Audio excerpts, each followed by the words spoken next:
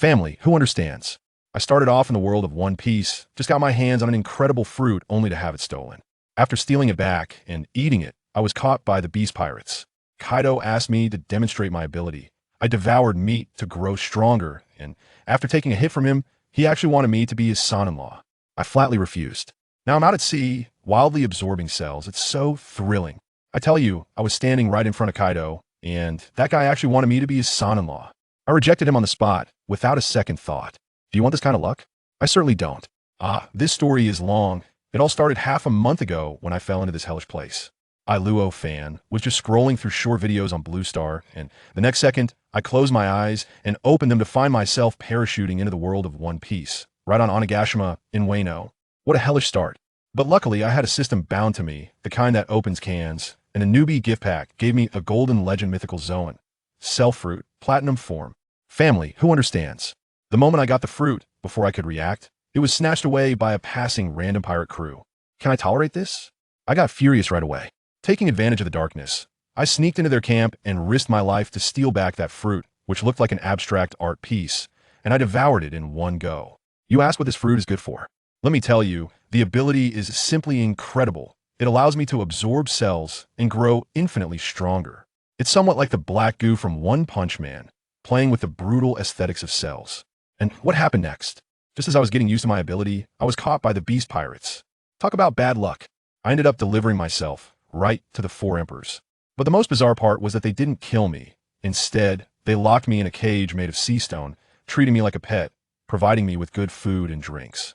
I spent over half a month in that cage, with my only entertainment being gnawing on the meat they provided, while also absorbing cells. Thanks to this free meal, the number of cells in my body skyrocketed to over 1 million. I was contemplating how to trick the Batman who was guarding me into letting me fly out.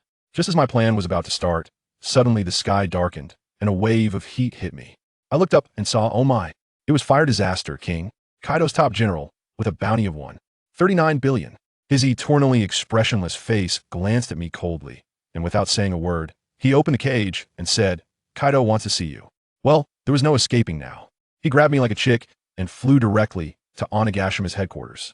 I tell you, Kaido in real life has an overwhelming presence 1,000 times stronger than in the manga. He stood there like a massive black mountain, and just standing in front of him made the air feel thick. His dragon horns, his beard like dragon whiskers, and that wolf fawn club next to him was enormous. Are you the one who stole that fruit? Kaido's voice was like thunder. I was scared inside, but I couldn't lose face. I nodded and calmly said, when a person is hungry, they want to eat. That's instinct. How can it be called stealing? As soon as I said that, the room fell silent. Everyone looked at me as if I were a deity, probably thinking that this kid is asking for trouble. It seemed like it was the first time Kaido had seen someone so arrogant. He didn't get angry, but instead became interested and asked me to demonstrate the fruit's ability. I didn't hold back, walked over to a piece of roasted meat bigger than me, placed my hand on it. The next second, something magical happened. That large piece of meat shriveled at a visible speed right in front of everyone, turning into a clean skeleton in just a few seconds. Not even a scrap of meat was left. Kaido, King, and the big guy queen next to them had their eyes nearly popping out. Few cells, use them as my own, I explained calmly. Kaido immediately got excited, roaring for his subordinates to bring all the meat from the island to me. The scene was like a buffet on steroids. For 2 hours, I devoured a mountain of meat until only a pile of bones remained. The system's notifications in my head were going off like fireworks, and the number of cells in my body skyrocketed from over 1 million to over 8 billion. Almost a 10,000-fold increase. Everyone was dumbfounded, mouths agape, jaws almost hitting the ground. Queen, that fat guy, stuttered and asked me if this ability works on living beings. I shook my head, honestly saying it only works on dead things. Just then, Kaido suddenly smiled widely, lifted his wolf fawn club, and without a word, swung it down at my head. What the hell? He just went for it. That one smash shook the entire Onigashima 3 times. Queen and the others were probably ready to collect my corpse. With a loud bang, dust filled the air. When the smoke cleared, a huge pit appeared where I stood, and I was standing firmly at the bottom of the pit, completely unharmed, casually brushing off the dust from my clothes and tossing my hair. Not bad, it's no big deal. What the hell? He's fine. Queen's eyes were about to pop out. The entire place erupted. The notifications in my head were ringing like firecrackers, shock value pouring in like crazy. It turns out this is the fastest way to level up. At that moment, Kaido's gaze completely changed towards me, from seeing a somewhat interesting thief to viewing a priceless treasure. He grinned widely and excitedly yelled at me, "Very good, kid. You have great potential. How about considering being my son-in-law?" At that moment, my mind went blank and Yamato's face flashed in my mind. That girl who cosplays as Kazuki Odin every day, a rebellious little tiger. I still want to see Nami, Robin, and Vivi. I don't want to marry young. So I instinctively blurted out, "No, I refuse." Then I was angrily thrown back into the dungeon. This incident caused a huge stir within the Beast Pirates. Everyone knew there was a reckless kid who took a hit from Kaido and rejected being his son-in-law. It said that Kaido got drunk that night, hugging a wine gourd and crying all night, muttering, it's over, I've totally messed up." Hilarious, what a father. On the other side, his precious daughter Yamato also heard about this. Goodness, she was even angrier than Kaido. Her first reaction wasn't shyness, but that bastard Kaido wants to marry me off to someone else? Who cares? The second reaction was, that guy even rejected me? Am I not good enough for him? She immediately grabbed her Wolf Fan club and wanted to confront Kaido, but was stopped halfway by the recently returned Jack the Drought. Jack had been secretly in love with Yamato, and upon hearing this, he immediately volunteered to take my life for her. As for me, after staying in the dungeon for a few days, Kaido realized that tough love wasn't working, so he tried a softer approach, moving me to a rabbit stew, leaving Queen to watch over me. But I'm not the kind of person who can sit idle. I directly asked Queen if the food on Onigashima was enough to fill my teeth, claiming I wanted to go out a hunt and contribute to the pirate crew. Queen, probably afraid I'd lose weight and cause Kaido trouble, surprisingly agreed, even sending a guy named Hold'em to follow me, which was actually just to monitor me. Once at sea, wasn't it just the sky high and birds flying wherever? Hold'em's strength was no match for me. In the following 10 days, I practically took over the waters near Wano. Whatever fish or sea kings came my way, I absorbed one. If a whole bunch came, I absorbed them all. When Speed and the others came out to hunt 10 days later, everyone was dumbfounded. The entire sea surface was densely covered with white bones, forming an endless sea of bones. Forget about meat, not even a shred of meat could be found. The scene was spectacular beyond imagination. And there I was, leisurely sitting in a small boat, watching the numbers on the system panel jump wildly. Let me tell you, at that moment, the number of cells in my body officially broke through the trillion mark. What does having a trillion cells even mean? I tell you, I was so stunned that I quickly opened the system panel to take a look. Wow, I was shocked. My title went from ordinary to emerging extraordinary pirate newcomer. Extraordinary? Family, can you understand? In just a few days, I had become an extraordinary master. This cell fruit is simply a VIP in the cheat, terrifyingly powerful. I noticed that the shock value I had accumulated from causing trouble had unknowingly exceeded 1 million. Shouldn't I celebrate this with a jar? Absolutely. System, forget everything else. Give me a purple jar to try. With a ding-dong, the jar was in my hand, and without hesitation, I opened it. Open. The next second, my mind buzzed as a flood of strange memories rushed in, and it felt like all my muscles and bones were electrified, as if I had instantly learned something incredible. Congratulations to the host for obtaining Wave Step. What the heck? Even Jin Young's ultimate skill has been unlocked for me. I couldn't hold back and suddenly stomped my foot. With a whoosh, I shot forward like a ghost, leaving several afterimages in place, making it impossible to see my movements. When I opened my eyes again, I was already 100 meters away. This movement technique was insane. Just from one purple jar. If I opened a golden jar, wouldn't I directly unlock the Conqueror's Haki and ascend on the spot? No way. I need to quickly gather more shock value. If you want to get rich, you have to cause trouble first. While I was pondering where to cause trouble, on the other side, in the monitoring room of the Rabbit Pavilion, that big guy Quinn was almost exploding with anger. The trembling voice of Speed came from the phone bug. Boss Quinn. In our sea area, all the fish and sea kings are gone. Quinn jumped up from his chair as soon as he heard it, looking at the snowy expanse of bones on the surveillance screen, his face turning green. What did you say? It's been completely looted. He immediately thought of me, the monster who could eat all the food on the island. It must have been that damn kid. He actually ate all the reserves of food from our country. Let me tell you, Quinn was really anxious at that time. That was a vast area of the sea, the food supply for everyone in Wano country. In just 10 days, I had created a doomsday-level food crisis for them. He was so furious that he started cursing and picked up the snail phone to contact Hold'em, the one responsible for monitoring me. And guess what? That guy Hold'em had just been awakened from a coma by the snail phone right after I sent him a big gift. He groggily answered, "Hello, Boss Quinn." What greeted him was a barrage of insults that could curse his ancestors for 18 generations. It wasn't until he figured out the situation and saw the empty sea before him that he realized the magnitude of the trouble he had caused. What about me? I'm no longer there. With my unparalleled strength and graceful steps, I directly strolled to the most prosperous city of flowers in Wano country. The streets were bustling with locals dressed in kimonos, and I was the only one in a white shirt, standing out like a crane among chickens. I found a noodle shop and was slurping my noodles when two people walked by on the street, particularly eye-catching. One was a guy whose hairstyle looked like it had been chewed by a dog, wearing a mask to look aloof. Next to him was a girl, his sister, named Runny. She immediately locked eyes with me and couldn't move, her eyes sparkling as she tugged on her brother. Xiao Pei. Look at that man. So handsome. I've changed my mind. He's the most stylish guy on this street today. Her brother, who is named Peiji Wan, was initially quite cool, but upon hearing this, he instantly turned jealous. With a dark expression, he walked over to my table, plopped down, and stared at me coldly. I just finished the last sip of soup, let out a long, satisfying burp, and said to the noodle shop owner, "Boss, the noodles are good, but the ingredients are too simple, just pork and fish. It's not very satisfying." The owner chuckled and said, "Customer, in this day and age, having meat to eat is already quite good. But I've heard from the elders that dragon meat is the delicacy of the world, though that's just a legend."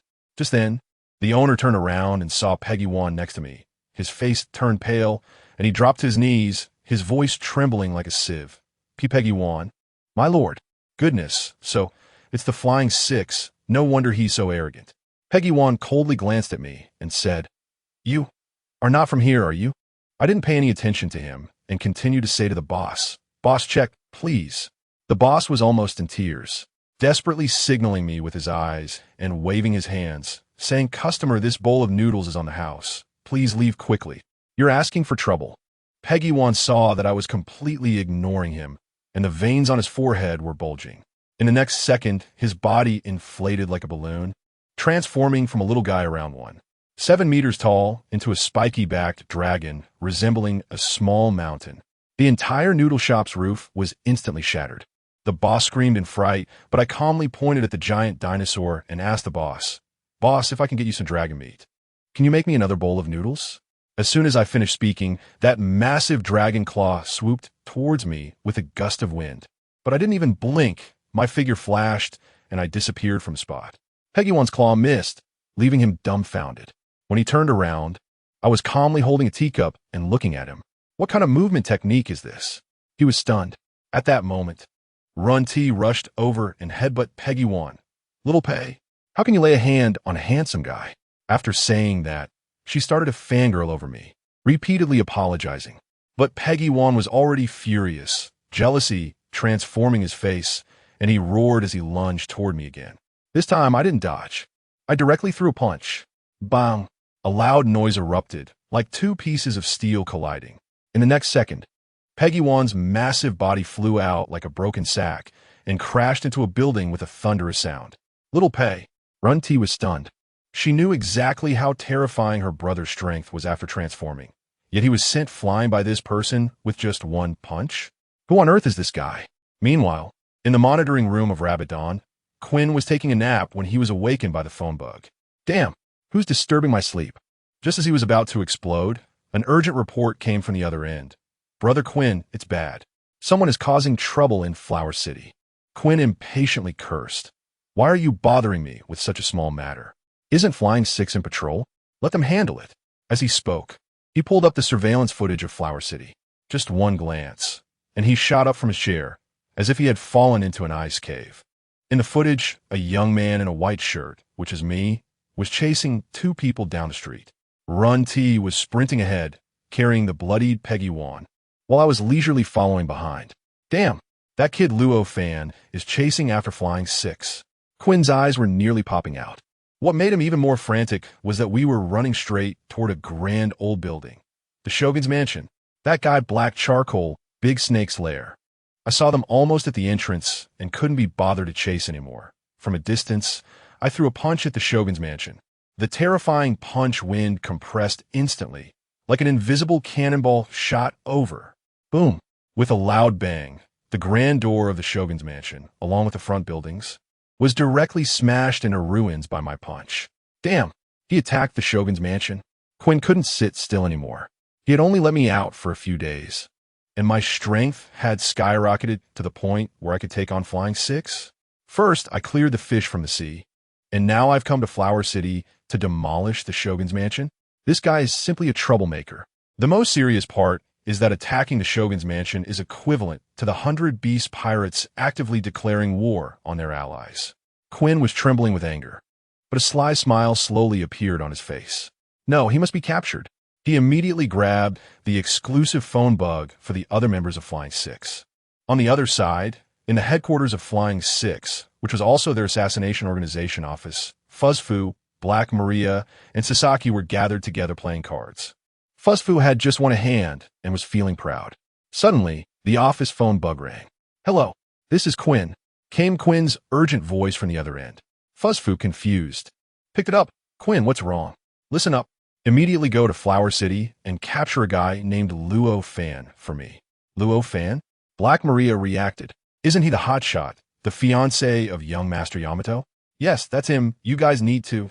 Before Quinn could finish, boom, a loud noise erupted as a terrifying punch wind blasted through the wall, shattering the phone bug into pieces. Everyone in Flying Six was dumbfounded. Before they could react, two figures crashed through the large hole in the wall, landing right on top of Babanuki. Babanuki looked shocked. "Runty? Peggy Wan? How is it you two?" Peggy Wan was severely injured and unconscious, and Runty was also badly hurt. Who could simultaneously injure both members of Flying Six? At that moment, a voice drifted in from outside the hole. "Hey, beautiful, how could you take my ingredients and run?" I walked in leisurely.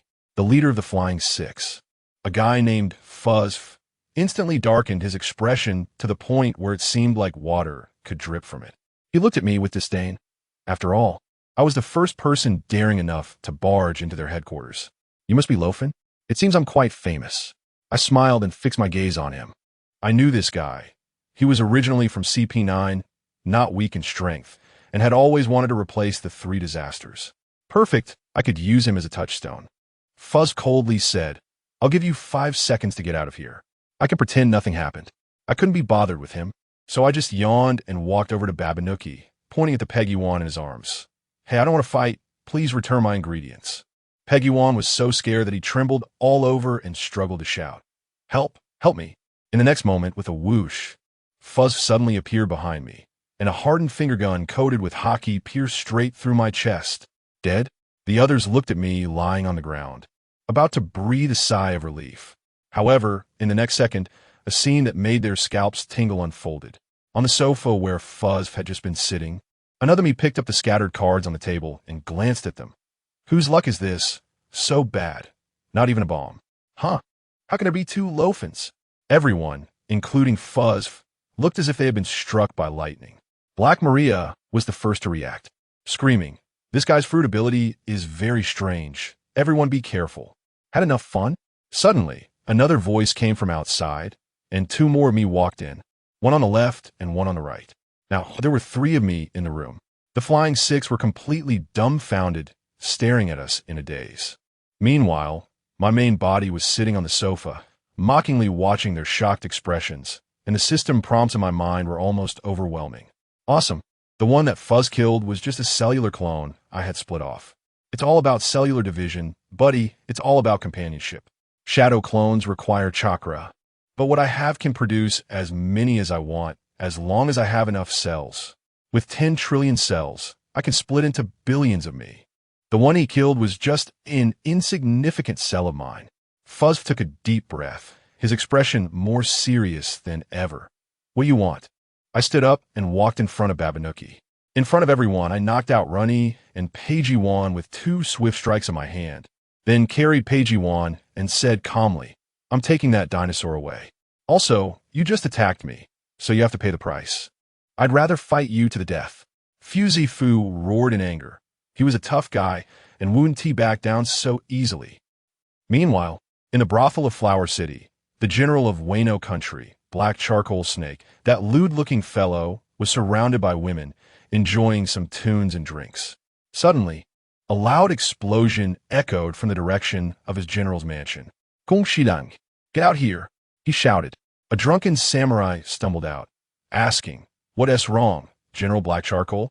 Go check what S happening. Why is there an explosion coming from the general's mansion? A few minutes later, Kong Shirling rushed back in a panic. General Black Charcoal. It's bad. The entrance of the general's mansion has been flattened. What did you say? Black Charcoal Snake was so furious that he flipped the table. Who did this? Go find out now. 2 hours later, at Rabbit Donburi, Quinn was feeling frustrated as he couldn't reach the Flying Six. Finally, the phone bug rang, and upon answering, he heard the bad news from Black Maria. Brother Quinn, it's bad. Fusifu has been defeated. Fusifu has been defeated. Quinn felt his scalp go numb. Fusifu's strength was close to that of the three disasters. So, does that mean I now have top-tier combat power? No, if I let this go on, the Beast Pirates will be wiped out. I must take action personally. Quinn could no longer sit still. At that moment, in an open area, my white shirt was torn a bit, and my right hand was twisted like a twisty donut. But in front of me, the huge, saber-toothed tiger beast man, Fusifu, lay in a pool of blood, covered in fist marks. He coughed up blood, staring at me with a face full of unwillingness. You have clearly killed me countless times. You clearly don't have armament hockey, yet you can break through my defenses with pure strength. Why? I smiled slightly, and the twisted arm returned to its original state at a visibly rapid speed. What you killed was just some of my cells. In this battle, I lost less than 1 million cells in total, probably about 1/10,000th of my total. Strength? I have the power of 1 trillion cells compressed. Can I kill you? Recovery? As long as the cells are still there, I am immortal. After hearing this, Fuzz closed his eyes in despair and fainted. In the distance, the remaining Flying Six were horrified, defeating Fuzz without injury. Is this guy going to turn the tide?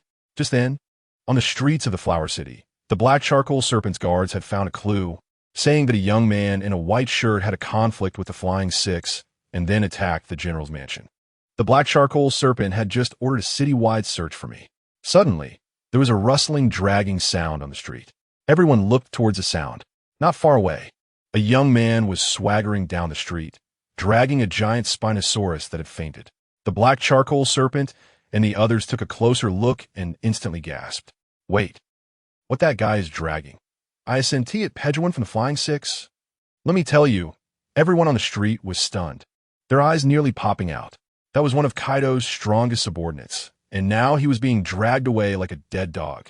The impact of that scene was incredible. The old eunuch leading the charge, named Felusho, pointed at my buddy Luo Fan and shouted, General, it's him, the murderer who attacked the shogunate, the sleazy guy on the palanquin. The shogun of Wano, Kaido's big snake, waved a small fan and pretentiously ordered, Oh, bring him to me. But my buddy Luo Fan, he didn't pay any attention to these people. He had only one thing on his mind, noodles.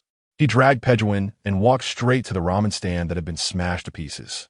When the ramen shop owner saw him, he was so scared that his soul almost left his body, trembling as he said, Little brother, it's you again. You should leave quickly, or it will be a big trouble. So guess what Luo Fan said? He awkwardly scratched his head, took out a bag of money, and threw it to the owner. Boss, this is for your losses. Didn't you say dragon meat is the best? Look, I brought the ingredients. Saying that, he pointed to the half-dead Pejuan behind him. The owner was also a straightforward person. He followed Luo Fan's finger and saw, hey, a spiky-backed dragon. At that moment, he couldn't see its face clearly and really thought it was game meat. He went ahead and patted the dinosaur's tail, exclaiming, Kid, you've got skills. This meat is tender and chewy. Absolutely has a good texture. Let me tell you, the explosion is coming. After hearing this, Luo Fan didn't say a word. Walked up behind Peggy Wan, grabbed that tail thicker than my waist, and with a strong pull, snapped it off with a crisp sound, just like breaking a corn cob. He threw the bloody dragon tail in front of the boss and clapped his hands, saying, Boss, take it and make something delicious, and there will be a reward. Then, with one kick, he sent the remaining body of Peggy Wan flying dozens of meters away, fully embodying the principle of using everything to its fullest and throwing it away after use. I haven't even made a move yet, and suddenly a bunch of shurikens are flying towards me from all directions. Luo Fan lightly tapped his toes and left a trail of afterimages, easily dodging them. Immediately after, a dozen ninjas surrounded him.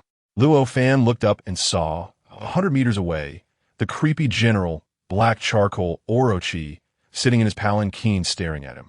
I tell you, that face is simply a pollution to my cyber eyes, clearly the result of a life wasted on wine and women. Crazy Shichiro, Orochi shouted. A samurai beside him responded immediately. His aura clearly indicated he was no minor character. He instantly appeared in front of Luo Fan, his gaze sharp as a knife. You destroyed the general's mansion?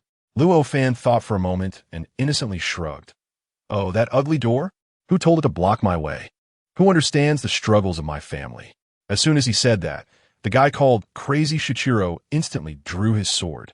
A fierce sword energy sliced through the air. But what happened? Luo Fan executed a smooth little drift, and the sword energy brushed past the edge of his clothes. Crazy Shichiro was momentarily stunned, his expression like a phone with no signal, thinking, I unleashed sword energy within 2 meters, and he actually dodged it? Where do I put my face as the #1 swordsman of a land of harmony? Orochi and the palanquin grew anxious and started jumping up and down. Crazy Shichiro, what are you doing? Holding back? Seeing the situation was not right, Felucio waved his hand. Everyone, charge. Instantly, the whole street was filled with killing intent, and those ninjas rushed forward like dumplings. Luo Fan didn't even regard them, casually saying, You want to fight? Fine, let's all come at me. I'm in a hurry. Crazy Shichiro drew his sword again, this time unleashing a flurry of sword energy like opening a barrage of bullets. But Luo Fan, amid the flashing blades, repeatedly jumped sideways. His movements incredibly agile, completely avoiding the attacks and effortlessly slipping out of range. Just as Crazy Shichiro was in a daze, Luo Fan vanished. Everyone was dumbfounded, searching everywhere. In the next second, black charcoal Orochi suddenly felt a chill at the back of his neck. He turned around and saw Luo Fan grinning, standing behind his palanquin like a ghost. You bastard! Orochi just shouted. Bang! A powerful kick. I tell you, that kick was a miracle of physics. Black charcoal Orochi shot out of the palanquin like a cannonball, tracing a perfect parabolic arc in the air, and with a loud crash. He smashed into a building hundreds of meters away, creating a human-shaped hole. The entire place fell silent. The general was kicked away in front of everyone. The next second, the system prompt in my mind was ringing incessantly like a barrage of messages, ding, ding, ding, without end. I tell you, that crazy Sira, on the surface, he was shouting general, in a hurry, but in reality, I saw him nearly grinning from ear to ear, forcing himself to hold back laughter. Oscar owes him a little golden statue. He has waited for this day for almost 20 years, just when he pretended to rush up to slash at Luo Fan. A thunderous roar came from the building that had been smashed through. Immediately after, a gigantic creature emerged from the ruins. Goodness, 8 heads. 8 snake heads that looked both foolish and lewd, each one talking to itself like they were schizophrenic. The black charcoal giant snake revealed its fruit form, mythical beast species, Yamada no Orochi. His subordinates immediately knelt down, as if they had been hit, shouting, So the general has been hiding his strength. This is the true face of the general. At that moment, I couldn't help but laugh. Do you have some misunderstanding about the word strength? This god-tier fruit is being wasted on this useless person. It's like putting tractor oil in a Porsche. Such a waste. As a result, this 8-headed snake, instead of thinking about fighting, actually started to recruit, saying to Luo Fan, Little guy, join my faction, and today's incident will be forgiven. Luo Fan immediately replied, Be your useless subordinate? I suggest you look in the mirror. As soon as he finished speaking, Luo Fan charged forward. With a great leap, he directly landed on one of the snake's heads, as steady as riding a shared bike. Then came the iconic moment. He grabbed that snake head, his arm muscles bulging, and with a sudden force, crack, a huge snake head, along with tendons and flesh, was forcibly torn off. Blood sprayed like a fire hydrant. But that wasn't the end. A ball of black light emerged from Luo Fan's palm, and he directly devoured that snake head. Wow. This move was all about physical exorcism and conveniently taking it away. The snake, in pain, wildly thrashed its remaining heads, but its movements were clumsy, unable to even touch the hem of Luo Fan's clothes. At this moment, the faith of his subordinates instantly collapsed. The unparalleled Demon King they had worshipped for 20 years turned out to be a weakling, getting ridden on the neck like garlic. 1, 2, 3. In just a few seconds, Luo Fan twisted off all 7 heads, leaving only one trembling, scared to death, lying in a pool of blood. Luo Fan touched the last dog head, pondering whether to keep it for the new year. Suddenly, the sky darkened. I looked up, and oh my gosh, a massive azure dragon was coiled in the clouds. The pressure was so intense that even from 800 meters away, my legs went weak. It's Kaido. The crowd instantly erupted, scattering in all directions. Boom! The giant dragon crashed to the ground, creating a huge pit. Kaido transformed into his human form, and the smell of alcohol nearly knocked me out. He looked at the giant snake in a pool of blood, then glanced at Luo Fan riding on the snake, and drunkenly said, "Burp, kid, I heard you've been jumping around a lot lately." Luo Fan didn't back down and stared right at him. "How about you let me go?" Kaido was taken aback for a moment, then erupted in anger. "You little brat. If you don't marry my daughter, you're not going anywhere." With that, a spike club wrapped in black lightning appeared in his hand, raised high. "Come, take a hit from my Thunderbagua." At that moment, my heart sank. With that blow, even if Luffy entered Gear 4th, he would be taken out in an instant. Luo Fan was also anxious and shouted in his heart, "System! Lottery! Ding dong! Congratulations, host! You have obtained Golden Light Spell." Just as the Wolf Fang Club was about to fall, a dazzling golden light erupted from Luo Fan, like a super scion. Boom! With a loud bang, the entire flower capital trembled 3 times. The shockwave sent everyone around flying. When the dust settled, Kaido stood there holding the club, only to turn around and see Luo Fan standing behind him, completely unharmed, smiling at him. The whole place was petrified. The gang of Crazy 4 was so shocked that their jaws nearly dropped to the ground. To withstand the 4 Emperor's ultimate move and scathe, what kind of monster is this? And guess what? Kaido was not angry but laughed, slapping his thigh and saying, "Ha! You could take my move, Thunderbagua. You're simply a monster. No wonder you're the son-in-law I've chosen." Black Carbon Snake's face turned green at that moment. He was about to say something, but Kaido shot him a glare, and he didn't dare utter a word, scurrying away with his men. At this moment, the big guy queen also arrived, ready to show off, transforming into a Brachiosaurus and shouting Brachiosaurus bomb as he charged in, but he was immediately knocked away by Kaido with a single blow, cursing, "Get lost. Don't hurt my precious son-in-law." Then, Kaido switched to a flattering face and began to paint a bright future for Luo Fan. "Good son-in-law, just marry my daughter. The beast pirates will be yours from now on." Luo Fan shook his head. "What if I refuse?" Kaido's face darkened. "Baka, then you'll take another Thunderbagua from me." In the end, this matter just passed like that. In the blink of an eye, 2 days later, I inquired further and found that all the news had been suppressed by that coward Black Carbon Snake, afraid of losing face. As for Luo Fan, he was locked up in Rabbit Dawn's mining prison. I saw him lying alone in the cell, resting his head on his hands, looking puzzled, mumbling. Logically speaking, the events I caused shouldn't only have this little shock value. He pondered for a long time and finally came to a conclusion. It's definitely that old rascal Black Charcoal Snake who suppressed the news. Otherwise, with the commotion he caused, the shock value should have blown up the system by now. But speaking of which, taking Kaido's Thunderbagua head-on is really risking his life. He was scared afterward. If he hadn't hastily used a golden light charm for protection, he figured he would have been 6 feet under by now. At that moment, he thought, this is just Kaido's normal form. If he transformed into his beast form, wouldn't that send me off for good? Goodness. Absolute combat power feels like paper in front of Kaido. It seems there are definitely higher tiers in terms of combat power levels. Having figured this out, he stopped worrying about the shock value, waved his hand, and said to the system, "All in. Exchange for 10 blue jars and 1 purple jar. I must get a golden legend tonight." I watched as his over 2 million shock points instantly hit 0. And then the system notification sounded like firecrackers during the new year, ringing endlessly. Open. He rubbed his hands together like an old gambler, his eyes turning red. Wow. The things that came out of those 10 blue cans were truly diverse. There were items like one-time random door, stamina potion, which were completely useless to him, and also sumo slap and intermediate steering technique. The most outrageous part was that he even got a spin and jump crystal shoes and a 24-hour eye-rolling experience card. Does anyone understand? Is this preparing him to become a singing and dancing trainee? Fortunately, the 10 square meter space ring was somewhat useful.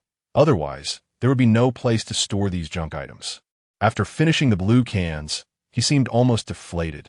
In the end, he clasped his hands together, bowed to the only purple can, and muttered, "System Big Brother, I beg you, give me something good. Otherwise, were these 2 days in jail for nothing?" In the next moment, a golden light flashed. Ding dong. Congratulations on obtaining top-notch armed color hockey. Damn. I was watching from the side and was shocked. He really managed to master it. Luo Fan himself was also stunned, gasping in disbelief. Let me tell you, this top-level armament hockey is incredible. Hardening and binding are just the basics. The most insane abilities are emission and internal destruction. It can directly shatter your internal organs through your skin. Without saying a word, he immediately learned this skill on the spot. Then you look at his panel. It instantly changed, and the evaluation section turned into that of a rising star in the pirate world. Now he is balanced in both offense and defense. The only thing missing is observation hockey.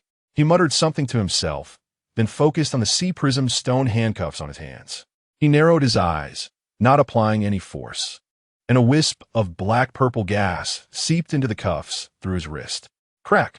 With a crisp sound, that thing shattered like a cookie, crumbling from the inside. Following that, he looked up at the prison door. With a clench of his right fist, his entire arm instantly turned as black as ink, with purple lightning swirling around it, looking incredibly cool. Then, without even touching the prison door, he waved gently from a few meters away. Boom!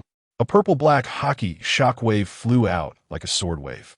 Let me tell you, the scene was incredible. The surrounding air emitted a terrifying humming sound, and the space seemed to darken for a moment. Boom! With a loud bang. The prison door, made of massive stones, along with the surrounding walls, was directly blown to smithereens. The entire Rabbit Island mining area shook 3 times. The noise was like hundreds of shells exploding simultaneously. This blast completely stunned Gene, who was meditating on Ghost Island. He was still practicing observation hockey when he suddenly felt an overwhelmingly violent force piercing into his back like a needle. He opened his eyes wide. Someone has mastered top-level hockey. Before he could react, the din-din mushy rang urgently. Lord Gene, it's bad. The prisoners at Rabbit Island have escaped. Without saying a word, Gene transformed into a shadow and flew swiftly toward Rabbit Island. When he arrived on the scene, good grief, it was a complete mess, with destroyed cells everywhere. He headed straight for the dungeon where Luo Fan was imprisoned, only to find it empty, with nothing left but debris and the lingering aura of hockey still in the air. Gene's pupils immediately shrank to the size of a needle tip, and he muttered to himself, "This guy mastered top-level hockey while in prison?" He thought this idea was too absurd. Even a genius like him took decades to train, and a 17-year-old kid mastered it in a few days in prison. Isn't this even more surprising than him being from the Lunaria clan? Meanwhile, Luo Fan had already run to the flower capital. He was thinking that before fleeing, he had to try the most authentic tonkatsu ramen in Ueno. Just as he arrived at the entrance of a ramen shop, he saw a figure. Wow, isn't that Yamato? I saw her wearing a ghost mask, but with that figure, that height, especially that touch of pure elegance. It was hard not to recognize her.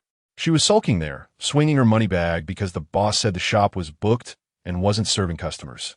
"Boss, is my dragon bone ramen ready?" Luo Fan walked straight over, as if he didn't TC her. Upon hearing the words dragon bone ramen, his eyes lit up. When the boss brought out a bowl bigger than a water tank, the rich aroma wafted over, and I saw his saliva dripping from the corner of her mouth. As for Luo Fan, he was quite the mischievous one. He glanced at his greedy expression and deliberately slurped his noodles in front of her, making it sound delicious. He watched eagerly, her stomach growling, and finally couldn't hold back, asking pitifully, "Can I have a taste of your dragon bone ramen?" Guess what Luo Fan did? Right in front of he finished the last bite of noodles and broth clean. He was so angry her eyes turned red. But the next second, Luo Fan said to the boss, "Boss, give her a portion too, it's on me." This move completely stunned he. She stood there, looking at Luo Fan in disbelief, her voice trembling with emotion. You really want to treat me? I have to say, Yamato is truly pitiful. She was raised like an animal by Kaido since she was little. Why has anyone ever treated her this well? After finishing a bowl of ramen, tears started flowing down her face like pearls falling off a broken string, and while crying, she said, "Thank you for treating me to ramen. My name is Yamato. Please take care of me from now on." Luo Fan looked at her, thinking that he could easily win her over with just $5 worth of snail noodles, and could only comfort her by saying, "Take your time eating, don't choke." Yamato wiped her tears and said seriously, "You really are a good person." After finishing the noodles, Luo Fan casually asked her, "What are you doing in the flower capital?" Without thinking, Yamato replied, "I'm here to kill someone." Upon hearing this, Luo Fan laughed, thinking to himself, "Isn't she here to kill her dad, Kaido?" So he started lecturing her. Young people shouldn't act impulsively. Killing someone requires paying the price. Before he could finish, Yamato looked at him with a puzzled expression and said, "What is there to worry about when killing a prisoner?" Luo Fan nearly spat out the tea he had just sipped. "What did you say? A prisoner?" "Yes." Yamato clenched her fist and said fiercely, "I'm hunting down a guy named Luo Fan." Good heavens, I could feel the atmosphere freeze in that moment. Luo Fan's face darkened instantly. Yamato, oblivious, continued, "Before I kill him, I must torment him severely, flay his skin, and strip his tendons. I'll let him know I want to marry him." Luo Fan, holding back his anger, pretended to be curious and asked, "What grudge do you have against him?" "Because he wants to marry me. I'm a man," Yamato stated confidently, adding, "And I've heard that guy is extremely ugly, short, and weak. My dad actually sold me off for such a person. It's ridiculous." Luo Fan's veins were popping, and he cursed those rumor-spreading bastards in his heart 1,000 times. He really couldn't take it anymore and stood up to leave. But then Yamato grabbed his shoulder, her face nearly touching his nose, her eyes shining as she said, "You must be quite strong." Luo Fan was taken aback, thinking this girl isn't dumb. Yamato proudly explained, "Because you can't even hide your presence. You don't know about observation hockey, do you?" She even kindly gave Luo Fan a brief lesson on the basics of observation hockey. Just as Luo Fan was about to ask, and then Yamato suddenly smiled mischievously and threw a punch. Bang! Luo Fan instinctively covered his abdomen with armament hockey and caught the punch firmly. His face turned green as he pointed at Yamato's head and yelled, "Are you out of your mind?" To his surprise, Yamato wasn't angry at all. Instead, she was even more excited. "You're amazing. Your armament hockey is stronger than mine. Come on, let's have a fight." Saying that, she picked up her spike club. Luo Fan couldn't be bothered with her and turned to leave. But this girl, I tell you, she is just a pure cyber lunatic. Without saying a word, she swung her spike club and struck at Luo Fan's back with a thunderous blow. "Not this move again. How long are you going to keep this up?" Luo Fan was genuinely angry this time. He stomped his foot, his figure flickered, narrowly dodging the attack. Then his left hand moved like lightning, grabbing Yamato's wrist. "Ah!" Yamato screamed as she lost her balance and was lifted up by a tremendous force, thrown over Luo Fan's shoulder and slammed to the ground. Just as she was about to hit the ground, Luo Fan flicked his wrist, pulling her back from the brink.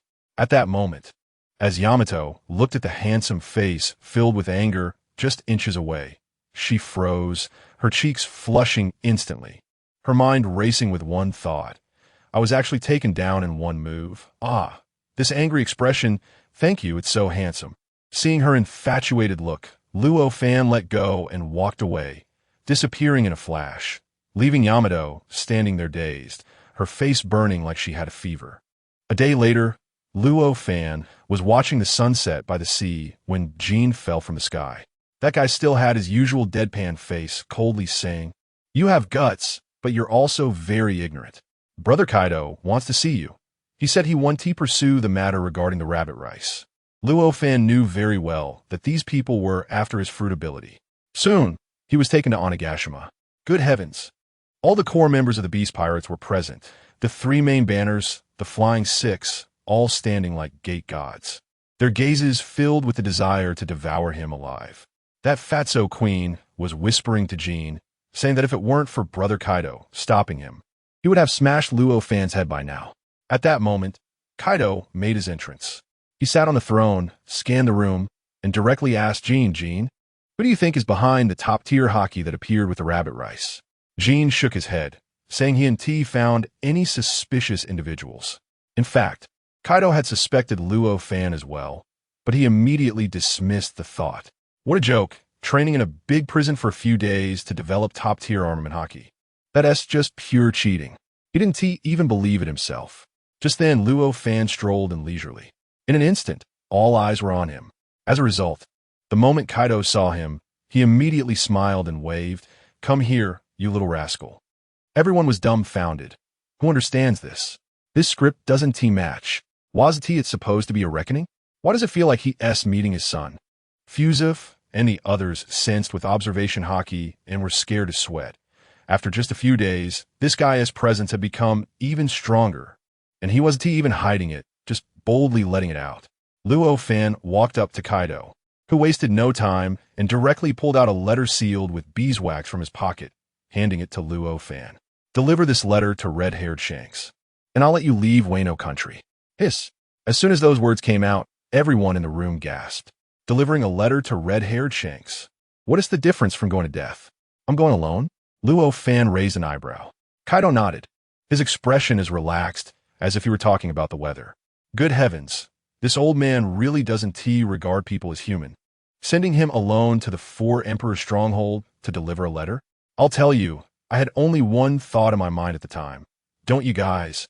The Four Emperors have a telephone bug? Why do you have to play this retro message delivery game? Refusing means I have to become Kaido's son-in-law in this godforsaken place. And I can't stand that.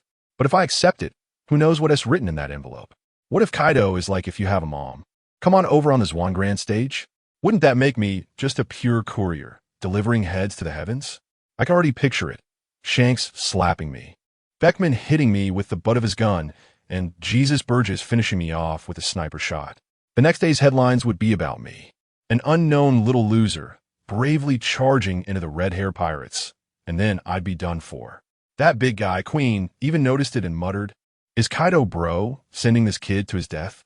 Of course, sending a newbie to deliver a message to another emperor is obviously a way to humiliate him. In the end, that old guy Kaido pretended to give me an out, saying something like if I was scared, didn't he have to accept it? Can I be afraid? At that moment, I thought, fortune favors the bold. It's just going to meet a redhead. How big of a deal is that? I maintained a straight face and directly replied with 4 words, a piece of cake. Wow. As soon as I said that, the entire room fell silent, and thousands of eyes suddenly focused on me, as if they were looking at some rare species. Damn, this guy is really brave. Does he not know who the redhead is? It's over. There's no way he's coming back. Let me tell you, that scene was absolutely intense. My mind was ringing like it was New Year's, with system alert sounds going crazy, and my shock value was skyrocketing. But these guys weren't fools. They were afraid I might run away halfway. The next moment, Jean, with his expressionless face, pulled out a pair of sea-stone cuffs and snapped them onto my ankles. He even told me that once the job was done and I returned alive, he would personally unlock them for me. 10 days, just 10 days, otherwise, this thing would explode automatically. Kaido even came over and seriously told me that I was too reliant on my devil fruit abilities and needed to experience true hockey users, to feel what it was like to be gazed at by the abyss. I couldn't help but laugh at that. He really had that fatherly vibe going on. I received a letter and took a bag of junk that Jean threw at me, which contained things like a compass, a map, and some Bailey. I just walked away. This wave of showing off in public has already boosted my shock value to 1,000,000. I thought to myself, I need to quickly improve my strength. Moreover, I heard from those little minions that Whitebeard is about to clash with the Navy headquarters, ISNT, that just the Marine Forward War. If I could go there and make an appearance like Joker Buggy, would my shock value explode? Without hesitation, I immediately told the system, exchange for a purple jar, activate, ding dong. Congratulations, host, you have obtained a ghost ship, Flying Dutchman 1. Family, who understands? A ship that will never sink, never needs to dock, incredibly fast, and can self-repair with unlimited power. This is amazing. What does it mean to be a lucky one? I looked at the broken ship in the bottle under the thunder and lightning, and my heart was already overjoyed. This thing is much cooler than the broken ship Kaido gave me. That fat guy Quinn caught up with me and asked if I wanted to choose a ship, but I waved my hand directly, saying I already had a ship and there was no need for him to worry. Just as I walked out of the base, a figure suddenly jumped out from the forest. I focused my eyes and wow, it was Yamato. She had been hiding in the bushes, planning to ambush a guy named Luo Fan, but upon seeing me, she completely forgot about that. She thought I was that handsome guy named Luo from last time, and with a shout, she rushed over, threw her wolf fawn club aside, and gave me a solid bear hug. Let me tell you, in that moment, being over 8 meters tall, my face was practically buried in her chest, and I almost passed out right there. After finally breaking free, she seemed a bit embarrassed and stuck out her tongue. I lied to her, saying I was here to deliver a message for a relative and was about to leave Wano country. Upon hearing that I was leaving, her eyes turned a bit red, and she asked if I would come back. I pretended to be deep and replied, maybe, perhaps. The next second, she actually half squatted down and, with her eyes closed, kissed my forehead. I was completely taken aback. Her face turned as red as an apple, and she stubbornly said it was a mark of friendship, telling me to remember her scent so I would come back to find her. What else can I say? I waved my hand and turned to leave, while my inner thoughts go crazy. Oh, Yamato, I can't give up an entire ocean for you. I had just left when Drought Jack showed up, asking if anyone had seen a guy named Luo Fan. Yamato looked confused and said he hadn't seen anyone, just a handsome guy in a white shirt. Jack got anxious and exclaimed, "That's Luo Fan." Haha, let me tell you, Yamato's expression was priceless. He was completely stunned. Yes, that's right. Luo is indeed Luo Fan's Luo. It's all about the information gap.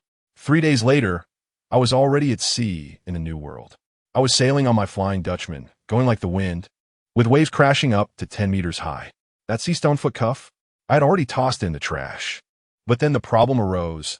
This damn ship has no brakes. The system also told me the faith of the Flying Dutchman is to always sail on the surface of the sea. Never land. Screw your faith. Don't I need to dock for supplies? Just as I was worried, a few ships appeared ahead, flying a flag with a pink-haired skull. Good grief. It's the Big Mom Pirates. They were right in my path. The guy opposite me, who looked like an egg, barren egg, shouted at me through a megaphone. Listen up. We are the Big Mom Pirates. If you don't want to die, get out of the way. Get out of the way. If this ship could stop, I would have left already. What can I do? I'm also very desperate. So in their terrified eyes with a bang, the first ship was directly smashed in half by me, along with people and goods sinking down. This ghost ship was really impressive. After the collision, the broken wooden pieces flew back to repair themselves, and then with a surge of power, it completely went out of my control and charged towards the second ship. Boom! Another one was gone. Baron Egg was dumbfounded, watching helplessly as the supplies meant for the old lady were all fed to the fish. He probably feared that if he returned, the old lady would take his soul, so he gritted his teeth and jumped onto my ship to fight me. He kicked in my face like a whirlwind, but I grabbed his ankle and swung him around, slamming him onto the deck. With a crack, let me tell you, the egg broke, the egg in the physical sense broke, and egg whites splattered everywhere. As a result, this guy could still evolve. A little chick jumped out from the broken eggshell, called itself Little Chick Viscount. Seeing he couldn't defeat me, he started to play the big card, saying that his mother was one of the 4 emperors, had a bad temper, and that I should be sensible and hand over this ship, and they would not pursue the matter further. I couldn't help but laugh at that moment, looking at him. With a loud bang, my right fist was instantly enveloped in the armed color of hockey, intertwined with purple lightning. The Baron with the egg-shaped head panicked at that moment, his voice trembling. You dare. Daddy? I threw a punch from a distance, forcefully smashing his newly evolved chick form again. I said one thing. I'm the one who does the 4 emperors. With a loud bang, this time it truly shattered, leaving no trace behind, with egg whites mixed with blood splattering all over the deck. It was so bloody that a strange smell instantly filled the entire ship. I tell you, that Baron Egg. Just now he was acting like a world superstar, but now his face has turned pale, with nothing in his eyes but fear and regret. He might as well be kneeling down to call my brother Luo Fan dad. Then Luo Fan slowly walked over, squatted down, and touched the egg whites on the ground. I was still wondering what he was going to do, and suddenly a black light burst from his palm, and he muttered, Fusion. Who understands this, folks? That mess of egg whites on the ground, as if it saw its real father, was suddenly sucked into his hand in one swoop. Not a drop left. Clean as if it had been licked. Immediately, a sound rang in Luo Fan's mind. Congratulations, you have obtained 5 billion cells. I couldn't help but exclaim. That Baron Egg was no expert. Wasn't he just a giant walking power bank? Looking at Baron Egg, who had been drained of his essence, he instantly aged 30 years, trembling like dried orange peel, and asked, What did you do to me? Luo Fan waved his hand calmly. Don't worry, you won't die, but you'll become useless from now on. Don't wade into this muddy water of the new world. That's how he is. He generally doesn't go for complete annihilation. Leaving you useless is equivalent to giving you a way out. Just then, a phone bug in Baron Egg's sleeve suddenly rang. He shivered in fear and didn't dare to answer. Luo Fan raised an eyebrow. Who is it? This guy's survival instinct instantly kicked in, and he spilled everything like beans from a bamboo tube. It's Perisparrow, the eldest son of the Charlotte family. They have their eyes on your ship. And let me remind you, this sea area is the territory of the world government. Once Luo Fan heard this, he understood that the map from that kid gene must have been faulty, deliberately trying to set him up. Seeing that this was his last straw, Baron Egg hurriedly said, Take me away, spare my life, and I'll tell you how to safely leave this sea. Luo Fan thought for a moment. Fine. Keeping him as a living navigation tool isn't bad, but he still needed to go to Sigro Town because the map said red-haired Shanks had appeared there. Baron Egg was almost crying out of anxiety, bro. If you don't leave now, Big Mom's people will catch up. Guess what Luo Fan said? He didn't even lift his eyelids. So what? No one can stop me from going where I want. I tell you, that look in his eyes, that aura, was incredible. After saying that, he turned around and bombed the last treasure ship of Big Mom's fleet into the seabed. 3 treasure ships wiped out. It was done cleanly and neatly. The scene shifted to Big Mom's side, where Charlotte Lin was furious. Perisparrow was there with a sad face reporting, Mom, our ship was hit. 3 treasure ships, along with all the supplies on them, sank. Upon hearing this, Big Mom jumped up from her throne, her face full of rage. Are you kidding me? What ship could hit our 3 treasure ships and get away unscathed? Even the Navy's giant warships can't do that. Perisparrow hurriedly took out the photo that Baron Egg had desperately taken, showing a broken ship floating on the sea like a ghost. Once Big Mom saw it, her anger instantly vanished, replaced by extreme joy and greed. This ship is the legendary ghost ship. Good heavens. This old lady's collection obsession kicked in right away, and she immediately started calling for people. Where's Kadakuri? Tell him to come over immediately. And Bruley, prepare the fleet for me. Gather everyone from the Charlotte family. Perisparrow was dumbfounded and quickly advised, Mom, Cracker and Oven are in that sea area. Just let them intercept it.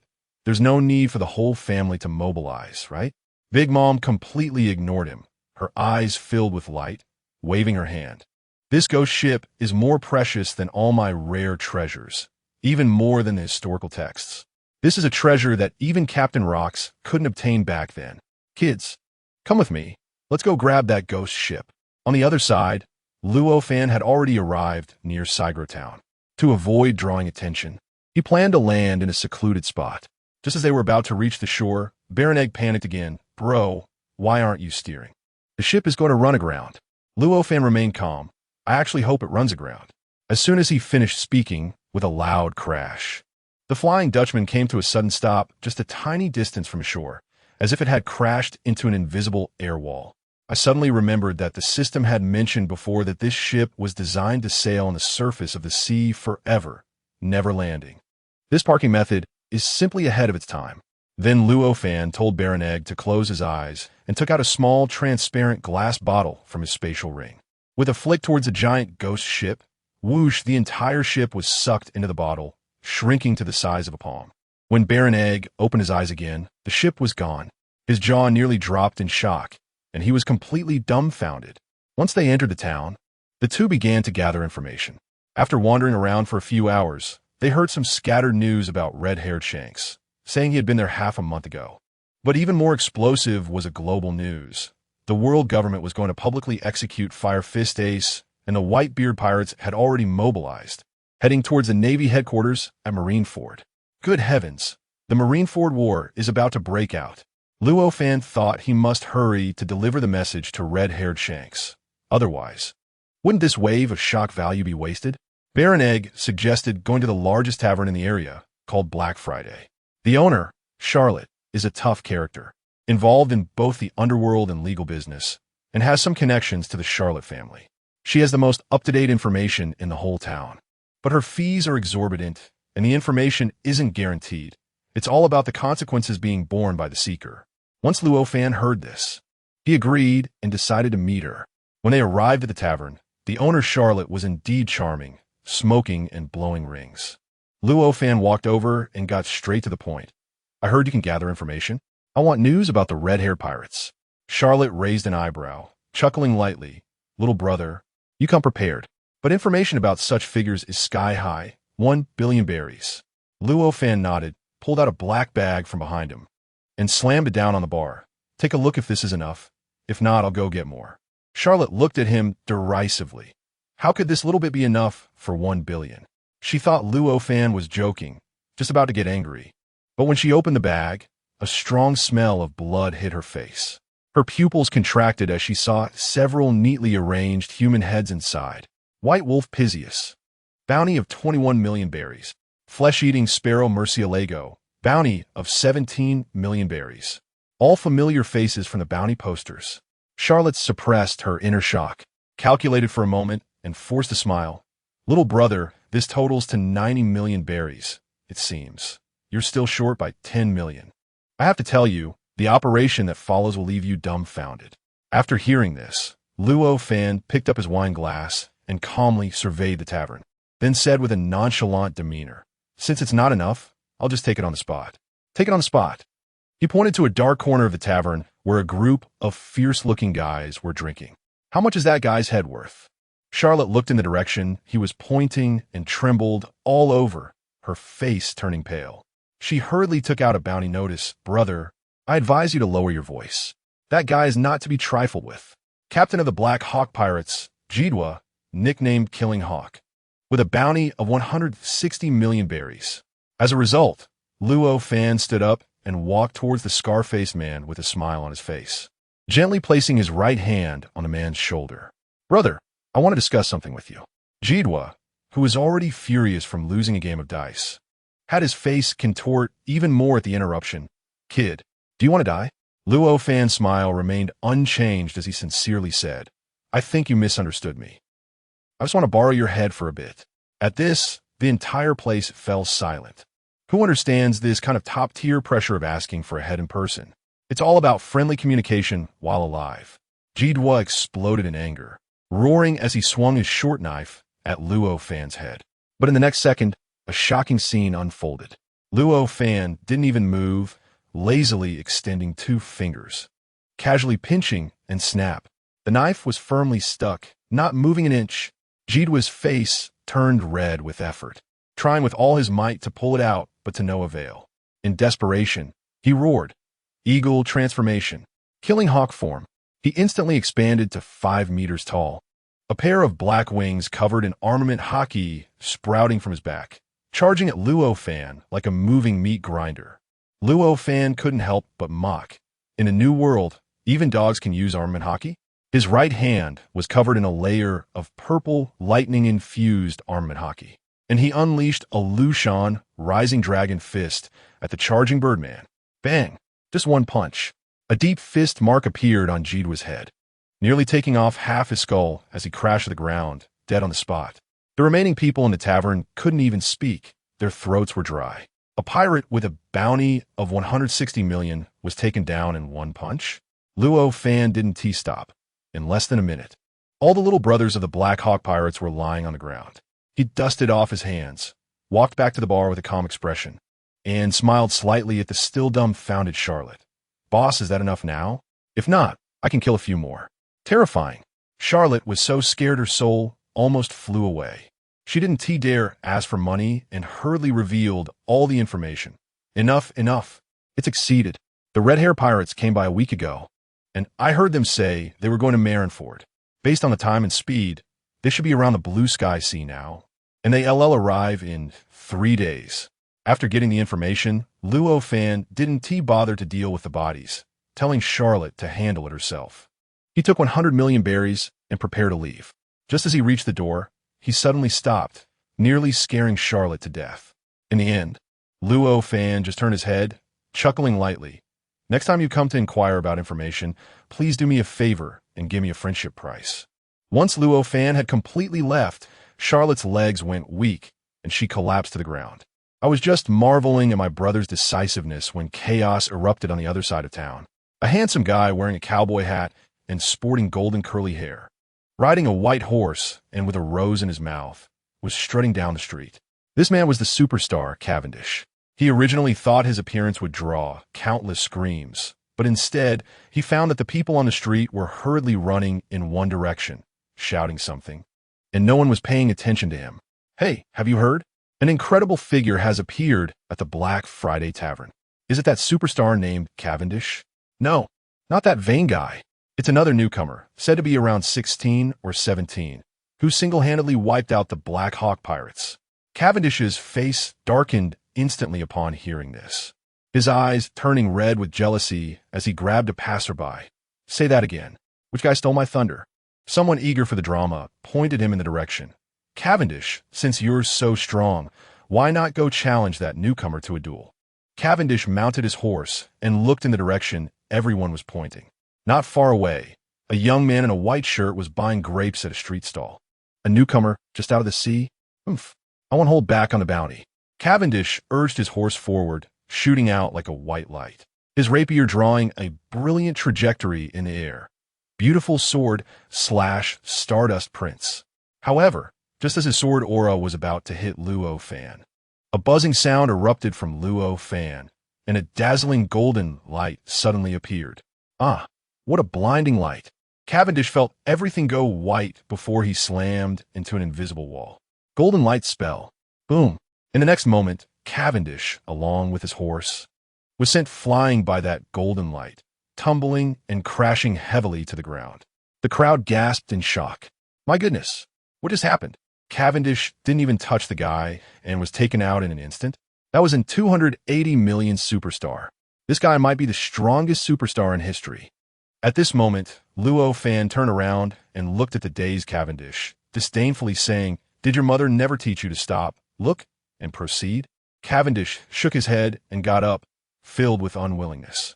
He realized he couldn't even break through the opponent's defense. The most infuriating part was that this guy's looks were on par with his own. How could he tolerate this? In the next second, he leaped high and charged at Luo Fan again, shouting madly, Beautiful sword Bluebird, beautiful sword Round Table, beautiful sword Blue. All his sword techniques unleashed, creating a frenzy of sword light, and the air was filled with terrifying sword sounds. But let me tell you, I didn't even care about him. No matter how fast his sword light was, it felt like a mere scraping on me, clanging continuously. My arms were covered with a layer of golden light spell, practically like Iron Man's armor, violently breaking through, just taking it head on. Seizing an opening, I threw a punch right at his forehead. Goodness. This guy instantly spat out blood, his eyes rolled back, and he fell straight down. I was thinking, isn't this the end? Just as the onlookers were about to applaud, something strange happened.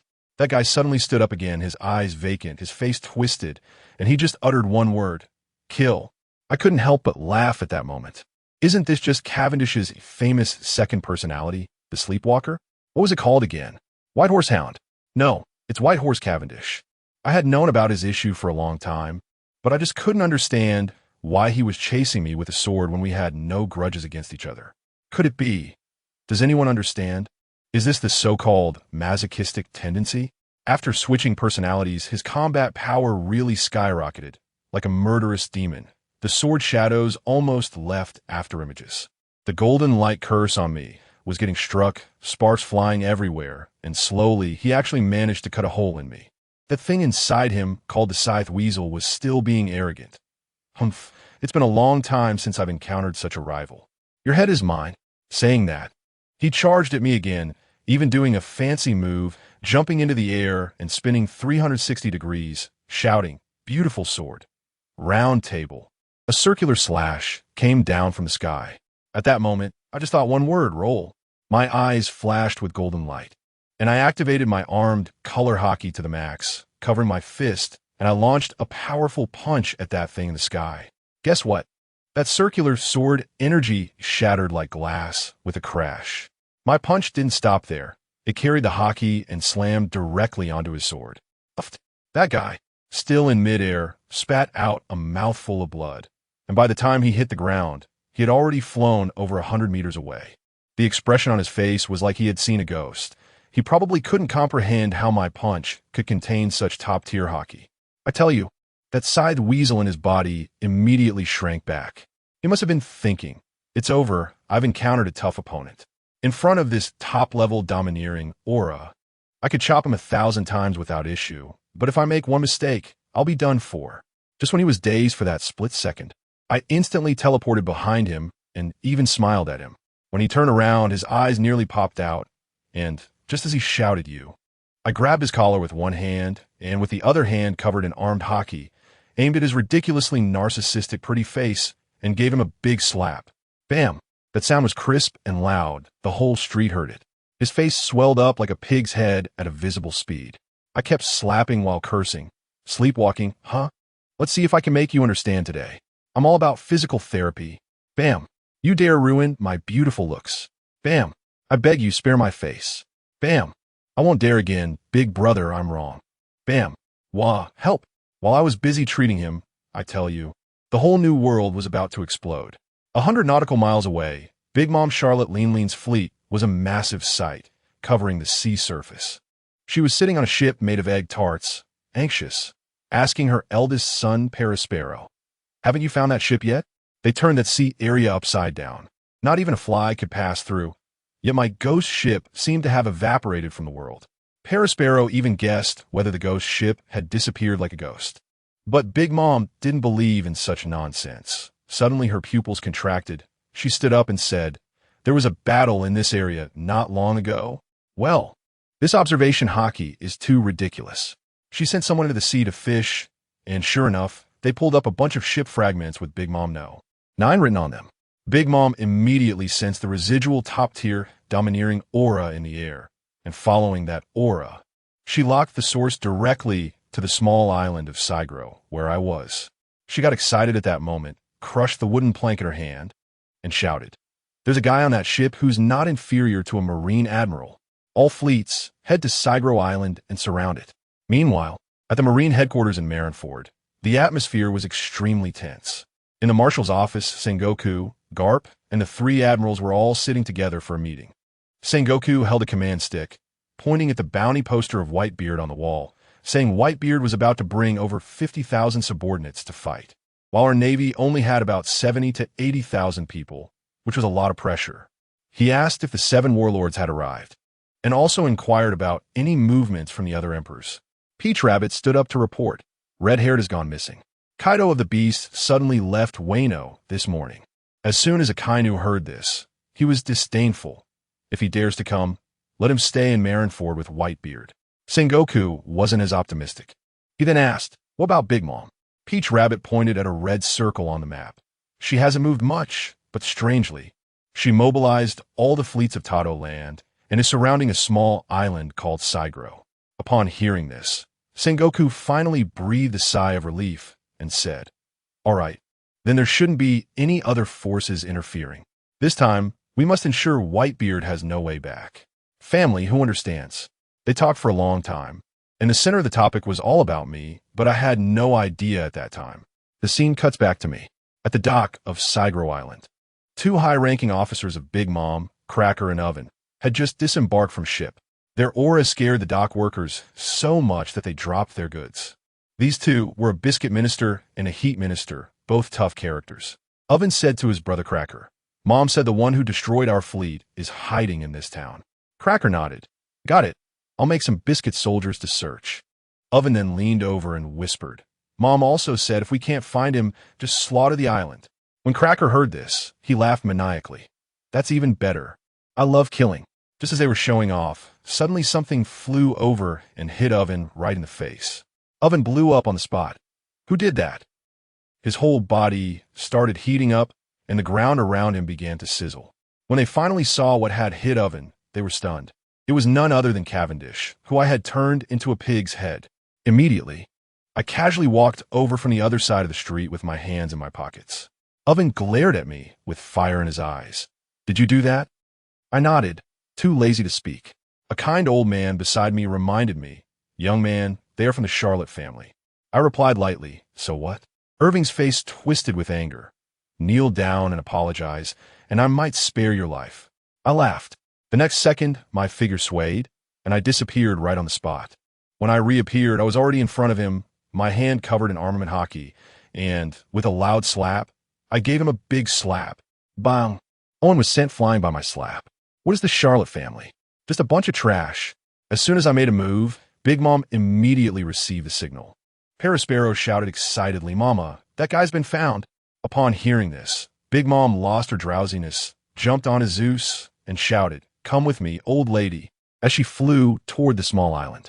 In the town, Cracker realized he wanted to attack me, but ended up striking empty air. The Owen I had knocked away struggled to get up and charged at me like a wild bull. The two of them attempted to flank me from the left and right. I directly used the Lingbo Weibo technique, family members who understands. It was just like using a script, weaving back and forth between the two of them, highlighting a sense of smoothness. Their attacks couldn't even touch the edge of my clothes. Even Irving was dumbfounded, and Clea swung his sword for a long time, but all his efforts were ineffective. I find them annoying, dodge all the attacks, and instantly rush in front of Owen, delivering another punch that sends him crashing to the ground, spitting blood. My fist feels a bit hot. This guy's fruit ability is quite bothersome. Owen finally realizes something is wrong. He lies on the ground and yells, "Click, be careful." He has top-tier hockey. He's the one attacking our fleet. Upon hearing this, Click's expression turns cold, and a large group of Cookie soldiers suddenly appears behind him, surrounding me completely. I know this guy is sneaky. His main body likes to hide among the Cookie people to control things from a distance. There are a lot of them, and the fight seems endless. With one punch, I smashed the charging Cookie soldiers into crumbs. Just as I had destroyed a few, more than a dozen were produced by Klika. Just when I was worried, I suddenly noticed that the bodies of the Cookie soldiers I had smashed didn't disappear immediately. A spark of inspiration struck me, and I placed my hand on one of the Cookie soldiers' corpses. Buzz! A black light flashed, and the body vanished instantly. The system prompt echoed in my mind. Merged 500,000 cells. Wow, good guy. I realized it right away. This isn't an enemy. It's just my experience baby plus membership version, isn't it? One soldier has 500,000 cells.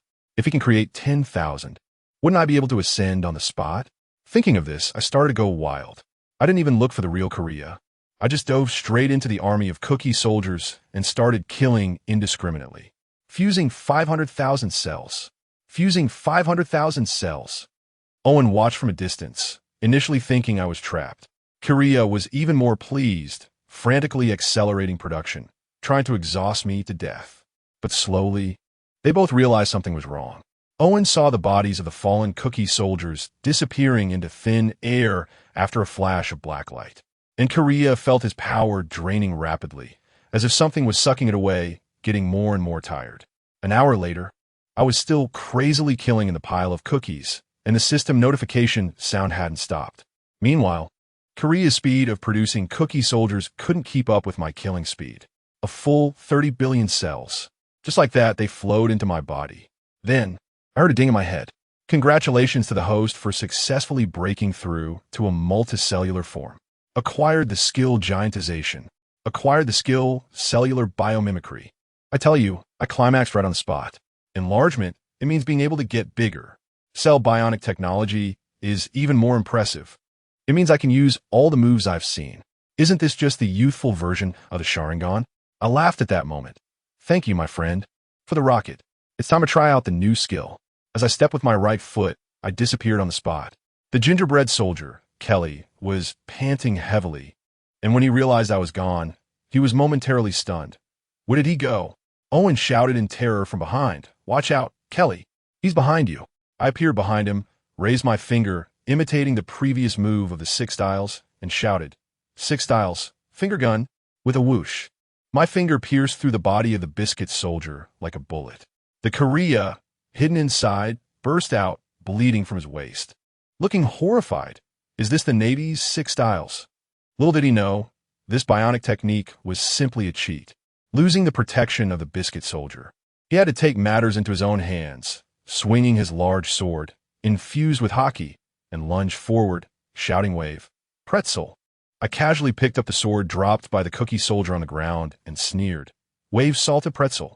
Owen beside me was completely stunned. We both used the exact same move to clash. With a loud bang, the two swords collided, but my dominance was far thicker than his, instantly shattering his sword. And then I pierced through his chest with my sword. Phrygia defeated. Phrygia. Owen gritted his teeth and tried to run, but when he turned around, I had silently appeared behind him. I mimicked Cavendish's move and executed a 360-degree spinning slash. Beautiful sword round table. With a splat, blood splattered across the sky, and Owen fell down as well. After dealing with these two, I dragged the barren egg to the coast. Goodness, I was shocked. The sea was densely packed with warships, completely surrounding the small island, with dark cannon muzzles all aimed at it. This lady really brought her entire fortune here. The barren egg was so scared his legs went weak, urging me to run, saying Phrygia wasn't even the strongest in the constellation. Annoyed by his incessant chatter, I knocked him out with a chop of my hand. Then, I pulled out a glass bottle from my spatial ring and hurled it hard into the sea.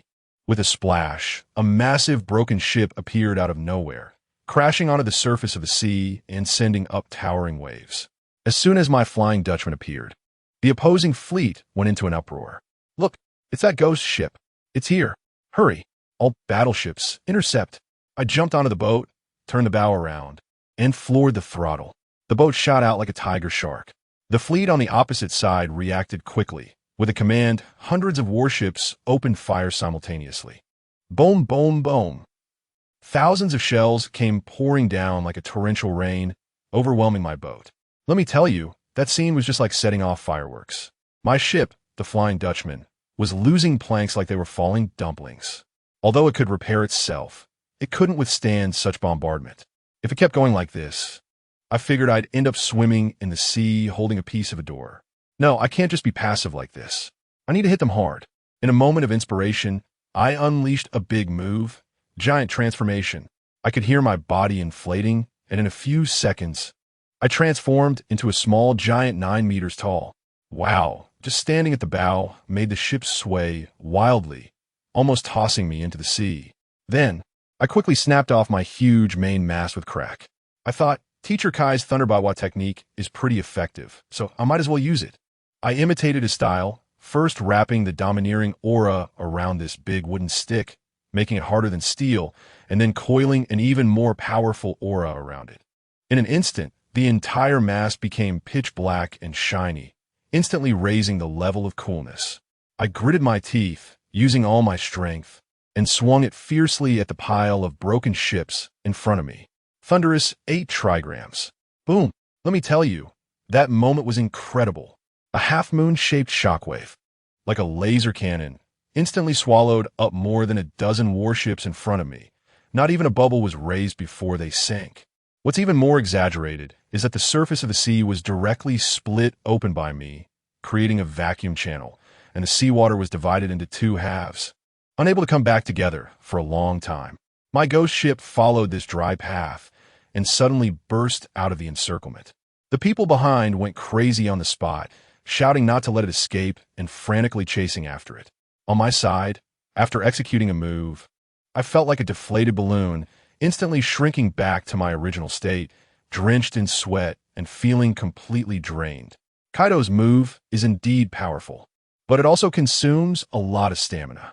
If it weren't for my solid physical foundation, this would have completely exhausted me. Just when I thought I could finally catch my breath and look for the map to the sky blue sea, suddenly, I heard a loud shout from behind me, grilled rice cakes. Immediately after, a pitch-black fist engulfed in flames shot through the water like a rocket, smashing half of the stern of my ship and causing its speed to slow down instantly. I turned around and my face darkened. I saw a person standing on a small sailboat, rapidly chasing after me. This person was incredibly tall, with a head of red hair, a stitched scar on their face, holding a trident, and dressed like a rock star. Katakuri. Suddenly, his information popped into my mind.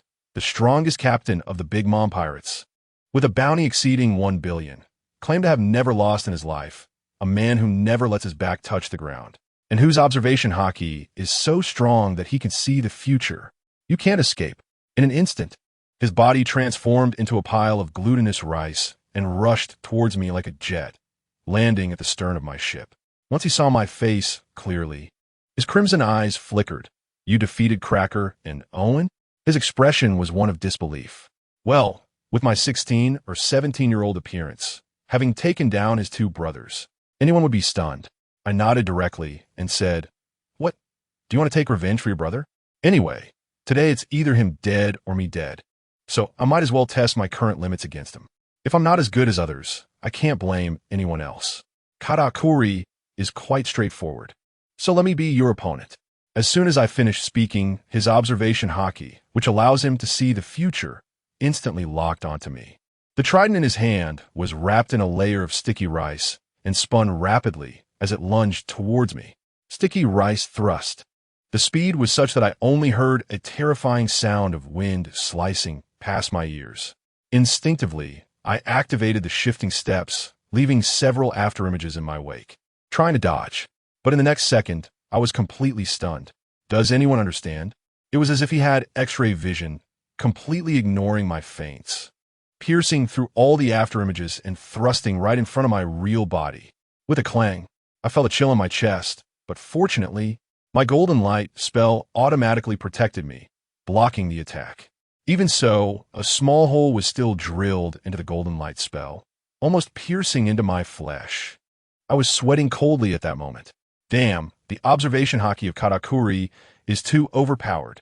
Being able to see the future means my movement is practically useless. If it weren't for the golden light spell, I would have been strung up like a candied hawthorn just now. Katakuri was also taken aback, probably because he had never seen a defense like mine that shines so brightly. I seized the opportunity and opened my mouth to unleash the air pistol technique I had copied from Fuzzfuna, forcing him back a few steps with several air blasts. This time, let's see how you block. Kada seemed to be enraged by my actions. He tossed aside his trident, his pupils constricted, and suddenly 9 donuts appeared around him, from which 9 powerful, sticky rice arms emerged. 9-headed rice cake. 9 large fists came at me from various tricky angles, like poisonous snakes. As soon as I saw it, I laughed. I can do this. I smiled slightly, and the cells behind me instantly sprouted 9 arms, each fist wrapped in a purple armed color haki, charging forward like cannonballs. Boom! Fist against fist, we immediately began to exchange blows. The scene was like a battle between deities. The terrifying sound waves shook the space, and the black haki flickered everywhere. Katakuri's face turned green as he realized that I was imitating his technique, and I learned it with just one glance. He must have had 1,000 alpacas galloping through his mind. Undeterred, he immediately changed his move. Twin donuts. I follow. Unmatched hula hoop. He changes. Monster strength rice cake. I continue with monster energy cells. He is exasperated. Clap rice cake. I directly sang to him. If you're happy, then clap your hand with me. Katakuri. In an instant, we exchanged hundreds of moves, and Katakuri's face turned as dark as the bottom of a pot, both angry and confused. He used whatever I used, and he imitated me perfectly, but he just couldn't get it right. Do you know what I mean? He was probably thinking to himself, is this kid here to score points or to dig a grave?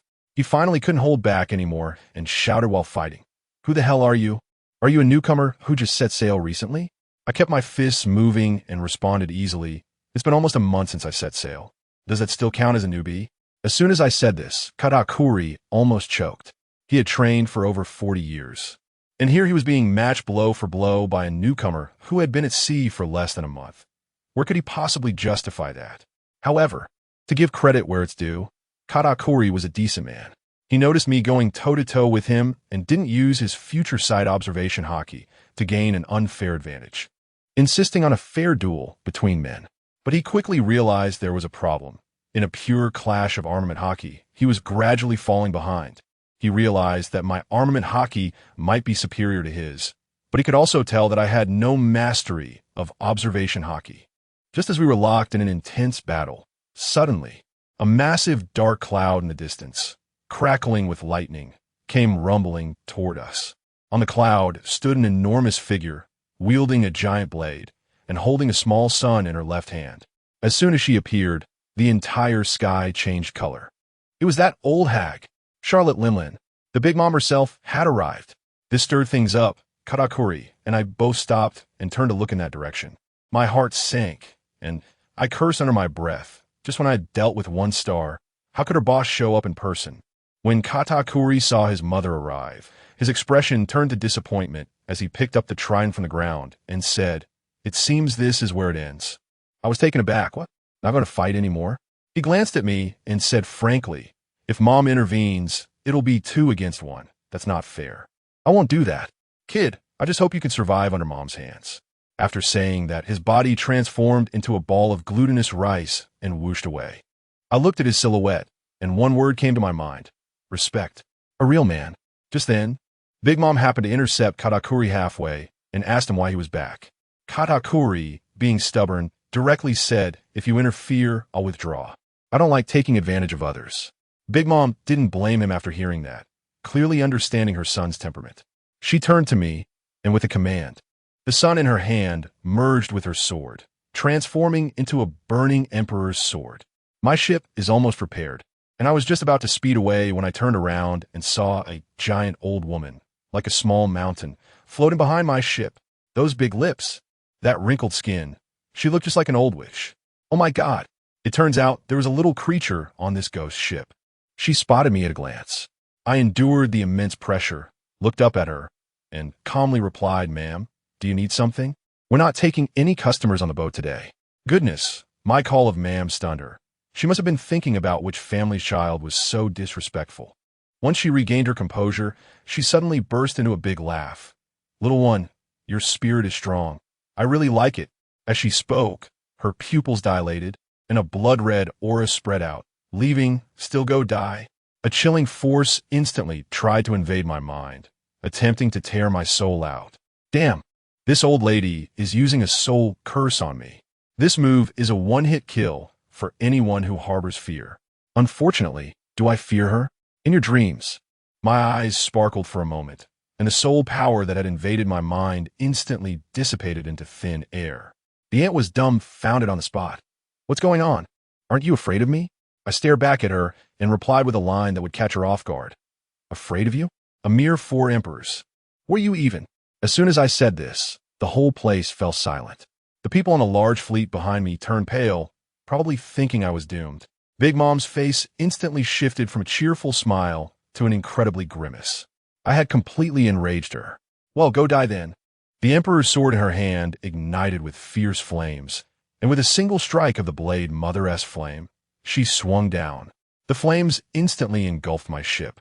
But strangely enough, after a minute, that soul-burning fire actually began to shrink on its own and then completely extinguished. My ship couldn't even be pierced by the fire from the sky. Big Mom's eyes turned red, filled with greed. "I'm definitely taking this ship." She abandoned her attack on the ship and charged directly at me. I didn't dodge. With the golden light spell protecting me and my fist wrapped in top-tier hockey, I leaped high and punched out. Grappling cake. Boom! This punch hit Big Mom squarely, like striking a mountain, sending her flying back over 10 meters. Her sons and daughters behind her were wide-eyed, shocked the newcomer had repelled one of the 4 emperors. The most infuriated was Katakuri. His face must have been twisted in disbelief that I actually used his technique against his mother. I know this punch won't cause her real harm. Her body is as tough as a steel balloon. The old lady steadied herself and even tried to recruit me. "Kid, you've got some skills. Join our Charlotte family. Deliver this ship to me, and I'll spare your life." "Deliver the ship? I'll give you a big middle finger." With a thought, a pair of enormous domineering hands appeared out of nowhere and slammed down towards her. "Clap your hands, rice cake. You're asking for death." The old lady was completely enraged and forcibly crushed my giant hand. The fury of the 4 emperors, the heavens and earth changed color. She raised the emperor's sword high, and the terrifying aura made the entire space rumble. Elbaf's gun, nation's might. A colossal sword energy capable of destroying the world surged, creating a tsunami dozens of meters high, slicing straight towards me and my ship. Behind me, Kaido and the others thought I was doomed this time, with a survival probability of 0. But would I die? What a joke. In the second before the sword energy struck, I giantized again, shielding the ship behind me while activating the golden light spell and top-tier armament hockey. Double-layered armor, taking it head-on. Boom! The tsunami exploded and a blinding golden light shot out. When the light faded, a golden giant, twice the height of the old lady, stood on the surface of the sea, completely unharmed. Everyone was stunned, exclaiming that it was the giant of light. The old lady was also taken aback and asked if I was of the giant race. I don't have time to waste talking to her. It's a matter of reciprocity. That's the rule for my hometown. I lifted the entire ghost ship, stepped hard on the air, and flew up into the sky with the moonwalk. I treated the ship like a sword, wrapping my dominance around its body, and with a commanding posture, I unleashed a powerful strike against the massive fleet below. When the old lady saw me ambushing her fleet, she let out a terrifying shriek in anger. There was no choice but to brace herself and charge forward, using her body to absorb the impact for her fleet. Boom! She was blasted several hundred meters away by my counterfeit strike. Just at the moment she was sent flying and her vision blurred. Guess what happened next? I, with oil on the soles of my feet, took my boat and ran away. By the time the old lady steadied herself and looked out at the sea, there was no trace of me left. Not even a ghostly shadow could be found. Only the bewildered Charlotte family remained, disheveled in the wind. I tell you, I just escaped from the clutches of an old lady, and the next stop was a place called High. This place is calm and serene, almost unreal. But guess what? Beneath the calm surface, there are turbulent undercurrents. A ship approached from afar, flying a skull flag that looked impressive, but as soon as the surrounding pirate ships saw it, they ran away faster than rabbits, as if they had seen a ghost, fearing that if they were even a second late, they would end up feeding the fish. I took a closer look, and isn't it the red-haired pirates? The ship of one of the 4 emperors, it really has a different presence. But there are always those who don't believe in evil. In the distance, there are 2 conspicuous figures watching the show. One ship's bow has a dinosaur skull, and standing on it is a hedgehog-headed guy, wearing a look that says I'm the best in the world. That's Kid. The one next to him, wearing a helmet, is trying to stop him, saying that the red-haired guy seems to be in a hurry, so they shouldn't get involved. Upon hearing this, Kid became even more interested, saying, "Isn't that direction going to Marineford? Whitebeard just passed by. Is red-haired going to mediate or fight? Let's go watch the fun." As soon as he finished speaking, a yellow submarine suddenly emerged beside them, with a smiling face painted on it. Trafalgar Law, the guy with the surgery fruit, also stepped out with his long knife. The 2 of them locked eyes, and just like that, they teamed up to watch the top war. Meanwhile, on the red-haired ship, the sniper Jesus Burgess was sitting on the mast, seemingly asleep with his eyes closed, but his observation hockey had already swept the surroundings. He first muttered that there were 2 blind pirate crews nearby. Then, he frowned, realizing that there was another ship. A ghostly broken ship had been following them the whole time. He jumped down and ran to the bow, where Shanks was drinking with his first mate, Ben Beckman. Shanks took a sip of his drink without even raising his eyelids and asked, "What's up? Is there a situation?" Jesus Burgess replied, "Captain, a ghost ship is following us." After hearing this, Shanks smiled and turned to Beckman, asking, "Guess who's on that ship?" Beckman, with a cigarette in his mouth, blew a smoke ring and casually said, "Whoever it is, coming to find you at this time is either looking for fun or looking for death." After saying that, they exchanged a knowing smile and sent a rookie named Roxas to scout ahead, saying it would be a good way to assess his skills. And that so-called ghost ship, folks, who understands, is my ship. When I woke up from this sleep, it felt like I had gone through a disaster. I lay there for 2 whole days before recovering. Escaping from the old lady was truly a life-or-death situation. The main reason was that I had fought too fiercely in the previous wheel battle, and in the end, I confronted the old lady head-on, using a powerful move that drained all my energy. If I hadn't been clever enough to immediately put the ship back into the glass bottle after using my move and then use Moonwalk to escape, I would probably have been sliced up for research by now. I stood on the deck, feeling the sea breeze, pondering that I had to quickly master the observation hockey. When I looked up, I saw the familiar ship ahead, the Red Force. The ship with the red hair. I felt a jolt in my heart as I took out the letter that Kaido had given me. I still hadn't dared to open it. Who knows if it contained some greetings, like Paratrooper Number 1.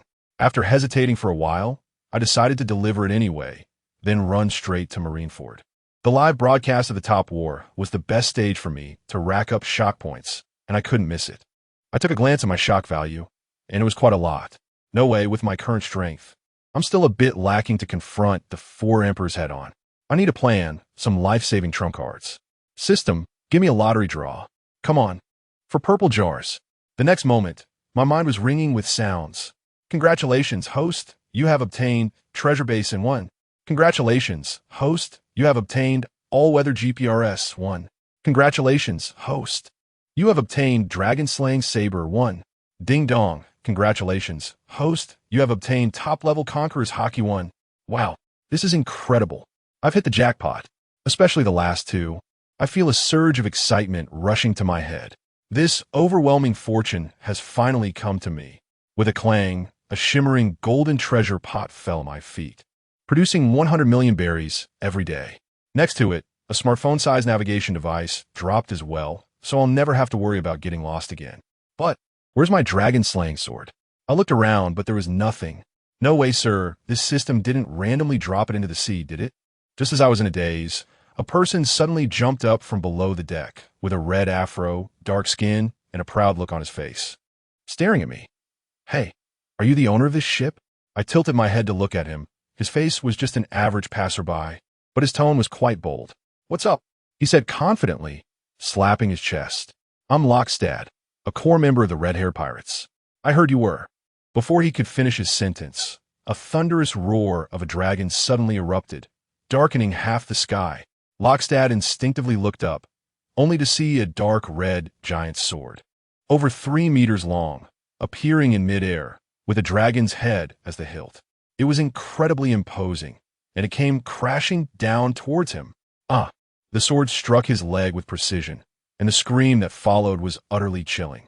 But right after that, I felt an incredibly violent force within me ready to explode. I couldn't help but let out a howl towards the sky, and boom, a red shockwave erupted from me, instantly sweeping across several miles. Lockstad, who had still been screaming in agony, was knocked out cold by the shockwave, rolling his eyes back. The sea was even more exaggerated. Thousands of marine creatures flipped onto their backs, floating up with their white bellies exposed. At the same time, on the red-haired ship, Shanks and Beckman were clinking their glasses when they suddenly sensed the world-destroying aura behind them. Both froze in place, their faces changing dramatically, and shouted in unison, "Conqueror's Hockey!"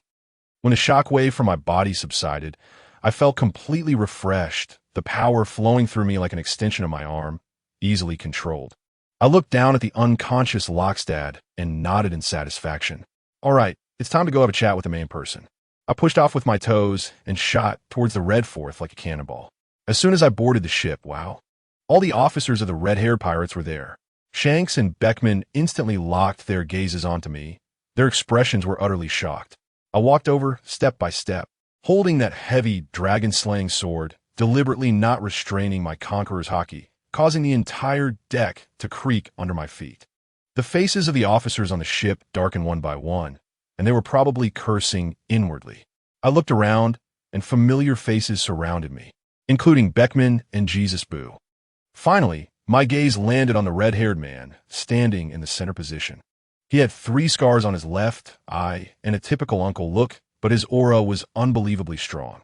I rested the knife on my shoulder and spoke. "Excuse me, may I ask who is Shanks?"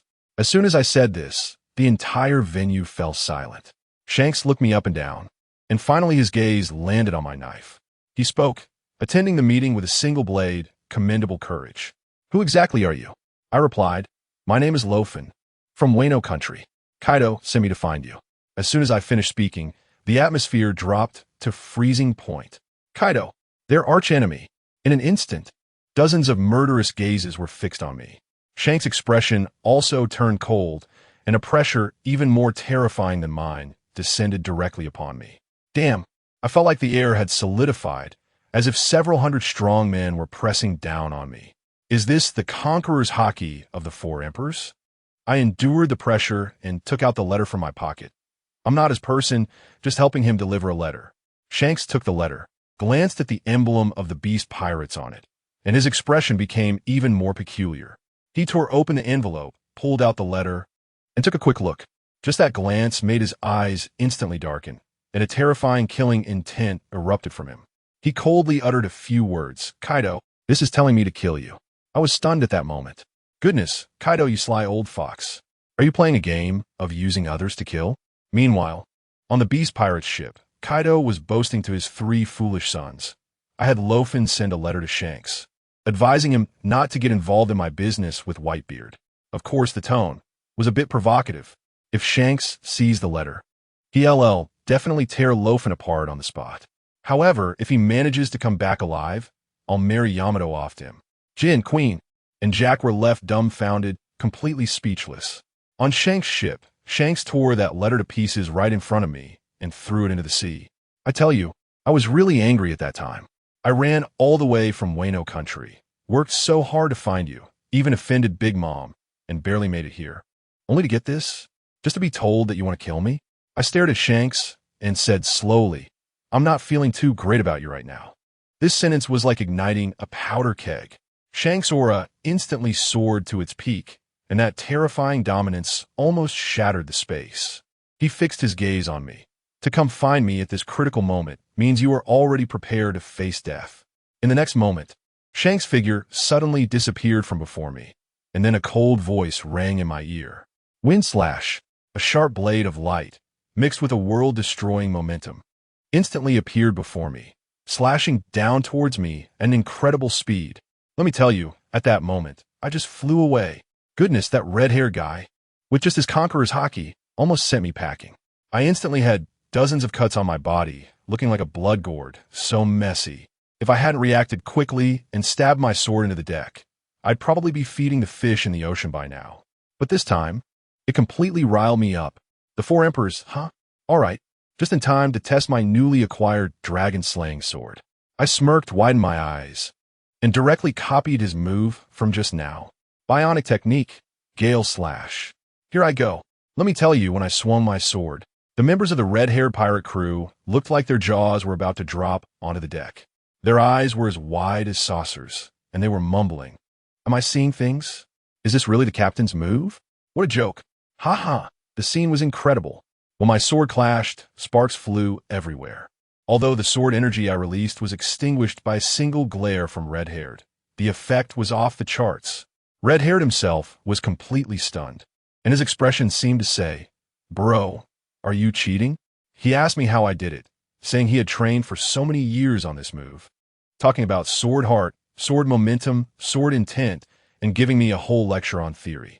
My ears were almost calloused from listening, so I just told him, I learned it on the spot. What else could it be?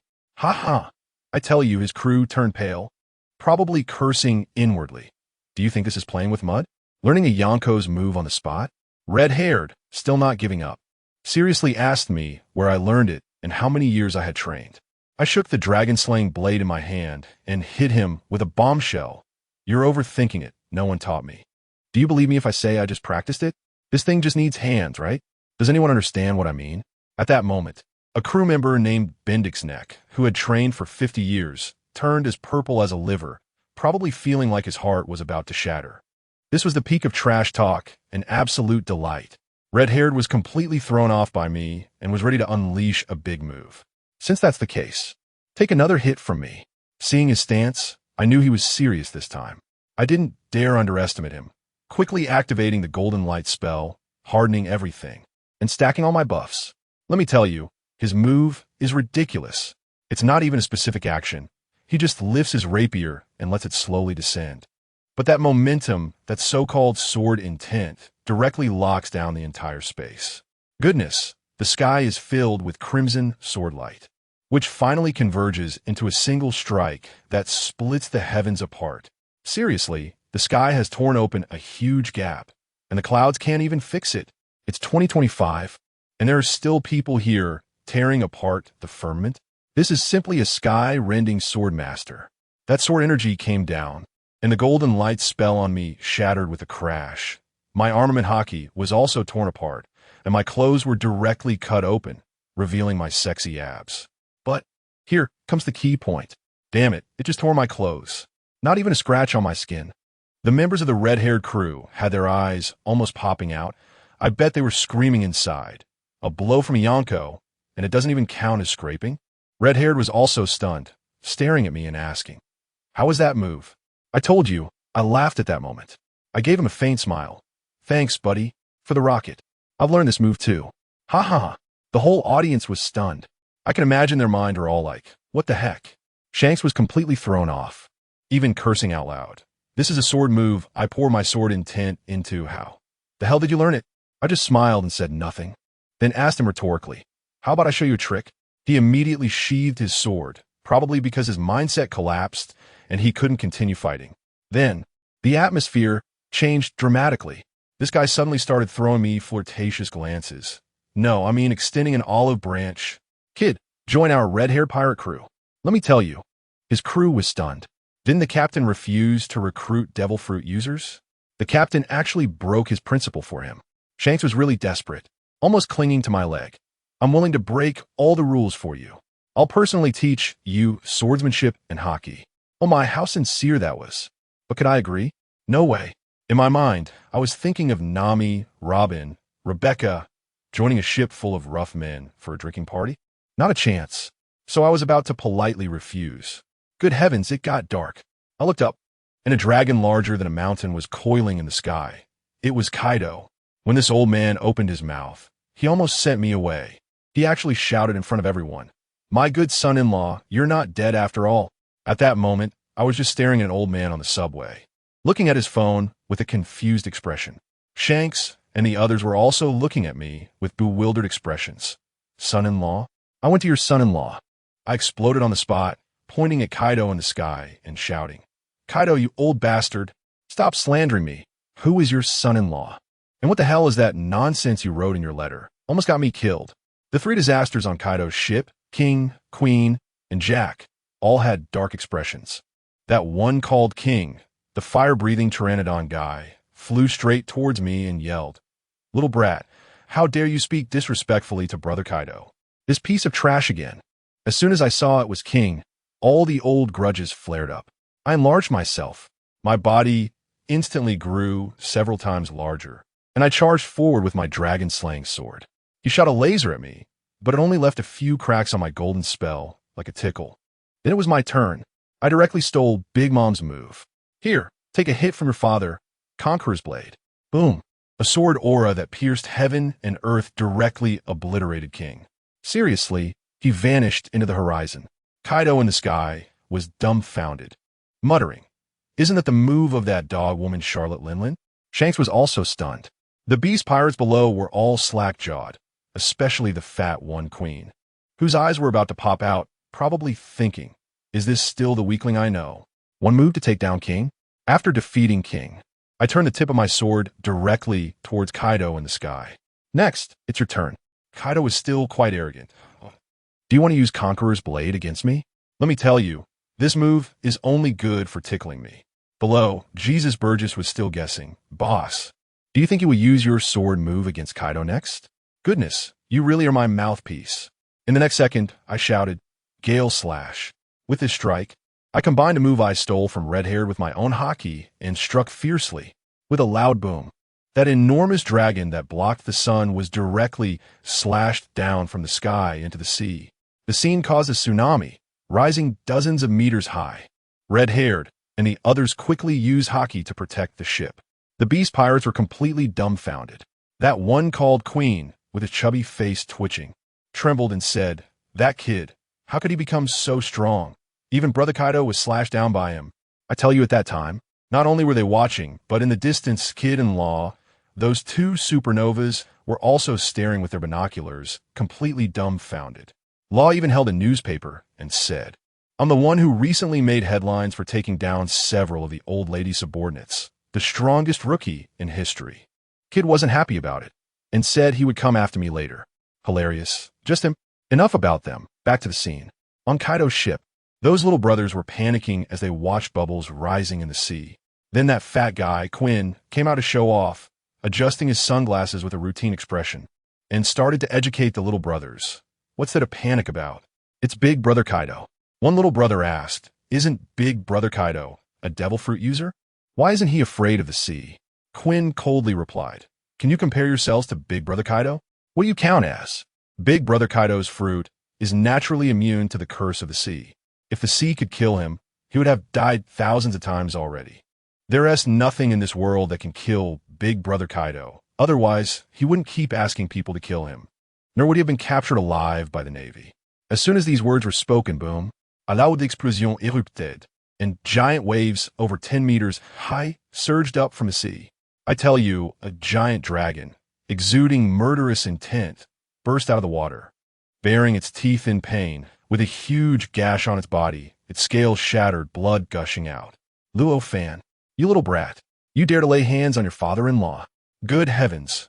Kaido's eyes were red as if they were about to bleed. His murderous aura could practically ignite the air. But when he turned his head and looked around, he was instantly dumbfounded. Where is everyone? I have such a big son-in-law. To the east, there's nothing. To the west, it's empty. To the south, not even a ghost can be seen. Who understands, family? It was like a grand performance of disappearing acts, evaporating right on the spot. At this moment, the members of the red-haired pirates, who had been watching the show, exchanged glances and then couldn't help but laugh. Did you see that? That kid runs really fast. I thought it was a seagull flying over my head. Turns out it was him. Ha ha ha. He slashed and ran. This guy knows how to pull away. He's simply a talent. Shanks and Beckman exchanged a glance, their smiles meaningful. One word, amazing. 2 words, top-notch. 3 words, top-notch pulling. In the sky, only Kaido was left, spinning around like a headless fly, frantically searching for me. Damn it, where did that kid hide? He even suspected that I had gone to hide on Shank's ship. Just then, the beast pirate ship approached. The big fat guy Queen, wiping cold sweat, pointed in a direction and shouted, Brother Kaido, that kid ran over there, really fast. Should we chase him? As soon as Kaido heard this, he was so angry that he snorted 2 jets of hot white smoke from his nostrils, nearly coughing up blood. That bastard slashed and ran away. I have to kill him. He was furious, opening his mouth wide and spraying dragon breath in all directions, like a moving cannon, venting his emotions. Once he finally calmed down, he transformed back into human form and landed on the ship, his face as dark as a pot bottom, ordering Queen, forget it. Let me first go to Marineford and deal with that old man Whitebeard, then come back and catch him to marry Yamato. Queen turned the ship around. Full speed to Marineford. Yes, Brother Kaido. Queen just nodded and signaled the ship to turn around when he saw the deep, bone-visible cut on Kaido's back. His heart sank. Damn, the tough-skinned and meaty Brother Kaido actually got injured. However, as soon as their sails turned around, they hadn't gone 2 steps when boom. There was a loud noise from the stern of the ship, and the whole ship shook violently. Kaido, I heard you're going to get involved in Whitebeard's business? A steady voice came, and I tell you, the next second, Shanks, Beckman, Jesus Burgess, the core members of the red-haired pirates, more than a dozen of them, stood neatly on their ship's mast, looking down at them from above. Queen looked up and saw all familiar faces. His legs went a bit weak. Kaido's icy gaze met Shanks. Red-haired, do you want to mess up my good plans? I advise you not to be ungrateful. If you really must go, Shanks slowly placed his hand on the sword hilt, then I can't let you succeed. Just as the tension was palpable, Jin also flew back from the sky, landing behind Kaido. Brother Kaido, I'm back. Queen, the fat guy, saw Jin's gloomy expression and immediately rubbed against him with his hefty backside, sarcastically saying, Oh, isn't this my most beloved brother Jin? I knew you wouldn't be in trouble. Stop being sarcastic. Jin glared at him, itching to draw his sword. Since I can't avoid it, then let's do this. Kaido sneered, grabbing a nearby kanabo and charging straight at Shanks. Another loud crash. The 2 emperors clashed on the spot. Meanwhile, at Marineford, at the bow of the Moby Dick, stood a towering man, in a white admiral's uniform, his muscles bulging like granite. The most eye-catching was his iconic white mustache, curved upwards like a crescent moon. Edward Newgate. This man, standing at 6 meters 6, looked like a mountain. Just looking at him made it hard to breathe. He held that massive naginata, calmly gazing at the Marine headquarters ahead. Opposite him, the Navy was a sea of anxious faces, all nervously swallowing. Damn, this is the legendary Whitebeard. Just one glance makes it hard to breathe. Are we really going to fight against such a monster? Don't be scared. No matter how strong he is, he's old. Everyone, don't let him intimidate you. Easy to say, who's going to go first? The morale on the Navy side was already shaky, chattering away. The next second, Whitebeard's thunderous voice rang out. It seems there's no other way, with so many people blocking the way. Let's resolve this all at once. As soon as he said this, all the Navy felt a chill run up their spines. What does this old man want to do? Whitebeard took a deep breath, thrusting his big knife to the side, and shouted, "Break the sea." In the next moment, he suddenly spread his hands outward, fiercely grabbing at the air. Crack! I tell you, the space around his palm actually cracked like glass. Terrifying fissures spread outwards. Everyone was dumbfounded, gasping in shock, their teeth starting to ache. God, he shattered the air. What kind of ability is this? The Tremor Fruit? Is this the legendary power that can destroy the world? Immediately after, he exerted force with both hands, causing the entire marine fort, along with the surrounding sea and ground, to shake violently, as if an earthquake was about to happen. On the execution platform, Sengoku broke out in a cold sweat. Edward Newgate, even at your age, are you really willing to risk everything for an ace? Crash! The next second, the endless sea behind Whitebeard began to tilt and crack. Two unprecedented giant tsunamis surged up, rising hundreds of meters high, crashing toward Marineford. And I, sitting on a broken ship, was speeding across the sea. Having avenged half of my grievances, I now felt incredibly relaxed.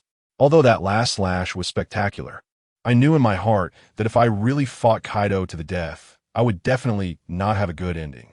Now, my goal is the next battlefield, Marineford.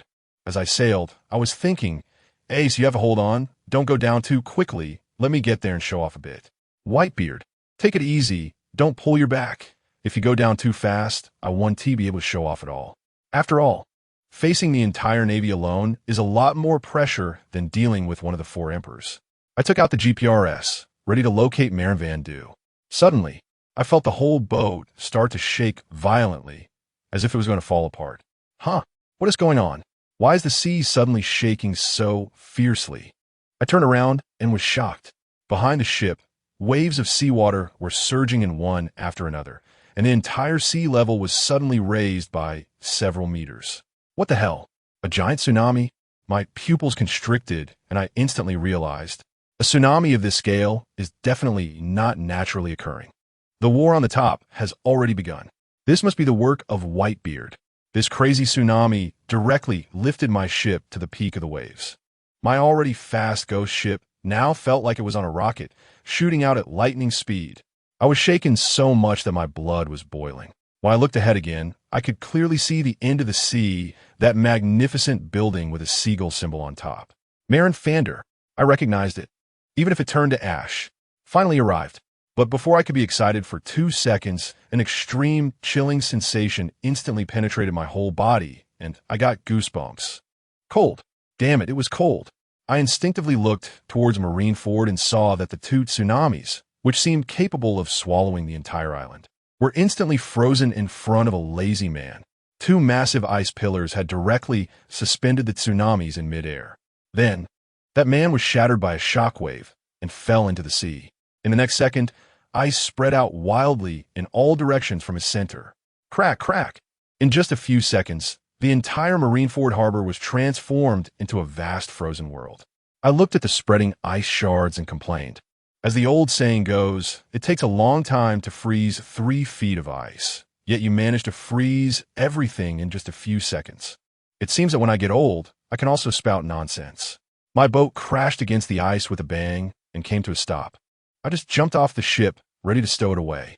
Suddenly, a surge of heat from above. A wave of scorching temperature descended from the sky.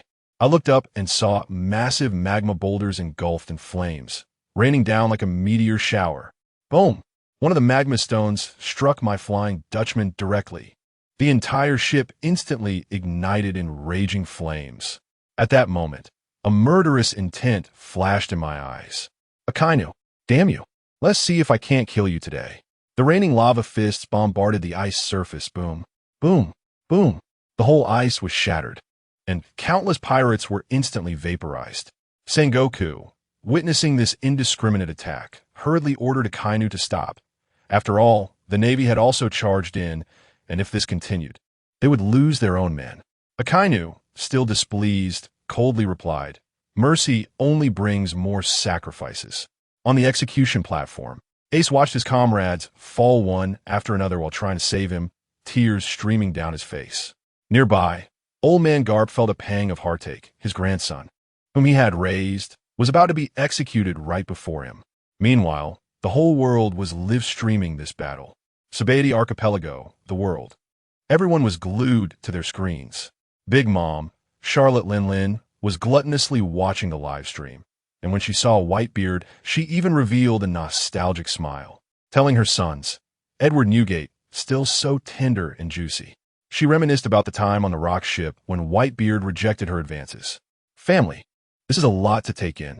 Just as Big Mom was lost in her youthful memories, her son Katakuri suddenly pointed at the screen and shouted, "Mom, look." Big Mom was startled and followed his finger.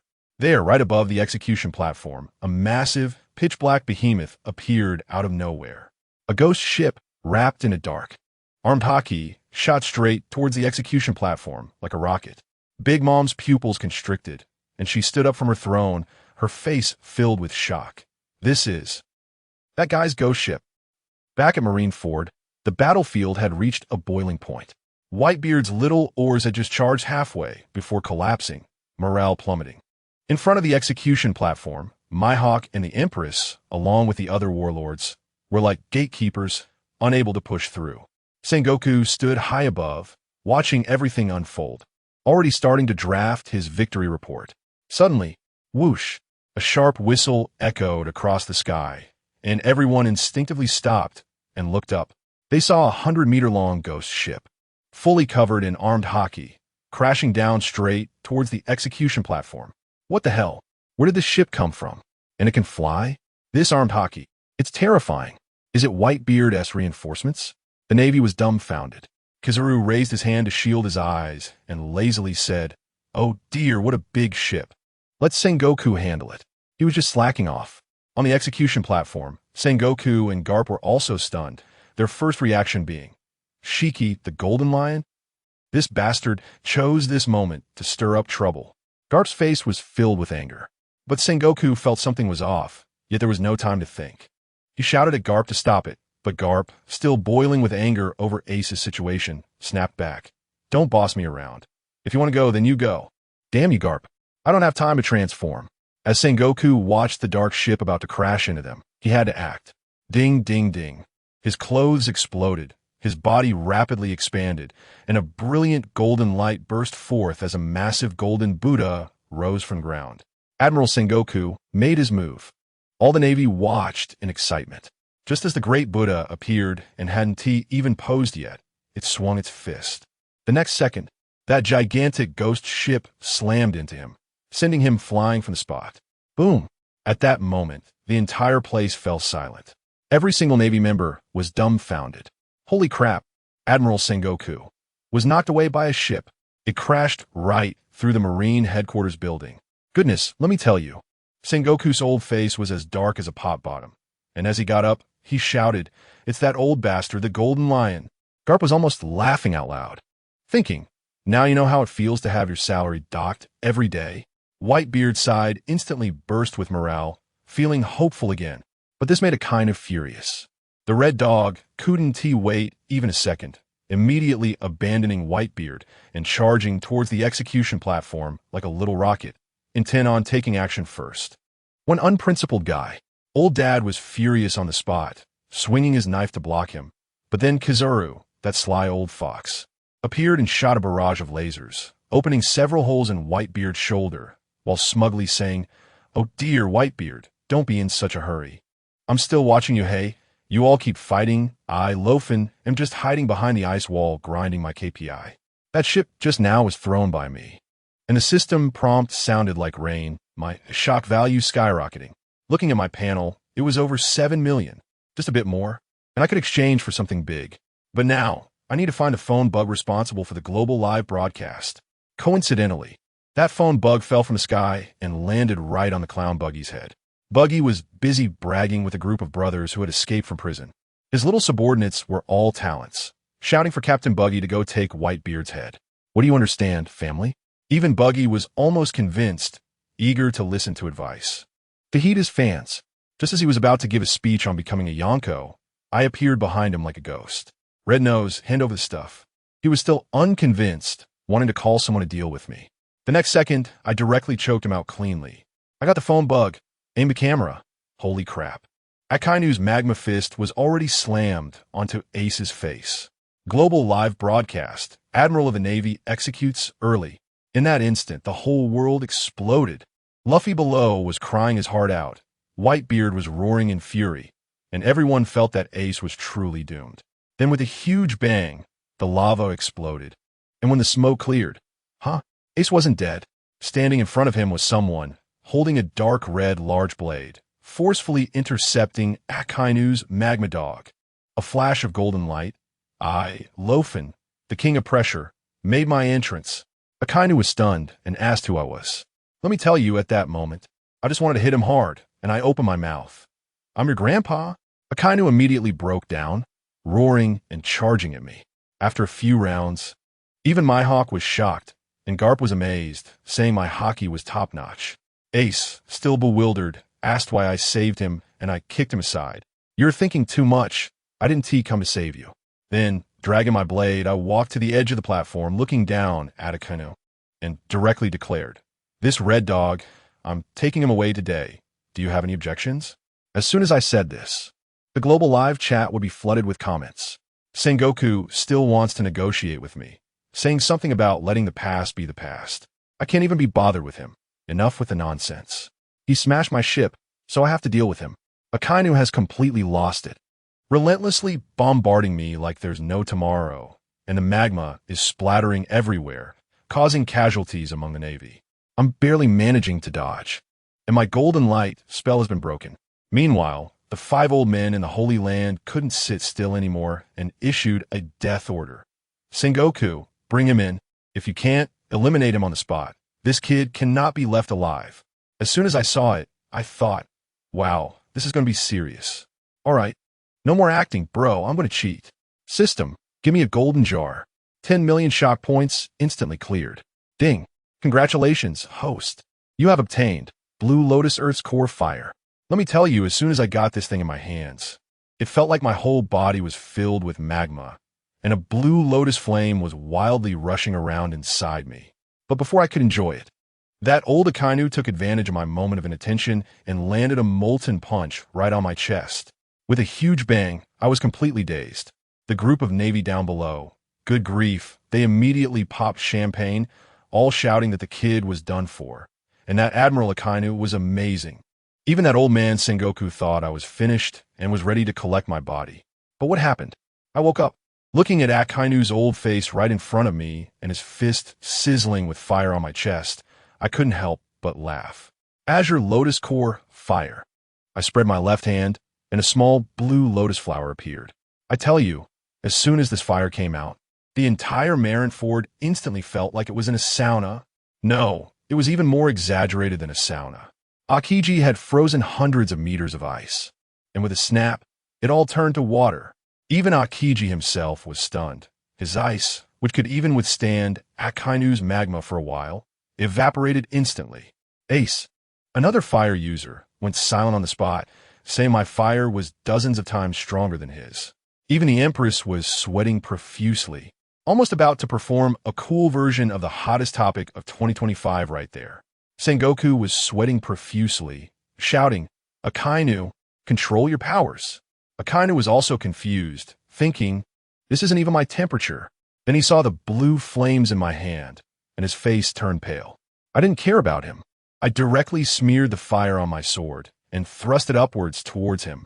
With a sizzling sound, the blue flames wrapped around him like a snake.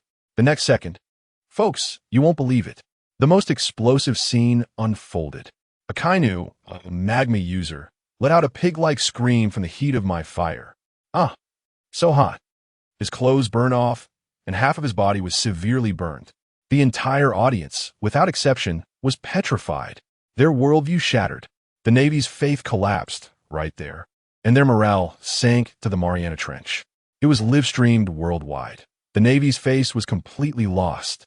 The 5 old men in the Holy Land probably turned green with anger, furious and embarrassed. Akainu wanted to retaliate, but was stopped by Sengoku. At that moment, Akiji, that sly old fox, stood up, saying something like, "Your fire counters him, my ice counters you," and insisted on facing me. Fine, if we're switching opponents. Let us do it. But the problem was, after I unleashed that attack, I felt completely drained, as if my body had been emptied and my legs felt weak. I hurriedly took out a bottle of stamina potion from the system space to drink. What happened next? Just as I twisted off the cap, Akiji flashed over and, snap, froze my potion into a popsicle. I blurted out, "Damn it. Akiji, you old bastard." There was no choice. I could only pretend to be dead while secretly opening the system. Goodness, this wave directly gave me over 30 million shock value. Come on. 10 consecutive pulls on the purple jar. Although I got a bunch of junk, there was a good item called the Seawater Curse Stone, which made whoever touched it lose their fruit ability for 10 minutes.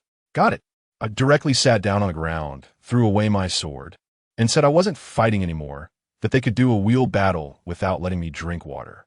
Akiji, that sly old fox, stayed about 10 meters away from me, not coming close at all, and directly unleashed cold air to freeze my legs. I thought, "So you're not coming up, huh? Fine." I picked up a stone from the ground and threw it at him. The first stone he dodged. The second stone he dodged again.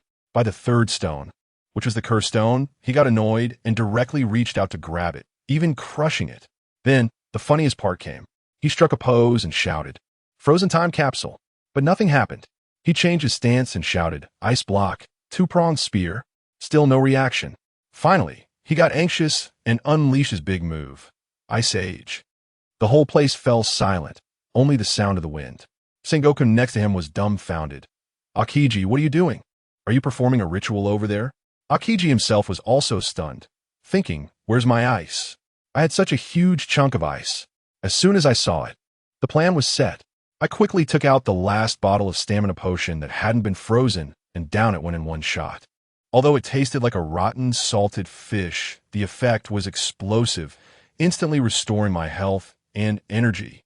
I picked up my sword, and the ice on my thigh instantly melted as I slowly walked towards that green bull, who was still questioning his life choices. He finally reacted, pointing at me and saying, "It's your stone." I directly admitted, "Yeah, you guessed it, so what now?" His face turned green at that moment.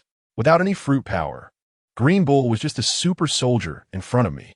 I launched a Thunder 8 trigrams at him, and he was so scared that he used Sengoku as a meat shield. With a crash, Sengoku was sent flying, and the execution platform collapsed. As Sengoku got up and was about to curse, I instantly appeared behind Green Bull and struck with a royal might. I sent Green Bull flying like a shooting star, and with a bayou, he disappeared into the horizon. Another admiral taken down. The entire Navy was in shock, and everyone's gaze turned to Kizaru. That old sly fox, Kizaru, stood there with his hands in his pockets, wearing an expression that screamed, "As long as the money is right, I can take down the 4 emperors," clearly not wanting to step in. Just as the tension was rising, Sengoku's den mushi rang. After hanging up, he looked completely deflated, picked up the broadcast den mushi, and weakly shouted, "All Navy soldiers, cease combat." This shout left everyone stunned. The Navy stopped fighting? The Whitebeard pirates were also confused. The entire battlefield fell silent in an instant, where you could hear a pin drop. The audience watching the live broadcast around the world was filled with question marks. Let me tell you, this time it's not just the people on the battlefield. The whole world is in an uproar. The live stream chat is flooded with question marks, and everyone is cursing the Navy as useless. What happened to that public execution? How did they get scared halfway through? It's simply embarrassing. Like losing face in front of your grandmother. Even the 4 Emperors' big mom, who I heard was eating donuts at the time, dropped her donut in shock when she heard the news. Her son Katakuri, who can see the future, was also stunned, probably thinking, "No way, sir." That kid who was having a back and forth with me just a couple of days ago, has now directly brought the Navy headquarters to a standstill? Was he just playing for companionship when he fought me? The camera cuts back to Marineford, and I tell you, the scene was spectacular. Old man Carp was about to cry, but he was still trying to hold it together, asking Sengoku, did those old geezers take the wrong medicine? He was probably already overjoyed inside. Then the most explosive moment came. Sengoku, with a dark face, said nothing and directly yanked Ace off the execution platform, like he was picking up a little chick, and walked straight towards the Whitebeard pirates in front of the whole world. Wow, Akainu exploded on the spot. I tell you, his face was as dark as the bottom of a pot, and it looked like magma was about to erupt from his forehead as he pointed at Sengoku and shouted, Sengoku, what do you mean? Are we supposed to team up with these pirates? I absolutely disagree. His shout caused a rift within the Navy. A group of hawkish leaders, like Smoker and the Weasel, all stood behind Akainu, making it clear that if we team up, we'll resign on the spot. The atmosphere on site was even more chaotic than a vegetable market. Then, Granny Tsuru slowly stood up and silenced them all with one sentence. She said, haven't we teamed up with pirates before? She pointed at the warlords of the sea who were still slacking off nearby. Aren't those guys pirates too?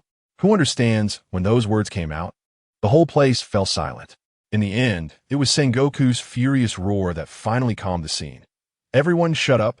This is the order of Mariewa. Anyone who disobeys will face military law. This brought the situation under control. Akainu was so angry that his fists were cracking, and he could only curse those 5 old geezers. On the Whitebeard side, they were also confused. Marco leaned over to Daddy and asked, Dad, what are these people up to? Could it be a trap? Whitebeard didn't respond. He just stared at Sengoku, his gaze sharp as a knife. Sengoku stood firm, finally revealing his intentions. He pointed at Ace and then at me in the distance, saying to Whitebeard word by word, Port Gasti, Ace, we can return him to you. The condition is that your Whitebeard pirates team up with our Navy too. Take down that kid. At that moment, I was showing off, posing in front of my doppelganger's camera to rack up shock points, completely oblivious to what was happening over there. The Whitebeard pirates instantly erupted. Ace was getting anxious. Oh man, he's my savior. Marco also advised against it, saying it wasn't fair. But many captains felt that sacrificing an outsider to save Ace was worth it.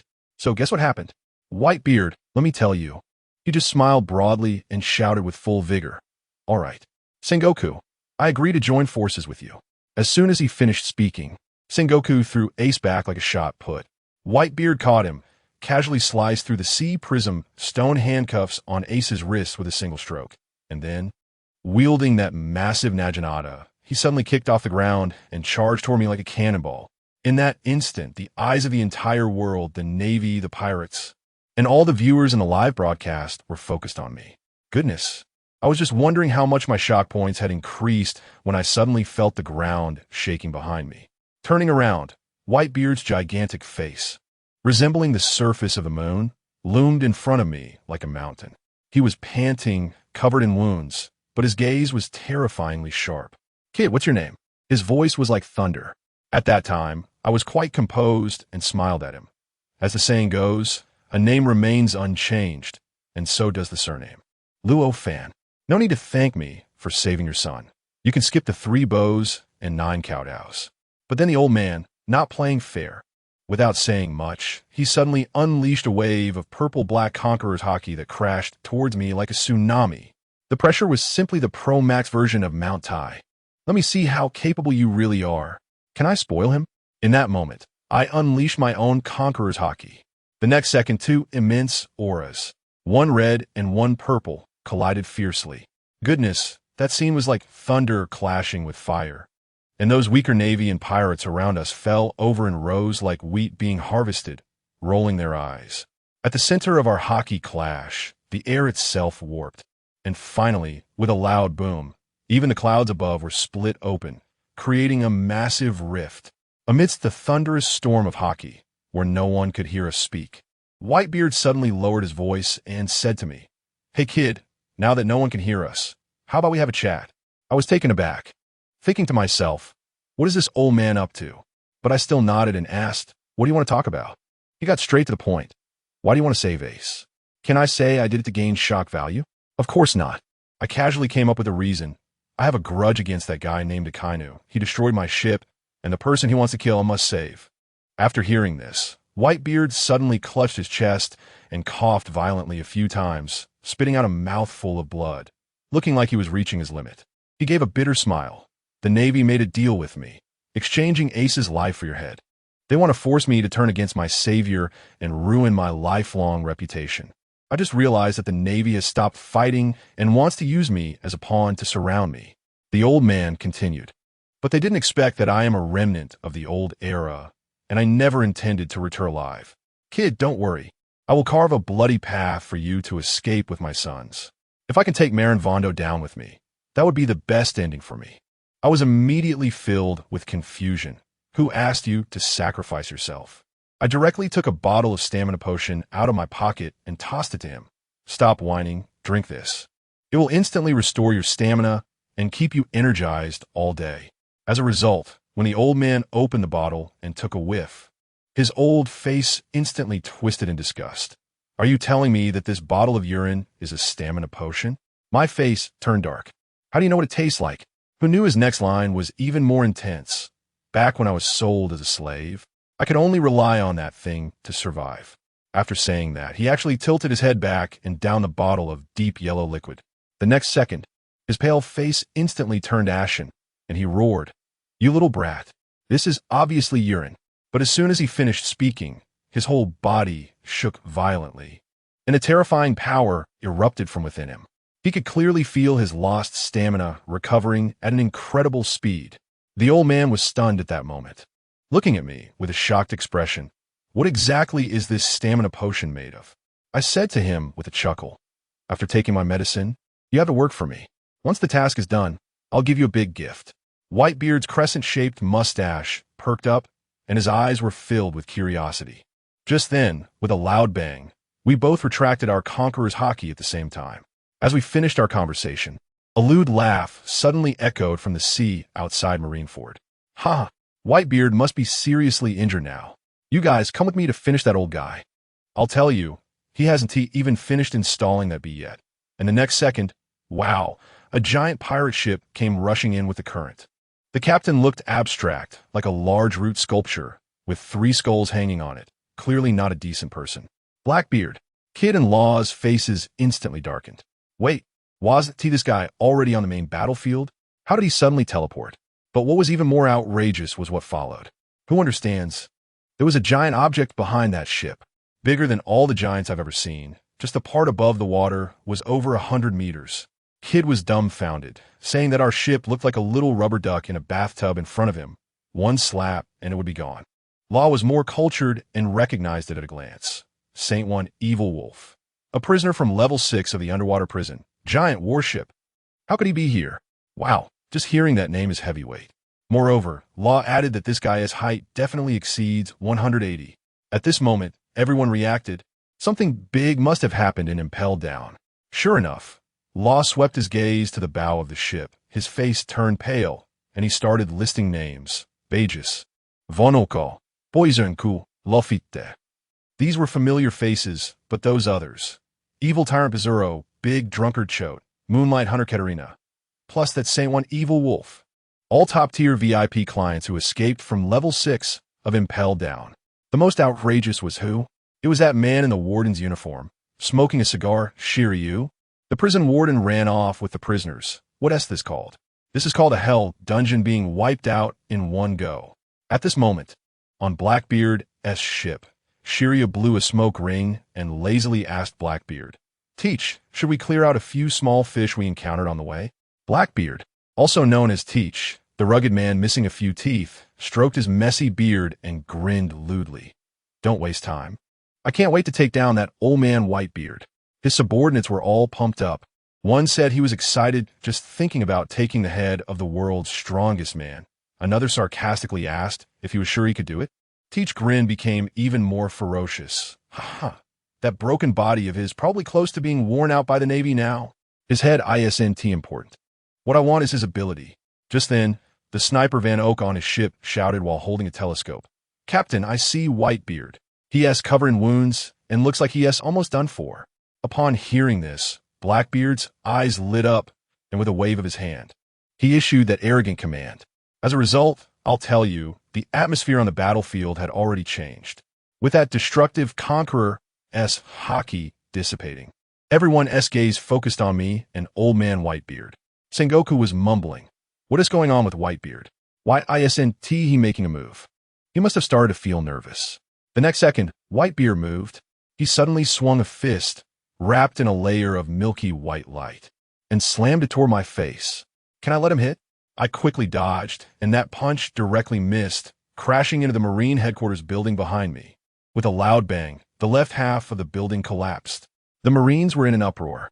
Damn it, he missed. That's the headquarters. It just lost a chunk. Is Whitebeard blind? I couldn't help but laugh inside.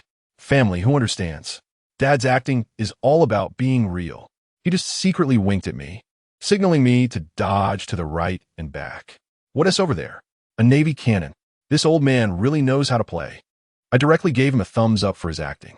If it weren't for him deliberately letting me off the hook, I would have been turned into minced meat long ago. Just as I thought, I'd already dodged near the cannon. Another shockwave came, boom. The entire cannon, along with the mountains of shells beside it, instantly turned into a huge firework with black smoke billowing. In the distance, Marco and the others were dumbfounded. Why do I feel like Dad is putting on a show? Cough, cough. Don't talk nonsense. Dad is clearly helping the Navy. Yes, yes. Look how hard he is working. Everyone was holding back their laughter, almost injuring themselves. That old fox Kazura squinted and commented, Yo, yo, yo. This Whitebeard guy wasn't this pathetic when he fought me. Akainu was so angry he was about to explode, roaring at Sengoku. Sengoku, old man. Look at what you've done. Are we not just being played for fools?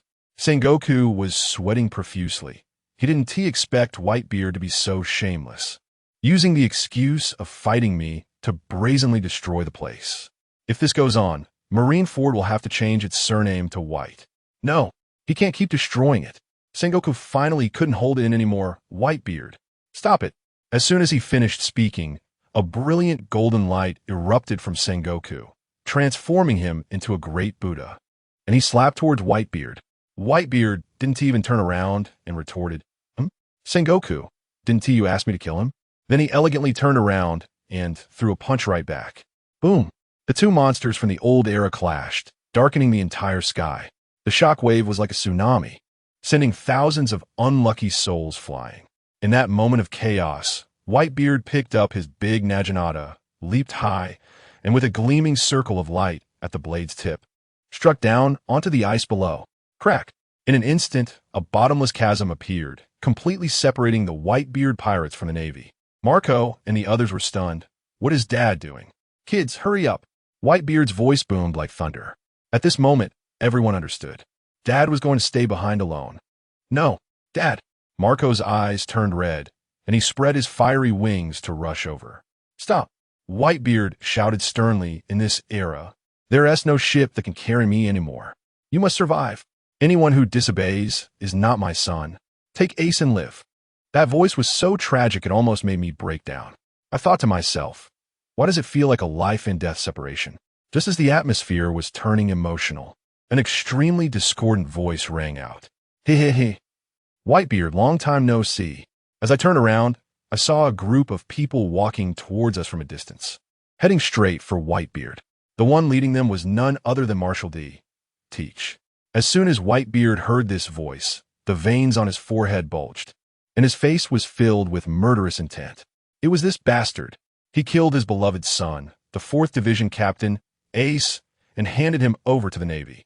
This betrayal from someone close hurt more than any wound. The Navy was also in chaos. Look, those people, each one of them is an ultimate criminal erased from history, impelled down, has been breached. Sengoku's face was darker than a pot bottom. Just as he was about to contact Magellan, the snail phone brought terrible news. Report, Admiral. Warden Magellan is seriously injured. It's over. Even home has been stolen. Blackbeard walked up to Whitebeard with a smug grin. TSK, you're all battered up. Whitebeard, looks like you're close to death. He thought everything was under his control. Who knew? Whitebeard suddenly laughed. Teach, you truly are my good son, knowing that I'm about to depart. You specially came to accompany me to the grave. The moment the words fell, a deafening wave of sound exploded in Teach's ears. The Oldman. In the next second, Whitebeard's figure appeared next to Teach like a ghost, so fast that his new teammates didn't even have time to react. A fist wrapped in a white aura slammed solidly into Teach's head. Boom! The sound was enough to make one's teeth ache. Teach was hammered into the ground like a nail, spitting out a mouthful of blood. His teammates were all dumbfounded. Is this the speed and power a dying old man can have? Sengoku was also stunned. After fighting the three admirals and sustaining so many injuries, how could he still act like a war god? Of course, the stamina potion I gave is not for nothing. Full status revival. Teach staggered up from a pit, wiped the blood from the corner of his mouth, and still tried to act tough. Old man, you really are an old geezer. He was also lucky.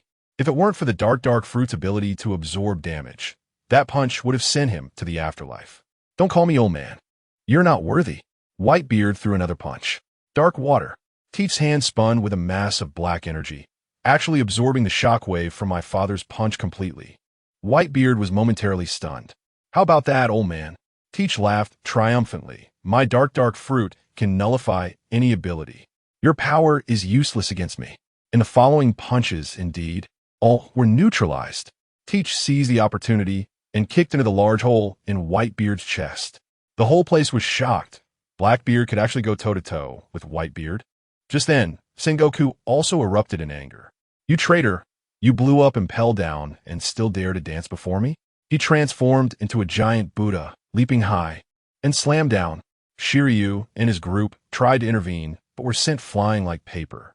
Sengoku's palm struck Teach's back, and Teach, who had just stood up, spat out another mouthful of blood as he was sent flying again. Despicable. Just sneak attacks. Teach cursed, but before he could recover, Whitebeard cleaved his shoulder with a sword. Goodness, let me show you a large-scale domestic violence scene. Sengoku was clearing the house, Whitebeard was cleaning up family matters, and Blackbeard became the unfortunate door, one representing the Navy, the other representing pirates. The two peaks of two eras were giving a mixed beatdown to a rebellious son. It hurt so much. Help me. Blackbeard was tossed around like a ball between the two, his teeth nearly beaten out.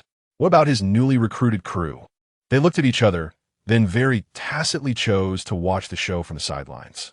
Even Poison Q said, I think we should run away quickly. Seeing his teammates about to disperse, Teach completely broke down and shouted at Whitebeard. Old man, I've been your son for over 20 years. You can't kill me. This plea actually made Whitebeard hesitate for a moment and stop his hand. I was anxious at that moment and shouted from a distance. The heart of a saint will only lead to your demise, Whitebeard. This remark instantly awakened the old man with a white beard. Indeed, what right did he have to forgive that beast on behalf of the deceased Sachi? The hesitation in his eyes turned into an overwhelming rage in an instant as he grabbed Teach by the neck. You killed Sachi? You almost got Ace killed too. If I don't tear you to pieces today, how can I face the children in the underworld? Boom! A shockwave surged from his palm into Teach's head, causing blood to flow from his 7 orifices. Teach panicked too and activated his dark powers, turning the ice beneath his feet into a dark swamp, trying to drag Whitebeard down. Ha ha! Old man, you can't kill me. He continued to shout. Whitebeard suddenly laughed, a chilling laugh. Oh really? Teach, you're still so arrogant. Then I'll take you down to the sea with me. As soon as he finished speaking, the shockwaves in his hand erupted wildly like they were free. Boom! Boom! Boom! After a series of dozens of blasts, the entire ice layer of Marine Ford shattered instantly. Retreat! The Marines scrambled back in panic. Cracks appeared in the sky, resembling a broken mirror.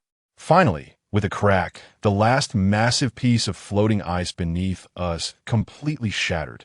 Amidst everyone's terrified gazes, Whitebeard tightly held on to Teach, and the two of them plunged into the unfathomable sea together. Old man! The cries of Ace and the others came from the distant ship. Teach's crew was dumbfounded. It's over. The captain is gone. Sengoku even clenched his fists in excitement. The era of Whitebeard is over. But just then, I suddenly felt a chill behind me. As countless killing intents locked onto me, I stiffly turned my head and saw Sengoku, Akenu Kazuru, and even Carp, who had been picking his nose beside me, all looking at me with eyes that seemed to want to devour me alive. I looked around again, and wow, the Whitebeard pirates had already run far away. On the entire battlefield, I was the only live target left. I wanted to curse. Damn it. Old man, are you asking me to take on the entire naval headquarters by myself? The next moment, a lazy voice sounded behind me. Moshi moshi, little guy. Stop looking and worry about yourself first. As I turned around, Huang Yuan's lewd face had already formed from particles of light, hovering in front of me. Have you ever been kicked by the speed of light? Let me tell you, the feeling was like a flash of yellow light in front of me. And with a bang, I was blasted away like a bowling ball for hundreds of meters. The golden light spell on me shattered like glass all over the ground. Wow, just one kick almost broke my defense. I was completely stunned at that moment. The speed of that yellow monkey was absolutely ridiculous. I didn't even have time to strike the pose for my light step technique.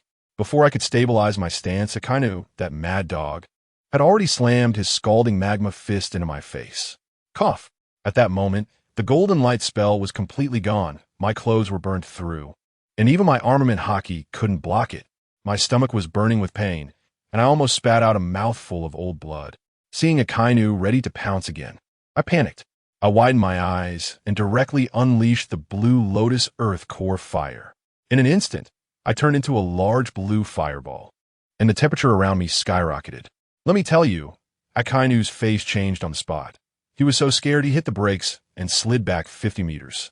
Even Sengoku was shouting, "Be careful of his fire." Hey, the red dog got scared.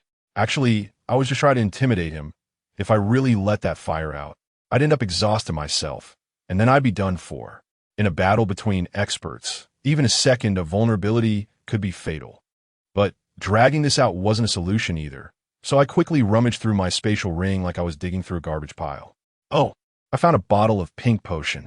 Say mother bitch water. I looked at the name, and wow, my DNA activated.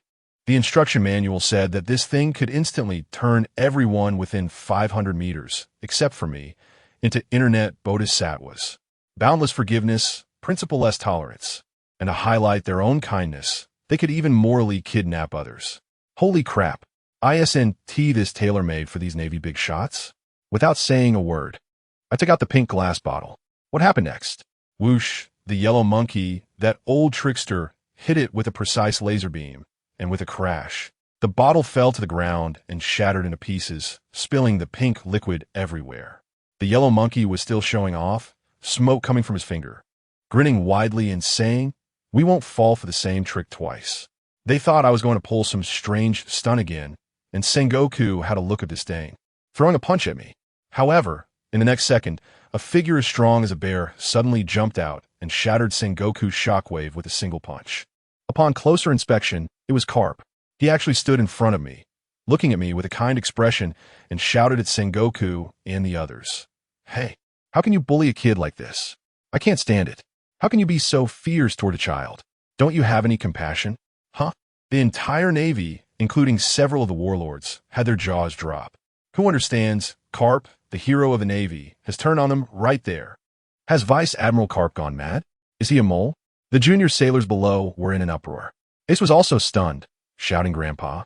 I was overjoyed inside. It worked. Although the saintly potion was spilled, it took effect. Within a 500-meter radius, not just Carp, but Akainu, Kizuru, and Sengoku, none could escape. Sure enough, the fierce Akainu had also turned amiable, walking over to Carp and chiming in. "Yeah, why should we bully a little kid? He's still a minor. What if we traumatize his innocent heart?"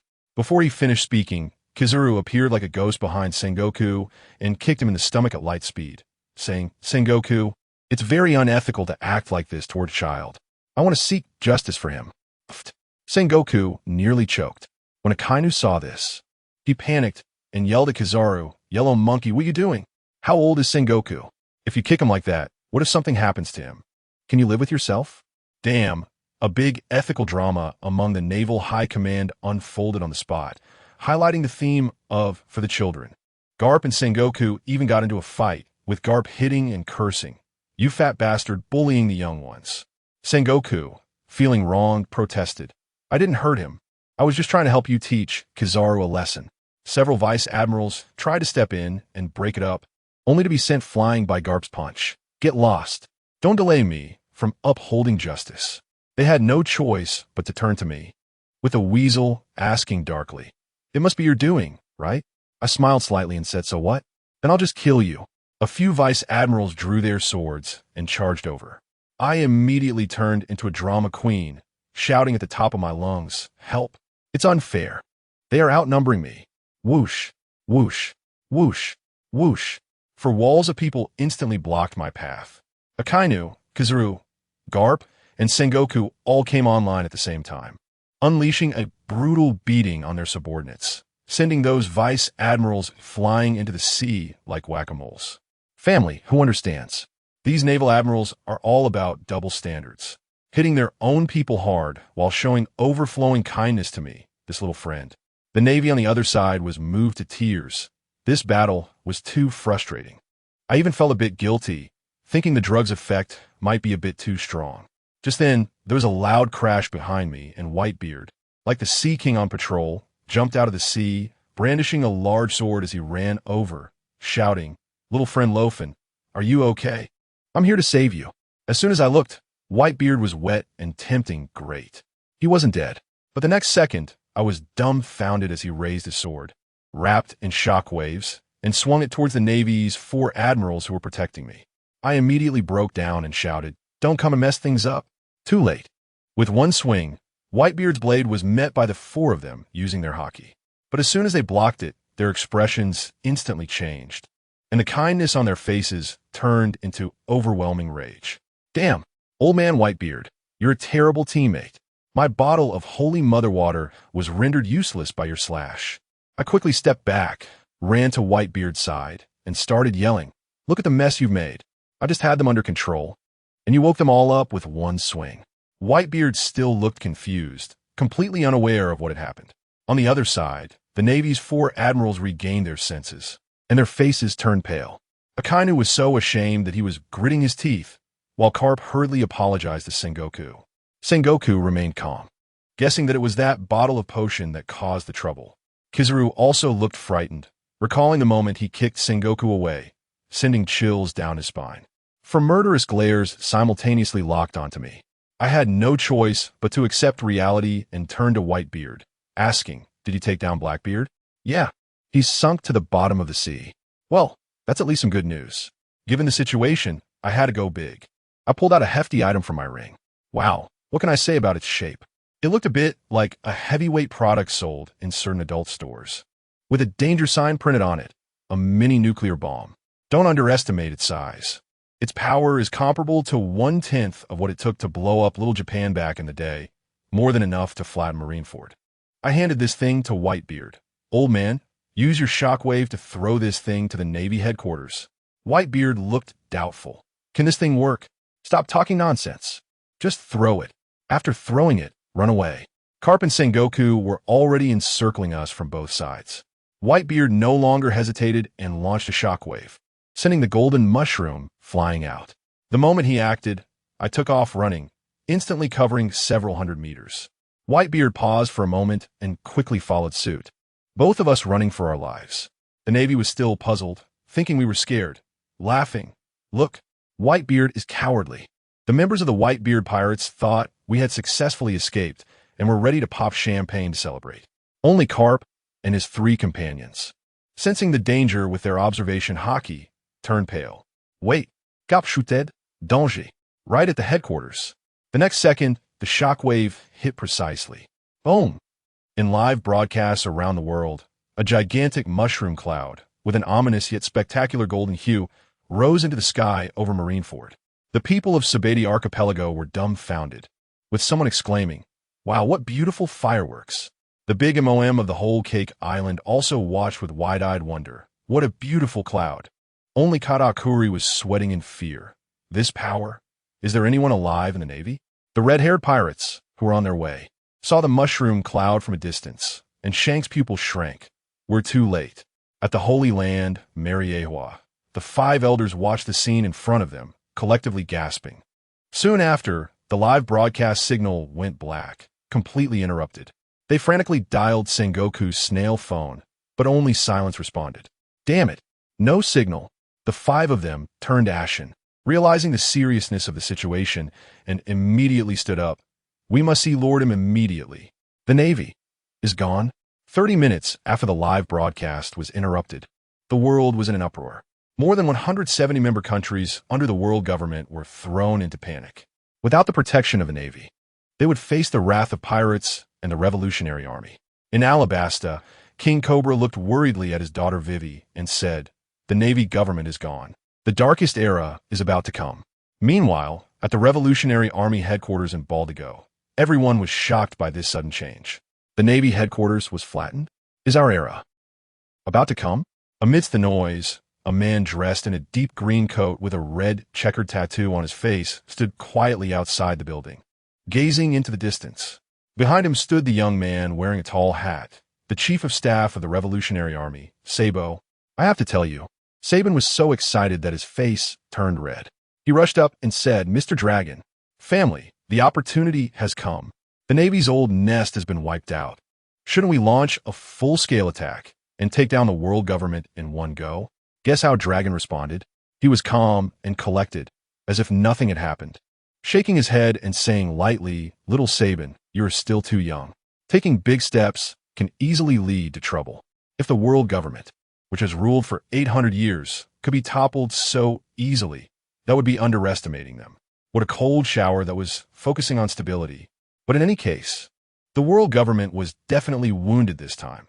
After all, the Navy's main force was all gathered at Marineford, and if they really got wiped out, their ruling power would basically be reduced to zero. At the same time, I tell you, the telephone bugs at various Navy bases were almost screaming. At the G2 base, a vice admiral named Gumi was so shocked by the news that his face turned pale instantly, like he had just been pulled out of a flour factory. And the telephone bug in his hand fell to the ground with a thud. His subordinates quickly surrounded him and asked, "Vice Admiral, what's wrong? Did you just say something's gone?" He was still stubborn, gritting his teeth and saying, "Nothing. It's just that the signal at Marineford is bad, temporarily unable to contact." Haha, bad signal? That excuse would be unbelievable even in 2025. Let me tell you, all the heads of the Navy divisions were putting on a brave face, not daring to leak the news about the headquarters being gone, fearing a collapse in morale for the troops. They were all waiting for orders from above. It was simply ridiculous. At that moment, the real storm center, the world government, in the military command center. The previous fleet admiral, now the overall commander, Steelbone Kong. An old man with muscles that could burst his clothes, usually exuding great prestige. But now, he was as anxious as an ant on a hot pan, roaring at his subordinates. "Haven't we made contact yet? What happened at Marineford?" His subordinates replied tremblingly, "Can't get through. Comment dit-on?" Also, "The kings of various countries are almost blowing up our phones. We dare not answer." Good heavens! Once these words came out, the old man completely broke down, sitting down on the ground, his eyes vacant, muttering continuously, "It's over. It's all over. Impel Down has been raided. Ace has been rescued. And now even Marineford has been blown away by a mushroom cloud. Chaos. The world is in chaos. Family, who understands? 1 second he was a steel-blooded commander. The next second, he was completely paralyzed. Just then, the telephone bug next to him suddenly rang. He looked at the caller ID. It was Sengoku. He was so excited, as if he had grabbed a lifeline, picking it up and shouting, "Hello, Sengoku, is that you?" Guess what was on the other end of the line? It wasn't an urgent report. It was crying. Sengoku was on the other end, crying heartbreakingly, cough cough. "Woo-woo, it's me, Komandi-kun. I'm sorry. The Navy government is gone? Oh my goodness. The imagery is just off the charts." On the other side, our news industry heavyweight, Morgan's the big newsman, was quite impressive. His Seagull Special Operations team brought back first-hand photos from the front lines. Let me tell you, when that photo was slammed on the table, the entire newsroom erupted. My God, this is Marineford. Isn't this just a pile of ruins? Heaven, someone really blew up the Navy headquarters. His subordinates were a bit hesitant, asking him, "President, are we really going to publish this news? Aren't you afraid of the world government coming after you?" Morgan's raised his chin, looking arrogant. Afraid of what? Our Morgan's newspaper is all about being real. I've long been fed up with those bastards in the world government hiding the truth of history. The world is in chaos. What does it have to do with me? Publish it. Right now. Immediately. Just as he was about to send this shocking news to the world, A special telephone bug rang. His subordinates looked. President, it's a call from the world government. Morgans thought it was another attempt to bribe him into silence. But when he picked it up, he was completely taken aback. The voice on the other end said, "No need to hide. You can freely report on the Navy's situation in detail. Oh, by the way, we also require you to simultaneously publish a bounty notice for a certain individual, globally synchronized." As he spoke, the telephone bug spat out a photo. Morgans took a look, and his eyes lit up. It's that troublemaker from Marineford. Good heavens. The bounty is this high right from the start. You even want to include this text. You want him to become a target for the whole world. Now he was completely excited. This news plus the bounty notice would definitely explode. Without thinking, he agreed. Okay, I'm on it. 6 hours later, on the Beast Pirate side, after a fierce battle with the red-haired pirates, everyone was injured, and the atmosphere on the ship was incredibly oppressive. The calamities were still infighting, and Queen, the fat guy, spat at Jack. How could you not even hold off Beckman? Jack shot back. What qualifications do you have to say that? If you're so capable, why don't you go up? Next to them, Jack didn't even dare to breathe because he had been knocked away by red-haired and kicked away by Beckman, making him the most miserable one on the scene. At the bow of the ship, an unscathed Kaido had a face as dark as a pot bottom, looking back at his useless subordinates, so angry that his intracranial pressure was rising. Useless. A whole bunch of useless trash. While he was ranting, guess what happened? He cried. A Yonko, sobbing uncontrollably. My good son-in-law, why can't you just stay with me? Is it that my daughter isn't good enough for you? Why did you run away? Family who understands. The Yonko is crying like a 300-pound child because his prospective son-in-law ran away. This scene is too beautiful. I can't bear to look. Just then, a newsbird flew by, fluttering down with a newspaper. Jack caught it, opened it, and his ice-cold face instantly collapsed. His eyes almost popping out, his voice trembling. Boss Kaido, Marineford, is gone. What? Queen and Jack hurried over to take a look, and after reading it, they exclaimed, "Damn, who the hell is so powerful to wipe out the Navy headquarters?" Following that, a bounty notice slid out of the newspaper, landing right at Kaido's feet. Kaido was still feeling down, but when he looked down, he was dumbfounded. The young man in the photo, incredibly handsome, stood on the execution platform, radiating golden light, looking like a descending deity, and the angle was just too pretentious. Kaido picked it up and focused his gaze. Completely stunned. Is this real? I just asked him to deliver a letter, and he conveniently took out Marineford?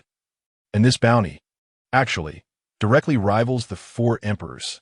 Meanwhile, on Onigashima in Wano country, Miss Yamato was standing by the sea like a stone looking out for her husband, with 6 circles drawn at her feet, counting the days since Luffy left. She pouted, looking unhappy. I clearly like girls. Why does that stinky guy's face keep popping up in my head? Just then, a newsbird dropped off a newspaper. She was too lazy to look, but a gust of wind blew the newspaper right in front of her, revealing a bounty notice. She looked down, and the next second, her pupils shrank sharply, and her breathing quickened. It's Luffy. She immediately picked up the newspaper, quickly scanned through the content, her chest heaving with excitement. Tears streaming down her face, Luo Fan actually broke into Marineford and saved Ace. What shocked her the most was that Luo Fan had leveled the Marine headquarters. Then, her gaze fell on the bounty notice. Looking at the handsome Luo Fan in the photo, Yamato's cheeks turned red. When she saw the text below, she gasped in disbelief. The name was unknown, with a nickname, World Destroyer. The bounty amount was a figure so outrageous it almost matched her father Kaido's level. There were also a bunch of explanations attached, mentioning things like the destroyer of Marineford, bombs capable of destroying nations, mind-controlling potions, and methods for eternal youth. I tell you, this is purely the world government's scheme to elevate and then destroy, trying to make Luo Fan the enemy of the world. But Day is too happy to care about that right now, her face blooming with a smile, her eyes squinting into crescents. Luo, I acknowledge your strength, but will you really marry me? At this moment, on the ship of the Whitebeard pirates, the old man Edward Newgate was covered in wounds. Supported by his sons, he tremblingly walked up to Luo Fan, enduring great pain, and sincerely thanked him. Young friend, I really appreciate you. If it weren't for you, Ace. and my old life would have been gone today. Luo Fan was looking at his bounty notice, shaking his head with a smile. No need. I'm just doing this for myself. He clearly understood that the world government was playing this scheme very skillfully. They were calling him the world destroyer and eternally youthful, trying to attract all the ruthless people in the world to come for tea with him. What bothered him the most was why there was a 50 berries after the over 4 billion. Was he being compared to some little pet? However, this wave of shock value had filled his pockets, and his system had unlocked a higher-level holy jar. Just as Luo Fan was immersed in his own world, suddenly, with a puff, Whitebeard, who had just been speaking, violently spat out a mouthful of blood. His body weakened, and he crashed to the ground. Old man, Marco, Ace, and the others immediately rushed over. Marco placed his hand on the old man's wrist, cold sweat streaming down his forehead, his voice trembling. Dad is too badly injured. His pulse is weakening, he might. Meanwhile, Luo Fan appeared quite calm as he took out a bean from his space ring. I tell you, that bean is as big as a palm, yellow-brown, and when you get close to it, it has a smell reminiscent of Luo Di Huangwan. He even joked about it. I thought the immortal bean was something serious. Saying this, he handed the bean to Marco. Hey, make him eat it. Maybe he can be saved. Marco didn't hesitate, treating it like a dead horse being used as a live one, and directly stuffed the bean into old man's mouth. However, as soon as the bean was swallowed, Whitebeard suddenly convulsed violently and then foamed at the mouth, fainting. Marco quickly leaned in and put his finger in front of the old man's nose. The next second, he was drenched in sweat, his voice filled with despair. Not good. Old man. He's not breathing. As soon as these words were spoken, cries filled the ship. Ace, Jaws, and the others were crying their hearts out. Old man. You are leaving us just like this. Suddenly, a voice broke the sorrowful atmosphere. Hey, he is not dead yet. Why are you all crying? Luo Fan looked at them with an expression of disbelief, walked up to Whitebeard, flipped his eyelids, and felt his neck. Then looked at Marco as if he were an idiot, pupils not dilated, carotid pulse normal, body still warm. How could he be dead? You still say you're the ship's doctor? He has just choked on that bean. Marco was stunned. Luo-san, are you a doctor too? Luo Fan calmly replied, No, but my 9th ex-girlfriend is. Then, he told everyone to step back and shouted, Giantification. Crack. The next second, Luo Fan's body expanded at a visible speed, turning into a giant over 7 meters tall in the blink of an eye. The people on the ship were dumbfounded, their minds starting to think of all sorts of strange things. The giant Luo Fan picked up Whitebeard, wrapping his hands around his sturdy waist, and began to forcefully and rapidly thrust upwards, compressing his abdomen. Bang, bang, bang. I tell you, that movement, that rhythm. The faces of the 2 female crew members on the ship instantly turned red, and they immediately turned away. Marco, the steel-straight man, still looked innocent, completely unaware that something was wrong. Just as some of the older crew members on the ship already had images in their minds, suddenly, Edward Newgate coughed violently. And with an ah, he spat out the. Lo Fang was quick and picked it up, slapping it back into his throat. Gurgle, as the went down his throat. A miracle happened in that instant. All the wounds on Edward Newgate's body, whether cuts or blood holes, quickly healed, and in no time at all, completely unscathed. Fully revived, Whitebeard stood before everyone. I tell you, at that moment, everyone was stunned. Whitebeard himself was also dazed, looking down at his smooth chest, feeling that unprecedented surge of power within his body, so excited that his beard was trembling. I'm healed. My heart disease is gone. It felt like a huge stone that had been pressing on his heart for decades was suddenly lifted, and he was so thrilled he almost jumped up. Wow, the fairy beans I gave are not ordinary. They are a system-improved version that can not only heal external injuries, but also take care of congenital and acquired diseases in one go, focusing on immediate cures. This old man, Whitebeard, was so moved that tears welled up in his eyes, and he almost knelt down to me. I quickly supported him, joking that I was afraid of losing years if the 4 emperors knelt before me. In the end, this old man was quite sincere, seeing his sons around. He held back the words, "Let me be your son," took a long time to gather himself, turned red in the face, and said, "Young friend Luo Fan, this great kindness and virtue cannot be repaid. How about we become sworn brothers?" I couldn't help but laugh at the absurdity of it all. over 70 years old and making a blood brother with someone in their teens. What kind of cyber age-defying friendship is this? I raised an eyebrow and teased him on purpose. All right then, who's the big brother and who's the second brother? Instantly, the air seemed to freeze. Everyone on the ship was like they had hit the pause button, too afraid to breathe. The implication was clear. I certainly didn't want to be the little brother. The muscles on the old man's face twitched several times, and I could feel the internal struggle raging within him. After all, he was the strongest man in the world. How could he call some young punk bro? Wouldn't that just make him the laughingstock? But guess what? The old man's eyes flickered, and he quickly figured out. I had potions to regain stamina, beans that could bring the dead back to life, and bombs that could blow the Navy headquarters to the sky. This was a promising stock. No, it was already a blue-chip stock.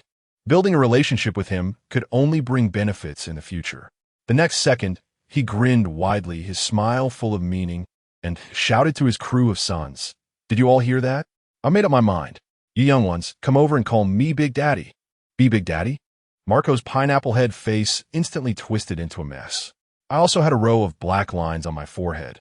What the heck? Was I becoming a father now? A whole ship of sons older than my own dad?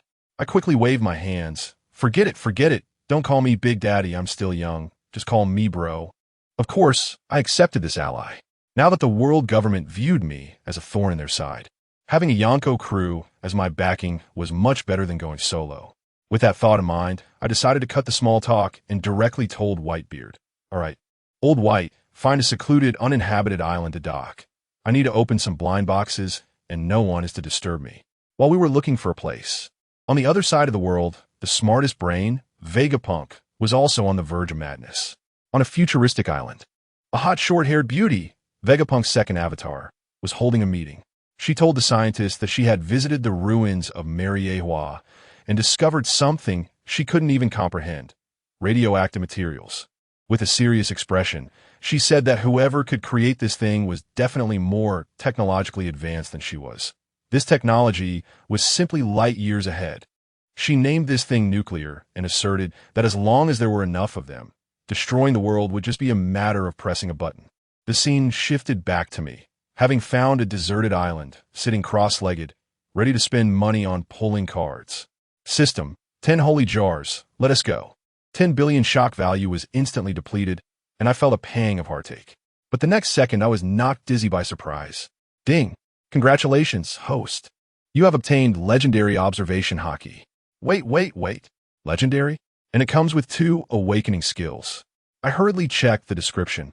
Awakening observation kill, which can directly block the opponent's observation hockey, rendering their predictions useless. The other one was even more outrageous. Awakening foresee the future, which can predict everything that happens within 100 meters for the next minute. Family, who understands? ISNT this, just opening the heavenly eye? I also pulled out things like Undying Spring and Enlightenment Platform, and the most explosive was collecting 5 pieces of Xuanwu fragments, which could summon the divine Bi Xuanwu. Without saying a word, I ran to the beach and pieced the fragments together, shouting, "Summon Xuanwu!" Boom! A black light shot up into the sky, piercing a hole in the heavens, and the entire deserted island trembled violently. Whitebeard and the others were all startled, staring in shock at this world-destroying scene. Then, there was nothing. The wind died down, and there was nothing at all. I was furious at that moment. Is the system gaslighting me again? Where's my divine beast? The system leisurely replied, "Xuanwu is on its way. Please wait a moment." I'm really speechless. Meanwhile, on the Grand Line, the unluckiest guy, Drought Jack, was confidently sitting on his mammoth ship. Suddenly, a subordinate reported, "Lord Jack, we've spotted a moving island ahead." Jack's temper flared up. His favorite thing to do was to crash into ships and islands. His subordinates were almost in tears, and one of them looked through the telescope and shouted, "My lord, that's not an island. It's an enormous turtle." Jack grabbed the telescope and, even more excited, said, "A turtle bigger than Wano country? You lot, charge forward and blow it up." Hundreds of cannonballs were fired, but it felt like just a tickle. The turtle didn't even budge. Jack was furious and screamed, feeling utterly humiliated. Just then, the giant turtle slowly raised its head. Its head was dozens of times larger than Jack's ship. Then, as if it had a cold, it wiggled its nose. Achoo! A thunderous sneeze erupted, and Jack along with his mammoth ship instantly vanished without a trace from the sea. One day later, at the ruins of Marineford, Sengoku was reporting the battle losses with a heavy heart. Over 30,000 elite Navy personnel were wiped out, and many generals and vice admirals were dead. Akainu was furious, Carp had a grim face, and only Kizaru was casually lounging around. At that moment, Vegapunk's mechanical bird descended from the sky, bringing even more desperate news. "I'm sorry, but all of you have been exposed to nuclear radiation." Vegapunk's voice came from the mechanical bird. "If you don't get treated immediately, your bodily functions will deteriorate and your lifespans will be significantly shortened." Saying this, it spat out hundreds of bottles of green potions. "This is the antidote, but it has side effects. It contains bloodline factors that can unleash your potential and make you stronger, but I don't know what specific changes will occur. Whether to drink it or not is up to you." Was there even a choice? One option had unknown side effects, the other was certain death. Sengoku, as the marshal, without a second thought, picked up a cup and downed it. Seeing this, everyone else followed suit and drank as well. At first, nothing seemed to happen, but a minute later, Sengoku suddenly clutched his stomach and let out a terrible scream. With a rip, his martial uniform was torn apart, and his once proud 8-pack abs suddenly merged into a round pot belly. The entire Navy was dumbfounded. Carp was laughing so hard he was on the ground, tears streaming down his face. "Sengoku, you've really become a fatty now, haha." As soon as he laughed, everyone's gaze turned to him in unison. That look, family, who understands, it was filled with envy, jealousy, and hate. Let me tell you, these people don't hate anyone else. They hate Carp. He himself looks completely confused. "Hey, buddy, why are you staring at me? Is there something on my face?" Good Lord, when he said that, Sengoku nearly choked from laughing, pointing at Carp and saying, "Ha ha ha. Carp, what's it matter if I gain a bit of weight? With those side effects, you're going to have to wear iron shorts when you go out." As soon as these words came out, Akainu and Kizaru's faces turned green, their hearts sank. Thinking no way, Akainu quickly turned to Kizaru and asked, "How do you feel?" He didn't want his heroic image to turn into that of a greasy fat man. On Kizaru's side, he took a deep breath, but his left hand started shaking like it had a motor, trembling uncontrollably like he was having a Parkinson's episode, no matter how he tried to hold it still. He was dumbfounded. What's happening to me? As for Akainu, it was even worse. As soon as the drug kicked in, the corner of his mouth suddenly drooped down to his ear, as if it had been glued there with super glue, and he couldn't even curse Vegapunk properly. Vegap, unknown. "You, bastard. Let me tell you, the scene was pure chaos." One person shouted, "What the hell? Why is my hair green?" Another chimed in, "Your hairstyle is pretty trendy. The heavens themselves delivered you a patch of grass." There were people whose right hands suddenly grew a sixth finger, others who went bald on the spot, and Tina shouting that it was too hot and asking for cooler weather. It was simply a large-scale human mutation show. Vegapunk's talking bird could only awkwardly comfort everyone, saying that treatment would follow, though deep down he had no idea what kind of bizarre reactions the potion would cause with each person's genes. The 7 warlords weren't doing any better. Mihawk was lucky. His side effect was that his observation hockey was literally welded to his hand. He couldn't retract it, which was like saving him some energy. But Doflamingo was in a terrible situation. I tell you, a green, glowing little grass actually sprouted from the noble head of a celestial dragon. He tried to pull it out, but with a painful hiss, he found it connected to his brain nerves, causing him to grit his teeth in pain, and he instantly wanted to tear Vegapunk apart. But the most explosive reaction came from the Empress Hancock. She let out a piercing scream, and all eyes instantly focused on her. When everyone saw her side effect, regardless of whether they were Navy or pirates, everyone collectively gushed blood. Goodness, the scene looked like the grand opening of a ketchup factory, with many fainting in droves. 2 days later, I was on Whitebeard's ship, feeling like I was about to grow hair. I had been waiting so long that my flowers had withered. Where was my divine beast, the black tortoise? Why hadn't it arrived yet? I asked the system, and the AI judge replied directly, "The black tortoise is a giant turtle. It walks here so naturally, it will be slow." I was completely speechless. It was like winning the lottery and being told you could only claim it 100 years later. No, I had to go find it myself. I told Whitebeard I was leaving, and the old man was quite worried, saying the whole world was watching me. I waved my hand and said it was fine. If I wanted to run, no one could stop me. To reassure them, I took out a piece of green stone from my pocket and, with a thud, threw it on the ground, instantly expanding to 10 meters wide. Whitebeard and his old buddies were wide-eyed, and Marco, Ace, and the others all gathered around. Whitebeard asked what sort of trick this was, and I casually made up a lie, saying I learned it at Hogwarts School of Witchcraft and Wizardry, and they called me Lollipotter. The potion I drank earlier was also something I transformed. Then I pointed at the stone and said, "This is called the Enlightenment Stone. Just touch it, and it can help you comprehend hockey swordsmanship very quickly." Whitebeard was skeptical, but was the first to touch it. The next second, an extremely soul-stirring sound came out of his mouth, leaving us all petrified. Marco was shocked. "Old man, that sound." After about 10 seconds, Whitebeard let go, his face full of shock, saying he suddenly felt he understood the flaws in his swordsmanship. When the others heard this, they were all excited. Marco was the first to rush up, and then another sound followed. Then came Ace, Vista. One after another, various soul-stirring cries echoed throughout the ship, making it seem like I had opened some illicit maritime club. While we were happily training on our side, on the other side, Kaido from Wano began to put on a show. He called his daughter Yamato over, unshackled her, and apologized, acting like a mountain of paternal love, leaving Yamato utterly bewildered. But then the plot thickened. Kaido pulled out my bounty notice and slammed it on the table. "Daughter, see this? This is the fiancé I arranged for you. Now, I need you to find him." Yamato's heart sank. The rage she had bottled up for over a decade exploded. "In the end, am I still your sacrifice? Have you ever cared about my feelings?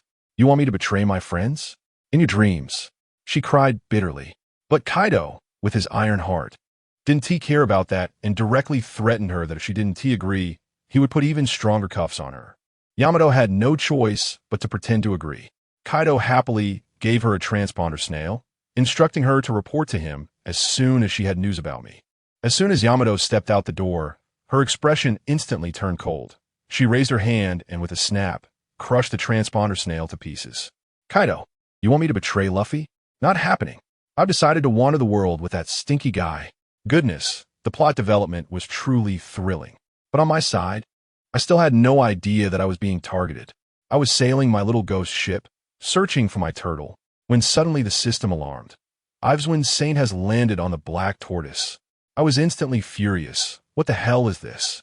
Did some celestial dragon find my turtle? What's worse is that trouble is coming one after another. That fool Jack, who was just sunk by Xuanwu a couple of days ago, has just gotten a new ship, and now he sees my little shabby boat without a flag from afar and immediately thinks it's his chance to reclaim his honor. His underlings are also quite perceptive, frantically flattering him. "Lord Jack, smash it, crush it." Jack, being flattered to the point of floating, waved his hand.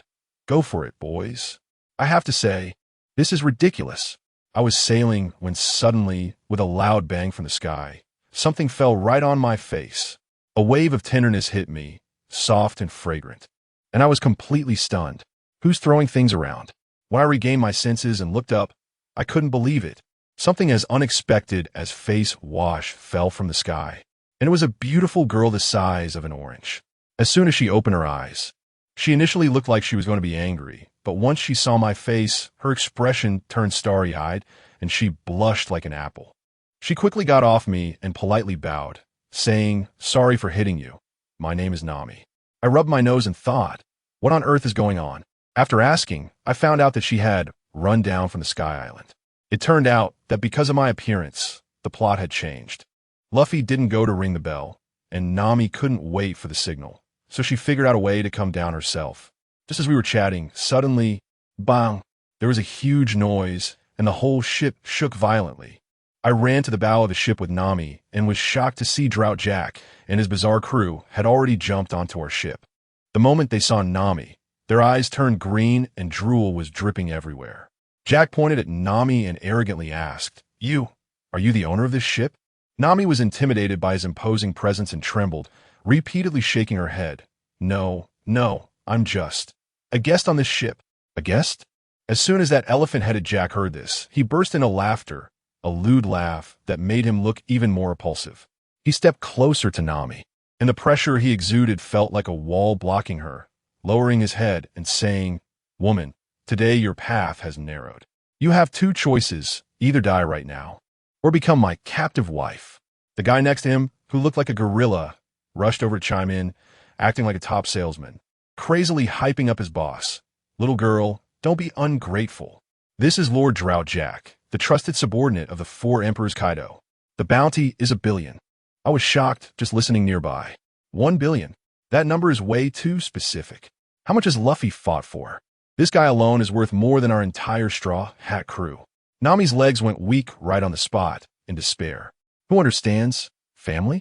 To fall from the sky and land precisely on the face of a billion-berry pirate. That's some luck. The most critical part is this Jack looks way too abstract. Nami is also hot-tempered. She gritted her teeth and grabbed her climb attack, ready to fight, saying, "I want to take this." Jack's expression darkened, about to make a move. When at that crucial moment, a lazy voice floated over. "Oh, a billion-berry pirate? Is that impressive?" I tell you, when that sound came out, the air in the entire venue froze. That gorilla was quite brave, shouting, "Who dares to act tough in front of Lord Jack? Do you want to die?" As soon as he finished speaking, we saw Luo Fan slowly walking out of the cabin. When his face fully appeared before everyone, I heard a collective gasp around me. Hissing.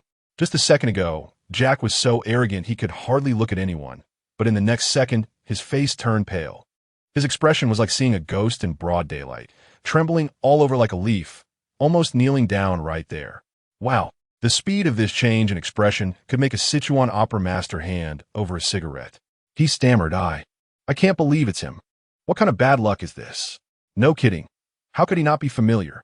This guy is the son-in-law personally appointed by their Governor Kaido, who brought Kaido down with one knife and leveled the naval headquarters, a ruthless person with a bounty of 4 billion. Jack is reckless, but he's not stupid. He knows the value of that 4 billion clearly. He quickly put away his knife, forcing a smile that looked worse than crying. Luo Fan, brother? Long time no see. You become even more handsome." But his clueless little brothers were still fanning the flames. "Boss, let's get him. Isn't this exactly who Kaido wants to find? If we take him back together, we'll definitely get a reward." I was thinking at the time, this little brother is really hard to manage, mainly trying to drag the big brother down. Jack's face turned green, and he probably cursed this group of useless teammates 1,000 times in his heart. Nami stood by, dumbfounded, pointing at the two of them. Do you know each other?" Luo Fan squinted his eyes, just about to say he didn't know, when Jack rushed up, patting his chest enthusiastically. "How could I not know? Brother Luo Fan, you're my boss's son-in-law, so that makes you my big brother. We're all in this together." Luo Fan glanced at him. "In this together? Then what does it mean when you crashed into my ship?" "Misunderstanding. Definitely a misunderstanding." Jack was sweating coldly. "My ship's rudder was broken. I've never had a habit of crashing into other people's ships." His little brothers behind him were turning purple in the face. Good grief. He was quick to shift the blame. Luo Fan rolled his eyes. "Oh. So what you mean is if you crash, you don't have to pay for it. Big brother.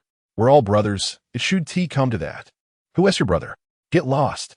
Luo Fan didn't indulge him at all, delivering a whip kick that thudded against Jack's arm, sending him sliding far away. Now Jack was furious, his face no longer holding up, gritting his teeth and shouting, "Luo, I'm a pirate with a bounty of 1 billion. You want to give me any face?" Luo Fan simply responded with 4 words. "Do I know you?" The damage wasn't great, but the insult was extremely strong. Jack completely broke down, suddenly waving his hand. "Boys, kill him." As a result, let me tell you, the most outrageous move came next. He shouted a charge, but then turned around and jumped into the sea with a splash. His little brothers were petrified on the spot. What the hell? The boss ran away. That bastard sold us out. Jack's survival instinct was incredible. Just as he was about to jump into the sea, suddenly a lazy voice rang out. "Hey, where do you think you're going?" The next second, a gigantic hand reached out from the ship, grabbing Jack, who was hanging in midair, and with a thud, threw him back onto the deck. When the little brothers saw this, they were so excited. "Boss, you came back to save us. I knew you wouldn't abandon us." Jack probably felt like he was dying at that moment. 10 minutes later, there were a bunch of guys lying on the deck foaming at the mouth. With only Jack left, kneeling there with a bruised face, covered in fist marks, his braids pulled out, and his iron mask shattered, leaving only 2 tusks relatively intact. Nami leaned over with shining eyes, full of admiration. Luo Fan, you're amazing. By the way, these white tusks look so beautiful. They must be worth a lot. I tell you, in Nami's eyes, $2 signs popped up directly. She walked step by step towards Jack, who was so scared that he broke out in a cold sweat. Sister, this ivory is on my body. Don't touch it. As soon as he turned his head, he saw Luo Fan smiling as he walked over, one hand resting on his ivory. Jack instantly understood and, with a crying tone, said, Bro, be gentle. This ivory is worth 900 million. Crack! A crisp sound, accompanied by a heart-wrenching scream, echoed through the sky.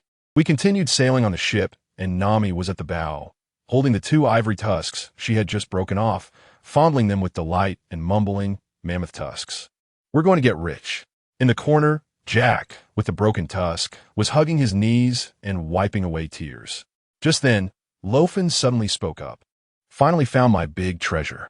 Nami looked up and followed his gaze, instantly stunned. Oh my God, what is that? A huge silhouette appeared on the horizon. It was not an island, but a giant turtle as big as an island, slowly moving towards us. Jack saw it and was so scared that he lost his wits. Scrambling to Luo Fan's side, Luo Fan, that turtle is not to be messed with. We need to get away. He had just been blasted into the sea by a sneeze from that turtle a few days ago, and he was too scared to mention it. Luo Fan glanced at him. What? Have you provoked it? No, no. Jack shook his head vigorously. As the ship was about to collide, Nami crouched down in fear. But Luo Fan merely smiled slightly and shouted at the giant turtle, Xuanwu. The giant turtle actually stopped, raising its massive head slowly, its deep-set eyes looking at Luo Fan. Then a deep voice boomed, Master. Jack was stunned on the spot, and Nami was so shocked her jaw nearly dropped. The turtle spoke? Luo Fan nodded in satisfaction, pointed his toes, and flew onto the turtle's back. Immediately, a voice from the system echoed in his mind. Contract successful. All 5 divine skills of Xuanwu unlocked. Skills like Xintian armor, Xuanwu cannon, and sacred soil turn out to be a mobile, invincible fortress. Luo Fan took a look at the terrain on Xuanwu's back and was extremely pleased. This place was perfect for building a nation. When he returned to the ship and glanced at the still-dazed Jack, he kicked him. Get going. With a bang, poor Jack was kicked into the sea like a cannonball. Next, we climbed onto Xuanwu's back. However, there were some uninvited guests on the turtle's back. A fat man in a spacesuit, clearly a celestial dragon, was directing a group of Navy officers to set fire to the fields. He pointed at a golden wave of wheat and arrogantly shouted, Burn it down.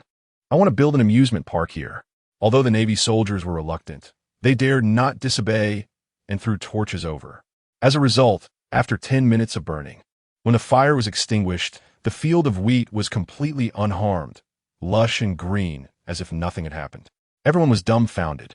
Just as the celestial dragon was preparing to burn it again, Luo Fan and Nami appeared, coldly saying, Hey, setting fire on my territory isn't very nice, is it? Upon seeing Nami, the celestial dragon's lecherous gaze glued to her. Oh, this girl is not bad. I'll take her back as my 19th maid. Nami turned pale at the sight of his outfit, gasping in shock, TT celestial dragon. She grabbed Luo Fan's arm, her voice trembling, Luo Fan, let us get out of here. Provoking them will attract a marine admiral.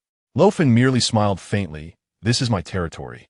The celestial dragon approached with a gun, sneeringly cursing, You 2 dog slaves. Why aren't you kneeling before me? The Navy behind him all aimed their guns at us. Nami was so frightened she hid behind Luo Fan, and just then, a dragon roar echoed as a dark red dragon-headed sword appeared in Luo Fan's hand. The celestial dragon, seeing this, shot without thinking, bang, bang, bang. Several bullets hit Luo Fan, but they were all deflected by a layer of golden light. Everyone was stunned. This guy could block bullets with his body. Just as the celestial dragon was about to continue shooting, Luo Fan's figure flickered and appeared right in front of him, still wearing that harmless smile. Why you can't kill me? I'm a celestial dragon. The fat man was so scared his pants almost wet. Luo Fan smiled gently. Oh, a celestial dragon? I personally love to kill them. As soon as he finished speaking, a blood-red flash of the sword passed by. With a plop, the bubble-helmeted head rolled away like a ball. I'll tell you, As soon as my head hit the ground, the phone bug on the corpse started ringing. Luo Fan is also a tough guy. He just picked it up and answered. Goodness, the person on the other end completely lost it. An old man was screaming crazily. Where's my son? Who are you? How dare you use my son's phone? You're dead for sure. At that moment, I thought to myself, this dad's temper is really explosive. Guess what Luo Fan said? He yawned lazily and replied, Oh, I'm waiting for your family bucket. He even added a jab, saying, It's Thursday today, there's a promotion. After saying that, he hung up the phone with a snap. This operation left me dumbfounded. It was simply top-tier manipulation. After hanging up, this guy was still not satisfied. Pinching his chin and pondering, killing one or two isn't enough. How about going live and killing the celestial dragons in front of the whole world? On the other side, on the ship of the celestial dragons, chaos had completely erupted. That old man, the father of the one who just died, named Eve Saint, smashed the phone bug right on the spot. The dozen or so relatives of the celestial dragons on the ship were all shouting, talking about 1,000 cuts and making him a lifelong slave, all fired up. This old man was also a man of action. He directly pulled out another phone bug. And let me tell you, this was no ordinary item. It was a VIP line that could connect directly to the 5 elders. At this time, in Mariewa, the 5 old men were still in a meeting, discussing the mess left after the Marineford War, preparing to do something like a world conscription to reinforce the Navy with some tough guys. But when the phone rang and they heard a celestial dragon had been killed, the entire hall went silent in an instant. Who knows what family means? The atmosphere felt like the air had frozen. The 5 elders were instantly furious. Causing trouble at this critical moment was like slapping their world government in the face. Without saying a word, they directly called Kizaru. Where was Kizaru at that moment? Let me tell you, he was lying on the beach at the G5 base, leisurely sipping tea with his legs crossed, looking like a retired old cadre, mumbling about clocking out and going to enjoy himself at the end of the month when payday came. But good heavens, his hand was shaking, spilling tea everywhere. A side effect of the radiation bomb from Luo Fan earlier. Just as he was enjoying himself, the phone from the 5 elders rang. Kizaru? Someone killed a celestial dragon. You need to go. Kizaru's face immediately dropped, and he must have been cursing in his heart. Why is it always me?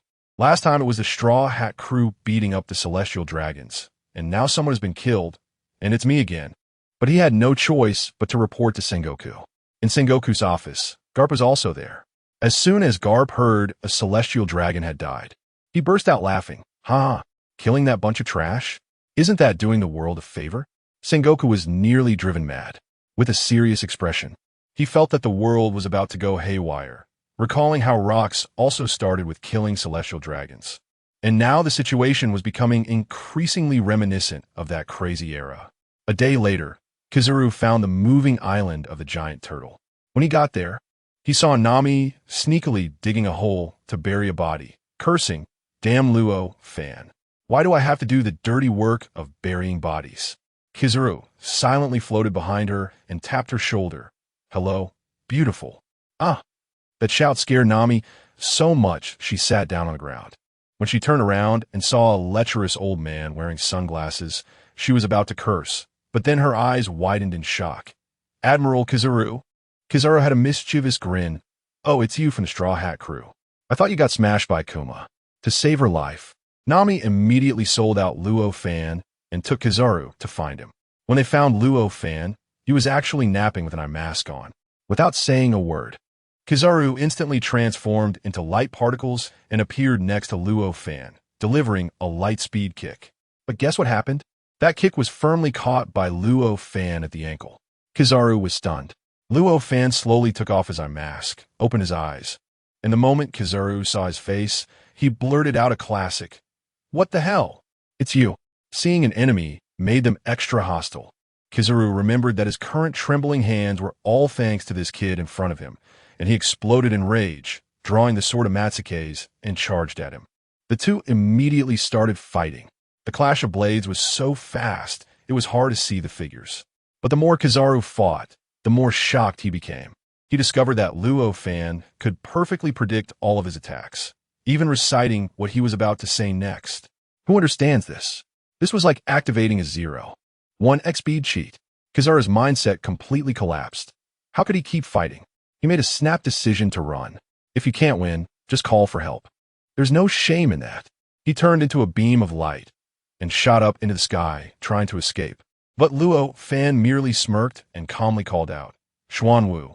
The next second, with a loud bang, Kizaru crashed into an invisible wall like a headless fly, bouncing back and spinning several times in the air.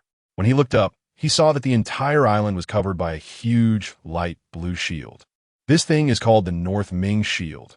Honestly, it should be called the 7-Day Lock of Strong Bonds, mainly emphasizing that it's hard to escape. Kizaru unleashed a flurry of attacks on a shield, but it was of no use. He realized he had become a turtle in a jar. He quickly pulled out the phone bug to call Sengoku for help. "Sengoku, I found the World Destroyer, but I'm trapped on the back of a moving giant turtle. Follow my life card to find me." Sengoku immediately jumped up and hurriedly informed Garp beside him. Let me tell you, Garp's reaction was nothing like his usual playful demeanor. His face was as dark as a pot bottom. He put down the senbei in his hand and said solemnly, "Where is he? I'll go kill him now." Good heavens. This guy still remembered the radiation incident, and now he had finally found the culprit. Sengoku quickly pulled him back, and the scene looked like holding down a firecracker ready to take off. "Calm down, Garp. We need to think this through." He hurriedly reported the situation to Mariehua, then told Garp an even more explosive piece of news. Fujitora and Ryakujiu were already on the way, and it had been officially decided to promote them to our Navy admirals. Good heavens, now our Navy had gathered 5 admirals, the 5 Tiger generals. They were ready to go all out. Sengoku originally thought that Kizaru, that old fox, could hold on for a while. After all, that kid Luo Fan mainly relied on a bunch of strange props to mess with people. But the next second, the phone bug from Kizaru transmitted a sentence that left Sengoku in silence. Kizaru said, "This guy seems to be even more powerful than during the Marineford War." I tell you, this statement carries a lot of weight. The Yellow Ape fought with him for half a day and gained nothing. What does this indicate? It indicates that the other party's strength is already on par with the admirals. Now Sengoku truly couldn't sit still. His face turned pale. If the Yellow Ape really fell there, the loss for the Navy would be tremendous. He made the quick decision. No more waiting. Immediately gather Akiji Akainu and the 2 new colleagues, Fujitora and Green Bull. Everyone mobilize. At this moment, the Yellow Ape, trapped on the island, sighed and told the snail phone, "Sengoku-san, you don't need to save me dinner tonight." He knew there was no escape. He had to fight for his life. He hadn't been using his full power before, but now he thought if he didn't get serious, he would meet his end here. Just as he was thinking this, a young man appeared, swinging a big knife, and shouted at the Yellow Ape hanging in the sky. "Hey, Yellow Monkey, hanging up there? Come down and play." Yellow Monkey? Let me tell you, the Yellow Ape has always hated being given nicknames, and his face instantly darkened. He swooped down to the ground, his gaze cold enough to freeze. In the next moment, the sword in his hand split into 2, transforming into a dual-wielding style. However, his left hand trembled uncontrollably. It was hard to tell if he was angry or something else. Luo Fan furrowed his brow, thinking, goodness, this old man can't be having a stroke, can he? With hands shaking like that, can he still fight? But the next second, the Yellow Ape transformed into a beam of light and zipped behind Luo Fan, crossing his twin swords and striking down fiercely. With a clang, Luo Fan managed to parry one sword with a counterstrike. But no one expected the cunning old man to circumvent the blade with his right sword, stabbing it directly into Luo Fan's abdomen. "Oof, kid, you're still too green to fight with me." The Yellow Ape's face showed a proud smile. However, before that smile could fade, something unbelievable happened. From the ground, 2 hands suddenly emerged, gripping the Yellow Ape's ankles tightly.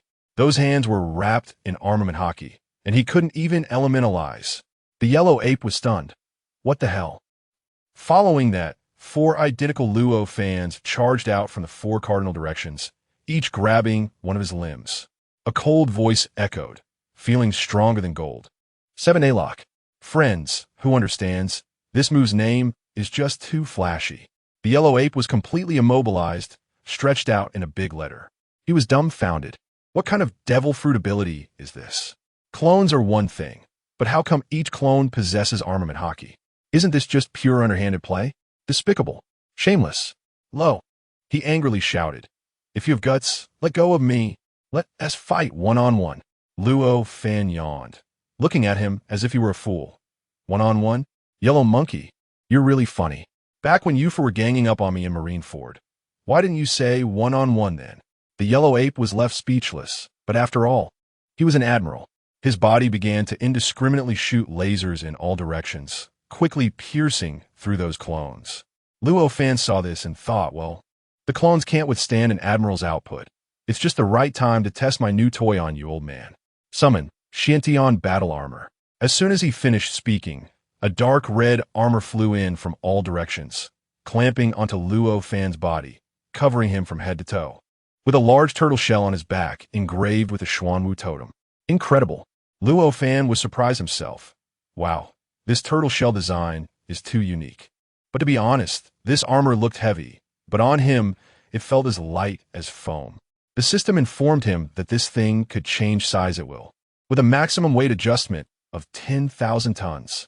The yellow ape on the opposite side was dumbfounded. What the hell? It could transform too? But this design? What is the difference from a turtle hiding its head? Luo Fan completely ignored him, feeling quite pleased. Invincible defense? I'm not afraid of you at all. He charged forward with his sword. The yellow ape raised his hand, unleashing a barrage of laser beams, raining down upon the armor. But what was the result? Other than some black smoke, there wasn't even a scratch. Now the yellow ape was genuinely a bit panicked.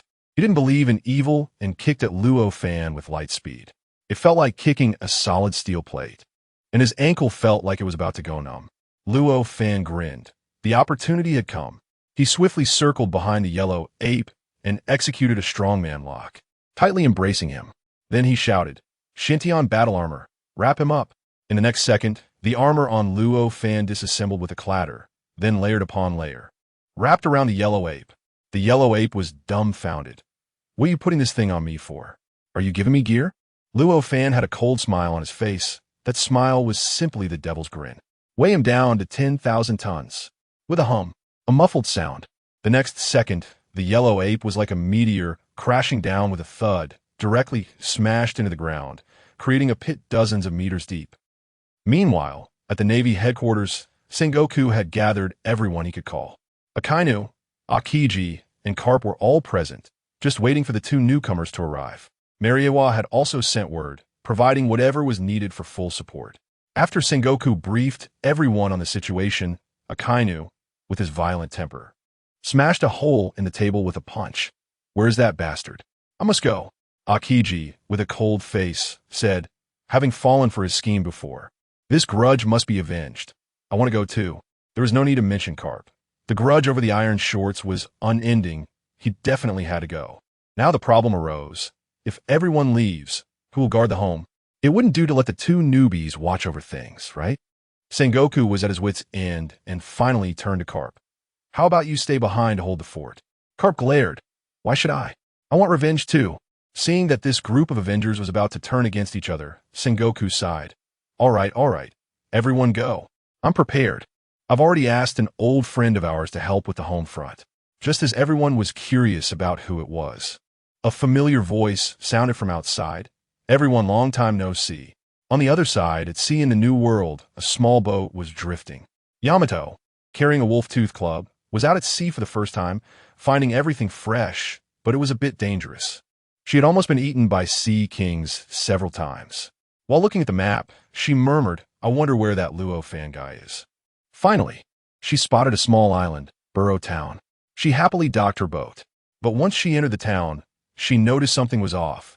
The streets were in disarray, vines and branches everywhere, and a group of pirates lay on the ground frothing at the mouth, convulsing. A muscular man in a Navy justice coat, smoking a cigarette, covered in tattoos, was standing there, kicking a pirate away. This guy was the newly appointed Navy Admiral, Green Bull. He had just finished dealing with a bunch of unruly pirates and was waiting for a warship to pick him up, hoping to meet his idol, Akainu. Just then, he sensed a powerful aura with his observation haki. Turning around, he saw Yamato, wearing a mask and traditional Japanese clothing. He immediately recognized her attire from Wano and stepped forward to block her. Hey, little sister, are you from Wano? Seeing the Navy, Yamato instinctively took a step back, becoming alert. After all, she was Kaido's daughter, and she naturally didn't get along with the Navy.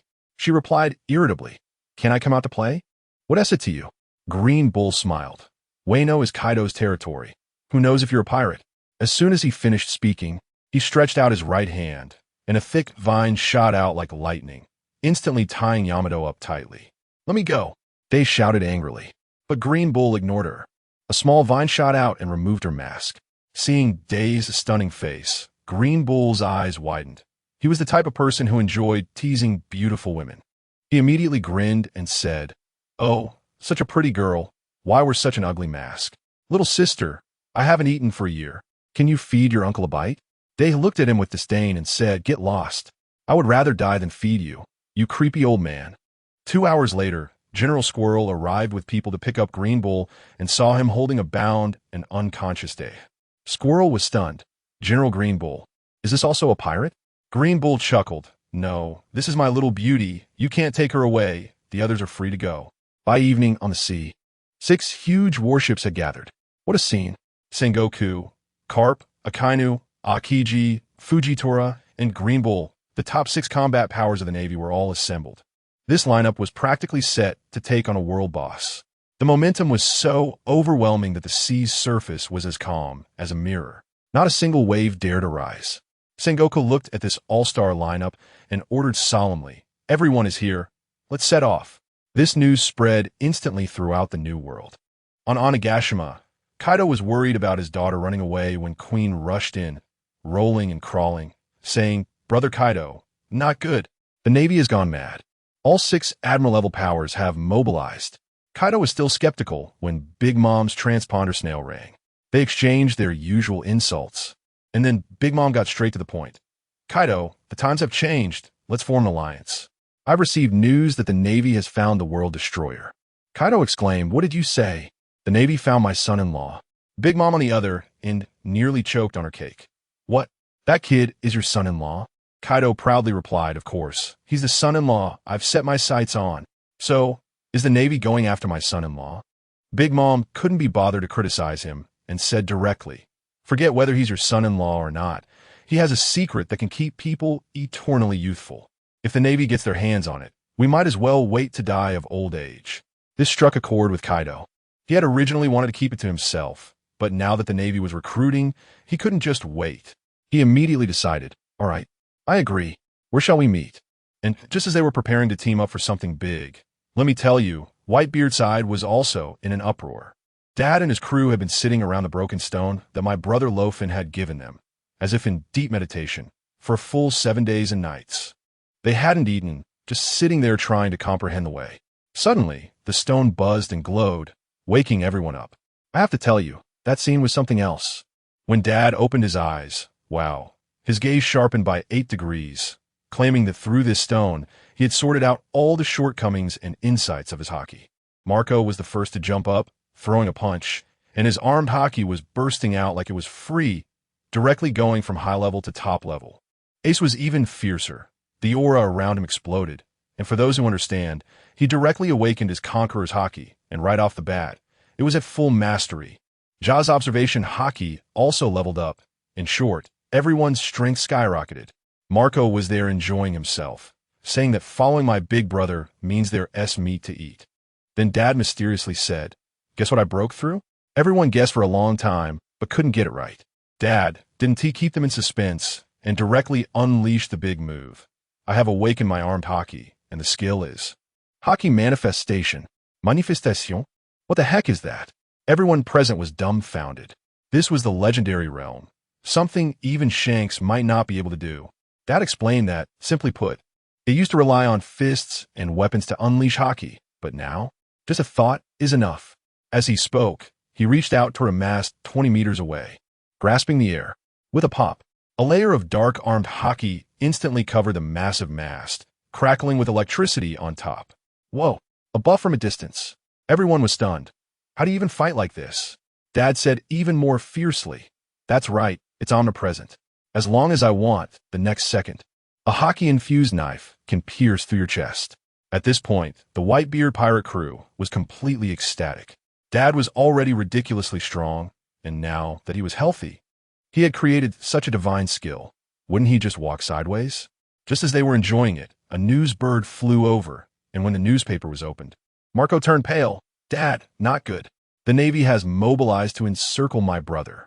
Upon hearing this, Whitebeard exploded on the spot, waving his hand. Boys, turn the ship around. He pulled out the life card given by law, and his gaze was resolute. Having saved his life and being a father, now that his brother was in trouble, he would risk everything to go. Meanwhile, on the Navy's 6 warships, the atmosphere was much more relaxed. A general named Green Bull was lounging with his legs crossed, drinking coffee. Beside him, a beautiful woman was tied up with vines, and it was Yamato. Green Bull, that old man, was not only verbally harassing her, but also trying to extract information about my brother. Yamato ignored him completely. Just then, with a crash, a fisherman covered in wounds, missing his ivory and with a bald braid, jumped onto the ship. Who was this? Drought Jack. He had drifted at sea for several days and finally spotted a ship. As soon as he jumped on board, he saw his young master tied up, and he exploded on the spot, shouting, "Young Master Yamato, who the hell dares to touch you? I will kill him." Yamato recognized him and was shocked. Green Bull didn't even bother to lift his eyelids, dismissively saying, "Where did this fly come from?" Jack didn't care about that. He swung his fist and charged forward. As a result, Green Bull casually waved his hand, and a vine shot out.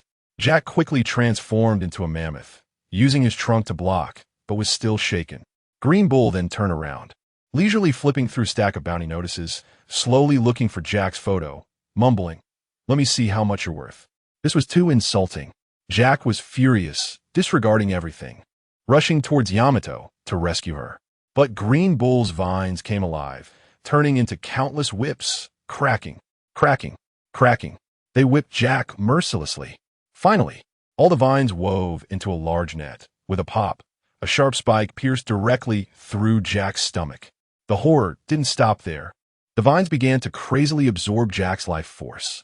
In just a few seconds, the Drought Jack, with a bounty of 1 billion, a strong man, was directly drained into a shriveled old man, a bag of bones. Only then did Green Bull find his bounty notice, saying sarcastically, "Oh, so you're Kaido's beloved? My apologies." He stepped on Jack's head, demanding to know Yamato's identity. Jack was tough and refused to speak. Just as Green Bull was about to go for the kill, Yamato couldn't bear it anymore and finally shouted, "Stop. Don't kill him. I'll tell you, I am Kaido's daughter." As soon as this was said, all the Navy on the ship was stunned. Green Bull was also taken aback for a moment, then burst into laughter, feeling he had caught a huge fish. Yamato spat in disgust. "Pa, who told you to like me? I'm already engaged." Green Bull's face darkened. "Oh." Yamato smiled, incredibly determined. "Of course. It's the world destroyer you Navy talks about. I told you." The Green Bull turned pale with anger. He leaned his face in front of Day and ominously said, "Oh, so that guy's your fiancé? Don't worry. Our current mission is to kill him, and I will personally butcher him in front of you. Do you think my big brother is just sitting around? He is concocting a shocking plan." He directly sent a clone to invite the president of the World Economic News Agency, that bird like Morgan, to Xuanwu Island. As soon as they met, Luo Fan wasted no time and directly pushed out a cart full of money, 200 million berries. "Help me set up a global live broadcast." My big brother got straight to the point. Morgan asked what a broadcast. Luo Fan casually replied, "For example, live streaming the torture of a Marine admiral?" Morgan thought this was explosive, but not enough to surpass the Marineford War. My big brother laughed. "So what if we add live streaming of killing a dozen celestial dragons?" At that moment, Morgan's expression was just like an old man on the subway looking at his phone, completely stunned. Killing celestial dragons? And live streaming? This is madness. My elder brother pointed into the distance, and there it was, a huge prison cage containing more than a dozen celestial dragons dressed in spacesuits. The entire family of that celestial dragon he had destroyed before, all captured in one fell swoop. Morgans was afraid of being assassinated by the world government and hesitated. Luo Fan simply snapped his fingers, and a massive diamond-shaped shield instantly enveloped the entire island, assuring him that it was absolutely safe. Morgans was completely convinced and agreed to cooperate on the spot. Luo Fan then took him to see the so-called Marine Admirals, and there was Kizu, tightly bound to the ground by a dark red armor, unable to move at all, only able to futilely fire lasers that were of no use. Morgans was so excited he was trembling, immediately ordering his subordinate newsbird to spread the news worldwide using the snail phone. This stirred up a hornet's nest. As soon as the news reached the newspapers, the 5 elders in the Holy Land were having a meeting when Lucci burst in with the newspaper and the snail phone. The 5 elders looked at it and were immediately infuriated, nearly having a heart attack. Seeing the photos of Kizuru bound and the celestial dragons caged in the newspaper, their faces turned as dark as the bottom of a pot. I tell you, those old men exploded on the spot. The bald guy with a scar smashed that antique table with hundreds of years of history into sawdust with a slap, roaring like he wanted to eat someone. Can't stand it. This kid is declaring war on our entire world government, and he wants a global live broadcast. Is that Morgan crazy? Why get involved in something like this? Family who understands, in 800 years, I've never seen someone so arrogant. Back in the day, Rotz was impressive, right? He almost toppled the celestial dragon's home, but he didn't dare to play like this. This is simply rubbing the faces of the 5 elders in the dirt. That bald old man got heated right away, saying, "Don't wait. Report to Lord M, activate Tian Wang directly. No matter what world destroyer or big turtle, we'll blast them all to bits." Wow, they're about to unleash a big move. The other 4 old men hesitated a bit, saying Sengoku and the others were still on their way. The bald old man's eyes turned red. That's a backup plan. If Sengoku and those useless guys can't handle it, let Tian Wang clean up the scene. Once this news broke, I tell you, the whole world went crazy. The news at the Navy headquarters was leveled, hasn't even been digested yet. And then came an even more explosive one. Someone is going to globally broadcast the execution of the celestial dragons. What does this mean? It's like someone is going to broadcast the trial of God in Times Square. Everyone was shocked, but to be honest, deep down there was a slight expectation. At this moment, various powerful figures also received the news. On the red-haired pirate's ship, Shanks was holding the newspaper, feeling overwhelmed. This guy is too much of a troublemaker. He was still regretting not being able to show off his face fruit during the Marineford War. As a result, Luo Fan turned around and tied up Kizuru, intending to kill the celestial dragons. Beckman was smoking nearby, looking serious. He's being so high-profile, the 5 elders will definitely fight him to the death. Shanks fell silent for a moment, then suddenly laughed. No, he's doing this on purpose. He wants to break this balance. Then he waved his hand. Boys, set sail. Let's go join the fun. On the other side, 2 gigantic pirate ships were racing across the sea. Kaido looked at the newspaper, slapped his thigh, and laughed like a 200-pound child. Ha ha, as expected of my chosen son-in-law. Beside him, Big Mom, Charlotte Linlin, looked dark. Kaido, is your head filled with alcohol? He has exposed his location now. The Navy will definitely rush over. If they get there first, won't this trip be in vain? I tell you, everything about One Piece has to take a back seat now, compared to the phrase eternal youth. It's all insignificant. These 2 emperors, one wants to live for another 500 years, and the other wants to regain their youth. Right now, they look like sharks smelling blood, with their eyes turning red. Kaido immediately became displeased. Damn old hag. You don't need to teach me how to do things. The 2 of them clashed their conqueror's haki right on the spot, making their underlings nearly suffocate. In the end, one shouted, "What are you all dawdling for? Full speed ahead." On the Navy side, Sengoku saw the news on the warship and slammed his fist down, breaking another table. Carp, Akainu, Akiji, and the newly arrived Green Bull and Fujitora were all present, their faces pale. Sengoku was so angry he was about to grind his teeth. Does this guy really want to turn the world upside down? Akainu was already oozing magma, his expression indicating he wanted to melt Luo Fan right then and there. After all, that big mushroom in Marineford was like a thorn in all their hearts. Green Bull and Fujitora, the 2 newcomers, looked at their senior colleagues, who all had expressions that seemed ready to eat someone, and wondered, what on earth did Luo Fan do to stir up such a hornet's nest? Did he invite their whole family to a feast? He has definitely boiled these big shots. Carp reminded from the side, Sengoku, if we don't hurry, Kizaru and the celestial dragons will really be gone. Sengoku suddenly slammed his hand down. All troops, advance at maximum speed. We must eliminate the world destroyer before anyone else intervenes. Let the whole world see that our Navy's authority is not something that he alone can trample on. The scene shifted to the deepest part of the Holy Land, among the mysterious flowers. The 5 elders knelt respectfully on the ground, and before them sat a shadow on the throne, obscuring its face. Imu. That bald old man was still swearing loyalty. Lord Imu, this kid must die. Even if it means sacrificing Sengoku and the others, it is necessary. Goodness. For the sake of face, they could even betray their own. The 5 of them spoke in unison.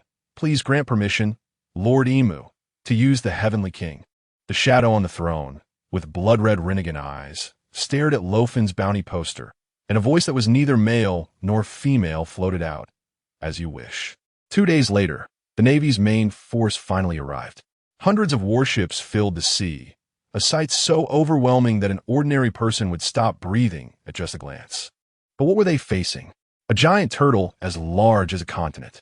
The Navy's soldiers' legs began to tremble. My goodness, my legs are weak. Bro, don't laugh at me. I've already knelt down. Are we really going to fight such a monster? On the Navy's high command side, Sengoku and Karp looked at the giant turtle, their hearts also racing. This thing was several times larger than the elephant that carried Zoe. Just as the military morale of the Navy was wavering, Sengoku shouted in anger to stabilize their spirits, then pointed. The world destroyer is up there. All ships, heed my command. Fire at will. Boom, boom, boom. A steel rain, made up of tens of thousands of cannonballs, came crashing down. The explosion sounded as if it could blow the sea apart. And the result? As the smoke cleared, there wasn't even a scratch on that giant turtle. Not even a piece of skin was scraped off. I tell you, the jaws of those Navy soldiers dropped to the deck. What is going on, little brother? Is this a scraping treatment? Akainu was instantly furious, unleashing his ultimate move, Meteor Volcano. Countless molten lava fists rained down. But all that happened was a ripple on the diamond-like shield, and then it was gone. Fujitora also pulled down a meteor from outer space, but it shattered upon impact. Karp, Akiji, and the others were dumbfounded. Even Akainu and Fujitora couldn't break through the defense, and their efforts were futile. Just when everyone was at a loss, a vice admiral rushed over with a den mushy, his face pale. Marshal, the live broadcast has started. What did you say? Sengoku turned around abruptly, and all the admiral's gazes gathered on him. At the same time, all the live broadcast den mushy around the world lit up.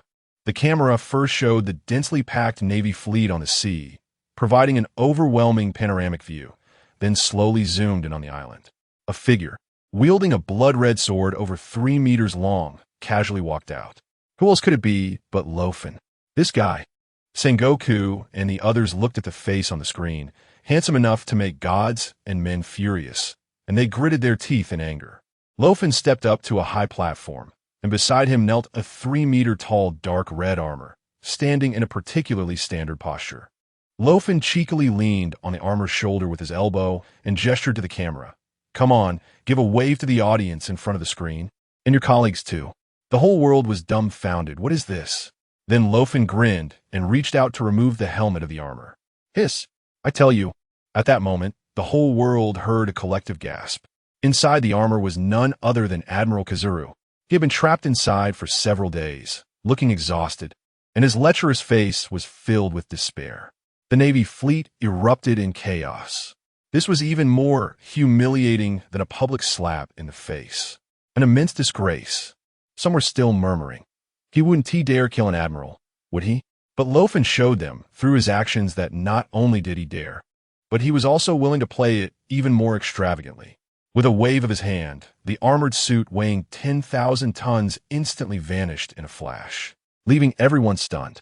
Kizaru had just breathed a sigh of relief when he realized his hands and feet were tightly shackled with sea prism stone, his whole body feeling weak. Then, in front of everyone, Luo Fan drew a long whip.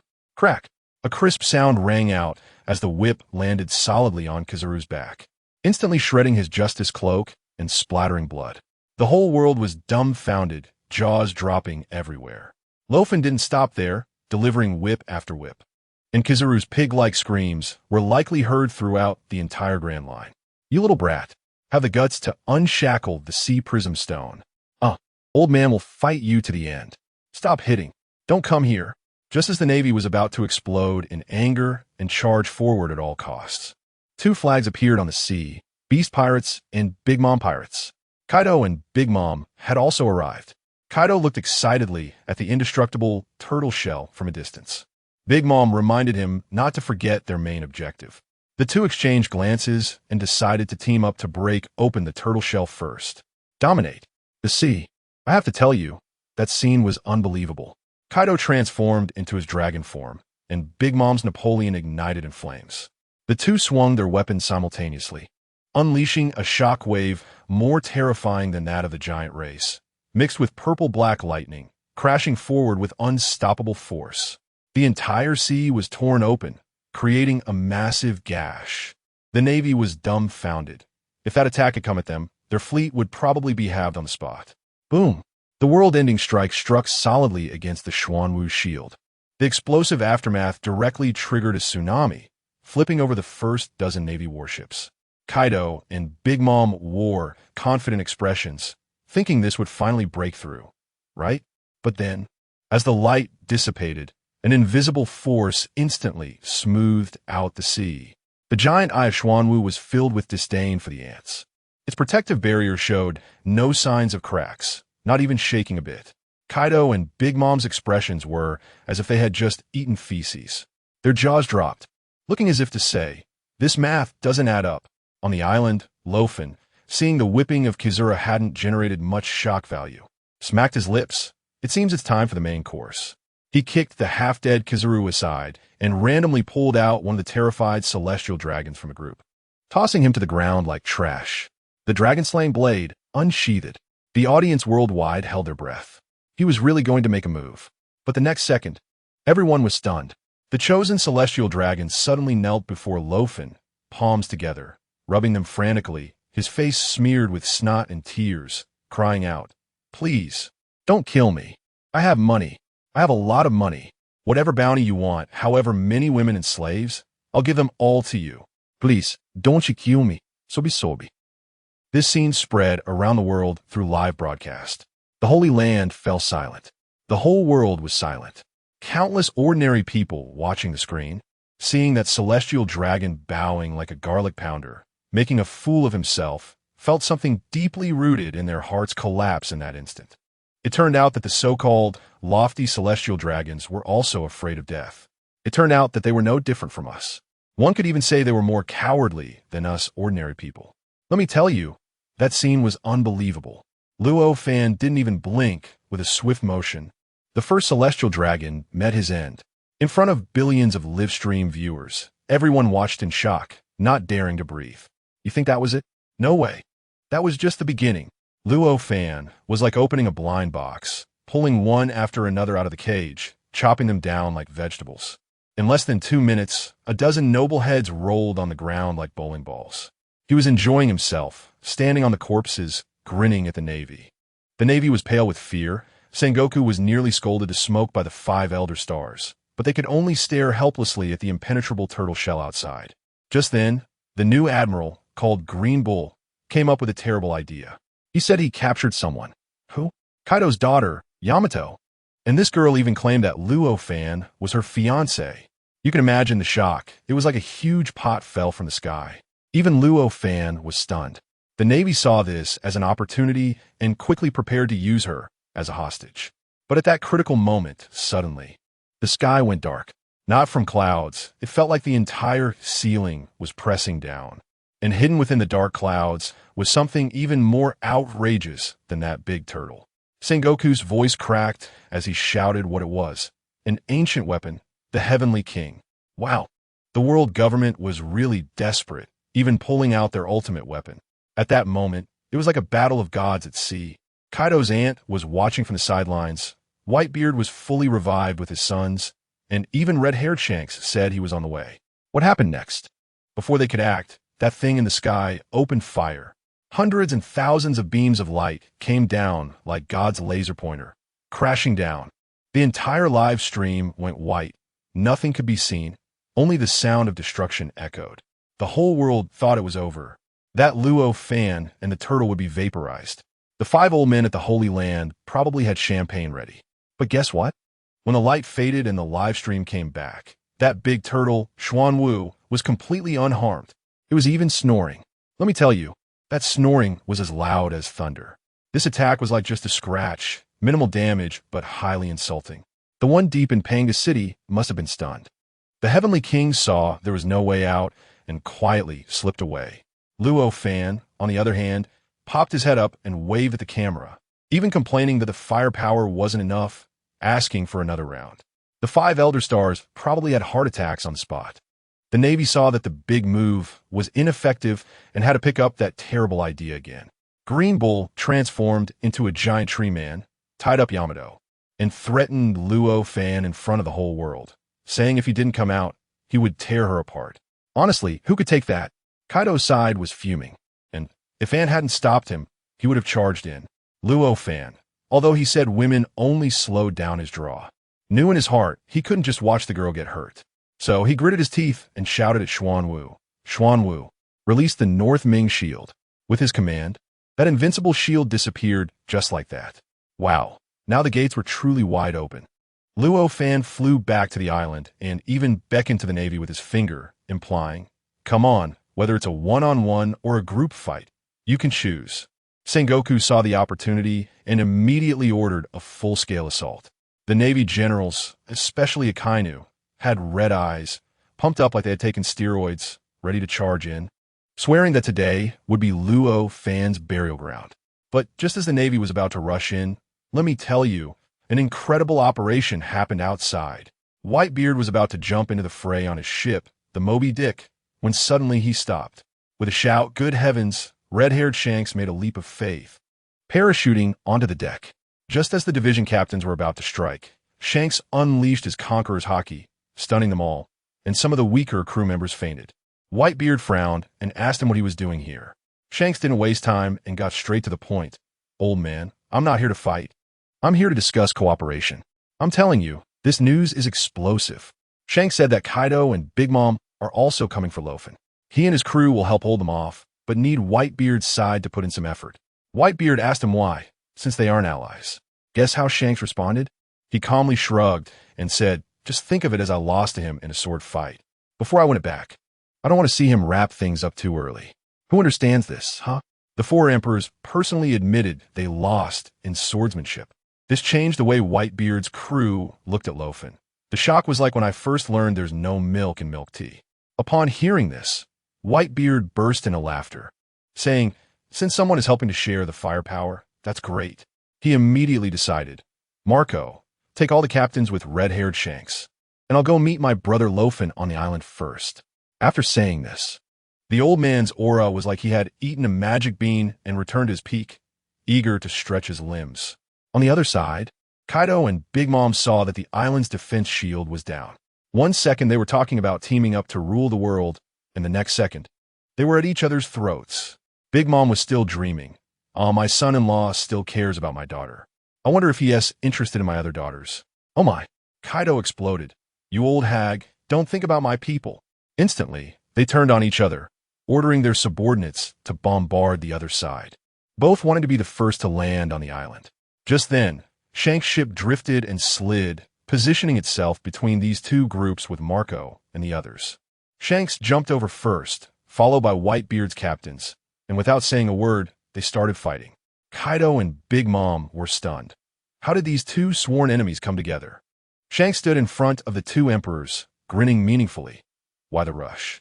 The clash of Conqueror's Haki instantly shattered the ship beneath them into 3 pieces.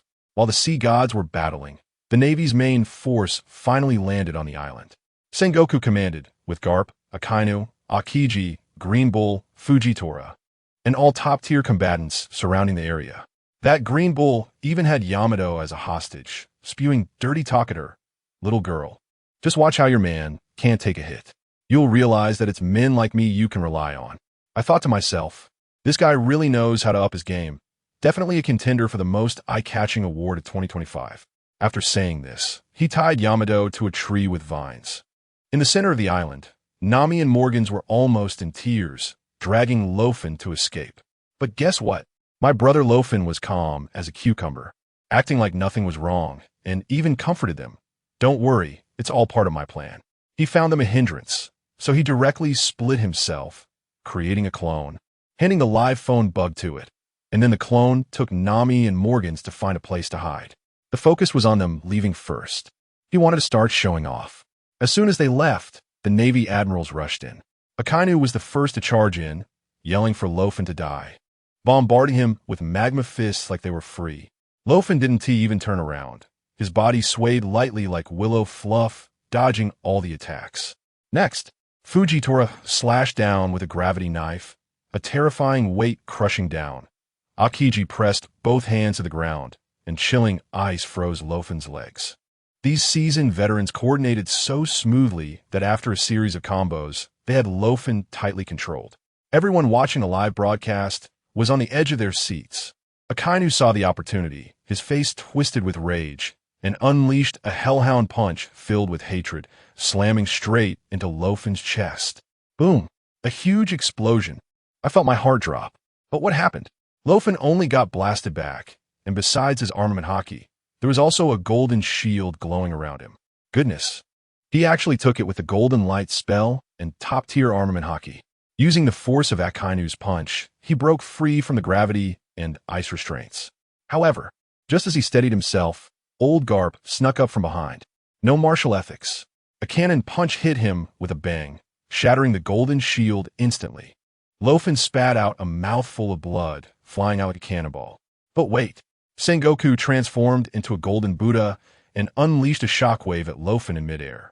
Damn, they were treating him like a volleyball. Damn it. Luo Fan roared in the air, and with a thought, activated his Shintian battle armor, merging. In an instant, a stylish dark red armor covered him. The shockwave hit the armor, creating a wave of golden ripples, and Luo Fan landed steadily, without a scratch. When a Navy admiral saw this, their eyes nearly popped out. Wasn't that the armor previously worn by Kizaru? Luo Fan patted his armor and gave Akainu the finger. Red Dog. Is it just you who can yap? Akainu was infuriated, launching a barrage of magma bullets. Luo Fan ignored him, pushing off the ground, aiming straight for Green Bull. Green Bull saw this and got angry. Do you think I'm easy to bully? He transformed into a giant treeman, with countless vines shooting towards Luo Fan like spears. But these vines couldn't even pierce Luo Fan's armor. Let me tell you, this Shintian battle armor shares defensive power with the Black Tortoise.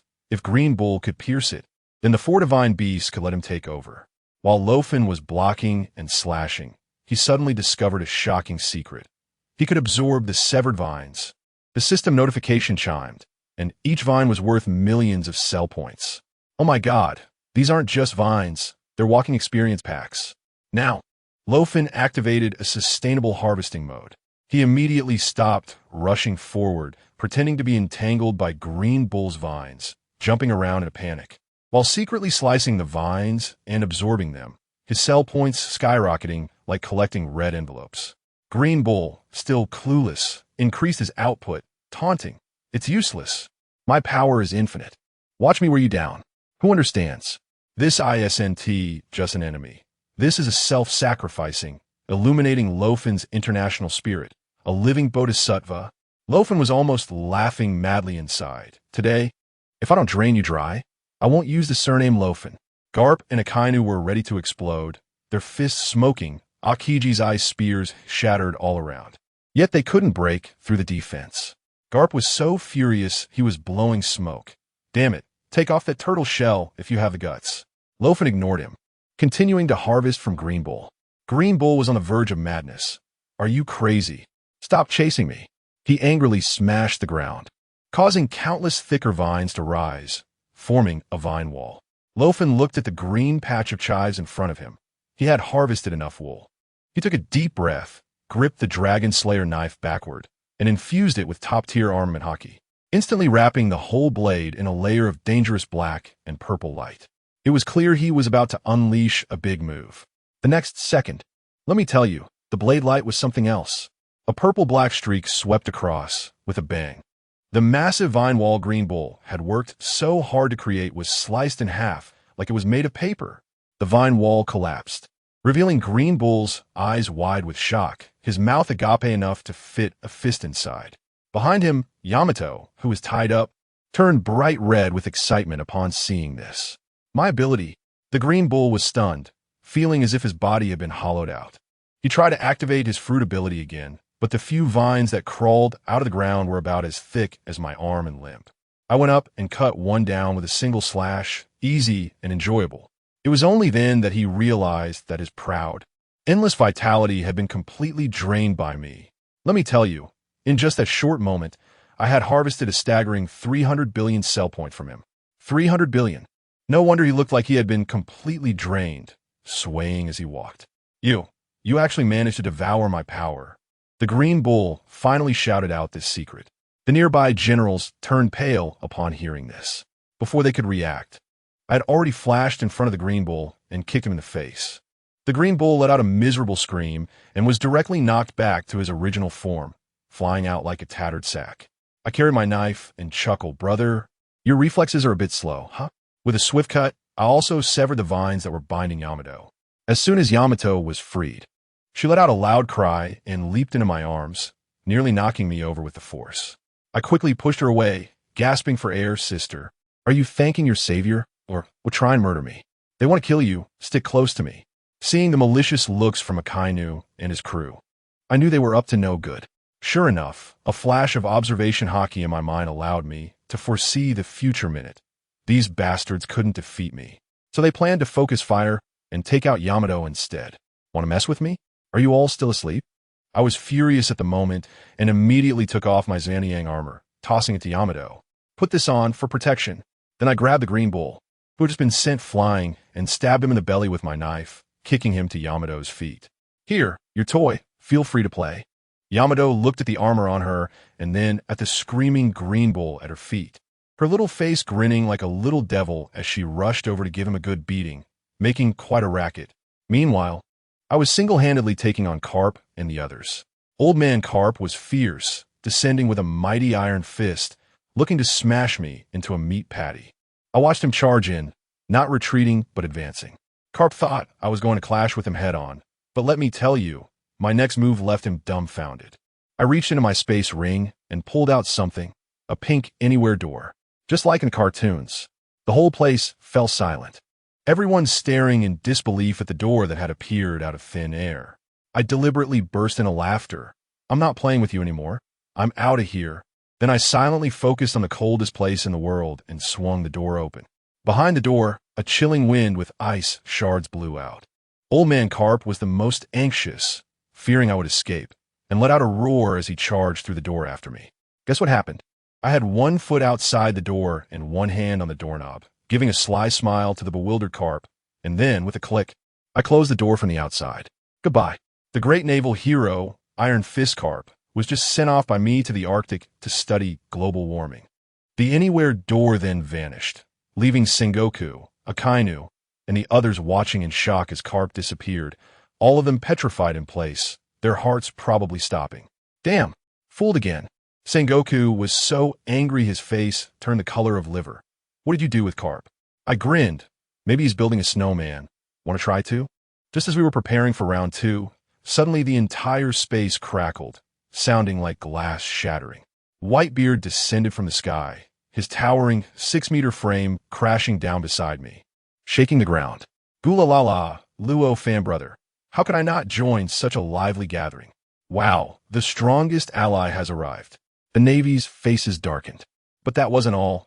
A strange laughter echoed from above. "Mama, mama, mama." Big Mom rode in on a thundercloud. Following closely behind, Kaido transformed into his dragon form and charged in, with red-haired Shanks right behind him. Oh my gosh, all 4 emperors are here. The entire Xuanwu Island is now as chaotic as if dumplings were being dropped from the sky. Kaido and Big Mom have a clear target, the secret of my eternal youth. Shanks is here to support me.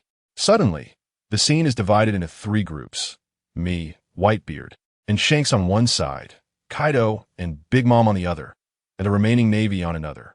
Kaido, that old guy, is quite perceptive and sideways glances at Sengoku, saying, "Hey, Navy, let's team up, or we'll take you out first and then fight each other." Akainu, furious, is about to curse him out when Sengoku holds him back. With a dark face, Sengoku has no choice but to temporarily agree. People all over the world watching the live broadcast are going crazy. The plot twists and turns like a roller coaster.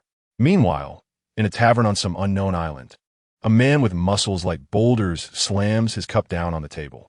This guy, with a mane of lion-like yellow hair and a fierce look in his eyes as if he's about to eat someone, is Douglas Barrett, a ruthless man from Roger's ship back in the day. He gazes at us on the screen, his face showing a pathological fanaticism, maintaining emotional stability, but going completely mad. Ha! The 4 emperors? Annihilators? They all must die. I'll kill every one of you, and I will be the strongest. Meanwhile, the battle on Schwanmu Island has completely erupted. Kaido and Shanks are clashing with earth-shattering force, while Big Mom and Sengoku team up to besiege Whitebeard. Old Man Whitebeard is also fierce. His haki bursts forth, forming a black hemispherical shield around him, withstanding Big Mom's Emperor Sword, leaving everyone in shock. As for me, I'm surrounded by Akainu, Aokiji, and Fujitora. Akainu is attacking me with his magma fists like they cost nothing. I dodge him while blocking Fujitora's gravity-infused slashes with my sword. However, I slip on the ice beneath my feet and fall victim to a surprise attack. Fujitora seizes the opportunity, pointing his cane sword at me in midair, gravity control. At that moment, I felt my body lighten, and I uncontrollably floated up into the sky, like a helium balloon, unable to move at all. And guess what? Those 2 old schemers, Aokiji and Akainu, took advantage of my immobility and charged at me. Let me tell you, Akainu's expression at that moment was like he had just found money. With one move of the Hellhound, that magma fist came crashing down on my chest like a little sun. He thought this blow would send me off, and he was ready to celebrate. Hey, but little did he know, I was luring him into a trap, playing the game of prediction. I smiled at him and directly told him, "Gotcha, you're falling for it." Just as his fist was about to hit, the blue lotus of my hellfire burst open. The feeling was like turning the gas stove to maximum and spraying it right in his face. Akainu's pupils shrank to the size of pinheads, and there was no time to pull back. His fist landed squarely on my family. Who understands that scream? It was heart-wrenching. The blue flames climbed up his arm, and half of his body was charred to a crisp, just short of sprinkling some cumin on it. A dignified magma fruit user, reduced to ashes by fire. Where could he reason about that? Of course, I wasn't doing any better. Aokiji's ice spear and Fujitora's gravity slammed me into the ground, almost turning me into a figurine box. But I had to cheat. I crawled out of the pit, turned back, and chugged a bottle of tenfold stamina potion, gulping it down. It tasted like dishwater, but the effect was real. Instantly back to full health and full energy, feeling like I could fight for another 300 rounds. I wiped the blood from the corner of my mouth, spread my hands, and conjured 2 fire lotus flowers, throwing them directly at Aokiji and Fujitora. These 2 were still reeling from Akainu's tragic fate, and when they saw these things flying towards them, they nearly lost their souls. They didn't even dare to block them, turning tail and running, terrified of getting a single speck on themselves. I thought that relying solely on this strange fire was a bit lacking, and I needed to prepare a solid dish. As I turned around, to my surprise, who did I see? Green Bull. This guy was beaten up by Yamato, looking like a pig's head, lying there with a bruised face. Yamato was surprisingly soft-hearted and didn't go all out. I immediately thought, "You're soft-hearted, but I'm not." I took a step forward, and with a swift motion, I struck down. Snap! The world became quiet. The Navy guys all had red eyes. Sengoku was yelling loudly, and Whitebeard directly used his imposing presence to block for me. Just as I was about to place my hand on Green Bull's corpse to prepare for the star absorption technique, something even crazier happened. Green Bull's head that had fallen on the ground suddenly, with a bayou, grew a body again. Although he looked weak, as if he was about to die, he was indeed alive. At that moment, I had only one thought.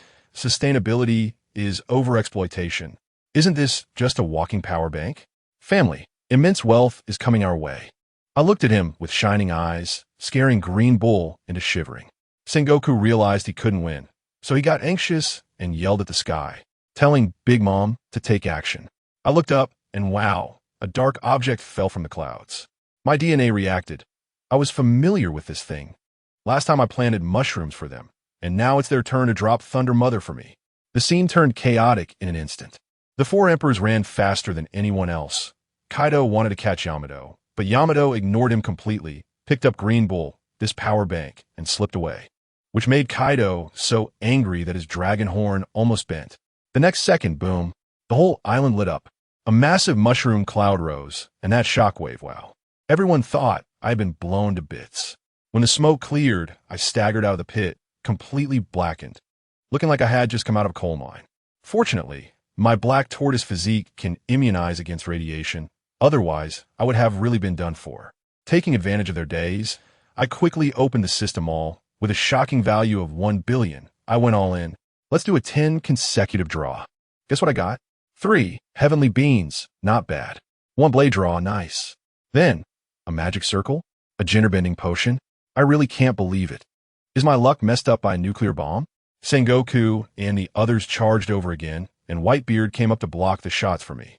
Seeing an opportunity, I quickly tossed that 24-hour youth restoration experience card over. Old man, catch it. Let me tell you, that scene was magnificent, with dazzling lights and full special effects. Once the light faded, the figure standing there was no longer an old man with white hair, but an incredibly handsome blonde guy in his 20s. The peak Edward Newgate has returned. Everyone was stunned.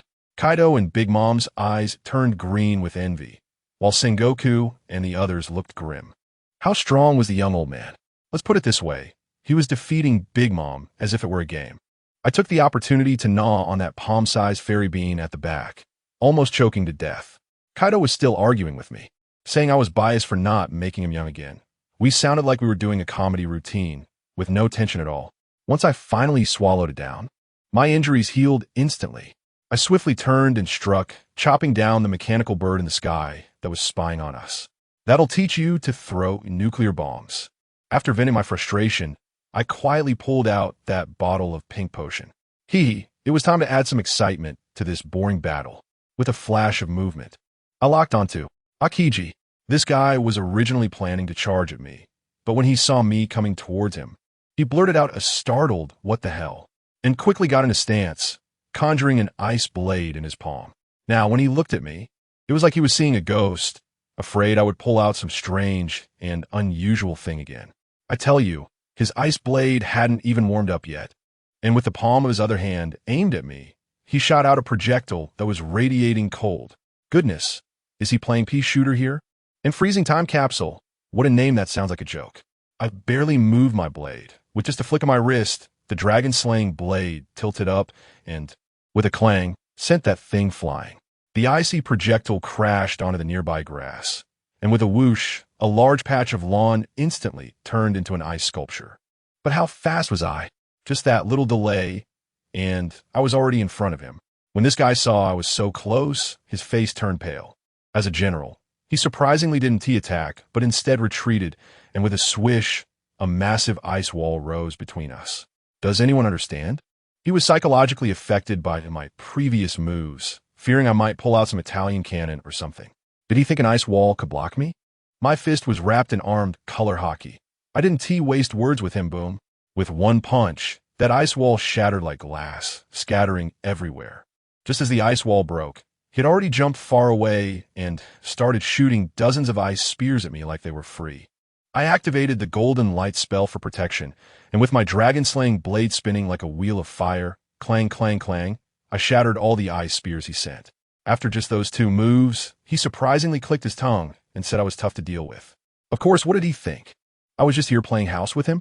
I had just regained my full strength, filled with energy, and was ready to charge at him hard when suddenly, a knife came slashing in from the side with a clang, blocking me. As soon as I glanced over, wow, Tengu Tiger had also arrived. Although his saber was also wrapped in armament hockey, I could clearly feel the immense pressure, and he couldn't help but praise me.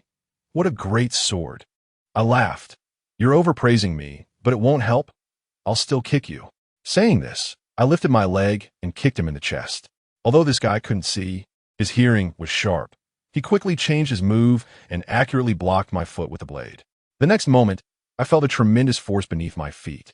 He activated his ability, Gravity Rebound.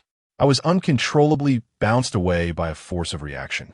I still haven't stabilized myself when he comes at me with a gravity suppression move. The air around me instantly becomes as solid as cement, pinning me down in place. The golden light spell on me starts to crackle, and it looks like I won't be able to hold on much longer. That kid Aokiji sees his chance and freezes the ground beneath my feet from a distance. Great, now I'm stuck like a popsicle again. Then these two start their mixed doubles performance. I have to tell you, that scene was something else.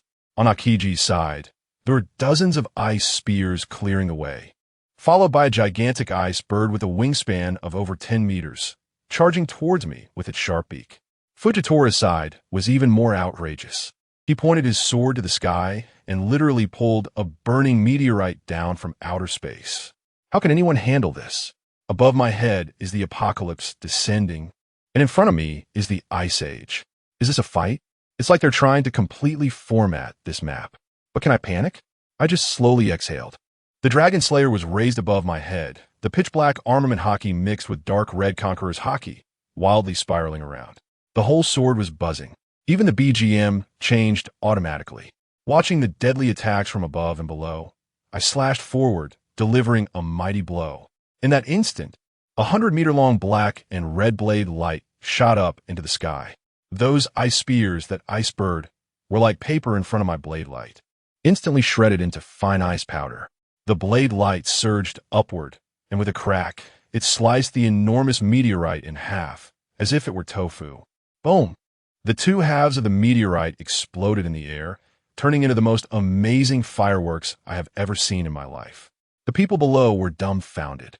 Fujitora and Aokiji looked like they had lost their souls. Probably their brains had crashed. Now's the time. Taking advantage of their daze, the ice beneath my feet shattered instantly, and I disappeared from the spot. Aokiji had just thought it was bad and wanted to protect himself with cold air, but it was too late. My handsome face was almost pressed against his, and I grinned at him, holding a bottle of light pink potion that I had prepared earlier. With a splash, I threw it right in his face. The pink smoke instantly surrounded him. When the smoke cleared, let me tell you, everyone in the room, without exception, was petrified. The scruffy middle-aged man from earlier was gone, replaced by an extraordinarily beautiful woman with flawless skin, a curvaceous figure, and long black wavy hair. Ah, Green Bull. Oh no, I should call her Sister Green Bull now. She looked down at her magnificent chest, covered her mouth, and let out a scream that could shatter eardrums. Kaido, Sengoku, red-haired Shanks, one and all, were dumbfounded, their jaws dropped to the floor. Some naval soldiers even showed a lovesick expression, and I heard someone mumbling, thick-legged crab. I think I'm in love. I whistled directly at this freshly minted beauty, and the exhilarating feeling was simply unbeatable. She was so angry that her face turned red, pointing at me and shouting, "What did you do to me?" I have to say, her voice was soft and charming. Combined with that expression of shyness and anger, it was simply a perfect contrast cuteness. I was holding my belly laughing so hard that tears were about to come out. I think you're doing great like this. Really, you're much more popular than before. Now she was completely too scared to speak. Her pretty face flushed with anger, and she could only glare at me with her eyes. She glanced at the strange expressions on Zhangguo and Fujitora's faces, then looked down at the Navy soldiers who were looking at her like she was a goddess, and probably realized that her lifetime reputation was ruined here. I slung the knife over my shoulder and shouted at the remaining Navy. So, are you still going to fight? Sengoku, that old man, took a step forward his golden, shining Buddha form, then stopped again. The anger on his face finally turned into deep reluctance. As the golden light faded, he returned to his original form and waved his hand. All troops, retreat. Akaina wanted to say something, using her silver, bell-like voice to shout, "Commander, we can't just." But as soon as Sengoku saw her beautiful face, he almost lost his composure, forcing himself to hold back a twisted expression and shouted even louder, "Retreat."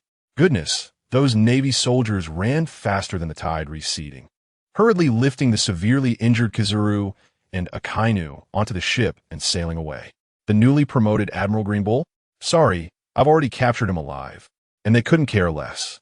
Once the Navy left, Kaido, that drunken fool, also lost interest, picked up his wine gourd, gulped down a big mouthful, and shouted at me, Good son-in-law, remember to come drink with your father-in-law when you have time. My daughter will be entrusted to you. I roll my eyes, then take Yamato away. Bullshit. He cursed and transformed into a blue dragon, flying away. The old lady could only glare at me resentfully before retreating with her oddly shaped sons. Looking at the boats fleeing in disarray on the sea, I raised the dragon slayer sword high, faced the sun, and let out a victorious roar. The Whitebeard pirates cheered along, surrounding me and the rejuvenated Whitebeard. The atmosphere was absolutely electrifying. Jinbei, my injuries are completely healed. I need to find my friends, Luffy said, spitting out a bone and swallowing a piece of meat as he spoke to Jinbei. The Navy government is fighting that destroyer. It's chaotic right now. You just healed. It's best not to leave easily, Jinbei advised. No matter what, I have to find a way to get back to Zoro and Nami. The stubborn Luffy stood up and quickly tore off the bandages wrapped around him. Jinbei reached out to stop him, but saw Luffy's movements suddenly freeze, his whole body stopping in place. Luffy? Jinbei looked confused. Luffy's body was rigid at the edge of the cliff, his pupils trembling slightly, his mind becoming hazy and chaotic. In his mind, a distant, faint voice was continuously calling out to him. I humbly request a 5-star review and a free power supply. Thank you, everyone. Chapter 120. The King Attacks Luffy. The strange condition of Luffy caught the attention of Jinbei and Hancock. The persistent echo of that voice in his head caused Luffy to suffer from a splitting headache all day. He was already exhausted from the excessive strain during the Marineford War and hadn't recovered, and now his spirit was becoming increasingly lethargic. The calling of Joy Boy's voice lingered on, tormenting Luffy. On Amazon Lily, even a knowledgeable Granny Nyan was at a loss regarding Luffy's condition. For 2 whole days, Luffy had been in agony, clutching his head, trying to drive away the cursed sound in his brain. Damn it, did I get hurt back in Marineford? Luffy thought. If only the supernova Trafalgar Law were here, maybe he could help treat me. Jinbei frowned, looking at Luffy with concern. After 2 days of mental torment, Luffy had lost his appetite for meat, lying on the ground in a sweaty, weak state, gasping for breath. Could it be that Luffy was harmed by the radioactive materials from that bomb? Hancock thought of the nuclear bomb from Marineford. At that time, both the Navy and the warlords were affected by the radiation from the nuclear explosion, and if it weren't for Vegapunk's antidote, the consequences could have been unimaginable. The side effects from the incomplete antidote had left Hancock's chest nearly beyond description. Carrying such a heavy burden on her chest all day long was becoming unbearable for Hancock. After pondering for a moment, Jinbei shook his head. It's unlikely. I rescued Luffy before that bomb exploded. Then what is going on? If only Trafalgar Law were here, he could treat Luffy. There's no need. Luffy's weak voice interrupted. He weakly pushed himself up from the ground, swaying, and the beautiful women from Amazon Lily reached out to help him, but he refused. It's just a small problem. I need to hurry and leave here to meet my friends. Straw Hat Kid, in your current state, leaving Amazon Lily is a problem. Granny Nine shook her head. That's right. You need to recover first. I'll accompany you to sea to find your companions later. The Navy government is currently preoccupied with that destroyer. You don't need to worry about your friend's safety. They might be waiting for you to reunite somewhere. Despite Jinbei and Granny Nine's advice, they couldn't stop Luffy's steps. He stubbornly dragged his weak body, wanting to leave. A few of them tried to hold him back, but couldn't stop him. At that moment, the clear sky above Amazon Lily suddenly became overcast with clouds, gathering and covering the land. The phenomena caught the attention of everyone near the cliff. They looked up to see a heavy humming sound coming from the dark clouds, like some kind of aircraft or ship. What is that? Jinbei was taken aback. A massive shadow, impossible to see clearly, lurked within the layers of clouds, hovering high above Amazon Lily. The terrifying pressure made everyone present feel their scalp tingle, goosebumps rising all over their bodies. This is bad. Hancock and the others' expressions changed dramatically. Remembering the recent live broadcast of the destroyer at Xuanwu Island against the Navy had also deployed some secret weapon hidden in the clouds. Although it didn't harm Xuanwu Island at the time, that truly terrifying attack loomed over all factions like a dark cloud. Who knows if the Navy would use such a secret weapon against their own in a fight? Right now, it seemed that weapon was really heading for Amazon Lily.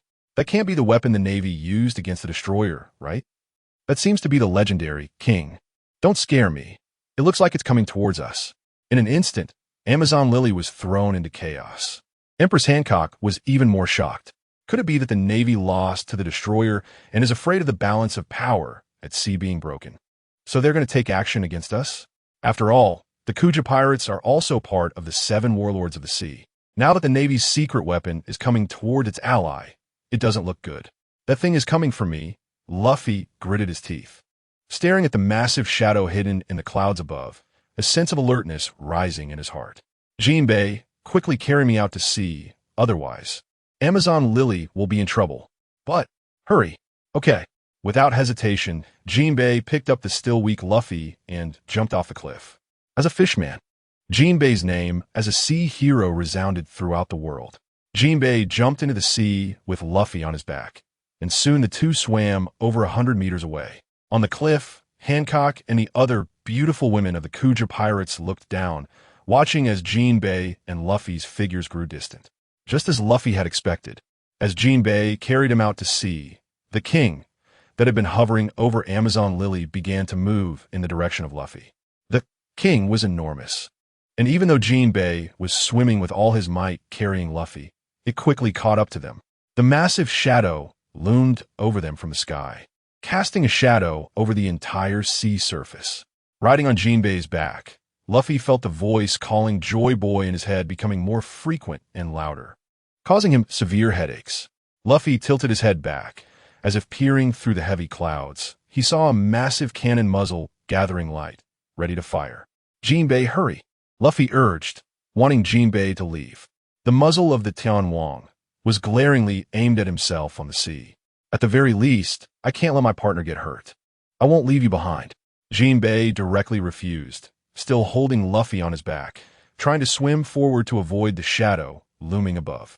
Luffy wanted to struggle free, but found that the huge shadow that had been covering him suddenly disappeared. Rather than disappearing, it was more accurate to say that a more dazzling light occupied the shadow. The Tianwang, above the sky, mercilessly fired a cannonball straight down at the sea where Luffy was. Countless blindingly bright beams of light shot down from the clouds, with the momentum to destroy the entire area. Luffy gritted his teeth and jumped off Jinbei's back, taking a deep breath. Luffy blew with all his might, and his entire rubber body instantly expanded into a giant beach ball in mid-air, the descending beam cannon. Chapter 121. The Awakening of Joy Boy Boom. A deafening explosion rang out. On Nine Snake Island, Empress Hancock and others looked from afar across the sea. They saw hundreds of massive white beams of light densely strike the sea where Luffy was, directly forming a huge, expanding ball of light. The explosion sounded as if it happened right next to them, causing everyone on Nine Snake Island to instantly hear a piercing buzzing in their ears, and they covered their ears in pain. So this is the kind of attack that the World Destroyer faced? Thinking of Luo Fan, who killed more than a dozen celestial dragons in the live stream, Empress Hancock realized that it wasn't because the Navy's forces were too weak. If that cannon from the Tianwang really bombarded Nine Snake Island, the entire island, including the Empress and everyone, would be blown to bits. It was just that Luo Fan was too strong, which created an illusion for everyone. Suddenly, everyone looked worriedly towards the center of the explosion. Luffy. This time, the beam cannon from the Tianwang did not last long. Clearly, the mastermind controlling the Tianwang specifically targeted Luffy with this shot, rather than attacking the entire Xuanwu Island like last time. Nevertheless, it lasted for several seconds. As the sound of the explosion gradually subsided, the dozens or hundreds of white beams that had fallen from the sky onto the sea also continued to shrink in size until they completely dissipated. The expansion and collapse of the beams triggered one last violent explosion, and then the entire churning and roaring sea finally returned to calm. Buzz, buzz, buzz. After firing a shot, the hidden Tianwang left again. The entire sky, covered by dark clouds, saw sunlight again. After a while, splash. Jinbei suddenly emerged from below the sea, wiping the water off his face, because Luffy had inflated his body to block the beam cannon coming down from above. Jinbei had not sustained any actual damage from the attack of the Tianwang. Jinbei held Luffy, who had sunk in the seawater, in his arms. his face filled with deep guilt and worry. At this moment, Luffy's entire body was severely burned from the Tianwang, his beam cannon, with almost no intact skin left, blood gushing forth and almost turning him into a blood-soaked figure, staining the surrounding seawater red. Held in Jinbei's arms, Luffy's body, after the bombardment and soaking in seawater, was continuously emitting steam, breathing weakly, and he could not feel his heartbeat, on the verge of death. It seemed that in the next moment, his life would completely end. Luffy, wake up, don't fall asleep. Jinbei's eyes were filled with tears. Didn't you say you wanted to be the Pirate King? You can't fall here. Wake up. Holding Luffy's body on the brink of destruction, Jinbei stood in the sea, heartbroken, and even dared not move too much, fearing that it would cause more serious harm to Luffy. In the distance, the ships of the 9 snake pirates were sailing towards them. The small boats guarding the main ship soon arrived one after another around Jinbei. Maigret, Efrandila, and other female warriors of 9 snake, who had close ties with Luffy, turned pale upon seeing Luffy covered in blood and gravely injured. Luffy! A large group of beautiful women from 9 Snake Island instantly surrounded Jinbei and Luffy. Empress Hancock looked nervous, even wanting to take Luffy from Jinbei's arms, but was stopped by Granny Nine. Granny Nine, what are you doing? Hancock was dissatisfied. The Straw Hat Kid's body is almost shattered by that terrible bombardment. If it weren't for his rubber body, you wouldn't even be able to see a whole person now. If you touch him now, he will really die, Granny Nine said seriously, her face grave. Hearing Granny Nine's warning, Maigret and the others, who also wanted to take Luffy, immediately pulled back their hands, crying like rain. Granny Nine, please save him, Maigret pleaded tearfully. Sigh. Granny Nine shook her head. It is already a miracle that he was not destroyed on the spot under the kind of attack from the Tianwang. Granny Nine looked at Luffy with eyes full of regret and pity. The Straw Hat Kid, who always smiled and shouted loudly that he wanted to be the Pirate King, seems to be just a fleeting shooting star after all. Thump! Thump! Just when everyone present thought Luffy's life was about to end and were sobbing in silence, suddenly, a faint vibration sound entered Jinbei's ears. Jinbei suddenly raised his head, incredulously looking at Luffy in his arms. You all listen. What? Thump! Thump! Thump! Thump! Thump! Thump! From within Luffy's body, an incredible thumping sound was actually coming out, and as the thumping continued, it became louder and louder. Jinbei and Granny Nine listened carefully and realized that the thumping sound was like that of a drum. But how could the sound of drumming come from Luffy's nearly lifeless body? Everyone present looked at each other, seeing the disbelief on each other's faces. What shocked Jinbei and the others even more was that as the sound of drumming grew louder and resonated across the sea, the injured and bloodied Luffy began to emit a glow. The light shone brightly, but was filled with gentleness and warmth. Jinbei witnessed the miraculous change in Luffy, his eyes wide with astonishment. What is happening here? As the drumming sound emanated from Luffy and he began to glow, far away on the sea in the latter half of the Grand Line, a giant elephant comparable in size to a mountain island was slowly walking. It was Zou Island, which had been used as a comparison when Kizaru landed on Xuanwu Island. At the same time, it had another even more shocking name, the Elephant Lord. As the oldest giant elephant alive in this world for over 2,000 years, the Elephant Lord had been wandering aimlessly on the Grand Line, seemingly waiting for something. However, today, at the moment Luffy's body underwent a transformation, the deep-set eyes of the Elephant Lord, which had always been dull and lifeless, suddenly sparkled with unprecedented brilliance. The giant four-legged Elephant Lord paused on the sea surface. Immediately, the Elephant Lord slowly changed direction and walked towards another path. While walking, the Elephant Lord raised its long and thick trunk, letting out a deafening trumpet. To ordinary people, it was merely the sound of an elephant's call.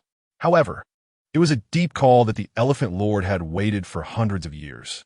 Joy Boy has returned. I humbly request a 5-star review. I earnestly seek free electricity. The conclusion is approaching, and I ask for a wave of gifts at the end.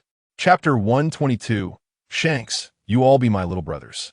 With the effect of the awakened skill, holy soil, the traces left by the Navy and the 4 Emperors' battle on Xuanwu Island were quickly refreshed, returning to their original state. The majestic body of Xuanwu quietly floated on the water, and under Luo Fan's direction, it stopped moving. On its back, there is a vast land surrounded by lush mountains and rivers, completely forming another new continent at sea. And this entire piece of land belonged solely to Luo Fan. The celestial dragons were slain. The Navy government, which had launched a massive attack, was repelled. Even the second of the four emperors, Kaido and Big Emon, returned empty-handed. Such a glorious achievement had completely conquered the world, and all forces were watching the movements of the Holy Land, Mary Geos. However, ever since the Navy retreated in disgrace, both the Holy Land, Mary Geos, and the world government fell silent. Without any further actions against the World Destroyer, this undoubtedly conveyed a subtle message to the entire world. The world government was powerless against the World Destroyer. The entire world was shaken, and everyone understood that this signified the emergence of another powerful force at sea.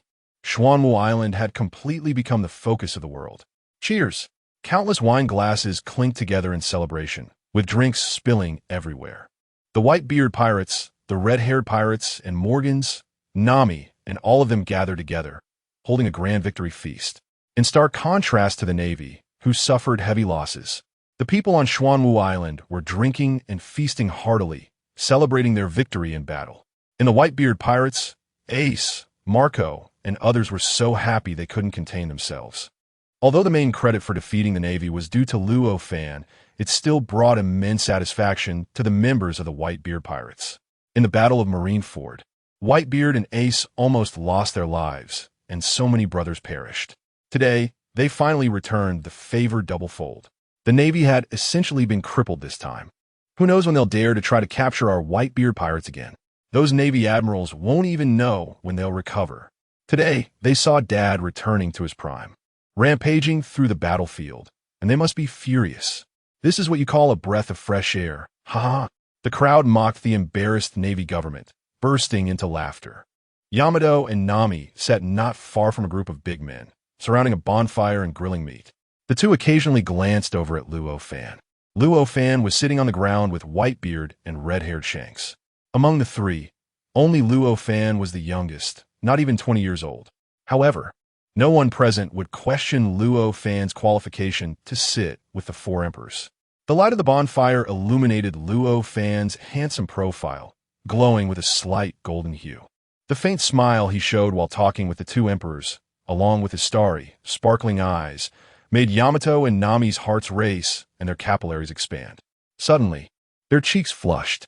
Nami, trying to calm herself with deep breaths, noticed Yamato gazing at Luo Fan with a lovesick look, resting her chin on her hand, even forgetting to close her mouth. Remembering that Yamato and Luo Fan had embraced each other on several occasions, which seemed very intimate, Nami felt a pang of discomfort in her heart. A faint sourness filled the air. How could this guy, at such a young age, become so powerful? It feels like if our captain encounters him, achieving the dream of becoming the Pirate King might be a bit challenging. Nami sighed. Luo is very strong, Yamato said confidently. At first, she was furious about Kaido arranging a marriage for her, but now her attitude towards Luo Fan had completely turned 180 degrees. Growing up, Yamato had never known what it felt like to have a crush, but at least she knew being with Luo Fan was the right choice. It's just a pity that such an outstanding man already has a fiancé. It seems we have no chance. What a shame. Nami felt regretful and shook her head. By the way, I heard his fiancée, is also the daughter of the four Emperor Kaido. Have you heard about it? Hearing Nami's curious inquiry, Yamato, who was lost in thought about Luo Fan, turned her head, remembering how furious she was when Kaido arranged for her to marry Luo Fan, only to end up eating ramen with him and being teased. Yamato laughed and pointed at herself. I am Luo Fan's fiancée. Nami, in an instant, the air was filled with someone's resentment and the sourness of a vinegar jar being completely overturned. Little brother, can't this youthful rejuvenation effect last a bit longer? Whitebeard, who had turned back into his old age due to the expiration of the experience card, squeezed beside Luo Fan and asked. That feeling of returning to youth and having all his strength restored to peak condition was truly addictive for Whitebeard. The young old man was incredibly handsome. If he could maintain that appearance, it would be perfect. Whitebeard had a look of endless nostalgia. You should be content. Luo Fan rolled his eyes. That kind of thing is hard to come by. Being able to use it on you is already a gain. If there are more in the future, I will continue to use them on you. Good brother, it's a deal. You'll be my brother from now on. Whitebeard tightly grasped Luo Fan's hand, looking at him with intense eyes. Luo Fan felt goosebumps all over and quickly pulled his hand away from Whitebeard. Red-haired Shanks, sitting opposite them, stood up, dusted off his pants, and said, although the Navy suffered losses, the world government has stood for hundreds of years without falling. And it's certainly not just because of their current tactics. Shanks said, my partners and I will take our leave. I believe we will have the opportunity to meet again in the future. I look forward to how far you can go in the future. Don't let me down. Brother Luo Fan, you are at a disadvantage alone. Why not just join my pirate crew? Whitebeard patted his chest, sincerely inviting Luo Fan to join his ship. Luo Fan shook his head. Luo Fan narrowed his eyes and smiled.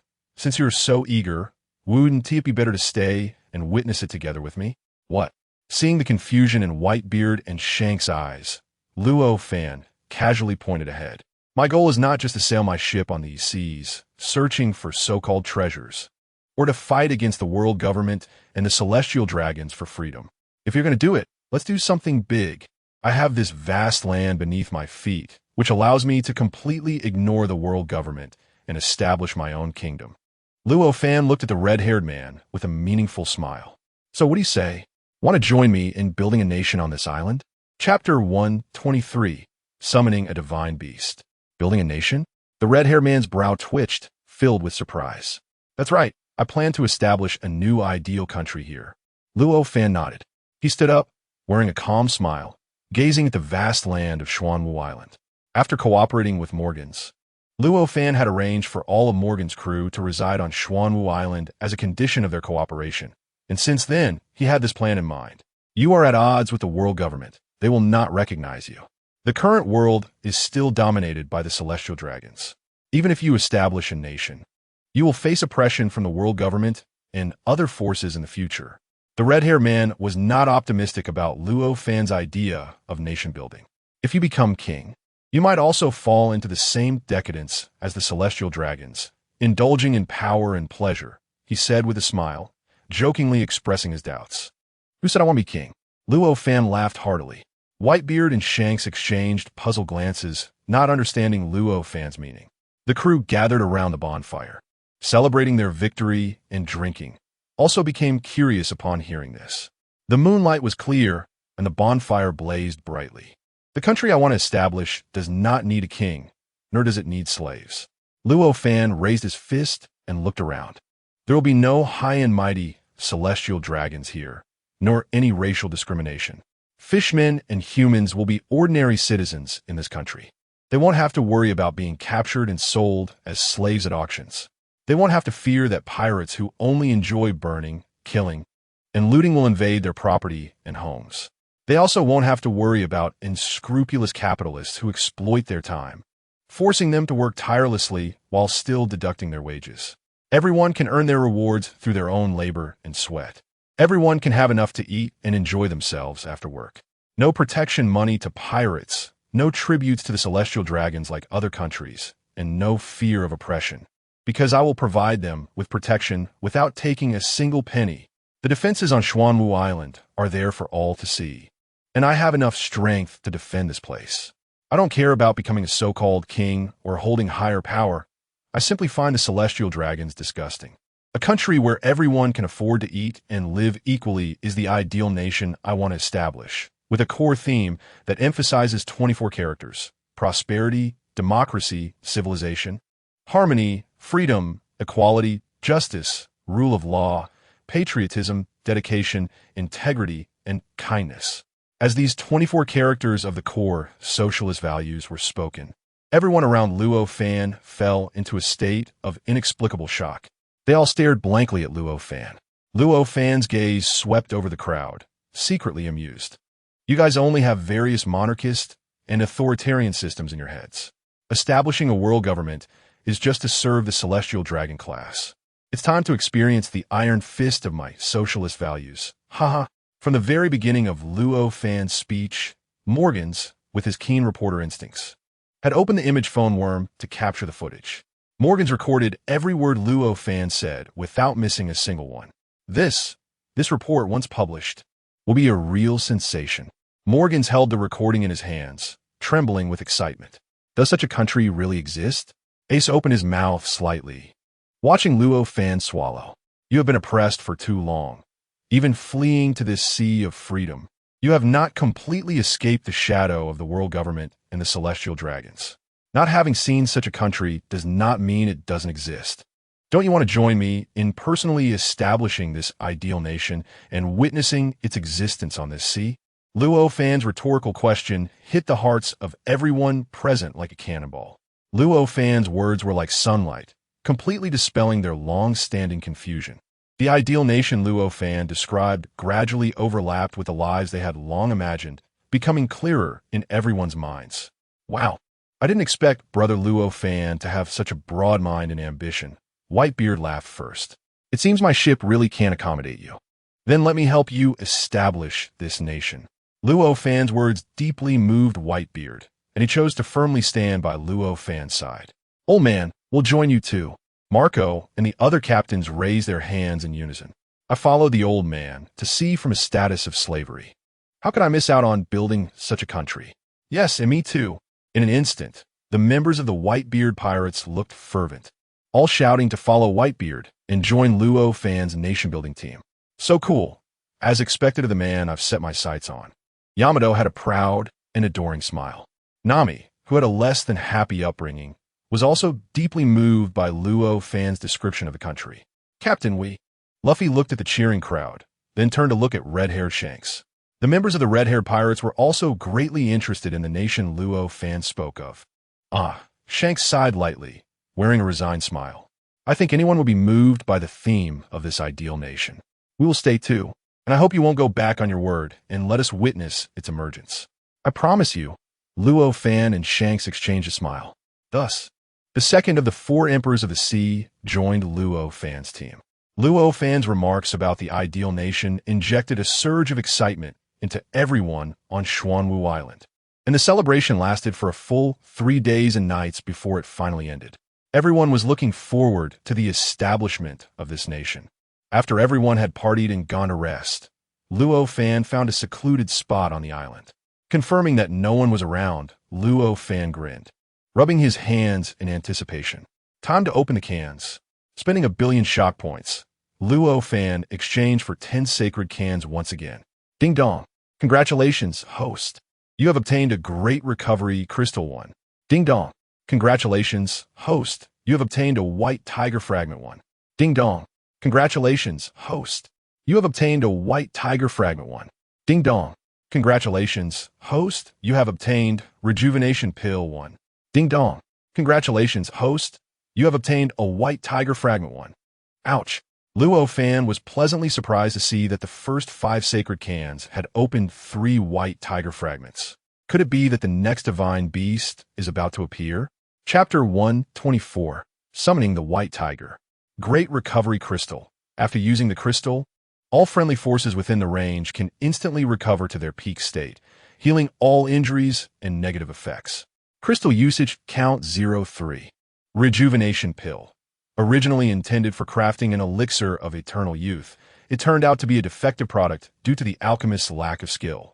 Those who consume the pill can maintain a youthful state for 50 years, and the effects can stack. Seeing the description of the rejuvenation pill, Luo Fan couldn't help but twitch his mouth, feeling both amused and helpless. Could it be that the old man's obsession was so strong that it affected the results of his draw? Just a little while ago, he was pestering Luo Fan to return to his youth, and now he had drawn the rejuvenation pill. 50 years of effectiveness should be enough to satisfy the old man's wish. Ding dong. Congratulations, host. You have obtained 1 immortal being. Ding dong. Congratulations, host. You have obtained 1 phoenix fragment. Ding dong. Congratulations, host. You have obtained 1 white tiger fragment. Ding dong. Congratulations, host. You have obtained 1 white tiger fragment. Ding dong. Congratulations, host. You have obtained 1 Ho Yi's divine bow. Ha ha ha ha. Luo Fan excitedly put his hands on his hips and let out a long laugh towards the sky. Who says I'm not a lucky king? This 10 consecutive draws from the sacred jar were simply enough to make Luo Fan ecstatic. Hou Yi's divine bow, a weapon left over from the ancient war, capable of absorbing the sun's rays to condense arrows, ignoring distance, and possessing the ability to hit with 100 accuracy. Under the blazing sun, a dazzling golden longbow fell directly from the sun, hovering before Luo Fan, appearing far more graceful than the imposing presence of the dragon-slaying sword. The ends of the bow resembled the wings of a bird, while 9 different 3-legged golden crows were carved along the bow, shining brilliantly. With the assistance of the Hou Yi's divine bow, Luo Fan would never again fear those bird-like opponents who would take to the skies. If Heavenly King dares to show up again next time, I'll shoot him down. What thrilled Luo Fan even more were the 5 white tiger fragments obtained from the sacred jar. After the divine beast Xuanwu, he could finally summon another divine beast. White tiger fragment. Collect 5 to summon the divine beast White Tiger. Hey handsome, are you ready to become the king who commands all beasts in the world? Unlike the warm reminder received during the summoning of the divine beast Xuanwu, this time there was no reminder for Luo Fan to find an open space after collecting the white tiger fragments. Thus, Luo Fan confidently pieced together the 5 white tiger fragments. Clang! The 5 fragments fused into one, instantly forming a milky white orb of light. A milky white beam shot up from the orb, accompanied by a deafening buzzing sound that tore through the sky, creating a concave vortex in the clouds. The radiant light drew the attention of everyone on the island. The Xuanwu, quietly lying in the sea, sensed the presence of another divine beast, immediately raising its head in response. Roar! A powerful beast roar suddenly echoed between heaven and earth, within a few hundred nautical miles of Xuanwu Island. All flying and terrestrial creatures trembled under the suppression of this roar.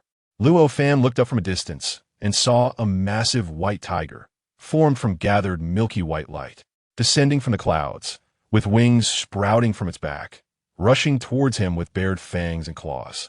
A prominent symbol of the Beast King shone brightly on the white tiger's forehead. In just a few breaths, the white tiger's enormous and sharp front claws were right before Luo Fan's eyes. Before Luo Fan could dodge, the white tiger, formed from light, crashed directly into his body. Roar! Accompanied by the white tiger's roar, its ethereal form merged directly into Luo Fan's body. The milky white light continued to gather, ultimately transforming into a white coat with black stripes made of tiger fur, worn by Luo Fan. Ding dong! The host has successfully signed a contract with the white tiger. A notification sound rang in Luo Fan's mind about the contract with the white tiger. Luo Fan raised his hands to examine the tiger fur coat on his body. A bit surprised, he never expected the divine beast White Tiger would take this form. The summoned divine beast White Tiger directly attached itself to Luo Fan as clothing, inconspicuous yet possessing the terrifying skills and effects of a divine beast. Name: White Tiger. Gender: female. Age: 9,999. Attack power: World Weary Novel Transfer Station 1, 9379-29266. World Weary Novel Transfer Station 1, 9379-29266. Defense power: World Weary Novel Transfer Station 1, 9379-29266. World Weary Novel Transfer Station 1, 9379-29266. Awakened skills: White Tiger's Heavenly Wings, White Day Tiger Armor, White Tiger's Tier, White Tiger's Command, Beast Soul Battle Will. It's flying, it's flying. Indeed, divine beasts possess 5 awakened skills. Compared to the astonishing defense of Xuanwu, the White Tiger is the opposite extreme, with attack power that can be described as devastating. White Tiger's Heavenly Wings. While in the White Tiger attachment state, the host can gain a pair of wings, granting flight capability. White Day Tiger Armor. In the White Tiger attachment state, it can transform into the host's battle armor, granting the host super high mobility. Speed: World Weary Novel Transfer Station 1, 9379-29266. White Tiger's Tier. As a ferocious divine beast, the sharpness of the White Tiger's claws can easily tear apart anything in the world, including space. White Tiger's Command. This is the command from the king of all beasts, allowing the White Tiger to directly command all creatures on land and bestow that authority upon the host. Beast Soul Battle Will, coming from the will of the king. In the white tiger attachment state, it can double the morale and fighting spirit of the host's allies, entering a frenzied battle state unafraid of death. Compared to the national protector divine Beast Xuanwu, the white tiger's awakened skills resemble the powers of a king. The white tiger grants Luo Fan powerful attack and speed, and can command all terrestrial creatures, buffing his own forces. This ability to command creatures is far more terrifying than simply listening to the voices of all things. Because it cannot be refused, Luo Fan seriously pondered whether those who possess the power of devil fruits to transform into animals would fall under the white tiger's command. He genuinely wanted to see if he could use the white tiger's command on Kaido, making him dance or something. After all, Kaido is not a real dragon. He should still be affected by the white tiger's command in his dragon form. With such powerful and terrifying attributes, Luo Fan only needed to wear the white tiger as a tiger fur coat for it to take effect, an absolute bargain. Moreover, wearing this tiger fur coat made Luo Fan emanate an even stronger aura of a powerful being. His originally handsome face, under the reflection of the white tiger fur coat, showed the authority of a superior.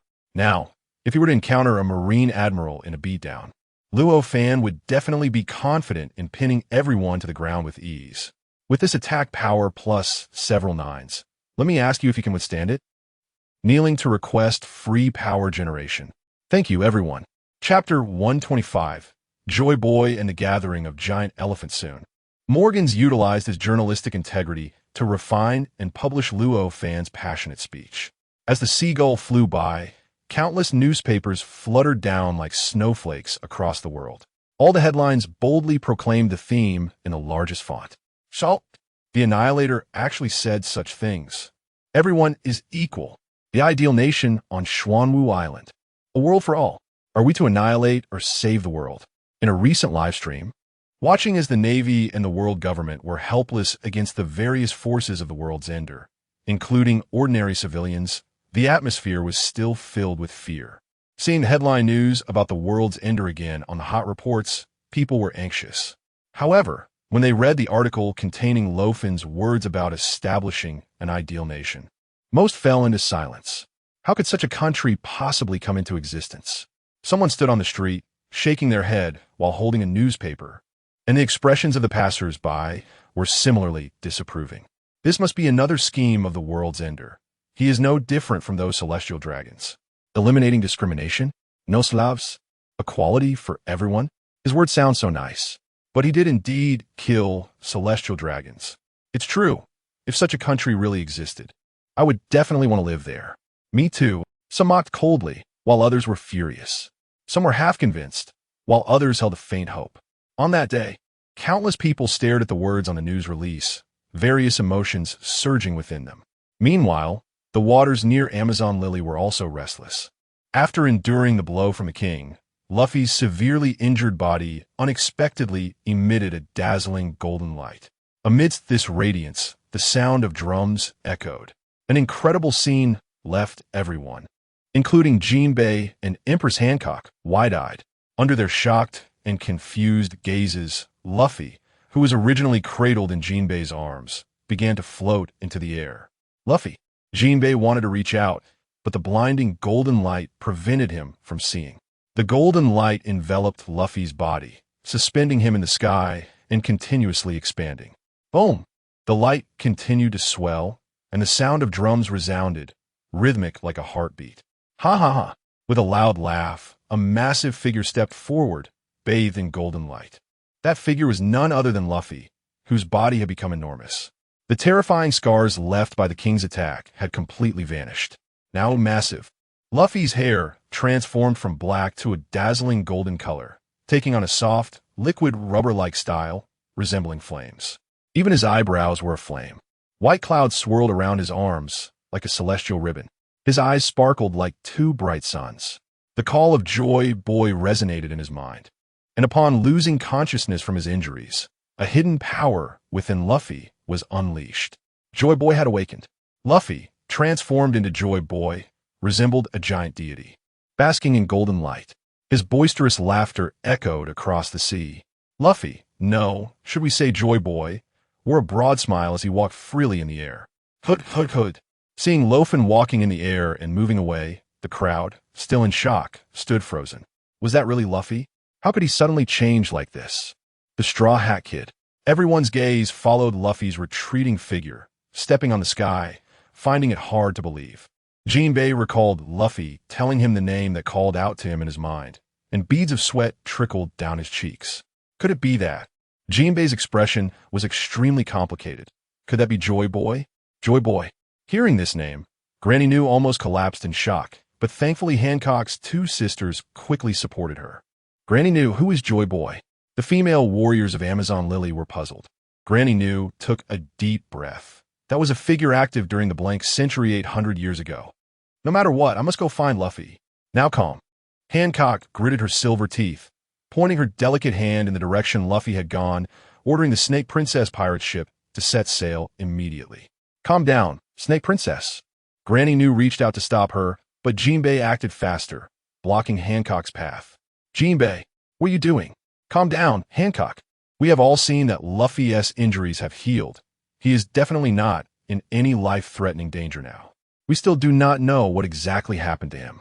If he is in an unconscious state, pursuing him now could likely result in him seeing us as attackers. Jinbei shook his head. If the Straw Hat Kid's current situation is indeed related to Joy Boy from 800 years ago, perhaps the world is truly on the brink of the greatest upheaval in history. Transformed into Joy Boy, Luffy strolled freely above the sea. Soon, a massive elephant, Zoe, appeared before him, also walking towards him. After growing in size, Luffy's form was comparable to the giant elephant walking on the sea. When man and elephant met on the ocean, the deep-set eyes of the giant elephant sparkled with brilliance, its trunk raised high. The excitement and joy of centuries of walking and waiting culminated in the mighty sounds of trumpeting. The resonant calls echoed across the sky. On the back of the giant elephant, which carried a nation, lived the mink tribe. The mink tribe, an ancient subhuman race derived from furry animals, had lived on the back of Zoe for generations, never interacting with outside humans, leading a secluded life. For decades, the giant elephant had quietly walked the seas, never experiencing such intense fluctuations as today, which surprised the mink tribe. When they saw a gigantic human, comparable to the elephant itself, walking through the air towards them, all eyes widened in astonishment. Living a peaceful life on the giant elephant's back, their worldview faced its first shocking blow. What kind of person is that? Is it a deity? I humbly request 5-star reviews. I humbly request free electricity. Thank you all. Chapter 126. Attack on Holy Land Mariewa. Deep within the Panga city of Holy Land Mariewa, a massive formation formed by 20 ice coffins continuously flickered with strange light. Amu's elongated figure was hidden in the darkness, activating the formation. Buzz, buzz, buzz. The low voice calling for Joy Boy emanated continuously from the 20 ice coffins, sending out signal waves like a radar. Attracted by this signal, Joy Boy, who had united with the giant elephant Zoe, seemed to receive some command. The man and elephant once again walked toward Holy Land Mariewa. Soon, Joy Boy, holding the giant elephant, was spotted by people as they strolled through the air. Wherever they went, everyone looked up in shock at that gigantic figure like the rising sun.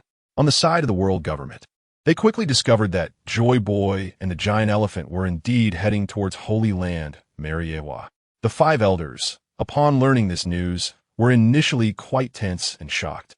The Navy has just suffered a setback on Xuanwu Island, and they have not yet devised a new strategy against the Annihilator. Could it be that the Annihilator has taken the initiative to strike at Mariewa? Big guts. Before they could order the world government to launch a counteraction against Joy Boy and the giant elephant, the 5 elders received an order from him. The command was a mere sentence. At Mariewa, do not obstruct Joy Boy's arrival. Joy Boy. The name Joy Boy struck the 5 elders like a thunderclap, leaving them dizzy.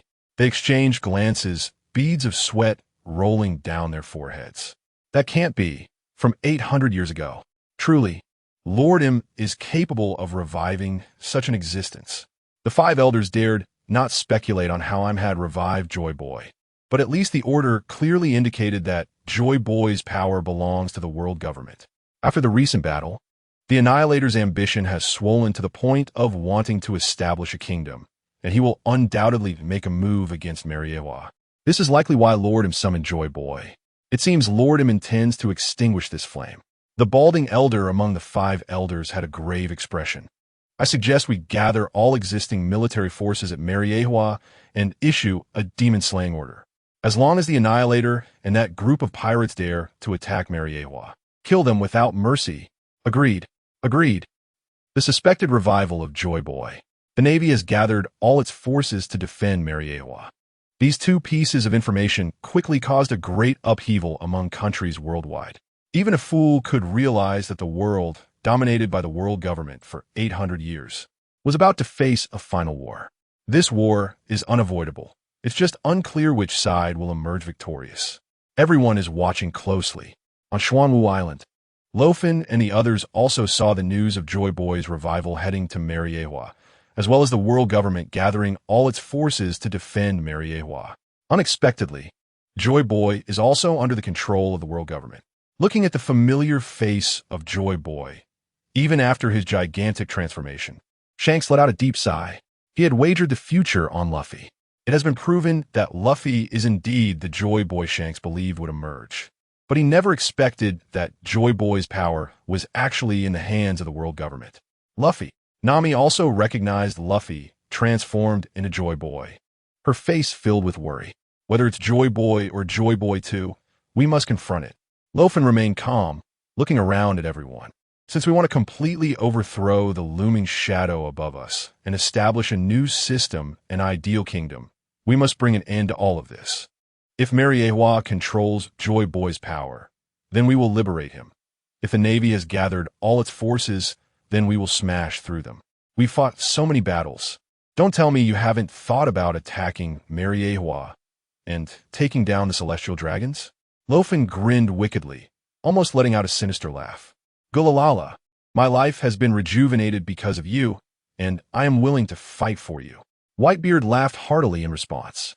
After pestering Luo Fan to take the rejuvenation pills, Whitebeard had regained his youthful state once again, and this time would last a full 50 years instead of just a single day.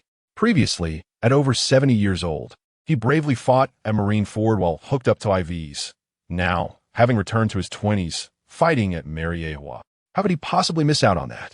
The members of the Whitebeard pirates behind him also raised their arms high, each filled with fighting spirit. Yes, let's keep fighting. Attack Mariewa. Eliminate the celestial dragons. Take back their positions. Captain, it seems we've boarded a pirate ship. Beckman looked at the excited crowd and then at Shanks. Isn't it great? Let's join in the fun too. The young man is still quite passionate, not steady at all. Shanks shook his head, looking at Luo Fan, who was sandwiched under Whitebeard's massive arm, and smiled helplessly. However, in his heart, there was also a surge of heat. What about you? Why not go back to Wano? Luo Fan said to Yamato. Although this girl always liked to slather herself with face cream, Luo Fan didn't dislike Yamato. Right now, he was about to face off against Mariewa, and he might not have time to look after her. This girl fights like a tiger, but lacks the strength of her father. I won't. Wherever you go, I'm going with you. You dare not take me to fight? Yamato puffed her cheeks, directly leaning in front of Luo Fan, angry.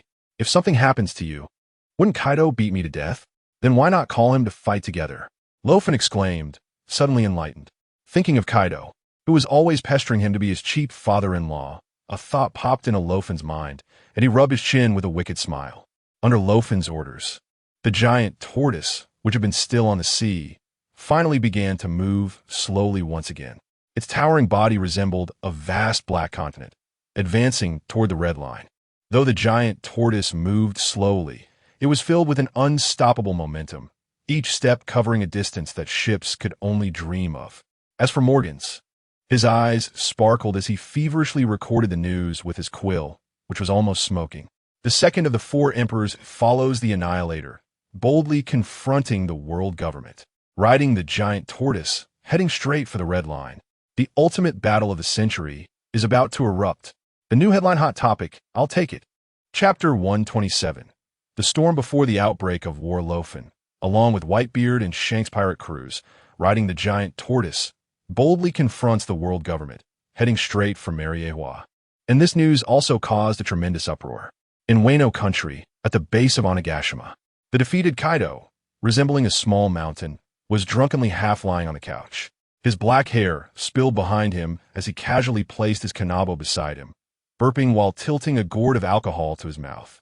In front of Kaido, Queen was reporting on the news about Luo Fan's confrontation with the world government.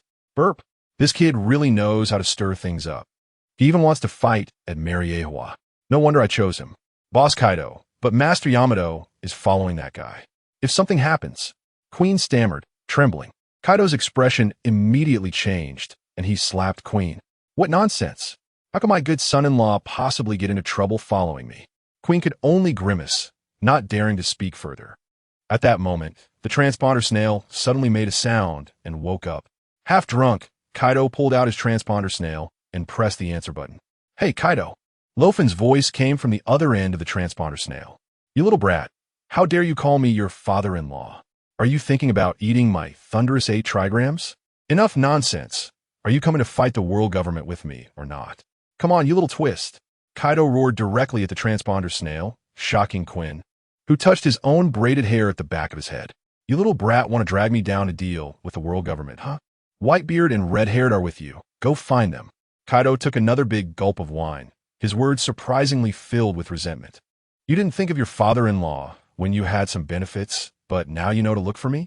No way. You just want to restore your youth, right? You help me fight, and you'll have your share in the future. Good son-in-law, how can such a thing be done without your father-in-law? I'm going to lend you a helping hand right now. Kaido, who was originally drunken, suddenly had his eyes shine brightly, and his aura surged out with excitement, almost knocking Quinn over.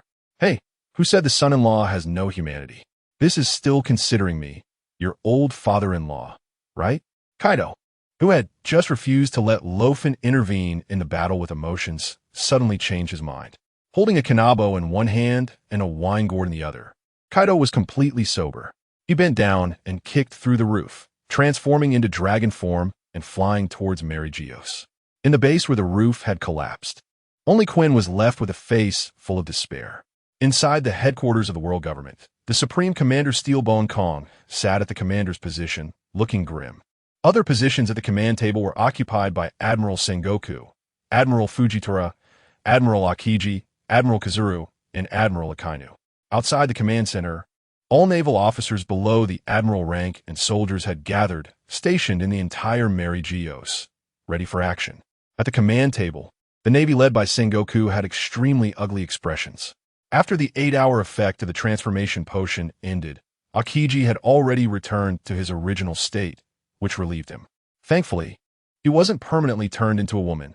Otherwise, he would probably be devastated. Kizaru was publicly whipped live on worldwide TV. Although he didn't suffer fatal injuries and was mostly healed, his face, which had been developing and loafing for years, was completely irretrievable. As for Akainu, he was probably the most resentful towards Luo Fan among everyone present. Half of his face was completely disfigured and could not be restored, looking even more hideous. Half of his body was wrapped in bandages. Luo Fan's blue lotus hellfire suppressed his magma fruit, preventing Akainu from elementalizing. In the battle at Xuanwu Island, half of Akainu's body was burned by thee, and he was left severely injured and on the brink of death. It was Vegapunk's technological skills that brought Akainu back to life on the operating table. The half of his body that had been burned by the had completely lost its function. But Akainu demanded Vegapunk to inject him with a potion that overdraws vitality to forcibly enhance his devil fruit abilities, thus restoring his crippled body. He preserved 80% of his strength, but paid the price of losing future lifespan. New grudges and old grievances were all counted against Luo Fan. Never did we think that the Navy would be forced to this extent by one person, Sengoku said bitterly. Marineford, Xuanwu Island, the Navy had already lost to Luo Fan twice. Even the most notorious rocks pirates a few decades ago never made Sengoku and the others feel this passive. I will rip him apart. Akainu's burned vocal cords made a hoarse voice, his gaze sinister.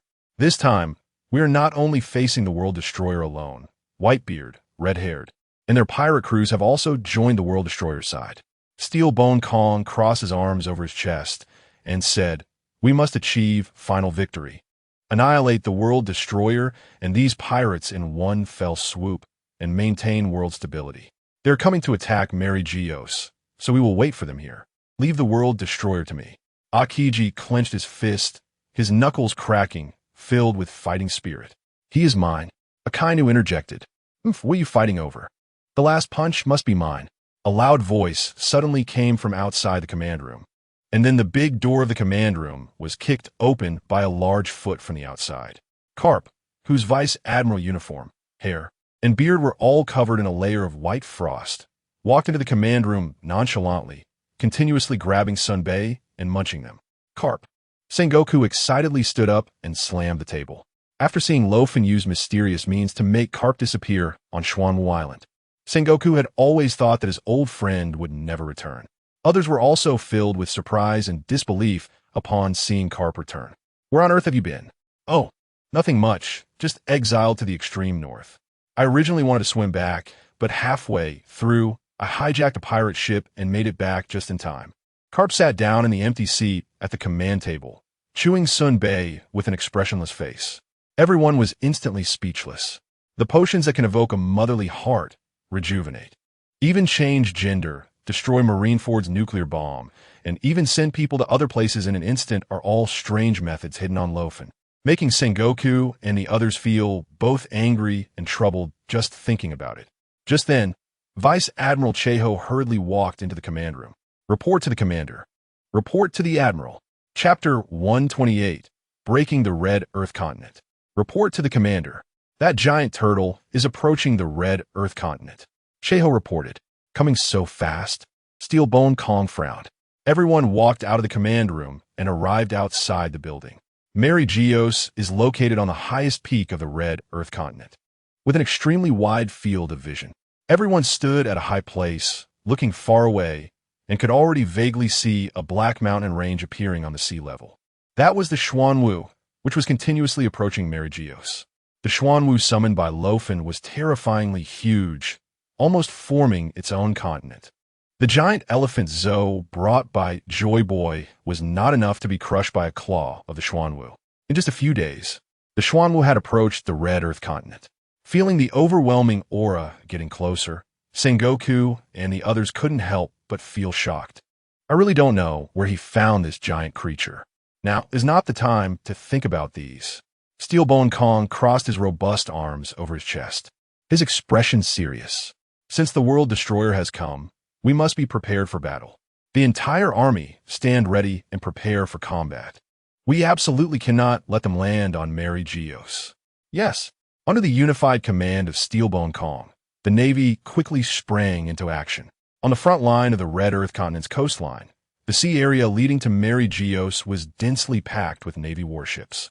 All the ships' cannons were aimed blackly at the distant sea level. Behind the entire naval fleet was the Red Earth Continent, like a natural barrier, blocking the path between Mary Geos and Luo Fan. On the deck, all the naval officers and soldiers stared grimly ahead. The black mountains on the horizon rose at a visible speed.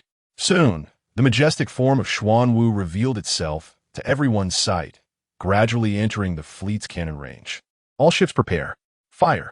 Boom, boom, boom. Amidst the billowing smoke, countless black shells were fired from the mouths of hundreds of warships, forming a dense barrage. Accompanied by sharp whistling sounds, the cannon fire covered the entire sea ahead like a torrential rain. Terrifying shells fell like raindrops on the vast surface of Xuanwu. The deafening explosions rang out one after another, with rolling smoke and flames soaring into the sky. The combined firepower of over 1,000 warships was enough to destroy any pirate crew, and even obliterating a small island was not out of the question. However, the faces of the Navy remained tense and vigilant. They had witnessed Xuanwu's terrifying defensive capabilities and knew that such ordinary cannon fire could not harm it. Nevertheless, they could only use this type of attack to hinder its advance. Sure enough, Xuanwu's figure slowly passed through the smoke, seemingly unaffected by the Navy's attacks. Continuing to move forward, the cannon fire continuously washed over Xuanwu's protective shield, merely causing a few sparks to scatter. Through the Navy's high-powered telescopes, figures on Xuanwu Island were visible. Luo Fan, dressed in a white tiger fur coat, stood proudly atop Xuanwu, carrying the Dragon Slayer sword and holding the Ho-E Divine Bow. Whitebeard, red-haired, Yamato, and others stood on the back of Xuanwu Island. Among them was also a member of the Straw Hat Pirates who had rushed to assist after hearing the news of Luffy becoming Joy Boy. Luo Fan's crew was continuously growing.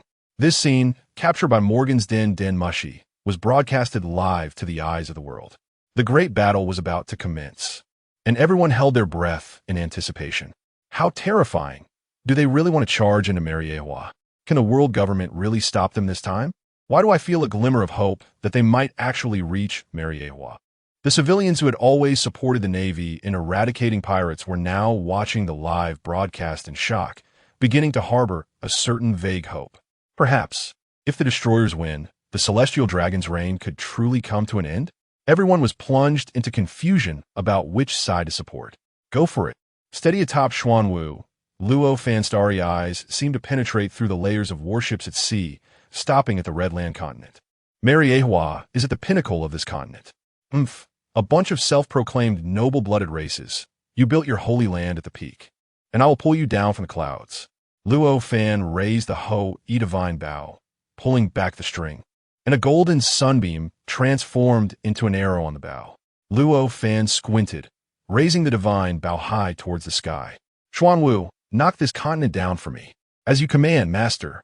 Xuanwu raised its head and spoke human words that pierced the sky. The sun-like arrow whistled from the Ho-E-Divine bow, its tail trailing flames dozens of meters long, cutting through the sky like a missile. In a few breaths, the arrow shot up to Mariewa, accurately striking the command building where Sengoku and the others were located. Boom! With a loud explosion, the top of the command building was directly blown apart and collapsed. Such an obvious provocation made Steelbone Kong and others furious. At the same time, Xuanwu, following Luo Fan's command, accelerated. Its towering body ignored the Navy fleet, which seemed like ants on the sea, charging through and unstoppable. The Navy on the warships could only watch in despair as Xuanwu crashed through them. Some ships, unable to dodge, were directly smashed to pieces. Then, under the wide-eyed gaze of everyone, Xuanwu's body bravely collided with the entire Redland continent. Boom, boom, boom.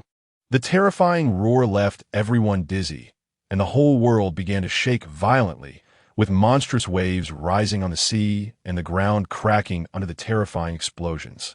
Massive red boulders falling into the sea amidst the rolling dust. Tsunamis and landslides. In this apocalyptic scene, amidst the shock and fear of everyone, a massive gap appeared in the Redland continent, which had previously separated the sea like a chasm. Everyone's worldview was shattered at that moment. The Redland continent was actually broken. Chapter 129. Barrett devours the Redland. Hundreds of years ago, the Redland continent had acted like a chasm, lifting the celestial dragons and Mariewa high into the clouds. On this day, in front of countless eyes, it was struck in half, creating a massive gap. My God! A naval soldier witnessed this horrifying scene and murmured. Xuanwu, which had knocked down the Redland continent, merely disdainfully lifted its head to shake off the debris, leaving no trace of the impact. For Xuanwu, breaking a continent was a piece of cake. Everyone, let's go. Luo Fan raised his arm and shouted, and Whitebeard, red-haired, and others immediately charged down from Xuanwu Island. They directly crossed the Navy's fire blockade in a simple and brutal manner, successfully landing on the Redland continent. Their target was none other than Mariewa. Standing between Mariewa and Luo Fan was the entire military force of the world government led by Steelbone Kong. At the forefront were all the naval admirals, including Steelbone Kong. Behind them were vice admirals and lower-ranking officers, countless armed soldiers, and hundreds of pacifistas developed by Vegapunk. In front of the pacifistas stood 7 figures resembling the former warlords of the sea, but they were all childlike figures with gray-white hair. These 7 were the latest humanoid weapons developed by Vegapunk based on the DNA of the warlords of the sea. Seraphim, we absolutely cannot let these villains step onto Mariewa. Stop them. Steelbone Kong ordered coldly, making a decisive gesture. The extermination order had been given, and all terrorists attacking Mariewa, including Luo Fan, were to be killed without mercy. The Navy behind him roared as they charged forward. A fierce battle broke out at the foot of Mariewa between the Navy and Luo Fan's group. Destroyers! Shouts filled with rage reached Luo Fan's ears. Admirals such as Sengoku, Garp, Akainu, Akiji and Kizu angrily charged towards Luo Fan. The top combat powers prioritized Luo Fan as their target for elimination. Sengoku, your opponent is me. The young Whitebeard swung through the clouds, his blade shining with the awakened armament haki, cutting through the battlefield like a black moon, relentlessly slicing towards Sengoku. Why can't you just die already? Sengoku felt his teeth itch with anger at the sight of Whitebeard's youthful appearance. Shanks drew the griffin from his waist and charged into the pacifistas.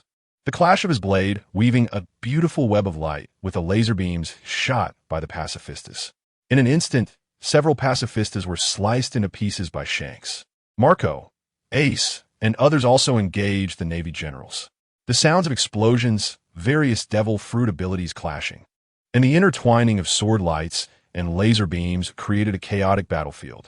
Suddenly, a dragon's roar echoed from the sky as Kaido transformed into his azure dragon form, descending with tremendous pressure, claws outstretched, crashing down toward the ground. Midway through his flight, the dragon morphed into Kaido's half-man, half-dragon form. His fierce dragon horns and flowing whiskers, covered in shimmering blue dragon scales, were striking. Kaido raised his kanabo, with haki swirling around it, crackling with electricity. Good son-in-law, your father-in-law is here. Thunderbawa. An attack descending from the sky created a vacuum in the battlefield. Why is Kaido involved too? The Navy was taken aback. Leave him to me. Steelbone Kong suddenly appeared in front of Kaido, his fist colliding with Kaido's kanabo, unleashing an astonishing shockwave. Old man, you're still alive? Kaido sneered. Let's talk.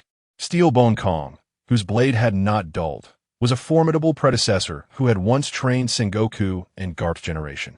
The two engaged in a fierce battle. The remaining Navy generals focused their attention on Luo Fan, especially Akainu, who had become increasingly cold and irritable since the battle at Fushushu Island. The moment he laid eyes on Luo Fan, Akainu lunged at him like a rabid dog. Meteor volcanoes rained down from the sky, and even when hitting Navy personnel, Akainu showed no signs of stopping. Die, die, die. Akainu continuously roared with hatred. Wearing a tiger fur coat transformed by the white tiger, Luo Fan, enhanced by speed, left behind a series of afterimages, easily dodging several Navy generals' attacks. Suddenly, a blue-black conqueror's haki shockwave surged towards Luo Fan from a distance. Sensing the ambush, Luo Fan's tiger eyes widened. The top-tier conqueror's haki erupted from Luo Fan, clashing with the opponent's haki. In the collision of haki, some Navy soldiers were knocked unconscious from the impact. Luo Fan focused and realized that the one unleashing the conqueror's haki was not a Navy member, but a burly man with headphones and an exposed upper body. Douglas Barrett, the devil descendant who escaped from Impel Down, had directly chased to the Red Earth continent. Wahaha, World Destroyer, fight me. I will kill you all. I am the strongest man in the world. Douglas Barrett charged into the battlefield like a madman. Seeing him rushing over, Luo Fan felt a headache coming on. Bro, I think this is our first meeting. What else with you running over here to fight? What are you up to? The Navy recognized Barrett as a prisoner from Impel Down and immediately diverted some forces to attack him, but they were swiftly taken down by Barrett. This chaotic war left everyone watching in shock. Even from a distance, they instinctively held their breath, heart rates racing. Try my fusion, Barrett shouted loudly, pressing both hands to the ground.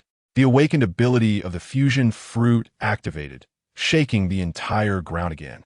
Accompanied by Barrett's roar, the red earth beneath everyone's feet began to melt, with red stones being absorbed and transformed by Barrett. This was the awakened ability of the fusion fruit, capable of absorbing and merging even the inorganic materials of the red earth into Barrett's weapons. The ground converged towards Barrett, covered in black armament haki, swelling high and forming a giant soldier over 100 meters tall, encapsulating Barrett within. Barrett's eyes gleamed with madness as the giant soldier's iron fist, wrapped in armament haki, smashed down with tremendous force. D. Large bullet form. Chapter 130. The Birth of 20 Kings. You're so noisy. Luo Fan's deep eyes shot out two beams of sword light. The tiger fur coat billowed in the wind, and with the speed boost from the white tiger, Luo Fan left behind an afterimage. The next second, the giant soldier's iron fist smashed down where the afterimage had been, creating a massive crater. Luo Fan's figure gracefully appeared on the soldier's arm, drawing his 3-meter-long dragon slayer sword, covered in armament haki, and struck fiercely at the giant soldier's arm. My form, fused with this land, is indestructible. Boom! The next second, a deafening roar hit Barrett's face. A sword light, 40 meters long, easily sliced through the connection point of the giant soldier's right arm. The iron arm wrapped in armament haki was immediately severed, crashing down onto the ground. My attack has a 9-digit power. Are you scared yet? Luo Fan raised the Dragon Slayer sword and chuckled. Do you think my 5 sacred jars are just for show? Stupid brother, watch me dismantle your fake Gundam. Daytime, white tiger armor. Luo Fan shouted dramatically, his tiger fur coat suddenly bursting with white light. As the white light faded, Luo Fan donned a full set of snow-white armor, sharp and fierce, with a breastplate engraved with the roaring head of a white tiger. With a gentle shake, 10-meter-long wings unfurl from his back. White tiger heavenly wings. With a flap of his wings, a sonic boom erupted in the air. A narrow sword light swept across, creating a massive gash in the giant soldier's chest. But it was quickly repaired by Barrett using the fusion fruit. Ultimate cannon. Barrett continuously compressed his massive left arm, wrapping it with armament haki, then launched it with full force towards Luo Fan. This time, Luo Fan did not retreat, but faced Barrett's incoming giant fist head-on, with the golden light spell empowering him. The Dragon Slayer sword emitted a dragon's roar as Luo Fan clashed his sword against Barrett's iron fist. The clash of metal created a piercing sound, with sparks flying. The terrifying force of the iron fist sent Luo Fan flying, but he stabilized himself with a flap of his wings, suffering no harm. The giant soldier's left arm, however, was reduced to shreds. An enraged Barrett repaired his left arm and continued to rain down fists like a heavy hammer. One was a white-armored world destroyer soaring in the sky. One was a giant steel soldier towering a full 100 meters high. Everyone's mouths were agape, staring intently at Luo Fan battling the giant soldier, their shock beyond words. Although Akainu and the other Navy admirals wanted to intervene, they couldn't reach Luo Fan, who had grown wings. Even Kizaru, who prided himself on his speed, was starting to doubt his life at this moment. With the enhancement from the white tiger, Luo Fan was so fast that even Kizaru found it difficult to catch up. His light-speed kicks couldn't even touch the hem of Luo Fan's clothing. Originally, Barrett, who fused with the Red Earth continent to form the giant soldier, was confident he could suppress the world destroyer. However, after truly engaging Luo Fan, only suspicion and fear remained on Barrett's face. In the battle at Xuanwu Island, Luo Fan had merely been able to defend himself, his defense terrifyingly resilient. Now, Luo Fan didn't even need to actively defend. His attack power and speed were overwhelmingly beating Barrett. How could he have trained to such a level in such a short time? Was he a monster? Barrett muttered to himself while manipulating the soldier to attack Luo Fan. At this moment, Luo Fan easily severed all 4 limbs of the soldier. Maintaining the form of such a massive fused soldier consumed an enormous amount of energy. Seeing Barrett still trying to use the awakened ability of his fruit to absorb land and recreate limbs to attack, Luo Fan directly seized the opportunity and raised his dragon-slaying knife, striking down fiercely at the soldier. Roar! The illusory figure of the white tiger leaped out as Luo Fan's dragon-slaying knife came down. The roar of the Beast King sending shockwaves through everyone. The blade struck directly at the center of the soldier, and the white tiger's phantom opened its sharp claws, tearing through the giant soldier's steel body. Barrett, who was hiding inside the fused body, was directly exposed. Before the white tiger's sharp claws, all things could be easily torn apart. The blade light opened a bloody and mangled wound on Barrett's chest, causing him to scream in pain. Before Barrett could re-merge with the soldier's body, Luo Fan had already stepped on the soldier's steel body, grabbing Barrett and pulling him out from inside. With a swift kick, Luo Fan sent Barrett flying. Without Barrett, the fruit user as the core, the giant soldier fused with the Red Earth continent collapsed. Barrett staggered to his feet, letting out an unwilling roar. The next second, a sun arrow shot through Barrett's forehead, splattering a few drops of blood. Barrett's face froze with anger, unwillingness, and confusion, before his robust body fell straight backward. Boom! The Devil's Heir, known as the most evil man by the Navy, was thus dead. Retrieving the divine bow of Ho-E, Luo Fan shook his head in silence. If I hadn't summoned the white tiger, you might have actually been able to fight me. I've already equipped a rapid-fire armor. It doesn't matter how big you become. So stupid. Turning to Akainu and the others, Luo Fan beckoned. Come on, let's continue fighting. At the same time as the battle erupted at the foot of Mary Geos, the 5 elders anxiously waited among the flowers, but still did not see him appear. He was currently standing under the starry cross, waiting for the final step of the magic array to be completed. Poured a bowl of fresh blood onto the starry cross. It was Joy Boy's blood. After Joy Boy was prompted to come to Mary Geos, took blood from him. This was also the final step. Finally, as the blood was completely absorbed, all the inscriptions and patterns of the magic array burst forth with strange light, and the entire starry cross shattered in response. In this secret space deep within Panga City, an ancient, cold aura began to permeate. The 20 ice coffins lying quietly in the magic array exploded with a loud bang, the tops flying off simultaneously. The 20 corpses belonging to the ancestors of the celestial dragons sat up expressionlessly from the ice coffins, their eyes turning white as they vacantly walked in front of him, obeying his commands. Each of them released an aura of pressure comparable to that of a Navy admiral. 800 years ago, the original 20 kings of the celestial dragon race were summoned back from the River of Death. Chapter 131, Akainu's Demise. The slaughter begins, everyone be careful. This guy's power has increased again. Seeing Barrett awaken his fruit ability, yet still being easily cut down by Luo Fan, several Navy admirals became even more vigilant. They had thought Luo Fan would be easier to deal with after descending from that defensively formidable giant turtle, but they hadn't expected his attack and speed to be so terrifying as well. Does this guy have no weaknesses? Before Akiji and the others could devise a strategy, Akainu's fiery figure had already charged toward Luo Fan. Scorching magma continuously erupted from Akainu's fists. Kizaru's fingertips glowed as countless yellow laser beams shot toward Luo Fan. The magma fireballs and laser beams were swiftly dodged by Luo Fan as he turned. Fujitora pointed his staff toward the sky, and 10 times the gravity instantly enveloped the entire space. Under the pressure of gravity, Luo Fan's body began to fall to the ground. But soon he dove out of the area of gravitational suppression with the vibrations of the white tiger's heavenly wings.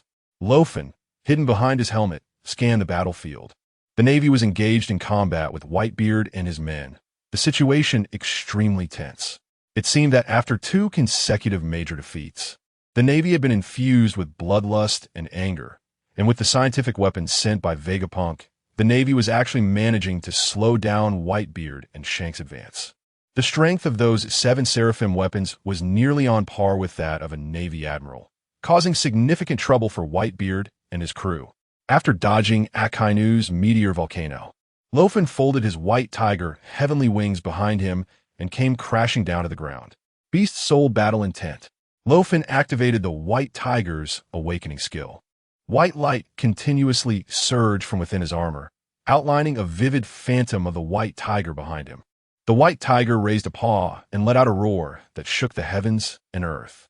The white light vibrated outward like sound waves, and everyone following Luo Fan felt a surge of burning battle intent rush through them, not only alleviating their pain from injuries, but also filling them with energy that desperately needed to be unleashed. This was the effect of the white tiger's beast soul battle intent, equivalent to stacking a bunch of war buffs on all allied forces. In an instant, Whitebeard and the others seemed to be on steroids, their offensive momentum turning fierce. Seeing the Navy being pushed back, Sengoku and the others immediately realized that this was yet another trick by Luo Fan. Several Navy admirals, disregarding the consequences, charged fiercely toward Luo Fan, attempting to interrupt this bizarre ability's influence. Although lacking the protection of the Xuanwu defense, Luo Fan, relying on the various ability enhancements from the White Tiger's decisive killing power, was fully capable of confronting the Navy admirals. Where did you take Green Bull? Don't worry, your colleague is currently doing just fine as a vegetable. Boom! Carp's iron fist shattered the ground as he missed a punch. Luo Fan lightly landed on Carp's back and leaped up, blocking Akiji's ice spear with the dragon-slaying knife, his wings stirring up a whirlwind as he soared into the sky. In his hand, the Dragon Slayer sword switched to the god Bow of Ho-E. Luo Fan knocked an arrow, and 3 consecutive light arrows hit Akainu squarely. With the perfect aim of 100% hit rate, Luo Fan was essentially shooting at whoever he wanted with his eyes closed. Akainu, being Kite, was almost biting his teeth to bits. "You bastard dog. Come down and fight me to the death." "What did you say?" Luo Fan's gaze suddenly turned cold, filled with murderous intent. "If you want to die, then go ahead and die." Cell division. 4 additional Luo Fans directly split from the battlefield, and the 5 figures folded their wings together like arrows, diving toward the ground. With a tremendous roar, the 4 Luo Fans attacked Karp and Akiji. Before attacking the Holy Land Mariewa, Luo Fan had harvested a large number of cell values from Green Bull. Moreover, in his recent battle with Barrett, he had directly absorbed the massive soldier that Barrett transformed into after awakening, completely devouring it. Now, Luo Fan had a total of 50 trillion cell values within him. These cells, influenced by the devil fruit, could continuously connect and unleash energy like small suns or small universes. At this moment, Luo Fan's fruit ability was approaching the awakening level, just a step away. Each of his split avatars retained about 80 to 90% of their strength, making several admirals secretly alarmed after just a brief encounter. The real Luo Fan, wielding the Dragon Slayer sword, personally confronted Akainu. The armed color hockey erupted, wrapping around his fists, transformed into magma, as Akainu fiercely struck down at Luo Fan while summoning a rain of meteors from the sky, cutting off Luo Fan's escape route. However, Luo Fan had no intention of retreating. Legendary Observation Haki activated. Foreseeing all of Akainu's attack trajectories, Luo Fan found the optimal solution, taking a small step to the upper right and effortlessly slipping between Akainu's descending fists. Luo Fan also pressed forward, slashing the edge of the Dragon Slayer, sword diagonally across Akainu's chest. Blood mist splattered from Akainu's chest, sizzling in the intense heat of the magma. Enduring the excruciating pain, Akainu attempted to elementalize his body, reaching out with his large hand to directly grab and lock Luo Fan. He wanted to burn Luo Fan alive with his fully elementalized magma, making him feel his own pain. Luo Fan's surface instantly covered with armed color hockey, blocking Akainu's bear hug. Akainu's resentment and hatred for Luo Fan had reached volcanic levels. Seeing Luo Fan block his attack, he continued to swing his fists, unleashing Hellhound in an attempt to pierce Luo Fan's chest.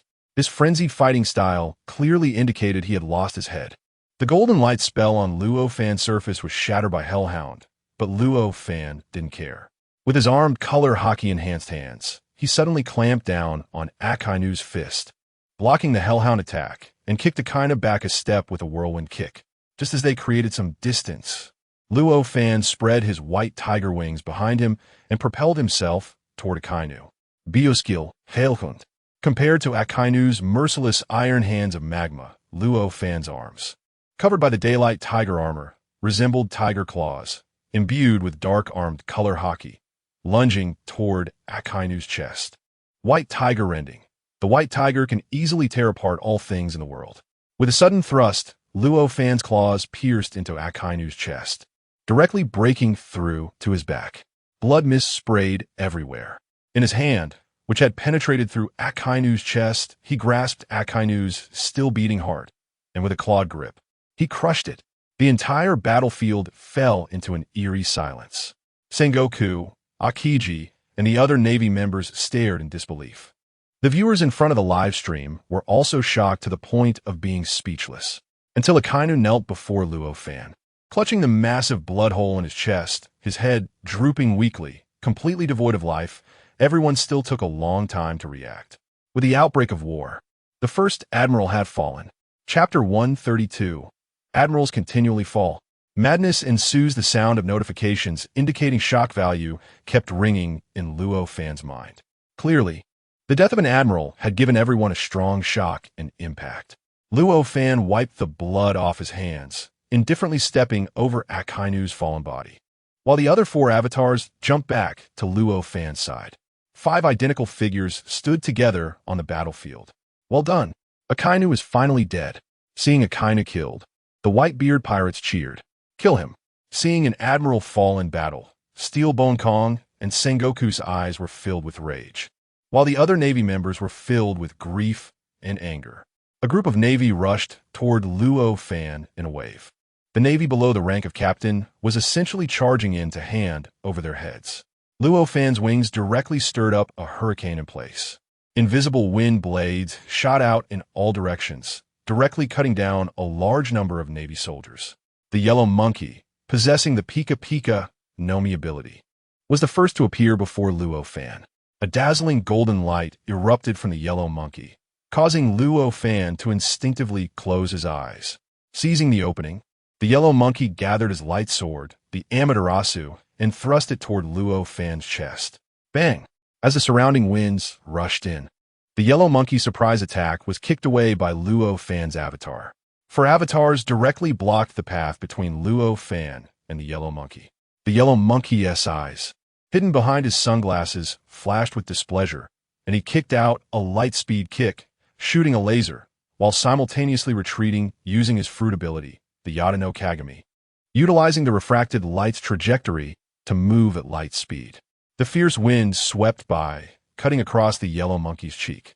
The yellow monkey suddenly widened his eyes, seeing Luo Fan already in front of him. How is that possible? His heart raced. I've already predicted your prediction. Luo Fan swung down the Dragon Slayer sword. Planning to run after the attack? Ask my Dragon Slayer sword. The yellow monkey quickly reacted and shot laser beams from both hands at Luo Fan's sword. The collision between the laser and the blade erupted with a loud explosion. Using the shockwave from the laser explosion, the yellow monkey retreated, dodging Luo Fan's attack. Luo Fan was about to pursue, but the attacks from other Navy admirals followed closely. Ice energy enveloped the surroundings of Luo Fan. The ground froze over, and sharp ice spikes shot up, piercing toward Luo Fan. Blocked by Aokiji's ice spikes, Luo Fan lost the best opportunity to chase after the yellow monkey.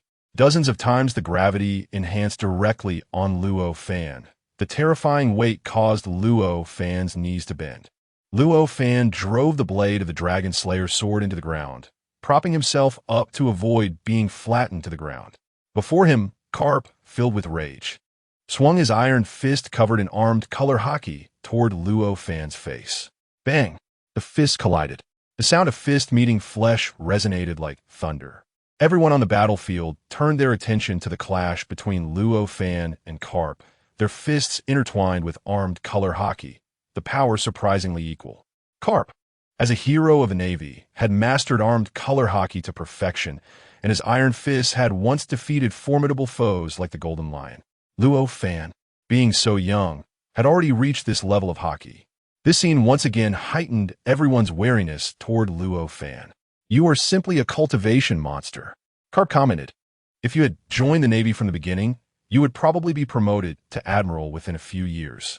Thank you for the compliment, Luo Fan smiled. The dear grandson is now under the control of Joy Boy, held by the world government, and instead of resisting, he's helping the celestial dragons deal with me? I have no interest in such a navy. Luo Fan gathered all his strength into a punch that collided with Carp, directly knocking him flying. Wind slash. The dragon's slaying sword, with nearly half of its blade embedded in the ground, was gripped by Luo Fan, who forcefully swung it upwards. The blade of the dragon's slaying sword created a massive arc, seemingly wanting to pierce through heaven and earth. The blade light swept forward, and wherever it passed, a fierce wind howled, directly sending hundreds and thousands of Navy soldiers flying, screaming as they went. The slaughtering Luo Fan was completely unmatched.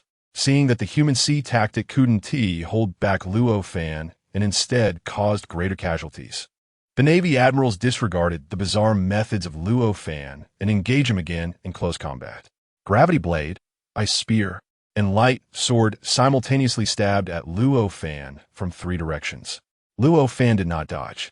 Although his daytime tiger armor did not have the terrifying defense of the Shantian martial armor, it still barely blocked the admiral's attacks.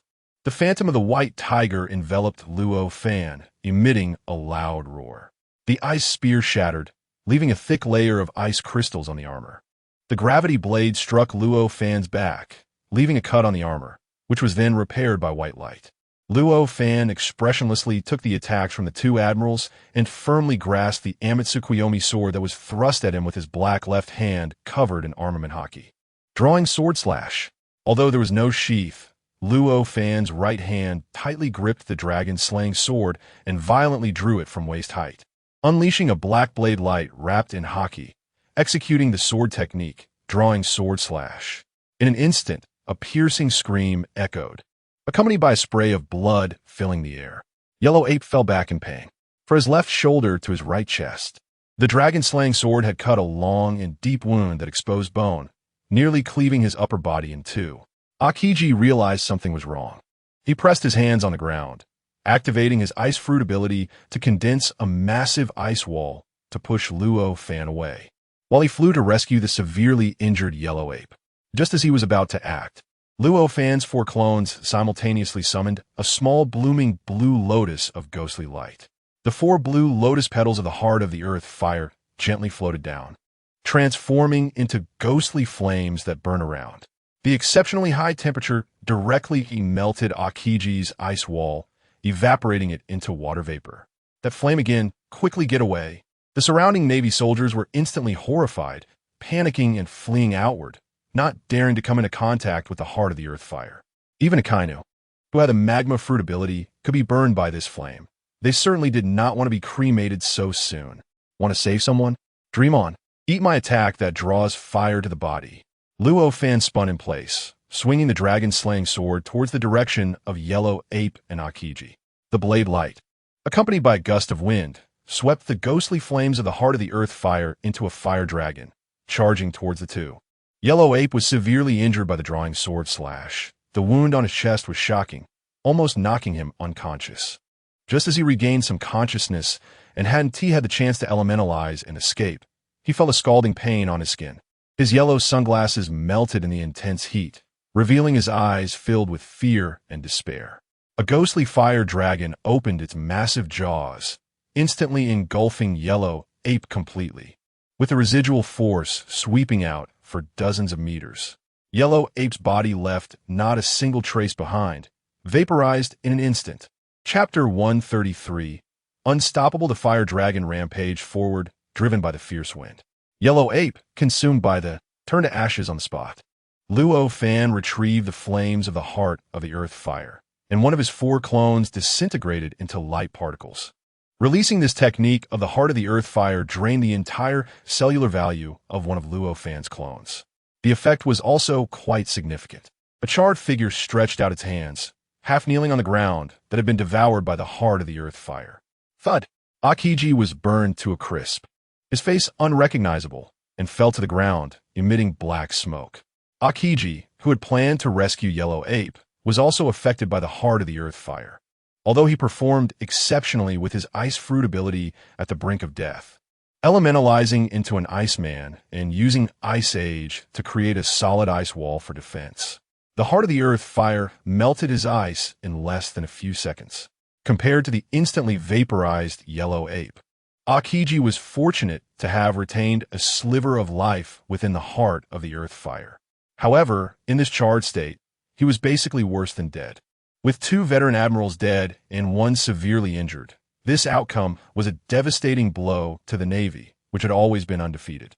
In front of the live broadcast, all the major powers and people around the world who had been watching without blinking were utterly shocked. What did they just see? How could 2 Navy admirals fall so quickly? How could the destroyer be so powerful? Can the world government really defeat such an opponent? The Navy, which had just been filled with fighting spirit, began to tremble in their hearts, clearly showing signs of retreat. The destroyer, Sengoku's voice rang out in furious anger. Golden light flashed as he saw his 2 capable admirals, Akainu and Yellow Ape, killed in succession by Luo Fan. Akiji had survived, but was barely hanging on. In his rage, Sengoku transformed into a giant golden Buddha dozens of meters tall. Ignoring Whitebeard's obstruction, Sengoku charged towards Luo Fan with a thunderous roar. The golden shockwaves shot from his palms, taking the initiative. Sensing the terrifying aura behind him, Luo Fan didn't even look back. He shot out, leaving several faint residual images on the ground. After several consecutive back jumps, Luo Fan easily dodged Sengoku's attacks. Above him, a meteor trailing a fiery tail was pulled down by gravity, crashing towards Luo Fan. In 1 second, Luo Fan unleashed hundreds of blade lights, weaving a massive spider web that enveloped the meteor, directly cutting it into thousands of fragments that crashed to the ground. After shattering the meteor, Luo Fan vibrated his white tiger heavenly wings, instantly approaching Fujitora. The haki sensing made Fujitora feel a chill in his heart.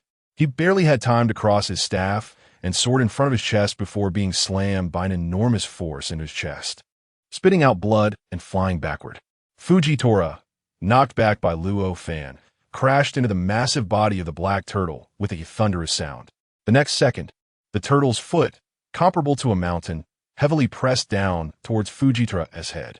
Fujitora unleashed his gravity fruit ability, trying to change gravity to block the black turtle. But didn't he expect that the gravity fruit's ability was completely ineffective against the black turtle? This is bad. Fujitora, with his blind eyes, looked up blankly at the sky, forcing a bitter smile. The next second, an immense force descended, instantly pinning Fujitora beneath it. I don't want to kill all of you. I only want to deal with the celestial dragons and the mastermind behind Mary Geos. If you still insist on your ridiculous and laughable justice, don't blame me for being serious. Luo Fan's words were not fierce, but they were filled with absolute confidence and composure. The 4 Navy admirals had all been suppressed by Luo Fan. Upon hearing this, some Navy soldiers on the battlefield swallowed hard, their hesitation visible on their faces. On the battlefield, the Navy's advantage is continuously diminishing. The pacifist army of Vegapunk has been severely dismantled by the red-haired. The senior combatants are restrained, and other naval officers are entangled in a melee with the elite pirates like Marco, caught in a pincer attack and suffering heavy losses. No retreat allowed. This is war. It's a fight to the death. Sengoku glares at all the soldiers on the battlefield, his 2 massive hands suddenly clapping together. A powerful gust of wind blasts outward, and a thick shockwave shoots toward Luo Fan. The shockwave creates a 10-meter radius column of light that scorches the ground black. As the thick smoke dissipates, Luo Fan's figure is nowhere to be seen. The blade gleams like the bright moon, cutting through the void.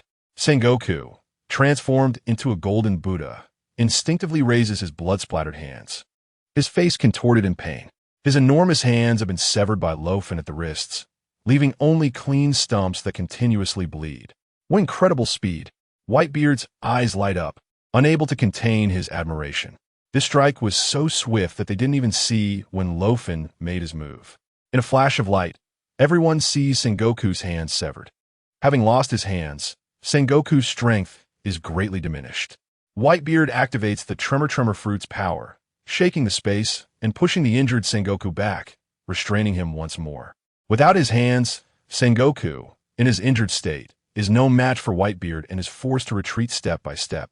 On the other side, the Commander-in-Chief Steelbone Kong is also blasted backward by Kaido's Spike Club, his massive body drenched in blood as he crashes against the walls of Mariewa.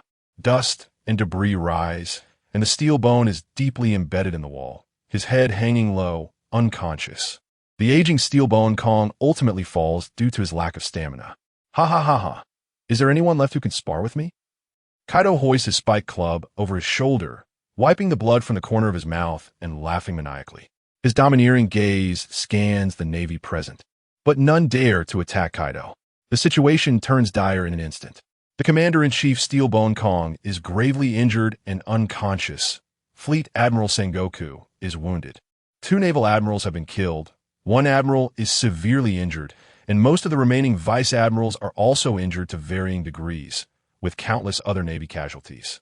In contrast, Luo Fan's side has not lost a single strong fighter. Before the battle began, Luo Fan had already given the Great Recovery Crystal to Whitebeard. Compared to healing potions that only work on the user, the Recovery Crystal can rapidly heal teammates within a certain range, essentially serving as a large-scale healing spell. The battle has continued to this point, and Whitebeard has already used the Great Recovery Crystal on everyone twice.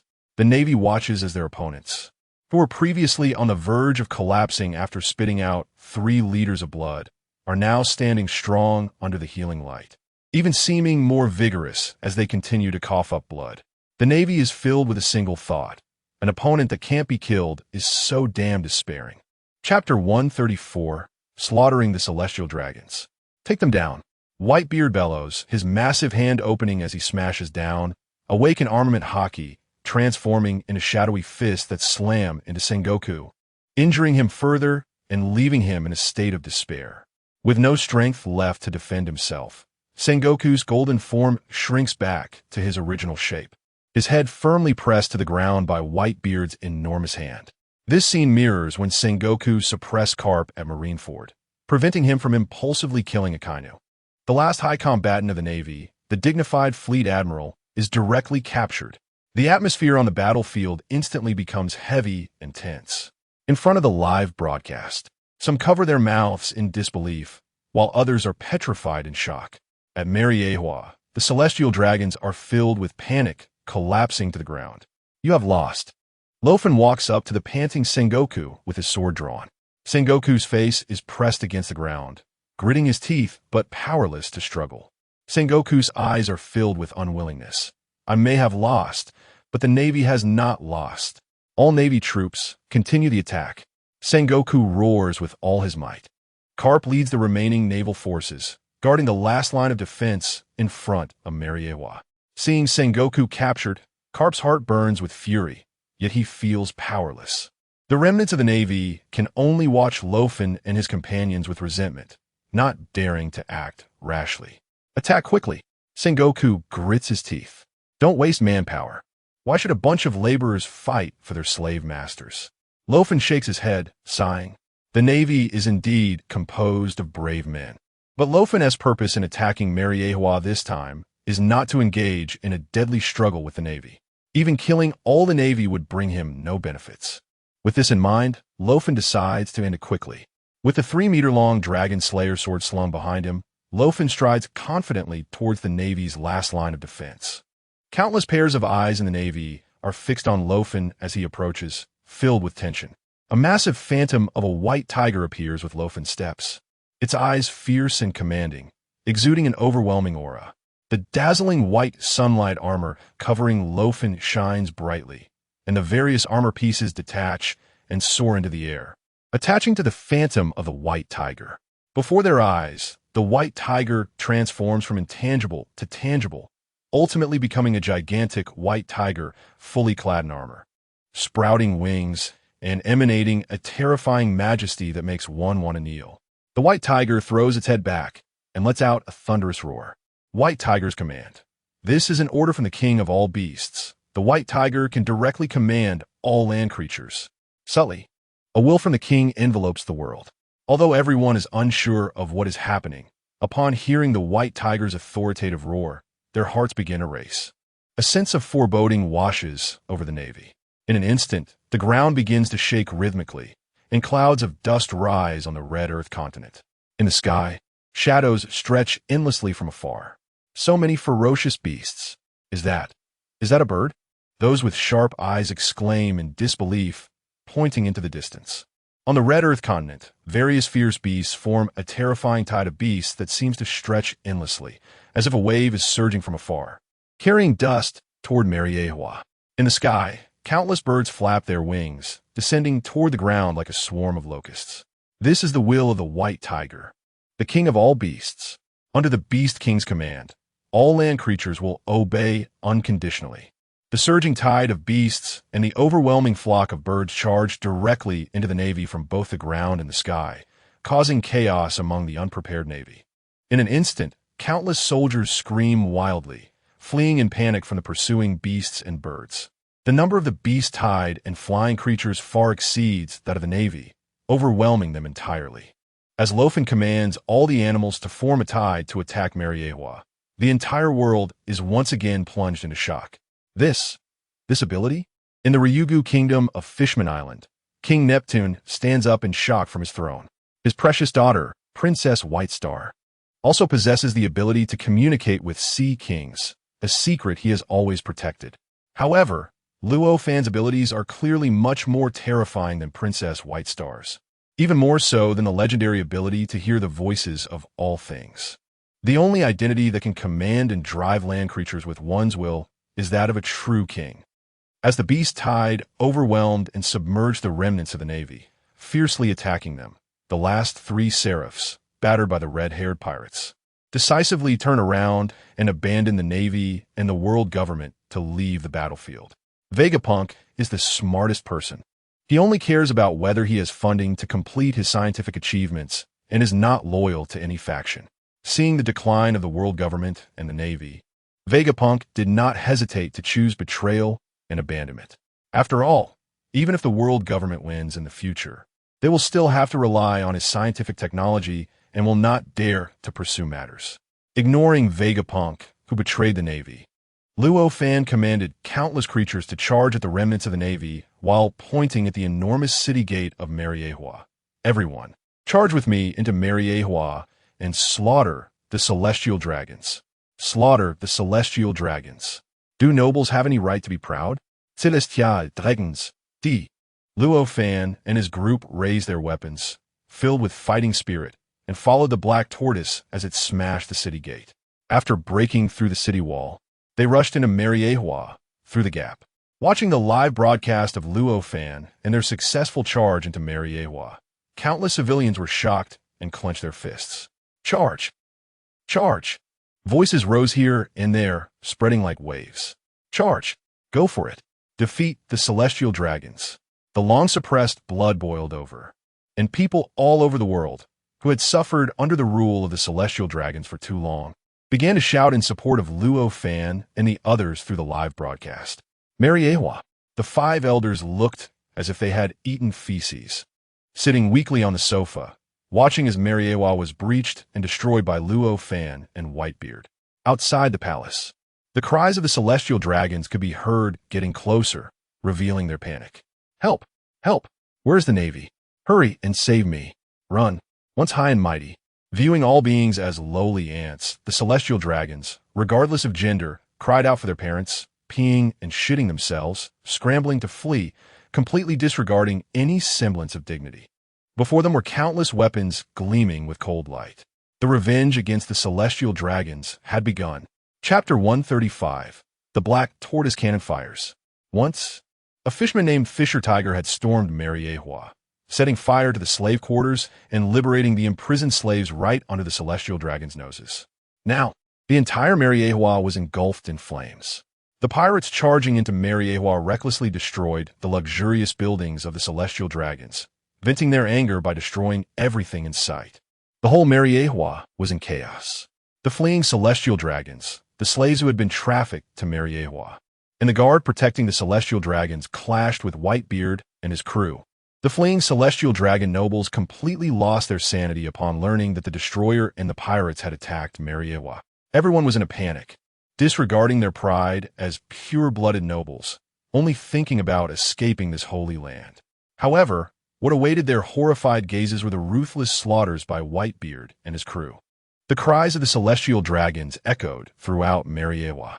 Centuries of oppression were now fully unleashed as flames of revenge. Watching the celestial dragon nobles being hunted down, the slaves locked up at the port on the outskirts of Mariehua.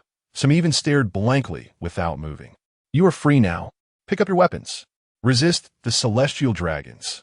Red-haired Shanks drew his sword and killed a guard who tried to attack him, pointing the famous sword, Griffin, at the dazed slaves.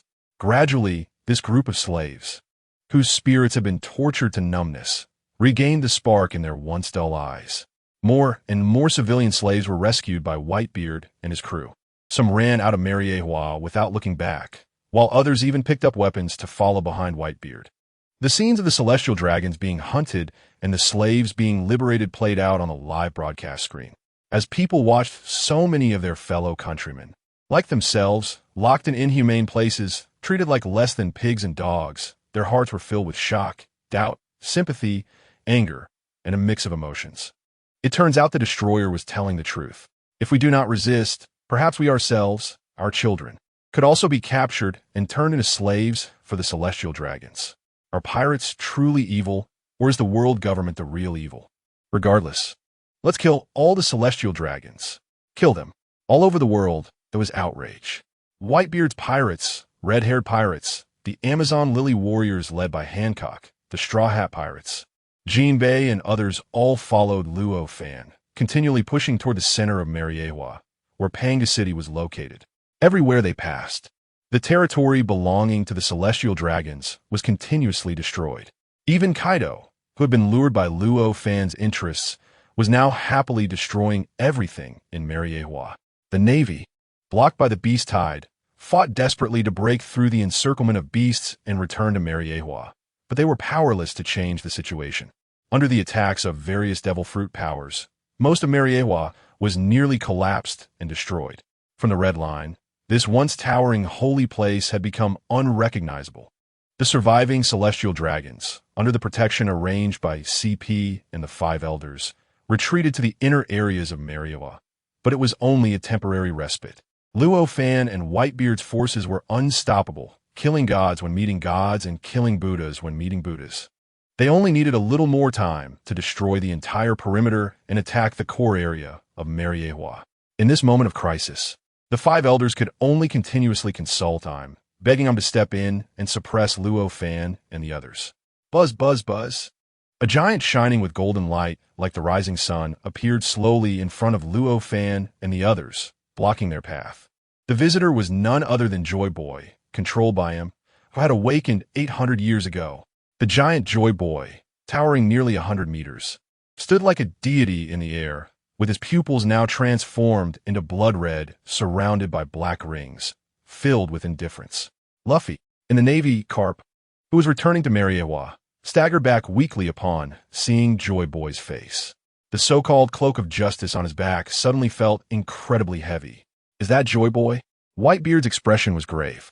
Once, he had made a significant mark 800 years ago, but had since become a legendary figure of the blank period, symbolizing free will. Joy Boy now stood in opposition to freedom. No, Luo shook his head. That is not Joy Boy's will. He has been controlled.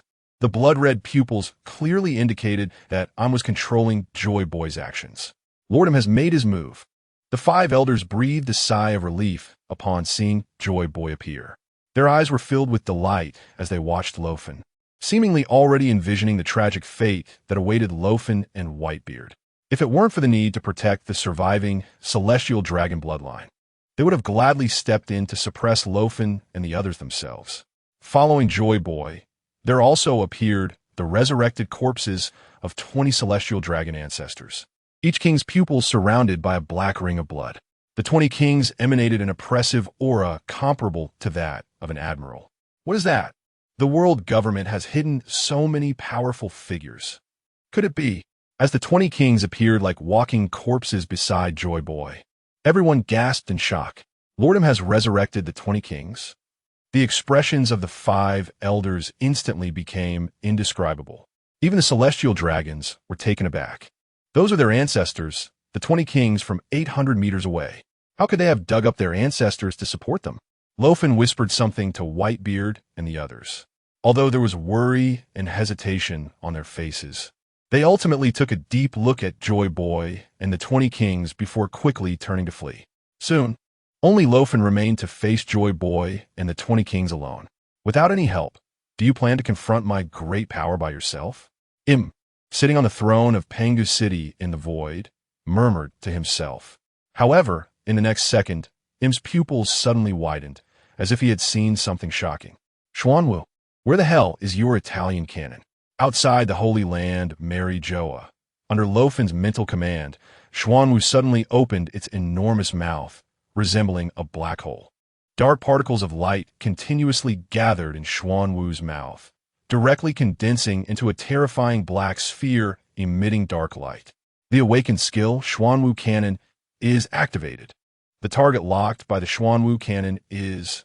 Chapter 136. Beating Joy Boy. The destructive sphere of light continuously collapsed, distorting the surrounding space.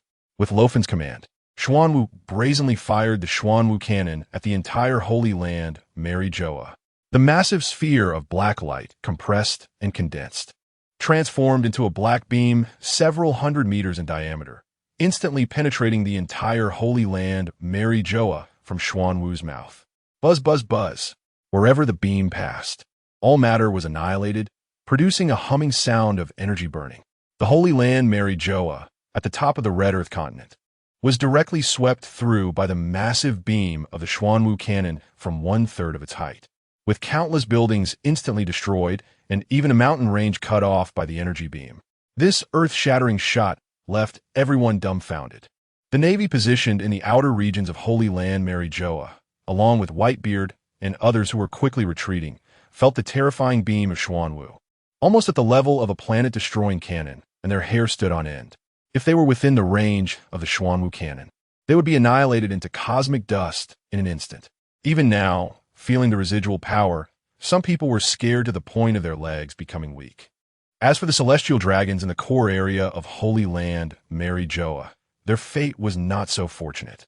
As a divine beast that could only be summoned by exchanging 5 holy jars, Xuanwu's life cannon was its only attack skill and also its most terrifying finishing move. 2/3 of the territory of Holy Land, Mary Joa, was directly annihilated under the coverage of the Xuanwu cannon's beam. The surviving celestial dragons and the 5 elders, who had been forced into the core area by Luo Fan and the others, happened to be within the beam's range. They only saw the deep black light pass through before the 5 elders and the remaining celestial dragons were reduced to the most primitive particles, directly turning to ashes. Boom, boom, boom.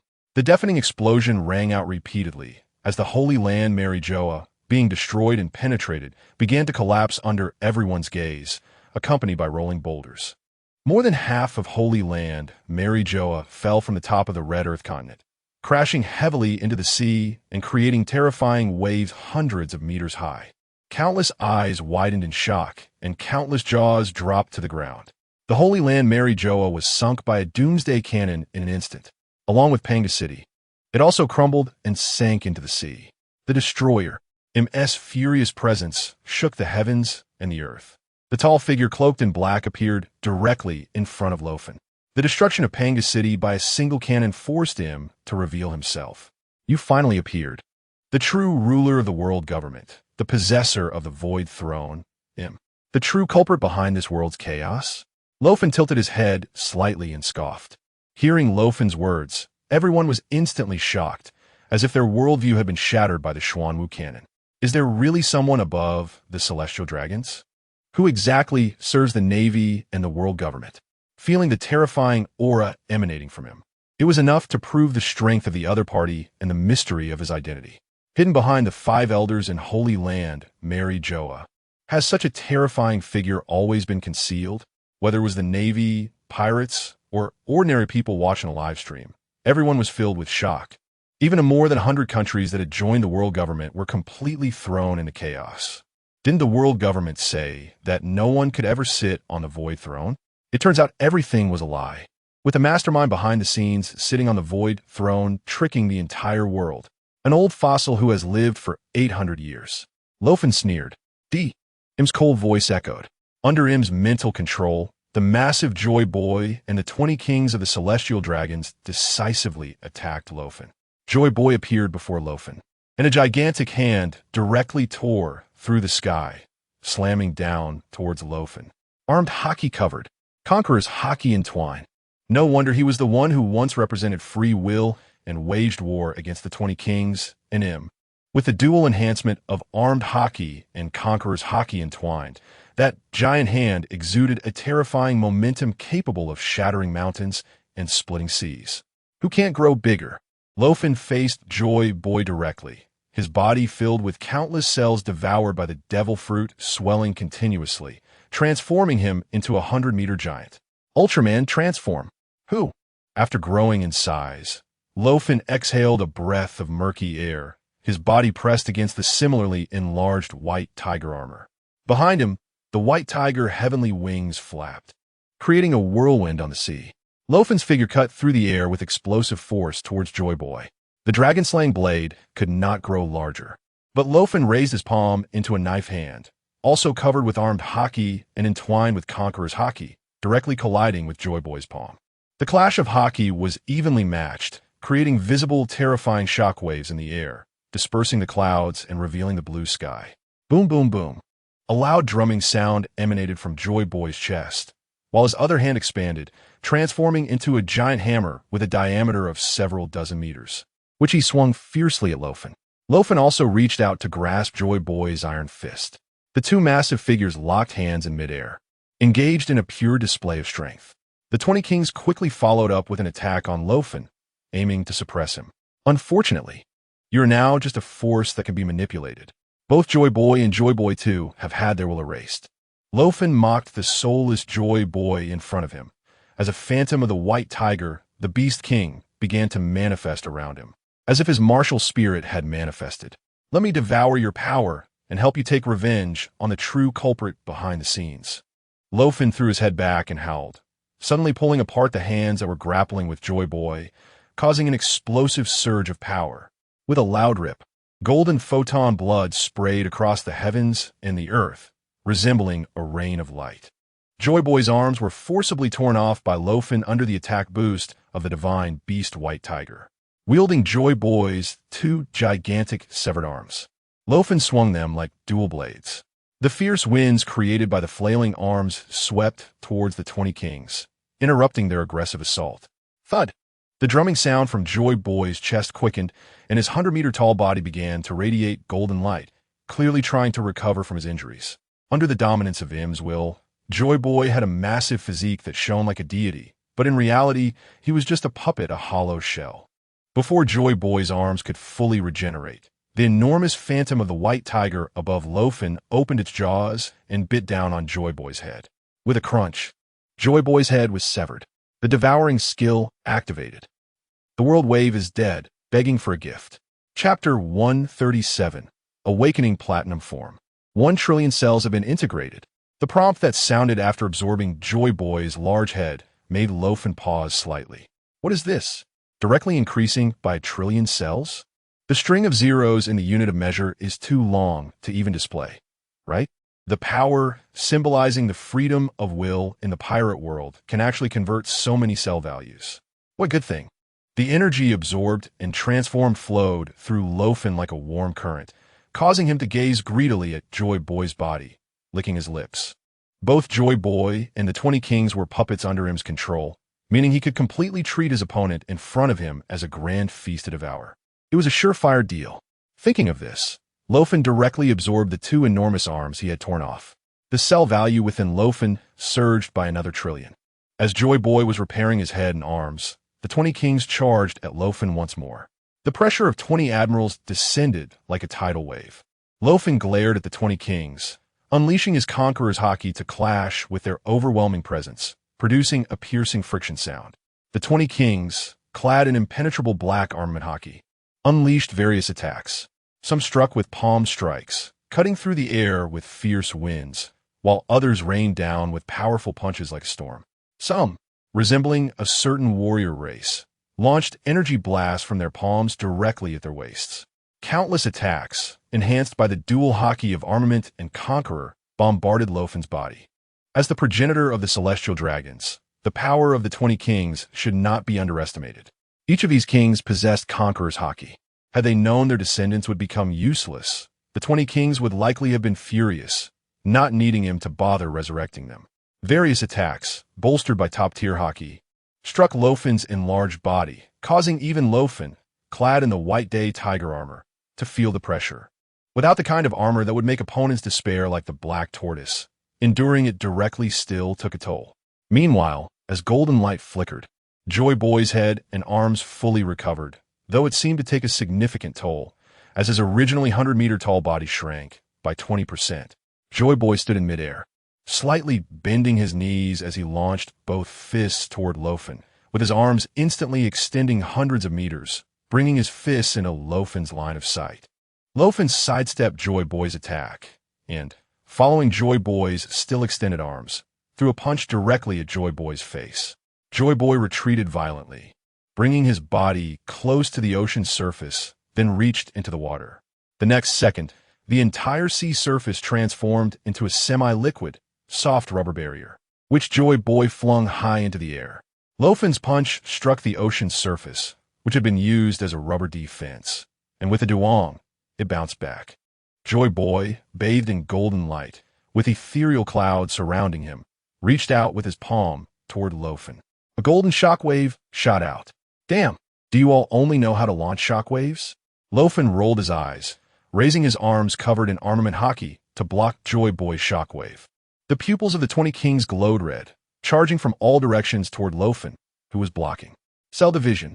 From behind Luo Fan, another figure burst forth, then took flight toward the still-shooting Joy Boy. Luo Fan's remaining clone, left behind, was quickly drained of its remaining energy under the enormous consumption of giant form. The massive body was pierced by the shockwave, and the attacks from the 20 kings followed closely, causing the giant clone to explode into countless light particles. On the other side, Luo Fan's original body, bursting forth from the split clone, barely flickered before crashing into Joy Boy. The two gigantic figures collided in the most straightforward and brutal manner, generating an impact that shook the entire red soil continent. Boom! The sea surface erupted into towering waves as Luo Fan and Joy Boy's massive forms crashed into the ocean. Watching Luo Fan and Joy Boy both plummet into the sea, Yamato, Whitebeard, and the others instantly felt a surge of anxiety as they gazed at the ocean's surface. The entire sea became eerily calm. Who won?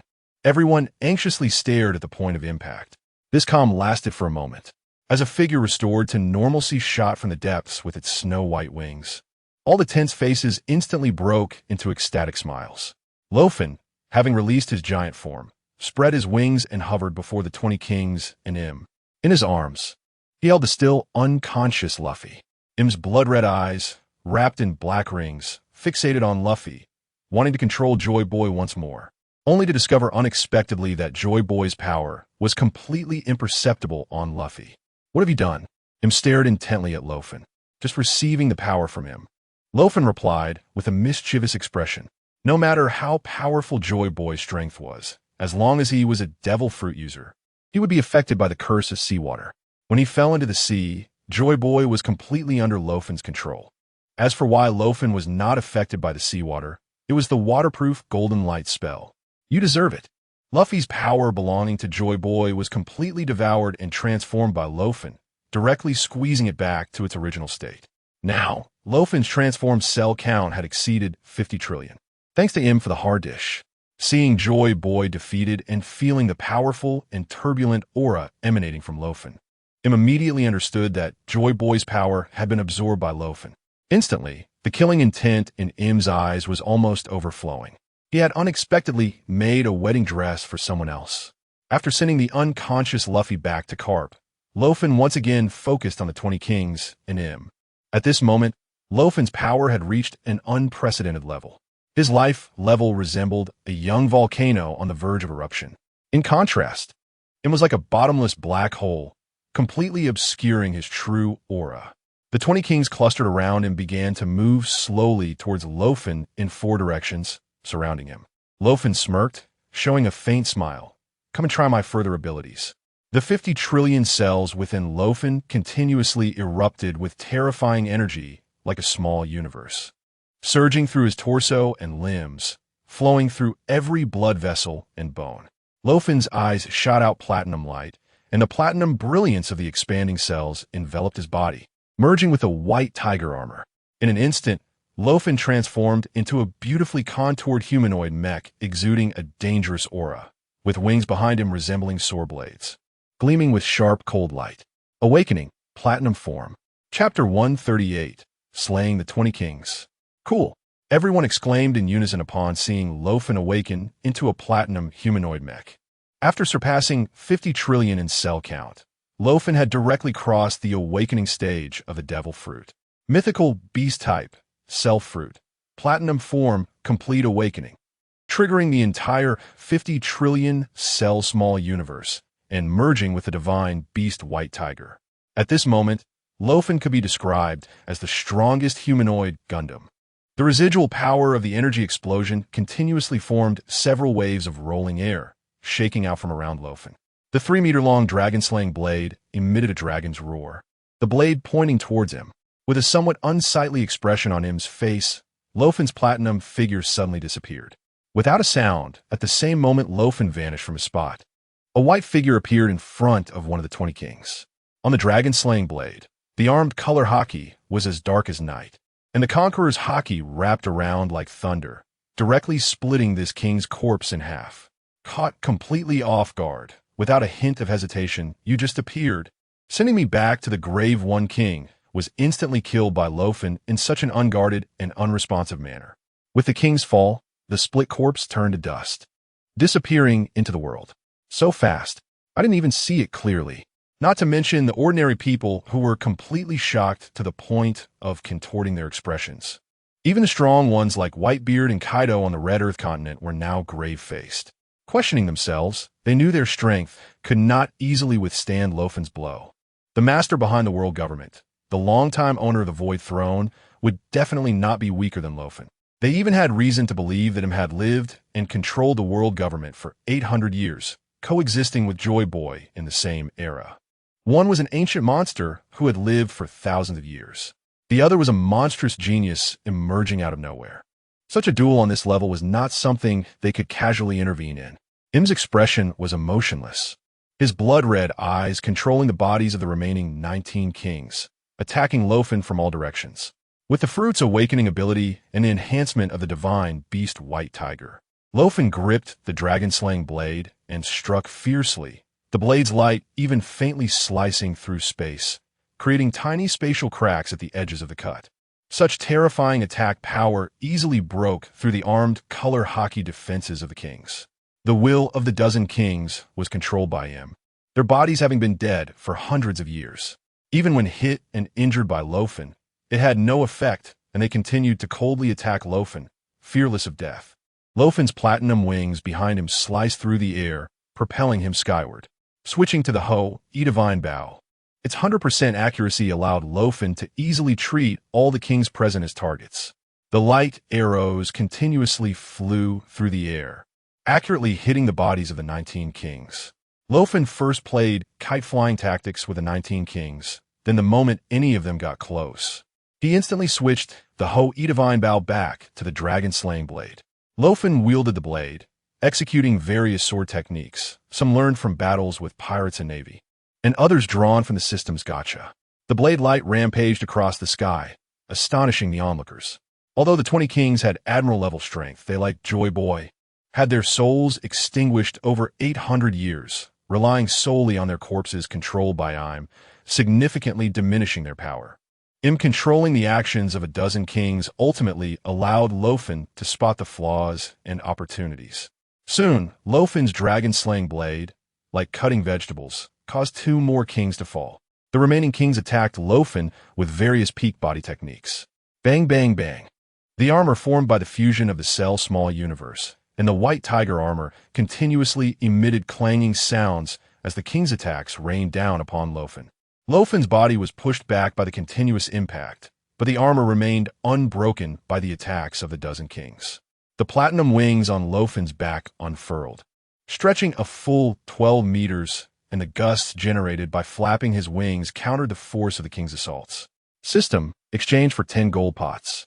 While facing the righteous group assault of the remaining 17 kings, Luo Fan lavishly spent 100 million shock points, allowing the system to directly perform a 10 consecutive draw. Opening the golden pots. The system's prompt sound continuously displayed information about opening the sacred pots, but the items drawn were filled with uncertainty, most of which were of no use. Ding dong. Congratulations to the host for obtaining the exclusive skill, Demon God Execution.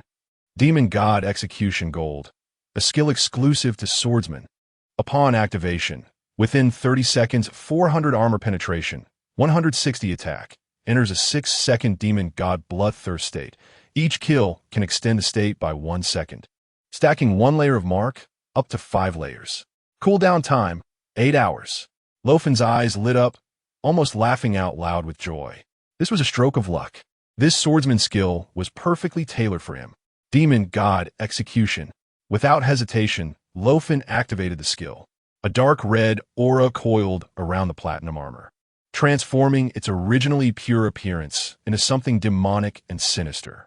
With the dual fusion of the awakening fruit and the White Tiger's possession, Luo Fan's already off-the-charts attributes received another boost, entering the Demon God Bloodthirst state, making his overall attributes simply monstrous.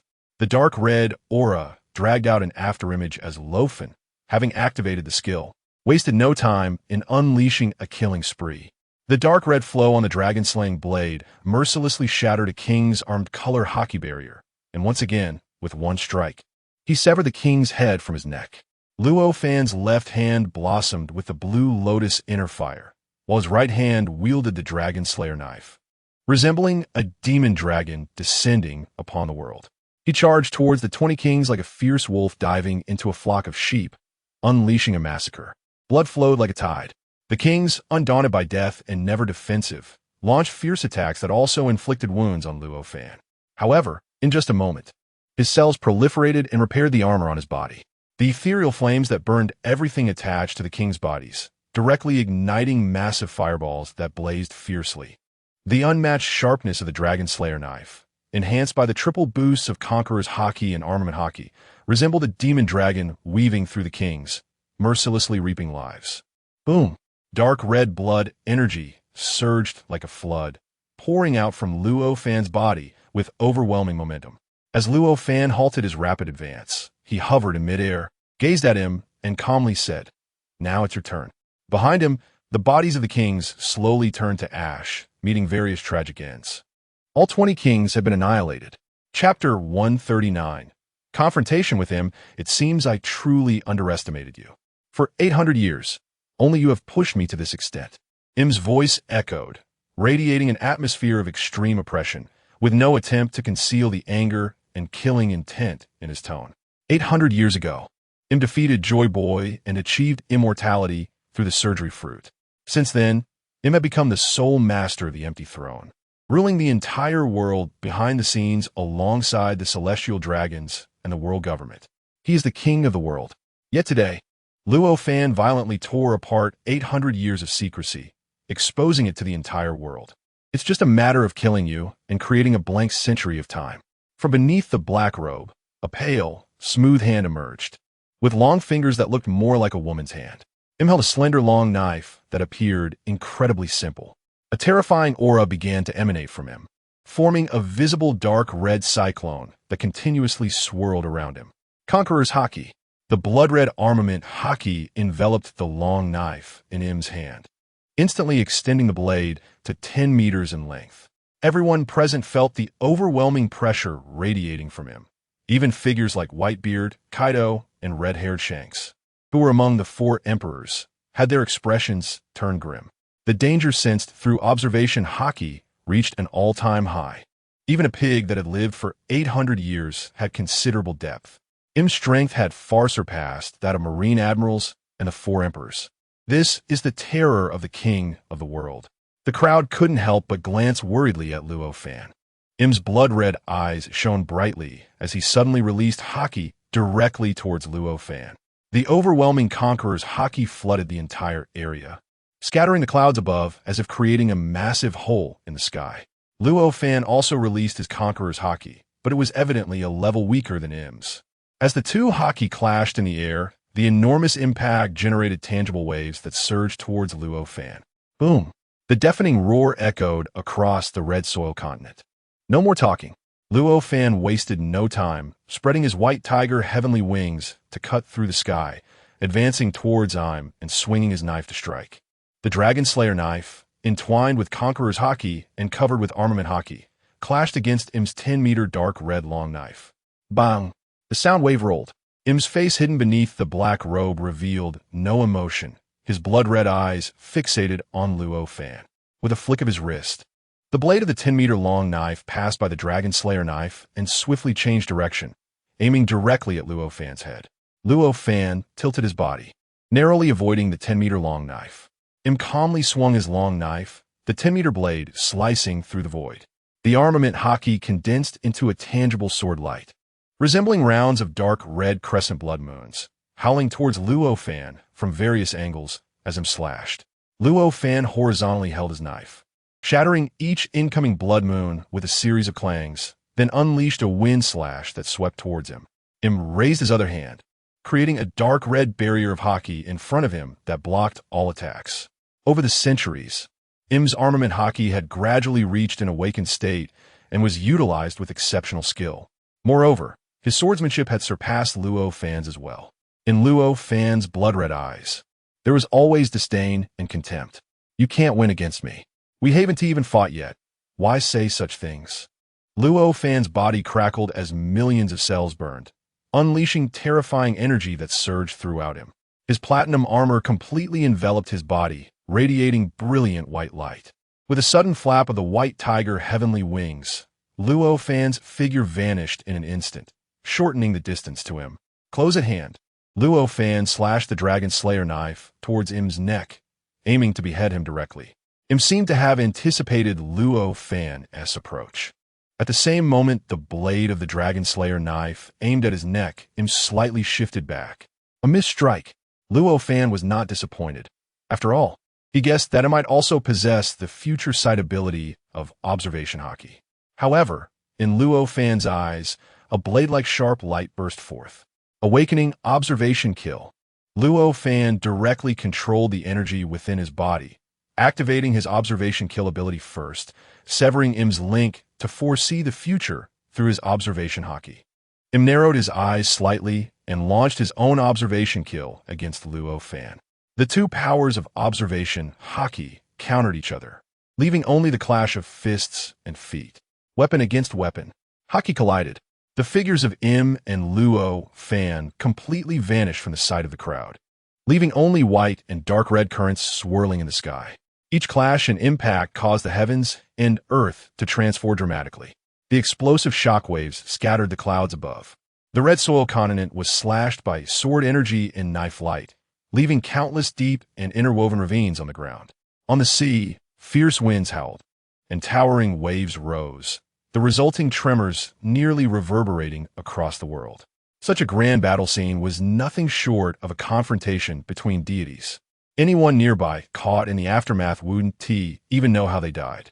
The remaining naval forces, under Karp's command, retreated from the red soil continent, boarding undamaged Navy warships to quickly distance themselves from the area. Whitebeard and the others were the first to return to the island of Xuanwu. The entire battlefield was safest only on Xuanwu. Mudada, I admit you are the most astonishing genius in 800 years, but you are still far from defeating me. Surrender, or I will kill you, replacing the defeated Joy Boy and the 20 kings, becoming my new vessel. Im's dark red, long knife grazed Luo Fan's chest, sparking tiny flames against the armor and ultimately leaving a cut. Blood splattered, but Luo Fan was completely unconcerned. The cells within him continuously consumed energy, rapidly repairing Luo Fan's wounds. I choose the third option, which means I will kill you. Every swing of Im's sword is imbued with a profound will of the sword, enveloping the heavens and the earth. If it were someone else, they would have long been intimidated and submitted to Im's will. Luo Fan remained unmoved, taking a deep breath and slowly raising the dragon-slaying blade. A unique will emanated from Luo Fan, continuously gathering into the dragon-slaying blade, filled with a mysterious aura. Luo Fan integrated the insights he absorbed from all his opponents into a meaning that belonged to himself, infusing it into the blade in his hand. As he exhaled a breath of turbid air, Luo Fan slashed down towards Im with the dragon-slaying blade. The blade's shadow moved slowly, as gentle and slow as a spring breeze caressing willows, appearing almost ethereal and indistinguishable from reality. This strike was not a mere imitation, but contained Luo Fan's understanding of the sword path, emerging into the world. Namnes Technique. Chapter 140. The Curtain Falls. New goals. The blade light sliced through Im's external armed color haki barrier like jagged water waves. At the moment, Im swung his dark red long knife to block. It vanished from the entire space. What? For the first time, shock and disbelief appeared in Im's eyes. The space trembled, and a knife mark capable of piercing the heavens and the earth directly opened a rift in the entire realm, suddenly appearing behind him, who was completely unprepared. A strike imbued with Luo Fan's will struck fiercely at Im's back. Ah! A voice filled with pain and anger erupted as Im spread his arms and flew forward, the black robe behind him shredded by the knife mark, exploding into a mist of scarlet blood. A wound deep enough to see bone was carved into his back, shocking to behold. I'm injured. I actually got injured. In a fit of intense pain and fury, Im frantically swung hundreds of knives at Luo Fan. A dark red blood moon wove into a storm of blade edges sweeping in. Luo Fan reached into a spatial ring and pulled out something, tossing it out. The magic of love goes round and round. The strange card he had drawn from the holy jar flew towards the storm of blades, and the heart-shaped pattern on the card instantly burst into light, reversing itself. In an instant, The storm of blade edges that had been howling towards Luo Fan turned around and headed back towards him. Damn, what a ridiculous name. Isn't it just reversing the world? Luo Fan complained. Im, who had been injured by Luo Fan's nameless sword technique, had not caught his breath yet when he looked up to see the storm of blade edges formed by dark red arcs turning back towards him. Im lost all his earlier calm and coolness, his expression changing drastically as he activated his haki to block the storm of blades. A platinum figure with outstretched wings appeared behind him, and the wings closed in, directly propelling Luo Fan forward like an arrow. Get lost. Im swung his knife in an attempt to obstruct Luo Fan, but Luo Fan continued to charge forward. Boom! The roar echoed across the heavens and the earth. The dark red blade light tore through the clouds, and Luo Fan's platinum armor exploded in an instant, revealing half of his face, covered in scars. Bang! Another loud noise sounded as Luo Fan's figure collided directly with Im's back. An Im's side glance filled with shock and rage. Luo Fan's armored hand sank deep into the wound on Im's back like tiger claws. Covered in tattered armor soaked in blood, Luo Fan ignored his injuries. His gaze fiercely locked onto Im, and he increased the force of his hands, digging into Im's body. Im's entire body was covered in armed color haki, but he was horrified to discover that Luo Fan's hands had directly torn through his haki defense. With the enhancement of the White Tiger Divine Beast, Luo Fan not only had a significant increase in attack power, but also possessed the ability to tear through anything.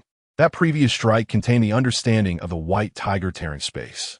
And now, there was only one thing Luo Fan needed to do. In front of countless shocked eyes, Luo Fan rode on Im's tall figure, crashing down together towards the Red Earth continent. With a roar, Luo Fan's hands, which had plunged into Im's body, withdrew like claws, and countless blood sprayed into the sky. Im's wretched wail echoed in everyone's ears.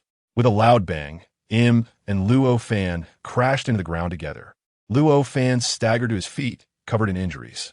Im lay face down in the pit, a large pool of blood forming beneath him, trembling all over. His black robe was completely in tatters, and the knife wound on his back had been widened by Luo Fan's hands, revealing his internal organs, mangled and gruesome. Such a brutal and bloody scene made people swallow hard, their hearts pounding in fear. Some had imagined Im would slay Luo Fan, while others thought Luo Fan could defeat him and end everything. But no one had anticipated that the duel between these two extraordinary powerhouses would end in such a sudden manner. After sitting on the Void Throne for hundreds of years, had utterly underestimated the abilities Luo Fan possessed, and now he was tasting the most painful consequences of his arrogance. I am the Eternal. God. Deity, you cannot kill me. Beneath the black robe's hood, Im's blood-red eyes were filled with boundless hatred. At this moment, Im's grievous wounds began to heal themselves faintly. Even with such severe injuries, he could not be completely destroyed under the drive of his immortality ability. He only needed time to stand up again, and at that time, he would have a chance to tear Luo Fan into pieces. Luo Fan gulped down a bottle of recovery potion, a green light emanating from him as his injuries visibly healed. Luo Fan scoffed coldly. Your immortality comes from your fruit ability. Beyond this world, there are many things you do not understand. Like this. Luo Fan raised a small golden ball. Throw that star. A micro-annihilation bomb. When activated, the space within a 5-meter radius will be instantly consumed by cosmic energy, akin to a portable black hole. Remember not to put it in your back pocket. Im stared at Luo Fan with blood-red eyes as he pressed the small golden ball, then bent down to place it inside his robe, turning to leave. A strong sense of crisis that he had never felt in his eternity surged in Im's heart as he desperately struggled with his broken body. 3 seconds later, click, a mechanical sound came from within his arms, and Im's struggling movements froze in place. In an instant, centered on the pit, a black dot suddenly appeared, then immediately exploded into a black sphere with a 5-meter radius, the immense suction distorting the surrounding space. In the explosion of this cosmic energy, Im was directly reduced to countless particles without a sound, annihilated and sucked into the black hole.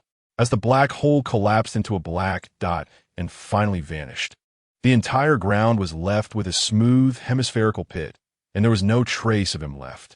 The whole world fell into a deathly silence. Then, we won. We won. We won. Billions of cheers erupted from all around the world, echoing throughout the heavens and the earth. On this day, countless people cried tears of joy. 3 months later, Luo Fan lay on a beach chair on Xuanwu Island, stretching lazily. The main city on the island had been completed, and citizens had begun to move in and open the port for navigation. Soon, more satellite cities would be built on the island. Xuanwu Island would become a new nation at sea. After the ultimate battle on the Red Soil continent, the world government completely collapsed. Luo Fan became the recognized king of the world, but he was too lazy to rule it. After extensive discussions and consultations with Luo Fan, it was ultimately decided that the various countries would be managed as a federation based on the nation established by Luo Fan, with no more rule by the celestial dragons and a gradual abolition of slavery. The remaining naval forces would continue to fulfill their duty of guarding world peace. Whitebeard and Shanks took the lead in forming an adventurers guild, turning some pirates into maritime adventurers and prohibiting plunder and violence. In response, Sengoku and Garp humorously asked whether their meetings would involve fighting or tea. Kaido received a rejuvenation potion and happily rolled back to Wano country. The entire world was moving towards a better direction. The only one left hurt was Big Mom, who gained nothing. Where can we go on our next adventure? Law? The Straw Hat crew has already set sail to find the One Piece. Why don't we join in the fun? Yamato, lying on another beach chair, propped her chin on her hand and smiled at Luo Fan. The fish pond is getting boring. Luo Fan shook his head and raised a card shimmering with rainbow light in his hand. It was a new item he had drawn from a holy chest a few days ago. World Traversal Card. The user can designate entry into a new dimensional world and has the authority to travel between two worlds. Team size, 0-10. Looking at the item card in his hand, Luo Fan smiled and got up. Let's witness a greater new world when we have the chance. Chapter 141. Yamato's wedding during the final battle at Mariewa against him. The shock value accumulated by Luo Fan reached astronomical levels. After killing him, Luo Fan used his devouring transformation ability to absorb the essence accumulated by him over the past 800 years. Luo Fan's cell value is now in the hundreds of billions, making him the undisputed king without a crown. With just a command from him, the entire world government would completely collapse. Countless nations would submit at Luo Fan's feet. However, Luo Fan had no interest in the Void Throne and casually tossed the mess back to the world government. The title of World Destroyer had transformed into that of a savior. With the efforts of the Navy, the world order gradually restored, and countless powers were reshuffled. Pirates and adventurers continued to sail the Grand Line, exploring the treasures left by Roger. Months flew by, and the fervor of the great battle at Mariewa finally cooled down. On this day, the news crows dropped a bombshell announcement across the nation. The savior Luo Fan is set to marry Yamato, the daughter of Kaido, in 1 month on the nation of Jinbu Island. At that time, Jinbu Island will also be fully opened and warmly invites all visitors. The news of the savior's upcoming marriage sent shockwaves around the world. Countless women, upon hearing this news, cried bitterly, wishing they could be the one to marry Luo Fan. However, compared to Yamato's looks and background, everyone could only sigh that Luo Fan and Yamato were indeed a match made in heaven. The story of the former Admiral Green Bull capturing Yamato and using her as a hostage to threaten Luo Fan, leading to Luo Fan's furious defense of his beloved, also became a hot topic among people. In contrast, the Navy stated that was the personal action of a former admiral. It has nothing to do with us. After receiving the news and newspaper reports, Kaido's boisterous laughter echoed throughout Wano country. Look, this is my son-in-law. Ha ha ha. When I first saw him, I knew he had a bright future. After pestering Luo Fan for so long to marry my daughter, I thought it would be hopeless, but now I'm overjoyed. After trading with Luo Fan to lift Wano's isolation policy and obtaining the rejuvenation potion, Kaido's satisfaction with Luo Fan had already skyrocketed. He couldn't wait for Yamato to marry Luo Fan. Ha ha. Looking at the headline news in the newspaper, Kaido threw his head back and laughed, brimming with pride. He kicked Queen on his plump backside and immediately ordered his subordinates to prepare a grand feast to celebrate his new status as Luo Fan's father-in-law. At the banquet, Kaido drank heavily and ended up drunk for 3 days and nights. At the headquarters of the world government, the former admiral of the Navy, Sengoku, now served as the supreme commander of the world government. With the celestial dragons and the 5 elders gone, Sengoku was now the highest authority. Under his command were the new admiral, former Admiral Akiji, as well as Fujitora, Tsuru, and other admirals. However, Sengoku and the others had serious expressions. This is the situation. What are everyone's opinions? Sengoku crossed his arms on the table, resting his chin on his hands and scanning the crowd. I think Admiral Kazan would be quite suitable. Fujitora pointed at Akiji. Ahem, I think I might have an upset stomach that day. So, I'll one tea go, Akiji replied seriously after clearing his throat. It's just that you were beaten by Luo Fan. Now you're the Admiral of the Navy. Representing the Navy at his wedding and casually exchanging pleasantries to give a gift is your duty. But it was just a small issue of who would attend Luo Fan's wedding as a Navy representative, and after half a meeting, no candidate was determined. Sengoku rolled his eyes. More than half of the Navy present had been suppressed by Luo Fan. Although they had made peace, they had still been beaten and had some psychological shadow. When the wedding is so lively, if everyone brings up their history of being beaten by Luo Fan, wouldn't that be embarrassing? Not going. Forget it. Akiji, you will represent the Navy at the wedding. I knew I shouldn't have taken the position of Admiral. Akiji sighed, shaking his head, looking like a salted fish that had lost its dream. On the Moby Dick, the young Whitebeard, raising a glass with his sons, also received the news of Luo Fan's upcoming marriage. Whitebeard looked around and couldn't help but sigh. Why did I only think about having sons back then and not about having a daughter? Otherwise, I wouldn't have let that guy Kaido take advantage. Dad, since Luo Fan is getting married, we definitely have to attend, right? Marco filled Whitebeard's cup. How can we miss Luo Fan's wedding? Sons, turn the sails. We are heading to Jinbu Island. Yes. Aside from Whitebeard, countless powers and nations actively organized delegations with various exquisite gifts to attend the wedding on Jinbu Island. The route to Jinbu Island suddenly became bustling with activity. All nations are coming to pay their respects. Chapter 142. The eve of the wedding on Jinbu Island. Luo Fan was sitting on a small stool on top of Jinbu, wearing beach shorts and a tiger-striped coat, leisurely fishing with sunglasses on his face. Yamato was beside Luo Fan, propping her chin on her hand, occasionally blushing like a peach blossom as if thinking of something joyful. On Yamato's youthful fingers, an ancient ring with a red gemstone was shimmering softly. That was the treasure that Luo Fan took out from the holy jar. A golden ring that could provide 12 layers of defense for the wearer. Luo Fan had proposed to he with this ring. Marriage, marriage. Just thinking about the fact that she would soon marry Luo Fan in front of the whole world made he shyly cover her cheeks, then peek through her fingers at Luo Fan, reflecting on the scene of their first meeting at the ramen shop in the land of harmony. He felt as if it had only happened yesterday. All the wedding planning was handed over to Morgans and professionals. All she needed to do was wear a beautiful wedding dress when the time came. Luo Fan seemed to sense the he's gaze, turned around, smiled, and said, I've already told Morgans, our wedding has to be a global sensation. After all, inheriting the wealth of the M for 800 years. Luo Fan was not worried about how to spend the money. Lo, I still feel like I'm dreaming. The he's face turned crimson. What? Didn't you like me before? You even chased me all the way out of the land of harmony. Luo Fan laughed heartily, teasing her on purpose. Buzz. In the invisible space, Luo Fan seemed to feel a ripple in the void. His expression suddenly became serious while he was playing with the he. Although it was just a moment, Luo Fan clearly sensed an unfamiliar aura. Watch my fishing rod. I'll be right back. Luo Fan handed the fishing rod to the puzzled he and then spread a pair of silver-white wings from his back. The white tiger wings flapped, stirring up a gust of wind, and Luo Fan's figure instantly disappeared from Xuanwu Island. Soaring into the sky, Luo Fan penetrated the clouds and hung at an altitude of 10,000 meters. He closed his eyes to sense the source of that aura.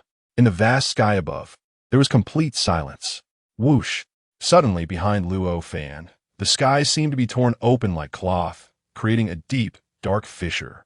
A strange and powerful suction immediately enveloped Luo Fan, trying to pull him in completely. Luo Fan reacted quickly, drawing the Dragon Slayer sword from his spatial ring and gripping it tightly in his hand, twisting his wrist to swing the blade backward with force. The blade cut through the air, heading straight for the torn space crack. Using the force from the swing, Luo Fan's body was also propelled backward, flying several hundred meters away, safely avoiding the space crack and the suction. As the blade mark touched the space crack, its light was continuously absorbed into the void like a whirlpool, silently. Such a bizarre scene moved Luo Fan. Was that a black hole? Could it be the dark fruit? Luo Fan wondered in disbelief. The fissure, suddenly widening, appeared to Luo Fan as if the world had been punctured by a cigarette butt.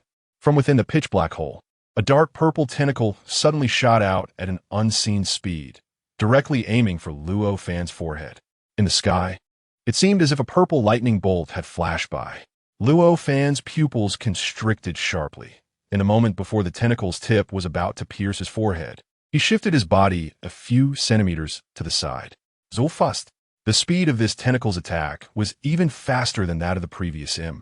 With the speed bonus from the white tiger, Luo Fan managed to dodge the tentacle's attack. After missing, the purple tentacle prepared to retract. Want to leave? No way. The white tiger wings behind Luo Fan flapped, and he donned the white tiger armor, instantly catching up to the strange tentacle that was retracting into the space fissure.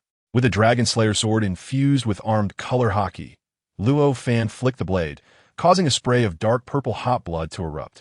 A small segment of the tentacle was cut off by Luo Fan. Roar!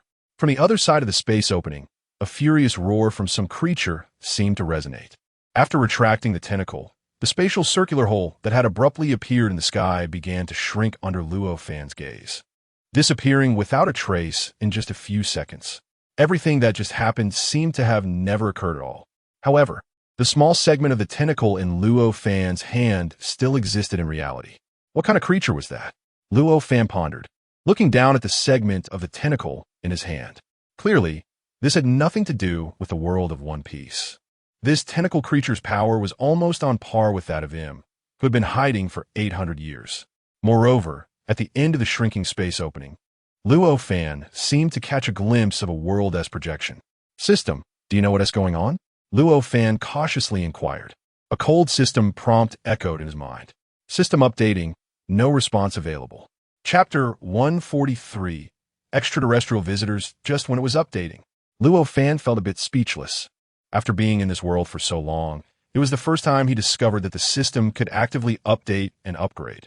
However, once the system update was complete, it would definitely bring more benefits. Luo Fan couldn't help but rub his fists together, looking forward to the post-update system. Of course, it would be even better if he could receive a big update gift. The strange creature with tentacles on the other side of the space fissure, along with the fleeting glimpse of another world as projection, filled Luo Fan with confusion. He originally thought that after dealing with the celestial dragons and the world would return to peace. But the tentacle that had just emerged from the space fissure was already on par with him in terms of power. If the target of the attack had not been himself, but rather Whitebeard and the other Yonko or the admirals of the Navy, the outcome would have been dire. How many secrets were still hidden in this world? It truly was unsettling. Luo Fan shook his head. When soldiers come, we meet them. When water comes, we cover it. Whatever. After all, there were no leads to pursue, and thinking further would be futile.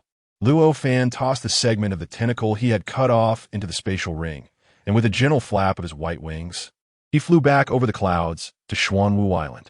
When he saw Luo Fan return, her worried expression finally broke into a relaxed smile. Initially, when she saw Luo Fan's serious expression as he soared into the sky, she was concerned that something had happened. Luo Fan smiled slightly, not telling Tahi about everything that had happened in the sky.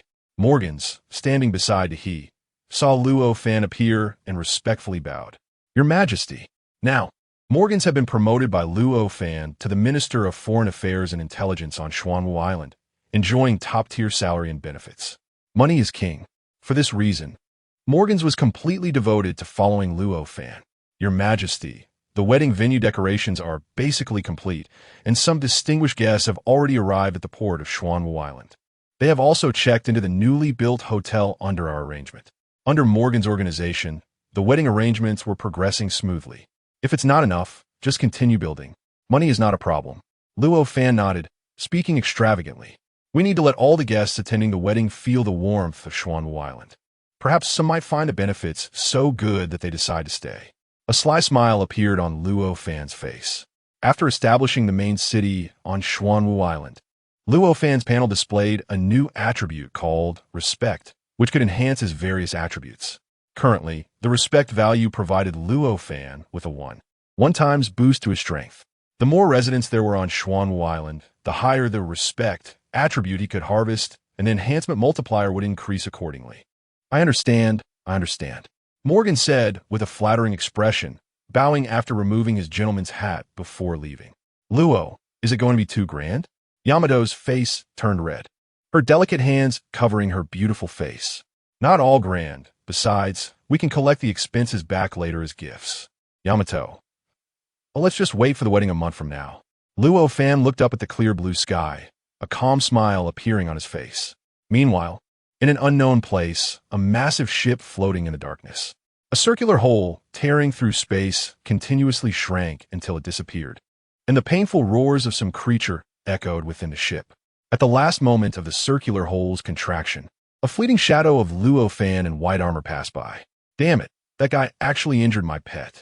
A sharp and piercing voice yelled, filled with heartbreak and anger. Calm down, it's just a small part of the biological tissue that was severed. Another steady voice responded, it's just a biological weapon. As long as the core isn't destroyed, it won't die.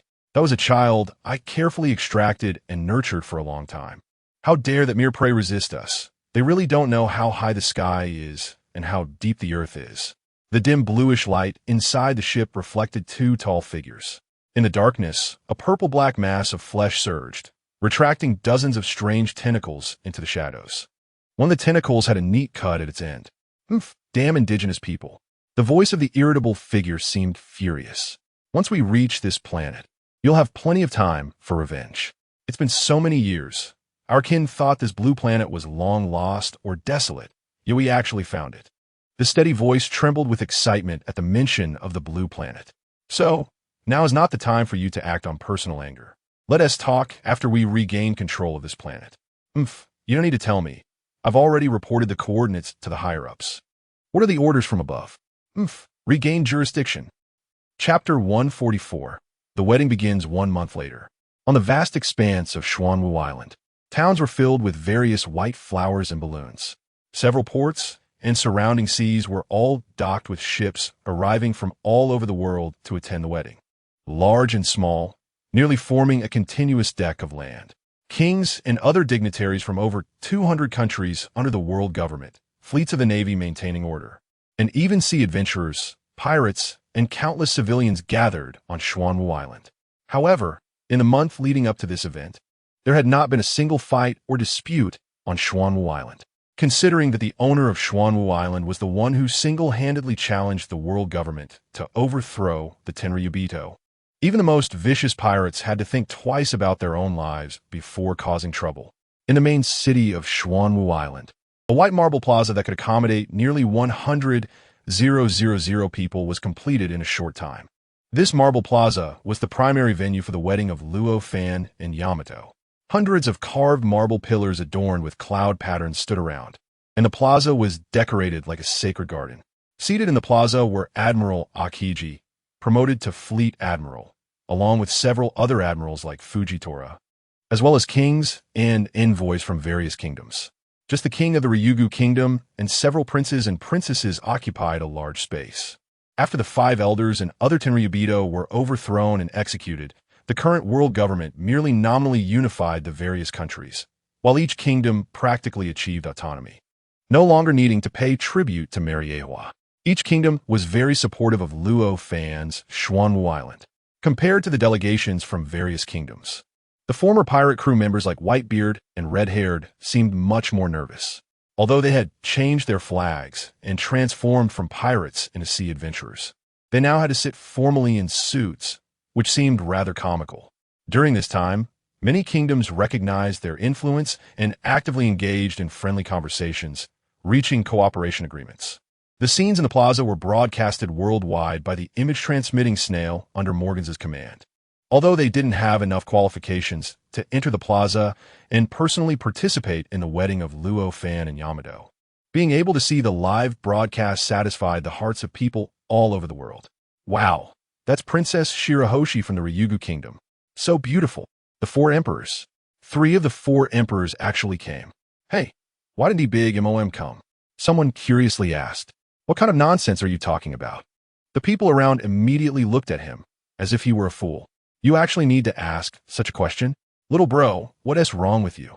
I'll punish you to go back and read the previous chapters again. That SAC supernova.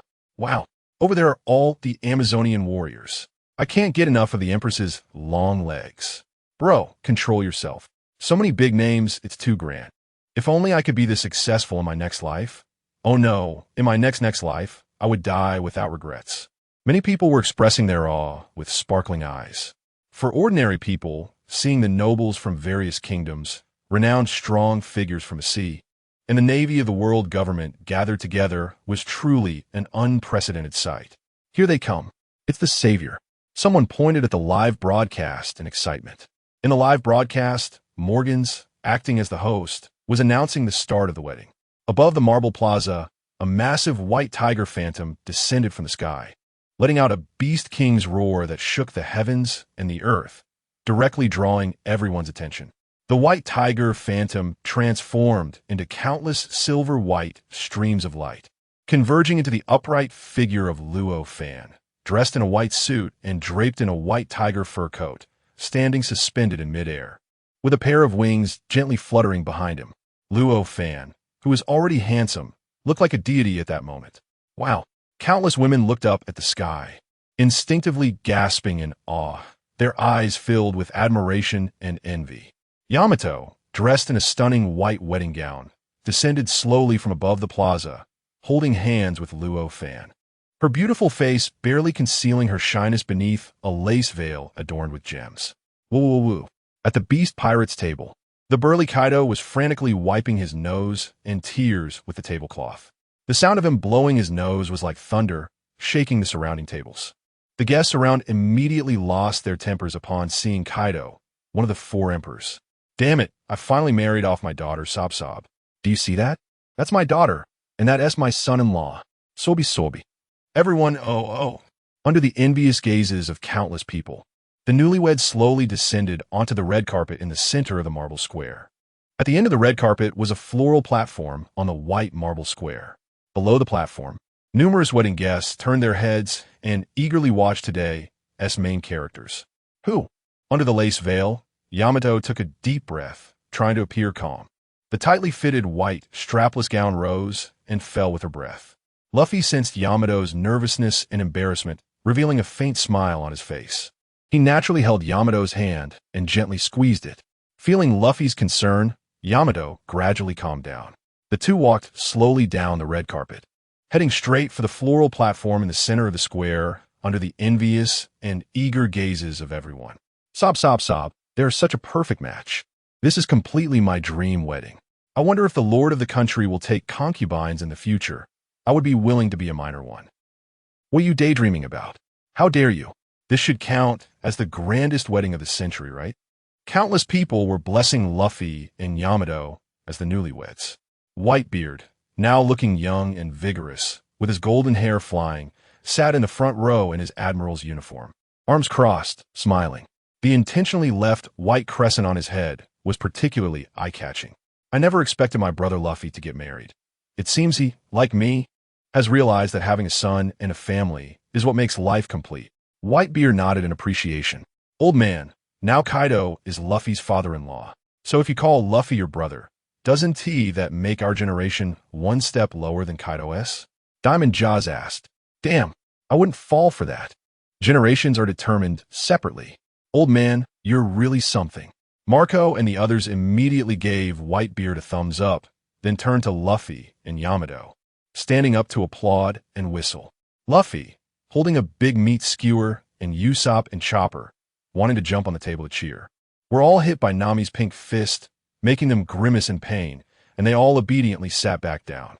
Not far away, the beautiful Boa Hancock, dressed in a cool and elegant dress, covered her cheeks, looking at Luffy and Yamato walking hand in hand on the red carpet with envy and longing. When can I have a wedding like this with Luffy? Hancock murmured dreamily, while Granny Nine listened with a black line on her forehead.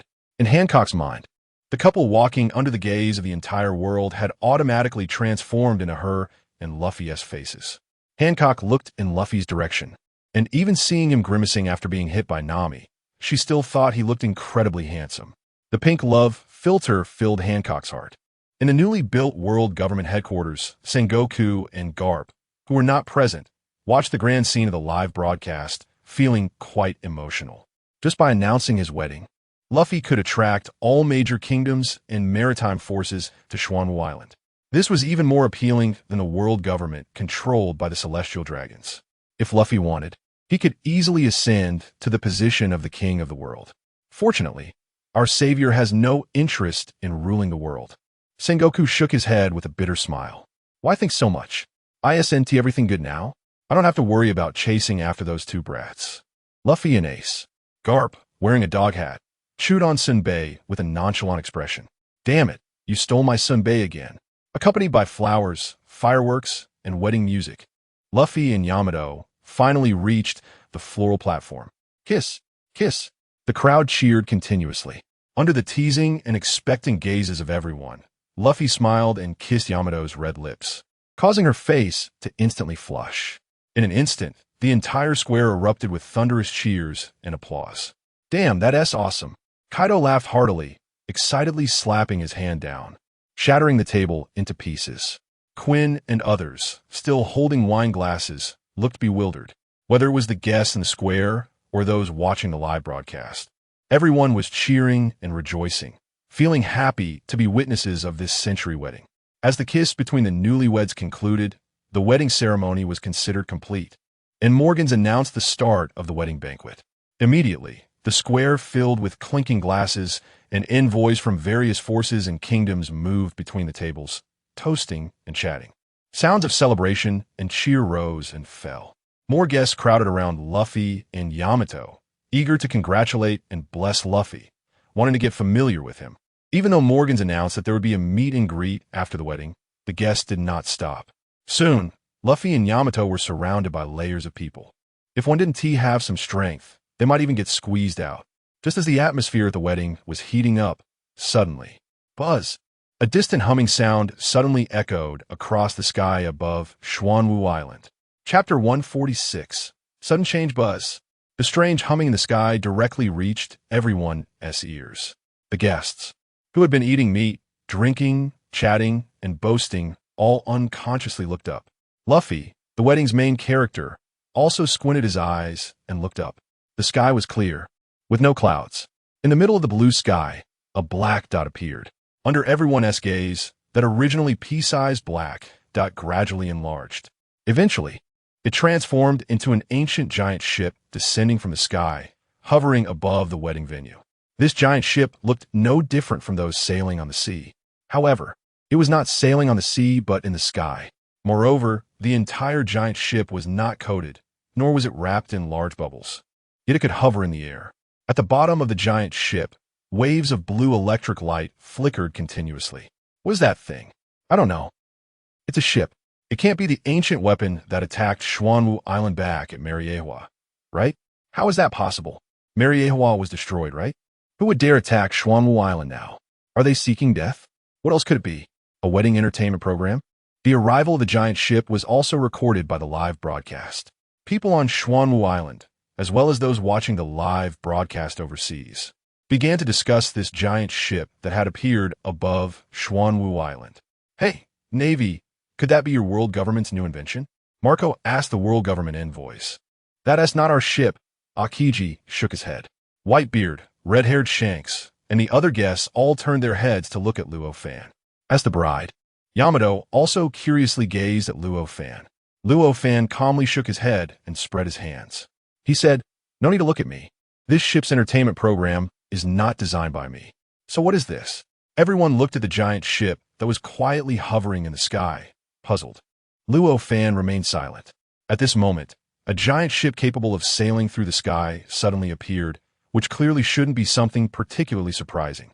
After all, Luo Fan had already sensed a certain heavy atmosphere from the giant ship. Inside his spatial ring, A segment of tentacle that Luo Fan had severed from a black hole a month ago suddenly trembled violently, as if sensing something. Luo Fan took the tentacle out of the spatial ring. The tentacle thrashed wildly in Luo Fan's hand, its tip pointing straight towards the giant ship above, as if it had a consciousness and desperately wanted to fly up. What is this thing? Everyone looked at the tentacle in Luo Fan's hand. The newcomers do not come in peace, Luo Fan said.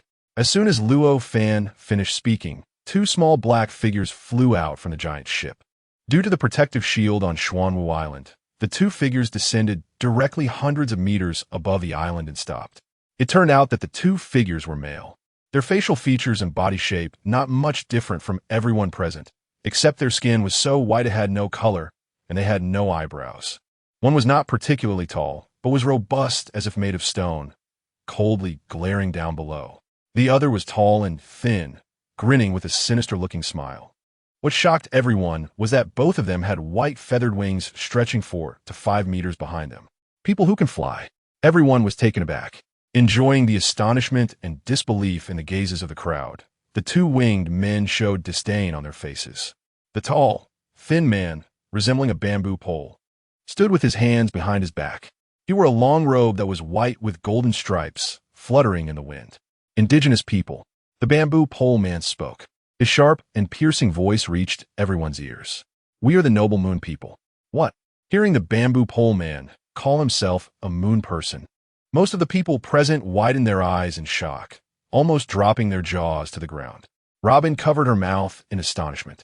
Meanwhile, Luffy beside her looked completely bewildered. What? What is that? That is a race that existed on the moon during ancient times, but they should have been extinct long ago. Robin's face was filled with disbelief. If Enel were present, he would definitely recognize these two winged figures as exactly the same as the mural figures he saw on the moon. The moon people, who had left only a trace in the distant past, have now reappeared. Enjoying everyone's shock, the bamboo pole man chuckled coldly and continued, in ancient times, our race descended upon this blue planet and even left descendants to rule this world. However, later on, you indigenous people actually overthrew the thrones of our descendants and established your own regime. Just a group of lowly natives. If it weren't for us losing the coordinates of this planet, you would not have been able to live freely all these years. The bamboo pole man sneered. Now, it is time for us to reclaim jurisdiction over this planet. Ants. Chapter 147. Moon People Alpha. The square echoed with the sharp declaration of the tall, thin man. Countless people were shocked beyond measure. What did they just hear? Ancient times? Moon people? Descending upon this blue planet? Reclaiming jurisdiction? The explosive information momentarily left everyone feeling dizzy, as if they were still dreaming. Betas, focus on the important matters. Another robust man spoke in a deep voice, reminding the moon person companion named Betas. His wings gently flapped as he flew forward. Overlooking everyone on the island, he softly spoke. My name is Alpha. This is my partner Betas. We moon people once ventured far from our home planet in ancient times, colonizing other planets. And this blue planet was one of the outposts we left for resource collection. Due to your indigenous people's rebellion, which overthrew our descendants left on this planet to rule, our race lost the coordinates of this planet. Now, we moon people are ready to return to our home planet. Your time of autonomy on this planet has been long enough, and it is time for us to take over. After coincidentally finding the coordinates of this blue planet, Alpha and Betas had secretly investigated the information on this planet. They learned that the moon people descendants left to rule this planet were overthrown by the world government long ago. Alpha and Betas originally planned to probe the strength of the world government that held the ruling power, but unexpectedly encountered an accident. This accident was Luo Fan, who sensed the spatial fluctuations a month ago. Why should we obediently submit just because two wing-bird men made a speech? Luo Fan squinted his eyes, looking at Alpha and Betas, mocking them. We detected that the life-level information on this island is the strongest, so I think you should be the most powerful group of natives on this planet. Alpha said expressionlessly. Therefore, I believe you should be smart enough to cooperate with us to take back this planet. No need to worry, the tall, thin moon person named Betas cackled coldly. We won't start a massacre. After all, we still need you natives to mine resources. You must be joking. Whitebeard stood up, slamming the table. his face full of anger. You dare treat us as slaves. The people around were equally furious. Veda's implication was that he intended to make everyone slaves to the moon people, forcing them to mine the resources of this world. In an instant, ugly figures from certain people surfaced in everyone's minds. Those were the celestial dragon nobles who were slaughtered to extinction by Luo Fan and others in the recent decisive battle. In front of live broadcasts, countless ordinary citizens were equally shocked and furious. Voices shouting for the moon people to go back echoed around the world. Just a bunch of natives. I can just kill a few to intimidate them. Veda's gaze turned cold. The so-called noble moon people. Vedas only saw the people in front of him as filthy and lowly natives, wishing he could crush them underfoot. Yet this group of natives dared to brazenly provoke him. Who would have thought that after defeating the boss level, a historical documentary would appear as a new plot supplement? Sigh. Looking at the two moon people in the sky, Luo Fan muttered to himself helplessly. He originally thought that the other end of the spatial opening connected to other dimensional worlds. Now it seems that it should be the current stronghold of the moon people. Luo Fan had heard some information about the moon people who had only briefly appeared in the history of the pirate world. After all, in the current technological landscape of the pirate world, the few technologies that don't have misplaced skill points are merely a glimpse of what was learned from the moon people civilization in history. Even Luo Fan thought that the moon people had long since become a dust-covered past in history. Their entire civilization had long been extinguished. Unexpectedly, years later, the moon people would return in such a manner. Without a word, Luo Fan took a step forward, ready to take action. A large hand directly blocked Luo Fan beside him. Brother Luo Fan, today is your big day. Let us handle these two pesky birds. Whitebeard lifted the wide cloak of his admiral's coat behind him. A chill instantly swept through the square. They were challenging the authority of the world government. It should be me who steps in to deal with them. The oppressive cold air condensed in midair into countless sharp icebergs floating around Akiji. Behind Akiji, the justice cloak fluttered, and dozens of Navy generals stood up in unison. Their expressions grim. As members of the Navy, how could they tolerate Alpha and Betas, the two moon people, openly provoking the world government? Let me see what qualifications and strength you have to want to control this world. Akiji's frost-covered hands pushed towards Alpha and Betas in the sky. Several icebergs roared towards the heavens in an instant. Chapter 148. The Terror of Alpha. The icebergs resembled giant ice cones, carrying white airflow straight into the clouds, directly colliding with Alpha and Betas, who were hovering above. Look, it's the Navy Marshal making a move. What beautiful ice! Seeing this scene unfold in the live broadcast, the crowd erupted in cheers. Good job, Navy! Let these damn aliens see that we are not to be trifled with. After the battle to eliminate the celestial dragons, the world government underwent a reshuffle and is no longer just serving the celestial dragons. Having achieved results in maintaining world order, people's views on the world government have changed. Therefore, now, most people are willing to support the world government. Under everyone's watchful eyes, the icebergs propelled by Akiji emitted deafening explosive sounds as they crashed into Alpha and Betas.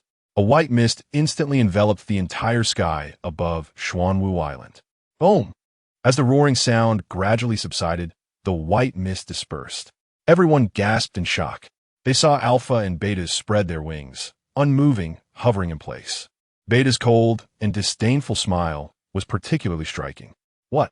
Most people present suddenly wore expressions of disbelief. Akiji's attack, if not using all his strength, shouldn't be so easily withstood by opponents of the same tier. In an instant, everyone's wariness of the two celestial dragons' strength skyrocketed. Is that all? I thought it was a terrifying attack, Betas mocked. Marshal, allow me to lend you a hand. Fujitora drew his cane sword and pointed it upwards. Gravity Fruit ability, activate. Fujitora swung down his cane sword fiercely. With the observation haki locking on, Fujitora directly changed the gravity, forcibly dragging a meteorite from its orbit near the planet downwards. Feeling the oppressive pressure above, Alpha and Betas looked up. In the atmosphere, an irregularly shaped massive meteorite was rapidly descending, trailing a long and terrifying tail of flames. Oh, these two natives actually have the ability to manipulate nature? Alpha's calm voice carried a hint of curiosity and doubt. When once we capture them for research, Beta's white wings suddenly flapped, not retreating, but charging towards the falling meteorite. The meteorite, pulled down by gravity as it fell through the atmosphere, produced a terrifying sound of air being burned and sliced. Bang! A beam of light directly pierced through the meteorite, erupting with a terrifying explosion. Betas, like a bullet, crashed through the massive meteorite in the astonished and dazed gazes of everyone. The enormous meteorite shattered into countless fragments, carrying flames, raining down on Xuanwu Island like a firestorm. The protective barrier erected above Xuanwu Island directly blocked this terrifying meteorite firestorm. In the sky, sparks flew everywhere. Those who witnessed it felt their hearts racing. Bathed in flames, Betas appeared indifferent, shaking his wings lightly, dispersing the flames surrounding him. Could he be a paramecia fruit user? Seeing the slender Betas effortlessly smash through the meteorite with his body, Akiji and the others were filled with doubt. So you were curled up inside the protective shield. No wonder you natives are so fearless, Beta sneered. Alpha looked up at the massive ship in the sky. Activate the light cannon. Under Alpha's command, a dark, cannon-like circular hole emerged from the bottom of the massive ship, descending over Xuanwu Island. The circular hole was formed by layers of black metallic material, with the surrounding air currents compressing and visibly swirling. White light orbs quickly gathered at the center. Seeing a scene they felt they had witnessed somewhere before. The crowd's expressions suddenly turned strange. Oh my! Isn't that the ancient weapon Tian Wang from Holy Land Mary Geos? At this moment, the appearance of the light cannon on the Moon People's massive ship, gathering light orbs, was exactly like when the ancient weapon Tian Wang was used to bombard Xuanwu Island during the Holy Land Mary Geos incident. It turned out that the ancient weapon Tian Wang, which historically possessed terrifying destructive power, was actually the ship left behind by the Moon People, just as everyone was shocked to discover this truth. The light mass gathered at the cannon's mouth of the massive ship had already grown immensely. Boom! Accompanied by a terrifying, earth-shattering roar that pierced the eardrums. Hundreds of light beams shot down from the circular hole.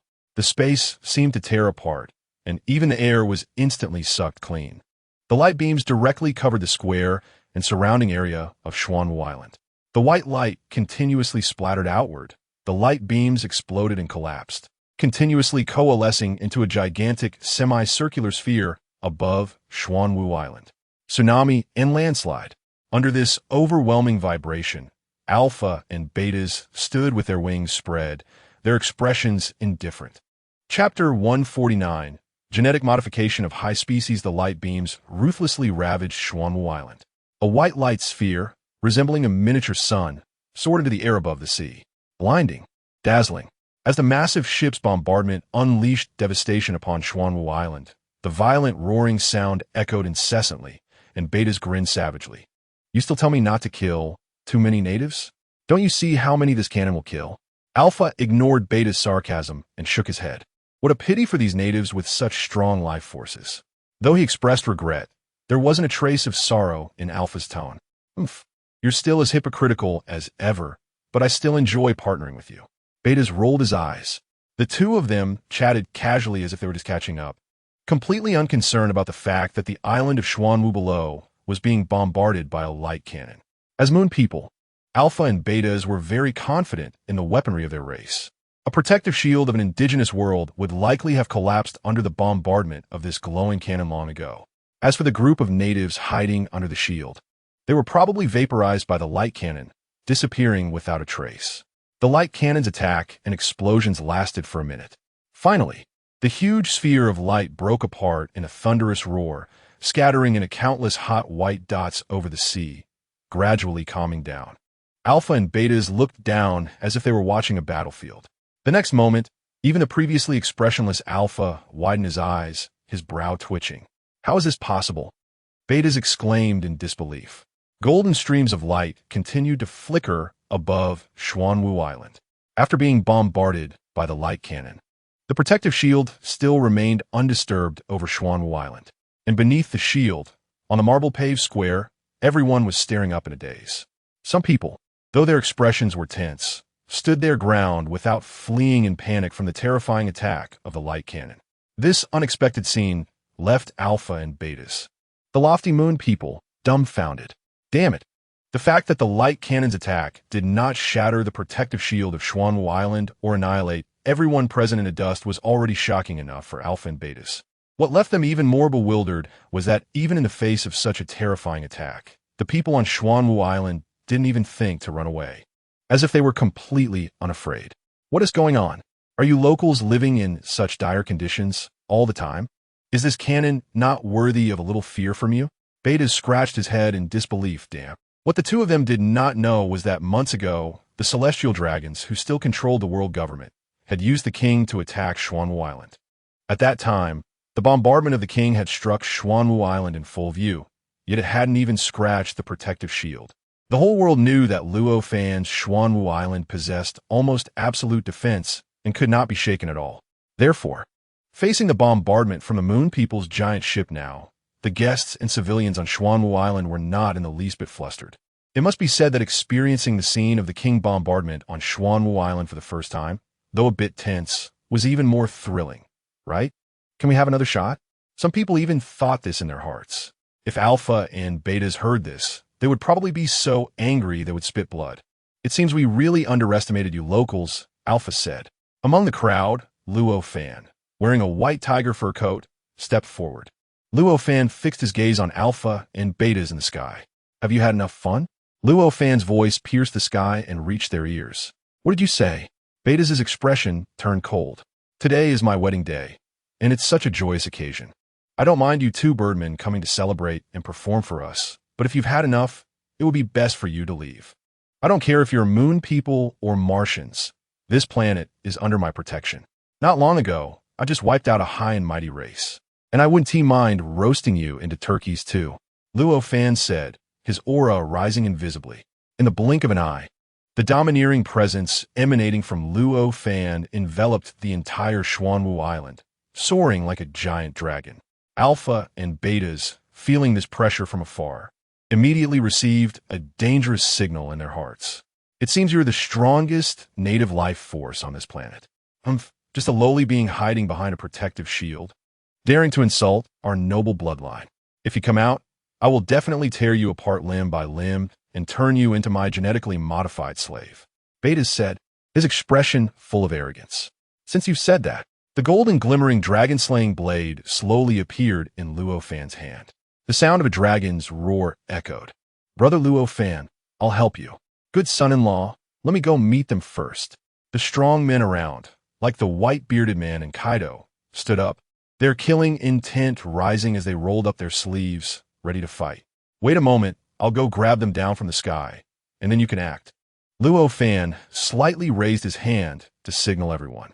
After the great battle at the Holy Land of Mary Geos, Luo Fan's strength had already surpassed all the strong men present. Even Kaido, who usually acted on his own and had a violent temper, only glared at the moon people in the sky without making a move. Don't move. Leave it to me. Betas signaled to Alpha. Alpha nodded, gently flapping his wings, retreating several hundred meters. On the square, Luo Fan pushed off the ground with his legs, causing the marble floor to crack in a spiderweb pattern. Luo Fan's figure disappeared in an instant. The next moment, a fierce wind swept toward Betas. Luo Fan appeared in front of Betas, his tiger fur coat transforming directly into white tiger armor, silver light swirling around him. Luo Fan twirled his wrist. The dragon-slaying blade, accompanied by the sound of a dragon's roar, carved out a crescent blade of light in the sky. The blade of light, infused with armed color hockey, resembled a blood moon that had turned dark red, directly slashing toward Betas' chest. Betas' pupils constricted sharply, and in a flash of lightning, he donned a tight-fitting combat suit. With a sweep of his wings behind him, Betas transformed into an afterimage, leaving his original position. The blood moon swept past, and the strike missed. Avoiding the dragon-slaying blade's attack, Betas reappeared and coldly smiled at Luo Fan. So you are like me, a speed-type warrior enhanced through genetic modification. Genetic modification? Luo Fan raised an eyebrow slightly. The moon people had only descended to this world in ancient times, and they probably were unaware of the existence of devil fruits. The genetic modification technology, however, fit their evolutionary method as aliens. My modification level has already reached A grade. For a native like you, It would be a pity to die at such a level. Beta sneered. Don't worry, I won't kill you. I will make good use of you, enhance your strength, and turn you into my slave. You talk too much. Luo Fan dug at his ear. A flash of white light suddenly appeared, and white tiger wings extended behind Luo Fan. Seeing that Luo Fan also had a pair of wings, Alpha and Betas were momentarily stunned. Then, Betas recognized Luo Fan's appearance in silver-white armor with wings. So it's you. Betas screamed in anger. It was you who injured my pet. Suddenly, the neurotic Betaz pulled out a cylindrical, long-handled weapon from the side of his combat suit. A slender laser beam shot out from the top of the handle, sizzling in the air with a buzzing sound. Damn, are you a lunar being or a Jedi? Luo Fan was filled with black lines on his forehead. What Betaz held was unmistakably a lightsaber, though it had a distinct design. Wielding the lightsaber, Betaz charged directly at Luo Fan, eager to chop him into pieces on the spot. Wings flapped, and a fierce wind surged. The laser beam clashed against the dragon-slaying blade, which was covered in armed color hockey. Stars scattered in all directions. Although the lunar beings had not consumed any devil fruits after genetic modification, both their strength and speed astonished Luo Fan. The power of an A-class lunar being was already vaguely beyond the level of the four emperors. The lightsaber was blocked by Luo Fan's dragon-slaying blade, leaving Betaz somewhat astonished. He had expected the blade of the dragon-slaying blade to be cut through by the lightsaber, but it was surprisingly unharmed. After a moment of shock, the wings behind Betaz twisted sharply and fanned out, the sharp tail feathers instantly whipping up a tornado that slashed toward Luo Fan. The tail feathers scraped against Luo Fan's armor, producing a sharp, grating sound. The onlookers on Xuanwu Island gasped as they watched Luo Fan being surrounded and continuously attacked by Betaz's wings. Luo Yamato nervously covered her mouth with her hands, adorned with lace gloves. Don't worry, Brother Luo Fan won't be taken down so easily, Whitebeard said calmly.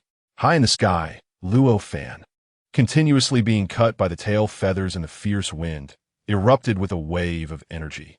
Bang! The energy wave collided with the wind, directly dispersing it. With wings wrapped around him, Luo Fan's body shifted sideways, delivering a powerful kick to Betaz's chest.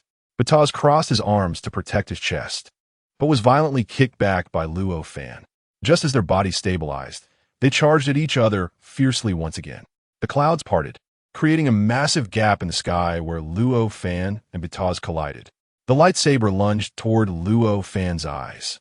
But Luo Fan covered his palm with awakened armed color hockey, directly grasping the laser beam in his hand. Sparks erupted, yet it couldn't touch him at all. The dragon-slaying blade swung down, but was also blocked by Betaz's black arm. Damn native. Betaz looked at Luo Fan's palm in disbelief. It turned out that you can also wield hockey. Chapter 151. Copying devil fruit powers. Betaz had not noticed this before. It was only when he saw the lightsaber's beam being directly blocked by Luo Fan's hand, which was also covered with the same dark hockey as his own, that he gasped in surprise.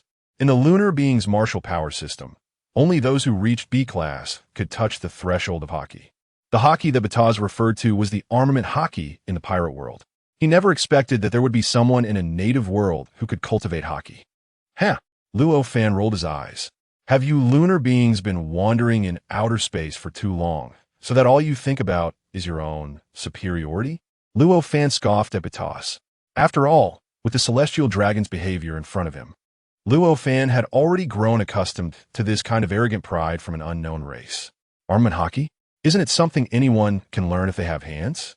You're audacious. The golden light spell enveloped the outer layer of Luo Fan's armor, and as Betaz swung his lightsaber, sparks flew everywhere. Whoosh! It seemed as if dozens of invisible air currents gathered around Betaz, eventually transforming into a terrifying white cyclone that howled and surrounded Luo Fan. This scene slightly moved Luo Fan. Clearly, lunar beings had never consumed devil fruits. However, Betaz could manipulate the air currents in the atmosphere, which was probably a superpower gained from genetic modification. Damn natives, let me show you what real power is. Betaz's tall and thin body soared into the sky, propelled by his wings, emitting a piercingly proud laugh. As an A-class combatant in the Lunar Being Reconnaissance Force, Betaz had the ability to manipulate air currents. Under Betaz's mental control, dozens of cyclones continuously spun toward Luo Fan at the center. The surrounding sharp wind blades seemed capable of cutting everything to pieces. On Xuanwu Island, everyone who had been closely watching the battle between Luo Fan and Batas in the sky couldn't help but hold their breath. Boom! Boom! The earth-shattering explosions echoed one after another, causing the entire sea surface to surge violently under the impact of Luo Fan and Batas's battle. Waves over 10 meters high roared as they crashed against Xuanwu's towering body. However, Xuanwu remained unmoved. Old man, this birdman's strength seems quite formidable. Marco's expression grew serious. Batas's speed had reached an astonishing level. Perhaps only the 4 emperors or marine admirals could contend with him. Whitebeard nodded. Brother Luo Fan will definitely handle them with ease. Perhaps he is just testing their strength. If it were me facing him, just dealing with those giant wings behind him would be quite troublesome. Newgate, I didn't expect that after regaining your youth, your courage would shrink as well. Kaido, beside him, snorted coldly, spewing 2 streams of hot white vapor from his nostrils. The enemy's origins are unclear. Just let your son-in-law handle it. I'm not afraid of those 2 birdmen. I'll just smash them with my kanabo. The hot-tempered Kaido, at this moment, was filled with burning fighting spirit. Kicking away Quinn and the other subordinates, Kaido instantly unleashed all the pressure around him, filling the entire wedding venue with his domineering aura. In Kaido's hand, the menacing kanabo was instantly enveloped in blue-purple lightning. Sparks flew, crackling loudly. Guests affected by Kaido's imposing aura, some of the women even turned pale, fainting from the pressure. Just then, if you dare to interfere, do you believe that my husband and I won't let you retire? Yamato's delicate voice rang out from behind Kaido. Originally prepared to transform and soar into the sky, Kaido suddenly deflated like a balloon, his pressure instantly halting and gradually retracting. Damn it, really can't let go of a girl. My good son-in-law wouldn't treat me like this.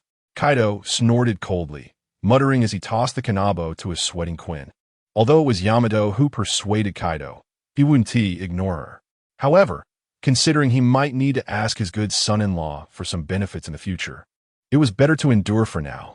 Watching Whitebeard and Shanks beside him trying to suppress their laughter, Kaido kept pouring drinks in his mouth. So frustrating. High in the sky, Luo Fan looked at the swirling air currents and wind blades surrounding him and began to draw in the external energy, as if trying to compress it. His silver armor, armed to the face, shone brilliantly. Behind him, the opened white tiger celestial wings were incredibly holy. Luo Fan took a deep breath in a leisurely manner. He tightly gripped the hilt of the Dragon Slayer sword with both hands, holding the blade horizontally. The white tiger celestial wings behind him spun powerfully in a clockwise direction, causing Luo Fan's entire body to rotate violently, like a spinning top. With the sharp Dragon Slayer sword in his hand, take this. Blade storm. As Luo Fan's body continued to spin rapidly, the surrounding space instantly warped. Countless black blade lights shot out in all directions. In an instant. Chapter 152. Slaughter under the terrifying power generated by Luo Fan spinning. A series of soaring dragon roars erupted from the Dragon Slayer sword. The awakened armed color domineering aura wrapped around the blade lights he swung while rotating. The moment it collided with Batas's cyclone wind blade, a horrifying sound of friction echoed from the high altitude, enough to make ordinary people on Xuanwu Island cover their ears in pain. Bang! Clang! Opposing the direction of the cyclone, Luo Fan managed to stagnate the distorted airflow around him. This scene moved even Alpha, who had been watching from the side. Not only was his speed astonishing, but his mastery of power had also reached the level of an A warrior. If he could be captured alive and handed over to the leader, perhaps he could be transformed into a war weapon to counterattack this planet. Alpha's mind began to contemplate intervening in the battle alongside Beta's to capture Luo Fan. Just as he thought, in the moment Luo Fan unleashed the blade storm and the black blade lights scattered the surrounding cyclone wind blades. A cold light suddenly appeared in front of Beta's. Beta's eyes widened instantly. The cold light flying out was none other than the Dragon Slayer sword, entwined with a golden dragon. The dragon eyes emitted a blood-red glow, and the 3-meter-long Dragon Slayer sword was wrapped in blood-black lightning, aiming straight for Beta's forehead. You dare. Beta's was taken aback, not expecting Luo Fan to throw his weapon directly. You underestimate me too much. Betas roared in his heart, letting out a sharp sound.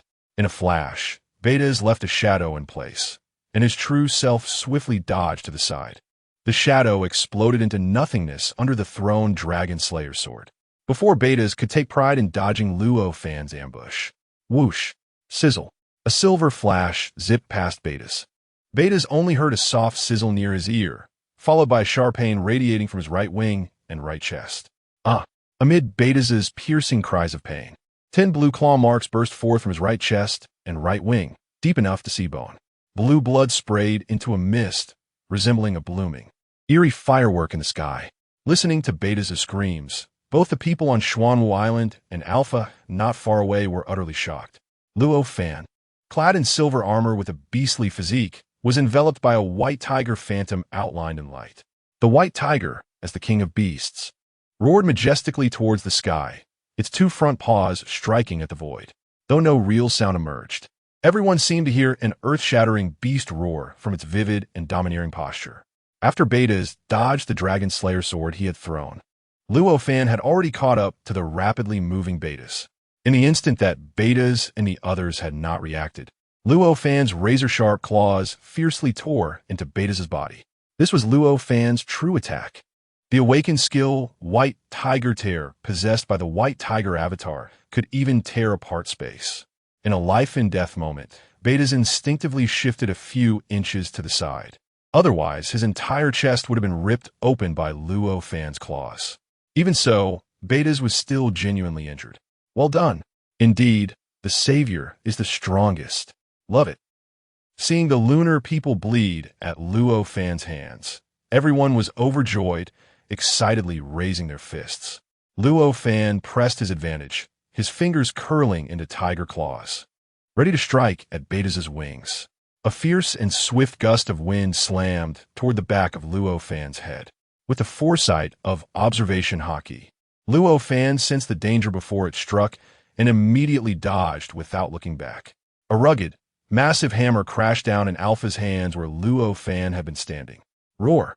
If one-on-one doesn't work, then let's gang up. Luo Fan coldly smiled at Alpha, who had intervened in the attack. It seems I really underestimated you. You were suppressing your strength to test Betas. Alpha made no comment about his recent sneak attack. Damn native, damn it. How dare you hurt me, my wing? Behind Alpha. A pained Betas screamed madly. TSK, I thought you were just a decoration, but it turns out you really are a winged humanoid. You will pay the price. Betas' eyes turned blood red, glaring fiercely at Luo Fan, then whistled towards the giant ship hovering above. The whistle was sharp, accompanied by Betas' call. A roar from some creature echoed from the giant ship. Luo Fan recognized that voice. It was the creature whose tentacle he had severed on the other side of the black hole. Amid the roar, a massive black shadow emerged from the ship's deck. Feed me him. Chapter 153, Third Eye, accompanied by Betas' painful and furious roars. The true form of the shadow on the giant ship was revealed to the guests on Xuanwu Island. The telephonic insect also elevated the live broadcast. In an instant, countless ordinary viewers watching the live stream widened their eyes in terror. They saw a stitched monster-like creature twisting its massive body as it charged out from the giant ship, its size comparable to that of a naval warship. The dark shadow descended directly from the sky. Its front half resembled a large carnivore like a lion or a cheetah, but did not appear to belong to any known species in this world. It had a pair of curved and thick horns on its head. Its gaping maw was filled with metallic fangs, glistening coldly, seemingly capable of biting through ships. Its mane and scales were intermingled, covering the front half of this creature, making it already look bizarre. However, what was even more chilling was that its rear half was adorned with dozens of purple, fleshy tentacles resembling those of an octopus, covered in sticky slime. This stitched monstrosity, which could potentially cause all present to lose their sanity, aggressively spread its 2 pairs of large white wings behind it and flew directly to Betas' side. At this moment, even Alpha, also a lunar person, quietly shifted aside upon seeing the appearance of this stitched creature. After all, as a noble lunar being, not everyone could easily accept such a taste. Wow, so ugly. At first sight of this creature, Lovin's previously calm face instantly showed a look of disgust. It was the first time he had seen such a hybrid creature. Ugly to the point of being outrageous. You're talking nonsense. This is my most perfect work of genetic modification. Beta's expression changed to one of fury, glaring at Lovan and cursing as if his carefully crafted creation had been desecrated. Damn native. Do you even understand what genetic technology is? Not as. He is the true culprit who severed your tentacles. Kill him. Beta ordered. As the strongest biological weapon, meticulously crafted from various gene modifications, Beta was very confident in Nauta's strength. With Beta's command, the creature named Nautas let out a roar, flapping its 2 pairs of wings and countless tentacles beneath it, lunging at Lovan. The massive, twisted body of the creature looked like a ball of flesh, and in an instant, it charged right in front of Lovan. Lovan raised an eyebrow slightly. The speed of this creature was surprisingly on par with Beta's Birdman. The Dragon Slayer blade had somehow returned to his hand, and Lovan swung it around before throwing it out again. The rapidly spinning Dragon Slayer blade flew out with a dragon's roar. Clang!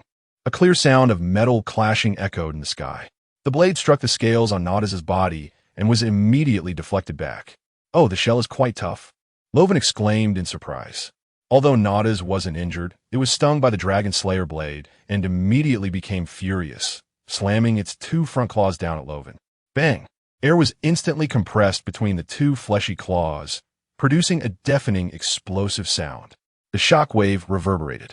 If it had been an ordinary person lacking strength, they would have been turned into mush under Nautas' terrifying attack. Seeing Lovan easily dodge its attack, Nautas' beastly eyes were filled with raging anger, feeling mocked by Lovan. Roar! Amidst the roar, dozens of thick tentacles at the rear of Nautas suddenly extended, continuously stabbing in Lovan's direction. At the ends of the purple tentacles, sharp white bone spikes even protruded. As Nautas attacked with its tentacles, Lovan gently flapped the wings behind him, continuously dodging amidst the onslaught. To everyone watching, Lovan looked like a graceful silver butterfly, constantly avoiding the storm and the wind. Everyone's hearts were in their throats. However, Lovan never got hit even once. Is this the observation hockey after awakening? Whitebeard murmured, looking up. How is this possible? Beta's face was filled with disbelief.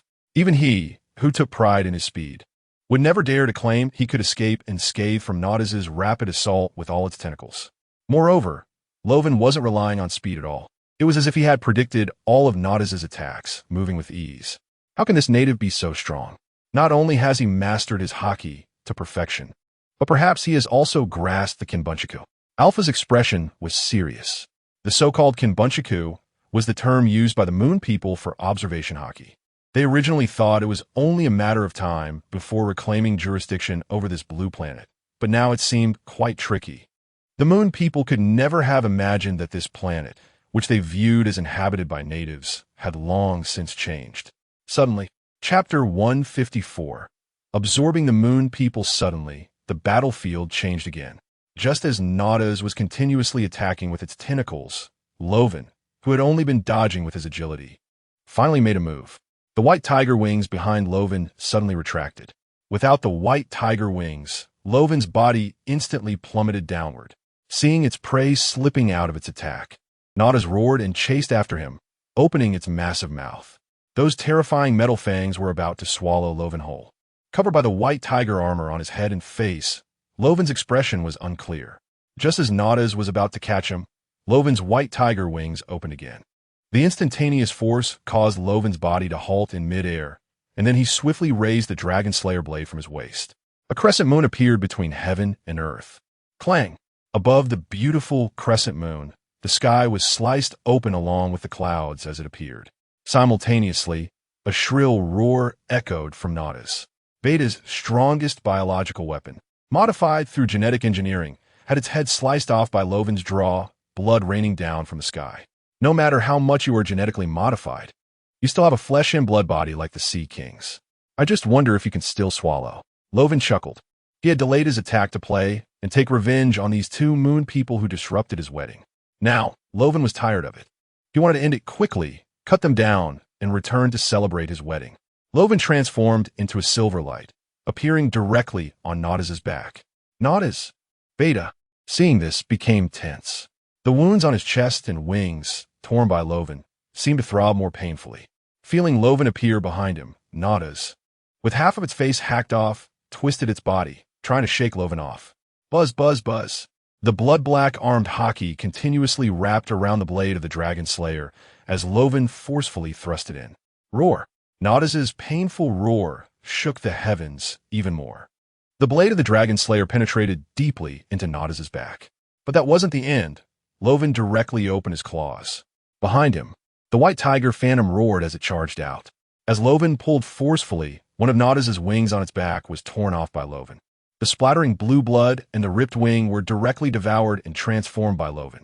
Merging with World Weariness Novel Transfer Station 937929266, World Weariness Novel Transfer Station 1937929299266. A sound indicating the conversion of cell value rang in Luo Fan's mind, making him feel delighted. Good job, system. You don't give a heads up when updating. You don't even give a sound after it's done. Just by devouring one wing of this stitched creature, he gained 1 billion cell values. Although 1 billion cells were not particularly significant for Luo Fan now, the Moon People would definitely invade this world on a large scale in the future. So accumulating strength was still necessary. Moreover, this was a gift from the enemy. Why not take it? With that thought, Luo Fan tightened the blade of the Dragon Slayer, deeply inserted into Nautilus's body. Constrict. The awakened armed hockey wrapped around the Dragon Slayer blade, twisted into Nautilus's internal organs. The black dominance surged out of Nautilus's, bursting forth with countless wounds. Luo Fan waved his claws, and 2 more wings snapped off in response. The terrifying and intimidating biological weapon that had just made its entrance now appeared utterly desolate in an instant. Nautilus, in pain, thrashed its body in an attempt to break free from Luo Fan. A purple, meaty tentacle lashed out, but Luo Fan directly grabbed one of them and forcefully swung Nautilus's massive body around. As Luo Fan sat atop his pet, exerting his dominance, the Moonman Betas trembled with rage. Damn natives! Damn it! Get down from there! Betas shouted in a frenzy. As you wish. Luo Fan let go, and as Nautilus flew upward, he directly pulled back the dragon-slaying sword that was embedded in Nautilus's back. The golden dragon patterns radiated brilliant light. In the heavens and earth, a faint dragon roar echoed. A cyclone continually formed beneath Luo Fan's feet. It must be pitiful to grow up like this. Then let me send you to die. Luo Fan raised the dragon-slaying sword high and struck down fiercely, leaving an eye-shaped cut that seemed to pierce through the heavens. Crashing down towards Nautilus with overwhelming momentum, the slash was unstoppable, containing the insights of swordsmanship and the 3 great dominances. The cut sliced Betas' biological weapon into 2 piles of meat paste as easily as cutting hair.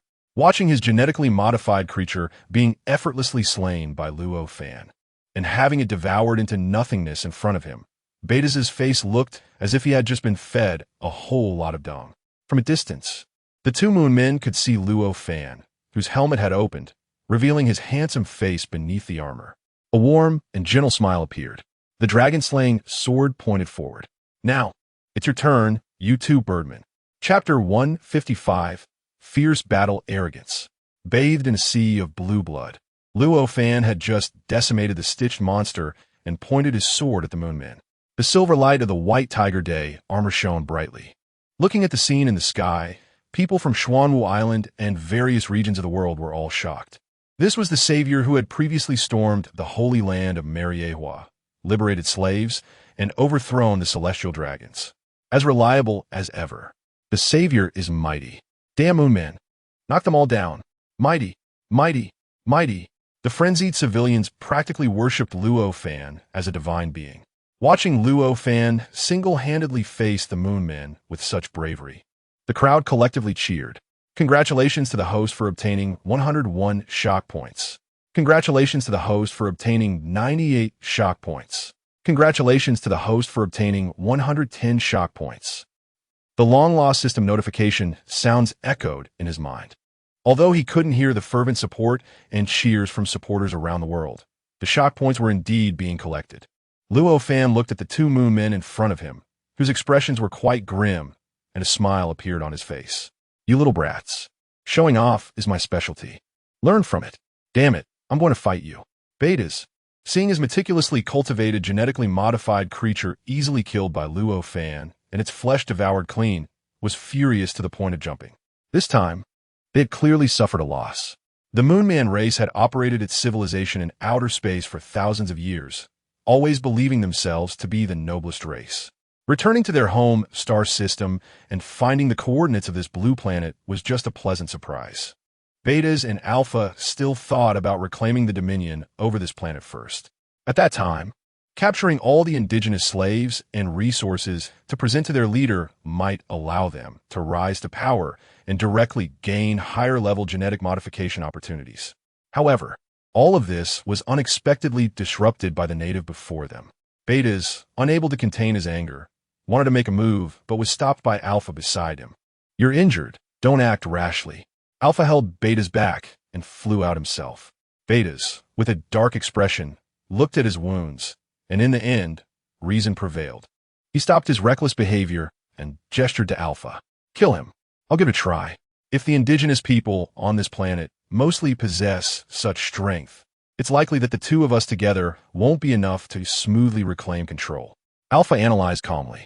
Alpha was more adept at thinking, unlike Betas, who was nearly a mad radical. Alpha could clearly sense Luo Fan's power. Moreover, on Xuanwu Island, there were strong life forces from other indigenous people.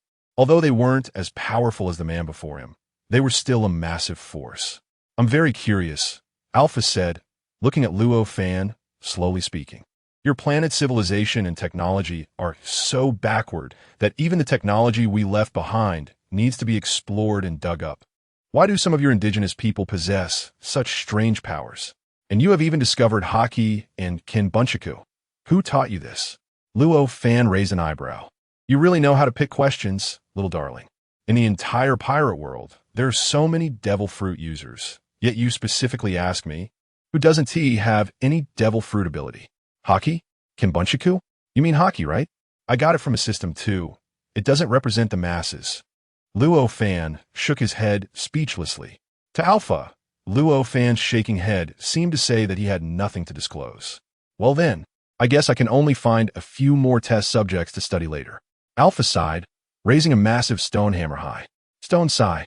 With his wings behind him rising and aligning, Alpha suddenly flapped them vigorously to the sides. Boom! A massive airflow surged backward, and a fierce wind howled.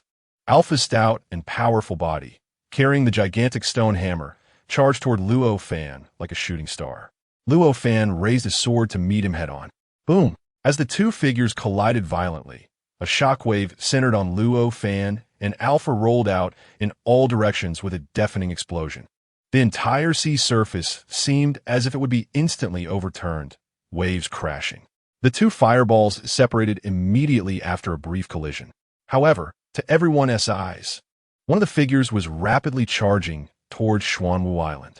Whitebeard, Edward Newgate, red-haired Shanks, and Kaido and other strong figures focused and realized that the one rushing toward Xuanwu Island was the Moonman Alpha, who had just fought Luo Fan. "Oh, you dare to deceive me?" Seeing Alpha actually feigning an attack and turning to rush toward Xuanwu Island, Luo Fan felt both angry and amused.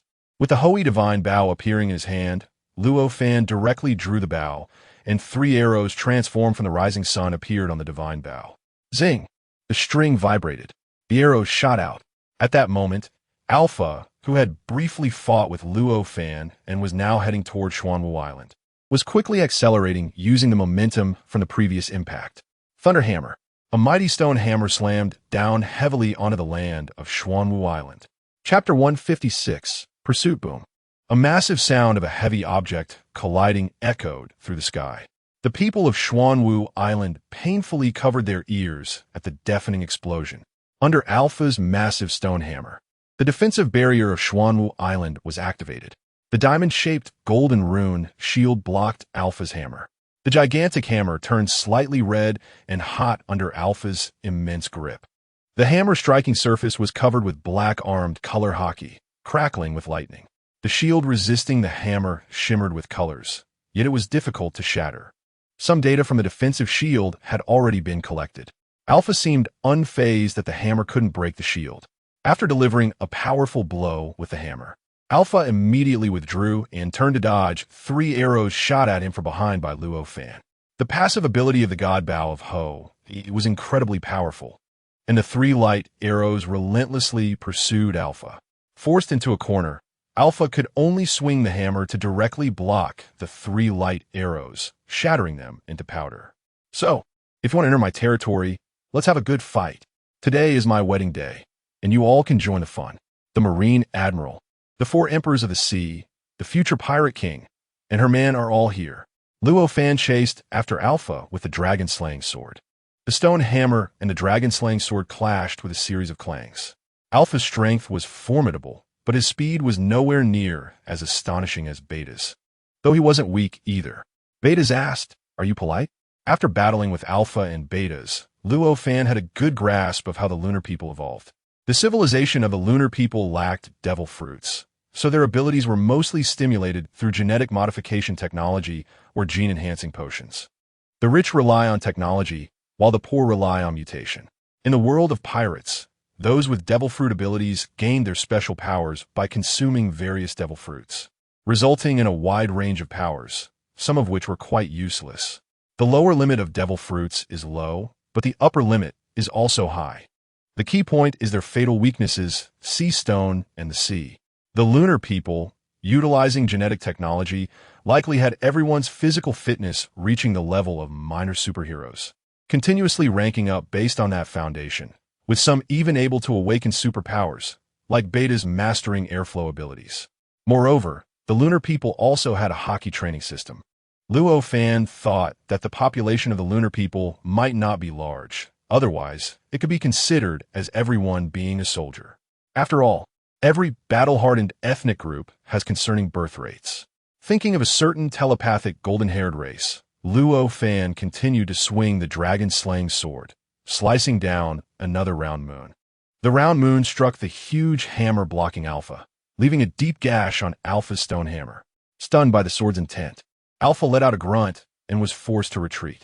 Taking advantage of the opportunity to fly back away from Luo Fan, Alpha quickly created some distance, no longer entangled in battle with him. Your power, we have already experienced. Knowing he was no match, Alpha flew directly to Beta's, grabbing the injured Beta's and soaring towards the giant ship hovering above. With a decisive pull, they swiftly escaped. Seeing the lunar people retreat, Luo Fan did not continue the pursuit. He casually waved the dragon-slaying sword and then rested it on his shoulder. The roar of the white tiger echoed through the heavens, and the white sun tiger armor covering Luo Fan transformed back into a fur coat draped over him. With a handsome face, Luo Fan's starry eyes narrowed slightly as he watched Alpha take Beta's into the giant ship, which then vanished into the clouds, disappearing from sight. They escaped quite fast. I wonder when they'll call for reinforcements. Luo Fan murmured. He didn't believe these lunar bird people would let it go so easily, but he wasn't afraid either. If it weren't for the timing not being right, he would have loved to see how much cell value he could gain by devouring those lunar bird people. After all, who would say no to more power? Dusting off the non-existent dust from his battle, Luo Fan adjusted his groom's suit under the tiger fur coat, cleared his throat, and then flew down. As Luo Fan's figure lightly landed back on the marble square, the whole world erupted in excitement. Awesome. Powerful. Just incredible. This is the strength of the world's strongest. Calm and unhurried. Even aliens can be fought off. No wonder he's the savior I admire. If it weren't for the savior's compassion, those two lunar people probably wouldn't have even been able to escape. The people of Xuanwu Island, as well as viewers from around the world glued to the live broadcast, were all animatedly discussing the events. The one-sphere destroyer had transformed into the savior adored by people worldwide after the great battle at Merigios. In everyone's hearts, there was only one thought. I love it. Chapter 157. End of battle on the day of the savior's wedding. The lunar alien race invaded Earth, claiming to have once dominated the world. The savior displayed unmatched courage and strength, repelling the lunar people. After Luo Fan forced the two lunar people back and their giant ship vanished in embarrassment from above Xuanwu Island, various news spread across the globe. Ordinary people who had originally tuned in to witness the Savior's grand wedding unexpectedly watched the entire process from the lunar people's appearance to their retreat. Everyone excitedly discussed both the winged lunar people and Luo Fan's unmatched strength. Meanwhile, on Xuanwu Island, The wedding in the marble square continued in a lively atmosphere. Although major kingdoms and forces were worried about the lunar people's appearance, seeing Luo Fan's overwhelming performance against them calmed them somewhat. In fact, some small kingdom kings even considered relocating their entire nations to Xuanwu Island seeking Luo Fan's protection after witnessing the shield easily withstand the lunar giant ship's bombardment. Gulala! Those two bird people ran pretty quickly, Whitebeard said, shaking his golden hair, filled with fighting spirit. I was hoping to spar and see what their strength is like. They have wings, which gives them a natural advantage. It could be tricky to fight. Red-haired Shanks, resting his hand on the sword at his waist, took a sip of red wine. Compared to the others around him who were fervently eager to fight the lunar people, Shanks appeared more serious. In his view, the lunar people were akin to the celestial dragons who once resided in Myrigeos. Compared to the celestial dragons, the lunar people's technology and strength far surpassed anything in this world. If the lunar people truly intended to invade, a full-scale war would undoubtedly be another major problem. It would be a real war. Luo Fan, you fought with those two. What are your thoughts? Shanks asked Luo Fan. The strong individuals present all turned their gazes to Luo Fan. These two lunar people were quite powerful, at least comparable to marine admirals, and they had also basically mastered the two types of hockey. Moreover, they have not consumed any devil fruits. Their strength has been enhanced through gene modification technology. With their innate wings, they hold a significant advantage over you. Luo Fan replied calmly. And you have seen that Stitch monster. They can even create biological weapons. A bunch of despicable birdmen. Furthermore, their mode of transportation, that giant ship capable of flying in the air, is simply untraceable. Even if they secretly monitor us in our world, we won't be able to detect them. The thought of that giant ship capable of hiding above the clouds and firing destructive light beams gives everyone a headache. After the Holy Land Myrigeos was destroyed, what happened to the ancient weapon king of your world government? Shanks thought of the king. It now seems that the ancient weapon king, which the world government used to attack Luo Fan, is indeed a weapon left behind by the moon people from ancient times. Just like the giant ship the moon people used. If they can also use the king, we won't have to worry about a sudden attack from the moon people's giant ship. Akiji, the newly appointed admiral, suddenly showed a troubled expression, looking at Luo Fan with a helpless face. That thing was already dismantled during the Great War, and the main energy device was completely destroyed. Even Vegapunk couldn't recreate it. In short, since the moon people have found our world, they definitely won't just let it go. Luo Fan looked around at everyone. Next, I believe the moon people will take further action. If necessary, Xuanwu Island will remain open and provide necessary protection. I'm waiting for those birdmen to attack in Wano. I'm just worried that no one will eat the Thunderbagua. Kaido huffed, exuding dominance. The intelligence on the moon people is extremely important. I believe this action of the moon people is just a precursor. Akiji's expression grew serious as he and several naval generals behind him stood up. I need to return to the Navy headquarters immediately and report the information about the moon people to the world government. This matter is of great importance. Luo Fan understood and nodded. If the moon people plan to invade our world on a large scale, no one can stay out of it. If there is any new intelligence, I hope we can share without concealment. The Adventurers Association will also inform you, world government, if they discover anything, Whitebeard echoed. Akiji nodded, shook off his Navy Justice cloak, and everyone left the square in quick steps. Due to the brief appearance of the moon people, which was directly broadcasted live and known all over the world, the entire world government has been thrown into chaos. In the marshal's office, the phone bug on Sengoku's desk hasn't stopped ringing. When can I retire gloriously? Damn it. In the command building, Sengoku's frustrated complaints echoed. Chapter 158. The Devil Fruit Tree. The appearance of the moon people has caused a certain level of chaos throughout the world. People who had just experienced the Great War at the Holy Land Myrigeos were recently liberated from the rule of the celestial dragons. Now, learning from the news about the existence of the moon people, who wish to reclaim the ancient rule, has inevitably caused some panic among the populace. However, the brief panic and chaos were ultimately calmed down by Luo Fan and the world government. Various countries and maritime towns and ports continuously welcomed the naval fleets of the world government, strengthening maritime defenses. The Adventurers Association, previously led by the Whitebeard pirates, also spontaneously formed patrol teams responsible for safeguarding maritime routes. Meanwhile, the widely recognized safest Xuanwu Island, after the appearance of the Moon People, Luo Fan ordered that no ports or checkpoints would be closed. Therefore, Xuanwu Island has seen a continuous influx recently, with numerous ships and people arriving daily, preparing to migrate to Xuanwu Island. Several small nations even signed contracts with Luo Fan to relocate their entire countries to Xuanwu Island, forming alliances with Luo Fan's nation. Although they would now depend on Luo Fan and Xuanwu Island, the entire kingdom, from the king to the subjects, felt they were not at a disadvantage. Everyone was overjoyed and eager to voluntarily move to Xuanwu Island. In contrast, the world government and various kingdoms expressed, "Damn it, how envious. Can we also relocate to Xuanwu Island for work development?" The changes in the pirate world were all witnessed by the giant ship hidden in the skies above. After the high-profile appearance over Xuanwu Island and being driven away by Luo Fan, the giant ship piloted by Alpha and Betas hid within the clouds. Lying in wait in this world-esque sky, Betas had deep wounds visible to the bone from being torn by Luo Fan. But after consuming the genetic potion granted by the leader, Beta's injuries had healed significantly. Even so, Beta still felt angry and fearful. He truly didn't know where that damn indigenous person came from. It was bad luck. Thinking of Luo Fan's figure clad in silver armor with dual wings made Betas feel a twinge of pain in his wings and chest. Don't worry.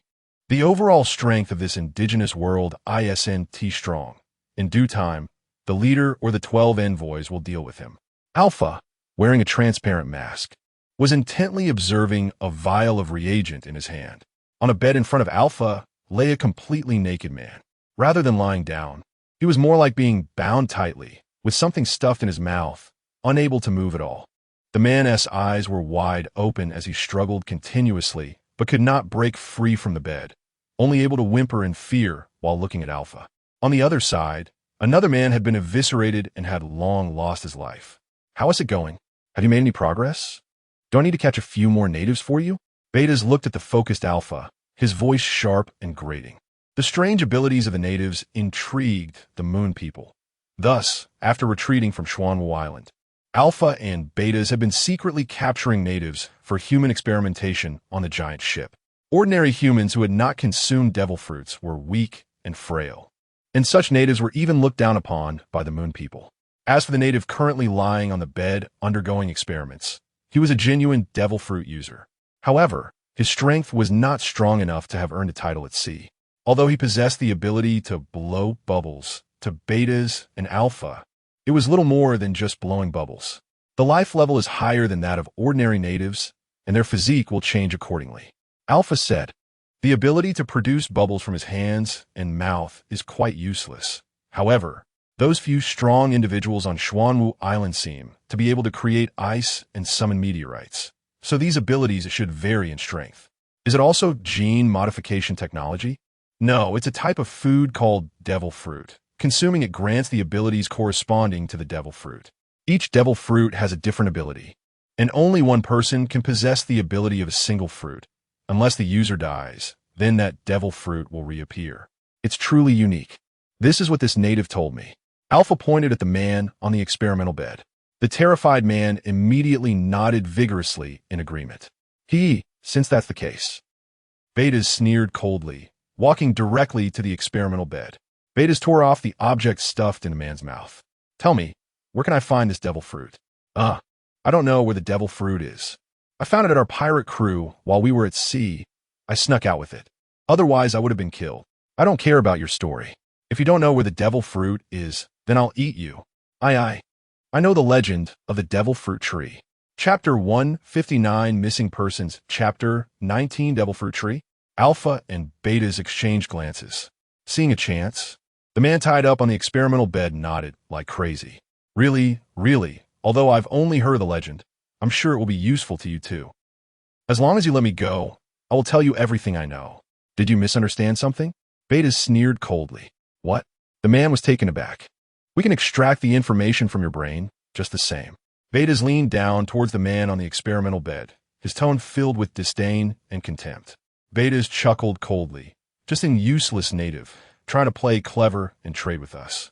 Amidst the man's terrified screams, Betas directly used a series of instruments to vivisect the captured man into various pieces. In the end, only countless threads, glowing with a faint blue light connected to a brain, remained on the experimental bed. The other end of the threads connected to a somewhat peculiar helmet, which was worn by Betas. Betas closed his eyes tightly, continuously absorbing memory information from his brain. Martial arts. Hockey. Devil fruit. A devil fruit encyclopedia recording the shapes and characteristics of the fruits. The weaknesses of the devil fruits, including the legendary devil fruit tree that grows at the center of the world, Raftel. All information related to the power system of this world was thoroughly searched by Betas, until the brain that had been extracted exploded under the strain, splattering brain matter everywhere. Betas grinned and removed the helmet. Unexpectedly, this native's planet actually grows such magical treasures. Devil fruits. It's truly a waste to give these natives such things. If we can find that tree, along with some powerful devil fruit genes, the leader will surely be very satisfied. Before the spatial passage is opened, we still have enough time to search for these fruits. Alpha spoke. After learning about the devil fruits, he also became interested in the bizarre abilities of the fruits. The Moon people fervently promoted genetic modification technology and were enthusiastic about it.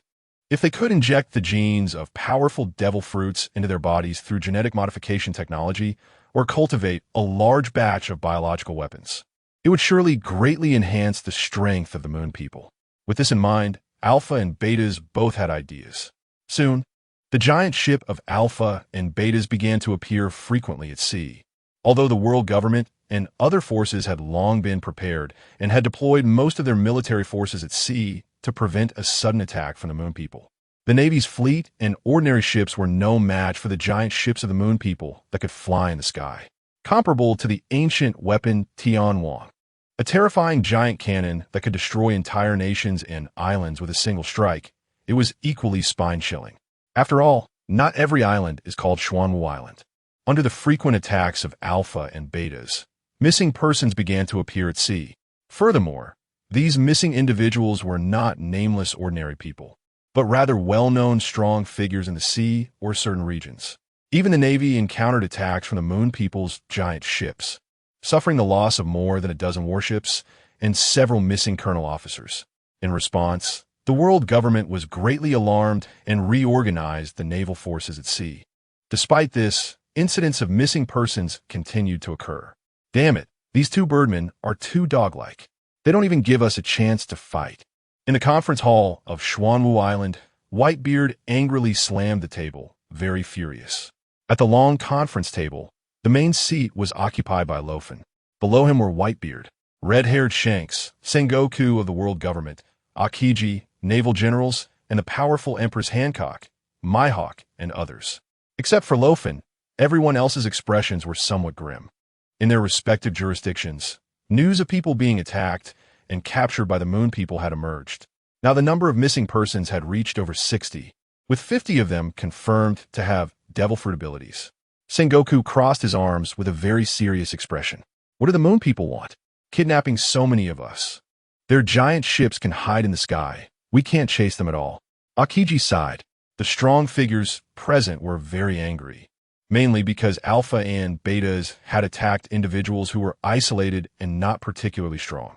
In a vast sea, they could complete a kidnapping event in just a few minutes, leaving no time for anyone to react.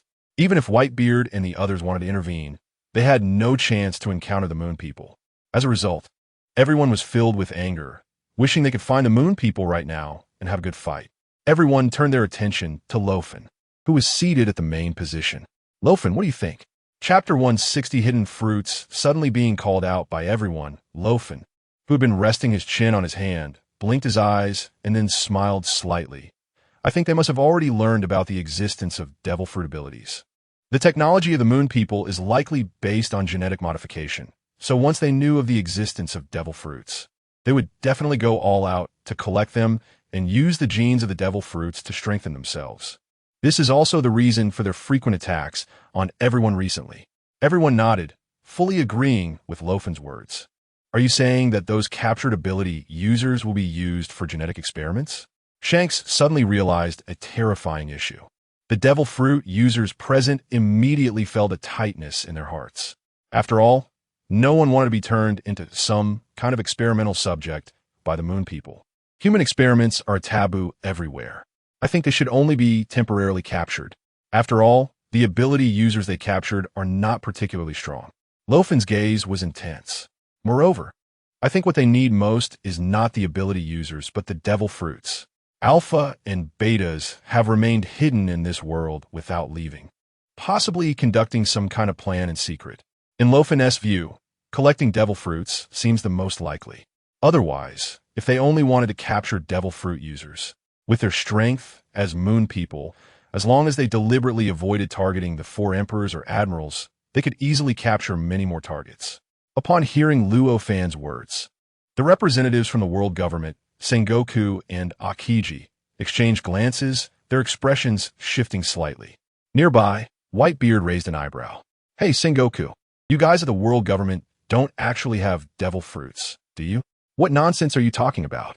Sengoku coughed awkwardly, feeling the weight of everyone's gaze on him. We're allies now, where are you hiding? Suddenly, Sengoku felt all eyes on him, and he couldn't help but feel a headache coming on. He shot a speechless glare at Whitebeard, who wore a deliberately provocative smile. Cough, cough, yes, the world government does have devil fruits.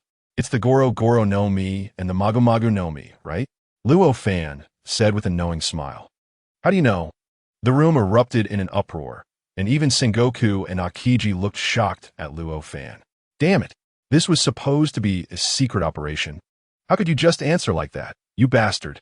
Accepting the shock value from everyone present, Luo Fan smiled without saying a word. The only devil fruits that the world government would keep hidden would be the ones from the last 2 admirals. After all, these 2 fruits are powerful and strategically significant. You wouldn't let them slip out of your control easily. Akiji sighed and nodded, saying, that's right. The Navy does have the Goro Goro no Mi and the Mago Mago no Mi. So you guys have been secretly hiding these 2 fruits. But only I and Fleet Admiral Sengoku know the exact whereabouts of these fruits. The Lunarians shouldn't know about them. Since the Lunarians can accurately attack and capture those who have consumed devil fruits, they must have some method. If they knew the powers of these 2 fruits, they would definitely not let them slip away easily. Shanks stood up, looking at Sengoku and Akiji.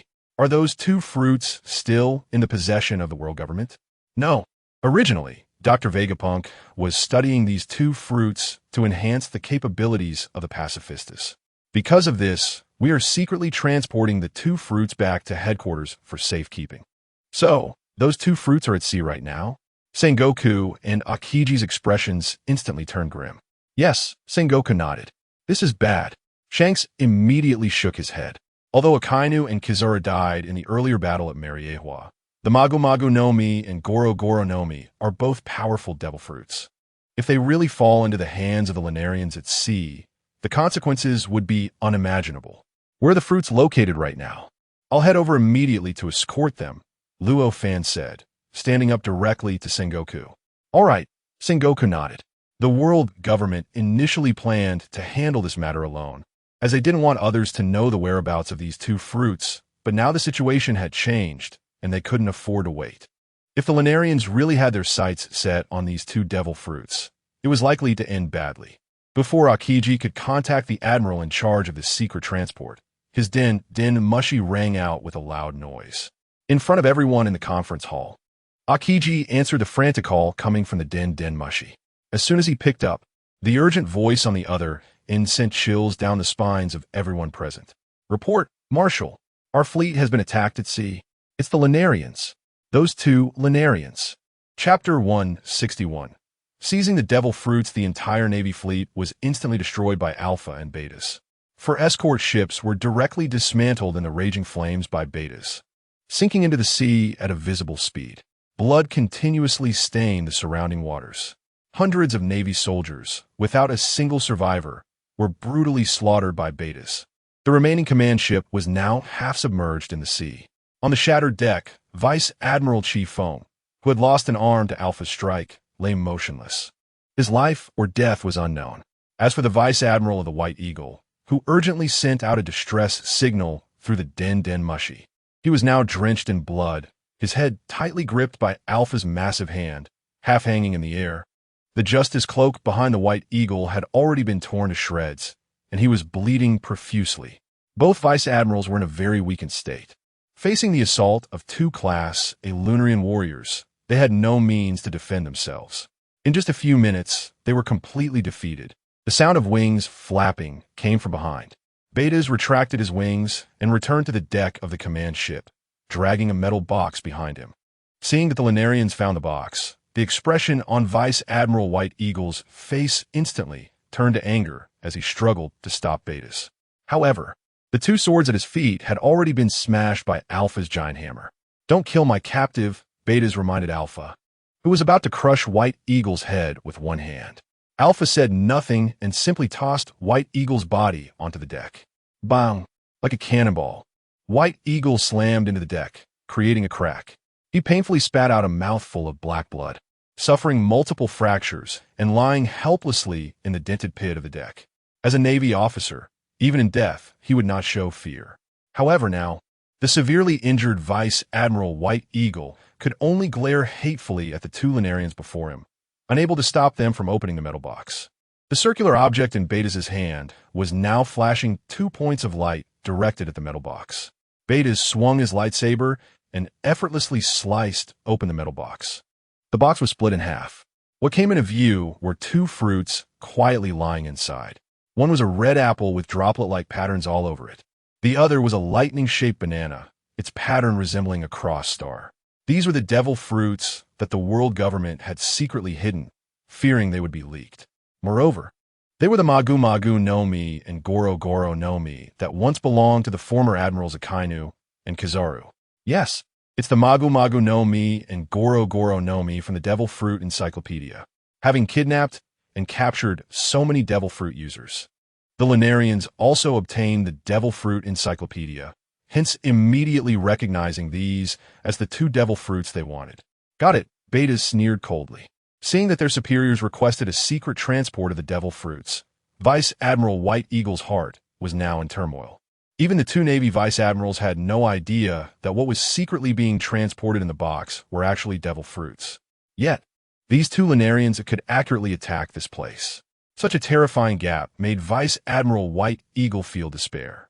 It seems the gene soldier modification plan can be further perfected. Betas looked satisfied at the two devil fruits in his hand. However, neither he nor Alpha had the intention of consuming these two devil fruits directly. After all, devil fruits have the absolute flaw of fearing seawater. For the Lunarians who believe in genetic modification technology, this genetic flaw is a form of imperfection. Using special containers to store the magma fruits and sparkling fruits, Betas grabbed the two severely injured Navy generals who were half dead from Alpha's attack. With wings spreading from his back, Alpha and Betas soared into the sky again, preparing to fly back to the giant ship and leave this sea area. A surge of white airflow carrying wind blades shot out from beneath Betas' feet, directly shattering the command ship that had almost been destroyed in battle. Accompanied by a loud explosion at sea, the broken ship sank directly to the bottom. The entire sea was left with only floating shipboards, the bodies of Navy soldiers, and rolling flames with thick smoke. Just as they were about to fly into the giant ship, Alpha and Betas suddenly felt a threatening aura approaching. Alarm bells rang in their hearts as they focused their gaze towards the north. They saw a silver light shooting in from afar. Before the silver light arrived, a terrifying sword energy was already rushing directly towards the two moon people and the giant ship. This is bad. It's that guy. Betas' face changed drastically as he urged the airflow in the sky, forming a wall of wind to block in front of the giant ship. The sword energy rampaged. Boom, boom, boom. The sword light from afar disrupted the surrounding world, causing a chaotic flow. The sword light slashed against the wind wall, and even Betas could faintly feel the strain. The silver light quickly appeared before the two, interrupting Alpha and Betas' departure from the giant ship. The figure bathed in silver-white tiger armor was none other than the latecomer, Rovan.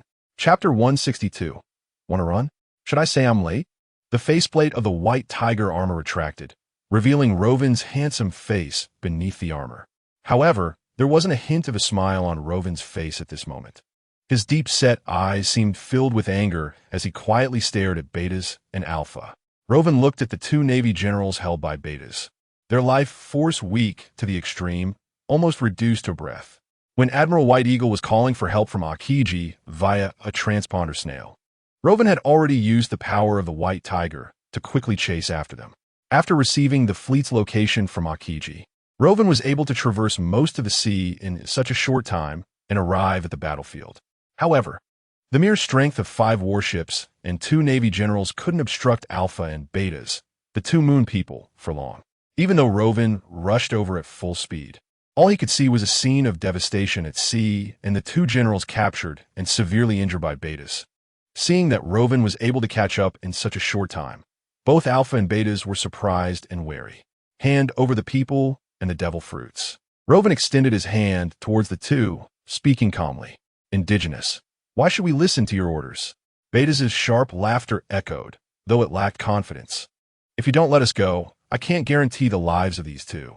A cyclone condensed into white wind blades floating around Betas, aimed at Admiral White Eagle and Admiral Akainu. Then let's see whose speed is faster. At this moment, Rovan felt a surge of killing intent rising within him. Completely ignoring Betas' threat, Rovan raised the dragon-slaying sword high and soared into the sky. The target was clearly the moon people's giant ship. Damn it, this indigenous person is going to attack our ship.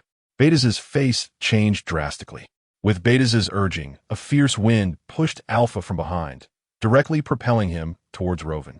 Then, Betas' wind accelerated Alpha's pursuit speed, quickly catching up to Rovan. The stone hammer in his hand whirled as it smashed towards Rovan's head. With the foresight granted by the observation hockey, Rovan lightly shook his wings and changed direction in the air to evade Alpha's attack. He then turned back and slashed down with the dragon-slaying sword, unleashing a strike filled with sword intent that left a knife mark several meters long in the sky. As the knife mark extended out, Alpha tightened his grip on the giant hammer and smashed it to the side with force. The giant hammer, covered in armament hockey, collided with the knife mark, producing a deafening sound. The shock wave surged to the side, and the knife mark, deflected by the stone hammer, cut straight towards the sea. Boom! The sea was instantly cleaved open by Rovan's slash, creating a gap several dozen meters deep, with roaring seawater parting to the sides. Alpha, stop him! Betas shouted anxiously. With the devil fruits and the 2 generals in hand, Betas couldn't afford to confront Rovan directly and could only urge Alpha to block Rovan as best as he could. If their giant ship was destroyed in this world, they would lose their greatest advantage and become targets for the indigenous people of this planet. The ship must not suffer any mishaps. Betas' wind wall blocked Rovan and the giant ship, while Alpha quickly flew in, trying to stop Rovan. Get out of the way! Wind slash! Rovan raised the dragon-slaying sword high, and the Conqueror's hockey transformed into substantial rolling air currents that surged in all directions. Under Rovan's overwhelming Conqueror's hockey, even a moon people Alpha and Betas felt a jolt in their hearts. Such powerful pressure. The armament hockey enveloped the dragon-slaying sword, and the dark blade light sliced through the clouds, resembling black crescent moons suddenly appearing under the daylight. As Rovan swung his hands, countless black blade lights swept around. The terrifying sword intent forced even Alpha to wield his hammer in defense. As for the wind wall that Betas had placed between Rovan and the giant ship, it couldn't withstand Rovan's wind slash for even 3 breaths. Under the onslaught of the blade lights, the wind wall was easily shattered. Several black crescent moons, unstoppable, directly struck the giant ship hovering in the sky. The ship's body erupted with several terrifying cracks under the blade light's assault, shocking Betas.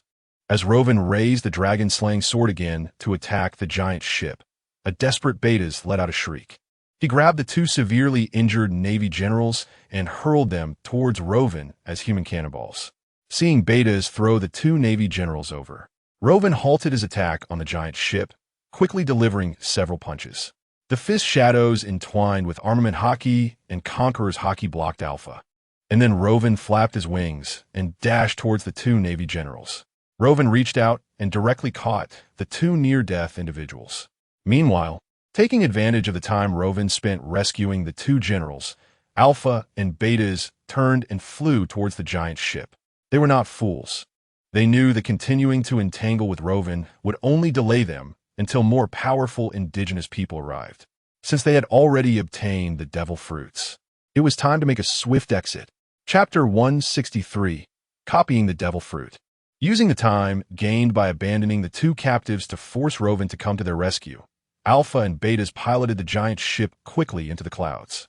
Rovan, with his white tiger heavenly wings gently flapping, hovered in midair, carrying the two Navy generals who were half dead. Rovan squinted his eyes slightly, watching the giant ship, which had been severely damaged by his attack, slowly disappear into the clouds. I need to exchange for some long-range skills when I get back. What a pity. Rovan shook his head, muttering to himself. The incident happened suddenly. Who would have thought the world government would be so incompetent? Quietly transporting devil fruits during such a tumultuous time? Luo Fan arriving before Alpha and Betas left was already considered timely. Looking at the numerous damaged decks of ships on the sea, the blood-stained water, and the two naval vice admirals he had caught, Luo Fan sighed slightly. Dragging along two burdens, it was impossible to pursue the attackers. After a while, the naval fleet that had rushed from Xuanwu Island to gather forces, along with Whitebeard and others, arrived late. The horrific scene on the sea immediately made Sengoku, Akiji, and others who were already worried gasp in shock. Sengoku felt a chill in his heart. It's over. Looking at this outcome, the Moon People's attack must have succeeded. Suddenly, a silver-white light flashed on the deck. Everyone on high alert focused their eyes, and the light was none other than Luo Fan, dressed in the day tiger armor. Descending from the sky back onto the ship, Luo Fan retracted his armor and wings. With a slight tilt of his shoulder, he placed the two naval vice admirals back onto the deck. Sengoku and Akiji recognized the two lying on the deck. They were the ones responsible for this secret mission.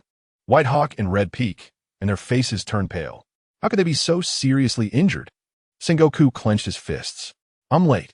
Luo Fan shook his head succinctly, looking at the two lying on the deck being treated by military doctors who were basically on the brink of death. Everyone's faces were extremely grim. In just a few minutes, a fleet had been completely destroyed. 5 warships and hundreds of naval soldiers were all buried at the bottom of the sea. Even the two naval vice admirals had multiple fractures and severe internal injuries, with one even having an arm severed. The damage was heavy. It's truly infuriating that they succeeded in such a short time. They are too rampant. Their methods are cruel, and their strength is formidable. Does this mean those two moon people successfully stole the magma fruit and the glint glint fruit? Whitebeard looked at Luo Fan. Yes, I didn't have time to stop them. Luo Fan nodded. Sigh. We underestimated them. We didn't expect they knew the whereabouts of the devil fruits. Sengoku was filled with regret. If he hadn't worried that the devil fruits might be stolen and ordered the secret transport of these two fruits, perhaps everything wouldn't have happened. If I had known, I shouldn't have hidden these two fruits secretly. It truly is a case of losing both the husband and the troops. However, Luo Fan seemed to see through Sengoku's thoughts. Luo Fan spoke calmly. Don't think too much, since they have the ability to locate the devil fruits. They would have made a move to seize them regardless of whether you transferred them or not. Since they know the existence of the devil fruits, they wouldn't let such an opportunity slip. Exactly. Whitebeard nodded in agreement. Perhaps it was only a matter of time before they targeted us, those with abilities. Could it be that they also consumed devil fruits? Shanks stroked his chin stubble with his remaining arm. Impossible. Luo Fan shook his head. The obvious flaws of devil fruits, and the Moon People's strong belief in genetic modification, make it absolutely impossible for them to consume them to enhance their abilities. Then why do they want to steal the devil fruits? Think of the pacifistas and the seraphim. Luo Fan's words suddenly enlightened everyone present. They gazed in shock at Sengoku and Akiji and the others from the world government, making Sengoku and the others feel a chill in their hearts. During the time the celestial dragons were in power, the world government indeed allowed Vegapunk to use the genes of devil fruit users to create many weapons. The pacifistas and the seraphim were all created based on the study of Kizu's glint glint fruit laser and the genes of powerful Shichibukai. Are you implying that they might also use the abilities of devil fruits to create weapons? After all, the unique abilities of devil fruits are most advantageous for weapon creation or more advanced genetic modification technology. Even the pirate world, referred to as indigenous by the Moon People, could research weapons utilizing the abilities of devil fruits. With the Moon People's technological civilization, they could probably produce them in no time. Damn it. Sengoku helplessly slapped his forehead. The abilities of the magma fruit and the glint fruit are extremely destructive. If the Moon People really managed to research a large number of biological weapons based on the two devil fruits to turn against their world, it would truly be disastrous. Thinking of this, everyone couldn't help but feel a cloud of despair overhead. Chapter 164 Substitute Above the Clouds. The giant ship piloted by Alpha and Betas. The Moon People was swaying slightly as it floated high in the air. The hull of the giant ship had been damaged significantly by Luo Fan's attack, almost in a state of leaking. Fortunately, the energy device hadn't been damaged. Otherwise, the entire giant ship would likely have crashed down on the spot. Inside the giant ship, Alpha was fiddling with the two stolen devil fruits at the experimental table. Betas, having finished checking the extent of the damage to the ship's structure, still felt a lingering fear. How could this indigenous person cultivate? Truly a monster. At this moment, there was simply no alternative material on this indigenous planet that could match the hardness of the ship's hull material. In other words, the noble Moon People could only continue to pilot this broken ship. As long as the ship can still fly, our plan won't be ruined. Alpha said without looking back. After finishing the research, Alpha put down the two devil fruits in front of him, the magma fruit and the glint fruit. This was the first time Alpha and Betas had truly witnessed the true form of the devil fruits. They looked just like ordinary fruits, but they surprisingly possessed such magical abilities. Unfortunately, they have fatal weaknesses. No wonder they're called devil fruits. The Moon People favor genetic modification, and almost all of them are at the level of X-Men mutants, but they do not like such flawed things as devil fruits. However, if we could improve the devil fruits and utilize them, that would be even better. Moreover, I heard those indigenous people say they taste terrible. Betas said with a face of disgust. Alpha directly inserted a syringe into the two devil fruits, extracting some of the fruit liquid, and then stored the two tubes of red and yellow liquid, along with the two devil fruits. When we meet the leader, perhaps our research team will have a way to perfect the abilities of the devil fruits. With so many indigenous hostages and two devil fruits, that should be enough, right? Betas lovingly stroked his precious wings behind him and asked, "Those indigenous people have already noticed us, especially that strange indigenous person with wings. Perhaps next time we act, he might hinder us. With just the two of us, it should be impossible to obtain more devil fruits." Alpha spread out a nautical chart of this planet on the experimental table. It was a map drawn while the Moon People's giant ship was observing the skies when it landed on this planet. The red Earth continent, Shambody Archipelago, the Grand Line, and all sea areas and lands were detailed in the nautical chart. Do you remember that legend? Are you talking about the devil fruit tree mentioned by those natives? If this planet has been growing such miraculous fruits, there must be trees that bear them. Alpha's eyes sparkled. If we obtain this tree, it would mean we have mastered the source of the devil fruits on this planet. But that's just a legend, right? Laugh Tail, who knows if it really exists at that so-called center of the world? Betas was skeptical. The so-called center of the world, Laugh Tail, is right on this navigation chart we have recorded. We can go search for it. Alpha took out the disc-like device that had previously tracked the magma fruit and the glint fruit. It was a detector made by the Moon People, using the genes of devil fruit users, which could sense the presence of devil fruits. It was because of this detector that Alpha and Betas were able to accurately ambush the Navy's secret fleet at sea and successfully acquire two devil fruits. Alpha placed it on an island drawn in the center of the navigation chart. On the disc, there was also a blinking light point in the center. Keek. Sounds like a good idea. If we can find the devil fruit tree, let us temporarily evacuate this planet. I believe that soon, the leader and the main force will arrive in this world. When they return, I will make sure the leader tears that native apart. The scene of Luffy rampaging and trampling on him flashed in Betas' mind, making him curse in resentment.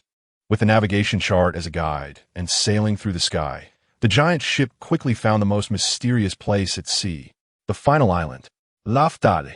At the end of the Grand Line, this mysterious island, which had only been reached by Roger and his crew for hundreds of years, and later attracted countless fanatics to yearn for and pursue, quietly sat amidst the clouds and mist. The slightly damaged giant ship descended silently from the sky, then hovered above Laugh-Tale. Alpha and Betas flew out from the giant ship with their wings vibrating. From a distance, they could see the lush, mysterious island enveloped in smoke and clouds, making it hard to see its full appearance. In the center of the island, a towering ancient tree's canopy shot up like a dome, covering half of the island's sky. Majestic and mysterious. For 800 years, only the former Pirate King Roger's crew successfully reached here through the Grand Line. And at the end of this Grand Line, the center of the world, they left behind a mysterious treasure that drove future generations into a frenzy of pursuit. However, under the technological oppression of the Moon People civilization, it was found by Alpha and Betas without any difficulty. At this moment, perhaps a certain aspiring pirate king, Luffy, has something to say. There is a strong signal fluctuation on this island. Let us go check under the tree's canopy. Alpha looked at the disc in his hand. The wings behind the two vibrated as they flew toward the central area of Laugh-Tale. Soon, Alpha and Betas flew under the canopy of the towering giant tree. Looking up, they felt the enormity of the tree. Under the canopy, many peculiar fruits hung between the gnarled branches. Some looked like apples. Some resembled bananas. Various shaped fruits hung quietly on the same tree, appearing very strange. Alpha and Betas stared, their eyes lighting up. The strange fruits growing on the tree were precisely the devil fruits that Alpha and Betas had been collecting during this time. The giant tree on this island of Laugh-Tale was indeed the source of the legendary devil fruits. The devil fruit tree. I can't believe this tree really exists. Betas was somewhat dumbfounded. The civilization level of this native planet was almost so backward that the Moon People looked down upon it. Yet, there exists such a giant tree of unknown origin, bearing mysterious fruits that grant various abilities. Without these devil fruits, the natives on this planet wouldn't be able to resist them at all. Thinking of this, Betas had the idea of destroying this towering ancient tree. If we destroy it, the natives of this planet should lose those abilities, right? Betas asked. Buzz. A long laser beam protruded from the hilt of his sword. Betas tightened his grip on the lightsaber, eager to try. Alpha shot a glance at Betas, his tone indifferent. Don't forget our plan. We have reported the information about the devil fruits to the leader. Bringing back this devil fruit tree is the leader's order. Can you bear the leader's wrath if we destroy this tree? Don't use the leader to pressure me. Betas snorted coldly, displeased as he retracted the lightsaber. Just as the two were conversing, a sound of puff came from the canopy. A peculiar-looking devil fruit, not recorded in the Devil Fruit Encyclopedia, seemed to be fully ripe and fell directly from the branch. Under the gaze of Alpha and Betas, this devil fruit fell to the ground and then disappeared completely. Such a miraculous scene surprised both Alpha and Betas. No wonder the whole world has so many devil fruits. It turns out that the devil fruits that mature and fall from this devil fruit tree on Laugh-Tale disappear and scatter all over the world. While there are still some devil fruits on this tree, let us collect them quickly. Alpha instructed Betas. The towering trunk of the giant tree posed no obstruction to the two Moon People with wings. Effortlessly, they plucked all the devil fruits still hanging on the canopy. How do we take this tree away? Let us extract a part to take with us and cultivate it ourselves. As for the rest, Alpha looked at the giant tree with a hint of regret in his expression, but there was not a trace of emotion in his eyes. Let us destroy it. Kakik, just now you were stopping me. Betas let out a sharp, cold laugh. In the eyes of the two Moon People, this so-called devil fruit tree was merely a massive gene treasury. After extracting its final value, the rest held no meaning. After Alpha broke off a branch and prepared to take it back to cultivate and replant, Betas took action against the devil fruit tree standing tall on Laugh-Tale. The giant ship hovering above Laugh-Tale revealed a massive cannon at its bottom once again. White light gathered. Boom! After a long time, accompanied by a deafening roar. The white beam of light concentrated at the cannon of the giant ship struck down like a thunderbolt, directly covering the area around the devil fruit tree. The entire area was continuously drenched in hundreds of white light columns. The scorching heat crystallized the land of the entire island. Towering ancient trees were engulfed in flames, with their crowns and trunks burning fiercely under the direct bombardment of the light cannons. As a massive ship disappeared into the clouds without looking back, the devastating light columns slowly faded away. The entire Laughtrue was nearly destroyed by the giant ship's light cannon, leaving behind only a desolate ruin. Chapter 166. Moon King. The news of Laughtrue being attacked was quickly learned by the world government. Under the orders of Sengoku, the Navy immediately sealed off this information. After all, with so many forces and civilians at sea, once the news spread that Laughtrue had been nearly destroyed by the Moon People, it would inevitably cause panic worldwide.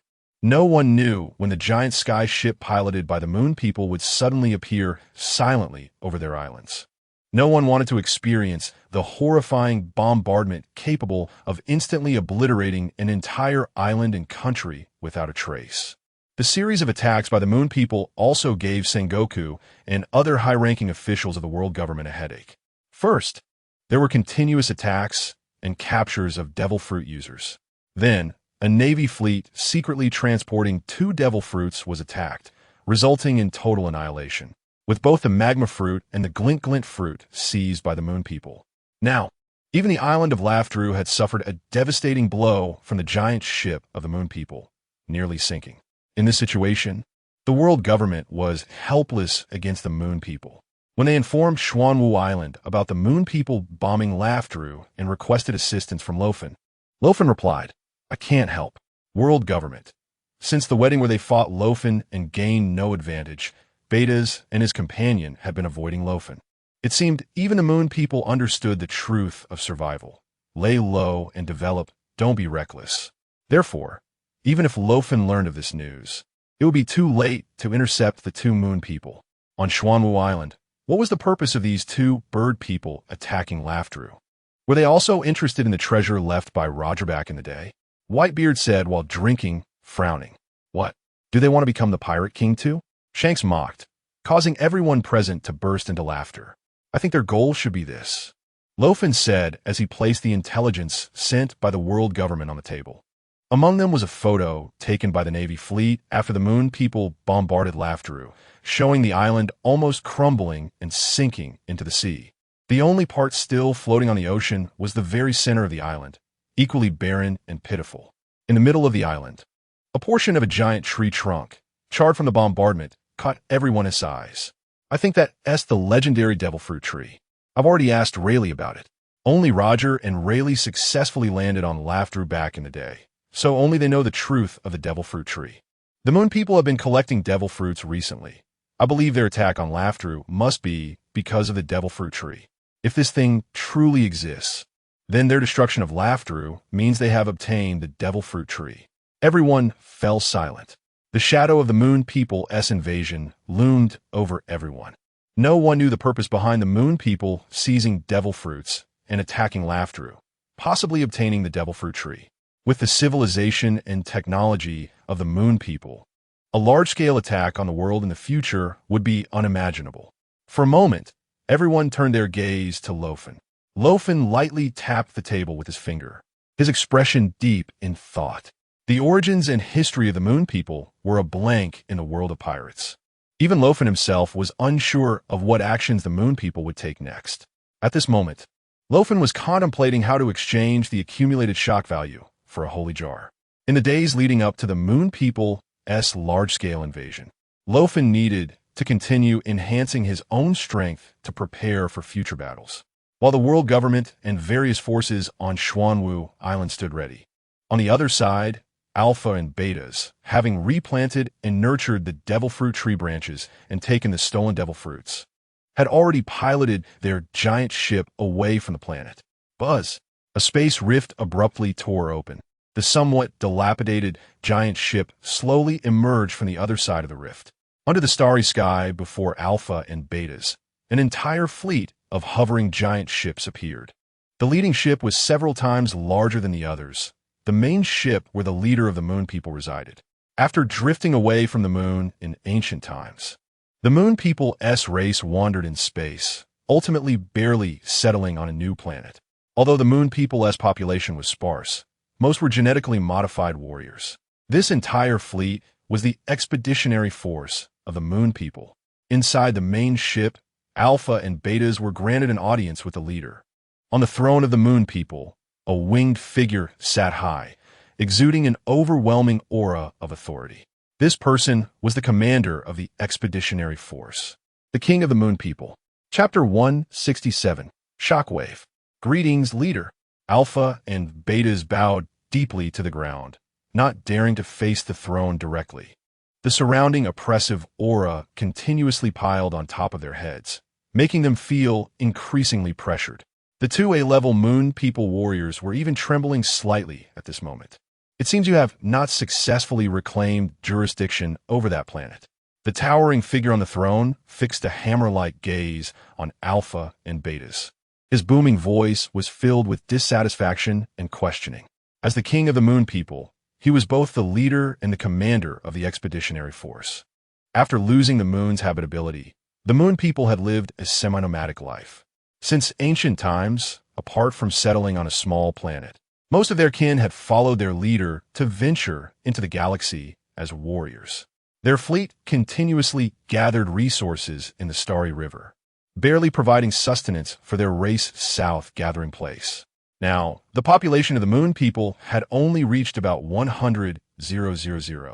They had advanced civilization and technology, but nowhere to settle. Thus, this time under the leader's guidance, the expeditionary force returned to their homeland. The giant ship piloted by Alpha and Betas had serendipitously found the world where Luo Fan and the others resided. Regaining this planet would surely allow the Moon People to rise again. However, please forgive us, leader. We were actually making good progress. Betas, not daring to raise his head, explained with beads of sweat. The natives of this planet have special channels to gain powerful abilities, and we were careless, which led to our ambush. A cold snort came from the throne. The terrifying pressure instantly multiplied the gravity around. Alpha and Beta's upper bodies fell to the ground in pain, trembling. If the strong from the pirate world were present, they would certainly notice that the aura released by the leader of the Lunar People at this moment was the rare Conqueror's Haki. This Conqueror's Haki even surpassed that of others. On that planet, there was a powerful native with wings who could fly, and it was estimated that his strength far exceeded that of an A-class. We really are no match. Under the pressure of the Conqueror's Haki, Betas could only grit his teeth and speak the truth. Upon hearing this, the terrifying aura enveloping the two slowly dissipated. The two let out a long sigh of relief, glancing at each other. Betas was not wrong. The leader, that native, had many hidden abilities, and even with Betas and me teaming up, we were not his match. If it weren't for him hindering us, we could have easily penetrated and seized this planet from those lowly natives long ago. So, a lowly native can easily defeat you two genetically modified lunar warriors, can he? Alpha Betas, ex-Winky Face. The leader of the Lunar People, seated on the throne, slowly stood up. Compared to Alpha and Betas, the leader's figure was nearly terrifyingly 8 meters tall, his robust body resembling a marble sculpture. Dressed in jagged black armor, the leader exuded an aura of arrogance and dominance. The white wings folded behind him appeared larger than those of other Lunar People. With a sharply defined face, a pair of deep, fierce eyes stared intently at Alpha and Betas, who were kneeling beneath the throne. The task of attacking this native planet will be entrusted to others, the leader stated indifferently. Now, tell me, have you completed the other tasks assigned to you? Alpha immediately raised his head. We have not failed our mission. Soon, other lunar attendants brought out dozens of devil fruits collected by Alpha and Betas from their giant ship. Along with that, they also brought a devil fruit tree that had been planted in the soil and was already sprouting green shoots. Is this the source of the natives' abilities, the so-called devil fruits? The leader picked up a devil fruit with a large hand and examined these somewhat peculiar fruits closely. Leader, these devil fruits have a weakness of not being able to touch seawater and cannot be used lightly. Moreover, according to our research, a person can only consume one devil fruit. Otherwise, there will be terrifying side effects, Betas reminded from the side. The leader cast a sidelong glance at Betas. Hand over all the devil fruits, and this tree to the doctor for processing. As long as we can utilize this tree to replicate and improve these devil fruits, we can mass-produce modified warriors. Then our lunar expeditionary force will be immensely powerful, and more native planets will have to submit at our feet. The leader's vision was commendable. You have done well this time. Go and receive your genetic modification opportunity. Hearing they could receive genetic modification, the two exchanged joyful glances and hurriedly exited the throne room. The devil fruit tree and the collected devil fruits were also sent out immediately. Sitting high on the throne, the leader pondered for a moment before speaking. Summon Shockwave. Chapter 167. Clone version of Whitebeard summon Shockwave. At the leader's summons, a sturdy man over 6 to 7 meters tall soon walked into the throne room. Shockwave, reporting to the leader. The lunar man named Shockwave had a metal mask covering his face, making it impossible to discern any expression. Unlike the splendid robes worn by Alpha and Betas, Shockwave was clad in massive black armor, with his wings even covered by a third of the armor plates. He looked like a formidable general. Under the leader of the lunar people, there was a powerful elite guard in the expeditionary force, Decepticons, and Shockwave was one of the top 5 S warriors within the Decepticons. After multiple rounds of genetic modification enhancements, Shockwave had become one of the strongest and most battle-hardened warriors under the leader. Shockwave, the task of reclaiming control over this native planet is entrusted to you. The leader looked at Shockwave beneath the throne. Shockwave only needed 3 days and would surely eliminate all natives resisting lunar rule, completely intimidating the life on this planet. Shockwave raised his head, his eyes behind a mask filled with a fervor for battle. As for the native with wings mentioned by Alpha and Betas, do not take his life. The rest is up to you. The leader waved his hand dismissively. Even after wandering the galaxy for 1,000 or 100 years, the lunar people never forgot their own race's nobility. In the leader's view, although the natives on this planet had the ability to resist, they were ultimately just like a mantis trying to stop a chariot. Natives are still natives, merely resources for slavery. Even if they could resist 2 A-class warriors, Shockwave, as a powerful member of the Decepticons, could definitely easily take this planet. Receiving the leader's command and permission, Shockwave bowed and then exited the throne room. In the galaxy, the light of the stars was blocked outside the giant ship. Inside the throne room, only the leader remained, resting his arms as he sat quietly on the throne. Darkness gradually enveloped.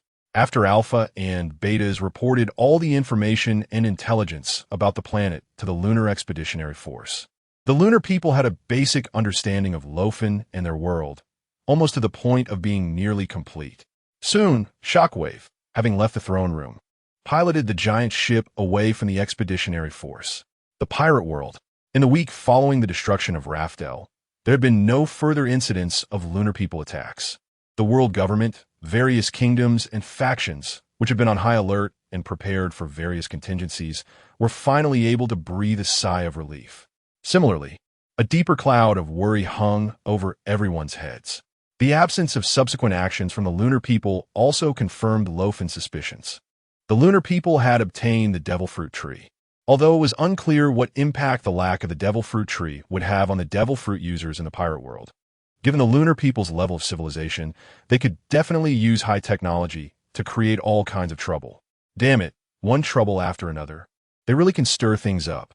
In the office of the world government's commander-in-chief, Sengoku gritted his teeth as he slammed the report in his hand on the table. After the celestial dragons and the Gorosei were destroyed, the world government was basically reorganized. Currently, the high-ranking officials of the world government, apart from Commander-in-Chief Sengoku and Navy Admiral Akiji, were representatives from various kingdoms forming the council.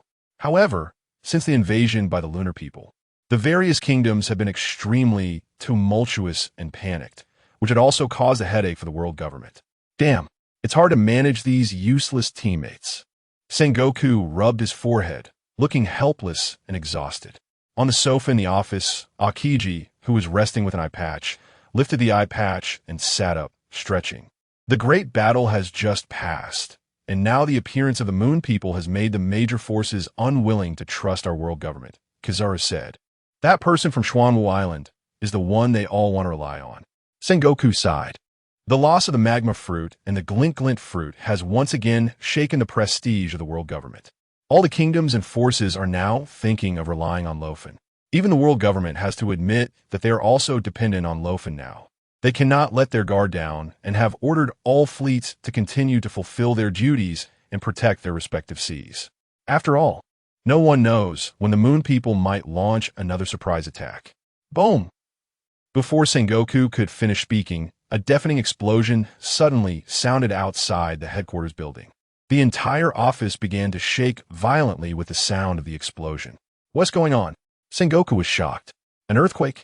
A powerful, violent aura enveloped the entire headquarters of the world government. Sengoku and Kizaru's expressions changed drastically, and they could see deep concern in each other's eyes. This is bad. It's the Moon People. The world government headquarters, rebuilt on the ruins of the Holy Land Mariewa, is once again facing an external invasion. The moment of crisis has come again. Chapter 168. Encountering a fierce attack. Outside the world government headquarters building, the newly rebuilt and more fortified barriers were now continuously opening up black cannon mouths. Countless navies rushed out from the headquarters, armed with long guns and cannons, guarding the walls and the square. On the vast sea, hundreds of naval ships were densely packed. The entire world government headquarters was filled with a chilling atmosphere. Clatter. Led by Sengoku, Kizaru, and others, the high-ranking officials of the world government stepped out of the headquarters building. The strong wind made the navy flags flap loudly. Sengoku and the others looked up with serious expressions, gazing at the sky, which was targeted by countless cannon muzzles.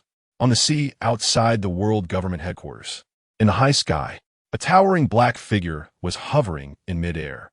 Behind that figure, a pair of wings was strikingly visible. Is this guy really so reckless? He actually dares to invade our headquarters alone. Sengoku clenched his fists, gritting his teeth in anger. Beads of cold sweat began to form on his forehead. The shockwave descending on the world government headquarters looked down coldly at the naval forces below. At this moment, Shockwave was fully clad in a fierce metallic armor, with the wings behind him also protected by armor plates. On his right arm, a rugged short cannon was mounted. In his left hand, he wielded a giant double-edged axe, the edges wrapped in lightning, flickering with electric light. Fully armed, Shockwave descended like a war god from the heavens. An oppressive aura enveloped the naval soldiers below, making many of them tremble slightly. A group of ants. Shockwave looked down at the gathering navy with disdain. I'm the third seat of a Decepticon under the leader. Indigenous people, since you dare to resist the Moon People, then bear my wrath. Shockwave's voice boomed like a bell, sending chills down everyone's spine. The black figure vanished like the wind, instantly disappearing into the sky. Boom! The sea erupted into towering waves. A military ship that was anchored in the sea was crushed to pieces in the blink of an eye by the shockwave, which descended from the sky. The towering body of 7 meters stood directly among a group of terrified Navy soldiers. The wind that stung the skin whipped up. Shockwave twisted his wings behind him, quickly spinning and spreading them out. The wings covered in metal plates acted like 2 gigantic metal blades, slicing all the Navy present into countless pieces. Blood and flesh splattered everywhere. Such a brutal scene horrified all the Navy. In less than 10 seconds, a fully armed naval ship was directly dismembered and shattered under Shockwave's attack. That guy, he has not one of the previous 2 Moon People. He's the third one. Kizaru's eyes widened in disbelief. Among the admirals present who attended Luo Fan and Yamato's wedding, except for the blind Fujitora, everyone recognized that the Moon person invading the headquarters was not the previous Alpha or Betas.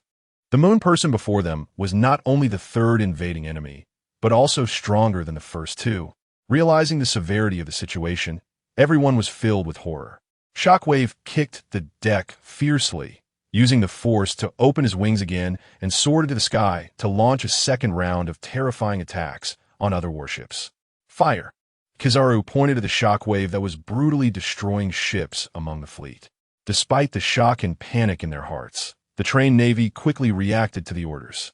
The cannons of the remaining fleets immediately aimed at Shockwave, who was about to charge toward the third warship.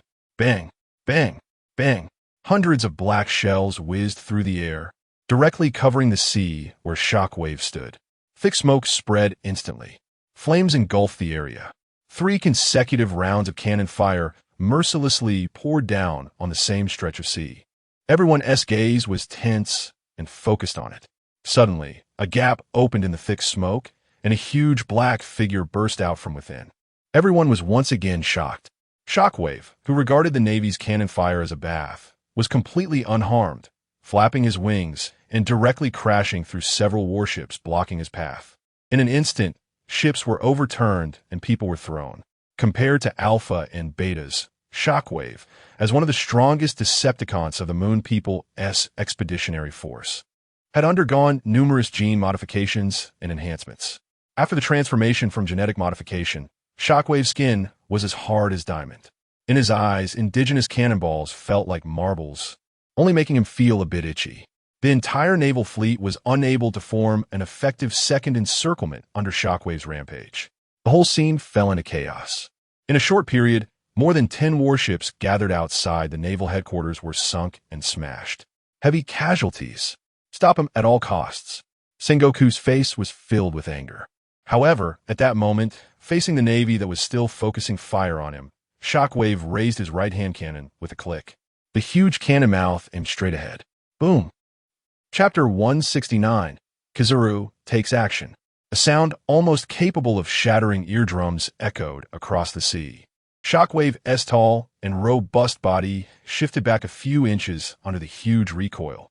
The short cannon on Shockwave's right arm fired a thick blue beam of light that shot directly towards the naval fleet in front of him.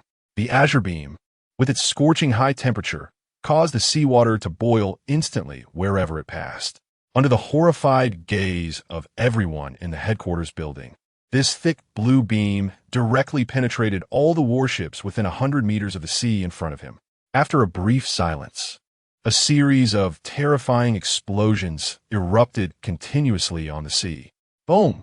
The naval warship affected by the light beam was directly penetrated, creating a large black gap, and then collapsed from the inside, causing another terrifying explosion.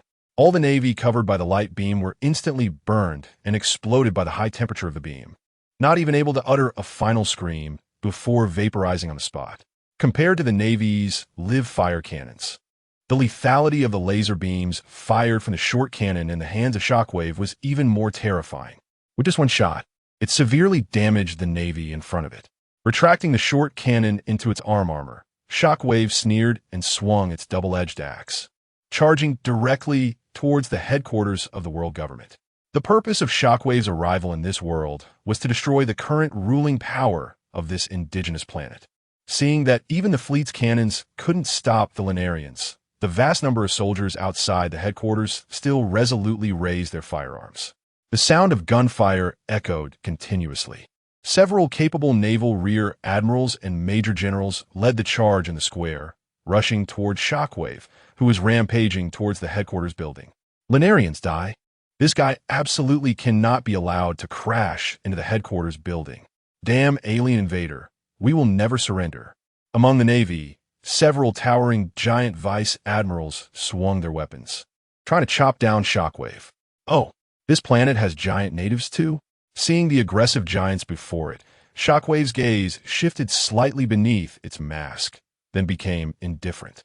The swords and axes in the hands of the giant vice admirals slashed through the air directly toward Shockwave, who was flying with wings. Shockwave's wings abruptly stopped behind it, as its muscular arms raised high to slash down. The massive double-edged axe was coated in a layer of pitch black, with lightning entwined around the blade. This was the top-grade armed color hockey, also known as the Gangchi on the moon. Compared to Alpha and Betas, the valiant and battle-hardened Shockwave was far more adept at utilizing the Gangchi. The edges of the armored plates covering its wings were similarly stained black. The double-edged axe blocked the weapons of several giant vice admirals, and Shockwave slightly bent down, sweeping its wings directly at the surrounding giant vice admirals. The edges of the black wings were incredibly sharp, creating a horrifying wound on the abdomen of several vice admirals. Blood gushed uncontrollably. The hockey burst forth. and several giant vice admirals surprisingly felt an even more terrifying force from Shockwave, being violently knocked away by the double-edged axe under the pressure of Shockwave's power. Several giant vice admirals cried out in pain as they flew backward, crashing onto the square and toppling over a group of Navy soldiers. Amidst the rising dust, Shockwave held the axe in its left hand and the short cannon in its right, letting out a wild battle roar towards the sky. The overwhelming oppressive force directly enveloped the surrounding space, causing other lower-ranked Navy soldiers to spit blood and collapse on the spot. The genetically enhanced Lunarians had physical qualities far beyond ordinary humans, whether in strength, perception, speed, or defense. As an S-level Lunarian warrior, Shockwave made all the Navy soldiers feel true despair. That was a power that only Navy admirals or even marshals could contend with. Seeing that multiple vice admirals and major generals, along with a large number of Navy soldiers, were unable to stop Shockwave, and that casualties were continuously rising, several Navy admirals could no longer sit idly by. Everyone attacked together. We absolutely cannot let him break through the fire line. Karp raised his iron fist, as large as a cooking pot, and leaped down from the headquarters building first. After much persuasion and bribery with a lot of Senbei, Karp had barely managed to be promoted to honorary admiral from vice admiral, with the hero Karp leading the way. Several other Navy admirals immediately followed him down from the headquarters building, charging toward Shockwave. A swing of the axe cleared a wide area around him, easily pushing back the Navy again. Shockwave turned to look at the Navy admirals rushing down from the headquarters building, a group of indigenous people worth noticing. Let me have a good time killing today. It had been a long time since Shockwave had engaged in slaughter, its eyes turning blood red, with fierce and violent red light shining through its mask. The short cannon gathered light beams and shot directly at the leading Karp. Karp's iron fist was covered in armed color hockey, roaring loudly. The veins on his neck bulged. His anger-filled iron fist charged fearlessly towards the incoming laser beam. Take this, my heartfelt iron fist. The massive black iron fist collided directly with the light beam. Blinding blue light suddenly erupted, catching the attention of everyone present. Boom! The iron fist and laser beam clashed together. A violent shockwave immediately surged in all directions. Karp, dressed in a Navy admiral's uniform, was directly knocked back. The newly promoted admirals, Chabut and Peach Rabbit, quickly reached out to shield Karp's back, barely halting the backward force. What in the world is this weapon? Chabut exclaimed in astonishment. The laser shot from Shockwave's short cannon was at least dozens of times more powerful than the pacifist laser. Although Karp's iron fist covered in armed color hockey blocked the blast, the numbing sensation traveling up his arm still made Karp feel some trepidation. On top of the headquarters building, Sengoku gritted his teeth, sweating profusely. The weapon level of the Lunarians was truly far beyond that of the Navy. The light cannon was blocked by Karp's iron fist, but Shockwave didn't care as its wings swept down towards the ground. The armored plates on its wings were like sharp blades, instantly whipping up an incredibly sharp wind across the entire square. The massive double-edged axe crackled with lightning as Shockwave swung it, creating a fierce wind. In an instant, the entire square was filled with wails. Blood continuously splattered around Shockwave. Stop right there. Among the former 3 admirals, only Akiji survived to this day, and he wrapped his hands in ice. The icy palms pressed to the ground, instantly spewing out a large amount of cold air in the direction directly in front of Akiji. The cold air rapidly spread toward Shockwave. As Shockwave flew up, the cold air that spread beneath it immediately froze into ice pillars, chasing after the airborne Shockwave. In front of it, a wall of ice blocked Shockwave's way. Having already understood the Devil Fruit's abilities, Shockwave remained unfazed. As the cold ice summoned by Akiji was about to touch it, Shockwave swung its double-edged axe, lowering its head to shatter the ice pillars spreading beneath it. Crack! The massive ice pillar shattered with a loud noise. Fool! Akiji muttered softly. The shattered ice pillar exploded, spraying countless white cold air that enveloped the entire area around Shockwave. With a strong grasp, Akiji instantly recondensed all the dispersed cold air into ice. Akiji's mastery of his devil fruit abilities had reached an extraordinary level. Within the frozen ice, Shockwave raised its double-edged axe, and its body with wings spread out was directly frozen. Seizing the opportunity, Chaba, Peach Rabbit, and Fujitora immediately took action. The weapons in the hands of the three admirals simultaneously stabbed towards the suddenly frozen block of ice from three angles. As long as they shattered this ice, the Lunarian frozen inside by the low temperature would surely be turned into fragments. However, crack, crack. Before the three Navy admirals could even finish their words, cracks began to spread across the ice block. Boom! The ice block shattered into pieces, and the Shockwave once again flapped the wings behind it, charging towards the sword-wielding Admiral Peach Rabbit. How is this possible? Everyone, including Akiji, was instantly stunned. What kind of power could shatter an ice block frozen by the ice fruit from the inside? The speed of the Shockwave was astonishing. The shocked crowd didn't even have time to react. The double-bladed axe was flipped by the Shockwave, and the wide axe surface slammed hard against the side of Peach Rabbit's body. Bang! Peach Rabbit instantly spat out a mouthful of blood, his face turning pale. The sword aimed at the gap in the Shockwave's armor was caught in the Shockwave's hand. Covered in dark-armed color hockey, the Shockwave roared violently, yanking the sword from Peach Rabbit's grasp, and then swung the axe towards Peach Rabbit's head. The Navy present widened their eyes, seemingly foreseeing the scene of Admiral Peach Rabbit's demise. Clang! Another staff sword appeared beneath the Shockwave's double-bladed axe, using all its strength to block this deadly strike for Admiral Peach Rabbit. Fujitora, eyes tightly shut and with a fierce scar on his face, flashed between the two, gripping the staff sword's handle with both hands, desperately resisting the terrifying force coming from the double-bladed axe. Hee. Compared to the immense pressure from the divine beast on Xuanwu Island, your power is not enough to make me feel pain. Fujitora chuckled.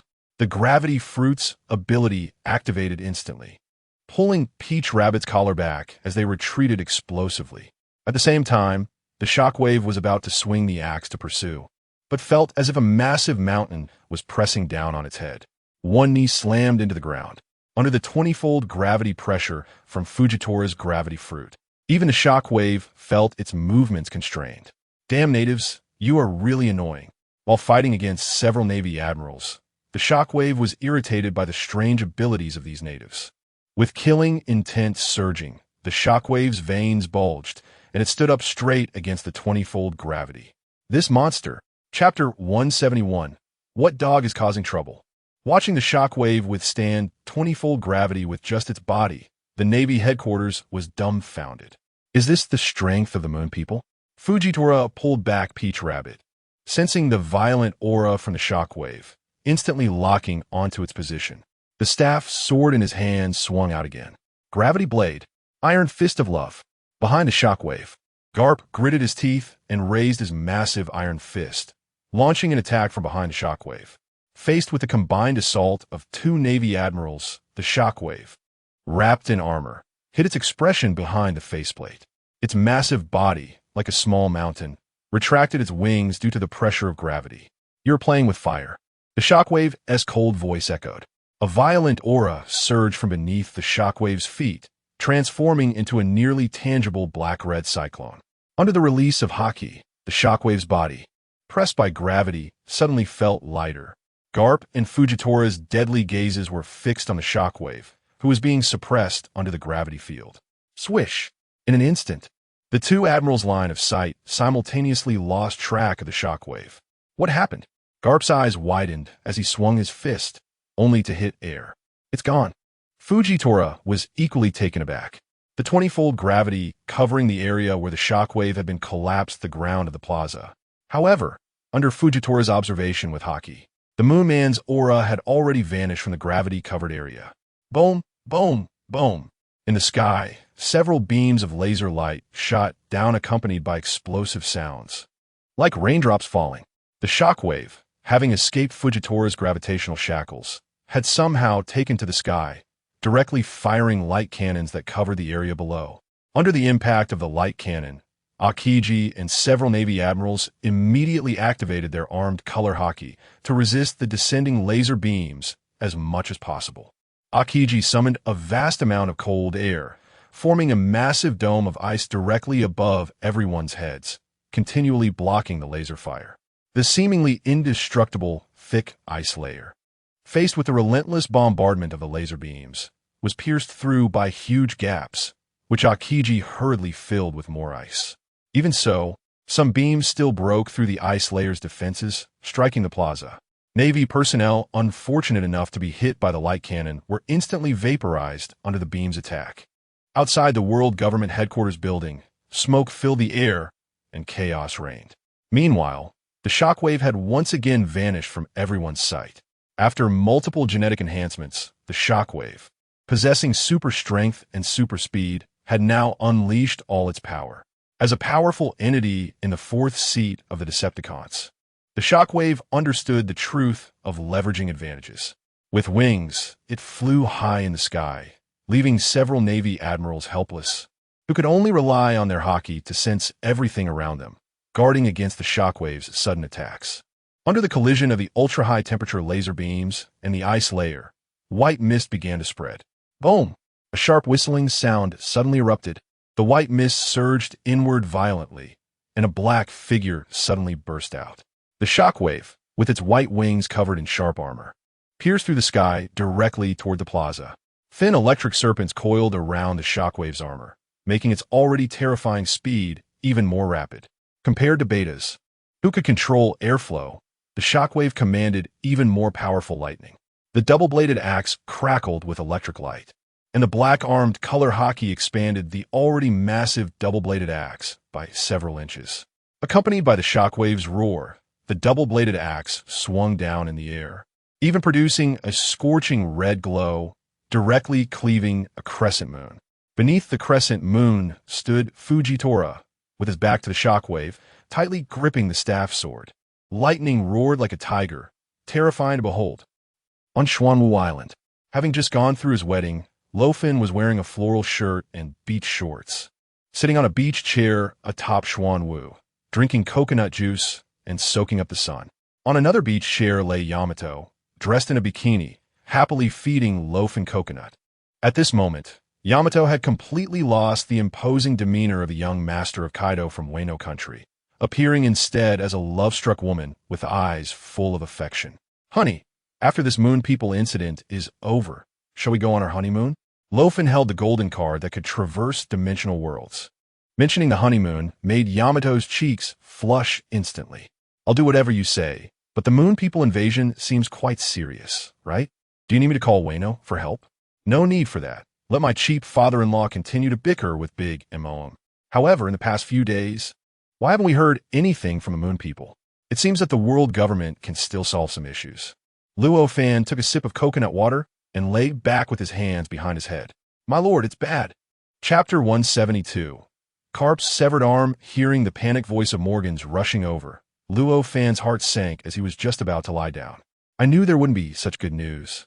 Still lamenting his leisurely time, Luo Fan sighed helplessly. He sat up from his beach chair and looked at Morgan's, who was panting heavily from running. "What happened?" Luo Fan asked, adjusting his beach shorts while sitting on the beach chair. Morgan's bent over, gasping for breath as if he had run too hard. "The world. Urgent news from the world government." Morgan's tremblingly handed a piece of paper to Luo Fan. His expression hurried. "There are Moon People attacking the world government headquarters with heavy casualties." Upon hearing Morgan's words, Luo Fan sat up abruptly from the beach chair, exuding an overwhelming aura of terror. Looking at the urgent report sent by the world government headquarters, he could not help but leak out some imposing presence, immediately making Yamato and Morgan's feel a wave of pressure. Morgan's was sweating profusely, and his heart raced as he looked at Luo Fan, who was radiating dominance. This savior seemed to have become even more powerful. Indeed, a strong ally. The world government must not be shaken.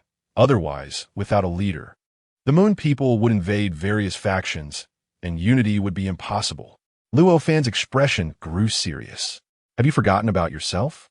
Morgan's thought silently. It seemed Luo Fan had forgotten that he was the recognized king without a crown. Even if the world government fell, all factions would still look to Xuanwu Island. It wasn't a big problem. After several days of silence, the Moon people suddenly attacked the world government headquarters. This surprised Luo Fan. With the strength of Alpha and Betas, the Moon people could at most match the strength of 2 Navy admirals. With so many Navy forces and strong individuals stationed at the world government headquarters, it shouldn't have resulted in heavy casualties. Could it be that the Moon people received reinforcements? Filled with doubt, Luo Fan immediately prepared to rush to the rescue. The roar of the Beast King echoed above Xuanwu, making the lethargic Xuanwu, also one of the 4 divine beasts, lazily lift its eyes. A massive white tiger phantom transformed into white light, gathering around Luo Fan, turning his ordinary tiger fur coat into a white sun tiger armor, enveloping his entire body. Clang! The silver faceplate engraved with tiger patterns directly covered Luo Fan's handsome face. Yamato and Morgans took a few steps back. Air currents continuously emerged from under Luo Fan's feet, making a whooshing sound around him. A pair of silver wings unfurled directly from Luo Fan's back. Boom! As the air currents surged in all directions, Luo Fan's figure transformed into a silver arrow, soaring into the sky. In the clear blue sky, a streak of silver light flashed by, outside the world government headquarters. The recently rebuilt solid barrier now showed signs of cannon fire and battle. On the sea and in the square, smoke filled the air. The sound of explosions echoed through the skies. To withstand the shockwave from the light cannon, Akiji gathered cold air to form a massive ice layer suspended in midair, which was continuously evaporated into milky white mist by the high temperatures. The mist enveloped the entire square outside the headquarters building. Among it, a figure clad in black armor, holding a short cannon and a double-bladed axe, was like a terrifying killing god, continuously attacking the surrounding navy. Despite knowing the fearsome power of this moon person, the Navy soldiers still gritted their teeth and bravely charged forward, attempting to use a human wave tactic to block the shockwave. Electricity continuously guarded the shockwave, and the Navy soldiers attempting to close in felt their bodies paralyzed. In the next second, before they could swing their weapons with their electrified, convulsing hands, a massive double-bladed axe appeared in their line of sight, whipping towards them. Piercing ice spikes continually stabbed at the shockwave. Above, terrifying gravity relentlessly pursued, trying to trap the shockwave. New Navy Admirals Peach Rabbit and T-Pig led numerous Vice Admirals charging fiercely at the shockwave. The Navy was seemingly triggered by some kind of rage buff, attacking the shockwave with increasing ferocity. The cannon mouths of the headquarters barrier and all the warships at sea simultaneously targeted the square. Meanwhile, on the ground not far away, a group of Navy soldiers were assisting the bloodied and robust body of Karp as they retreated to the outskirts of the battlefield. As a longtime renowned hero of the Navy, revered by countless people, Iron Fist Karp was now half lying on the ground, unconscious. His short white hair and stubble were covered in blood. His tower-like upper body was bare, with his uniform torn. 5 or 6 Navy soldiers supported Karp's upper body, their eyes filled with anger and unwillingness as they looked towards the shockwave. The once formidable Navy hero Karp, whose iron fist had once defeated the Rocks pirates, now had his left arm completely severed. Chapter 173. Make a Move. Since joining the military, Karp had dominated the seas with his iron fists, never suffering a defeat. Even the notorious Rocks pirates of the past had not managed to injure Karp. Despite his old age, Karp's iron fist still instilled fear in many. But now, right in front of everyone, the left arm of Admiral Karp lay motionless on the bloodied battlefield. Seeing their most revered elder gravely injured, all the Navy personnel became furious. Akiji and others continuously activated their devil fruit abilities, trying to suppress the true culprit behind Karp's severed left arm, the shockwave. On the headquarters building, Sengoku, the commander-in-chief, had his face twisted in anger. A longtime friend had been disarmed right before his eyes by the Moon People's invaders. Karp, Sengoku, with his hair and beard already turning white, had bloodshot eyes. In one corner of the city wall, Sengoku's fist directly pierced through it. Boom! A dazzling golden light enveloped the headquarters building. Under the golden light, Sengoku's body seemed to swell as if he were the wrathful Vajra. In his Buddha form, Sengoku unleashed 2 shockwaves towards the shockwave in the square. The golden light surged forth, filled with Sengoku's boundless fury. Fujitora pointed his staff sword at the shockwave, and a gravitational field instantly enveloped him. Buzz! The shockwave spread its wings to protect itself, and its towering body fell under the pressure of gravity. A violent energy wave surged through the air. Golden shockwaves, gigantic ice spikes, meteoric fireballs falling from the sky, and countless sword energies all rushed towards the shockwave. Although the shockwave had not consumed a devil fruit, after genetic enhancement, he had also gained the ability to control electricity. The Navy was filled with a righteous fury as they launched a collective assault, causing Shockwave to faintly sense the pressure and immediately channel the electric currents around his body into himself. Under the stimulation of the weak current, Shockwave's muscles tensed, and his blood flowed rapidly. Behind a metallic mask, Shockwave's eyes turned blood red. With a furious roar, Shockwave flapped his wings, creating a massive dent in the ground beneath him, covered in a web of cracks. Soaring into the sky, Shockwave infused himself with the dark armed color of hockey, breaking free from Fujitora's gravitational domain once again. Following closely was the golden shockwave, shot out in anger by Sengoku. The shockwave struck Shockwave with lightning speed, causing him to grunt and momentarily stagger backward. His wings flapped, disturbing the air around him.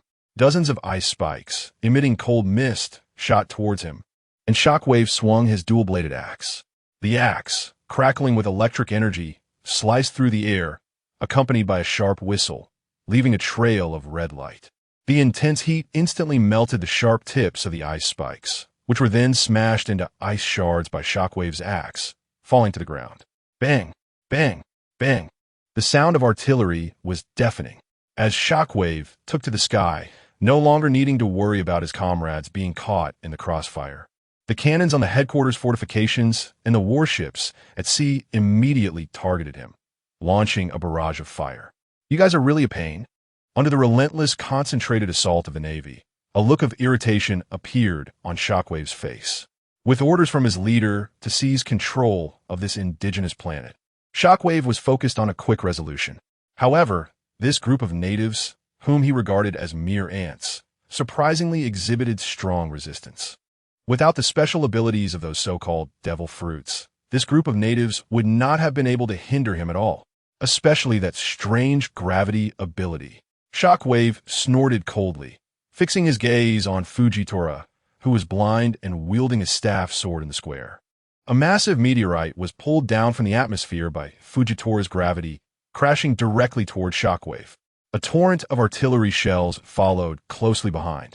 Shockwave's wings flipped, and his robust body moved like a nimble butterfly, weaving between the artillery shells, none of which were able to touch him. Fujitora gripped his staff sword tightly, slightly lowering his head as he continuously used observation hockey to sense and lock onto Shockwave's position. Suddenly, Fujitora let out a puzzled hum. Someone's coming. Fujitora slightly opened his blank, lifeless eyes and spoke. The nearby admirals immediately turned to look at him. Up there, Fujitora pointed upwards. Akiji and the others looked up, seeing the massive meteorite descending toward Shockwave. The meteorite was trailing a blazing tail, but no figure was visible. What are you saying? Before Akiji could finish his sentence, a thunderous explosion echoed through the heavens, capturing everyone's attention. The massive meteorite cracked, revealing a dense web of fiery red cracks, and exploded before hitting Shockwave. Flames rolled back, and a silver flash pierced through the shattered meteorite, striking Shockwave in the air with a bang. As another figure abruptly entered the battlefield, everyone was instantly shocked. Who is it? Chapter 174. Luo Fan's arrival. The silver flash streaked across the eyes of the crowd. It then collided with Shockwave in the sky. Shockwave let out a pained cry as his several-meter-tall body bent and shot backward towards the ground. Bang! The ground of the square where Shockwave landed was blasted into a giant pit several meters deep. The entire ground shook violently, causing the Navy personnel present to be thrown into disarray. Dust and debris rose, accompanied by a tremendous roar. Bang! Another loud noise erupted. Under the astonished gazes of the crowd, a black figure shot up from the deep pit. Its wings trembled slightly behind it, stabilizing Shockwave's form in the sky.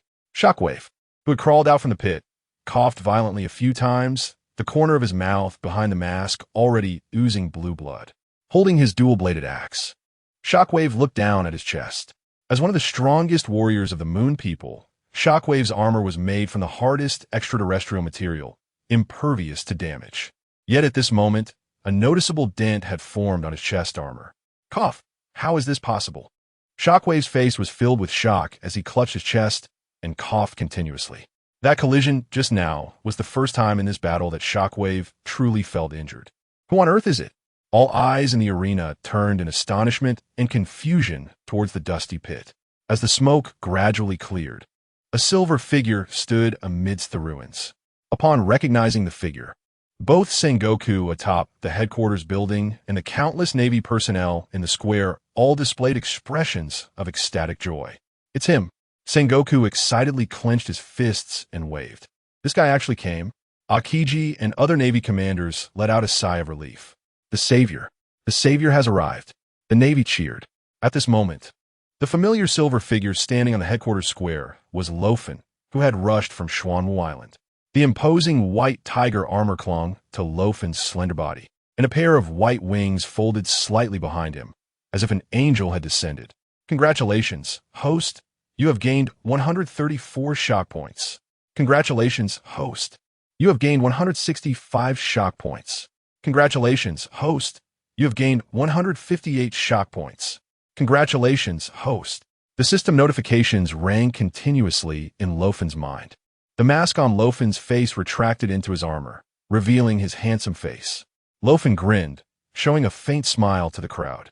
When it comes to timing of appearance, it can't be denied that I grasped it perfectly, Luo Fan thought to himself. Looking to the sky, Shockwave's figure was fully captured in Luo Fan's eyes. Oh! Luo Fan raised his eyebrows slightly. It was not the two birdmen from before. Sensing the oppressive aura emanating from Shockwave, Luo Fan understood. This moon person before him was far more powerful than Alpha and Betas, who had attacked Xuanwu Island before. No wonder he dared to directly confront the world government. With that thought, Luo Fan cast a sidelong glance at Shockwave. Buzz! Almost solidifying into a tangible form, Luo Fan unleashed his Conqueror's Haki, manifesting as a visible barrier that spread from Luo Fan at the center, enveloping the entire world government headquarters. The Navy, who had suffered heavy casualties from Shockwave's previous violent assault, were already demoralized. However, under the influence of Luo Fan's overwhelming presence, they inexplicably felt a sense of stability. Everyone looked at Luo Fan with intense gazes. Dominance has descended. The Haki leaks out. In the sky, Shockwave clutched the dent in his chest, his gaze scrutinizing Luo Fan. It was indeed this young man, whose handsome features resembled that of a pretty boy. Just now, with a terrifying force, he directly pierced through the entire meteorite that struck him, kicking himself down from the sky onto the square. The dent on his chest was precisely the result of this handsome man's kick. Are you also a lunar being? The booming voice of Shockwave echoed. Seeing the identical white wings behind Luo Fan, Shockwave asked in confusion, Don't lump me together with you lunar bird people. Luo Fan stretched out his index finger and waved it in front of Shockwave from a distance. Such a provocative action caused Shockwave's body pressure to drop sharply. Oomph! You don't know how to die. Shockwave clenched his fists, the knuckles cracking loudly. A mere native, no matter how many come, cannot stop my steps. To carry out the leader's orders, capturing this planet and killing you natives is a necessary cost. Shockwave pointed the tip of his axe at Luo Fan. If you want our planet, you must step over our corpses first. The golden Buddha, standing on the headquarters building, glared fiercely at Shockwave. You won't. You won't. Countless Navy personnel united in a chorus of voices. Such a fearless momentum intensified Shockwave's murderous intent. Thin electric snakes crawled all over Shockwave's body, wrapping around his arms. Then I will kill you one by one. Chapter 175, Killing Shockwave. Noisy. Luo Fan's voice was soft but filled with a powerful will, directly entering Shockwave's ears. Shockwave felt a sudden explosion in his brain. In an instant, the originally murderous Shockwave covered his head in shock. With an incredulous gaze, he looked at Luo Fan. Shockwave felt as if countless sharp swords had pierced his brain in an instant, the intense pain almost causing him to fall from the sky. Although it was just a moment, the pain in his brain had not yet subsided. What a strong will of swordsmanship, this guy. It seems he is the native that the leader mentioned needs to be captured. No wonder betas and alphas suffered at his hands. Shockwave thought to himself, his fists gripping the double-bladed axe trembling. However, this tremor was not fear, but excitement and fervor in the face of an opponent. Rest assured, I won't kill you. I will take you to the leader, Shockwave said coldly. Luo Fan was immediately speechless. Why do all you villains like to talk like this? I'm sorry, but I will definitely kill you. A domineering aura continued to condense into a dark red vortex around Luo Fan, swirling at his feet, ready to unleash. He had already noticed the painful casualties of a Navy in Carp, who was being supported by Navy soldiers not far away, his left arm now empty. No matter what, Luo Fan could not allow Shockwave to transmit information about this world back to the lunar beings. Today, Shockwave must die. S-Class mission issued. Kill Shockwave. If the mission is successful, the host will receive World-Weary Novel Transit Station 937929266. World-Weary Novel Transit Station 193792992. 9266 Shock Value 1000 Respect Value. Randomly gain Epic Skill 1 and receive Intermediate Gene Enhancement Potion 10.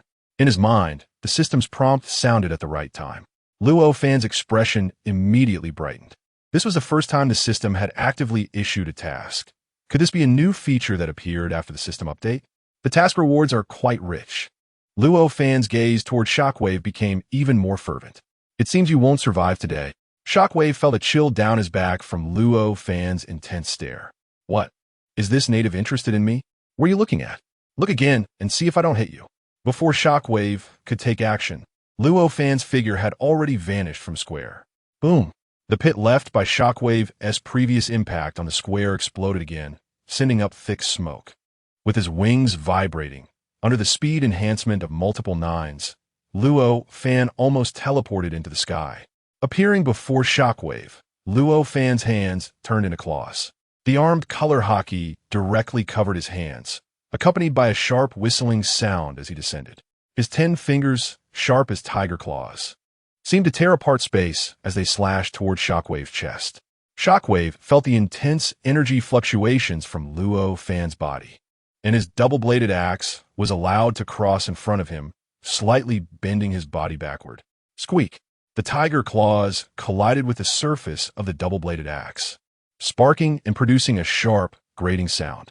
Shockwave and Luo Fan simultaneously kicked towards each other. Bang! Shockwave slightly retreated, angrily striking down with his double-bladed axe towards Luo Fan's head, but Luo Fan crossed his hands to block it, making it impossible for Shockwave to bring it down even a fraction. In the brief exchange, Shockwave sensed an even more surging power from Luo Fan, while continuing his attacks. Shockwave's heart was filled with shock like a tidal wave. How can this native be so powerful? Could he really be a lunar being with wings? Damn it! Shockwave gritted his teeth. Before him, Luo Fan exuded an absolute kingly aura with both the Conqueror's haki and the Armament haki, continuously crushing the murderous intent on Shockwave.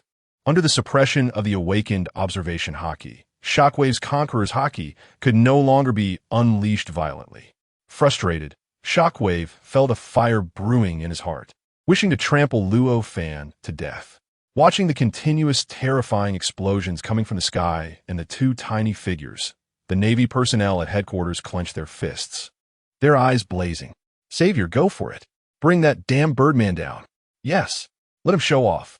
Avenge our fallen brothers and comrades. All the surviving Navy personnel were filled with anger, wishing to personally dismember Shockwave and take revenge for those killed by his murderous intent in battle. Come on. Even Sengoku and Akiji looked at the sky, silently urging. The Navy, which had previously harbored some grudges against Luo Fan, now only wanted him to defeat the opponent.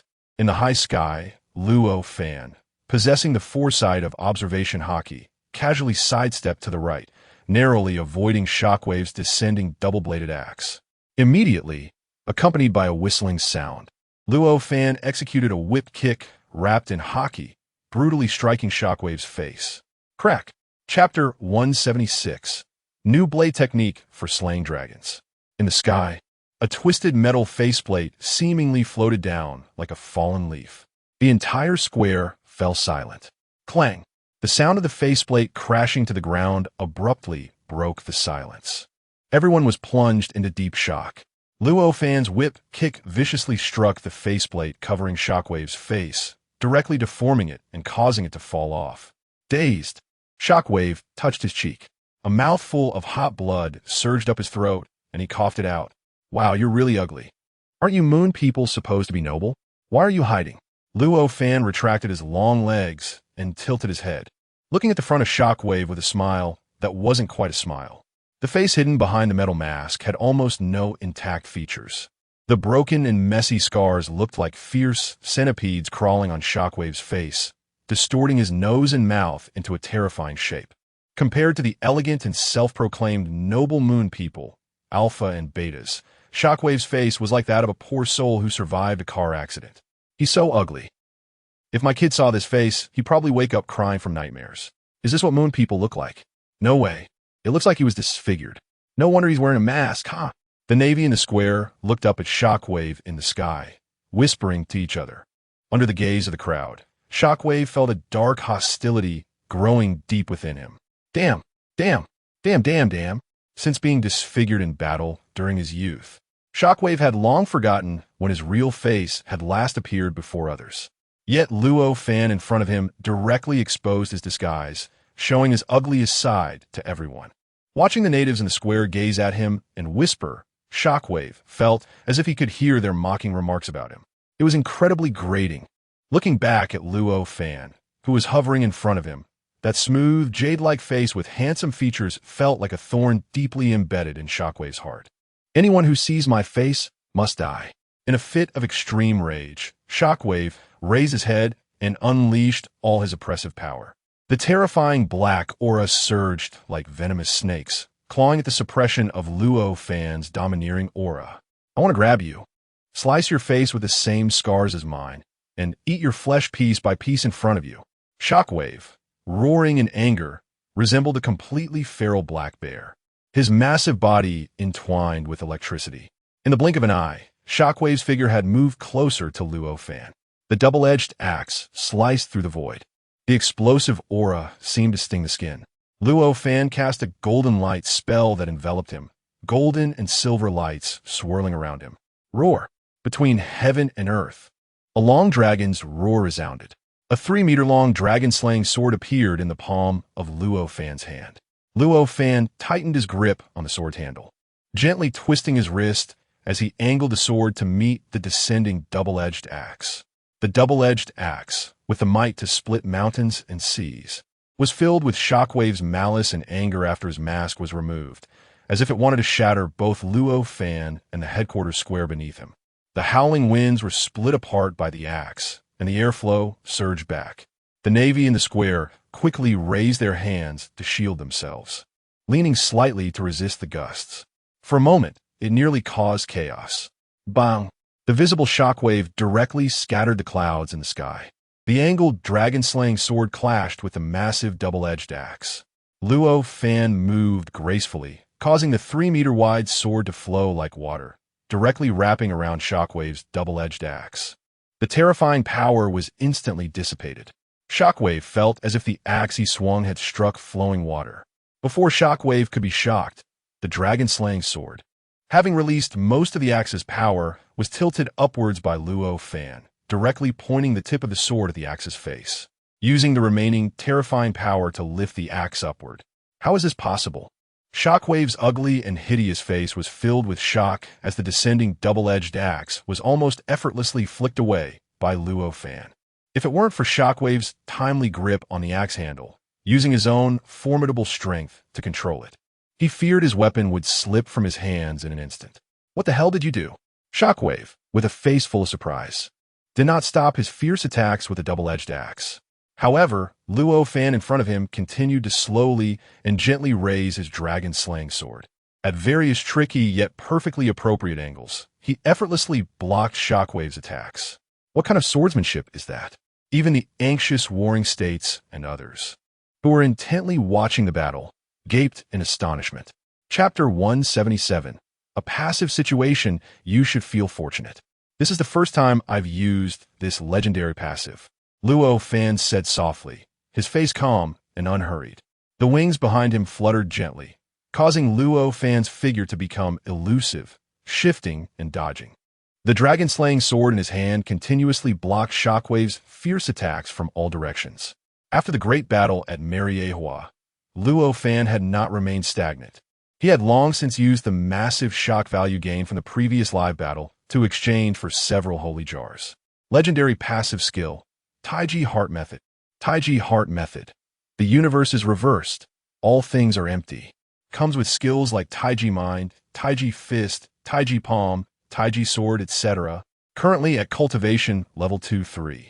The golden legend obtained from the Holy Jar, though simple in description, revealed its true essence to Luo Fan only after he mastered it, showing him what it meant to have an auxiliary tool.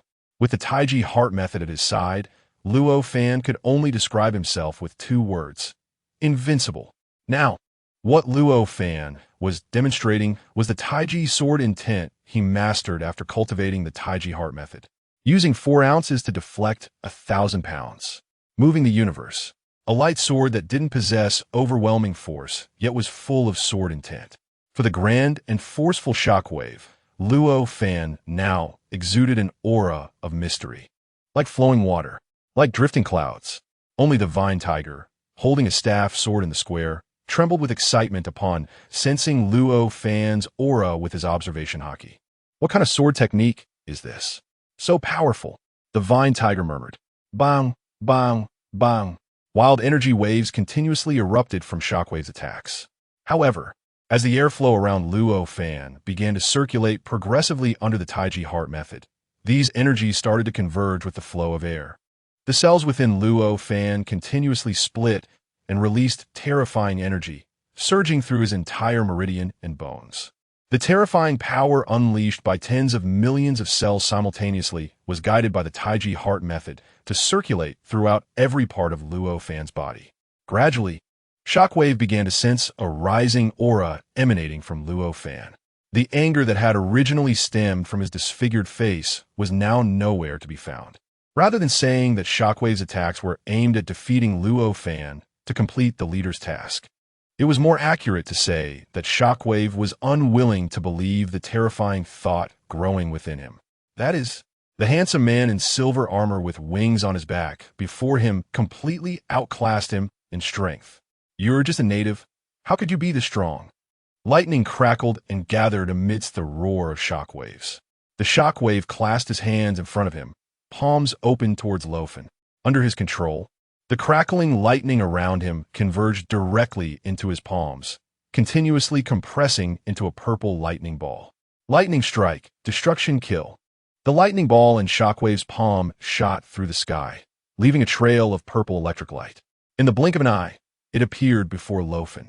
Buzzing. The sound of thunder echoed. Lofen did not dodge. He tossed the dragon-slaying blade upwards, freeing his hands to maneuver in front of him. Cloud hands. His palms moved like flowing clouds, directly enveloping the lightning ball shot by Shockwave, preventing it from advancing another step. Lofen stepped into the void, twisting his waist to guide his body, his hands gracefully swirling around the terrifying lightning ball. This unexpected scene shocked everyone once again, causing countless jaws to drop to the ground. Shockwave gritted his teeth, wings folding back, transforming into a cannonball that shot towards Lofen. The double-bladed axe was raised high, aiming to directly cleave the lightning ball still swirling between Lofen's hands. Here we go. Lofen, rubbing the lightning ball with cloud hands, moved his gaze and gently thrust his palms forward, twisting his waist. Buzz. The lightning ball, compressed with countless lightning energies, shot out directly, colliding with Shockwave, who was swinging his axe close by. A tremendous thunderclap erupted in the clear sky. Countless bolts of lightning spread across Shockwave's chest, filling the entire sky. Shockwave, hit by his own lightning ball, cried out in pain, nearly flying back. Mastering the lightning adeptly, he now bore a large crack on his armor. As the electric light flickered, a hand grasped Shockwave's leg, pulling him back from the brink of flying away. Batid in listening, Luo Fan spun rapidly, holding Shockwave's leg as if nothing were wrong. Dizziness engulfed Shockwave, making it impossible for him to see clearly.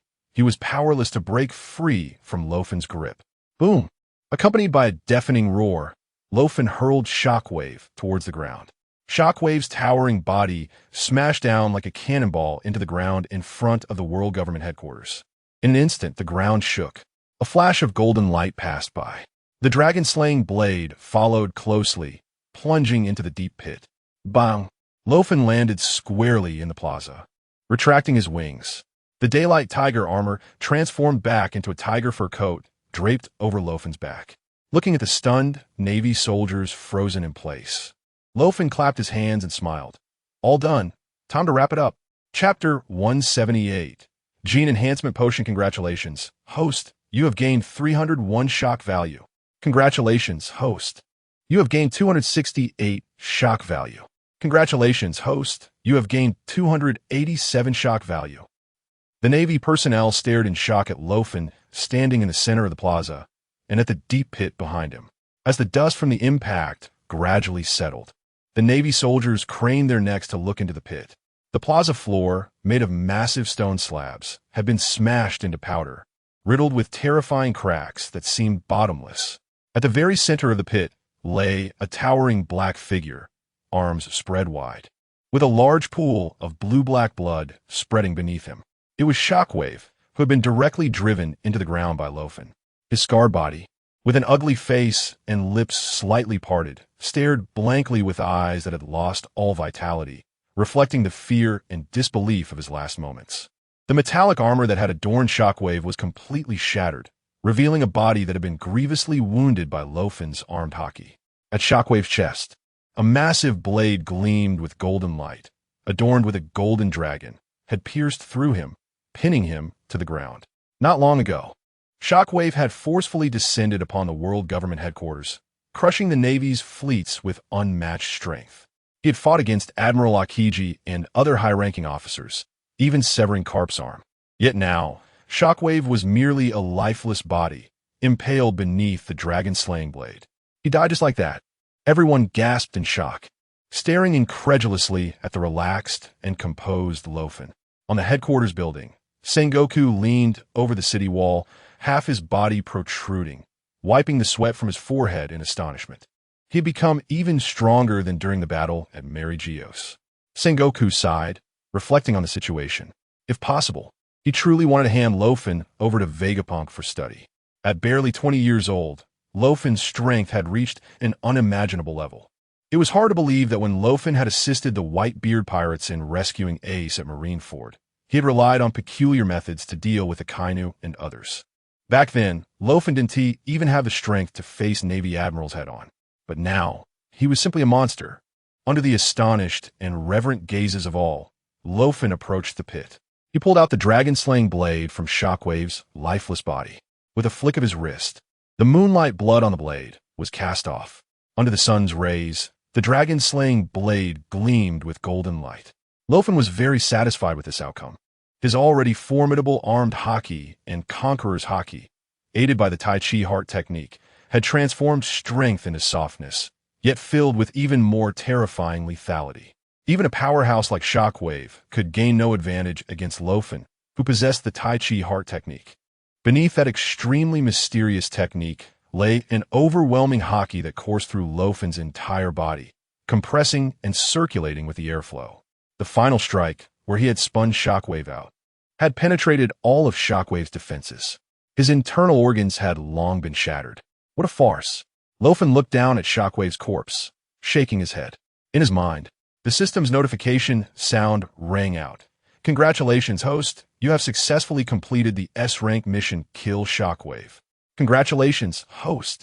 You have successfully gained World Weary Novel Transit Station 937929266. World Weary Novel Transit Station 19379292966. Shock value.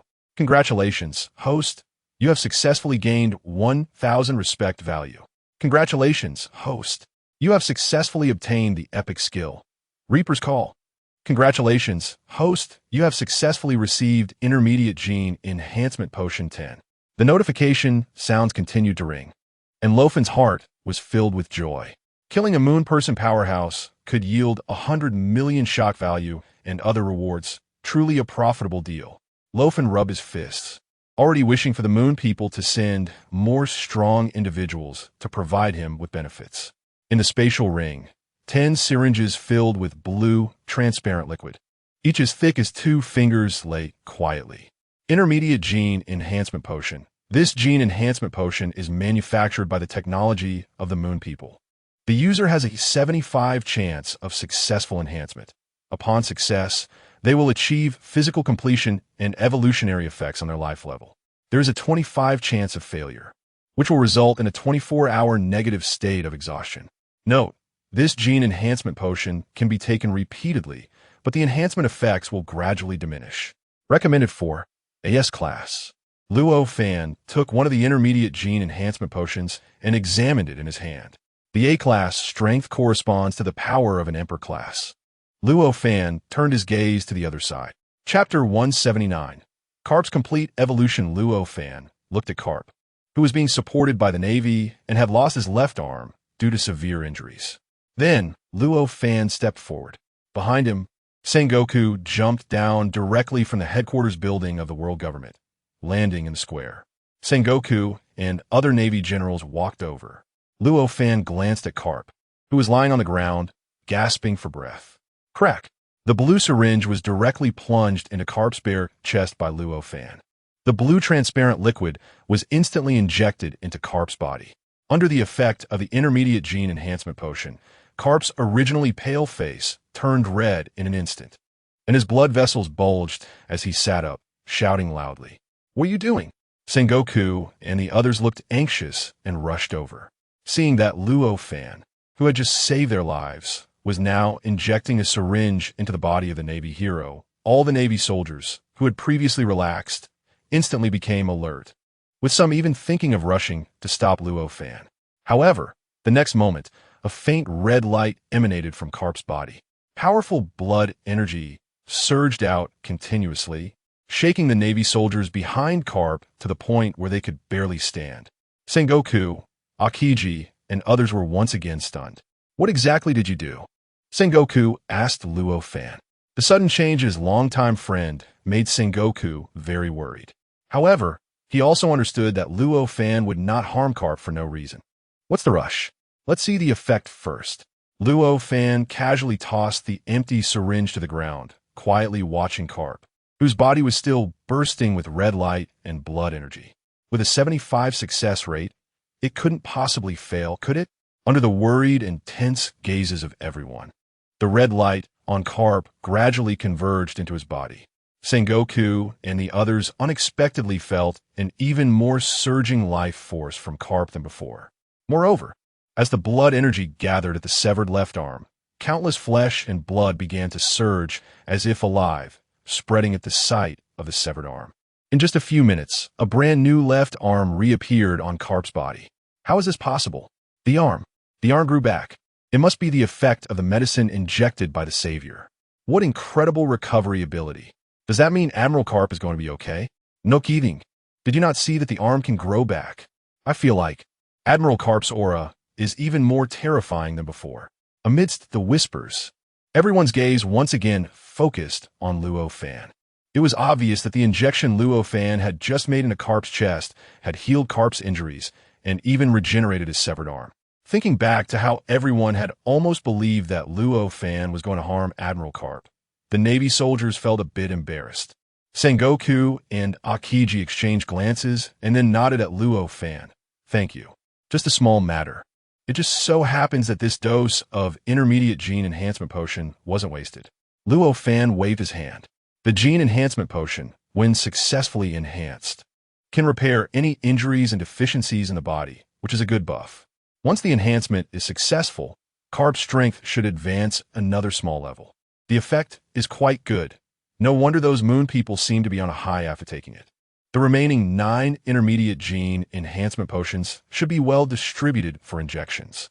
The overall strength of the Moon People is stronger than that of this world. So Luo Fan not only needs to strengthen himself, but also to enhance other capable companions to resist the Moon People. This gene enhancement potion from the Moon People is indeed a good approach. Using the enemy's strengths against them, no problem. With the left arm restored and the blood energy returning to calm, Karp finally exhaled and slowly opened his eyes. At this moment, Karp was no longer in the weakened state from being severely injured by the shockwave. He stood up and let out a long howl towards the sky, his momentum soaring. Karp clenched his newly grown left arm, feeling it was just as it was before being severed. Moreover, he sensed that under the influence of that liquid, his entire body was filled with explosive power. As a grandfather figure, Karp never thought he would one day be able to increase his strength again. Overjoyed, Karp patted Luo Fan on the shoulder. Little brother Luo Fan, I can't thank you enough. In the future, when fighting those Moon People, I'll be the first to follow you. All right. Luo Fan nodded with a smile. He never expected the strength of the Moon People's warriors to be so terrifying.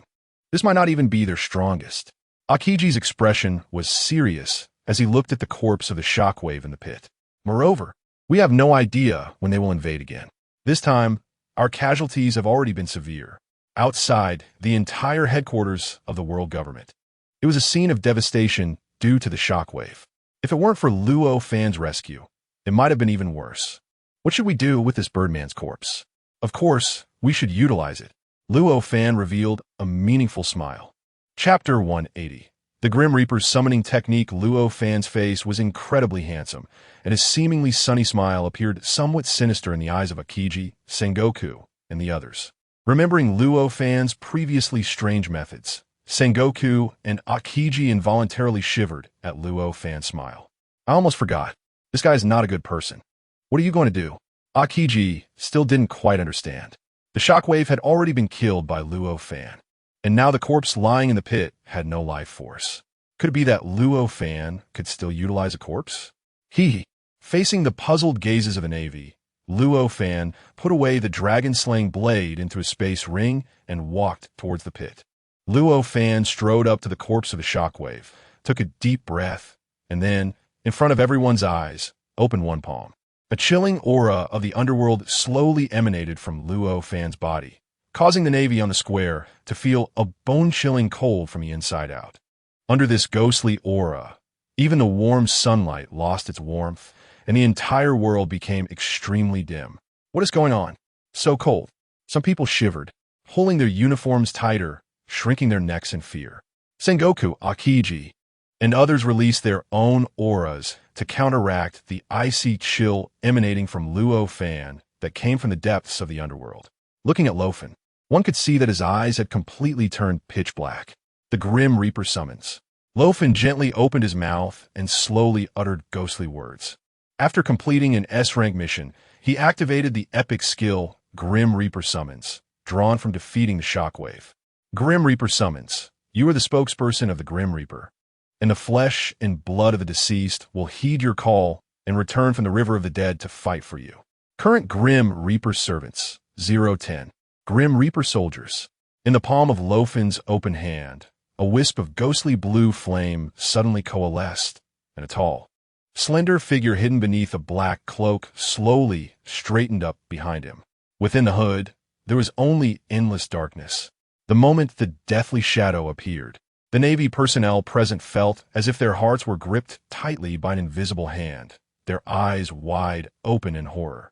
Luo Fan pushed his palm forward, and the ghostly flame floated directly towards the lifeless shockwave on the ground. The deathly shadow behind him leaned on a giant scythe with its left hand, while its right hand followed the ghostly flame into Shockwave's body, directly pulling another screaming shadow out from within. Everyone gasped in shock, their astonishment reaching new heights. Shockwave's soul was forcibly extracted, accompanied by terrifying screams. The Grim Reaper behind Luo Fan grabbed Shockwave's soul and vanished into the ground without a trace. The chilling atmosphere that pervaded the square also dissipated instantly. Rise, Shockwave. Luo Fan looked down at the large character lying on the ground and softly called out. As soon as he finished speaking, the Shockwave, who had already been killed by Luo Fan's own hand, suddenly opened his eyes. Stones fell to the ground as Shockwave's tall and mighty body slowly pushed itself up, its somewhat damaged wings spreading with a flap. What the hell? How is he still alive? Alert, alert. The Navy, who were still confused, were nearly scared out of their wits when they saw the supposedly dead Shockwave getting back up again. The entire headquarters of the world government was thrown into chaos, with countless guns aimed at Shockwave in an instant. Conquerors Haki unleashed. Sengoku, Akiji, and others nearly unleashed their ultimate moves on Shockwave. Wait. Luo Fan slightly turned his cheek. The Conqueror's Haki erupted, suppressing all the strong individuals present. He is already dead. Now he is merely a puppet. With a thought, Shockwave knelt on one knee before Luo Fan. Akiji and the others, still finding it hard to believe, stared fixedly at Shockwave, calming down as they began to notice some clues. Shockwave's body still showed no signs of life, clearly indicating he was as dead as one could be. However, the fact that he could still move was shocking. The horrific scars on Shockwave's body remained, his once bronze skin now pale gray, and his eyes vacant, clearly just a walking corpse manipulated by Luo Fan. Grim Reaper summons. The current Shockwave was no longer the valiant and fierce warrior of the Moon People. He was merely a Grim Reaper servant summoned by Luo Fan. As long as his body wasn't completely destroyed, he could fight for Luo Fan indefinitely. Grim Reaper summons. You are the spokesperson of the Grim Reaper, and the flesh and blood of the deceased will heed your call and return from the river of the dead to fight for you. Current Grim Reaper servants, 110. Grim Reaper soldiers. This skill is impressive, Shockwave. If it weren't for you, I wouldn't have obtained such a useful skill. Summoning you as my first Grim Reaper servant is a good way to utilize it. Luo Fan chuckled and turned to look at Sengoku and the others. As Luo Fan's gaze swept over them, Sengoku, Akiji, and others shivered in place. Chapter 181. Perfectly replicating the devil fruit tree. Come on. To think you could turn a killed enemy into a puppet that obeys your commands. Are you a savior or a demon? All the Navy personnel swallowed nervously. In an instant, Sengoku made a decision in his heart. From now on, they must never provoke Luo Fan again. All right, they already didn't dare to provoke him. The scene of Luo Fan transforming Shockwave into a puppet left the Navy with a wave of shock value. Shockwave, whose soul was replaced by Luo Fan's will, was now completely a servant, obediently following behind Luo Fan. The fatal wounds on his body became trivial. To think that a powerful moon person could become a puppet like this.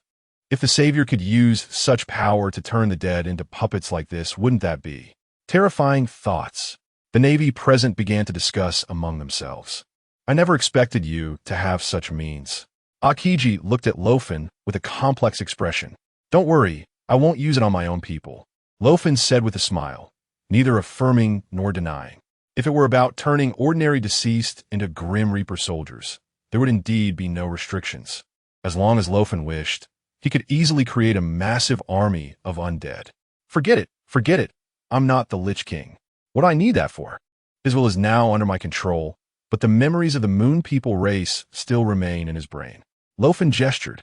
If you have any information you want to know, just ask. Really? Sengoku was overjoyed. With Shockwave turned into Luo Fan's puppet, it meant they could unobstructedly delve into the information and intelligence about the Moon People stored in Shockwave's mind. This is great. In no time, the Navy's gaze toward Shockwave became eager, as if they were looking at a gold mine. Beyond the stars, the Moon People's expeditionary fleet's giant flying ships gathered together, surrounding the main ship in the center. Inside one of the rooms on the main ship, at the end of the room stood countless ladders. At the top of the ladder, a massive black stone tablet stood quietly, emitting a faint blue light. Below it, 20 smaller stone tablets, each less than an arm's length, were neatly arranged, each inscribed with different emblems. Even further down, more smaller stone tablets were placed.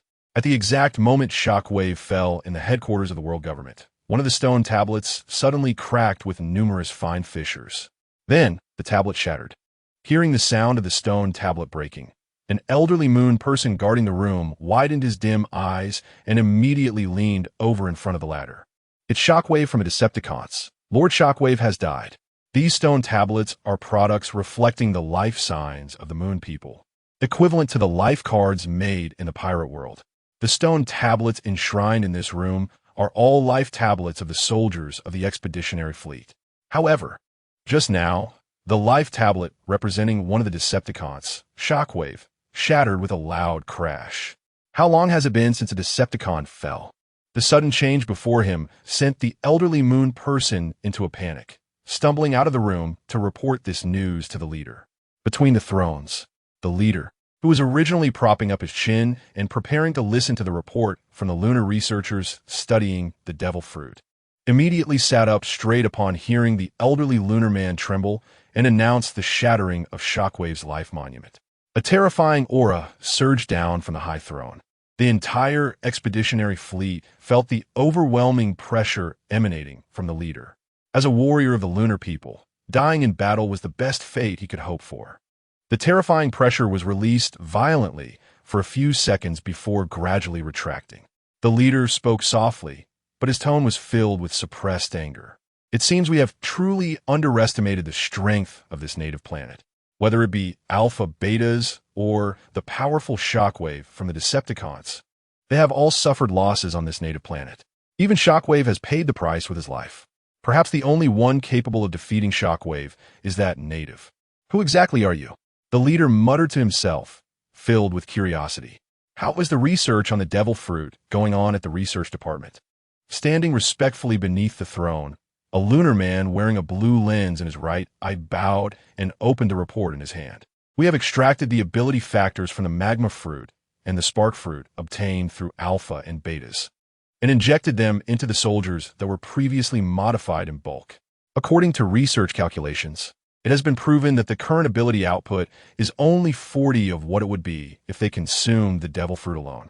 The devil fruit tree has also been successfully cultivated, and we believe that the devil fruits grown in the future can gradually perfect our genetic modification project. Chapter 182. Decepticons. This is the extracted ability factor. The lunar man with a monocle took out a bottle of red, viscous potion, only as long as a finger. The ability factor extracted from the magma fruit allows the user to partially elementize their body with magma. The spark fruit is no exception. When discussing the devil fruit, the lunar man responsible for the research was filled with excitement. Leader, this fruit is a complete complement to our genetic modification technology. It's simply amazing. These ability factors can allow our warriors to break through their limits. Although there are still flaws, I believe we can cultivate a flawless devil fruit. I don't want to hear too much nonsense. The leader, sitting on the throne, coldly interrupted his subordinate who was still passionately speaking. As long as the abilities can be utilized, whether it's 40 or 100, create a batch of powerful troops for me. Understood. The lunar man wearing the monocle felt the pressure looming over him and trembled slightly, bowing and slowly exiting the throne room. At this moment, he was even faintly excited. With the leader's approval, he could utilize the ability factors from the spark fruit and the magma fruit to mass-produce spark people and magma people capable of elemental attacks. Moreover, as long as they intensified their research on the devil fruit, the genetic modification technology of their race could break through to a new level, and he would be the great contributor among the lunar people. How delightful! However, the leader sitting on the throne was not in such a pleasant mood. Since the moon gradually fell, the lunar people had undergone a millennia-long migration, wandering in outer space. The expeditionary forces had fought for many years, and never had a powerful Decepticon fallen in battle.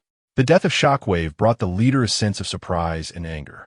At his summons, dozens of figures of varying builds already stood in the throne room, positioned on either side of the throne. Even though everyone suppressed their respective auras, the oppressive atmosphere exuded by the 20 or so figures alongside the leader still left one feeling apprehensive. Decepticons, the leader's personal guard corps, the strongest of the lunar people gathered together. I never expected that the ugly Shockwave would actually miscalculate and die. I think he never had the strength to occupy the 4th seat. He deserved to die. Humph, you, sitting in the 19th seat. What makes you think you can sit in the 4th seat? Why not? It would be laughable. The powerful Decepticons were bustling with discussions about the news of Shockwave's death. Some even began to bicker among themselves, ready to fight at any moment. The leader, resting his chin lazily on the throne, squinted his eyes as he watched the Decepticon members ready to clash. The lunar people believed in the strong and the survival of the fittest. Among the 22 Decepticons, the strongest naturally sat at the front. Therefore, the relationships within the Decepticons were one of mutual competition and sabotage. Even the throne beneath the leader was coveted by others. However, those who wished to challenge the throne without absolute strength and certainty would only end up losing their lives. The robust figure standing in the first seat on the right side of the throne exuded a terrifying aura. He then looked at the Decepticon members who had drawn their weapons, ready to fight for a seat, and reprimanded them. "Nonsense. The leader is still here. Do you want to rebel?" His voice was not loud, but it was filled with an oppressive presence. Under the pressure of the chief Decepticon, the other members instantly turned pale. Glancing at the leader on the throne, they withdrew their weapons. "TCH. Someone sneered derisively. "You really understand my thoughts. Enemy of heaven," the leader said with a half-smile. The leader, who had been quietly observing his subordinates quarrel, looked over meaningfully. His subordinates did not dare to meet his gaze. As the chief Decepticon, enemy of heaven, turned around and bowed to the leader, neither servile nor overbearing. Suddenly, a strange atmosphere filled the throne room. Before the leader could speak, the chief of the leader's guards, enemy of heaven, had already reprimanded and subdued the other powerful members. This scene spoke for itself. As a strong man of the lunar people, one who stands above thousands, enemy of heaven's strength was advancing day by day, and his ambitions began to reveal themselves inadvertently. No one was willing to be second best. "Huh," the leader chuckled softly. The originally oppressive atmosphere instantly dissipated. Enemy of heaven and the leader acted as if nothing had happened and returned to calm, leaving the Decepticon members, who were ready to take sides, somewhat disappointed. "Shockwave is dead. You can resolve the seat rearrangement yourselves. However, not now." The leader remained motionless, but an astonishing aura emanated from the throne. As if an invisible poisonous snake tightly bound the hearts of everyone present. "This native planet, I am tired of waiting." Chapter 183. Warrior Leader. I am willing to capture this native planet. A strong member of the Decepticons immediately stepped forward. Leader, Shockwave, as the fourth seat of the Decepticons, is not to be underestimated.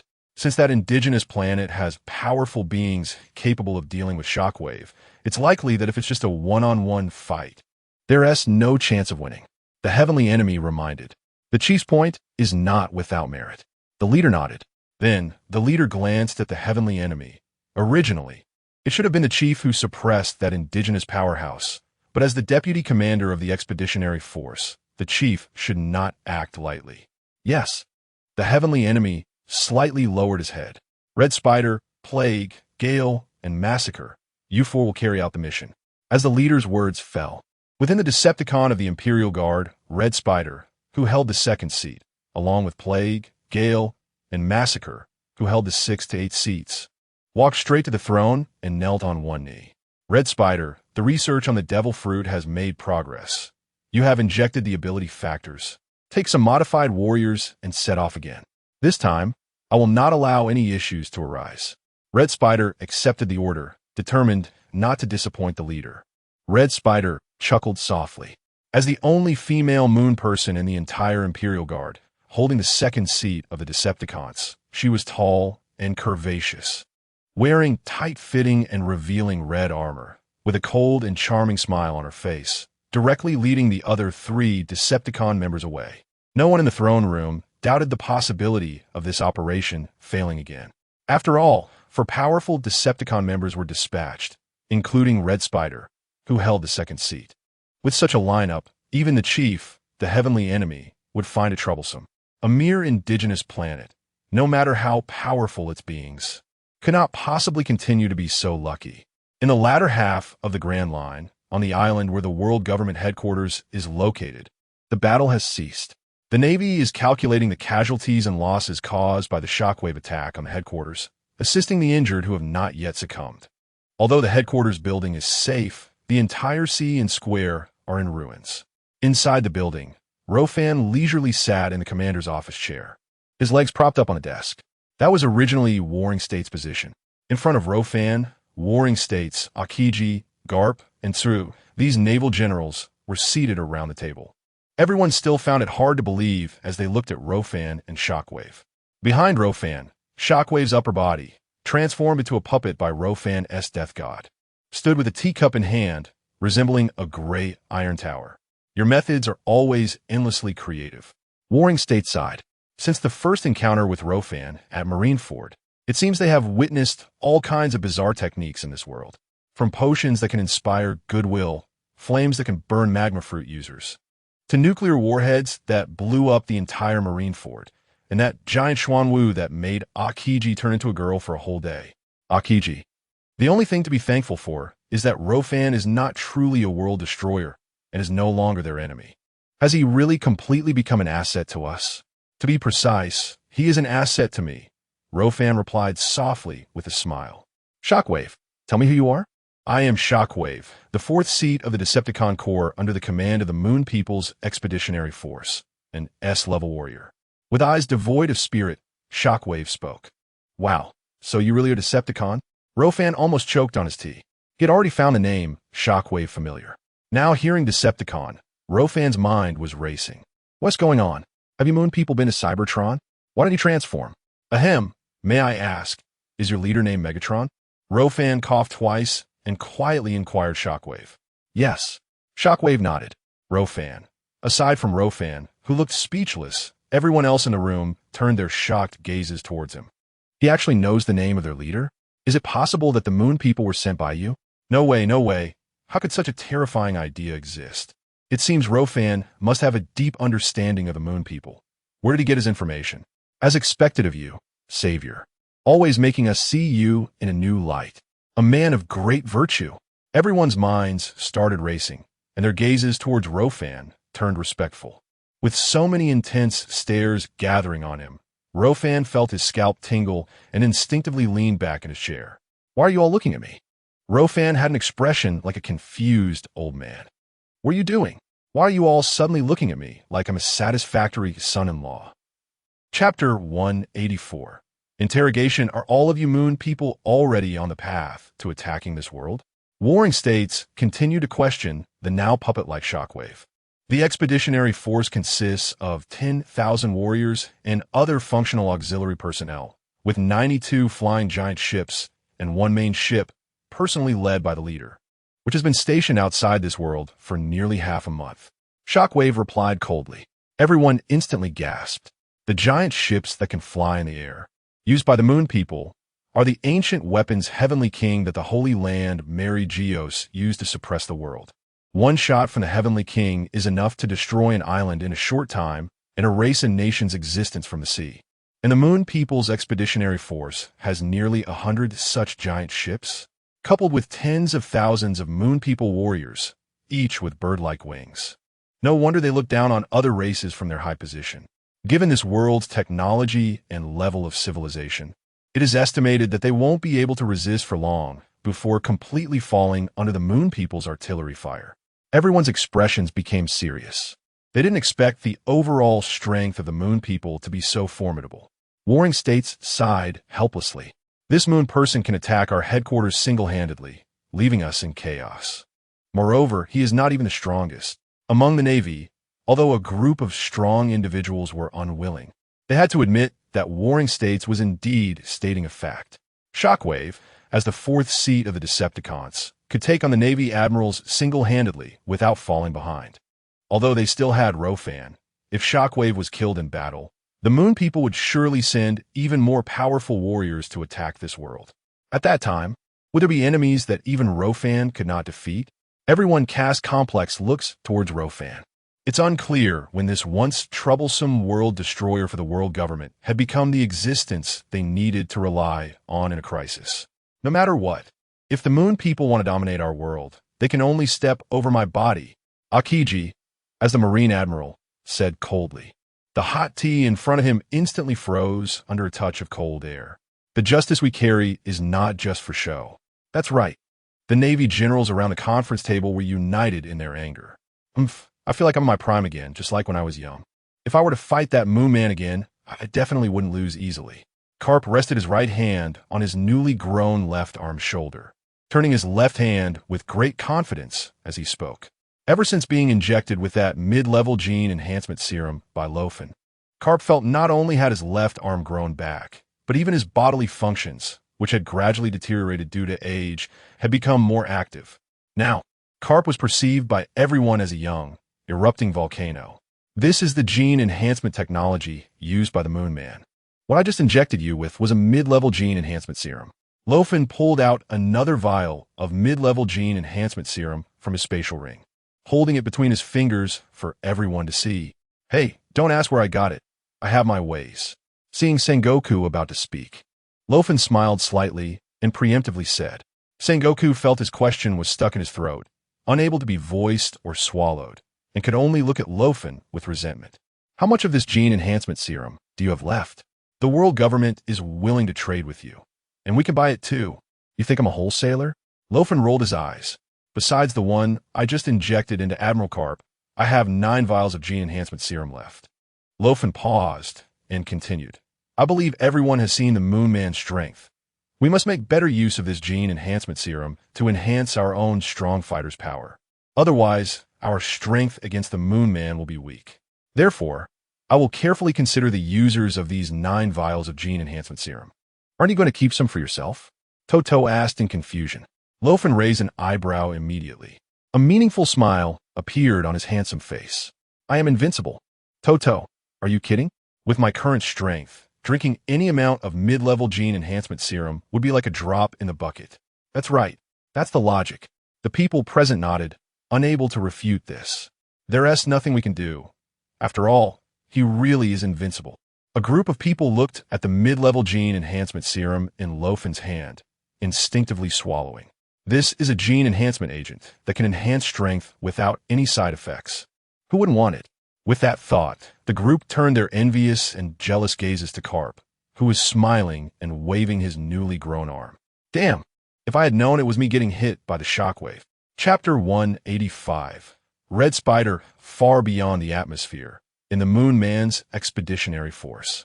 The second-ranked Red Spider among the Decepticons swayed her alluring figure, her sharp red high heels clicking on the ground as she led 3 other Decepticon members toward the research room of the Expeditionary Force. Watching Red Spider's swaying hips in front, the gaze of Slaughter revealed a hint of greed as he extended his forked tongue like a snake and licked his lips. He was seductive woman. Pestilence spoke softly. On the side, Rampage shot a sideways glance at Slaughter and snorted coldly. Keep your little thoughts to yourself. Have you forgotten how badly you were beaten last time you tried to possess her? This woman is a spider. One day I will ascend to the first seat and make her willingly submit to me. Slaughter sneered coldly. His eyes filled with desire, as if he wanted to carve a piece of meat from Red Spider's backside. Pestilence, walking beside them, remained silent with his arms crossed. Their conversation completely disregarded Red Spider, who could feel a heated gaze sweeping over her from behind as Slaughter expressed his desire and possessiveness. However, she merely curled her lips into a slight smile, completely unconcerned with Slaughter's gaze.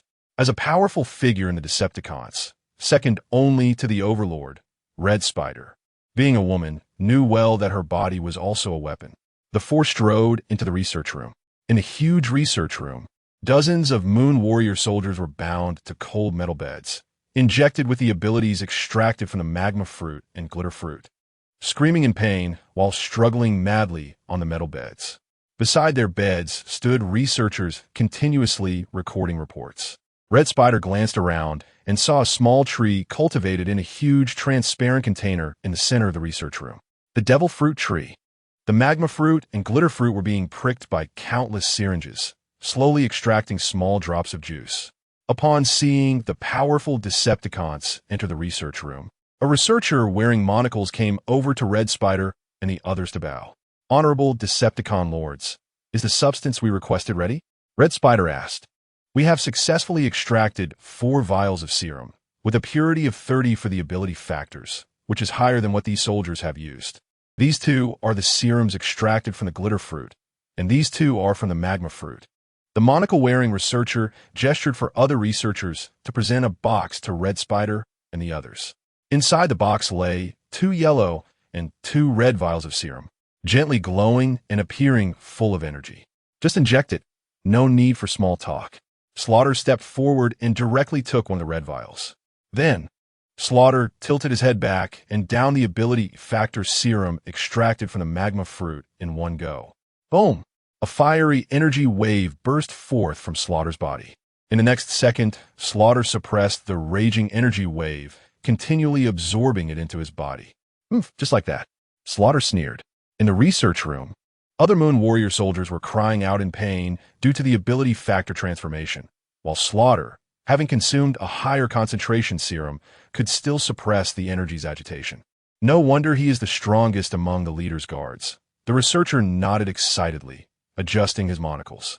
Red Spider and the others also took the serums extracted from the devil fruit, consuming them in the research room and completing their enhancements one after another. How many soldiers have been modified so far? After taking the serum, Red Spider asked while looking at the dozens of metal beds in front of her. The modification process for this batch of soldiers is not yet complete.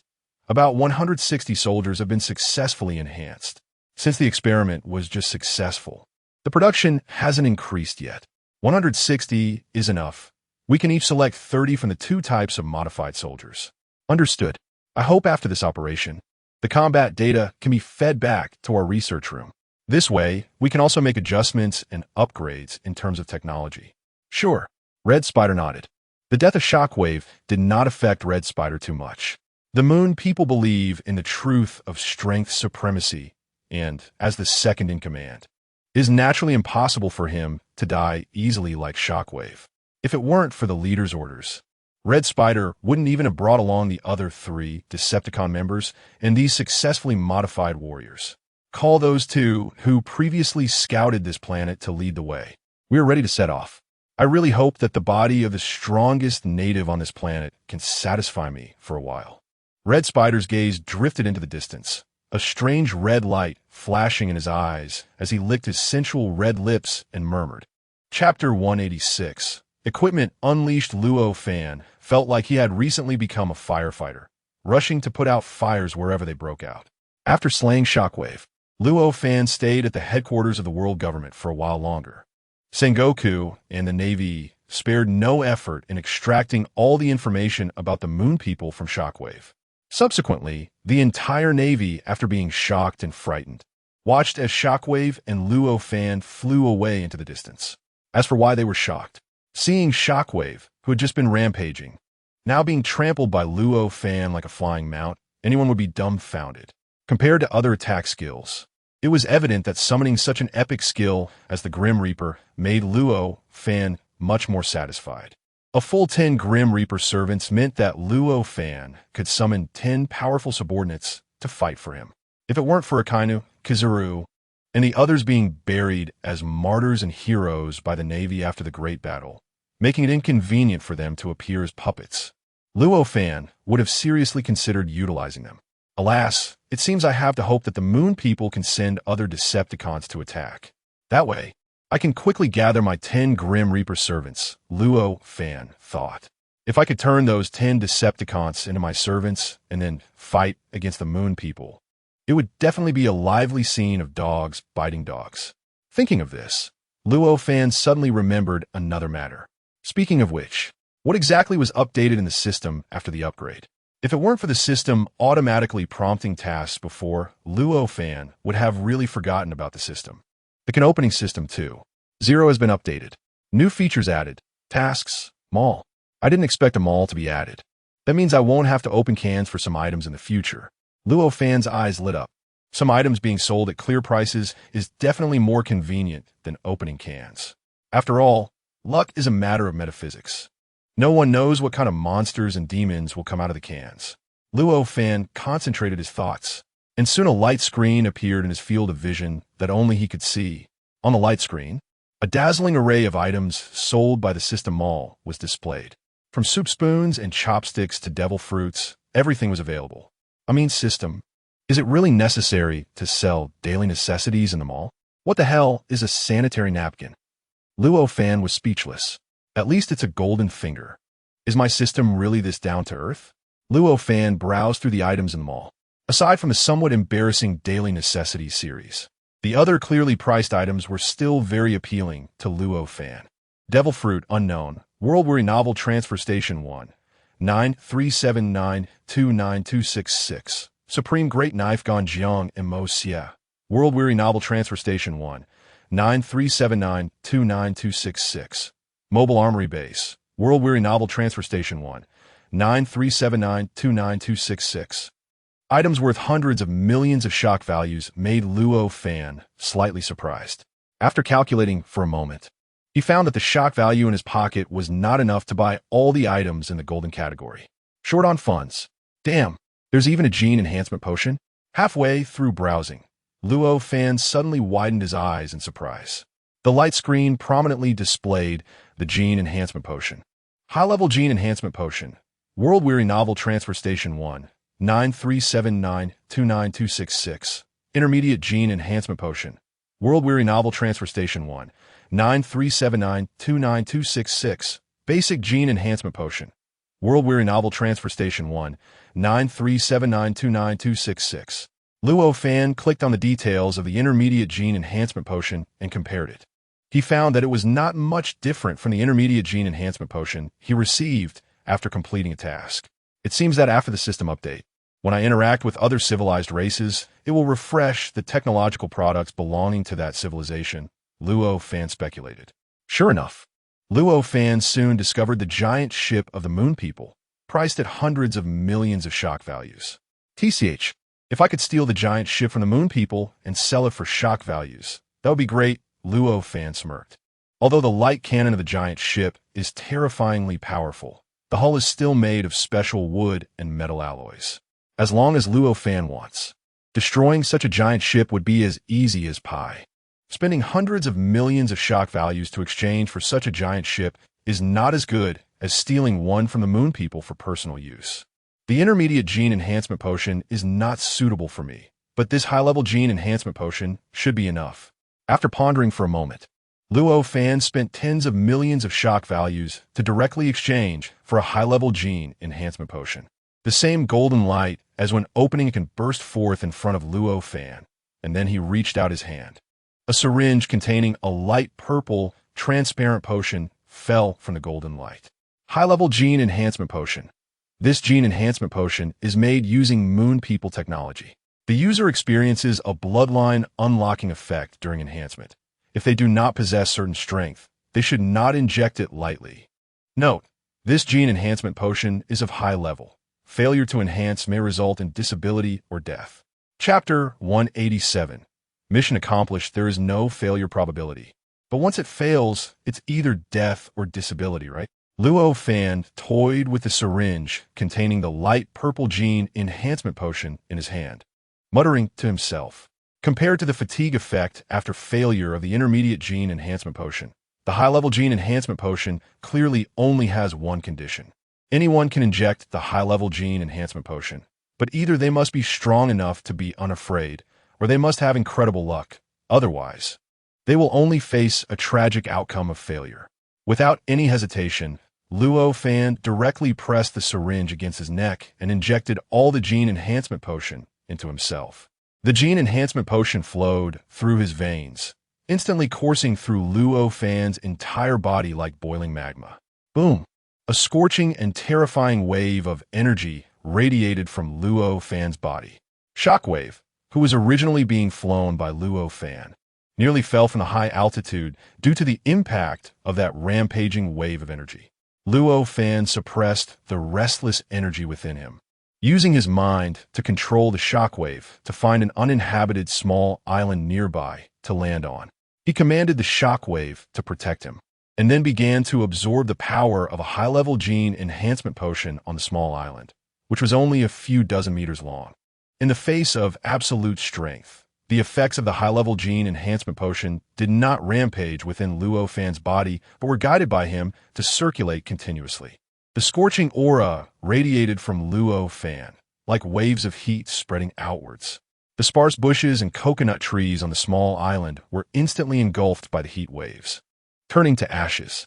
Unseen, it seemed as if a massive energy, akin to the sun, was continuously impacting the shackles of Luo Fan's genes. His brain throbbed painfully, buzzing. The rolling waves of energy showed no signs of stopping. A few minutes later, accompanied by the sound of what seemed like locks being broken, Luo Fan suddenly opened his eyes wide.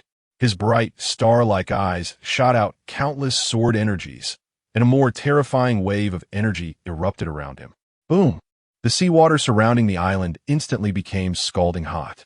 Innocent marine creatures were cooked in the boiling water, floating on the surface. Luo Fan slowly exhaled a breath of turbid air, completely retracting his aura, appearing like a young man without any weapons, just a face. Just a single high-level gene enhancement potion had such remarkable effects. Luo Fan felt the energy within him surging and boiling, filled with ambition. Moon people? Stinky little brother? Take him down. Decepticons? Stinky little brother? Take him down. Leader? Also a stinky little brother. Take them all down. Luo Fan felt like he was completely intoxicated with power. The thought that all stinky little brothers would bow down before his iron fist surged within him. Forcing himself to calm down, Luo Fan shook his head. No wonder Carp was so excited. This potion must be a violent agent, so reckless it scares me. I should still get used to being a steady man. After confirming the effects of the gene enhancement potion sold in the system mall, Luo Fan waved his hand to purchase 10 intermediate gene enhancement potions, which were limited in the mall. 600 million shock values were instantly cleared. Now, there were a total of 19 intermediate gene enhancement potions quietly lying in his space ring. This meant that at least 19 powerful individuals in Luo Fan's faction could have the opportunity for a power boost. It seemed he had to think carefully about whom to use them on. Luo Fan rubbed his chin. The admirals of the Navy would definitely get slots. But if all were given to the people of Xuanwu Island, although the world government wouldn't dare to push Luo Fan, this was not Luo Fan's original intention. After all, the Xuanwu government doesn't sound that impressive. While considering the candidates for using the gene enhancement potions, Luo Fan continued browsing the system mall. His gaze quickly landed on Mobile Armament Base. Mobile Armament Base. When recycled, it will be carried as a cube. When used, it can unfold into an armament base, including 500 individual firearms, 150 light and heavy tanks, 100 anti-aircraft artillery, 100 rapid-fire artillery, 30 rocket vehicles, 30 cluster missile vehicles, and 100 Dongfeng series strategic missiles. Note: ammunition resupply military upgrade can be conducted using currency or shock values from the world. The fear in this world comes solely from insufficient firepower. Range is truth. Luo Fan admitted that at this moment, he was tempted. This was clearly a mobile modern arsenal. Compared to the cannons and firearms in the Navy's hands, the weapons equipped in this armament base were true firearms. Without hesitation, Luo Fan directly purchased the mobile armament base. A colorless metallic cube fell into Luo Fan's hand. As long as Luo Fan deployed it on Xuanwu Island, it would not only have absolute defense, but also overwhelming firepower that could crush the entire world. With this armament base, he could later invest some shock values or a large amount of currency to upgrade it and produce more weapons. At that time, what moon people? What giant ships? Do they know what Dongfeng Express is? A mission must be accomplished. Chapter 188. Are you itching? On Xuanwu Island, golden light continuously flowed over the entire island, faintly revealing the outline of a barrier. When Luo Fan left Xuanwu Island to pursue the world government headquarters, he activated the barrier on Xuanwu Island. With Xuanwu Island's terrifying defense, even if the Moon People's attack was a ploy, it could never break the North Undersea Shield. Recently, the Moon People had frequently staged attacks, so all ports on Xuanwu Island were temporarily closed. Therefore, the activation of the shield did not attract the attention of ordinary civilians. On the coast, only Dahi, the newlywed mistress of Xuanwu Island, along with Whitebeard, Newgate, and red-haired Shanks, were eagerly waiting. Soon, a small black dot appeared far on the horizon. The black dot rapidly approached Xuanwu Island, its speed making one gasp in awe. Is it the Moon People? No. My observation, Haki ISNT sensing any malice. It should be Luo Fan. Who else can fly? Everyone stared intently at the black dot as it grew larger in their vision. When they finally saw the clear form of the black dot, they were all stunned with their mouths agape. They saw Luo Fan sitting cross-legged, looking calm. Under his backside sat a tall, muscular man, bare-chested, covered in wounds and blue blood. Additionally, the man had a pair of somewhat tattered wings unfolding behind him, flapping as he flew towards them. What is this? A mount? Whitebeard Edward Newgate's mouth twitched. I didn't expect brother Luo Fan to have this kind of hobby. Marco teased, rubbing his chin. Soon, Luo Fan, riding on a shockwave, flew to Xuanwu's side. The North Undersea Shield opened a gap at Luo Fan's command, allowing the shockwave to fly into Xuanwu Island. The shockwave, transformed into the Grim Reaper's servant, obeyed Luo Fan's orders and landed on the coast with its wings folded. He, who had been waiting eagerly, turned into a streak of light and slammed into Luo Fan, giving him a bear hug. I missed you so much. He tightly embraced Luo Fan, almost burying him in her chest. Listening to he's murmurs, Luo Fan felt a warmth and smiled as he patted her head. The intimate scene between the two was witnessed by everyone. A group of former pirates suddenly showed strange smiles, whistling, and cheering. Was there no major incident? After the newlywed couple finished their affectionate display, Shanks finally asked. The attack on the world government headquarters by the Moon People was too sudden. Shanks and Whitebeard and the others were all on Xuanwu Island, which was a certain distance from the island where the world government headquarters was located. After receiving the distress message, their ships would absolutely not make it in just a few hours.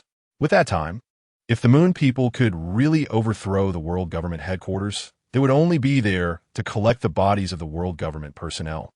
No matter how fast the ship is, it can't compare to the wings of Luo Fan. Therefore, everyone could only anxiously wait on Xuanwu Island. Luo Fan took the water handed to him by Yamato and drank it to moisten his throat.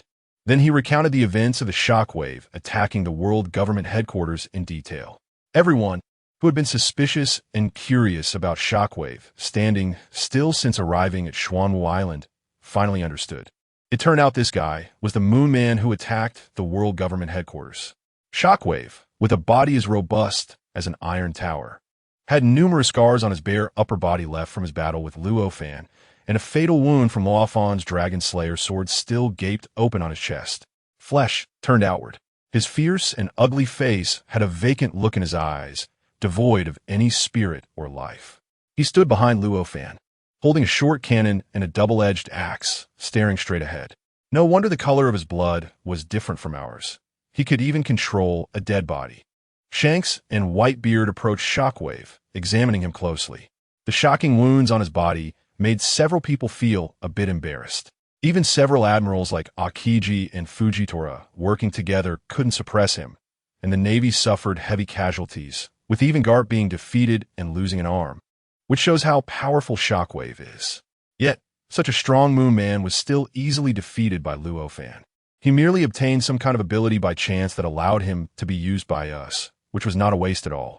Luo Fan did not disclose the ability summoned by the God of Death, as it concerned the system, and he would never reveal a word about it. However, Whitebeard and the others had already become accustomed to Luo Fan's endless tricks and abilities, so they did not continue to question him. Looking at Shockwave holding the short cannon and giant axe, Whitebeard suddenly rubbed his hands together. Hey, Luo Fan brother, can I have a fight with this Moon Man puppet to see how it goes? Hearing Whitebeard's request, Luo Fan was taken aback. This? Are you also feeling restless? Chapter 189. Everyone Strengthens. Gulalala, since this Moonbur Man is the fourth seed of that tiger, I want to see how I measure up against him. Whitebeard Edward Newgate was filled with fighting spirit. To be able to stand against several admirals without losing ground, I also want to see what kind of strength he has. This is a good opportunity to gauge our strength against theirs. Shanks, with his remaining hand resting on his sword, nodded in agreement. I have no objections. Anyway, he's just a puppet now. It should be fine to test him. Luo Fan spread his hands and did not stop them. Earlier, the Fountain of Youth and the Enlightenment Stone he obtained from the Holy Jar were placed on Xuanwu Island. Since Shanks joined Xuanwu Island, he had been frequently going to seize the Enlightenment Stone to comprehend Haki and swordsmanship. As for the Fountain of Youth, such a thing that can revive the dead was naturally hidden by Luo Fan in an unknown place. Under Luo Fan's mental control, the God of Death's servant, Shockwave, obediently flew to an unknown place on Xuanwu Island. When Shockwave returned to everyone's sight, the The shocking wounds on his body had disappeared without a trace. However, the skin still tainted by death was a dull gray color. Let us begin. Whitebeard wielded his blade, the Tsongyun slash, and with a fist, he directly struck the void. Crack! The void shattered like glass, creating terrifying shockwaves around Shockwave, attempting to crush his body. Electricity surged around Shockwave, and he swiftly escaped the area shattered by Whitebeard. Shockwave wrapped his arms in hockey, and his fully healed wings flapped powerfully, launching him into the sky as he swung down the double-edged axe. Whitebeard snorted coldly, and his awakened hockey transformed into a circular barrier to block Shockwave's descending axe. His right fist roared out. Dozens of fist shadows infused with hockey transformed into solid black iron fists, striking Shockwave's chest. Although Shockwave's face showed no life, the fighting instinct still resided within him. The double-edged axe in his hand was dyed pitch black with hockey, electricity swirling. Axe head, guillotine. Shockwave brought his wings together behind him and swung the giant axe horizontally. Buzz. The two's external hockey clashed, producing a deafening sound. The two separated with one strike and retreated simultaneously. Whitebeard swung his Tsongyun slash in a circle, using the momentum to slash out a crescent moon. Sword energy crisscrossed. After training on the Enlightenment Stone and receiving Luo Fan's occasional guidance and sparring, Whitebeard's swordsmanship had also improved significantly. However, the blow he was proud of was directly blocked by the beam from the short cannon in Shockwave's hand. The moment the sword energy collided with the laser beam, it exploded, compressing space itself. The sword infused with Whitebeard's Tremor Fruit ability seemed to shatter the space around the laser beam, pulling it into a spatial turbulence. The terrifying aftermath of the explosion surged in all directions. Seeing this, Shanks immediately intervened, slashing with his sword. The sword path was like light, traversing 10 miles. The sword energy emitted from Shanks' famous sword griffin struck directly at the center of the explosion. The entire space instantly fell into silence. With Shanks' intervention, 3 waves of energy intertwined, continuously devouring and dissipating, causing no violent explosion. As the smoke cleared, Shockwave had returned to Luo Fan's side. As if he had not participated in the battle at all, his gaze vacant and devoid of any life wave. Truly incredible. Whitebeard propped his Tsongyun slash beside him, sighing. Although it was just a brief spar, the terrifying energy fluctuations from Shockwave still moved the strong present. This overwhelming strength above the Admiral level was indeed not to be underestimated. Apart from strong individuals like Shanks and Whitebeard, who had been elevated by the Enlightenment Stone and Luo Fan, the Vice Admiral level Marco and others definitely did not dare to challenge Shockwave recklessly. Even though he was already dead, now that he had become Luo Fan's puppet, it was equivalent to being part of our strength. At least, our odds wouldn't be so slim. After all, there are more than 20 strong moon men in the expeditionary force, at least a few like Shockwave. Thinking of this, everyone felt an even stronger desire to become stronger. I still have other methods. Luo Fan directly took out the intermediate gene enhancement potion and waved it in front of everyone. I currently have only 19 gene enhancement potions, so the selection of candidates is limited. I will prioritize those with abilities and talents at the upper level. I believe a 25 failure rate shouldn't be too unlucky for anyone, right? The rest don't need to feel defeated. There will be more of these later.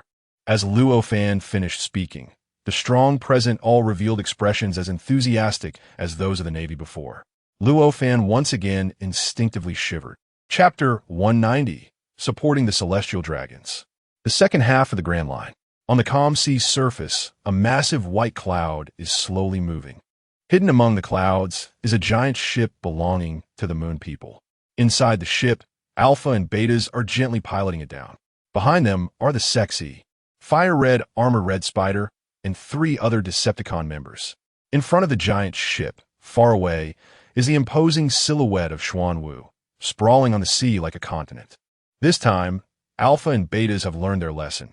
Everyone has restrained their aura and malice, not allowing the giant ship to approach the waters surrounding Xuanwu Island. Among the 4 Decepticons, Pestilence's tightly shut eyes slowly open. A pair of eerie green vertical pupils blink. I haven't sensed any life fluctuations from the shockwave. Even if he died in battle, I could still lock onto the soul mark of the shockwave and find his body. Pestilence shook his head and continued speaking to Red Spider. However, I can't even find his soul mark, as if he has completely vanished. Everyone immediately felt a chill. As a member of the elite Decepticons, Pestilence possesses special tracking abilities after several genetic modifications. Even the leader, once locked onto by Pestilence's ability, cannot completely sever that connection. It must have been that native. Beta's sharp voice sounded from his side. The 4 Decepticons turned to look. A terrifying pressure enveloped Beta's head, causing him to gulp nervously, yet he bravely continued speaking. The strongest native on this planet possesses the ability to devour flesh and blood. I believe Lord Shockwave has definitely been devoured by him. Thinking about his carefully cultivated genetic creature being easily slaughtered and devoured by Luo Fan, Beta's felt a surge of hatred. Damn native. With the 4 Decepticons joining forces, just wait to die. That strongest native must be on this island. It seems that this island is also a massive living organism. It is alive. Pestilence nodded. Then let's attack this island and destroy them. Slaughter grinned and licked his lips. In his hands, 2 daggers, bent like serpent fangs, seemed to flutter like butterflies in Slaughter's hands. We have already tried. This island has a defense shield that exceeds the civilization level of this planet's natives. Even a bombardment from our giant ship would be useless. Alpha shook his head. How do we know without trying? Slaughter took a big step forward, ready to leave the giant ship and attack Xuanwu Island far ahead. Do you want to be the second Decepticon to die on this native planet? Slaughter paused in his steps, turning to look at Red Spider, whose face was full of mockery. What did you say, you bitch? Slaughter's eyes were filled with bloodlust and desire. The two exuded a fierce aura, almost colliding with each other. If you want to give your life away to an enemy of unknown strength, I have no objections. However, if you fail and it jeopardizes the task assigned to us by the leader, I guarantee. A brilliant yet chilling smile appeared on the sexy and charming face of Red Spider. I guarantee I will take your body back and have the researchers turn you into my male pet, making you wish you were dead. The name of Red Spider is not just for show. Her words intensified the cruel expression on Slaughter's face. Don't use the leader to pressure me. Enough arguing. Don't forget what our mission is this time. Rampage intervened. Lord Slaughter, if you really want to attack this island, there is absolutely no need to forcefully break through that layer of defense. Under the pressure of the 2 powerful Decepticons, sweat beaded on Beta's face. Speak quickly. We previously captured natives while scouting this planet and learned some things that happened before our arrival. The regime on this native planet was once overthrown. A race known as the Celestial Dragon, people suffered a massacre. However, from some secret channels, we learned that this race still has one last Celestial Dragon. I believe we can utilize the hatred between this race and the current regime, support this Celestial Dragon, incite internal conflict, and eventually reclaim jurisdiction ourselves. Moreover, he currently controls a kingdom, which we can use to quietly land on the island. I believe he would definitely look forward to cooperating with us Moon people. Beta said confidently. When leading the 4 Decepticons to descend into the pirate world again, Betas had already devised this plan. Seeing the thoughtful expressions on the 4 Decepticons, Beta's knew his plan was bound to succeed. The Celestial Dragon we want to support is named. Chapter 191, Don Quixote da Flamingo. New king located on the island of Dressrosa in the New World. The kingdom of Dressrosa is known for its love, passion, and toyland. The nearby coast is filled with numerous mushroom-like rocks, and the entire island is covered with the fragrance of various flowers, famous worldwide for its delicacies. This seemingly sunny kingdom is, in reality, filled with dark dealings.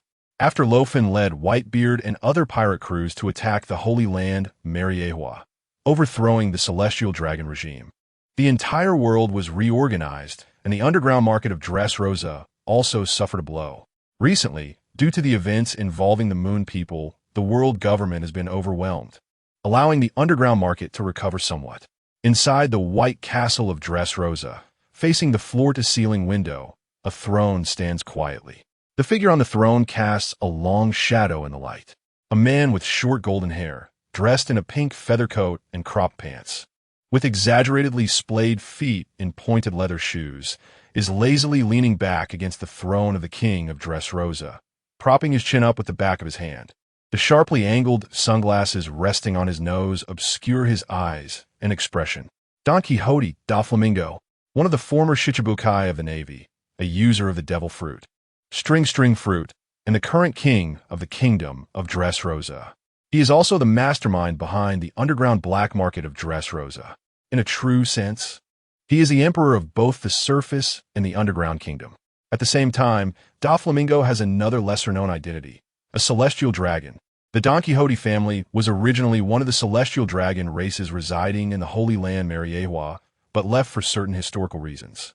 At that time, Don Quixote da Flamingo was still a child. Now, the entire Don Quixote family consists of only Da Flamingo. This is why, after Xuanwu crashed into Mariehua and all the celestial dragons were slaughtered, Da Flamingo can still safely control the kingdom of Dressrosa. However, Da Flamingo now is only the king of Dressrosa. The privileges belonging to the celestial dragons are long gone. Surrounding the throne, newspapers are scattered all over the floor.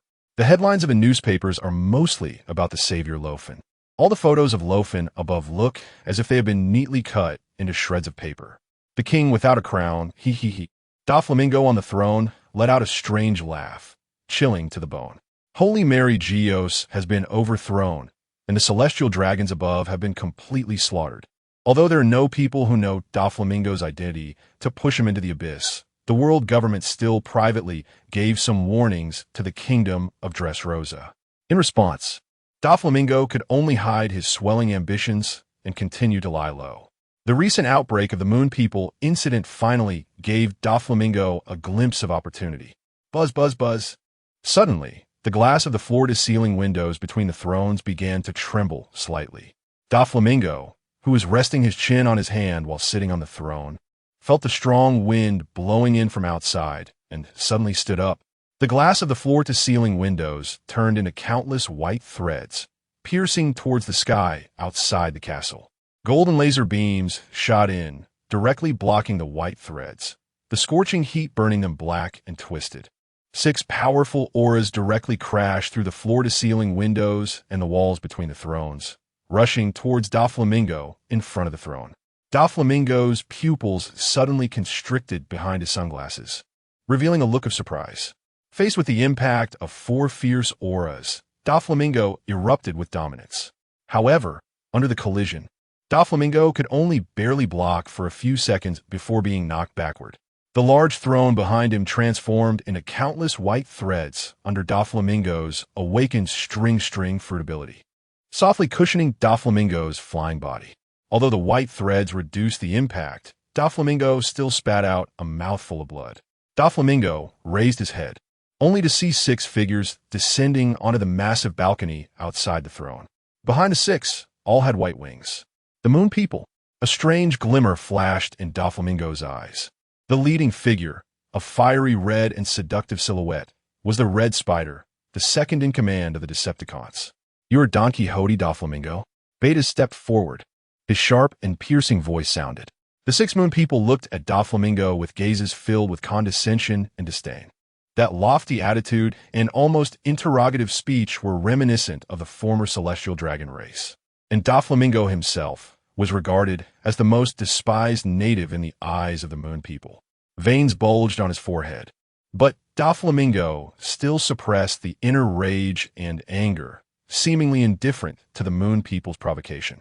Da Flamingo grinned, revealing an exaggerated smile. Indeed it is I. Chapter 192. The submissive Da Flamingo, you should know who we are, right? The Red Spider slightly lowered her beautiful face, looking at Da Flamingo sitting among the ruins of the throne. It would be hard not to know.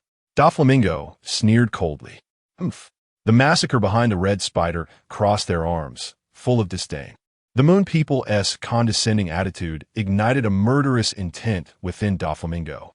However, soon, he buried that murderous intent deep. The 6 Moon People invading the palace of Dressrosa exuded a terrifying aura, especially the 4 leading figures, who had not restrained their presence since breaking in.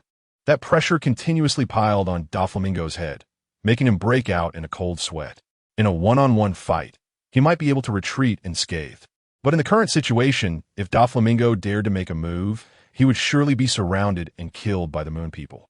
After calming down, Doflamingo's gaze hidden behind his sunglasses flickered slightly, revealing a sinister smile. I think you didn't come to my palace just to kill a small fry like me. You're no small fry. You should be the last known surviving celestial dragon in this world, right? Hearing his identity spoken from the mouth of the Moon People, Doflamingo's expression momentarily froze, seemingly a bit surprised. Then, he quickly regained his composure. Doflamingo chuckled. So what? Holy Mary Geos no longer exists, and there are no celestial dragons now. Whether celestial dragons exist or not is not for you to decide. The red spider, standing before the group of Decepticons, lightly opened her lips and said, the undeniable dominance directly enveloped the entire territory of the Dressrosa Kingdom. Countless confused civilians felt as if they were shrouded in an inexplicable terror. You all, Doflamingo's smile almost reached his ears, want to find me to collaborate. Upon hearing the red spider's words, Doflamingo instantly understood. The Moon People approached him because they valued his lineage as a former celestial dragon. After the great battle at Holy Mary Geos, the world government was restructured, and the celestial dragons residing in Holy Mary Geos were all exterminated by Luo Fan and his group. Now, Luo Fan, as the savior, although he has not ascended to the substantial void throne, is already the de facto king of the world. Collaborating with him to support a new regime in this world against Luo Fan and the new world government is the Moon People's objective. This is truly a case of having someone to bring water when thirsty. Doflamingo felt delighted in his heart. After the Moon People's invasion incident occurred, he had considered teaming up with them against Luo Fan, but he did not expect them to come to him for collaboration. That's right, collaboration. A syringe appeared in the palm of the red spider. This is the gene-enhancing serum used by us noble Moon People. If you're willing to collaborate, you will have the chance for this gene enhancement, and in the future, we will reclaim control of this world. The red spider giggled, pointing her jade finger at Doflamingo. Then you'll be the only representative of us Moon People in this world, ruling this world on our behalf. In ancient times, we could leave humans to rule this world, and now we can still make you the king of this world. It sounds tempting, but why should I believe that you would give me such a good opportunity for collaboration? As long as you pledge allegiance to us, we will certainly not stingy with these benefits. The red spider directly threw the intermediate gene-enhancing serum at Doflamingo. There's no need to doubt its authenticity. If we wanted to kill you, we could simply crush you. Seeing Doflamingo's gaze, the massacre behind the red spider instantly sneered, filled with mockery. A flicker of murderous intent crossed Doflamingo's eyes. Gripping the gene-enhancing serum tightly in his hand, Doflamingo looked at the Moon People in front of him. What do you want to do? Use your identity as the king of this kingdom to help us enter that great island. The Xuanwu Island? Exactly. The Moon People's chances of successfully attacking Xuanwu Island are not high. But the kingdom of Dressrosa, under Doflamingo's control, can use the reason of seeking asylum to obtain permission to enter Xuanwu Island. As long as they can enter Xuanwu Island, the red spider and others can naturally carry out their next actions. And what Doflamingo needs to pay is merely an identity and a ship. You can gain the opportunity to collaborate with the Moon People and the throne of the future World King. The dormant ambition swelled at that moment. This deal sounds quite lucrative, so I accepted. I am willing to pledge allegiance to you. Doflamingo's smile was exaggerated. I hope you are truly loyal to us. Otherwise, we will destroy your last bit of family business completely.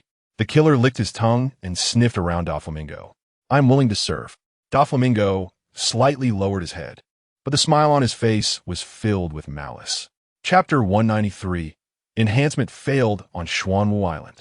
In the marble square that once hosted the century wedding of Luo Fan and Yamato, Whitebeard, Edward Newgate, Shanks, Kaido, and several others, including Akiji, were sitting cross-legged in various places.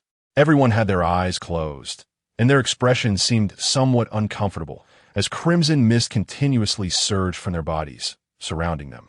Like Carp at the time, everyone was undergoing the gene enhancement process. Others craned their necks, eagerly waiting.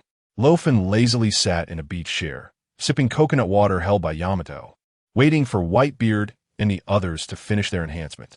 Next to him were Carp and Sengoku. Sengoku, how can you not want such an opportunity? Carp still found it hard to understand. Sengoku shook his head, simply watching the square where Akiji and the Marine Admirals had already injected the gene enhancement serum. I am old. Further strengthening 1T have much effect. To fight against the Moon people, such a precious thing must not be wasted. I feel like you're implying that I'm old. Carp immediately gave Sengoku a glare.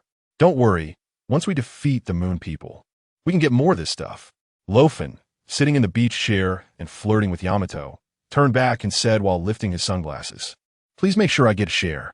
Just moments ago, Sengoku was lamenting that he was already an old man from the old era, but now he grabbed Luo Fan's hand with shining eyes and said loudly. Carp was speechless. "Old man, weren't you just pretending? That is a bit shameless, huh?" Boom. Before Carp and Sengoku could bicker properly, a surge of overwhelming pressure suddenly erupted from the square, shooting into the sky. It worked. Luo Fan stood up from the beach chair. He saw Whitebeard and Shanks standing up. The crimson vortex continuously converged into their bodies, and their auras kept rising. After taking a deep breath, several of them opened their eyes, looking at their hands with overwhelming joy. This feeling is really nice. Whitebeard sighed. Originally, after recovering his youth, Whitebeard's physique was already at its peak. Now, after injecting the intermediate gene enhancement serum, he felt as if there was a volcano inside him, constantly active and bursting with power. I feel my mastery of power has improved. Shanks slightly raised his finger, and a wisp of sword energy gently shot out. Boom! With a loud bang, the marble ground was easily sliced open like paper, including Akiji, Fujitora, and Marco. Those who successfully enhanced were all joyfully feeling their changes. Before they could revel in their happiness for a few seconds, an ear-piercing wail suddenly erupted from nearby. Damn it, why? Why didn't I succeed? This is so unfair. Whoa! The formidable Kaido, one of the four emperors, was now pounding his chest and howling in despair. Among the 10 or so powerful figures present, only Kaido's blood energy spread out, indicating a failed enhancement. Seeing Kaido so furious he was about to vomit blood, Whitebeard burst into laughter, and the people around him couldn't help but control their expressions, trying not to laugh. Luo Fan was also at a loss whether to laugh or cry. This was the first time he had seen a failed enhancement. Who would have thought it would be Kaido who got the bad luck? So embarrassing. Yamato looked at her father and shook her head in disdain. Originally, Luo Fan had decided to give this intermediate gene enhancement serum to Yamato. After all, a wife is important, and no one would object. But Kaido stubbornly stayed on Xuanwu Island, constantly pestering Luo Fan, the convenient son-in-law, so Yamato ended up giving her share to her father. Looking at it now, it would have been better not to give it at all. That was truly a waste. Carp clicked his tongue and commented. A group of people immediately shook their heads. At that moment, Kaido, as the only unlucky black guy, felt countless sympathetic gazes upon him. Son-in-law, how about giving me another shot? I can definitely make it next time. Kaido rubbed his hands toward Luo Fan in a flattering manner. No way. You'll be weak for at least 24 hours after a failed enhancement. Giving you a Viagra would be about right. Hearing Luo Fan's words, Kaido was instantly about to cry without tears. The side effects of the failed enhancement made him feel as if his body had been drained. Whitebeard, who had always been his arch-nemesis, was laughing heartily beside him, causing the others to lose control and burst into laughter as well. Ha ha ha, this luck is something else. You little punk, dare to laugh at me. Take this. Cough, cough, cough. Kaido was so furious his teeth were itching, but he didn't even have the strength to unleash his Thunderbagua. Feeling extremely embarrassed by everyone's laughter, Kaido had just stood up in a fierce manner. But the next second he weakly sat back down, panting. He went completely limp. Ha ha ha ha ha. The crowd erupted in laughter again. The entire square was suddenly filled with a joyful atmosphere. Chapter 194. Doflamingo strikes inside the Dressrosa Kingdom. Boom! A faint red gas burst forth above the palace. Doflamingo, who successfully injected the intermediate gene enhancement serum, slowly opened his eyes. The blood-colored mist enveloping him was continuously absorbed by his body. An even colder aura emanated from Doflamingo. In front of Doflamingo, the beast pirates, led by the Red Spider, were looking down at him with scrutiny. What a pity. Among the beast pirates, The killer shook his head, seemingly regretting that this native could inject the gene enhancement serum. Originally, he thought that if he failed, he could massacre all the natives of an entire kingdom. The killer sighed. With Doflamingo's successful injection, the entire Dressrosa kingdom was equivalent to pledging allegiance to the Moon People. The killer felt somewhat disappointed. The lives of all the natives in this entire kingdom would have been enough for him to conduct a game of hunting prey. Since arriving in this world, the bloodthirsty killer had yet to see blood. The cruelty and killing intent within him kept rising. The killer looked at Doflamingo with eyes that were not only disdainful, but also unabashedly greedy. What a wonderful feeling. At this moment, Doflamingo was raising his hands, carefully feeling the changes within his body. A surge of magma-like heat was continuously surging within. Hee. The eyes behind the sunglasses burst forth with two beams of brilliance as Doflamingo turned his head and laughed heartily. His fingers curled into claws, and Doflamingo directly attacked the opponent in front of him. 5 colored threads. 5 almost transparent threads shot out directly from Doflamingo's fingers. As Doflamingo curled his hand into a claw, the 5 sharp threads, as fine as strings on a musical instrument, sliced through the air and fiercely grabbed down towards the opponent. An ordinary person would instantly be cut by the 5 threads under Doflamingo's strike, or even be sharply sliced into several pieces on the spot. However, facing Doflamingo's sudden attack, the member of the predators in the Imperial Guard, Kills, was filled with even more excitement. How daring of you! Kills let out a strange laugh, and his entire right hand, along with the twisted scythe he held, instantly turned into fiery red magma. Buzz! The scorching magma dripped continuously, making a sizzling sound. The scythe swung through the air, and the magma and extreme heat instantly evaporated the 5 slender threads controlled by Doflamingo, blocking Doflamingo's 5 colored threads. Kill's left scythe dripped with magma and swung fiercely. The small dark green dagger in his right hand stabbed towards Doflamingo's throat. Doflamingo's heart sank, and the ground beneath him instantly transformed into a mass of white threads. With a gentle pull, a large piece of white thread was directly lifted from the ground. Shield white thread. Huge white threads surged from the ground, directly blocking the dagger between Kills and Doflamingo. Lurking for many years, Doflamingo had long developed the string fruit to the awakened level, easily influencing the transformation of surrounding objects into his own abilities. However, seeing Doflamingo manipulate the white threads to resist the expressions of several Moon people showed no surprise. They recalled previous events, as well as Kill's half-elementalized magma body now. Doflamingo instantly understood. The white threads were directly burned through a large hole under the scorching heat of the magma. Kill's wings trembled, and in an instant, his form passed through the lines Doflamingo had set up and charged forward. Bounce line. Doflamingo pointed his index finger at Kills, and the transparent threads shot out like bullets from a machine gun, but upon contact with Kill's elementalized magma arm, they were all burned and evaporated. Doflamingo spread his hands wide open. Kithi. Doflamingo grinned, his expression meaningful. With killing intent surging, Kills, with the scythe wrapped in magma, directly struck towards Doflamingo's crown. In the next moment, stop it! The voice of Red Spider, accompanied by pressure, shook the surrounding buildings. The downward strike of the scythe halted abruptly. Doflamingo smiled and looked up, seemingly able to feel the sting from the magma's high temperature burning his skin. Kill him, and you've delayed the task the leader gave us. Do you want to be dismembered and thrown into a blood pool? Red Spider said coldly. Oomph. Kill's expression turned somewhat unpleasant. Coldly glancing at the provoking Doflamingo, Kills retracted his weapon and dispelled the elementalization of his arm. Indigenous, I've noted you down. Kills looked at Doflamingo. Doflamingo grinned. In a short skirmish, Doflamingo did not reveal too much of his abilities and strength, and he also grasped the gap between himself and his opponent. His purpose had been achieved. I hope what just happened won't affect our trade and cooperation. After all, I also don't want to suffer losses for no reason. Then, let us arrange the ship. Red Spider covered her mouth slightly, letting out a delicate laugh. At your service, Chapter 195. Rampage and Plague Soon. Under Doflamingo's arrangement, The fleet of the Dressrosa Kingdom gathered at the port, ready to set sail for the Black Turtle Island. Doflamingo's subordinates were still unaware that the Moon People had descended upon the Dressrosa Kingdom and had already reached a deal with Doflamingo. Therefore, they were puzzled by Doflamingo's sudden decision to send the fleet to Black Turtle Island for refuge. What kind of international joke is this? We are the underworld.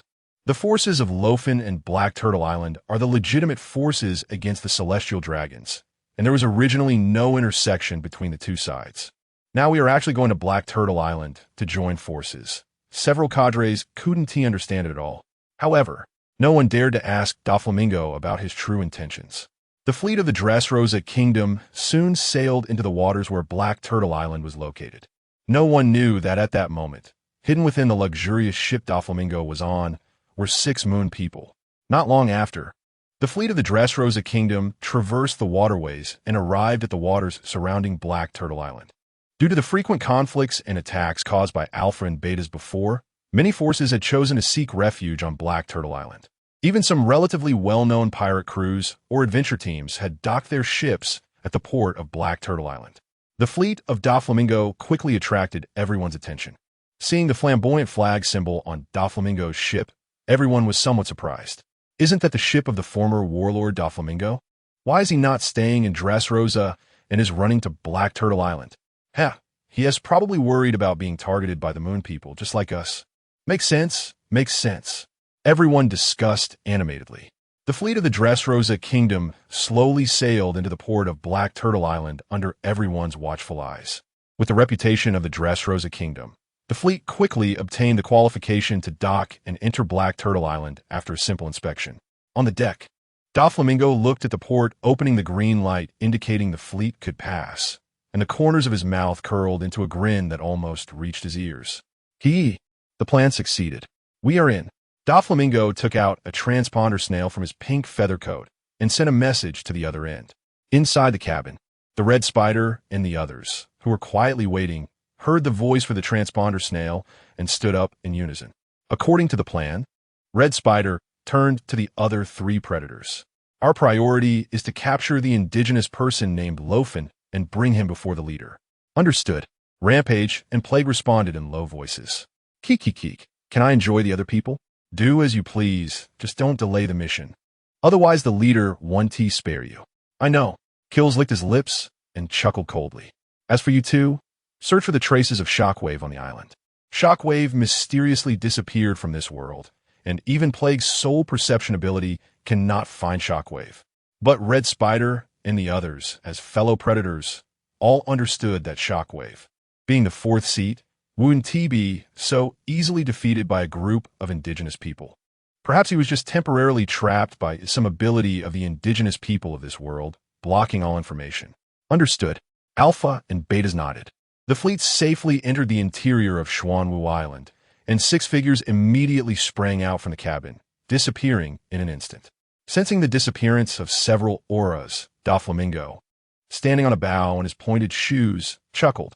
Brew, brew, brew, brew. Raising the snail phone again, Doflamingo slowly spoke to the cadres over there. Take action. Order all ships to open fire indiscriminately on the entire port. Ha. Make it as chaotic as possible. Meanwhile, the crowd performing the gene enhancement ceremony on the marble square burst into laughter due to Kaido's failed enhancement. Ding dong. With a smile on his face, Luo Fan suddenly heard the system's notification sound in his mind. S-level task issued. Decepticon invasion. Decepticon members have infiltrated Xuanwu Island. Please expel and capture the invading enemies immediately. If the expulsion mission is successful, the host will receive World Weary Novel Transfer Station 937929266. World Weary Novel Transfer Station 1937-929-2666. Shock value. 1200 respect value and 10 lottery opportunities. Successfully capturing 1 Decepticon will additionally grant 1 high-level gene enhancement potion, 1 random epic skill, with capture rewards increasing with the number of captures. Wow, they actually infiltrated? Luo Fan raised his eyebrows. The whole world is on alert for the Moon People. Yet they found a way to infiltrate Xuanwu Island, which surprised Luo Fan. If it weren't for the system issuing a task reminder, his side might still be unaware. The Moon people probably think that Luo Fan and the others have no idea they have infiltrated. Little do they know, I have a cheat, Luo Fan chuckled and then looked at Whitebeard and the others. Brothers, let's get to work. Chapter 196. Invasion? After Doflamingo confirmed that the Decepticons had successfully crossed the defense shield of Xuanwu Island, they flapped their wings and flew out of the cabin. The people around the port heard the whistling sound and looked up. In an instant, everyone widened their eyes in shock. It was the Moon people. How did they appear on the island? Run away. The entire port was thrown into chaos, with panicked people running wildly toward the island. I sensed a group of powerful life auras. Among the 4 invading Decepticons, Plague closed his eyes and carefully sensed, then locked onto the strongest soul fluctuation on Xuanwu Island. Among the Decepticons of the Imperial Guard, only Plague possessed such reconnaissance perception. The countless cellular vitality within Luo Fan was like a surging volcano, extraordinarily conspicuous in Plague's perception. That Luo Fan is over there. Plague pointed towards the direction of the marble square. Alpha, betas, you take half of the modified soldiers to support us and the hostages at any time. The remaining soldiers, let them follow Doflamingo's group and attack this island. Red Spider decisively ordered. 4 figures immediately flapped their wings behind them and flew towards the marble square, stirring up a whirlwind. After them, the fleet of the Dressrosa Kingdom stationed at Xuanwu Island's port had already aimed their cannons at the port. Boom, boom, boom. The cannon fire erupted continuously. The dark cannonballs directly hit the port and surrounding ships, causing explosions and flames to soar into the sky. Doflamingo ordered his subordinates to let the entire fleet attack all forces indiscriminately. The other ships under fire were instantly heavily damaged, with countless people screaming in chaos, unable to organize a counterattack. Damn it! Who dares to attack us on Xuanwu Island? Isn't that the fleet of the Dressrosa Kingdom? Why are they attacking everyone? Retreat! Retreat! Countless people looked at the Dressrosa Kingdom's ships in terror and anger, not understanding why Doflamingo would suddenly open fire on Xuanwu Island. Since the port area was already within Xuanwu Island's territory, the defense shield on Xuanwu Island could not block the Dressrosa Kingdom's attacks. Other ships docked at the port didn't even have time to evacuate before being sunk by the dense cannon fire. When everyone saw dozens of modified soldiers with wings flying out from the Dressrosa Kingdom's deck, also launching an attack on Xuanwu Island, they finally realized a terrifying fact. The Dressrosa Kingdom had allied with the Moon people. The entire port descended into utter chaos. After the injection of the Magma Fruit and Flash Fruit's ability factors, these modified soldiers had long since transformed into Magma People and Shining People. Countless small magma balls and slender laser beams shot from the hands of these modified soldiers, continuously bombarding the port and the people on Xuanwu Island. Although the power was not as strong as the former Marine Admirals Akainu and Kazu, the modified soldiers were mass-produced models, and the attacks of countless magma and laser beams immediately caused a series of explosions. Xuanwu possessed the awakening ability of Holy Soil. Therefore, the cannon fire from the Dressrosa fleet and the attacks from the modified soldiers could not destroy a single blade of grass on Xuanwu Island. However, the people in the port area affected by the cannon fire were not so lucky. Watching the scene of heavy casualties, Doflamingo on the ship had a smile that seemed to stretch from ear to ear. Hit him. The attack plan against Xuanwu Island is being executed step by step. Boom! A deafening explosion suddenly rang out. Among the fleet, one ship that was passionately firing cannons was crushed as if someone had stepped on it. In an explosion, this ship was directly compressed and shattered, sinking to the bottom of the sea. Ice Age. Then came another furious shout, instantly spreading a chilling aura. The cold air rapidly spread, freezing the surrounding sea area of the port. The ships of the Dressrosa Kingdom were directly frozen by the ice layer. The entire sea surface was solidified into ice. Several massive ice spikes shot up one after another from the ice layer, piercing through the ships of the Dressrosa Kingdom and lifting them into the air. Boom! Several ice spikes directly pierced through the deck beneath Doflamingo's feet, smashing the main ship he was on into pieces. Doflamingo sensed the danger and quickly transformed the deck beneath his feet into white silk threads, blocking the charge of the ice spikes. Doflamingo's figure lightly landed on the ice surface, his pink feather coat fluttering in the wind. Raising his head slightly, he looked through his sunglasses at several figures in front of him. Marine Admiral Akiji, Admiral Fujitora, T-Pork, and Peach Rabbit. Doflamingo looked at the 4 Marine generals who had blocked his attack with a somewhat surprised expression. I really didn't expect to run into you here. Chapter 197. Freeze Everything. Don Quixote Doflamingo, Akiji, who had frozen the entire sea surface, was filled with anger. You are rebelling. The Moon People have invaded Xuanwu Island, and the ships of the Dressrosa Kingdom subsequently attacked the port. To say that there was no deal between the two sides, even if the warring states were killed, Akiji would not believe it. However, the defection of the Dressrosa Kingdom to the Moon People undoubtedly shook the entire world government. At this critical moment, it is hard to ensure that other forces won't succumb to pressure and follow the Dressrosa Kingdom in choosing to ally with the Moon People. This absolutely cannot be allowed to happen. Capture him. Without a word, Akiji acted decisively. Following closely behind were 3 Marine admirals, including Fujitora. Come on. Doflamingo's expression twisted. His fingers slightly curled, manipulating countless white threads to attack the Marines. String Fruit activated. After injecting the intermediate gene enhancement potion given by Red Spider, Doflamingo's strength significantly increased, and his control over the fruit improved even further. However, Akiji and the others in front of him had also just completed the gene enhancement potion given by Luo Fan. Ice spikes and threads clashed, and both sides instantly felt a powerful force colliding. This guy's gotten stronger. Akiji and Doflamingo both gave evaluations of each other's strength in their hearts.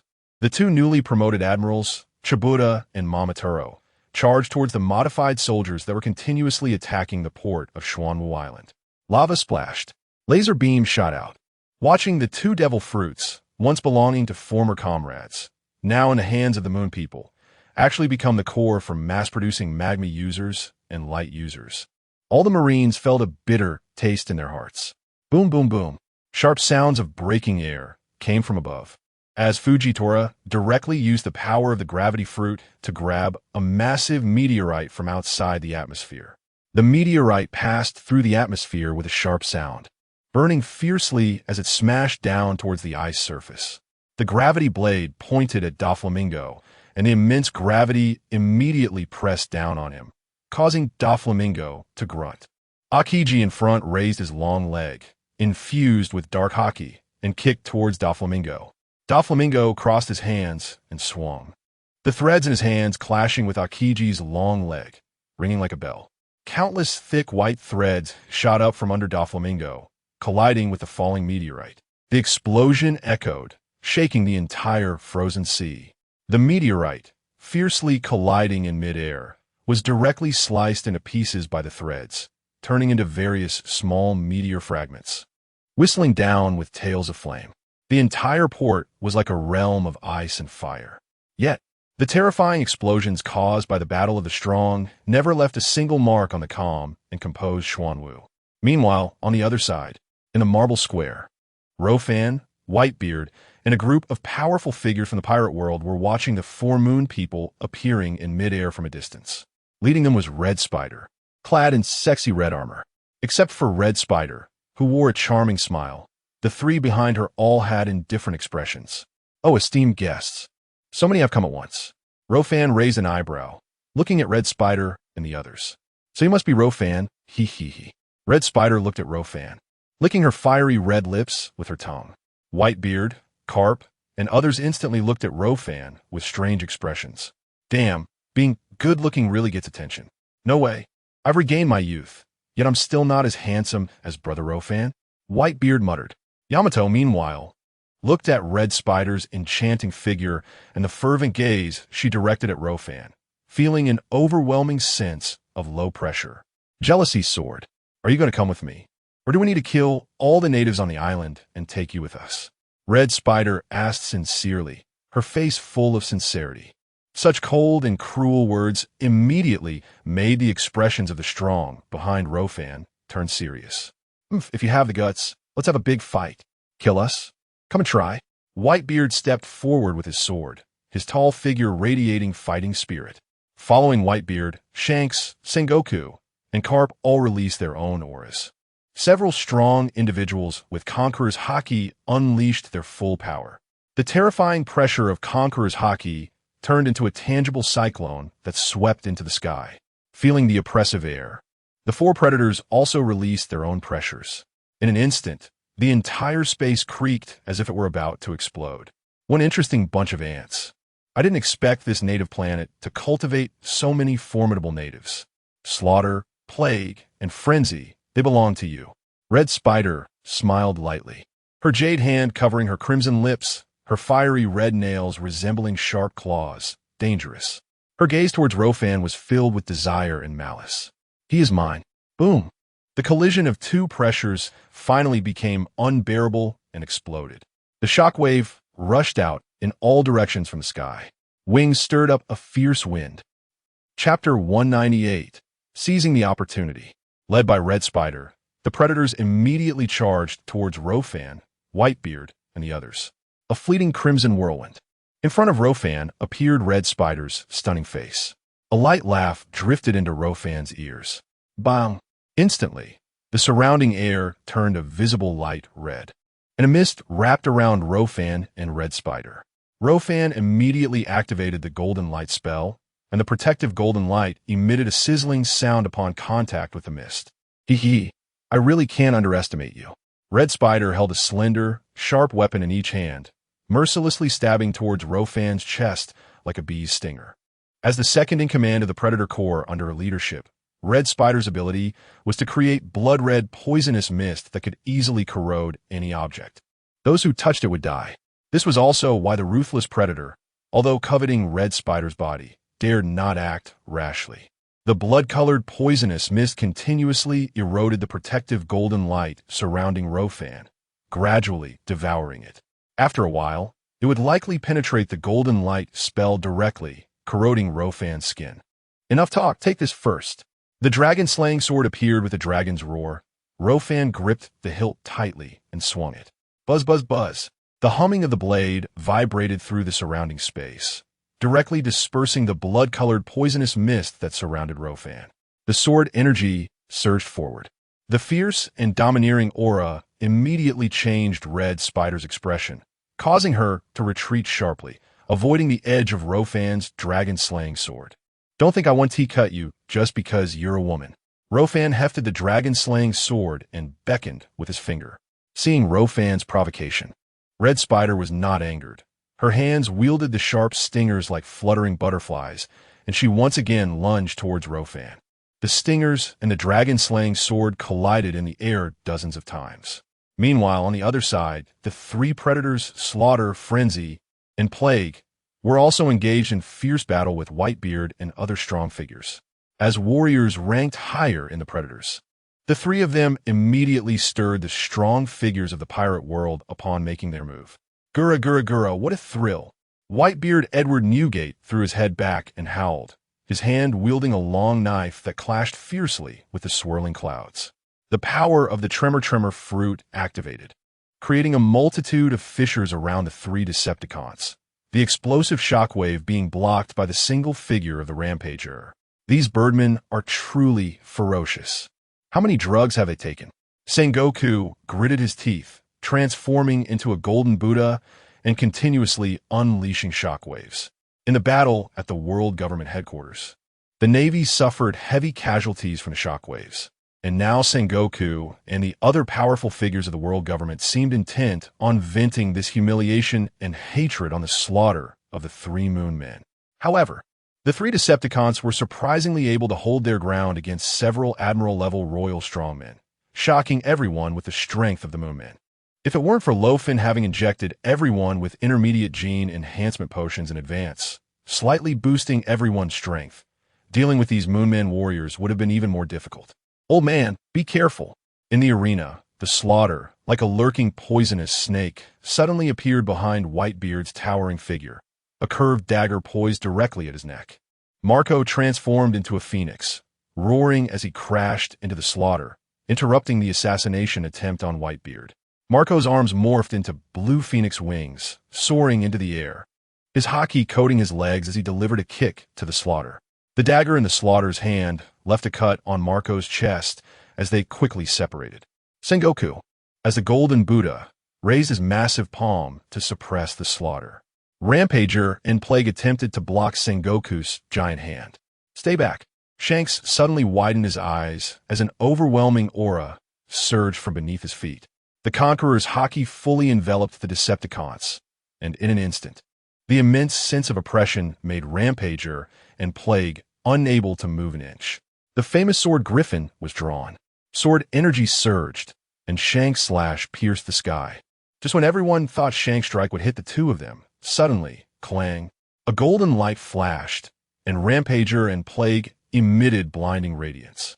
Under the astonished gazes of everyone, the two of them elementalized, effortlessly dodging Shank's strike. The flash fruit. How could both of them possess such an ability simultaneously? Looking at the two moon men who had elementalized into laser light to evade the attack, everyone found it hard to believe. It was a fact that the flash fruit had been taken by the moon men. But how could two people possibly have the ability of the same devil fruit? He. Is this your power?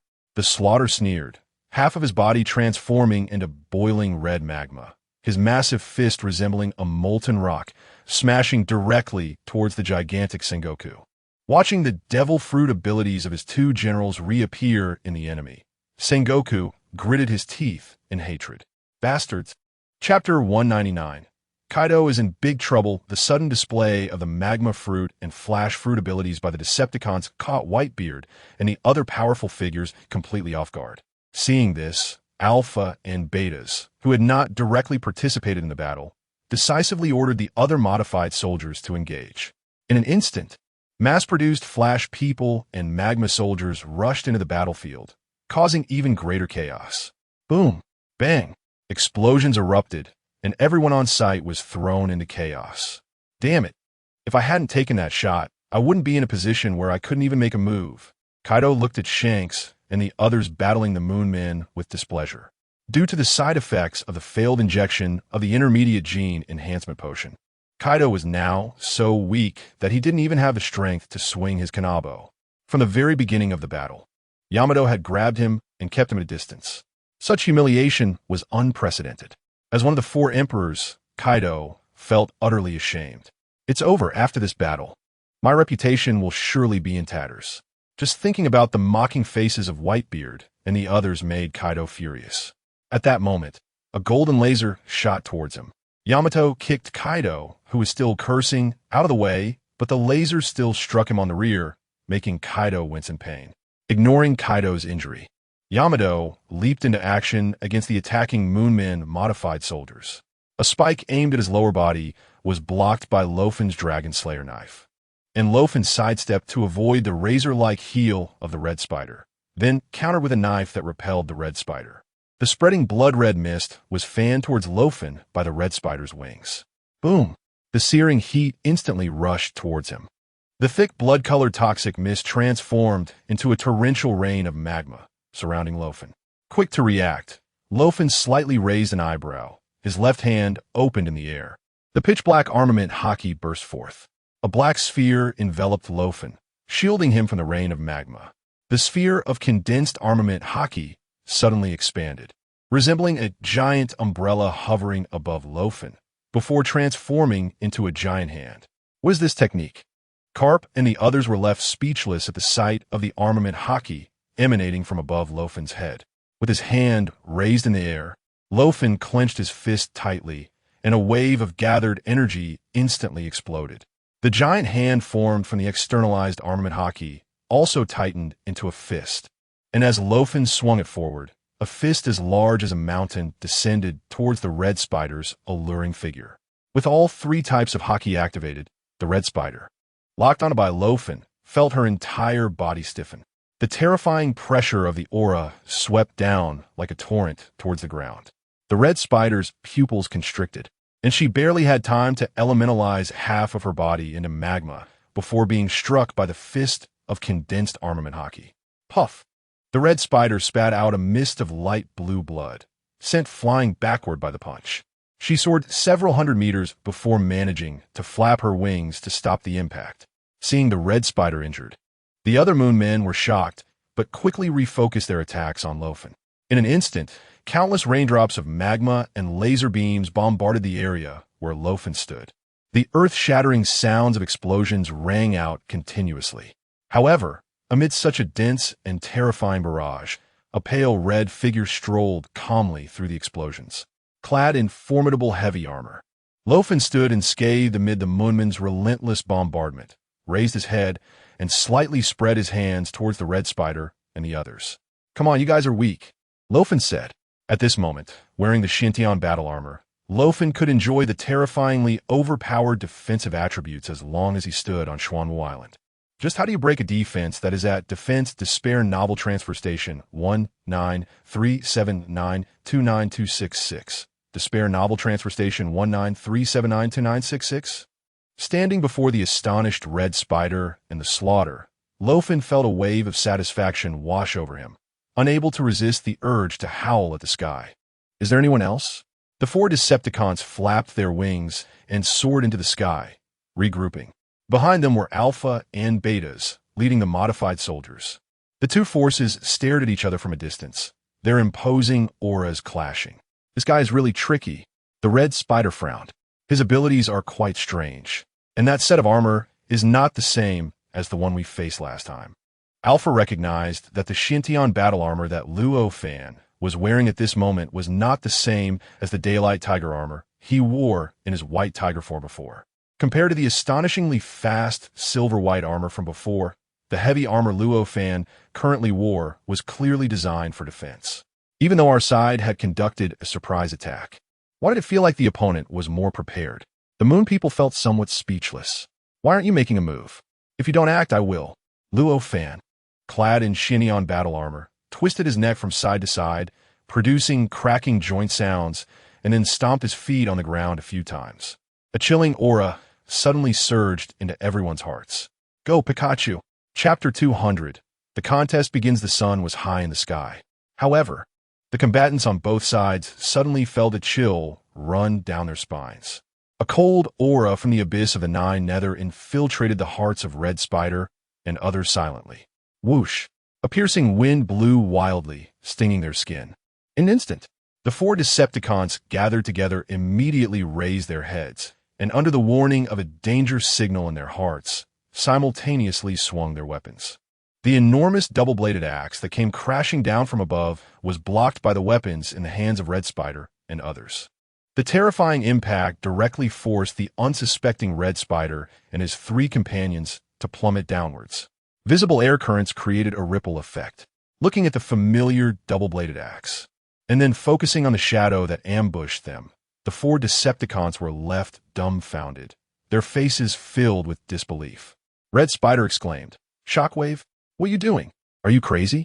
Under the influence of Luo Fan's will, Shockwave, who had failed to ambush the four, expressionlessly retracted the double-bladed axe and flew backward. All the moon people, including Alpha, Betas, and other modified soldiers, wore shocked expressions as if they had seen a ghost. Why? Why would Shockwave, as a member of the Decepticons, attack his own people? As Shockwave silently returned to stand before Luo Fan, the moon people were filled with immense shock. "What did you do?" Furious, they questioned Luo Fan. The usually neurotic and murderous Carnage also had a strange expression, constantly sizing up Shockwave. They could not sense his soul fluctuations at all. What on earth is going on? Plague furrowed his brows, unable to feel any life fluctuations from Shockwave before him. It was simply like a corpse. How about it? Not bad, right? Luo Fan, clad in Xintian battle armor, revealed a bright smile. "Your colleague has simply been enlightened by me and turned to the light. So, how about considering joining him under my banner? I guarantee plenty of benefits and even provide you with social security." Nonsense. A bunch of trash-blooded natives dare to dream. "Shockwave, what do you say?" Luo Fan squinted his eyes and spoke softly. Shockwave, with a body as robust as an iron tower, directly knelt on one knee and bowed his head in submission before Luo Fan. "The will of my master is my will." "Shockwave, you dare betray your race and your leader. Kaidos musti." Seeing Shockwave, a member of the Decepticons, actually kneeling in front of Luo Fan in front of everyone. Red Spider and the others instantly became furious. As noble moon people, they directly knelt and submitted to the filthy natives. What a disgrace. No wonder this guy didn't complete the mission and vanished. The sexy and charming face of Red Spider was now covered in frost. Looking at Shockwave and Luo Fan's expressions, she was extremely cold. Betraying one's race is an unforgivable sin. I will report you to the leader and make your life worse than death. Kill them, capture the target, and return to report with the traitor. Kill without mercy. With a command from Red Spider, all the Moon People warriors fiercely launched their attacks. Because Shockwave knelt and submitted to Luo Fan on the spot, all the Moon People seemed to have been slapped in the face, their faces burning. Shame, anger, and murderous intent filled the hearts of all the Moon People. The 4 Decepticons prioritized attacking Shockwave, turning their primary target from capturing Luo Fan to dealing with the traitor. With a thought from Luo Fan, Shockwave immediately swung the double-bladed axe in his hand, expressionlessly raising his weapon against his former comrades. The 5 Decepticons clashed violently. Shockwave, who had been transformed into Luo Fan's servant using Reaper's Call, though devoid of soul and will, showed no decline in combat instincts and strength. A laser short cannon and a massive double-bladed axe. Fearless. Golden lasers flew continuously. Magma splashed. Dominant collisions. The sky was filled with the sounds of sonic booms and crashes. Echoing endlessly, Alpha and Betas led a group of modified warriors, battling alongside Whitebeard and other strong fighters. The Moon People, who initially thought they could smoothly launch their attack after breaking through the terrifying shield of Xuanwu Island, at this moment realized how extremely tricky this operation was. The natives of this planet possessed strength far beyond their judgment. Strong figures led by Whitebeard, Edward Newgate, Shanks, and Sengoku Carp surged like a tide, overwhelming all the Moon People. The first few who had just successfully strengthened themselves were particularly fierce, surrounding Alpha and Betas. Various bizarre and powerful abilities emerged one after another. Meanwhile, the Moon People warriors who had just injected their ability factors and successfully transformed were also surrounded. Some Moon People warriors who could not escape to the sky in time to avoid attacks were immediately besieged and killed by Ace and other captains. Damn it! Come down if you dare. The people on the island pointed their knives at the Moon People in the sky and cursed loudly. Damn it if you have the guts. Come up here. Chapter 201. Fierce battle with the Navy at the port. Doflamingo and Akiji, leading the Navy, were in fierce combat. Other forces in the sea, under attack from Doflamingo's ships, learned that the Moon People had invaded Xuanwu Island and began to fire back for their own safety. Soon, the fleet of Dressrosa Kingdom was almost completely destroyed under the attacks of the Navy and other forces. At this moment, only a few of Doflamingo's loyal subordinates remained by his side. In front of him, Akiji stood on an ice pillar. Behind him, Fujitora, Tsaru, and Momonosuke stood apart. The 4 of them stared at Doflamingo and the others with a killing intent. The frozen sea surface had become unrecognizable due to the intense battle between both sides. Floating in the air on transparent threads, Doflamingo adjusted his sunglasses with his hand and grinned. Hee, are you sure you want to continue fighting? Those Moon People are probably slaughtering on the island right now. Do you want to go stay and impel down? How dare you ally with the Moon People? Akiji was extremely angry. No. This is just a collaboration, just a transaction. Doflamingo shook his head and spread his hands. White silk threads surged from his fingertips, and under Doflamingo's manipulation, the threads coalesced into a figure, transforming into Doflamingo's face. The Doflamingo made of silk threads instantly charged towards Akiji and the others. Ice layers rose out of nowhere, blocking the countless piercing threads. Akiji exhaled a breath of cold air towards the front.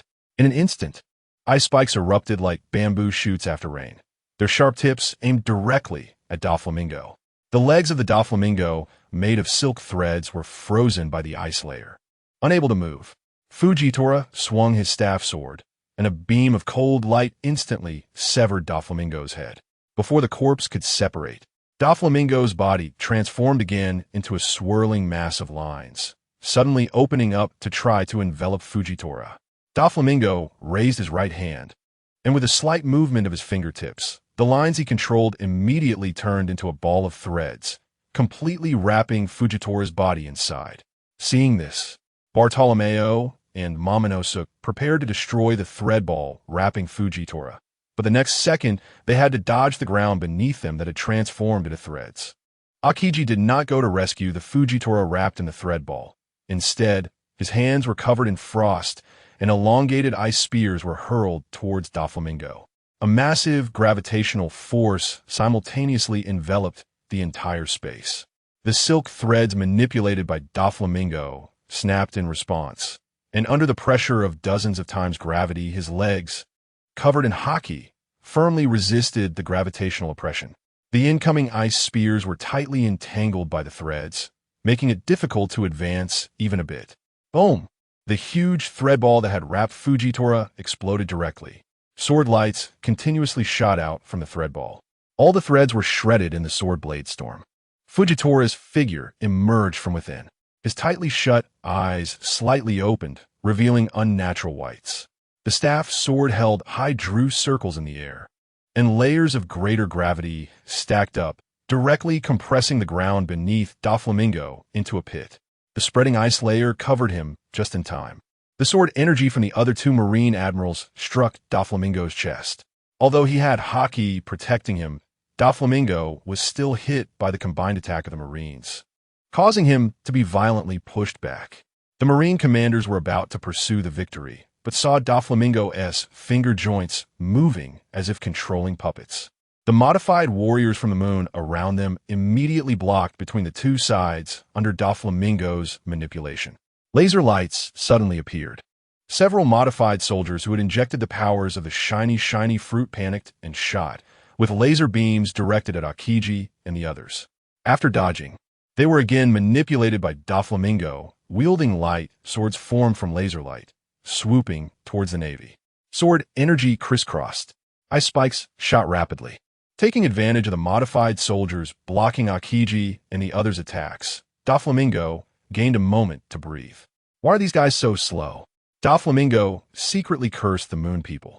The condition of the transaction was to assist the Moon People in entering Xuanwu Island and create chaos. However, Red Spider and the others still hadn't returned, which clearly indicated that the operation to capture Luo Fan had failed. Not only that, but Doflamingo's side was also entangled by the Navy at this time.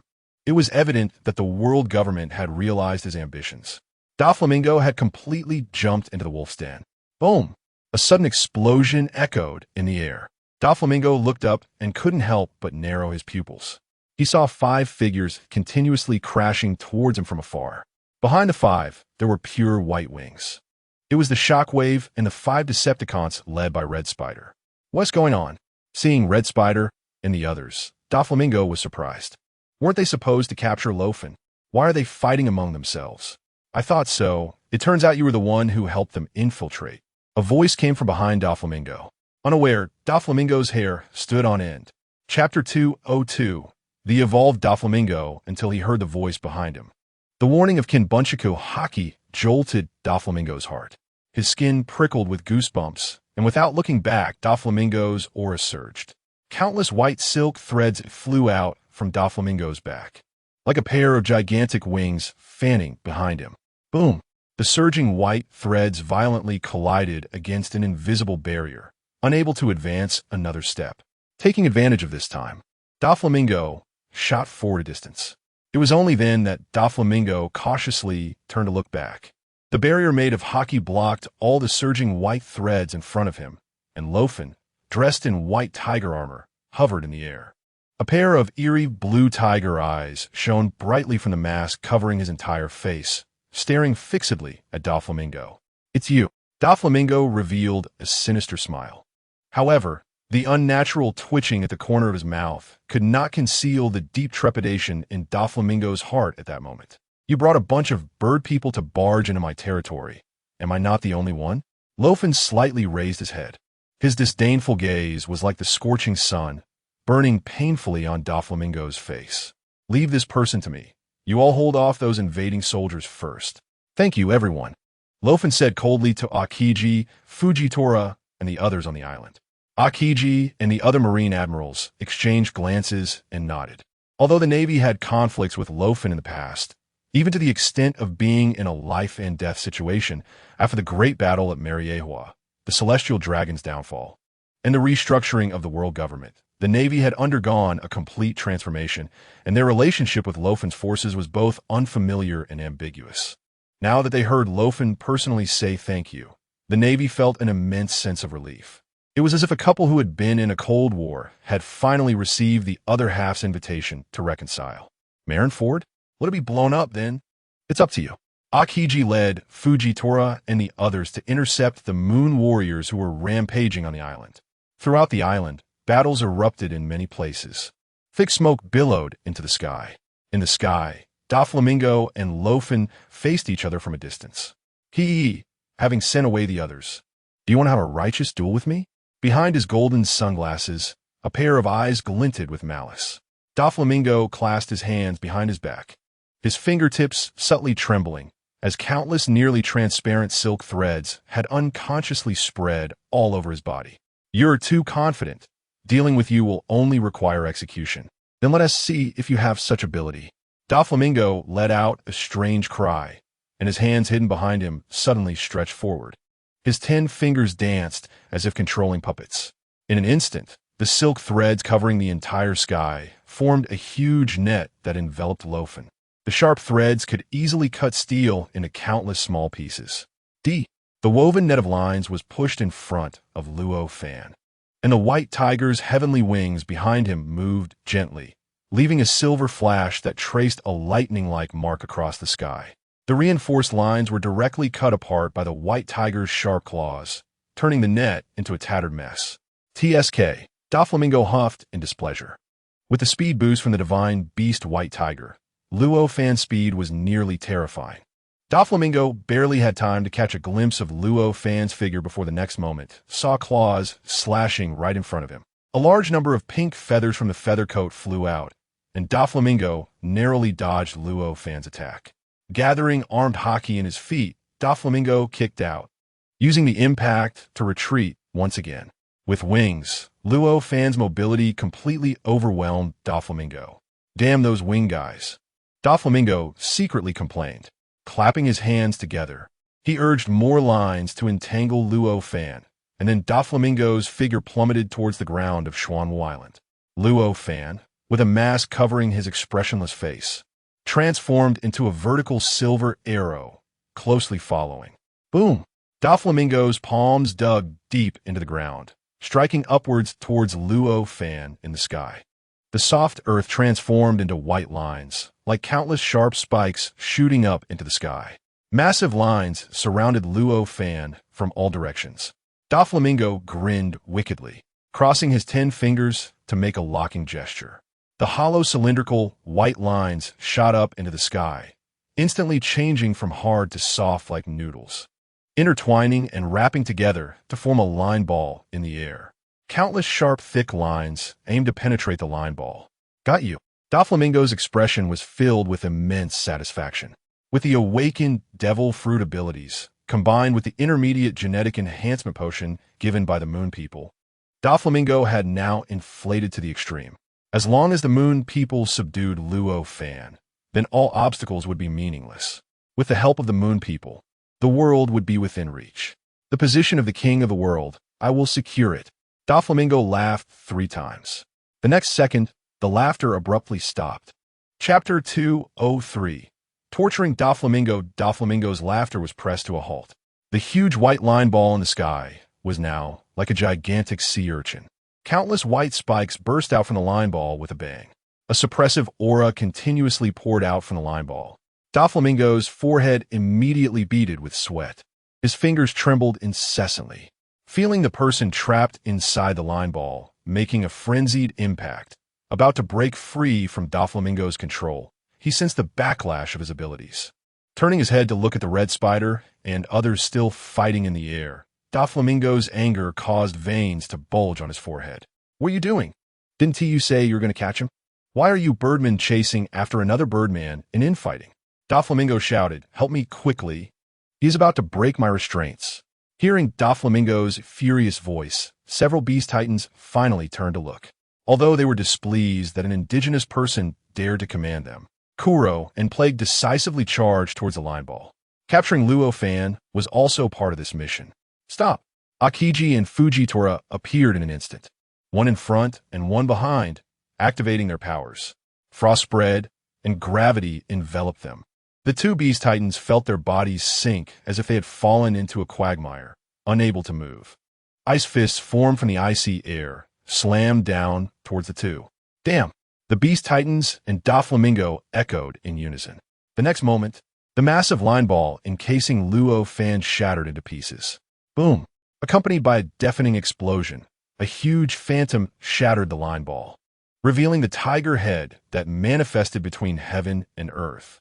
The white tiger's beast head had a cold gaze, filled with an overwhelming aura that looked down upon the world, glaring at Doflamingo from above, then tilted its head and let out a long howl. In the face of such powerful attributes that tore everything apart, even Doflamingo's sharp and sturdy white lines were easily broken like paper. Within the tiger head, Luo Fan's figure suddenly vanished. Doflamingo's face turned ashen. A gigantic python woven from countless lines opened its bloody mouth, twisting its long body to bite at Luo Fan. Roar! The phantom of the white tiger let out a roar that echoed through heaven and earth. Under the pressure of the Beast King, the sound wave transformed into a substantial shock wave, surging downwards. The white python writhed in pain, directly rolled back from the sound wave. The sun-shooting divine bow appeared in Luo Fan's hand. Luo Fan drew the bowstring fully, lightly flicking the invisible bowstring.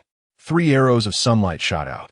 The light arrows, infused with Conqueror's haki and armament haki, flowed with a strange glow, slicing through the void. The sharp whistling sound caught the attention of countless people. Gritting his teeth, Doflamingo retreated, only to find that the 3 arrows were actually changing direction to follow him. Realizing there was no escape, Doflamingo roared, unleashing the strongest aura since the battle began. Armed haki enveloped his body, and billions of white lines surged from all directions, converging to form a barrier. The silk lines collided with the light arrows. A blinding light burst forth. Soon after, the barrier trembled violently. The 3 arrows shot in succession, reducing the thickness of the silk line barrier to a mere thin layer. Terrifying energy fluctuations continuously battered the ground where Doflamingo practiced. The wind howled. Doflamingo, who was barely holding up the barrier against the 3 arrows, lowered his head and spat out a mouthful of blood. The crimson blood was mixed with bits of flesh. Although he managed to block Luo Fan's attack, the immense impact still caused a surge of blood energy within Doflamingo. How is this possible? How can the gap be so large? Compared to the arrogance before the fight, Doflamingo was now filled with horror. He originally thought that with his enhanced strength, he could contend with Luo Fan, or at least retreat unscathed from the battle. However, now he was completely crushed. The lens of his left sunglasses had cracked in several places, but Doflamingo didn't care about his appearance at that moment, because Luo Fan's figure had once again vanished from his sight. Suppressing the shock within, Doflamingo had lines surging from both hands, continuously entwining and moving, eventually transforming into his own likeness. 3 Doflamingos turned around and ran toward the direction of the Beast Titans. Big Boss, help! Doflamingo sent a distress signal in the team channel. Red Spider and others, who were engaged in a fierce battle with the Shockwave and Akiji, were rendered speechless when they saw this new recruit fleeing towards them. What a waste! Red Spider frowned and cursed. Seeing the indifferent and disgusted expressions of the Beast Titans, Doflamingo gritted his teeth, filled with resentment. The alliance formed for mutual benefit instantly crumbled. The next second, while fleeing, Doflamingo felt his body locked by some kind of power, instantly stiffening. A large hand pressed down on the back of his head. Doflamingo, terrified, was face down and pressed straight into the ground. Boom! Chapter 204, Destruction. Boom! The ground within 100 meters cracked open with a large fissure. The land instantly sank down. The rising dust formed circles of rings, surging in all directions. Countless people turned their heads in pain, their eardrums painfully pierced by the roaring sound. The shock wave swept away all the vegetation, flattening it into a perfect circle. At the center of the depression, Luo Fan, clad in silver armor, knelt on one knee, resembling a deity descending from the heavens. His wings gently folded. Luo Fan's right hand, claw-like, grasped the back of Doflamingo's head, pressing his entire face deep into the ground, leaving only the part below his neck exposed. The phantom of the Beast King pressed its right paw against the cracked earth, swinging its massive body behind Luo Fan, casting a domineering gaze across the battlefield. Then, the white tiger opened its massive mouth, letting out a silent roar. Everyone present seemed to hear the incredibly shocking beast roar. Hiss! The crowd couldn't help but feel a chill down their spines, gasping in cold air. Luo Fan slowly stood up, raising his knee. With his right hand, he lifted Doflamingo's battered, swaying body from the ground. The once fearsome Don Quixote Doflamingo, the current ruler of Dressrosa, now looked utterly miserable. The bones in his face were shattered and broken from the recent contact with the ground, and he had lost most of his teeth, wondering how much milk he would need to drink to regrow them. The flamboyant sunglasses on his nose shattered and slipped off. His entire face was deformed and bloodied. Seeing Doflamingo being lifted like a rag doll by Luo Fan, Akiji and the others couldn't help but shudder. It seemed they recalled some unpleasant memories, and their expressions turned strange before they finally sighed in relief. Fortunately, this guy is now on our side. Otherwise, they didn't dare think about it. After being lifted from the ground by Luo Fan, Doflamingo coughed up blood mixed with broken teeth, looking utterly dispirited. Beneath his drooping eyelids, his eyes stared at Luo Fan like a malevolent ghost from the abyss. Doflamingo's throat moved, but he couldn't produce any sound. Intense pain surged continuously, and all he felt was boundless resentment aside from shock. His fingers trembled slightly, and countless white threads shot out from Doflamingo's body, coiling towards Luo Fan like a porcupine. In the face of Doflamingo's struggling counterattack, Luo Fan did not let go of his hair with his right hand, while his left hand slightly opened its palm. In an instant, the temperature between heaven and earth rose sharply. The numerous white threads coiling towards Luo Fan curled up in the high temperature, burning away. Buzz! A faint blue lotus flame quietly floated in Luo Fan's palm. Blue lotus heartfire. The combatants turned their heads to look at the strange flame in Luo Fan's hand. The ethereal flame lotus bloomed in a mesmerizing manner. Even from a distance, the red spider and other beast titans felt a tremendous threat. Blocking the shock waves and the attacks from the Navy commanders, the four beast titans retreated in unison, using their wings to fly high into the sky. Alpha and Betas led the remaining transformed soldiers from the moon, assembling and watching Luo Fan with a tense stance. That flame was peculiar. The red spider frowned slightly. How does this native have so many tricks? The slaughter silently cursed. This native planet, which they regarded as backward and lowly, continuously presented unexpected variables. Especially Luo Fan. His seemingly endless tricks gave him headaches. Moreover, they had no idea what means this native used to drive the shockwave to betray the moon people. The world government representatives also saw the lotus flame appearing in Luo Fan's palm. Whether it was during the Battle of Marineford or the later battle at Mariewa, Luo Fan had used this blue lotus heartfire. Even the Navy Admiral Akainu, who possessed the magma fruit ability, was easily burned and severely injured by this blue lotus heartfire. Thinking of this, the Navy couldn't help but mourn for Marineford, which had been planted with nuclear bombs, and for Akainu in the heavenly realm. After all, I didn't cleanse you after the decisive battle at Mariewa. I just allowed the world government to keep you in a gray area. Did you think I was unwilling to touch you? The silver-white day tiger armor transformed back into a tiger fur coat draped over Luo Fan's body. In Doflamingo's blood-soaked vision, Luo Fan's handsome face wore a mocking smile at that moment. It was incredibly dazzling. I just think you're as insignificant as an ant. Your inflated ambition isn't worth my effort to clean up. Luo Fan's nonchalant words and the mocking smile on his face made Doflamingo's twisted face twitch. Hatred, shame, furious to the extreme. In the next second, snap! Luo Fan's left hand snapped his fingers crisply.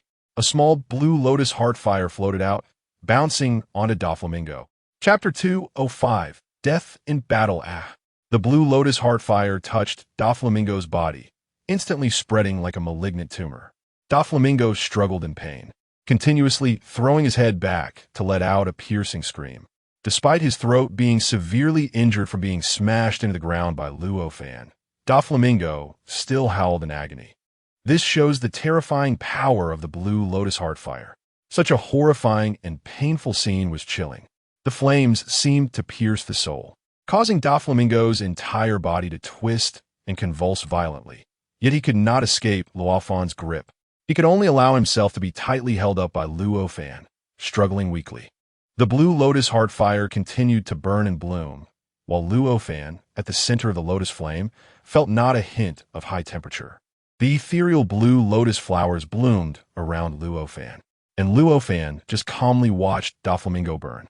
In the blink of an eye, Doflamingo's wide-open mouth could no longer produce any screams. The ethereal blue flames continuously spewed out from Doflamingo's mouth, nose, and eye sockets. With no vitality left, Luo Fan gently squeezed his right hand. The charred, withered corpse instantly turned to powder, dissipating between heaven and earth. The night demon, Doflamingo, dead. Congratulations to the host for obtaining 268 shock points. Congratulations to the host for obtaining 244 shock points. Congratulations to the host for obtaining 262 shock points. Luo Fan publicly performed a fiery execution of a traitor, and system notifications immediately rang in his mind one after another. Clearly, this action slightly deterred the moon people present. What a pity! Killing him doesn't yield any task rewards. Luo Fan shook his head, feeling a bit regretful. The system only issued tasks related to the Decepticons, and there were no task reward for capturing or killing Doflamingo. I never expected Doflamingo Don Quixote to die at your hands like this. Akiji, who had retreated to Lofan's side, looked at him with a complex expression and said, I just helped you world government eliminate the mastermind behind the black market. You should be thanking me. How can you feel regret? Lofan raised his eyebrows at Akiji and the others, with the swirling blue lotus hellfire still hovering in his left hand. The Navy officers immediately waved their hands in refusal, expressing their strong disagreement. Trading with the moon people and betraying their own kind, even if you don't kill him. The world government will do everything in its power to execute him. Thanks, but no thanks. Not feeling any regret at all. Lofan, we're here. A loud voice from afar belonged to Whitebeard, as a large group of people rushed over from the square. Carp, Sengoku, and others were among them. In the sky, for Decepticons and the moon soldiers they led hovered in midair. On Schwanwu Island, Lofan, Whitebeard, Shanks, and other powerful figures stood tall, looking up at the group of birdmen above. Both sides were tense, with the atmosphere continually compressing. The ambush operation had turned directly into a frontal battlefield. Take the opportunity to act. Don't forget our task is to capture that native. Don't get entangled with others. Alpha Betas. Create chaos with your soldiers to facilitate our actions as much as possible. The Red Spider decisively issued the battle plan. Although the situation had changed, they remained confident.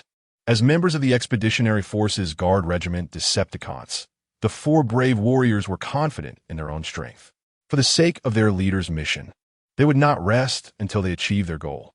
Looking at the moon soldiers in the sky who had already obtained the powers of the Spark Fruit and the Magma Fruit, everyone on Schwanwu Island was on high alert. Damn it! How did these birdmen obtain the abilities of 2 devil fruits? It's like wholesale. Carp grumbled. He had initially thought that the 2 devil fruits being taken by the moon people would at most result in 2 enemies with devil fruit powers. But now, this group of moon soldiers actually possessed one of the abilities of both the Spark Fruit and the Magma Fruit. Even if their power was greatly diminished, it was still a tangible ability. If the moon people really used the devil fruits to mass produce more soldiers with different abilities, then this world would basically be finished. What should we do next? Everyone turned their gaze toward Lofan, implicitly viewing him as their cornerstone. Gentlemen, the guests have arrived, so how can we not greet them? Don't worry, the feast they can't imagine is already prepared.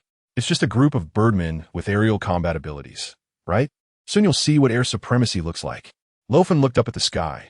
His blazing gaze made the Red Spider and the others feel uneasy and quite displeased. What kind of look is that? Who knows? Maybe he's sick. Damn it. If you keep looking, I'll gouge your eyes out. Luo Fan, Which one should I catch for the task reward? Chapter 206. The Reaper's Servant, what a waste. The red spider's charming eyes were filled with anger. The Decepticons all shared the same two-word evaluation of Doflamingo: useless. Although the Moon People originally used Doflamingo to infiltrate Xuanwu Island, they never expected his power to provide cover for long. However, after injecting the intermediate gene enhancement potion, Doflamingo only let out a couple of cries before dying at Luo Fan's hands, leaving no trace behind. It was truly a waste of the gene potion we bestowed upon him. Just a worthless native. Don't forget what our mission is. Oomph. The cruel laughter revealed a fierce glint in his eyes. These natives seem to think that their numbers can stop us? The cruel one said. On Xuanwu Island, at this moment, powerful figures from Whitebeard, Edward Newgate, red-haired Shanks, and the world government had gathered together, surrounding Luo Fan, who held the dragon-slaying blade. Luo Fan wore a white tiger fur coat, standing confidently in front of the powerful figures, holding his sword high with an imposing aura. The calm and meaningful smile on Luo Fan's face made the Moon People feel extremely uncomfortable. For a moment, several Decepticons felt a strange illusion of the hunter and prey switching roles. This guy's abilities are quite strange. No wonder he's so fearless. The more composed Plague spoke. Then leave him to me. The cruel one took out a curved snake blade and lewdly licked his tongue. I'll handle Shockwave while you, Plague, lead the remaining modified soldiers to intercept the other natives. The red spider commanded the deployment, and the wings behind her suddenly flapped. A brilliant crimson afterimage streaked across the sky. Following the red spider, other moon soldiers launched another attack on the people on Xuanwu Island. The wind howled. Let us have a big fight, boys. Whitebeard Edward Newgate shouted as he pounded his chest while raising the Tsonglong Chia. Boom! In an instant, the moon soldiers diving from the sky collided with the people on the island. The powerful conqueror's hockey shockwaves created visible rings in the air above Xuanwu Island, spreading outwards. As the second-in-command of the Guard Regiment Decepticons, the red spider surged toward Shockwave, enveloped in terrifying red mist. Plague, with the ability to sense and lock onto souls, was initially shocked by Shockwave's lack of soul reaction, but now the red spider was sure. It wasn't he that Plague's sensing ability had lost effectiveness, nor that the noble moon person Shockwave had betrayed their leader. It was because Shockwave was indeed dead. The red spider just didn't understand how a mere native like Luo Fan could control Shockwave's body. The double-edged axe came crashing down, cutting through the turbulent red poisonous mist, and a red afterimage kicked Shockwave in the chest. With two muffled sounds, shallow bloodstains burst from Shockwave's chest. Under the skill control summoned by the Reaper, Shockwave, with no pain or reaction, remained unresponsive. A fist as large as a cauldron was tightly clenched, and the pitch-black armed hockey instantly covered Shockwave's right arm. Boom! The terrifying punch, like a cannonball, slammed toward the red spider's beautiful face. The next moment, the red spider easily caught Shockwave's powerful punch with her delicate hand. The contrast between her slender palm and the massive fist was striking. The shockwave caused by their collision spread far and wide. With no results from the first strike, the expressionless Shockwave changed his hand gesture, dragging the massive double-edged axe as the weapon wrapped in hockey crackled with lightning. The airflow created by the double-edged axe seemed capable of slicing through steel. The Shockwave hit directly, and the double-edged axe held in hand was so sharp that the slender body of Red Spider bent sharply backward, with her upper body almost pressed against her waist, the tip of her straight, nose narrowly avoiding the wide blade of the axe. A golden laser light shot out between the two. In Red Spider's hand, a golden cross laser sword formed from the laser light blocked the Shockwave's double-edged axe. Red Spider's fingertips pressed against the Shockwave's chest, activating the ability of the Glitter Fruit. Ding! A slender laser beam instantly pierced through the Shockwave's chest. Toxic mist erupted and spread again. Corrosive wounds immediately spread across the surface of the Shockwave's body. Red Spider straightened her graceful figure, lightly covering her mouth and giggling. Don't forget, I'm the second seat. You're only the third. Without that armor, you're just a berserker with brute strength. The Shockwave's heavy armor had already been turned into scrap metal by Luo Fan during the attack on the World Government Headquarters. With high attack and low defense, facing Red Spider, who had injected herself with the Glitter Fruit serum and possessed the all-consuming toxic mist ability, the Shockwave was entirely at a disadvantage. In response to Red Spider's mockery, the Shockwave, now a servant of death, remained unfazed. Chapter 207. Fierce Battle 1. Without the heavy armor, the Shockwave was left with his robust, mountain-like body exposed. His body, repaired by the Fountain of Youth, now had a small hole in his left chest, with flesh protruding as if burned by high temperatures. His entire surface was covered in pus wounds left by the crimson toxic mist erosion, with patches of blood-red spots still remaining, combined with his already scarred and ugly face. The Shockwave now appeared terrifying beyond belief. Let me kill you once more, and bring your body back along with that native to report to the leader.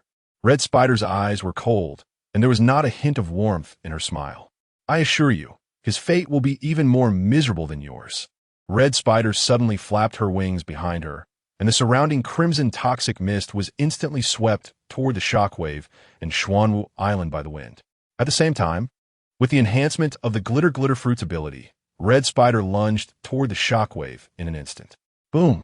The terrifying sounds of explosions echoed continuously on Xuanwu Island.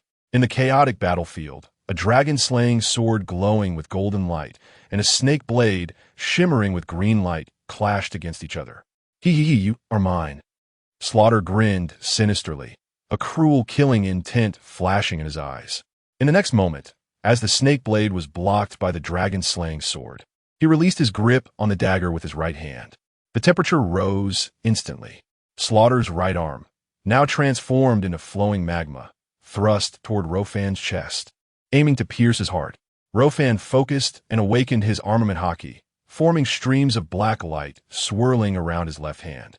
Contraction, cloud hand. In an instant, Luo Fan shrank back, narrowly avoiding the magma arm that Slaughter thrust toward his chest. What? Slaughter was taken aback. Luo Fan's left hand, charged with armament haki, controlled Slaughter's right arm in midair and brought it down.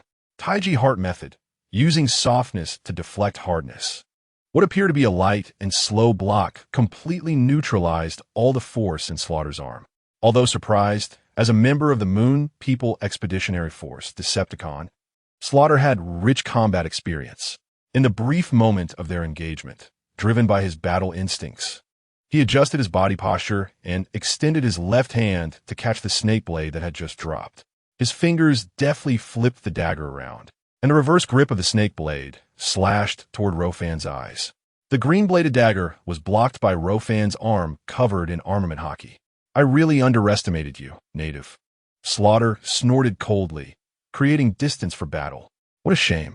Luo Fan indifferently retracted the dragon-slaying sword. Facing an enemy like Slaughter, who excelled in agile close combat, using the dragon-slaying sword was not the best choice. Because I never thought highly of you. Among the Moon People, you are the most pretentious. Clearly a birdman. Yet you cackle all day and lick your dagger. Did you coat that knife in poison or honey? It's so good a lick. Luo Fan's ridicule hit Slaughter's face like slaps. Slaughter, furious to the point of laughter, had a brutal and murderous expression that was so intense it could drip water. A mere native, you truly have lived too long. I will personally cut off your tongue and swallow alive. Slaughter waved the snake blade in his hand, raising it in front of him. He let out a few eerie, sinister laughs and instinctively extended his tongue to lick the dagger in his hand. In the next second, as if reminded of Luo Fan's recent taunt or seeing the mocking smile on Luo Fan's face, Slaughter's action of licking the blade awkwardly froze, and he became even angrier. Slaughter lunged at Luo Fan, magma dripping heavily onto the ground as he charged forward. Roar! Roar! Roar! The roar of the Beast King echoed through the sky, and silver light enveloped Luo Fan's body once again. In the blink of an eye, the tiger fur coat transformed into the white tiger armor. Luo Fan slightly opened his hands in a claw-like manner, and with the speed boost of the white tiger form, the afterimage left behind was directly cut in half by Slaughter's snake blade. However, Luo Fan disappeared from a spot. Bang! Luo Fan's figure appeared behind Slaughter. delivering a whip kick that struck Slaughter's wing, causing him to fly backward in pain. Luo Fan clasped his hands together, and a stream of fiery red light surged toward the other Shockwave's body. "Shockwave, come help!" Luo Fan shouted. In the red stream of light, a heavy armor enveloped the Shockwave's body. It was the exclusive armor from another divine beast, Xuanwu. Xiantian armor. As long as one was on Xuanwu, they could share the maximum defensive value of the Xiantian armor, instantly helping the Shockwave resist Red Spider's toxic mist. Even the laser beam, condensed by the Glitter Fruit's ability, was bounced back the moment it collided with the Xiantian armor. Damn it. Seeing this, Red Spider couldn't help but curse under her breath. She couldn't understand why this mere native had so many tricks. The Shockwave, obeying Luo Fan's command, donned the Xiantian armor, ignoring Red Spider's attack, and swung the axe to repel her. Immediately, the Shockwave turned and charged toward the direction where Luo Fan and Slaughter were battling. Chapter 208. Fierce Battle 2. The Shockwave, clad in the Xiantian armor, resembled a massive road roller, charging mightily toward this side. Boom, boom, boom. Seeing the Shockwave approaching, Slaughter cursed, and the snake blade in his hand danced like a butterfly, creating a web of blades. Slaughter aimed to intercept the swift-moving Luo Fan. However, under the terrifying speed enhancement of the divine beast White Tiger, Luo Fan completely dodged Slaughter's attack. Silver light flashed. Appearing behind Slaughter, Luo Fan's claws struck out, and the razor-sharp claws tore through one of Slaughter's wings. Slaughter cried out in pain as his wing was slashed. Not far away, Betas, who was entangled with the Navy, saw this familiar scene and instinctively felt a sharp pain in his wings and chest. What a painful realization. The vicious killer, wounded by tiger claws, decisively folded his wings behind him, swinging the snake blade in his right hand while gathering thick magma in his left, throwing the scorching magma behind him. Unfortunately, the injected ability factor was from the magma fruit, not the actual fruit itself, so the killer couldn't fully elementalize his body. Luo Fan easily dodged the magma that was splashed towards him, and a mask etched with white tiger patterns opened immediately. Luo Fan's handsome face suddenly appeared in front of the killer. Before the killer could react, Luo Fan's pupils widened. Roar! In an instant, the killer felt a loud buzzing in his brain. A pair of large tiger eyes stared directly at him, and the domineering and fierce will of the Beast King made this bloodthirsty and cruel member of the Decepticons feel terrified, leaving him frozen in place. The phantom of the White Tiger appeared behind Luo Fan. Just a single gaze from the divine beast directly intimidated the killer's will. The killer was horrified, but couldn't control his body at that moment of being stared at. Thud, thud, thud. The terrifying footsteps sounded like thunder in the killer's heart. Beads of sweat dripped down. In the killer's trembling eyes, the figure of the Shockwave in the dark sky battle armor gradually grew larger. The next moment, the killer finally regained control of his body from the intimidation of the White Tiger's gaze. However, it was already too late. Damn it. Boom. The Shockwave opened its thick arms, and in the killer's horrified gaze, it slammed into him like a massive tank. The killer, unable to dodge or block, was directly wrapped and tightly bound by the Shockwave's arms. The tremendous impact made the killer feel like his internal organs shifted instantly. Blood splattered. As an assassin, facing a superior opponent, he could only be crushed. "Oh, get off me." The killer bit down on his blood-stained blue teeth, roaring to break free from the Shockwave's embrace. Bang, bang, bang. His knees kept hitting the Shockwave, but it couldn't inflict any pain on it at all. The Shockwave in dark sky battle armor was like being encased in a turtle shell. The immense force continued to come from the Shockwave's body, making the killer even more anxious and terrified. However, his desperate struggles and resistance couldn't harm the Shockwave at all. "Stop struggling, it's useless." Luo Fan retracted the White Tiger wings and landed in front of the Shockwave and the killer. The Shockwave would absolutely obey Luo Fan's commands. With the enhancement of the dark sky battle armor, binding the current killer was an easy task. The killer was trapped. Alpha and Betas exclaimed in shock. Another useless one. The Red Spider secretly cursed. The blood-colored poisonous mist swept towards Luo Fan and the others. Rampage and Plague, the two Decepticons, also rushed to assist, but saw the space in front of them crack with dense fissures, which was the ability of Edward Newgate, the Whitebeard. Gurura, if you want to rescue him. Take care of yourselves first. Whitebeard Edward Newgate roared, his Tontata sword blocking the two Decepticons. A bunch of annoying ants. Rampage looked extremely displeased. Cold ice energy formed ice barriers in the air, trying to block the blood-red poisonous mist released by the red spider. The moment the ice surface touched the poisonous mist, it immediately emitted hissing, corrosive sounds. Puffs of white smoke rose. The originally thick ice barrier rapidly thinned under the corrosion of the blood-colored poisonous mist. Really, just throwing the problem to us to handle. The already Navy Admiral Akiji spread his palms, constantly urging the ice energy to thicken the barrier, while internally cursing Luo Fan dozens of times. The other Navy admirals, unwilling to be outdone, also drew their swords against the red spider, blocking him in his tracks. Laser beams shot in all directions as several admirals successively used their armament hockey to block them. "Get back the power on you," the Navy admirals shouted angrily. "Hee hee. If you have the ability, come and take it." The red spider lightly raised a slender finger. A point of golden light gathered at his fingertip. Chapter 209. Fierce Battle 3. The red spider, as the second-in-command of the Decepticons, posed a tremendous challenge to the strong present. The overwhelming hockey clashed, forcing Akiji and Fujitora to dodge the blood-colored poisonous mist released from the red spider. The sound of a long whip slicing through the air came. The blind Fujitora, perceiving through his observation hockey, waved his staff, sword upward. The sword energy emitted from the blade sliced through the long whip that tried to entangle him. Gravity blade. Fujitora sheathed his staff sword, and a terrifying gravity, several times more powerful than usual, instantly enveloped the area where the red spider was located. At that moment, the red spider was spinning his jade arms, retracting the long whip that was blocked by Fujitora, creating circles around himself, deflecting dozens of ice spikes shot by Akiji. The suddenly increased gravity took the red spider by surprise. His body, suspended in the air, plummeted sharply under the effect of gravity. Good opportunity. The surrounding strong fighters, seeing the red spider falling from the sky, their eyes lit up, each rushing forward with their blades drawn. The next moment, a storm of blood-colored poisonous mist erupted.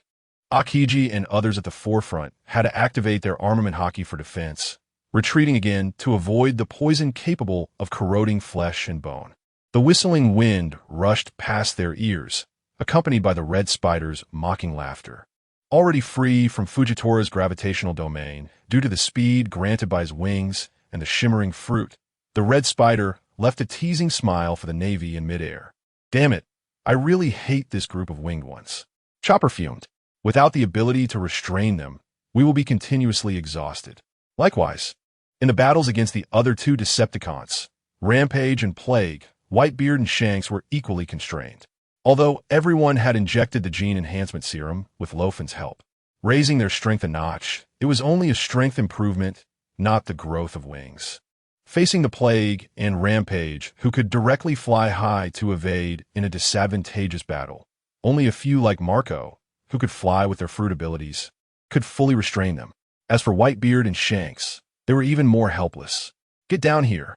Edward Newgate, dressed in a white admiral's uniform, looked majestic as he gazed into the sky.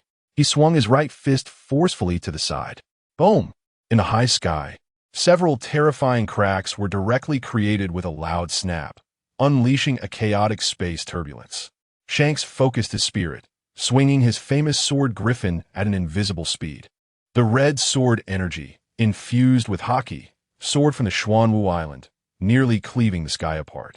However, the attack from the two Emperors had already been dodged by the two Decepticons when they were closing in on Plague and Rampage. TSK. Shanks clicked his tongue and retracted the Griffin. It would be great if he could tear the wings off these guys. The feeling of being unable to hit them is really annoying.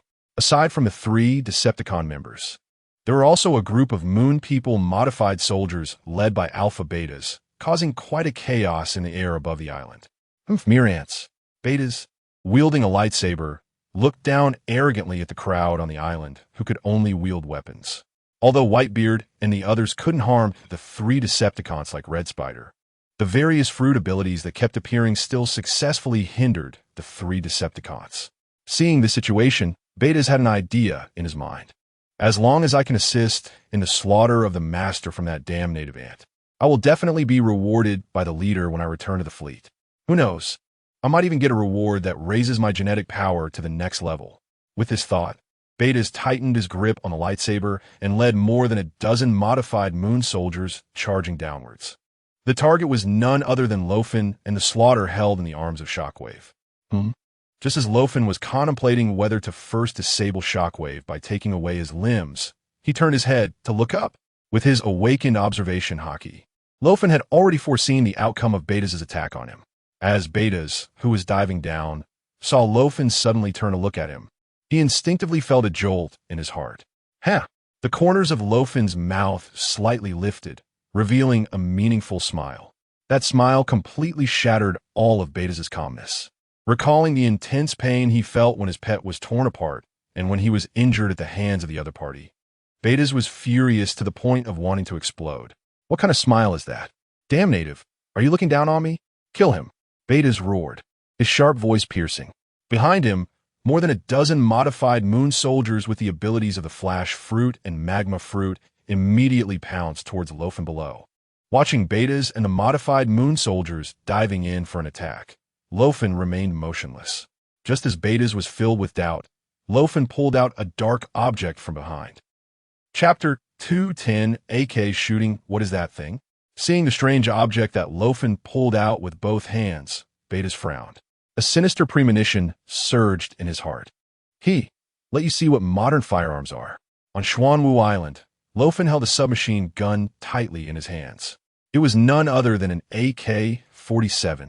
Looking at the modified moon soldiers who had dived down to within dozens of meters, Luo Fan revealed a brilliant smile. With a gentle press of his finger, he pulled the trigger of the AK rifle. Rat-tat-tat-tat-tat. Flames erupted from the gun muzzle, and amidst the loud gunfire, golden bullets were continuously shot into the air. Compared to the traditional firearms still used by the world government, the lethality of modern firearms increased exponentially. Just as Betas was still trying to process the confusion, the modified moon soldiers diving in the front were suddenly hit with sprays of blood. The terrifying penetrating power of the AK bullets directly pierced through the unprepared moon people's bodies and wings. In an instant, more than a dozen modified moon soldiers fell to the ground like birds that had been shot, one after another, under the fire of Luo Fan's 2 magazines. Some were even hit in fatal areas by AK bullets and died on the spot. What is that? What kind of weapon is that? Is that a firearm? Why is it so strange? The previously heated battle was abruptly shocked into silence by this unexpected scene. Everyone was dumbfounded, staring at the uniquely shaped weapon in Luo Fan's hands. Luo Fan brother, well done. After a moment, Whitebeard Edward Newgate was the first to raise his arm and cheer, shouting excitedly. The moon people, who had an advantage in battle thanks to their wings, had already infuriated everyone on Xuanwu Island. Now, seeing Luo Fan use some unknown weapon to take down more than 10 moon soldiers in the blink of an eye, their morale soared. Can this guy have even more tricks up his sleeve? Sengoku helplessly shook his head, as if in response to Sengoku's words. In the next moment, Luo Fan threw the AK rifle to the side. A dark cube appeared in his hands. Luo Fan tossed the cube onto the ground. Suddenly, the ground of Xuanwu Island began to shake. At the same time, Luo Fan spread his hands, and in an instant, a large number of assault rifles and submachine guns appeared out of thin air. Mobile armament base. When recovered, it will be carried as a cube, and when used, it can unfold into an armament base, including 500 individual firearms of various series, 150 light and heavy tanks, 100 anti-aircraft cannons, 100 rapid-fire cannons, 30 rocket vehicles, 30 cluster missile vehicles, and 100 Dongfeng series strategic missiles. Note: ammunition resupply military upgrade can be made with the currency or shock value of the world. The fear in this world comes solely from insufficient firepower. Range is the truth. Your Navy's firearms are already outdated.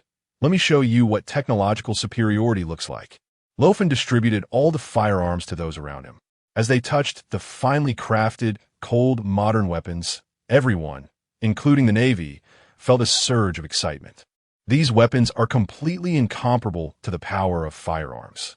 Sengoku and Akiji exchanged glances, each seeing the shock in the other's eyes over these firearms. If they had brought out these weapons when they were at odds with Luo Fan earlier, the Navy's casualties would have increased several times. Thank goodness they're on the same side now. At this moment, all the Navy members shared the same thought. With guns in hand, the world is mine. With the appearance of the mobile armament base, the firepower of the Xuanwu Island side soared. After Luo Fan designated Xuanwu Island as the location for the armament base, mobile artillery and military facilities began to generate automatically. All high-temperature weapons were aimed at the moon people in the sky. Hot, tot, tot, tot. Those who received the firearms were like monkeys that had been injected with adrenaline, each shouting loudly as they poured bullets into the moon people flying above. It was as if they wanted to repay all the frustrations they had felt during the battle. Whitebeard Edward Newgate, holding a Gatling gun, even managed to control the terrifying recoil of the heavy six-barreled machine gun as he sprayed bullets at the moon soldiers in the sky. Gula-la-la-la, Brother Luo Fan. This thing is way more enjoyable than firearms. Whitebeard laughed heartily while chasing the flying moon people with the machine gun, although the range was limited. The shock from Luo Fan taking down more than 10 modified moon soldiers in just 2 bursts made the remaining moon people wary and rise higher to avoid the bullet barrage from the island. Damn bastard. Red Spider, Plague, and Rampage looked at the murderous natives on the island with gloomy expressions. However, their fear of the firearms soaring into the sky was exactly what Luo Fan was anticipating. Whoosh, whoosh, whoosh. In the distance, the wind howled. Missiles with trailing flames flew in.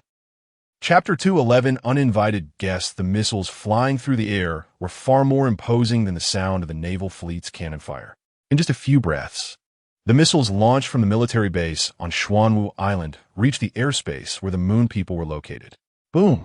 The missiles detonated right in front of the Decepticon members and the transformed soldiers of the moon people. The raging flames erupted in the air, resembling a massive fiery lotus. Thick smoke billowed.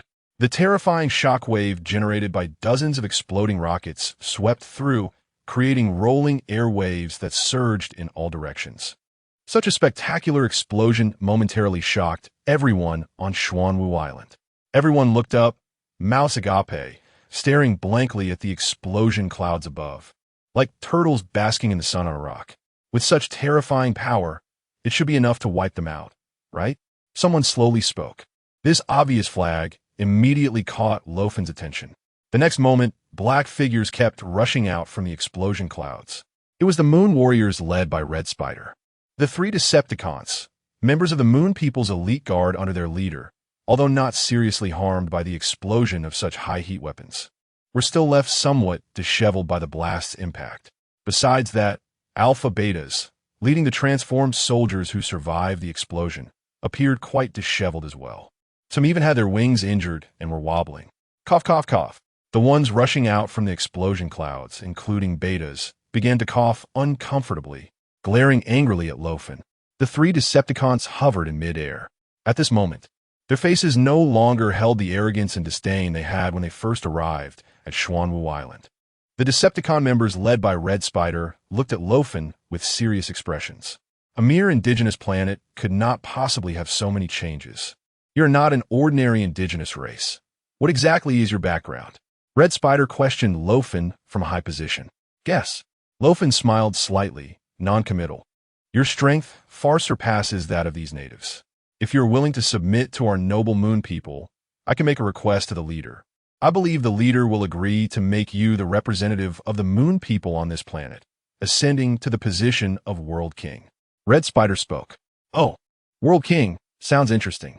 Luo Fan tilted his head slightly. That's right. Moreover, your strength is formidable. I believe you've already sensed my power. If you are willing, even if you want me to cooperate with you to enhance our life energies in the future, I would not refuse. How about it? Red Spider revealed a seductive smile, her eyes shimmering. Would you like to come with us? Slut! A delicate shout rang out from the crowd. The next moment, the furious Yamato raised an RPG, gritting her teeth, and pulled the trigger at the Red Spider in the air. Boom! The rocket shot into the sky, but as it approached Red Spider, she effortlessly released her armed color hockey, swatting away. The shockwave from the explosion blew Red Spider's fiery red hair. Hee hee, a mere female native. You can have as many as you want. Get me? You only have this one chance. Red Spider lightly bit her red lips, her gaze filled with provocation. Wow, this woman is actually using her body as a bargaining chip to win over Luo Fan. Whitebeard Edward Newgate planted his staff into the ground and whistled. A group of big men immediately looked at Luo Fan with meaningful smiles, glancing at the jealous Yamato, before collectively looking up at Red Spider in the sky. What a chaotic scene, silently watching the drama unfold. I'm sorry, but in our society, everyone adheres to monogamy. Under the watchful eyes of everyone. Luo Fan shook his head and said. Upon hearing Luo Fan's words, the heavy stone in Yamato's heart seemed to slowly drop, letting out a sigh of relief. Yamato looked at Luo Fan with affectionate eyes, then provocatively glanced up at the sky with a victorious expression. Moreover, Luo Fan extended his right hand, gently stroking his smooth chin. I actually just want to take your wings off and roast them a taste. As for your body, it would be nice to turn it into a puppet, like a shockwave. Luo Fan's words made Red Spider's previously seductive expression turn increasingly cold, including rampage and plague. The Moon Warriors felt greatly humiliated.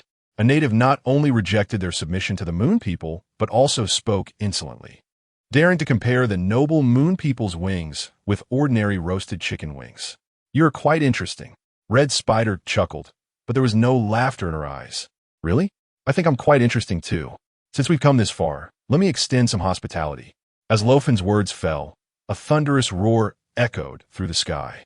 Chapter 2, 12 Raptor. Boom, boom, boom.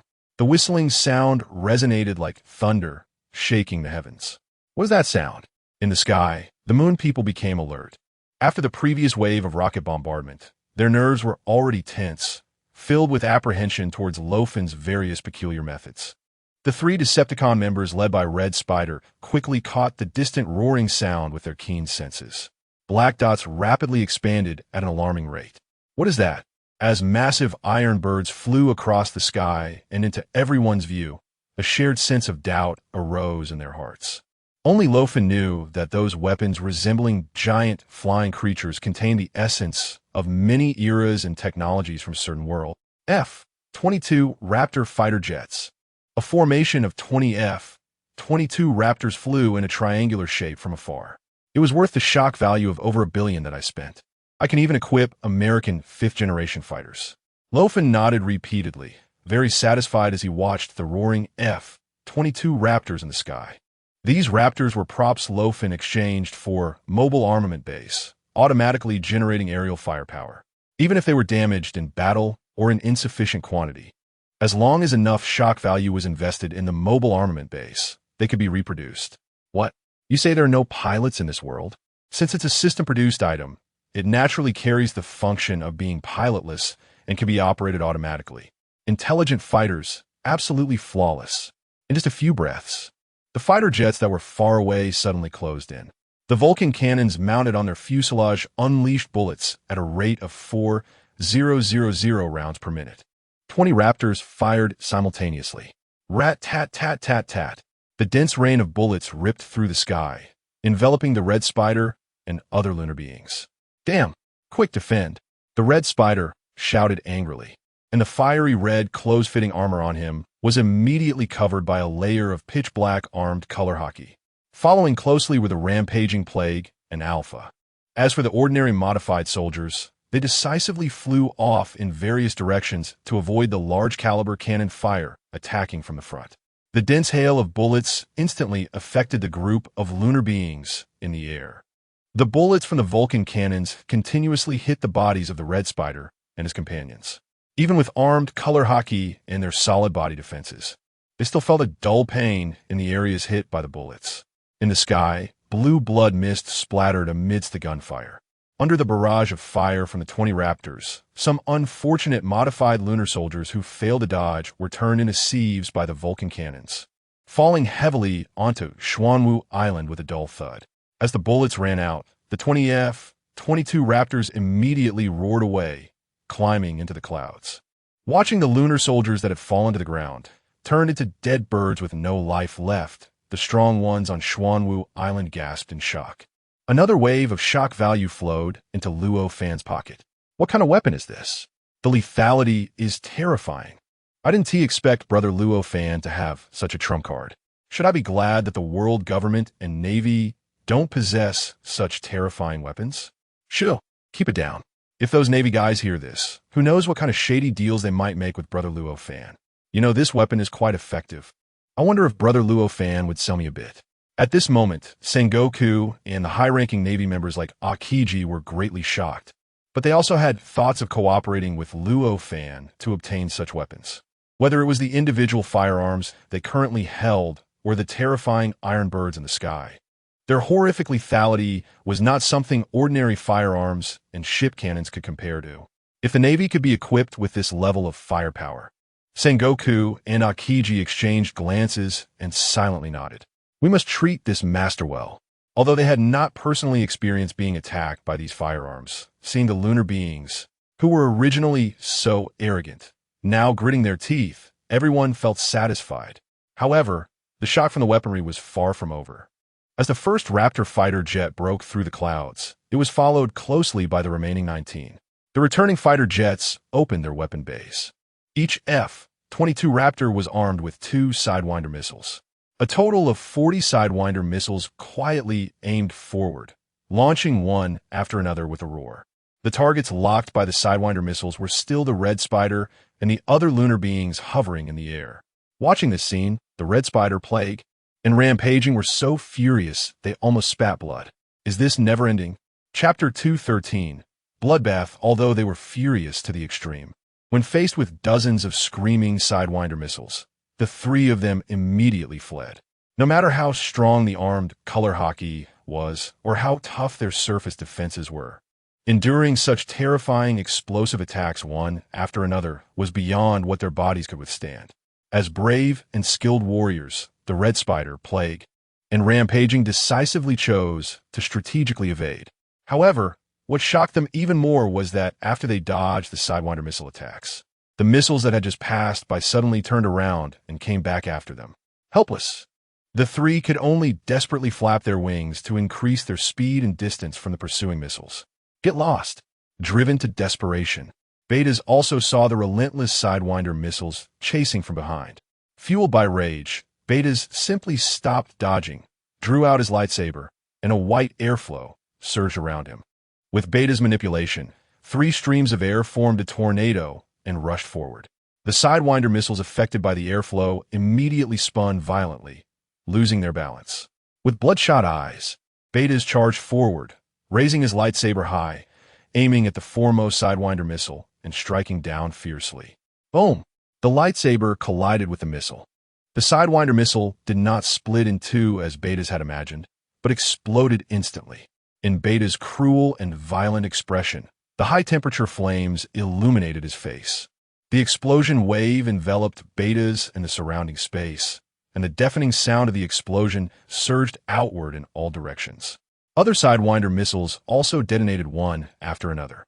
The Red Spider and his companions, who were still dodging the pursuing Sidewinder missiles, felt the temperature around them suddenly rise. Then, a series of powerful shockwaves surrounded them. Damn it! Boom, boom, boom. Fireballs exploded in the sky, and the successive roars made the people on Xuanwu Island's ears buzz. The explosions of 40 Sidewinder missiles formed bright fireworks in the sky, compared to the hail of bullets from the Vulcan cannons. The explosive power of the Sidewinder missiles was even greater. Those ordinary modified soldiers had only injected the ability factors of the Shining Fruit and Magma Fruit, gaining inferior abilities. Faced with such explosions, they couldn't even elementalize, let alone withstand the damage. Soon, before the explosion clouds in the sky dissipated, dozens of burning fireballs fell from the sky. Among the fireballs were lunar soldiers who had been turned to charcoal. Their proud wings were directly blown into black chunks by the high temperatures. Wow, what a spectacle. Damn, weren't these birdmen flying quite arrogantly before? Why are they now being chased and beaten by a bunch of iron birds? Refreshing. Well done. The people who had suffered frustrations in the battle against the lunar beings due to lack of air superiority now felt all their grievances swept away. Refreshing. Exhilarating. Watching the 20 Raptors complete 2 rounds of attacks and quickly retreat, the people on Xuanwu Island raised their arms in cheers, full of excitement. Even Luo Fan wore a satisfied smile on his face. He originally thought the red spider and the others would take down 1 or 2 fighter jets. Luo Fan had even prepared to spend shock value to restore the number of fighter jets. He never expected that after 2 rounds of lightning attacks, not a single fighter jet was damaged.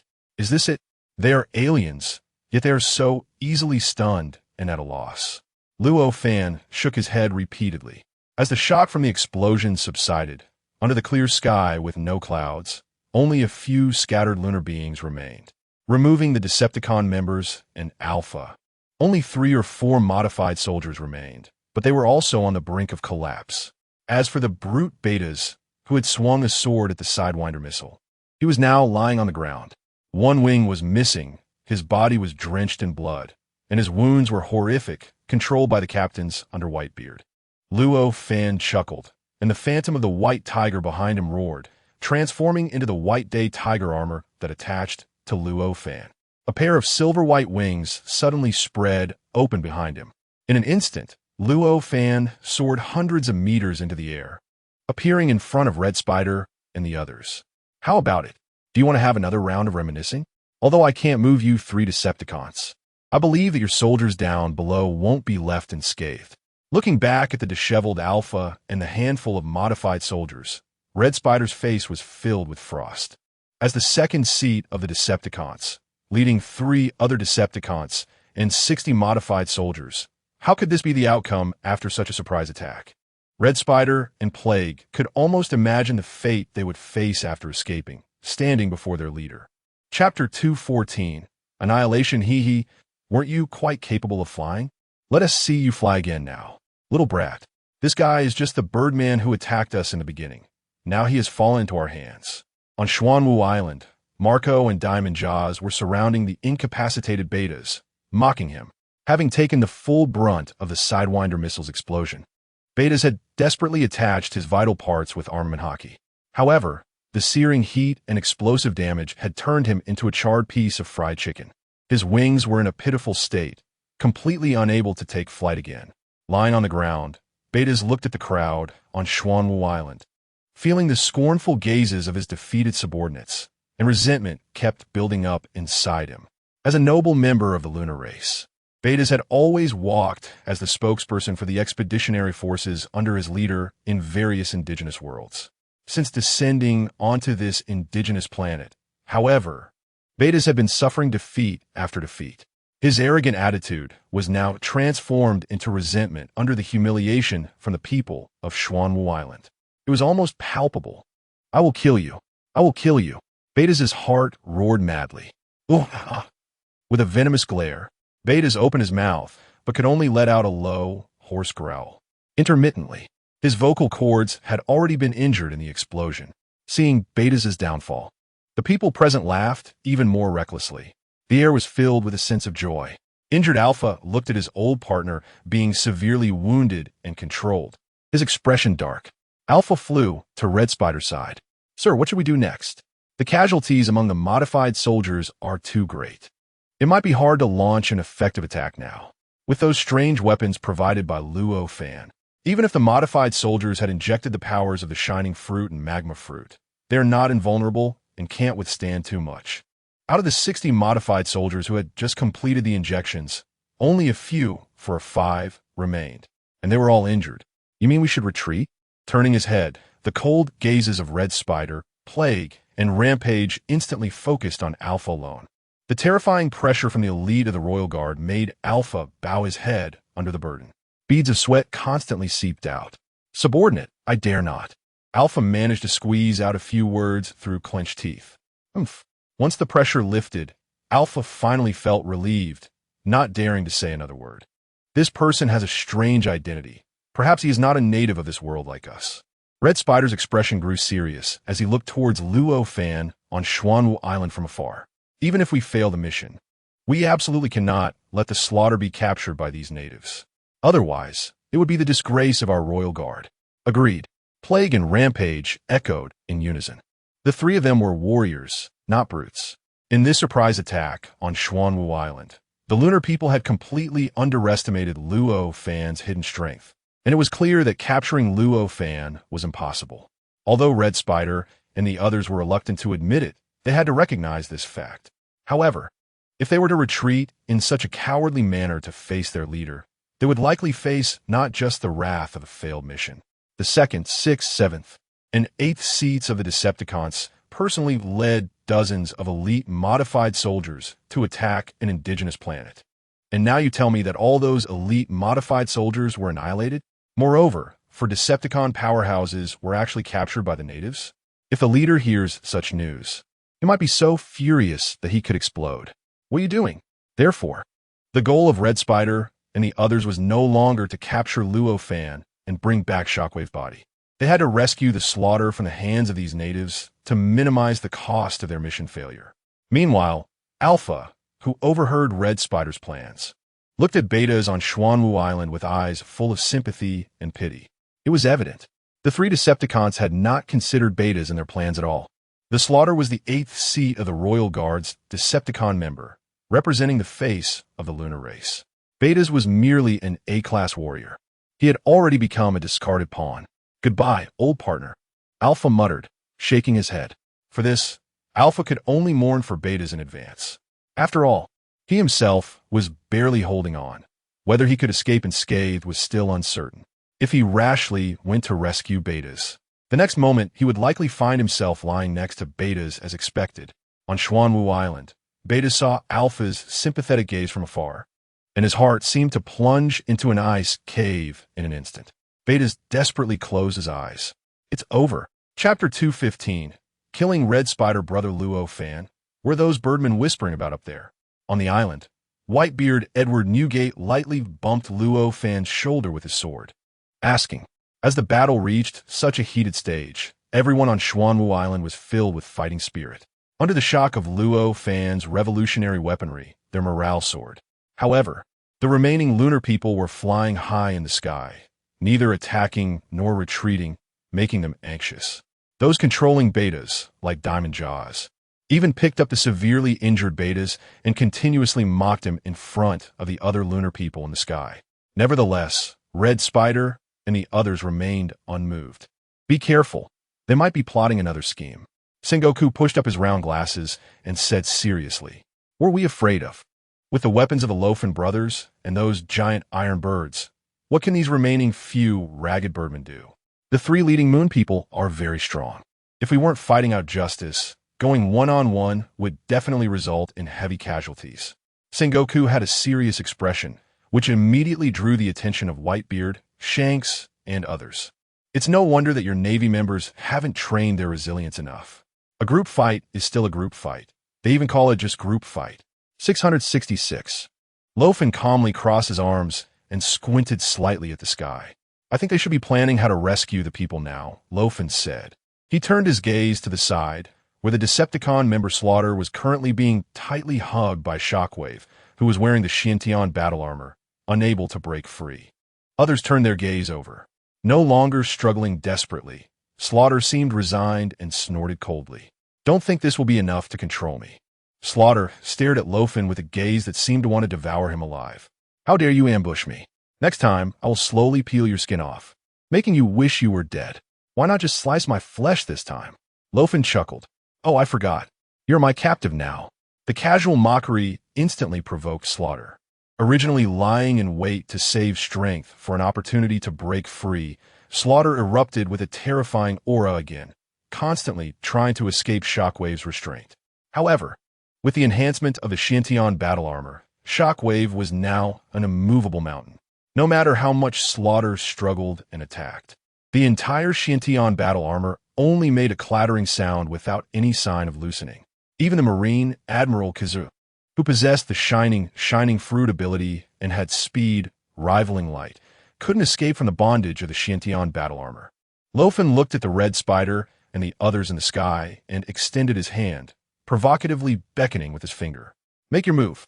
The Red Spider exuded murderous intent, wielding her long whip, and as her wings fluttered, a blood-colored poisonous mist spread with the wind. The poisonous mist was like a red serpent, continuously extending from the air to the ground of the Xuanwu Island. Plague and Gale also dove down from 2 other directions, their speed almost impossible to catch. Alpha led the remaining modified soldiers, using the residual abilities of the Shining Fruit and the Magma Fruit to harass Xuanwu Island from the air. Laser beams shot through the air. Magma fireballs rolled down. Facing the thunderous assault from the Moon People again, the strong individuals on Xuanwu Island raised their weapons once more. Another round of dense gunfire erupted. Amidst the hail of bullets, the three Decepticon members continuously advanced. The Red Spider's blood-colored poisonous mist was unbearable for ordinary strong individuals. Even those with shallow levels of armament haki could be corroded by the poisonous mist. Therefore, the Red Spider, who was the first to reach the ground, forced back a group of strong individuals around her, and her long whip lashed out like a sharp spike aimed directly at Luo Fan's throat. "Luo Fan, be careful." Shanks swung his famous sword griffin, intercepting the Red Spider's whip attack with a sword aura. In the next second, a yellow flash appeared. The Red Spider, who had changed positions at the speed of light, suddenly appeared in front of Luo Fan. The sharp heel of her high-heeled shoes sliced through the air, heading straight for Luo Fan's neck.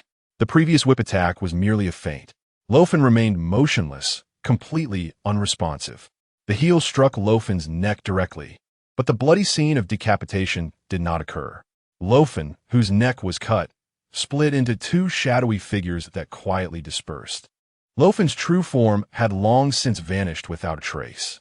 What stood in place was merely a lingering image. Whoosh! The sound of wind whistled past Luo Fan's ear as the Red Spider kicked backward without looking. The leg kicked high behind her, and the sharp heel once again drew a visible arc. The upward attack method appeared devious and insidious. Sparks flew. The armament haki-covered arm directly blocked the Red Spider's subsequent attack. What a ruthless woman. Luo Fan smacked his lips as he appeared behind the Red Spider. Chapter 216. Hard to believe he. Do you want to touch my foot? The Red Spider smiled provocatively, twisting her alluring body to strike down again. With the awakened observation haki, Luo Fan had already sensed the angle of the Red Spider's attack and took a step back. The sharp heel, accompanied by a sound of breaking air, fell directly in front of Luo Fan. Boom! The solid ground was instantly cracked with terrifying shockwaves by the Red Spider's strike. Although the Red Spider's words were frivolous, her actions showed no mercy. After all, she was just a vicious spider. "I'm not interested in your feet at all." Luo Fan rolled his eyes in disbelief. "What a pity. I'm very interested in your body." The Red Spider extended her tongue and licked her sexy, fiery red lips. With sultry eyes, she retracted her thorn-like long whip. Crack! The long whip struck the ground violently, instantly splattering layers of blood-colored poisonous mist. The Red Spider raised her hand and waved the long whip, swirling the poisonous mist in all directions.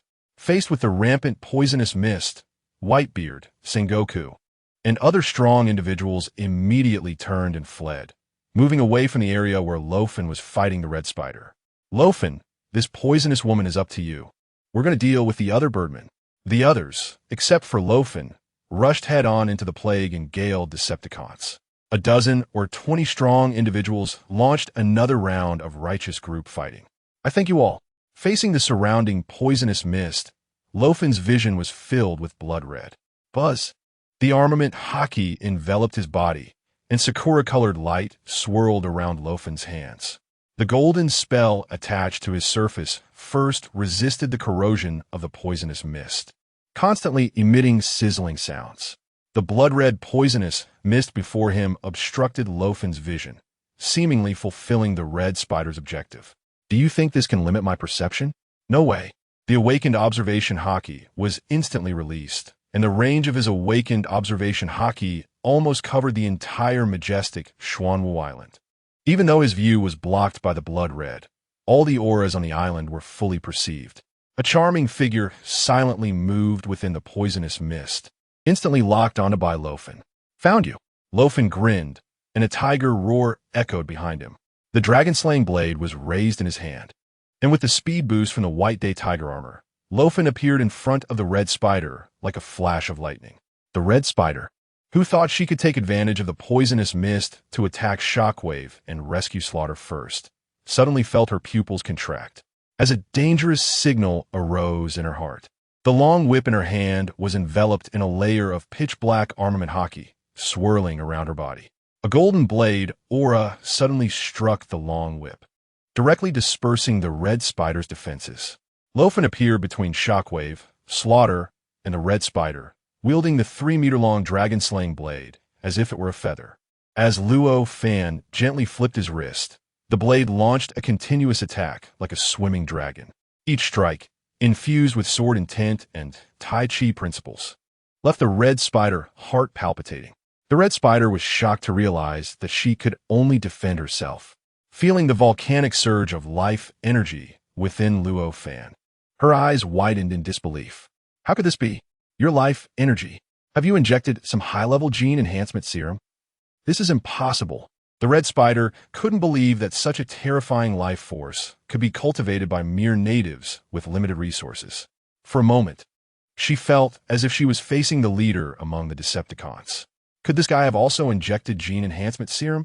But he isn't even a moon person. Is there a treasure on this planet that has the same effect as high-level gene enhancement serum? The more the red spider thought about it, the more chaotic her mind became. The series of shocks brought by Luo Fan had already made her question her own life. Is this really the realm that a native planet can cultivate? In the next moment, Luo Fan's response instantly broke her defenses. Oh, Luo Fan said, blocking the red spider's whip kick with his knife, raising an eyebrow. You actually figured it out? I did inject a high-level gene enhancement serum, and it's clearly marked as belonging to your moon people. Saying this, Luo Fan opened his hand, and a mid-level gene enhancement serum appeared in an instant. How is this possible? That's not our gene enhancement serum. How could this native have it? As the highest technological secret of the moon people appeared in Luo Fan's hand, both the red spider and the other moon people were wide-eyed with shock. No wonder a mere native planet could cause so many obstacles for the expeditionary force. No wonder this native actually has the strength to contend with the Decepticons. It turns out the other side has obtained gene enhancement serum. We have a traitor among us. A terrifying realization surfaced in the minds of the red spider and the others. Chapter 217, Combination Skill Chapter 81, Ding Dong. Congratulations to the host for obtaining 1103 shock value. Ding Dong. Congratulations to the host for obtaining 929 shock value. Ding Dong. Congratulations to the host for obtaining 1045 shock value. Congratulations to the host. In an instant, several system prompt sounds echoed in Luo Fan's mind. He couldn't help but chuckle. It seemed that his bluffing had truly shocked the red spider and her companions to the core. This was the first time he received over 1,000 shock value individually. After witnessing Luo Fan take out the mid-level gene enhancement serum, the hearts of the red spider and her fellow moon people were already tumultuous. In response, Luo Fan decided to add fuel to the fire. Do you think your gene enhancement serum is some rare item? Only that fool Doflamingo thinks that by obtaining your gene enhancement serum, he can defeat me and become the king of the world. Every strong person here has already injected mid-level gene enhancement serum. This is impossible, the plague shouted angrily. The violent magma collided with the shockwave of the Buddha-like embodiment of the warring states, and using the reaction force of the impact, the plague dodged the attacks of the other marine admirals. Then, the plague, possessing perception abilities, fully unleashed his powers, scanning the marines and Whitebeard present.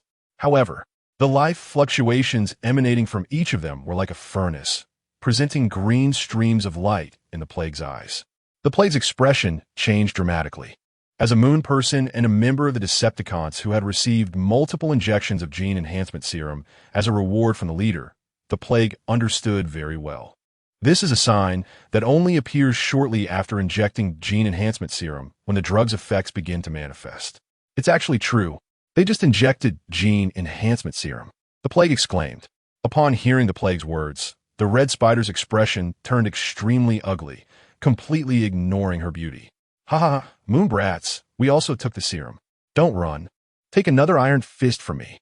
Carp and other strong individuals shouted as they once again dragged the plague and the rampage down from the air, mixing it all together in a chaotic battle. As for the group of moon people, they were almost in disarray. What the fuck? The gene enhancement serum has always been a product of the leader's controlled research department. Even the soldiers of the expeditionary force couldn't easily obtain mid-level gene enhancement serum from a leader. But so many natives have actually managed to inject mid-level gene enhancement serum. What does this prove? Could it be that the leader is the traitor? Is the world going mad? How could you possibly obtain so much gene enhancement serum? The red spider questioned sharply. Guess, Luo Fan replied mysteriously with a smile, not answering the question further. The white tiger's wings suddenly spread from behind, and the whirlwind immediately blew away the blood-red poison mist released by the red spider. Damn it, stop worrying about whether they really injected gene serum. Just save me. The slaughter, who had been restrained by the shockwave the whole time, yelled angrily from the side. Stimulated by the slaughter's voice, the red spider, still shaken, quickly calmed down. No matter how Luo Fan and these natives obtained the gene enhancement serum, the priority was to rescue the slaughter successfully. As long as this matter was reported to the leader, it would be impossible not to catch the traitor. Perhaps they could even offset the consequences of this mission's failure. With this in mind, the red spider waved her long whip again. The blood-red poison mist, under her manipulation, continuously compressed and condensed into slender red spikes. The poison spikes, the thickness of a hair, faintly glowed red. Go! The red spider flicked her delicate hand. Countless slender poison spikes immediately shot through the air towards Luo Fan and the shockwave. Luo Fan focused on the densely packed, hair-thin poison spikes in front of him, his eyes bursting with a terrifying aura. Armed color hockey erupted, condensing into a dome-shaped defense shield in front of Luo Fan. The poison spikes continuously pierced into the defense shield formed by the armed color hockey, gradually wearing it down. As for the shockwave, clad in Xiantian battle armor and holding the slaughter, he directly endured the poison spikes, with the armor making constant clanging sounds. If it were a game interface, damage indicators of -1 to 1 would definitely be popping up above the shockwave's head. The long whip coiled around the shockwave and the slaughter, and the red spider shouted, trying to use the strength of the whip to lift the two into the air and separate them. In the next moment, however, they didn't budge an inch. What is this shell so hard? The red spider was speechless. Seeing this, the plague and rampage unleashed their strongest combat power, pushing away the surrounding strong individuals. The two spread their wings and soared into the air. As the 6th and 7th seat members of the Decepticons, the plague and rampage's weapons simultaneously gathered armed color hockey. Thunder rumbled. Divine might. The two simultaneously swung their weapons down. The entangled sword energy and hockey wreaked havoc, forming a thick python amidst the terrifying explosion. The giant python opened its bloody maw, its eyes shining brightly, charging straight from the sky towards the back of the shockwave. It was the combined technique of two Decepticons. Chapter 218, unable to defend against the deadly combination technique of Plague and Gale. Its terrifying power far surpassed the previous combination technique of Kaido and Charlotte Lin, dominance of the sea. The brutal impact made everyone on Xuanwu Island feel a chill run down their spines. In a desperate attempt to break the defense of the Xiantian martial armor on a shockwave, Plague and the others even disregarded the fact that Carnage was still bound by the shockwave. You bastards! Carnage's eyes widened. Under such a powerful combined technique, even if they could break through the armor on a shockwave, it was likely that Carnage would still end up losing a layer of skin. Although Carnage understood that there was no better way to save himself, he still had countless curses he wanted to shout at his teammates. Boom! The colossal python formed by the two terrifying attacks descended from the sky in an instant. Its bloody maw quickly covered the area around the shockwave and Carnage. The dreadful shockwave surged out in all directions. Those like Whitebeard who were far from the combined technique's attack range crossed their arms to shield themselves, while Red Spider's long legs stomped the ground and leaped into the air. Luo Fan, on the other hand, turned the blade of the Dragon Slayer directly downwards. The five-clawed golden dragon engraved on the Dragon Slayer glowed with a red light, seemingly emitting a series of clear dragon roars. Luo Fan fiercely plunged the blade of the Dragon Slayer deep into the ground, using it to withstand the impact of the combination technique from Plague and Gale. The sword energy and the overwhelming aura entwined around the giant python surged towards Luo Fan, causing sparks to erupt from the white day tiger armor he wore. Yet, Luo Fan remained unmoved. Red Spider saw that Luo Fan's Dragon Slayer was deeply embedded in the ground and realized it was a perfect opportunity to attack. With a whip, blood mist began to spread with the twisting of the long whip. Another blood snake formed from toxic mist appeared behind Red Spider. Golden laser beams flickered beneath Red Spider's feet. Red Spider suddenly kicked out 2 whip kicks at the Luo Fan on the ground. The ability factor of the shining fruit was activated. The laser light vanished in an instant. The others on Xuanwu Island immediately raised their firearms and aimed at Red Spider, pulling the trigger. However, the metal bullets lost their effect in front of the laser beams, instantly melting away under the intense heat. Whitebeard Edward Newgate roared, "You little bastard! If you want to sneak attack my brother Luo Fan, you have to get past me first." Whitebeard tore at the empty space in front of him with both hands. The terrifying power of the tremor fruit shattered the space. The expanding cracks in the space blocked the laser beams aimed at Luo Fan. Whitebeard swung his Tsong Yin Qie again, unleashing his armed color hockey, which condensed into arcs of black light that shot up into the sky. Following closely behind Whitebeard were his division commanders. Marco, transformed into a phoenix and bathed in blue flames, flew directly towards Red Spider in the air. The others swung their long swords, unleashing sword energies that soared upwards. A massive block of ice condensed into a hand, crashing down from the sky. Unmistakably the action of Marine Admiral Akiji. Faced with the multiple attacks, Red Spider snorted coldly. The gigantic serpent formed from the blood-red toxic mist twisted its body to directly smash through Akiji's ice hand, its tail striking Marco, who had transformed into a phoenix. The toxic mist and flames burned, and Marco cried out in pain, immediately sent flying back. Although he was one of the few devil fruit users with flying abilities among those present, his strength was simply not enough. Against Red Spider, who held the second position among the Decepticons, Marco was completely overwhelmed. As for Kaido, who had eaten the fish fruit, Mythical Zoan Azure Dragon form, he could also fly and had considerable strength. However, due to the unfortunate failure of his only gene enhancement injection before the battle, he was in a weakened state and dared not even participate in the fight. At this moment, Kaido was being pulled away by Yamato to a location farther from the battlefield. After all, Kaido had been weakened to the point where even Yamato could defeat him, let alone in such a fierce battle on Xuanwu Island. If he were accidentally hit by a shockwave, the mighty beast Kaido would be forced to become the only high-level combatant to die in battle. In the sky above, Red Spider, provoked by everyone, was filled with murderous intent. A bunch of ants get lost. With no one able to balance Red Spider's power, he swung his long whip towards the crowd. The blood-red giant serpent that had been coiling above now surged towards Xuanwu Island. Facing Red Spider's blood-colored toxic mist attack, Sengoku, Akiji, Carp, Fujitora, Whitebeard, and Shanks, the strongest fighters in this world, led the charge at the front. The overwhelming aura surged out from these powerful beings. Boom! The sound roared like thunder. The combined attack of a dozen powerful fighters stirred up a terrifying storm of flames.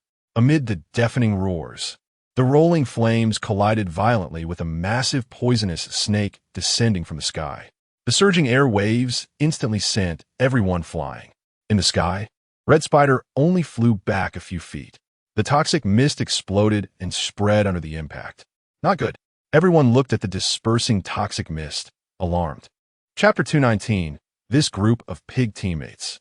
The blood-red toxic mist spread rapidly around after the explosion.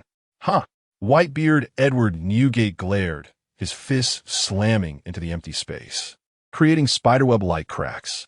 A large area of shattered space immediately swallowed the toxic mist. Even so, more toxic mist still crossed the boundary of the tremor fruit's ability.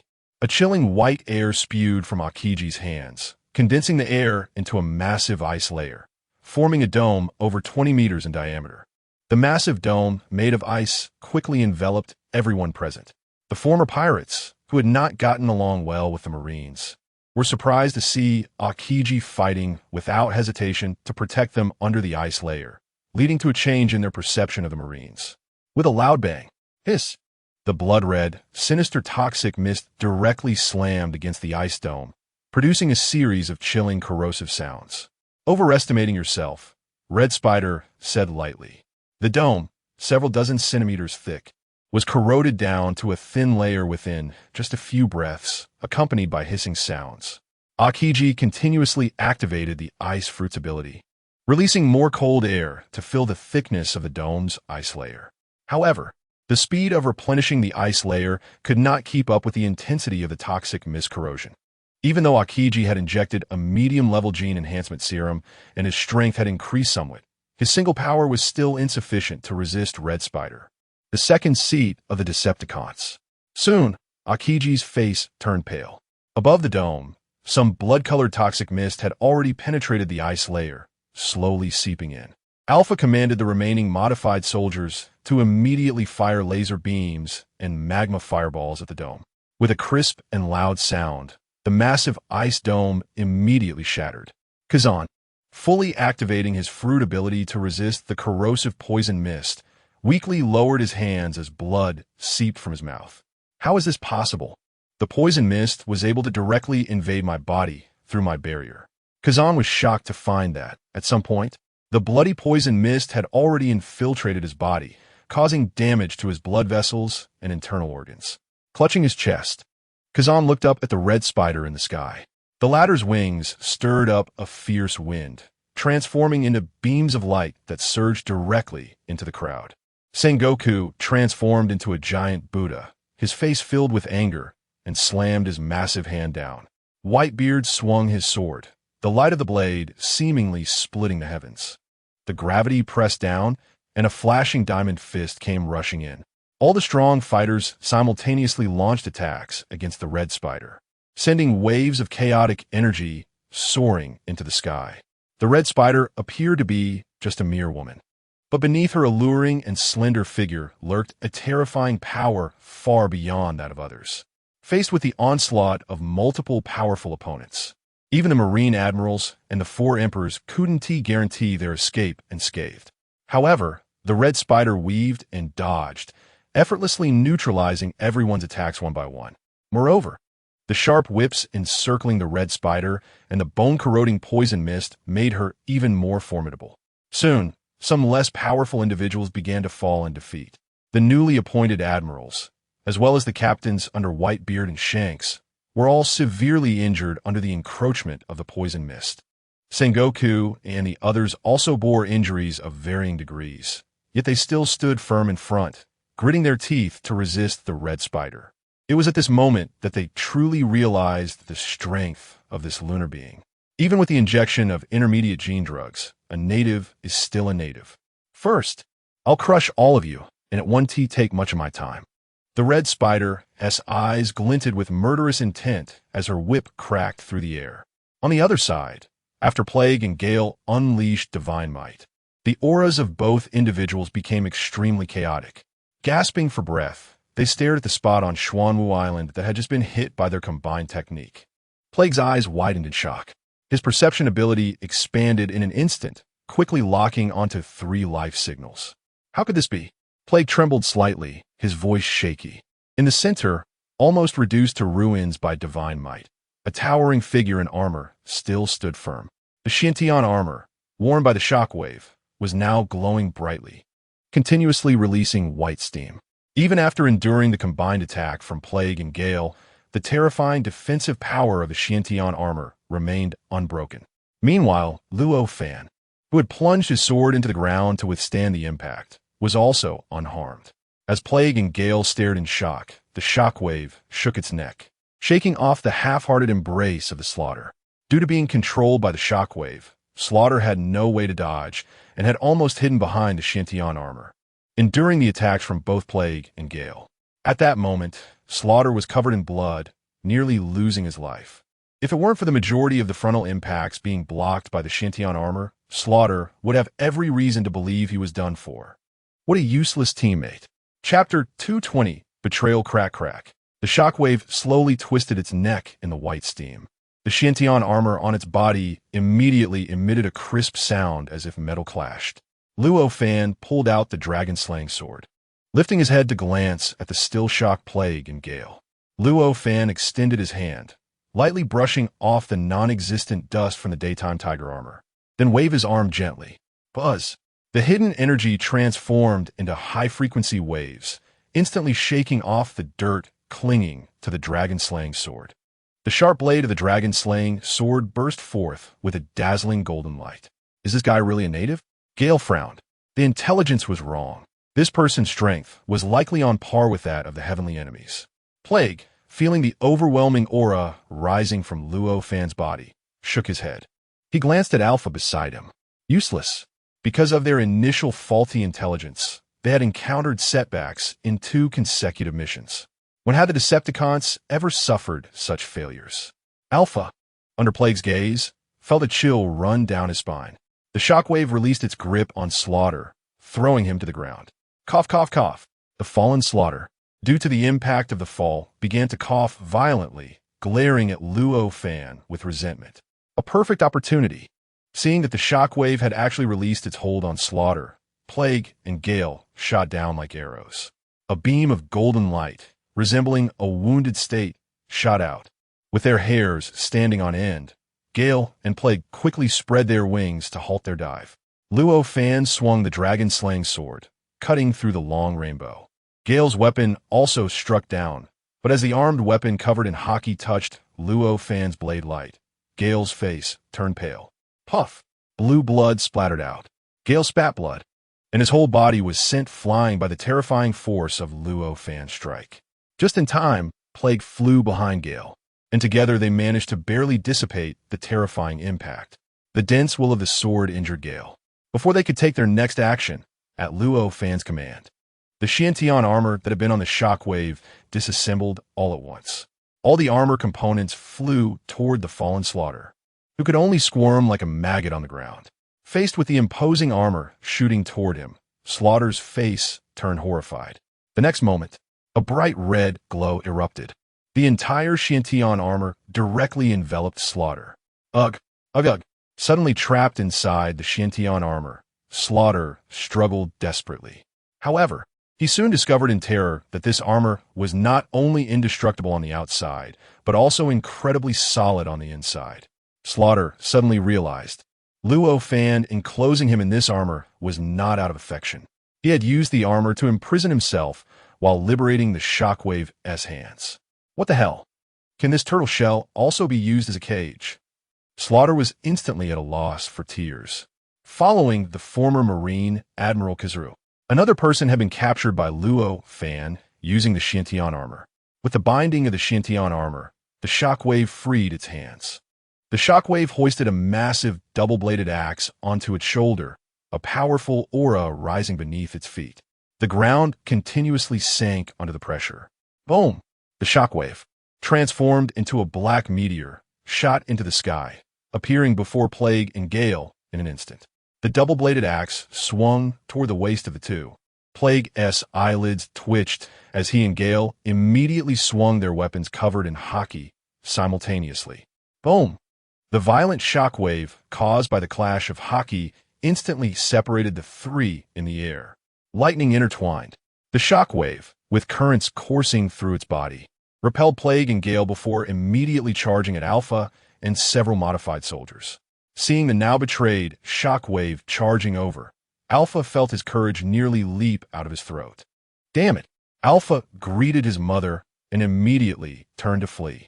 Facing the third seat of the Decepticon charge, it was terrifyingly comparable to confronting a pure-hearted young boy like Jack. Fully aware that he was no match for Shockwave's axe, Alpha decisively abandoned the remaining modified soldiers. Behind him, several modified soldiers who had survived the missile bombardment from the Raptors were instantly cut down by Shockwave like vegetables. Shockwave, how dare you attack your own? The furious red spider scolded. However, Shockwave remained expressionless and continued his assault with the double-bladed axe. His soul's reaction had essentially dissipated, and now his moving body was merely a puppet. The Plague was horrified. It must be that native's doing. The red spider, empowered by the poisonous mist to battle numerous strong opponents, saw Shockwave, who had already removed his Xiantian battle armor, eliminate the remaining modified soldiers and immediately spread out his jade hand. The poison condensed in the palm was compressed into a bead, ready to shoot toward Shockwave's back. A silver light flashed before the red spider's eyes. Hey, look here. Chapter 221. Successful expulsion. Hey, look here. The voice that reached the red spider's ears was very faint, yet struck like thunder against her heart. The palm, which had been highly compressed to attack Shockwave, was instead shot towards the forehead of the figure before her in the blink of an eye. Whoosh! The blood-red bead flew through the air. Levon, appearing before the red spider, extended his right hand to block it. His armored palm gripped tightly, and Levon directly caught the bead filled with countless poisonous mists in his palm. With a crisp crack, Levon's hand crushed the poison bead. Instantly, countless blood-red, poisonous mists spread out, enveloping Levon within. Fool! The red spider sneered coldly. Her delicate fingers flicked, and the poisonous mist wrapping around Levon immediately transformed into a dense net under her control, continuously tightening. Brother Levon, be careful. The people on the island were shocked and nervously shouted. Before they could rush to help, the gathering poisonous mist exploded once again. A silver hand reached out from the blood-red mist. The red spider's expression turned icy as she immediately retreated. However, that shimmering silver hand lunged forward, reaching for the red spider's neck. Get away! The red spider gritted her teeth. With her right hand holding a long whip and her left hand tightly gripping the laser-formed cross sword, she fiercely struck forward. The silver hand first spread its fingers to block the cross sword slash, casually grabbing hold of the swinging whip. Levon's figure appeared in front of the red spider. Following his arm, the enormous phantom of the Beast King White Tiger overshadowed Levon, who was clad in the day tiger armor. The king emblem on the white tiger's forehead flickered with black brilliance. Although his entire body radiated light, it still exuded a domineering aura that looked down upon the world. Feeling the invisible pressure from the divine beast, the red spider felt her powerful heart skip a beat. Emerging unscathed from the blood-red, poisonous mist, Levon now revealed a handsome face, wearing a meaningful smile as he looked at the red spider. That leisurely and composed demeanor made the red spider, as the second seat of the Decepticons, feel nothing but humiliation and anger. The dissipating blood-red, poisonous mist, controlled by the red spider, once again surrounded the two. A whip kick from the red spider could almost tear the sky apart, but Levon dodged it. A powerful force came from the tightly held whip. In front of the red spider and the others, Levon took a deep breath and inhaled some of the surrounding poisonous mist into his nostrils. Then, Levon exhaled a long breath. TSK, this poison isn't that great. It doesn't feel very satisfying to smoke. Levon reflected on the flavor of the mist and gave his evaluation. Clang! Clang! The sound of countless jaws dropping to the ground echoed. Congratulations, host, you have gained 659 shock points. Congratulations, host, you have gained 644 shock points. Congratulations, host, you have gained 723 shock points. Congratulations, host, you have gained. For a moment, it was dead silent. Everyone was stunned into statues with their mouths agape at Levon's direct and violent actions, especially those like Qingji, who had just been injured by the red spider's poisonous mist attack, felt deeply hurt inside. Why can you smoke this poison like a cigar, you soulless being?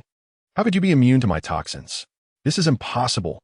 The red spider shook her head in disbelief, having forgotten how many times she had uttered the words impossible. Even the Decepticons' leader, the Sky Predator, did not dare to withstand the poisonous mist for long in his duel with the red spider. Yet, Levon before her directly treated her proud toxins as if they were cigar smoke, inhaling them into his body without any ill effects. If you keep this up, they will really get angry. You think there are still many impossible things? Levon chuckled. If it were earlier, Levon indeed wouldn't have dared to risk his life to inhale the red spider's highly corrosive poisonous mist. However, on the systems panel, a green emblem of a little person with hands on hips was now displayed on Levon's status bar. Antidote. World Weary Novel Transfer Station 937929266. World Weary Novel Transfer Station 193792926666. Shock points. Duration 20 minutes. After use, the host will be immune to all toxins. Hee. This small feature is really good. The red spider would never have thought that her proud and terrifying toxins could be neutralized for just 10 000 shock points in front of Levon's system. 20 minutes was enough for Levon to showcase his prowess. Moreover, during the time he had just been trapped and slaughtered, Levon had already completed a small phase of his task. S-Class task, Decepticon Invasion. Decepticon members have infiltrated the Xuanwu Island. The host must immediately expel and capture the invading enemies. If the expulsion task is successful, the host will receive World Weary Novel Transfer Station 937929266, World Weary Novel Transfer Station 1937929266, shock points, 1,200 respect points, and 10 chances from all draws. Successfully capturing one Decepticon will earn an additional high-grade gene Enhancement Potion 1, Random Epic Skill 1, and capture rewards will increase with the number of captures. Currently completed 1. Chapter 222. Not retiring? As long as all the Moonman forces invading Xuanwu Island are expelled, Levon would receive extremely generous rewards, especially the staggering 1 billion shock points and 10 consecutive maul draws, which almost dazzled Levon's eyes. The system has really become more adept at hitting the host's sweet spot after the update. Tempting. Besides the final task completion rewards, the small phase rewards were equally enticing. If I could capture all 4 Decepticons, I would not only obtain 4 epic skills. You can summon 4 more servants with the Death God. This is a huge profit. Luo Fan looked at the 3 members of the Red Spider with increasingly eager eyes. The burning gaze made the Red Spider feel extremely displeased. Plague and Gale flew beside the Red Spider, and the 3 of them stood ready, their auras rising as if facing a great enemy. As for Alpha, he was still being relentlessly pursued by the Shockwave, wielding a double-bladed axe. His wings were so frightened that they shed feathers. Thank you all for your hard work. I'll take it from here. Luo Fan turned to nod at the already injured group and said, "We still have the strength to fight." In the Navy, Sengoku bellowed in his huge body. In the recent battle with the Red Spider, Sengoku, transformed into a giant Buddha, had become the most conspicuous target on the battlefield, absorbing most of the Red Spider's toxic attacks. At this moment, his golden massive body shone dimly, flickering like Morse code. Behind Sengoku, other injured Navy generals, such as Akiji and T-Pig, also stood up. As members of the Navy, we will never be guarded from behind. Otherwise, we would be dishonoring this uniform and the soldiers who have fallen. Akiji replied decisively. The Shockwave's attack on the World Government Headquarters and the chaos caused by the Decepticons lurking on Xuanwu Island had already inflicted heavy casualties on the Navy. As the Army maintaining world order and maritime peace, they could not tolerate being protected by Luo Fan from behind, instead of personally driving away their enemies and invaders. We will never retreat. Never retreat. The Navy on the island raised their weapons high, filled with fighting spirit. The will of blood and fire continuously rose above Xuanwu Island. Seeing the Navy's determined and furious expressions, Luo Fan nodded slightly. Although there have been various frictions with the Navy and the world government due to the celestial dragons, it must be said that the rebuilt Navy was truly capable of bearing the 2 great justices behind them. However, Gwahaha, although I greatly appreciate your righteousness, it's not the time to show off. Whitebeard laughed heartily, bumping Sengoku with his shoulder. Let's leave these 3 birdmen to Luo Fan. Our interference will only cause more trouble for him. Whitebeard's words immediately silenced the Navy. The words may be rough, but they are not unreasonable. The battle between the 3 Decepticons and Luo Fan had already surpassed their realm. If the Navy recklessly intervened, they might not only fail to contain the 3 Moon people, but also tire Luo Fan and hinder him. Everyone is already injured, so let's not be reckless. Let's leave it to Luo Fan to take revenge and give those birdmen a good beating. Yes. Maybe there will be a chance for us to throw a few punches and stab them later. The former pirates all chimed in, comforting the Navy by putting their arms around their shoulders. Compared to the Navy, they could be a bit more shameless and carefree. Damn it. Although Sengoku was dissatisfied, he had no choice. Rest assured, I promise to avenge you all. Luo Fan, I will support you from the rear, Fujitora said solemnly. So will we. Now, in the eyes of the Navy, Luo Fan was no longer the ruthless world destroyer he once was. If it weren't for this young monster, The world would probably not only be destroyed by the celestial dragons, but also be enslaved by the moon people. Luo Fan smiled slightly. Then thank you all. I will leave one moon person for you to execute. Luo Fan left a promise, then shot into the sky with his knife. Only a shadow remained in place. The fierce wind swept through, creating a visible tail stream. Luo Fan's attack immediately set off alarm bells in the hearts of the 3 red spider members. The red spider spread her arms, releasing a large amount of blood-red poisonous mist, attempting to obscure Luo Fan's vision. And the air surged inward, and Luo Fan, clad in the white day tiger armor, pierced through the mist like lightning. Damn it! Seeing that her toxins had no effect on Luo Fan, the red spider felt her confidence plummet. Cursing inwardly, she activated her shining fruit ability, gripping a cross light sword tightly. And a golden laser beam shot out from her chest. Whoosh! The golden laser beam grazed Luo Fan's cheek, sparking on the silver face armor. Chapter 223. Trample the White Day Tiger Armor, like the Xiantianwu armor, is the exclusive armor in the form of the divine beast White Tiger. The speed enhancement brought Luo Fan close to the terrifying speed of the shining fruit. Moreover, in the face of the awakened observation haki, Luo Fan had already anticipated the red spider's attack. Watching her attacks being easily neutralized by Luo Fan, the red spider appeared quite surprised. She understood that this was only attainable when the mind-eye, or observation haki, was cultivated to the highest level. Due to the Moon People's emphasis on technology and genetic training methods, very few could cultivate the mind-eye to this extent. As the second seat of the Decepticons, the red spider could only sense events related to herself 1 second in advance through the mind-eye. However, facing Luo Fan, she found that this mere second of foresight was almost useless. The opponent's mind-eye was on a higher level. Whoosh! The long chains in Plague's hands transformed into boiling dark red magma, with a massive scythe at the other end covered in black. Plague swung the chain scythe, covered in armament haki and magma, creating a whirlwind of magma and air in the sky. The storm descended. Plague shouted fiercely, and the chain scythe was instantly hurled toward Luo Fan. The roaring giant tornado seemed ready to engulf Luo Fan. Gale followed closely behind. The golden laser flashed. Haki was unleashed. A series of lightspeed kicks had already struck Luo Fan's chest. The people on Xuanwu Island held their breath, their hearts tightening as they watched the 3 Decepticons unleash their full firepower against Luo Fan. Facing the attacks of the 3 Decepticons head-on, Luo Fan felt an overwhelming urge to shout transform, Autobots, and charge at them. Gale's lightspeed kicks continuously struck his chest. The White Day Tiger armor instantly erupted with silver sparks. In an instant, Luo Fan's body had been hit by Gale's kicks hundreds or thousands of times.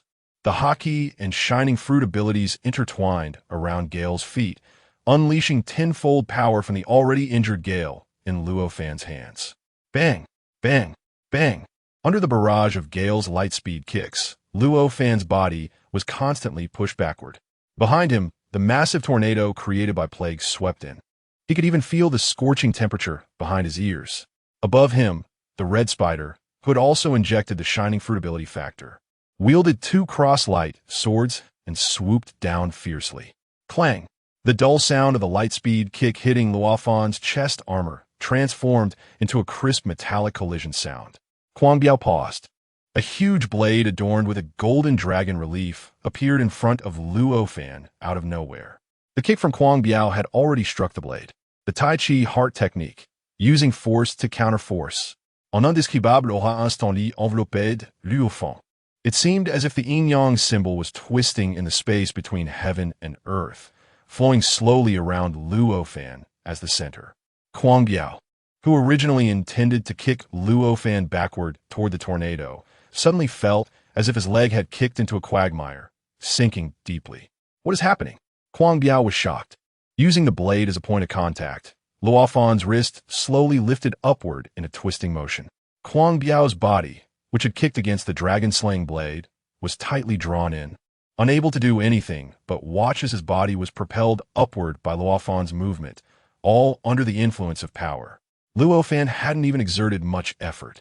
Such a subtle and light counterattack left the likes of Whitebeard and Red-haired in awe. Damn, brother Luo Fan is really a monster. The essence of this blade's intent is beyond what my sword can compare to. Shanks sighed from afar, stroking the hilt of his famous sword, Griffin. Once upon a time, although Luo Fan had the support of the swordswell in front of him, he still needed to imitate Shanks' sword techniques. Now, with the long knife in his hand, Luo Fan had already surpassed the peak of swordsmanship, leaving himself and other swordsmen in the dust. Kuang Biao, who faced Luo Fan directly, also felt the shock. The power in his legs was drawn away by Luo Fan, and his whole body was launched upward along with the upward thrust of the dragon-slaying blade. Before he could even adjust, suddenly, from above, like lightning, the red spider, who originally intended to stab Luo Fan with his sword, came crashing down. Faced with two crossed swords that were about to stab him, Kuang Biao immediately gritted his teeth, activating the power of the shiny fruit. Laser beams shot out in all directions, colliding with the crossed swords in Red Spider's hands. Red Spider also stopped in his tracks the moment he noticed Kuang Biao's obstruction. The two crossed swords, which were originally aimed at Luo Fan's head, avoided hitting their own teammate. "What are you doing?" Red Spider was furious. Kuang Biao felt a bit wronged. "That guy can neutralize my power. There's something strange about him. Does he not have enough strangeness? Don't let your guard down." Skillfully deflecting Kuang Biao's kick and Red Spider's sneak attack, the magma tornado behind Luo Fan was already within reach.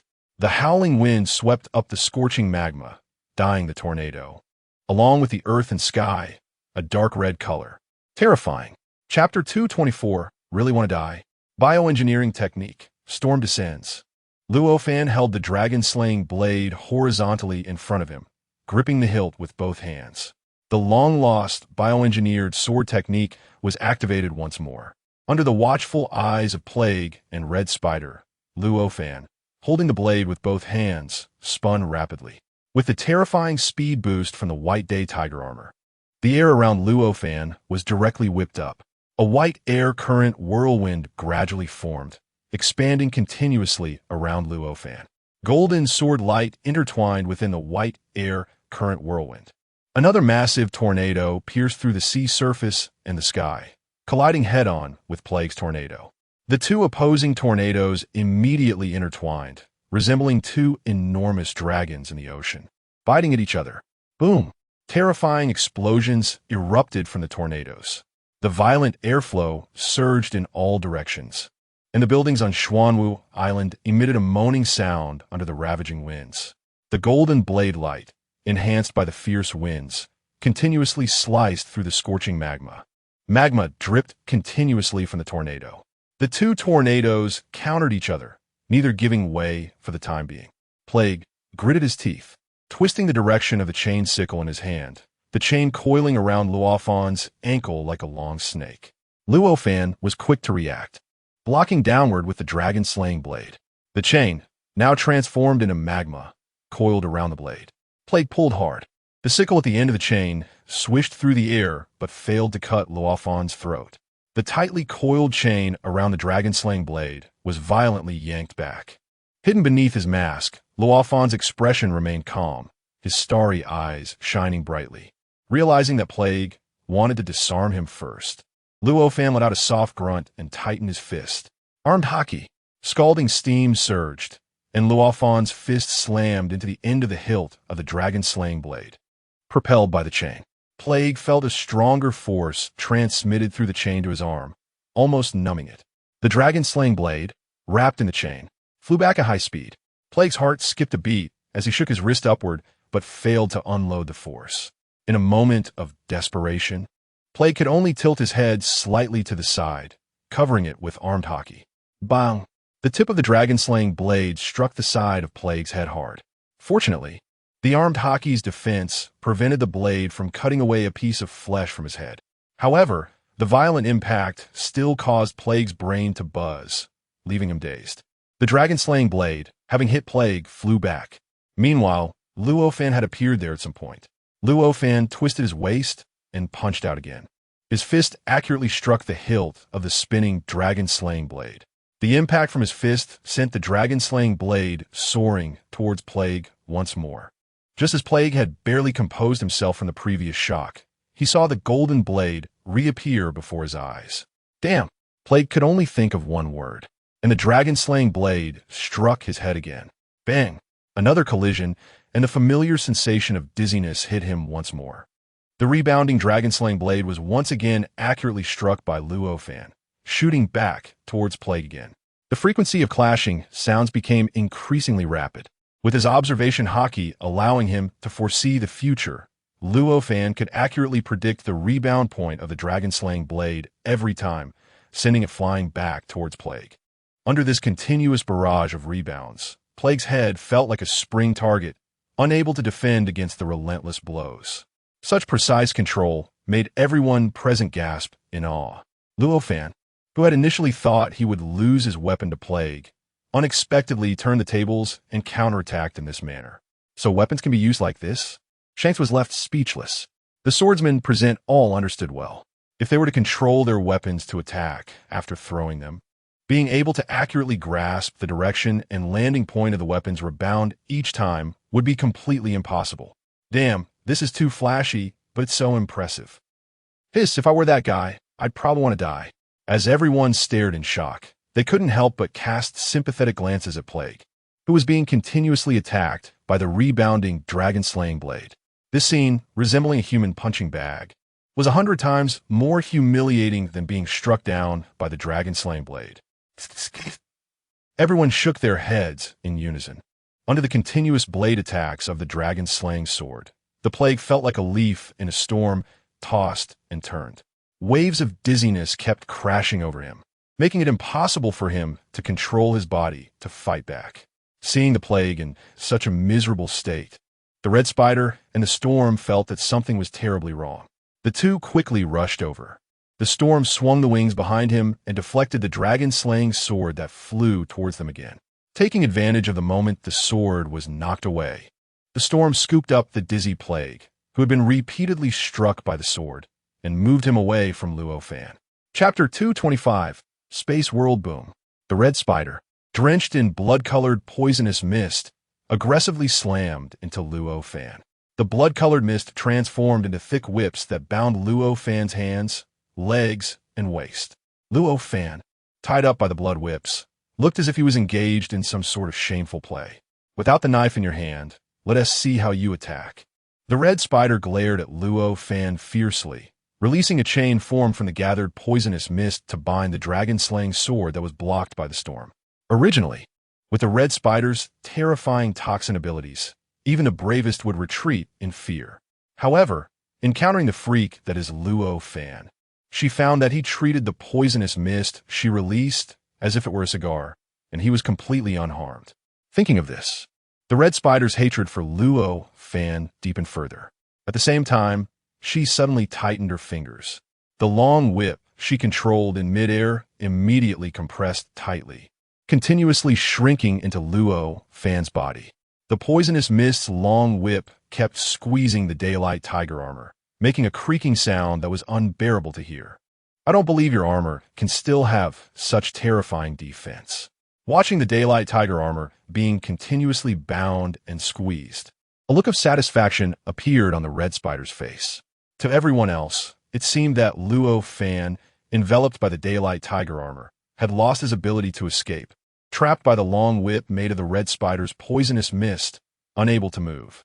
Seeing this, Qingji, the tiger, and Whitebeard all moved to support Luo Fan. But they saw the entire sky filled with this blood-colored poisonous mist, pressing down relentlessly. The Red Spider's toxins were ineffective against Luo Fan, but for these ordinary native powerhouses, they were a terrifying presence that corroded bones. The Plague, who had just regained consciousness from the dizziness caused by the blade attack, had a filled expression of anger. The furious Plague and the Storm saw Luo Fan being bound by the Red Spider and immediately wielded their weapons to counterattack. The two unleashed their full power, wanting nothing more than to kill Luo Fan on the spot. But facing the furious counterattacks from the two predators, Luo Fan, whose limbs and waist were bound by the long whip of poisonous mist, showed no signs of struggle or resistance. A silver dazzling light flickered on Luo Fan. The daylight tiger armor transformed back into a fur coat, and draped itself over Luo Fan. A young yet extraordinarily handsome face revealed itself before everyone. Not hiding under this armor anymore, the red spider snorted coldly. Even so, Luo Fan was still tightly bound. No, no, no. I just need to show my face and try out my new skill. Luo Fan smiled slightly, revealing a brilliant smile. His calm and collected smile was blinding. What made the red spider's heart skip a beat was Luo Fan's words. New skill? What is it? The next moment, the storm and the plague's attacks came rushing in. Tsukuyami. Luo Fan's bright eyes suddenly widened. Buzz. Luo Fan's originally dark and deep eyes transformed instantly into a blood-red color. A circle of black lines swirled around the blood-red pupils, and in the center of the pupils, a black pattern twisted like a spiral. If this were in the world of Naruto, someone would surely gasp in amazement. Kaleidoscope Sharingan. Congratulations to the host for acquiring the epic skill. Bloodline Limit Tsukuyami. This is the epic skill Luo Fan obtained after successfully capturing the massacre and completing a small phase task. Bloodline Limit Tsukuyami. One of the strongest ocular jinjutsu in the Naruto world. When activated, the user will automatically obtain the Kaleidoscope Sharingan. Anyone who looks directly at the Sharingan will have their consciousness pulled into the jinjutsu space. In the Tsukuyami world, the quality of time and space is ignored, and everything is controlled by the caster. Enemies will suffer immense physical and mental pain in the Jinjutsu world. Casting conditions. Must touch the target 4 times and be within 5 meters. In front of Luo Fan, the red spider, the plague, and the storm suddenly froze in place. The three felt their consciousness being sucked into a black vortex the moment they locked eyes with Luo Fan's strange eyes. The next second, the three regained control of their bodies simultaneously and lifted their hands to attack Luo Fan, only to find that he had vanished without a trace. Not only that, but when they turned around, they realized they were in a space filled with blood-red skies. The ground beneath their feet was like red earth soaked in blood, and even the distant trees were deep black. Damn it, what is this place? The storm was completely unsettled. The plague closed his eyes to sense everything around him, but was shocked to find he could only sense a void. This abrupt world seemed completely non-existent. It was terrifyingly real in the eyes of the three. Before the three could find a way to escape, the surrounding space shifted again. When the three regained their senses, they found themselves bound to tall stone pillars by black, thorny vines. What made them even more horrified was that they couldn't exert any power and could only watch helplessly as they were trapped on the pillars. Welcome to my world. Chapter 226. Pain Beyond Endurance, Welcome to My World. What do you think? Is it surprising and unexpected? Luo Fan's voice echoed throughout the blood-red world. The members of the Predators bound to the 3 stone pillars were deeply shocked and terrified by this scene that exceeded their understanding. A large flock of black crows flew out from the distant, grotesque forest, their blood-red eyes making the 3 feel fear. Then, the flock of crows continuously gathered together, transforming into the figure of Luo Fan, standing in midair. Luo Fan's eyes remained in the state of blood-red kaleidoscope Sharingan. Looking at Luo Fan, who stood with his arms crossed and a smile on his face, the red spider gritted her teeth. What have you done? Ah, you've just fallen into a jinjutsu. Jinjutsu? How is that possible? The three exchanged glances, seeing the disbelief in each other's eyes. Such a realistic space turned out to be a jinjutsu. Looking at Luo Fan's kaleidoscope Sharingan, the three quickly realized that it was Luo Fan's eyes that had caused them to unknowingly fall into such a powerful jinjutsu. The plague tightly closed his eyes, constantly calming his mind, then suddenly opened them wide. Before him, it was still the blood-red world, and Luo Fan's face filled with mockery. If I could escape my Tsukuyami with such methods, then my epic skill would be too fake. Luo Fan shook his head and said, "What do you want to do?" The red spider struggled desperately, trying to unleash its power, but all abilities seemed to have sunk like stones into the sea. Shoo! Luo Fan raised his index finger to his lips. Next, take a good experience of the spiritual package I present to you. As Luo Fan's voice fell, his suspended figure split directly into 2, then into 4, and then into 8. Under the astonished gazes of the red spider, plague, and frenzy, Luo Fan's figure rapidly expanded into hundreds and thousands. Even more so, they could no longer distinguish which of the Luo fans before them were illusions and which was the real body. All the Luo fans wore somewhat demonic smiles, wielding the coldly gleaming Dragon Slayer sword. The sound of countless Dragon Slayer swords echoed through the heavens and the earth. Before the three of them could figure out what Luo Fan was about to do, hundreds and thousands of sharp blades from the Dragon Slayer swords, carrying a golden arc of light that pierced through the heavens and the earth, struck the bodies of the Red Spider trio. The blade light swept past, splattering a mist of blue blood. The painful screams of the Red Spider, Plague, and Frenzy echoed, as intense pain surged from their wounds to their brains, piercing to the core. Meanwhile, the stone pillar binding the three of them remained unscathed. Their wounds were deep enough to see bone. Having lost all abilities, they couldn't even defend with armed color domineering. They could only watch helplessly as their bodies were struck by the Dragon Slayer swords. The intense pain of being chopped by hundreds of blades simultaneously was far beyond what an ordinary person could endure. Yet, the three of them could only clearly feel the pain of being struck, with no sensation of fainting from the pain. In the next moment, the countless figures of Luo Fan raised the Dragon Slayer swords again and swung them down expressionlessly. Ah! Again, the clear and intense pain came, and the three let out desperate screams.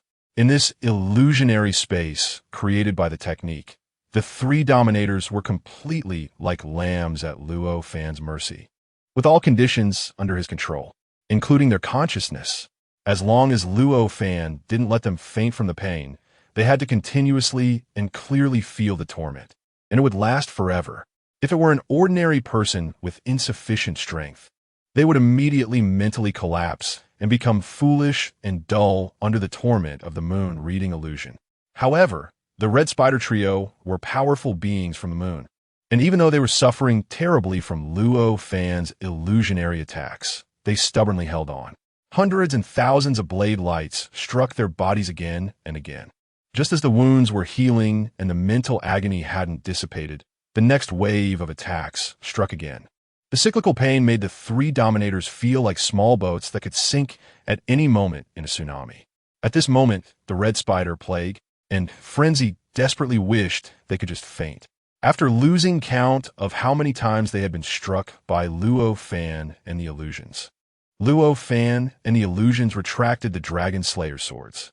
The three of them were covered in ghastly wounds, a sight too horrific to behold. Before they could catch their breath, thinking the torment was over, in the next moment, countless illusions transformed into blood-eyed crows, cawing and flying towards them.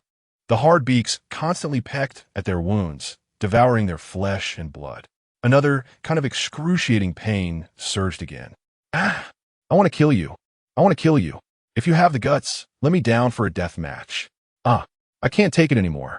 Godi, di, spara me. Just kill me. The three of them roared in near madness and collapse, their piercing voices echoing in this blood-red space for a long time. Chapter 227. The horror of moon reading in the illusionary space created by Luo Fan's technique. Moon reading. All materials and elements were under his complete control. The abilities of the Red Spider, Plague, and Frenzy were directly dismantled, allowing thorny vines to tightly bind them to the colossal stone pillar. What made the three dominators feel deep despair and fear was that they were completely unaware of the flow of time. The entire sky was dyed blood red, with even the clouds appearing crimson. From beginning to end, the sky showed no change. It was as if the time in this space had been frozen by Luo Fan. Only they were truly experiencing the cuts of the Dragon Slayer swords and the pecking of the crows.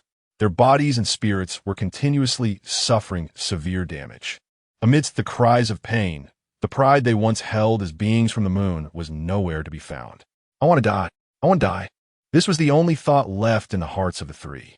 They had numbly endured this torment for an unknown duration, feeling as if a century had passed. Luo Fan hovered in the air, quietly observing the three dominators in the illusionary space. No wonder Kakashi was so traumatized in Uchiha Itachi's moon reading. No one could withstand this skill. Luo Fan muttered to himself. He felt very satisfied with this epic skill rewarded by the system. Moon reading is torturous, but it is he who tortures others. After all, Luo Fan doesn't have to experience it himself. This skill is just awesome. Just as Luo Fan prepared to raise his hand to manipulate the elements of this illusionary space, changing to other punishments to torment the three dominators. A pitch-black water wave suddenly appeared in the originally calm blood-red sky. Noticing something unusual, Luo Fan frowned slightly and looked up at the sky of the illusionary space. The blood-red sky suddenly appeared as if a drop of ink had fallen. Thick ink droplets fell from the sky. A life force not belonging to this world also surged in with the appearance of the ink stains. Luo Fan raised his hand. Instantly, hundreds of arrows of light gathered in the illusionary space. With a gentle flick of his finger, a dense rain of arrows shot out. The sharp sound of them slicing through the air, echoing in the illusionary space. The target of the arrows was the ink stains slowly dripping from the sky. The thick and dark ink met the barrage of arrows and instantly dripped onto the stone pillar, binding the dominators. The black ink surged, and a figure suddenly leaped out from the ink. The person emerging from the black water was wrapped in tight black light armor, with only a pair of glowing red eyes visible behind a mask. They looked like a ninja walking in the darkness. The figure leaped out of the black water with incredible lightness, making no sound at all. A flash of red light shone in their eyes. In their right hand, they held a slightly curved black long knife, with no guard between the blade and the handle. Their left hand swept past the giant square shuriken strapped to their back, and they hurled the giant square shuriken forward. The whistling shuriken immediately collided with the incoming rain of arrows, shattering the foremost arrows. Luo Fan raised an eyebrow. Within the moon reading, he was the absolute master. However, now Luo Fan found that he couldn't control this sudden intruder. The only explanation was the strangeness of the opponent's ability to transform into black water. In an instant, Luo Fan thought of a certain devil fruit. In the blink of an eye, more arrows shot through the preview of the square, throwing shuriken towards the location of the man in black. The man in black retracted the giant square shuriken and slung it back on his light armor, transforming into a mass of black water that darted towards the stone pillar. Whoosh, whoosh, whoosh. 3 silver lights flashed instantly. The thorny vines binding the 3 red spiders snapped in response. Thick black water wrapped around their bodies, binding the red spider. Plague and fury together, preventing them from falling down after being tortured to near death. The dragon's roar sounded in Luo Fan's hand as the dragon slayer sword appeared. Luo Fan swung down with the sword. The momentary invisible sword light directly severed the black water that held them. Splash! The black water splattered and twisted, mixing together. Yet Fury, who was at the back, still fell from the stone pillar. The black water transformed into a long hand that tried to grab the intercepted Fury back. But the next moment, it shattered into hundreds of pieces. Luo Fan, who had appeared by the stone pillar at some point, grabbed the severely injured Fury and looked up as the kaleidoscope Sharingan emitted a blood-red glow. The kaleidoscope pattern in his eyes kept rotating. The mass of black water seemed to sense the power of Luo Fan's eyes and immediately retracted the tentacles that wanted to grab Fury back, turning into a pool of black water that created a gap on the stone pillar. The figures of the red spider and Plague instantly sank into the black water, disappearing without a trace. The entire illusion space began to twist violently. The chaotic spatial currents emitted a buzzing sound. In reality, Luo Fan suddenly swung his sword forward with an earth-shattering blow. Chapter 228. The Heavenly Enemy, a sword that spanned the sea surface and the sky erupted in an instant. It contained Luo Fan's swordsmanship will and the entanglement of 3-color domineering. It was completely locked onto the attacker in front of him, with absolutely no possibility of evasion. The sea surface outside Xuanwu Island was split apart under Luo Fan's astonishing sword strike. The seawater poured to both sides, producing a rumbling sound like mountains collapsing and the earth splitting. Another white blade light followed closely. Clang! 2 terrifying sword lights collided on the sea, and even space was torn apart in the moment of impact by the terrifying force. Boom, boom, boom. The explosive waves surged in all directions. The entire sea surface instantly rose with towering waves dozens of meters high. The overwhelming tsunami seemed to want to destroy everything. The earth shook and the mountains trembled. At this moment, even those on Xuanwu Island felt a strong impact coming at them.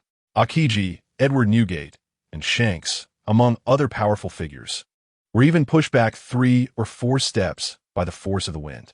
Who could possibly contend with Brother Luo Fan's sword strike? Everyone was astonished. Such a terrifying energy fluctuation. If it weren't for the defenses of Xuanwu Island, we would probably have been killed on the spot. It's too terrifying.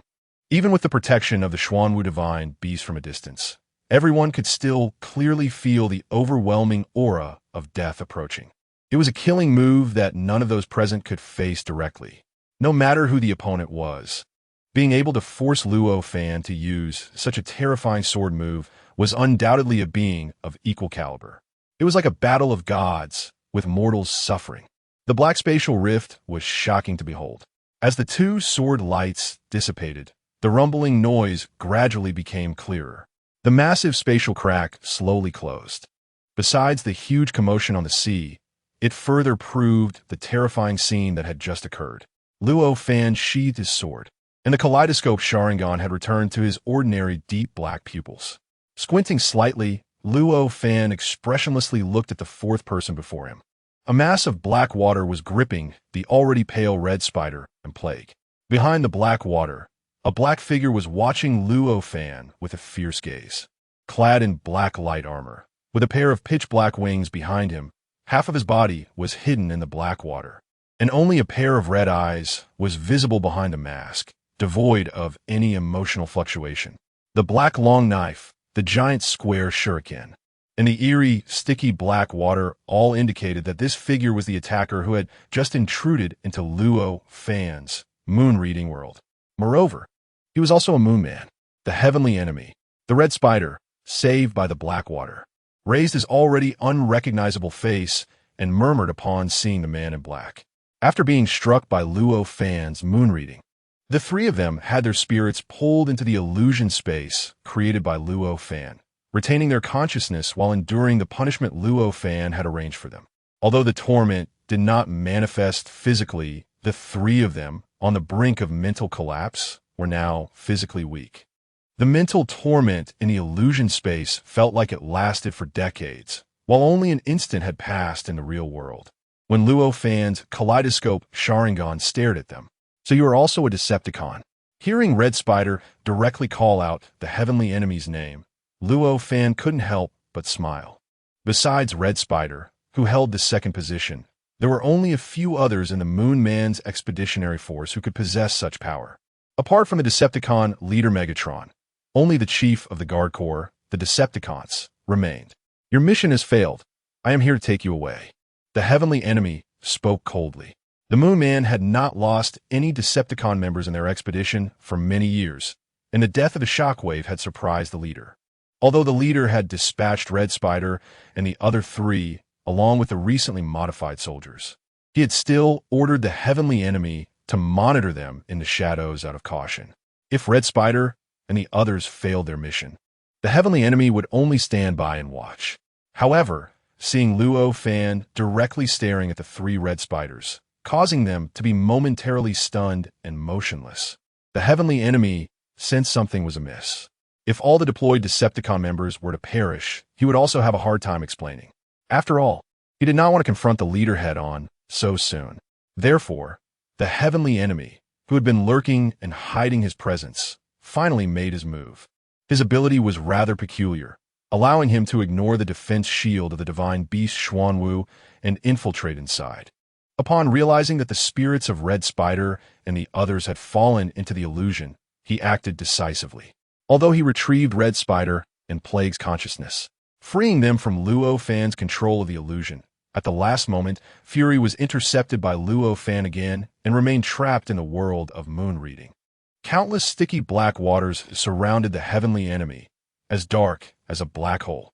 All light seemed to be swallowed by the black water. Luo Fan looked at the heavenly enemy, whose half-body was submerged in the black water, and grinned. You have eaten the dark fruit, haven't you? Chapter 229. Desperate struggle. You have eaten the dark fruit, haven't you? Luo Fan's calm inquiry felt like thunder on a clear day. Originally, The presence of the heavenly enemy as an unexpected visitor on Xuanwu Island had made everyone wary, even though he could still contend with Luo Fan. Now, they were all taken aback. No wonder this felt so familiar. It turns out to be the dark fruit. These birdmen actually utilized the power of the devil fruit. Aren't we at a greater disadvantage then? Don't let others' ambitions undermine your own prestige. After the Goro no Mi and Magu no Mi, has the third devil fruit appeared in the hands of the Linearians? However, thinking about it, since the devil fruit tree was uprooted by the people of Laughtail, it's not surprising that the Linearians obtained the devil fruit. With this in mind, everyone breathed a sigh of relief in an AQ manner. Edward Newgate, also known as Whitebeard, and the former members of the Whitebeard pirates, however, did not look so natural. After all, the previous user of the Yami no Mi was Blackbeard, Whitebeard's adopted son. During the battle in Marineford to rescue Ace, Blackbeard had intended to kill Whitebeard while he was heavily injured and surrounded by the Marines, to seize the Gura no Mi. However, due to the unexpected incident with Luo Fan, Blackbeard was ultimately suppressed to the seabed by Luo Fan and Whitebeard, completely disappearing without a trace. He died before achieving his goals. Devil fruit users are cursed by the sea, so everyone had little hope that Blackbeard survived. Now that the user of the Yami no Mi has appeared, it seems Blackbeard's death has been confirmed. He couldn't be more dead.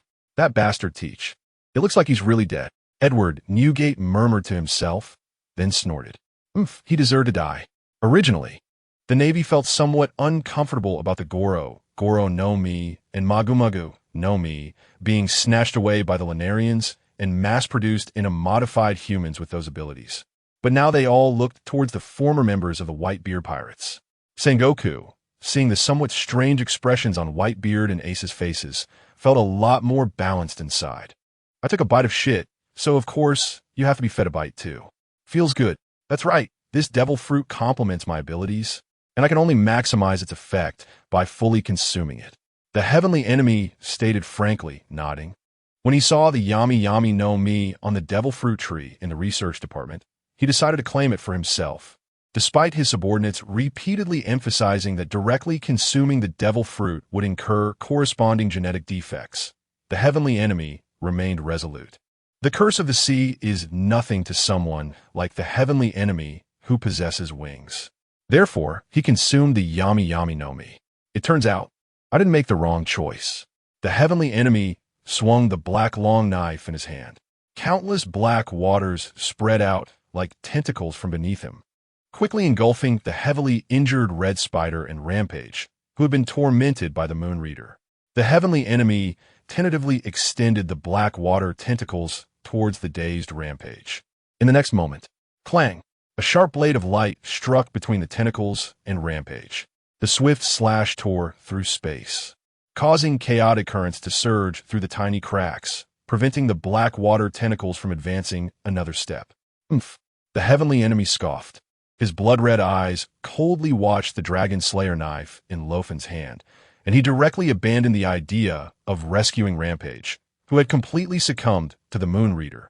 The ability of the Yami no Mi activated, and the large mass of black water that had originally swallowed Red Spider and Plague transformed into a rapidly spinning vortex, disappearing with the two in the blink of an eye. Master, heavenly enemy, save me. In the distance, seeing the black water surrounding the heavenly enemy actually transfer Red Spider and Plague away, Alpha immediately felt like he had found a lifeline. Alpha wailed, flying over to the heavenly enemy in a panic. His originally pure white wings were stained with blood, and he was covered in axe wounds, looking very disheveled. The expressionless Shockwave was relentlessly pursuing Alpha from behind. Just as Alpha was shouting for the heavenly enemy's help, the imposing figure of Shockwave loomed above him. Looking up, as the leader of the Predacons, the heavenly enemy didn't even glance in that direction. Alpha instantly fell into despair. Under the swinging, double-bladed axe, blood splattered. Let me see what kind of tricks you have. A shadow flashed. With only Luo Fan in his sight, the heavenly enemy's left hand flung out a giant shuriken from behind. With a hum, the pitch-black armed Haki instantly enveloped the entire shuriken, drawing a black lightning bolt in the air. Raising his right hand with the black long knife, the heavenly enemy flapped his wings behind him and disappeared from his spot. A large mass of black gas surged from the sky, transforming into a thick, swirling black water pool. The black water pool continuously shot out tentacles, trying to drag Luo Fan into it. Chapter 230. The Aura of Kings facing the powerful attack from the heavenly enemy. The chief of the Predacons, Luo Fan, did not let his guard down. Not yet knowing the specifics of the heavenly enemy's abilities, Luo Fan could only cautiously guard against the abilities of the Yami Yami no Mi. Countless black tentacles reached out one after another. Luo Fan gripped the handle of the Dragon Slayer knife with one hand. The 3-meter-long blade instantly erupted with brilliant golden light. Roar! Waves of dragon roars and sword cries echoed through the heavens and the earth. Luo Fan swung the knife horizontally. The fierce blade light seemed to split the sea surface, instantly striking those clawing black tentacles. The tentacles then disintegrated and reformed in the blink of an eye. The giant shuriken enveloped an armed hockey whistled as it struck towards Luo Fan's head. Luo Fan reacted quickly, immediately bending backward into a bridge position to evade the shuriken's attack. A gust of wind rushed in, and the heavenly enemy's black figure appeared behind Luo Fan at the same time, his left hand effortlessly catching the empty shuriken. At the same time, the heavenly enemy's right hand raised the black long knife and slashed down. The long knife, continuously entangled in black gas, produced a piercing sound as it sliced through the air, suddenly striking Luo Fan's body.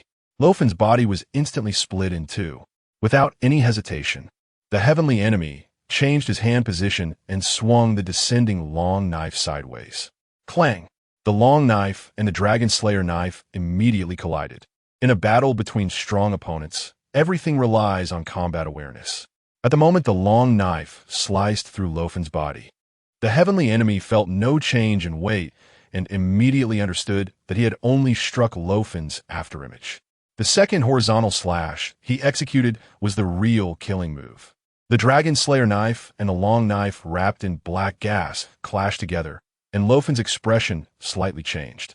From the Dragon Slayer knife, Luo Fan felt a strange suction force continuously absorbing the power of his swing.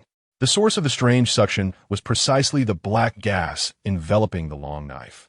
This guy has developed the Yami Yami no Mi ability far better than that idiot Blackbeard. Luo Fan thought to himself, completely disregarding the fact that he had just whipped someone's corpse.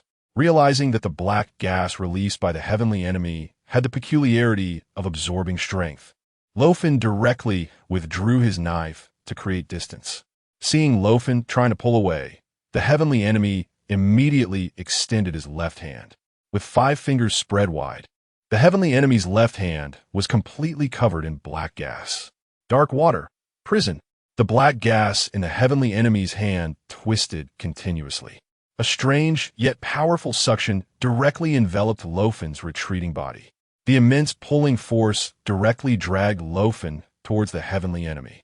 The heavenly enemy was surrounded by swirling black energy, with tentacles resembling dark poisonous tongues reaching out towards Luo Fan. "What a stubborn pest," Luo Fan remarked.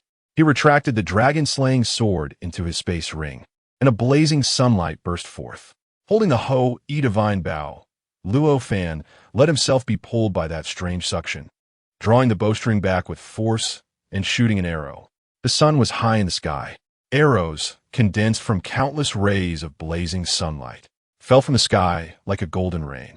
The light arrows continuously collided with the tentacles, blocking all the black energy that sought to entangle Luo Fan. The heavenly enemy did not seem to expect to restrain Luo Fan with such a method. Black smoke continuously billowed from the black water pool beneath him. Wrapped in rolling black smoke, the heavenly enemy looked like a malevolent ghost crawling out from the abyss, his black figure filled with a strange aura. As he was drawn closer to Luo Fan by the suction, the heavenly enemy once again swung his long knife in a cross slash. The knife light was like a shadow, but Luo Fan directly blocked it with the Ho-E-Divine Bow in his hand. The heavenly enemy and Luo Fan locked eyes, his blood-red eyes shooting out 2 beams of light, filled with murderous intent. A terrifying pressure suddenly surged from the heavenly enemy, transforming into a tangible black pressure that covered the heads of the powerful beings on Xuanwu Island. In an instant, everyone, including Edward Newgate, Shanks, Sengoku, Carp, and Akiji, felt as if a giant hammer had slammed down on their heads. One by one, their knees buckled, almost unable to resist, kneeling in submission under the pressure released by the heavenly enemy. Others with weaker strength fainted on the spot under this pressure. The Conqueror's Haki. Sengoku, with his head lowered and teeth clenched, was drenched in beads of sweat.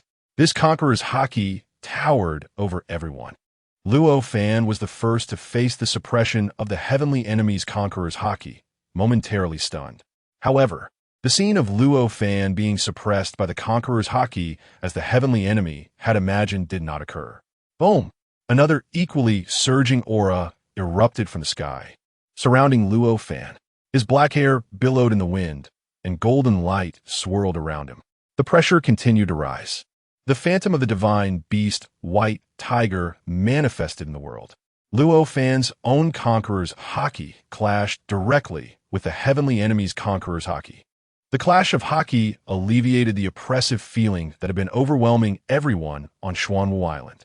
The heavenly enemy looked at Luo Fan with surprise. I didn't expect your kingly aura to be so strong. Chapter 231. Big Win hearing the heavenly enemy's slightly surprised words. Luo Fan at this moment had 3 black lines falling from above his head. Wow, are you guys really not just throwing lime at the village entrance? How can there be such a non-mainstream term? Luo Fan felt goosebumps all over, almost losing control of the released Conqueror's Haki. Luo Fan had initially suspected that the heavenly enemy was intentionally trash-talking to annoy him. However, seeing the serious look in the other party's eyes, which were red from sleepless nights, Luo Fan was sure that this bird-like race really did refer to Conqueror's Haki as kingly aura in a very middle school way. In comparison, the description of Conqueror's Haki in the pirate world was indeed more serious. At least that term sounded much classier. Just imagine, if the powerful beings in the pirate world were to clash with Conqueror's Haki, and they had a chant, haha, my kingly aura is much greater than yours. Yours is less. Your whole family has more middle school aura. The black and gold Conqueror's Haki continuously released and condensed, forming huge waves of energy that collided and rubbed against each other, unwilling to retreat even half a step. Boom! With a final terrifying explosion. A rolling wave of energy exploded between the heavenly enemy and Luo Fan. The two's Haki swept with energy waves, directly forming a large expanding ring in the sky. It was quite mystical. The shockwave directly blasted the two apart, creating a significant distance between them. The phantom of the divine beast, White Tiger, bared its teeth at the distant heavenly enemy, merging into Luo Fan as silver light. The White Tiger armor reappeared. Luo Fan was ready to continue battling the heavenly enemy for another 300 rounds, but he noticed that countless black tentacles were continuously retracting. The black smoke gathered back into the black water pool beneath the heavenly enemy. The heavenly enemy's feet hovered above the black water pool, and the black long knife in his hand was already lowered. Clearly, the heavenly enemy no longer wished to entangle himself with Luo Fan. His goal had been achieved. His blood-red eyes fixed intently on Luo Fan. Black energy continued to wrap around the heavenly enemy, pulling his body down into the black water pool. Just as only his eyes remained above the surface, the heavenly enemy slowly left his final words. One day, I will truly let endless darkness engulf you. Then, the heavenly enemy's figure completely sank into the black water pool. The black pool twisted and soon disappeared without a trace. Watching the heavenly enemy leave in such a high-class manner, leaving behind such a harsh remark, Luo Fan sneered disdainfully. So non-mainstream, I advise you to be careful. As the heavenly enemy used the power of the dark fruit to vanish into the black water, a notification sound rang in Luo Fan's mind. Ding dong. Congratulations to the host for successfully completing the S-level task Predacon's Invasion. S-level task Predacon's Invasion.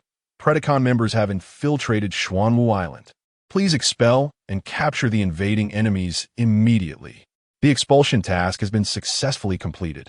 Congratulations to the host for obtaining World Weary Novel Transfer Station 937929266. World Weary Novel Transfer Station 1937.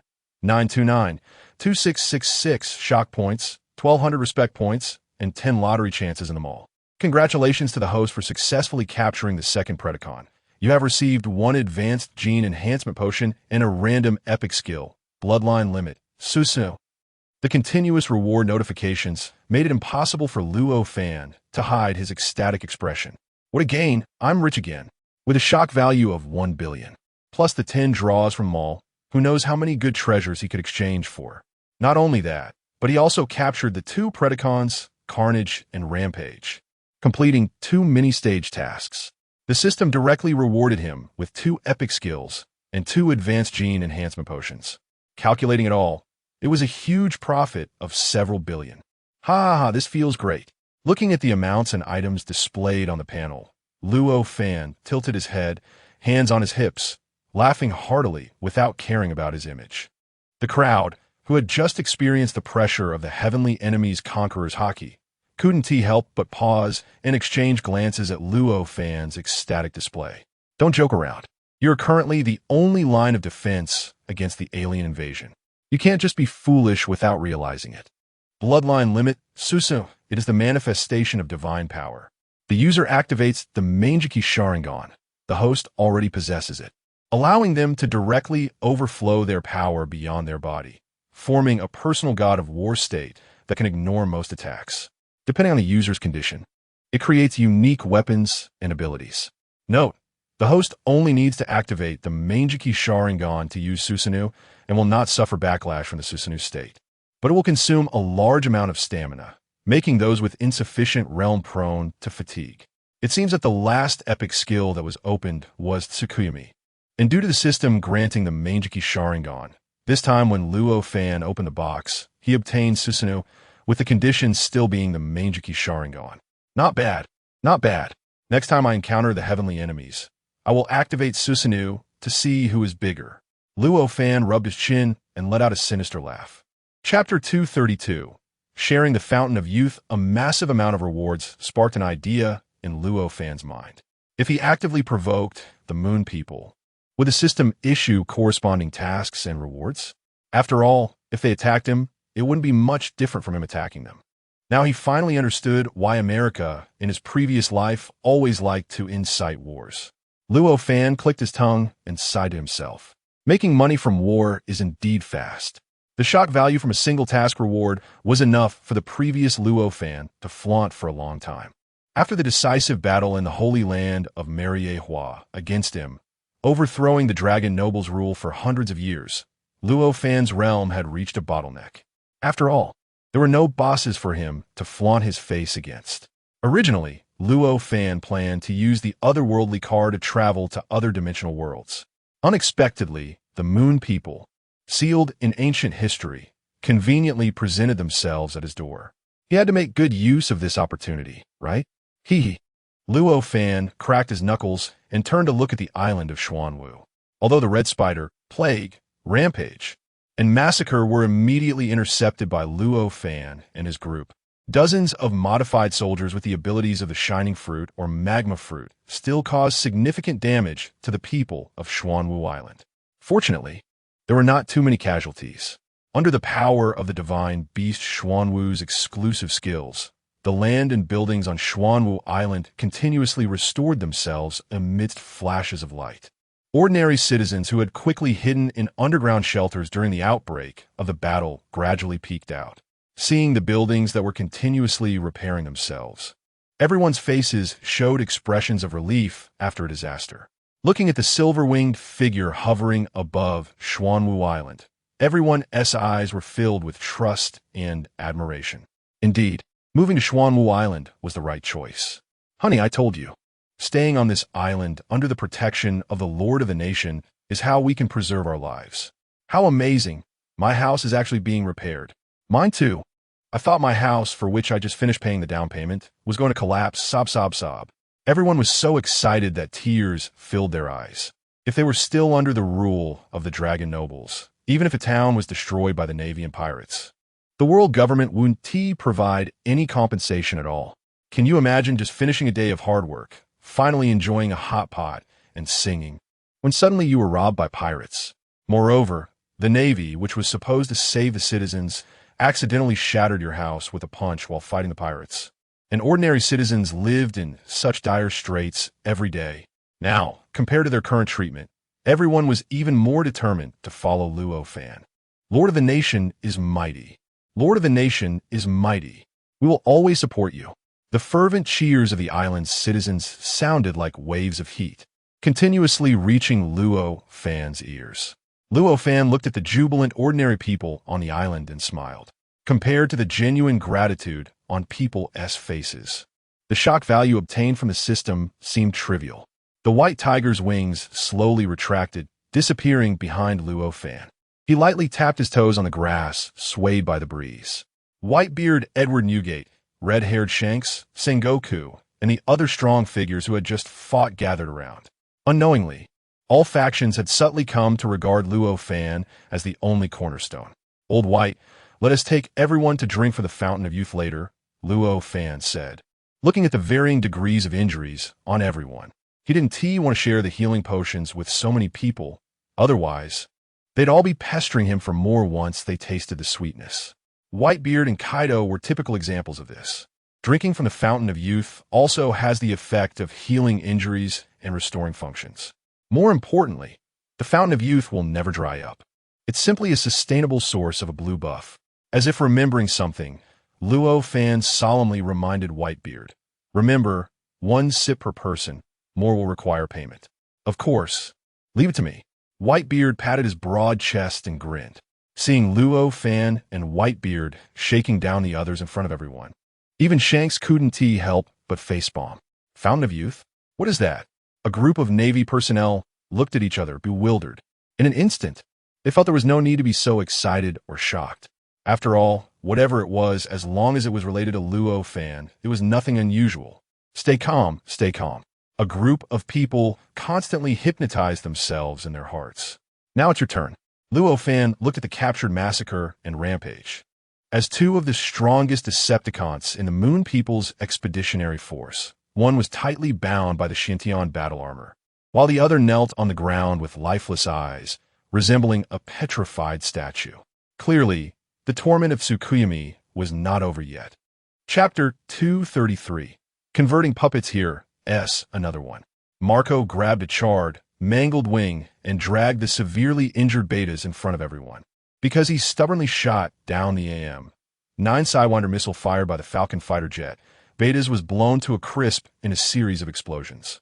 Most of his blood and moisture were evaporated, and there were almost no intact parts on his skin and outer flesh. Half of his limbs had been blown off in the close-range explosion. Those proud wings were also in tatters. It was a sight too gruesome to behold. In the air, one could even smell the charred aroma of roasted bird and chicken. This guy was the one who sank our fleet and took our shining fruit and magma fruit. The Navy barely recognized Betas from his tragically twisted face. He was the culprit behind the series of disappearance incidents and the attacks on the Navy fleet that stole 2 devil fruits. Marco wisely released Betas. He stepped back a few paces and threw Betas to the Navy. A group of furious Navy personnel immediately surrounded Betas in layers. What are you doing? What do you want? Beta's blood-stained eyes slowly opened, looking at the Navy in front of him, hoarsely questioning them repeatedly. In everyone's eyes, Beta was nothing more than a paper tiger, strong on the outside but weak on the inside. A push and he would fall. The other culprit was already dead. Don't expect to die as easily and luckily as he did. Akiji leaned down and spoke softly in front of the trembling Beta.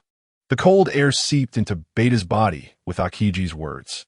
A chill, different from the burning sensation on the surface, attached itself to all his bones and internal organs, causing Beta to roar in pain.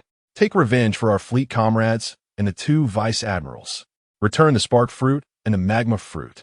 And those hostages that were taken, where on earth did you Moon people take them? Cough, of course. They were all taken for experiments. Facing the Navy's questioning, Beta forced a cruel, twisted smile. A bunch of despicable natives, just like laboratory mice being vivisected. Beta hoarsely revealed the shocking truth, word by word, making everyone's eyes widen in rage. A pathological pleasure of revenge surged in Beta's heart. You are all insane. During the series of disappearances, Everyone had vaguely guessed that perhaps those hostages taken by Alpha and Beta had been used for live experiments by the Moon People.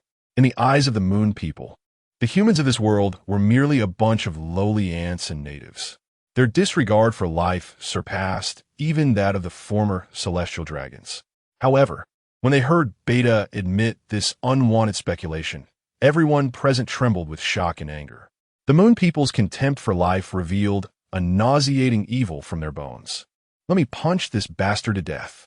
The hot-tempered Carp immediately rolled up his sleeves and waved his muscular iron arm. Just as Carp's fist broke through the air, ready to smash Beta, a large double-bladed axe blocked between Beta and Carp's iron fist. The armed color hockey and electric currents covering the double-bladed axe clashed with Carp's full-powered strike. Boom! With a loud bang, the strong wind caused Beta to squint his eyes. Frightened, the violent impact was quickly dissipated by the shockwave from their clash. Seeing the shockwave intervening, Carp, though furious, decisively retracted his fist the size of a sand pot. "What do you mean by this, little brother Luo Fan?" Carp looked at Luo Fan in surprise. Everyone knew that the shockwave was Luo Fan's puppet. Even if he killed Sengoku, Carp would not believe that the shockwave instinctively stopped him from attacking his comrade. It was definitely Luo Fan who instructed the shockwave to block his attack. "Are you planning to spare this guy's life and turn him into a puppet like the shockwave?" Aokiji frowned and asked.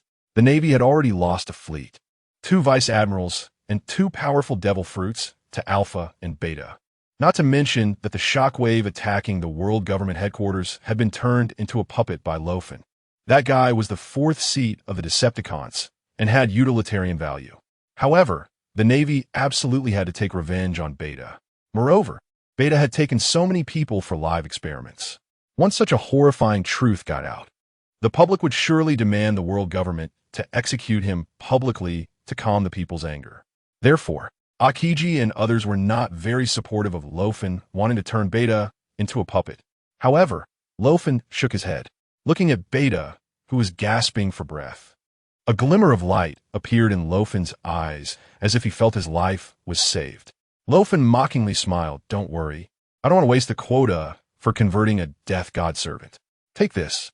Luo Fan tossed a small vial. Chapter 234. Successful dissection. Carp, still in a daze, instinctively caught the small vial thrown by Luo Fan. Opening his palm, he saw that the transparent vial contained a full amount of light blue liquid, shimmering under the sunlight. "What is this?" Carp scratched his head. "Oh, isn't this the fountain of youth?" The sharp-eyed Whitebeard immediately recognized that the liquid in the vial was indeed the fountain of youth from Xuanwu Island. "How do you know?" Sengoku turned his head. "Gulalala. Every time I spar with brother Luo Fan and get beaten up, cough, injured, I soak there to heal." Old White was not wrong.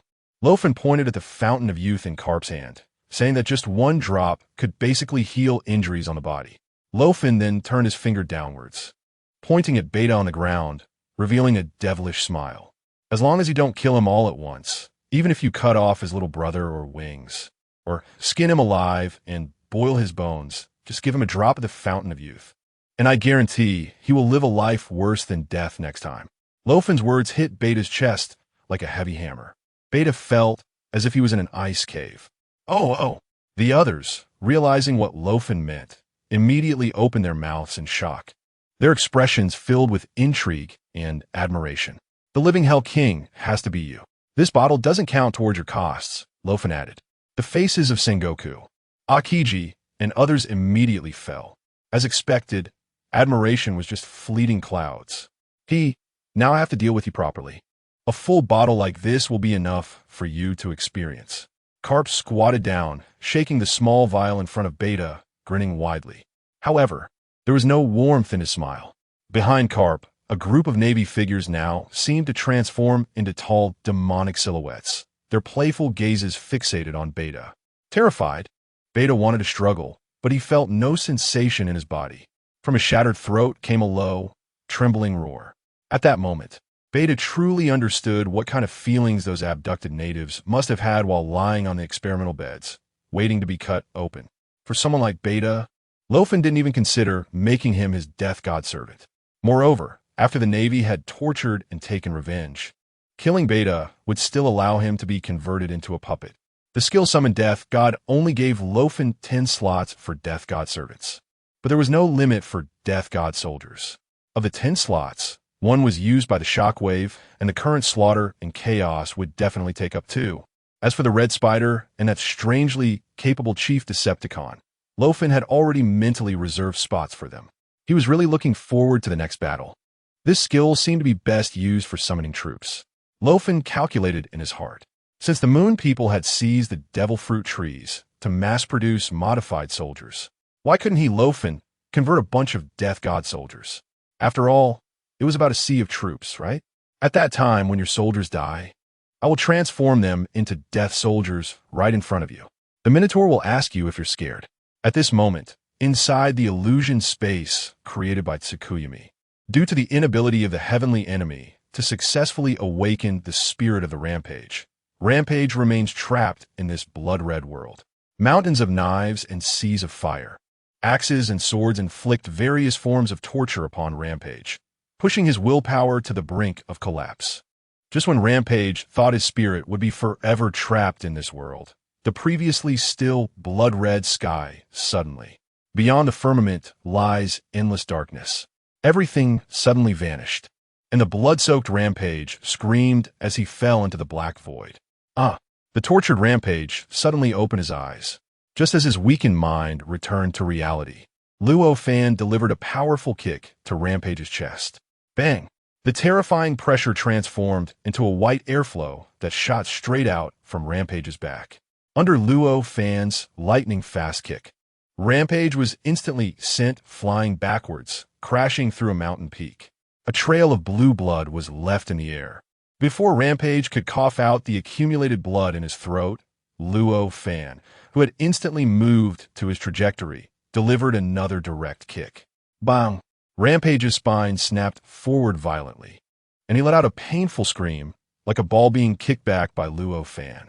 A golden blade of light descended from the sky, piercing through Rampage's chest with a roar of dragons. The dragon-slaying sword stabbed into Rampage's chest, driving him directly into the ground. With a terrifying crash, the dragon-slaying sword in Luo Fan's hand pinned Rampage's body to the ground. Luo Fan slowly applied force, twisting the dragon-slaying sword in his hand. The blade dug into the heart's blood vessels and slowly stirred. The intense tearing pain caused Rampage to emit a heartbreaking scream. Chapter 235, Illusionary Rebirth. Rampage, feeling as if his heart was about to be churned to pieces under Luo Fan's dragon-slaying sword, turned pale. The arrogance he had when he stormed into Xuanwu Island was now completely gone. Rampage struggled to grab the blade embedded in the ground and his body, trying to prevent Luo Fan from twisting the sword. Luo Fan remained unmoved, leaning forward. As he looked down at Rampage, his body weight pressed down on the dragon-slaying sword. The intense pain made Rampage grunt again. "What did you just do to us?" Rampage glared at Luo Fan, but his eyes couldn't hide a deep fear.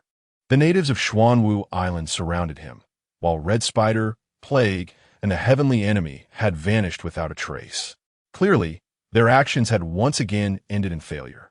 However, what terrified Rampage the most was Luo Fan's pair of blood-red, eerie eyes and everything he had suffered in the illusion space. Although not much time had passed in the outside world, Rampage truly felt that he had been tormented in that illusion space for decades. The mental and willpower trials completely overwhelmed Rampage. "So, do you still want to try that feeling?" Luo Fan smiled as he saw Rampage's reaction. Rampage instantly forgot the pain in his body. His head shook violently, almost like a rattle drum. It seems that the effect of Tsukuyami's skill is indeed powerful. Just look at how scared the Decepticons are now, compared to the torment of being trapped in Tsukuyami's illusion space. The pain of having his chest pierced by the dragon-slaying sword was merely a physical injury. Rampage would rather die under Luo Fan's sword than return to that illusion space to continue tasting the feeling of being cut into thousands of pieces and having crows peck at his festering wounds. Seeing Rampage's expression, which seemed to recall some terrifying experience, his pale face full of fear, everyone was filled with curiosity. "Luo Fan, what exactly did you do to these birdmen?" Whitebeard asked, scratching his crescent-like mustache in confusion. Just a moment ago, They were so arrogant, and now they look like this. Do you want to know? Luo Fan, hearing Whitebeard's inquiry, glanced around at everyone present. Of course, in their eyes they had only seen Red Spider, Plague, and Rampage attacking Luo Fan, only for the next second to freeze in place, their eyes vacant like statues. They hadn't even realized what had happened when the heavenly enemy stepped in to save the stunned Red Spider and Plague. And all of this happened in just a few brief seconds. Only the three involved knew what had truly occurred in those seconds. Since you're so sure. Luo Fan revealed a meaningful smile. You can't blame me. After saying that, he watched as everyone's eyes transformed from pitch black to kaleidoscopic Sharingan. The red light was like blood. The kaleidoscope patterns in their pupils twisted, resembling a black vortex. Tsukuyami, Whitebeard, Edward Newgate, Sengoku, Akiji, Garp Shanks, and everyone who directly gazed into Luo Fan's kaleidoscopic Sharingan felt a shiver run through their bodies in an instant. Their souls seemed to be devoured by the vortex while staring into those eerie eyes. A second later, Luo Fan blinked. After only activating the kaleidoscopic Sharingan for a second, Luo Fan lifted the effect of Tsukuyami. The people dragged into the illusion space by the kaleidoscopic Sharingan immediately returned to reality. Everyone gasped, some holding their foreheads or clutching their chests, panting as if they had just experienced something incredible in that brief second. I'm not dead. Ace lowered his head, constantly feeling his chest, still haunted by the memory.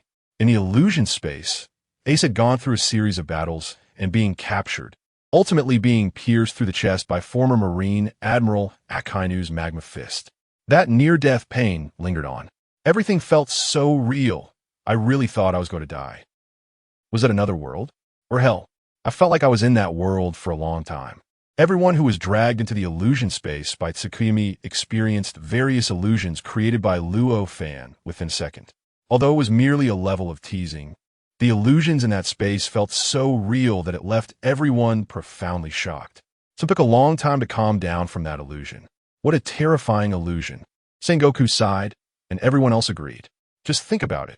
As long as you are not blind, as long as you accidentally lock eyes with Luo Fan's gaze, you will be instantly dragged into the illusion space. Your spirit and soul would be equivalent to being locked up in prison. Luo Fan is the only one who can set the rules in that prison. Even if only a second has passed in reality, your spirit may have genuinely experienced the feeling of being imprisoned for decades or even hundreds of years in the illusion space. The feeling of being at the mercy of others is terrifying to think about. Chapter 236. Killing Rampage now. Everyone finally understood why the Decepticons had become so weak. Even Rampage was so frightened that he didn't dare to look directly into Luo Fan's eyes. In the brief moment just now, the Red Spider and the others must have experienced a terrifying ordeal under Luo Fan's moon reading control. A group of people couldn't help but feel their scalp tingle. Fortunately, they were among their own. This thought had not been the first time it had surfaced in everyone's mind. You all wanted to try it, right? Luo Fan put on an innocent expression, spread his hands, and said with a soft laugh, "You can't blame me. Everyone. So it's our fault for seeking trouble when we had nothing better to do. If you had said it was such a terrifying thing earlier, we wouldn't have dared to try." Everyone cast resentful glances at Luo Fan. Luo Fan pretended not to notice. He pressed his elbow on the handle of the Dragon Slayer's sword and forcefully drove the storm into the ground. Luo Fan reached out to one side. Under his manipulation, the Shintian armor suddenly stood upright from the ground. Red lights illuminated the edges of the armor components. Click! In the next second, the Shintian armor flew in front of Luo Fan. The entire set of armor opened up, and another Decepticon, Carnage, was directly ejected from the Shintian armor. Having been imprisoned in the Shintian armor for a long time, Carnage gathered all his remaining strength and fiercely lunged at Luo Fan with his claws. The hand that was supposed to grab Luo Fan's neck and snap his cervical vertebrae was tightly held back just inches from Luo Fan's skin by another large hand. Bastard? Carnage's eyes reflected Luo Fan's calm and fearless expression. The shockwave that prevented Carnage from assassinating Luo Fan twisted forcefully and snapped Carnage's disobedient arm. Injured and having been imprisoned in the Shintian armor for half a day, Carnage was already low on strength. The thunderous strike he attempted to launch with all his might was interrupted, and with his arm bone twisted and broken by the shockwave, he cried out in pain. With his other hand, he punched down at the shockwave. The shockwave remained unmoved, lifting its leg to evade Carnage's incoming punch. With a knee press, Carnage's other arm was locked under the knee, making it impossible for him to advance an inch. The shockwave pressed its large hand on Carnage's head and forcefully slammed it into the ground. Boom! The soft earth immediately formed a depression, sending dust flying. Carnage's already scarred face made intimate contact with the ground in an instant. Both Decepticons fell before Luo Fan. After appreciating his spoils for a moment, Luo Fan nodded in satisfaction. Not bad, not bad. Tonight, we can have roasted chicken wings. One batch can be cumin-flavored, and another can be honey-glazed. The Orleans flavor seems good too. Luo Fan snapped his fingers, uttering words that no one else understood. Damn lowly natives. Don't think that treating me this way will make me submit to you. With one side of his face pressed against the dirt, Carnage struggled to raise his eyes to glare at Luo Fan, saying fiercely, I am a noble lunar being. You are just a bunch of ants. I'm sorry, but we, the so-called ants you speak of, just happen to have brought your nobility down from the sky. Shanks mocked back. Don't think that you successfully captured us with schemes and tricks, so you can stop us from controlling this world. Natives, you have no bargaining chips. You think too much. Luo Fan shook his head. Capturing you is not to use you as hostages. What? Carnage was taken aback. He initially thought that these people had captured him and Storm to use as leverage against their leader in negotiations with the Lunar Expeditionary Force. Even if Luo Fan was strong, Carnage didn't believe that the natives of this planet could withstand the crushing force of the leader and the Expeditionary Army. As a result, the other side had no intention of treating him as a hostage, still so defiant with death at your doorstep. At least you were a bit stronger than that bunch of gluttonous Celestials. Hostages? Luo Fan tilted his head slightly. The corner of his mouth lifted into a faint smile, filled with mockery and confidence. I don't need to negotiate with you lunar beings. Just killing you will suffice. The domineering response made Carnage's heart race. As for you two, your only role, besides contributing to tonight's dinner menu, will be to become servants of death. Luo Fan pointed to the shockwave guarding beside him. Then, you'll be colleagues like him. The thunderous words instantly widened the eyes of Carnage and Storm. No wonder the lunar shockwave turned against its own kind and sided with these natives. It turned out this was all Luo Fan's doing. Damn it. How does this guy have so many strange abilities? Don't worry, it won't hurt at all. In the increasingly fearful gaze of Storm, Luo Fan smiled like a devil coaxing a child, slowly twisting the Dragon Slayer's sword that was plunged into his chest. The sharp blade, the invisible sword wave, severed Storm's heart, instantly reducing it to fragments. Chapter 237, Forceful Separation. The Storm, which was still struggling for survival under Luo Fan's Dragon Slayer sword, died on the spot. Carnage looked at the lifeless eyes of Storm and felt a surge of fear. This guy was serious. Faced with death, Carnage instinctively struggled. He tried to break free from the shockwave's lock, but the large hand pressing on his head was even stronger. No matter how much Carnage squirmed like a mudfish on the ground, it was of no use. After ending Storm's life, Luo Fan withdrew the Dragon Slayer sword from Storm's chest. He swung the sword to shake off the dirt and flesh stuck to the blade.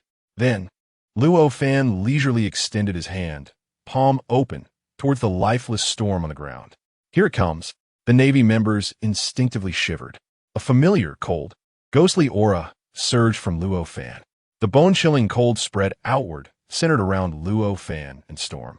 The sky was overcast and dark. The eerie cold aura astonished Whitebeard and the others. Meanwhile, the Navy personnel, like Sengoku, who had witnessed Luo Fan's next actions, released their own aura to counteract the icy chill emanating from the depths of the underworld. Seeing this, others who were unaware of the situation followed suit. Luo Fan's eyes gradually turned an incomparably deep black. The whites of his eyes and pupils became pitch black. The Grim Reaper summons. Luo Fan slowly uttered 4 words. His ethereal voice echoed in the depths of everyone's soul. The Grim Reaper summons. You are the Grim Reaper's envoy. The flesh and blood of the deceased will heed your call and return from the river of the dead to fight for you. Current Grim Reaper Servants, 110. Grim Reaper Soldiers. A ghostly blue ghost fire materialized in the palm of his hand, directed towards Storm. Then, a tall figure hidden beneath a black robe slowly rose from behind Luo Fan. Those who wanted to see the true face hidden beneath the robe could only see endless darkness under the hood. The spectral figure of the Grim Reaper responded to Luo Fan's summons, appearing in this realm. Everyone held their breath, staring in shock at the Grim Reaper's phantom behind Luo Fan. Even though it was the second time the group of Navy officers witnessed such a scene, they were still immensely shaken. The eerie, ghostly fire floated into the gaping chest of Kuang Biao. The Grim Reaper's phantom, which had remained motionless, finally raised its left hand, holding a massive scythe. After the ghost fire entered Kuang Biao's body, with a sweep of its left hand, the intangible giant scythe instantly sliced through Kuang Biao's body. The Grim Reaper then extended its right hand, directly extracting a screaming phantom from Kuang Biao's body. The phantom that was pulled out by the Grim Reaper was unmistakably Kuang Biao's form. That was Kuang Biao's soul. The Grim Reaper grasped Kuang Biao's soul, merging it into the ground, disappearing without a trace. Along with Kuang Biao's soul, the chilling aura that had pervaded everyone's hearts also vanished. Having completed the transaction with the Grim Reaper took Kuang Biao's soul, and the remaining body became a puppet that Luo Fan could control. In front of everyone's eyes, Kuang Biao's lifeless body slowly rose from the ground. With a grotesque wound piercing through his chest, Kuang Biao expressionlessly knelt on one knee before Luo Fan. Bowing his head, Kuang Biao spoke. "I greet my master. How is this possible?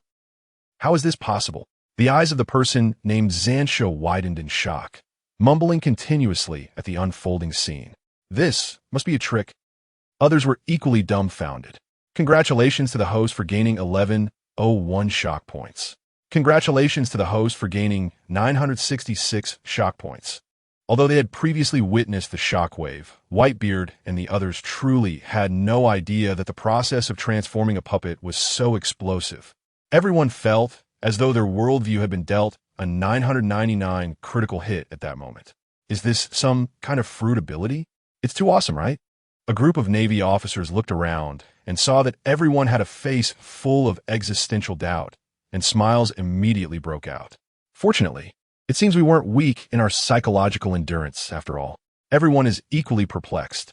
Successfully transforming the second Reaper servant, Luo Fan signaled for Kuang Biao to stand aside. Luo Fan slowly turned his head, his gaze resting on Zansha, who had become so shocked that he was like a broken record. Still repeating impossible, Zansha suddenly got stuck. "What do you want to do? What do you want to do? What do you want to do?" The broken record switched to another line. The instinct for survival drove Zansha to resist continuously. However, the control of the shockwave was like a mountain pressing down on him. "Be gentle, don't crush his head. It won't look good if the transformation goes wrong," Luo Fan reminded the shockwave. "Damn it, I'm a moon person. You can't do this to me. You lowly ants, if you have guts, let me go. I am a noble moon person. Don't even think about turning me into a puppet. Get away. Get away. I beg you, I beg you." Ah! In a frenzy of fear, Zansha became incoherent, his eyes bloodshot, watching helplessly as Luo Fan's hand covered his face. A chilling scream followed. Chapter 238. The Reaper ceremony. Moments later, Zansha also stared with eyes filled with resentment and terror, becoming a corpse on the ground. The threats and pleas from his life were pale and powerless. Zansha, ranked 8th in the Moon Person's Expedition Force Decepticons, became another soul under Luo Fan's blade after Kuang Biao. Luo Fan once again used the Reaper Summon skill. Just as the crowd had calmed down, they felt an electric shock run through their scalps again. A chilling breath swept over everyone's hearts. The Grim Reaper's phantom, which had just completed the KPI of harvesting Kuang Biao's soul, appeared behind Luo Fan once more, donning a black robe and carrying a scythe. The Grim Reaper swung the scythe to reap Zansha's struggling and howling soul. Meanwhile, Luo Fan had absolute control over Zansha's body. Not bad, not bad. The revolutionary team has absorbed new comrades, and indeed has grown stronger, Luo Fan said, nodding in satisfaction as he admired the 3 Decepticon servants standing side by side before him. However, All three Decepticons bore various deep and shallow gruesome wounds. The shockwave state was somewhat better. Xantia's features were distorted, half of his face smeared with mud and grass, while Quan Biao had a massive blood hole exposing the view from front to back. It was truly horrifying. Congratulations to Brother Luo Fan for gaining 2 more impressive combat powers. Whitebeard gave Luo Fan a thumbs up.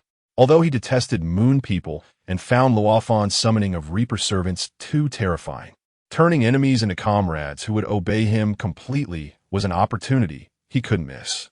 As for the world government personnel, they swallowed hard, still feeling apprehensive. Promise me, Luo Fan, if I die in battle later, don't bring me back to continue working, Carp said, scratching his head as he looked disdainfully at the Decepticons in front of him. I don't want to either, Akiji shook his head.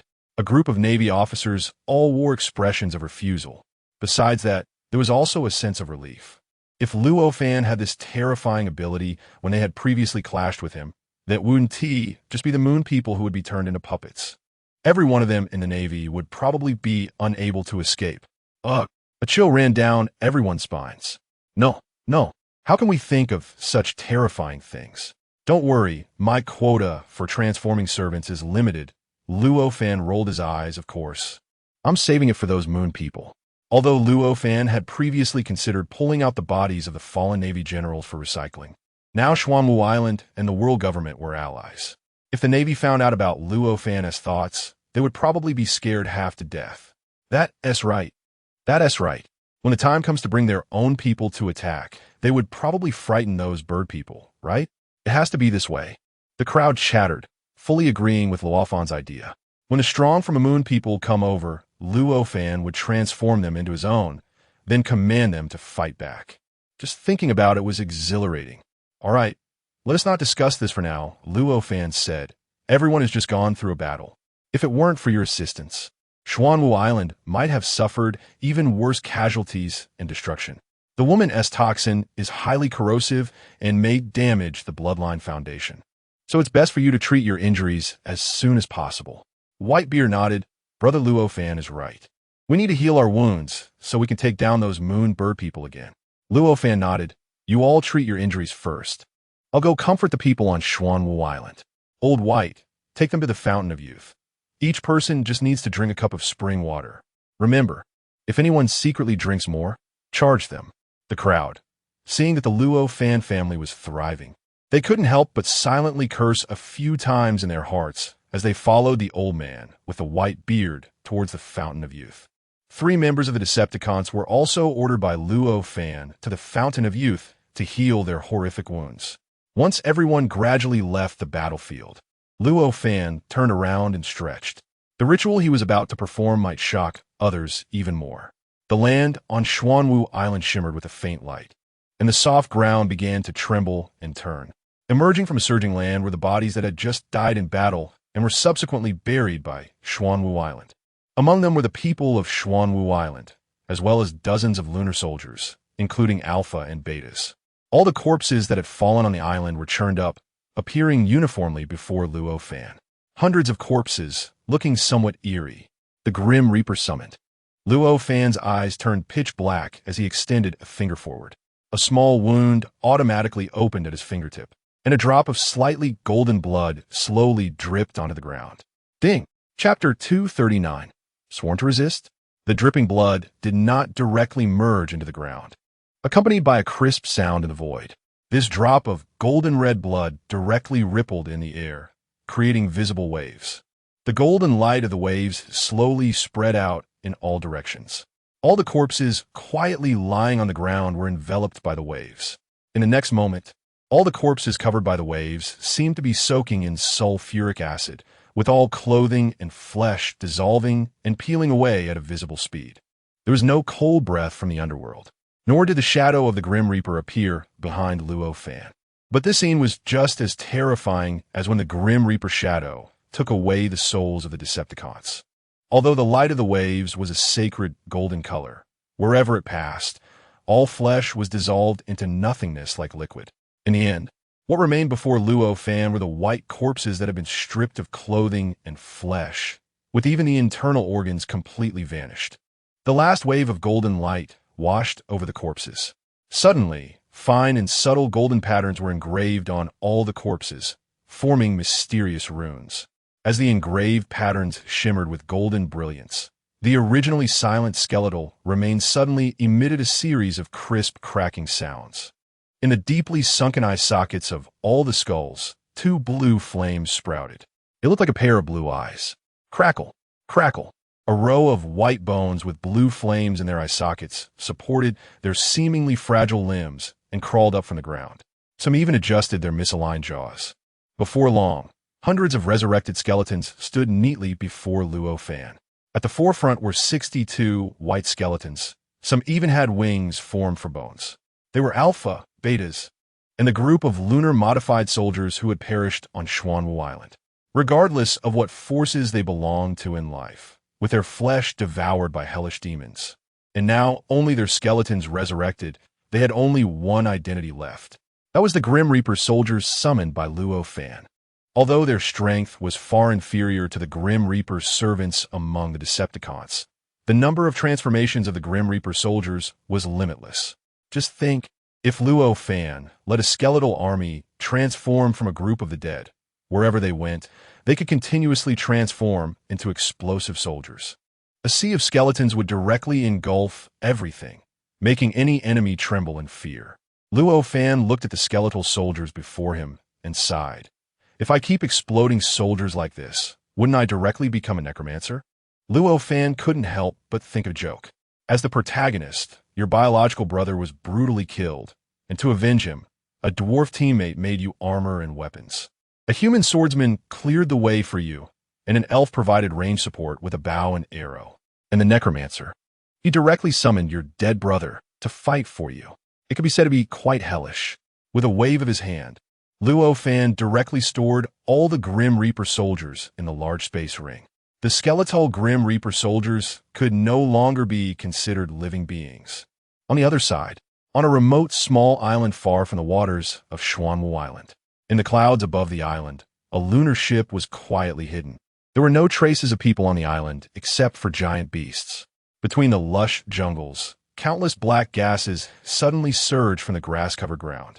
Wherever the black gas spread, all vegetation was instantly eroded and withered, losing its vitality. In the blink of an eye, the thick black gas gathered in a circle, forming a swirling black pool. Within the black pool, a figure covered in black light armor with only a pair of blood-red eyes slowly rose. It was the chief Decepticon who had previously fought with Luo Fan on Xuanwu Island and rescued the Red Spider and Plague. The Sky Enemy. With a huge square shuriken on his back and a black knife at his waist, the Sky Enemy leapt directly out of the black pool. Following closely behind him were two other figures. Bang! The pale and bloodless Red Spider and Plague were brutally thrown to the ground by the Sky Enemy, causing them to cough in pain. Don't worry, we are already far from that island. He won't be able to track us easily. The Sky Enemy looked down from above at the Red Spider and Plague lying on the ground and coldly said, "The dark fruit complemented the Sky Enemy's abilities. With the black hole transfer generated by the dark fruit's abilities, the Sky Enemy didn't believe Luo Fan could still find their location. How could you be here?" Red Spider glared at the Sky Enemy, indignantly questioning. If your actions had gone smoothly, I wouldn't have to be here cleaning up after you. What did you say? Isn't it? The Sky Enemy's eyes shone with a red light. The murderous aura was evident. A terrifying, domineering pressure suddenly enveloped the heads of Red Spider and Plague. Poof! Red Spider instantly spat out blood, her breath becoming even weaker. Chapter 240. Incorrect Intelligence. The Sky Enemy was the chief of the Imperial Guard Decepticons. Red Spider was the second seat of the Decepticons.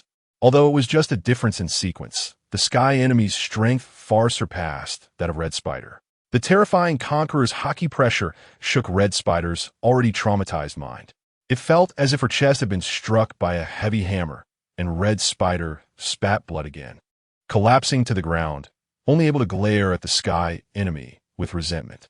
She knew very well that even at her peak, she could barely keep her life in the hands of the Sky Enemy. In her current state, if she truly angered the Sky Enemy, once he had the intent to kill, it would be easy for him to eliminate Red Spider.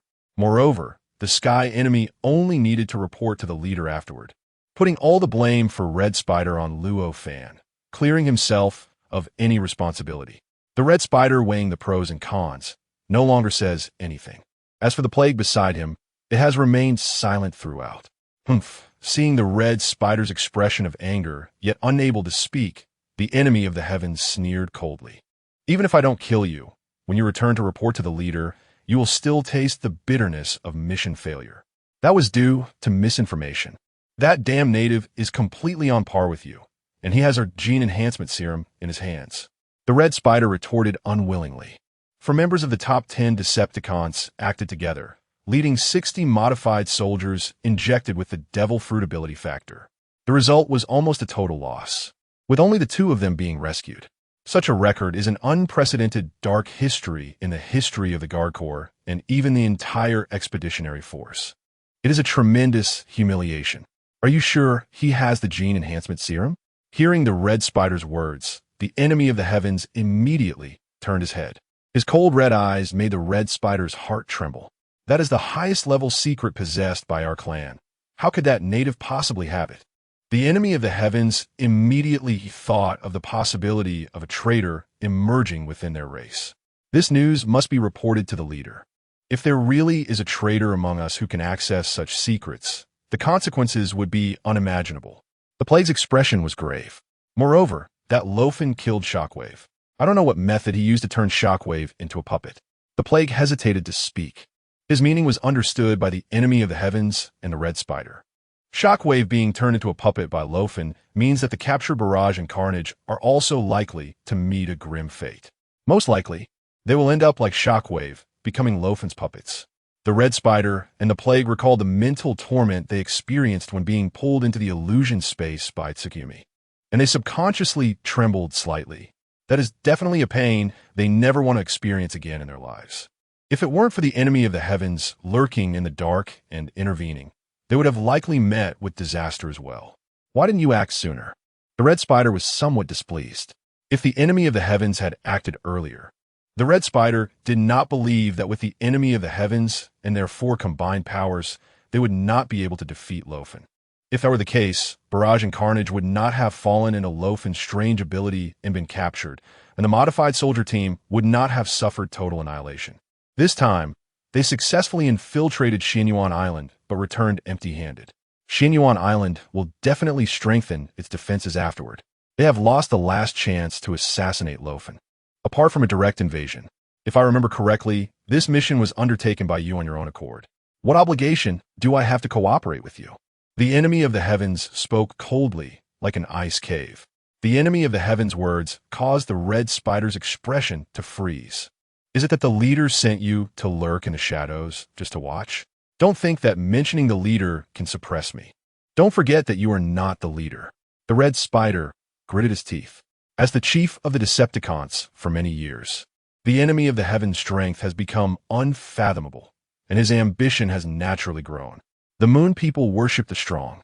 The enemy of the heavens covets the position that is the leader's throne. This point is understood by the leader, and the other Decepticon members are also aware of it.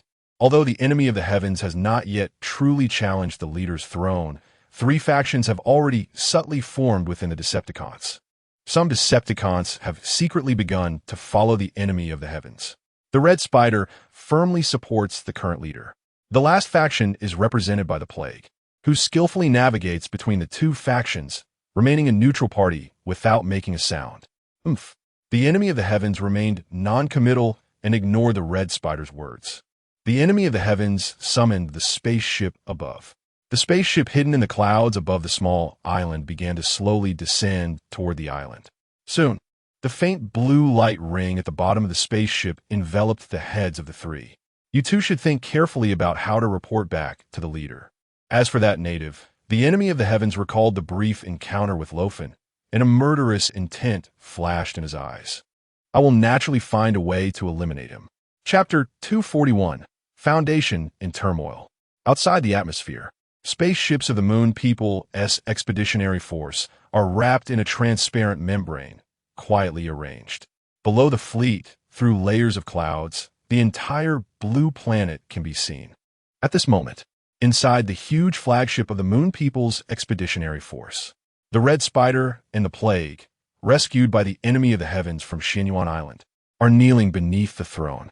Knowing they have nothing to say after failing the mission, they can only lower their heads, sweating nervously.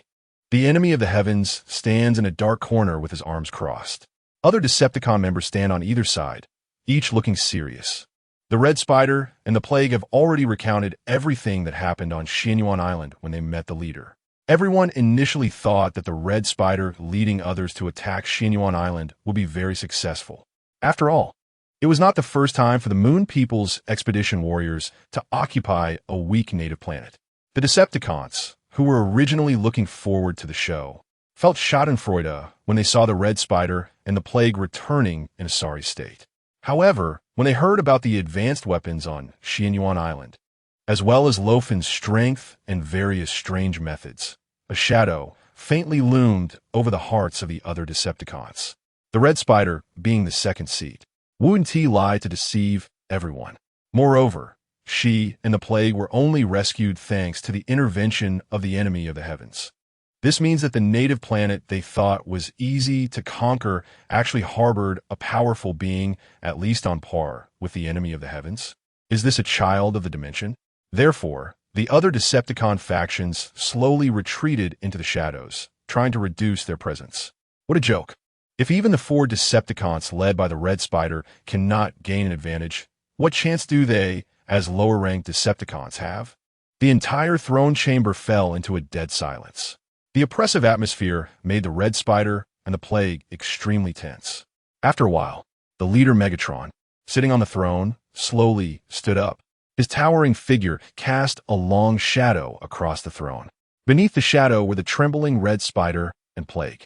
Top, top, top. The sound of heavy footsteps fell like drumbeats on everyone's hearts. Megatron slowly descended the steps and finally stopped in front of the Red Spider and the Plague. Tell me, did you see that person holding our clan's gene enhancement serum with your own eyes? Megatron's voice was deep, filled with absolute authority and dominance. The Red Spider did not dare hesitate and immediately nodded. The Red Spider hurriedly said, reporting to the leader, "We absolutely cannot be mistaken. That is the gene enhancement serum from our clan. Yes, the Plague has also raised its head, and I can sense my abilities. Those natives still have the energy response from the recently injected gene enhancement agent. What do you think, Unicron?" Megatron spoke again, but his gaze did not shift to Unicron, who stood in the shadowy corner. In that dark corner, only 2 blood-red eyes flickered with a cold light. "There is a traitor," Unicron said succinctly. Megatron was covered in jagged heavy armor, his towering figure standing backlit, making it impossible to see his clear face. However, his domineering eyes were now scanning all the Decepticon members between the thrones with sharp and ruthless glances. How interesting. The most important secret of our race is actually flauntingly in the hands of the natives. Megatron chuckled. Boom. The next moment, a violent pressure centered around Megatron, swirling the air into a visible, hideous ghostly face that charged forward. The ghostly face opened its bloody maw, and the howling turbulence seemed to emit a chilling roar from the ghost face. The first to be hit by the pressure were Red Spider and the Plague, who were instantly knocked over and fell backward. The other Decepticons reacted quickly, releasing their own aura to resist their leader's fury. Check thoroughly. I want a complete investigation. All levels of gene agent quantities must be rechecked, and anyone who might have come into contact with the gene enhancement agents must be investigated, especially those in the research department. Even if it requires soul searching, I want to find out who has betrayed our race, who has betrayed me. Megatron was filled with rage. His shouts echoed constantly between the thrones. Even though he was a steady leader, he could not remain calm at this moment. What is the gene enhancement potion? That is the foundation of the Moon People. The civilization of the Moon People has been continuously improving genetic technology over thousands of years to have the current bloodline. This is also why the Moon People pride themselves on their nobility. And the gene enhancement agent is the key to unlocking the gene treasury for the Moon People. But now, their genetic key has actually appeared in the hands of other natives. A sense of disgust, akin to being NTRD, instantly arose in the hearts of all Moon People. Who on earth? Which genius sold the gene enhancement potion to the natives? The crowd between the thrones felt their brains boiling. Chapter 242. Collapse. The Decepticons present felt a bit troubled by Megatron's decision. Leader, if we perform soul searching on everyone, it may take a lot of time and manpower. Moreover, the soul-searching technique will cause some damage to the target's soul, and if we ultimately fail to identify the traitor, it may lead to significant grievances below. Please consider carefully, Leader. Some Decepticon members stood up to humbly request. The soul-searching mentioned by Megatron is the most humiliating torture secret of the Moon people. The memories of the targeted individual are often stripped away without reservation and constantly reviewed. That feeling is akin to having the Moon people stripped of their clothes and defenses, allowing outsiders to freely probe into their brains. There is no privacy or secret to speak of. If there truly is a Moon person who has secretly betrayed the race and communicated with the natives of this planet, even if the traitor has hit themselves and erased their memory, as long as they are still alive, the soul-searching will definitely uncover it from the target's brain. However, such a simple and crude method inevitably causes a certain degree of damage to the brain of the one being searched. Therefore, when Megatron mentioned using soul searching at all costs to trace the traitor, some Decepticons felt very reluctant. No one wants their inner secrets to be pried into. Megatron glanced sideways, his terrifying eyes sweeping over the Decepticons who had raised objections. The members of the Decepticons immediately lowered their heads, not daring to meet their leader's gaze. The suffocating pressure brutally pressed down on them. Do you not understand my orders? Megatron said coldly. Or do you have guilty consciences and are unwilling to accept the soul-searching? We do not dare. The Decepticon members, already sweating profusely under Megatron's pressure, immediately knelt down. We just feel that if we conduct a widespread soul search, it will waste a lot of time and delay our race's progress in attacking this native planet. Then what are you, the Royal Guard, even good for? I do not want to hear excuses. I want results. If your Royal Guard cannot find out from whom the natives obtain the gene enhancement agents, then you will not be able to conquer even a mere native planet. In that case, the Royal Guard of the Decepticons has no reason to continue existing. Megatron's words instantly made the Decepticons in the throne room feel a jolt in their hearts. As a leader and the supreme commander of the expeditionary force, Megatron holds absolute power over life and death. If Megatron wants to disband the Royal Guard, it would be as easy as pie. For a moment, the Decepticon members who had originally raised objections all shifted their gazes to the dark corner beside them. In the shadows of the corner, Unicron was completely hidden in the darkness, with only a pair of indifferent blood-red eyes flickering with a faint light. The few Decepticons were secretly supporting Unicron's rise to power. Megatron noticed the shift in the gazes of several Decepticons and subtly glanced at Unicron. No one is willing to remain beneath one person and above 10,000. Unicron's burgeoning ambition has long been impossible to hide. Megatron was well aware of the covetousness for the throne.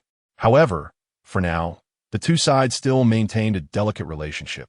As long as the other side does not actively break that thin layer of glass and challenge Megatron's position, Megatron will naturally pretend not to see it. Oof, a bunch of useless fools. Megatron's domineering gaze swept across the fence-sitters beneath the throne, and he snorted coldly. The shadows moved like the wind. Soon, Megatron waved his hand and returned to his high throne, overlooking the subordinates below, each with different thoughts. Backlit, Megatron's face showed no signs of emotional fluctuation. After 2 failed attacks, tell me, what does your Royal Guard plan to do next? Megatron's tone was cold and deep. For a moment, the atmosphere between the thrones became somewhat somber. Leader, that native possesses a very strange ability, and I suspect he has injected a high-level gene enhancement agent, greatly surpassing us in strength. I think we should change our strategy. Red Spider, who had been kneeling on the throne in constant apology, hesitated for a long time before finally raising his head to advise. Speak, Megatron said tersely. Red Spider glanced at the dark corner. He said, that native strength is probably something only Chief Unicron can handle.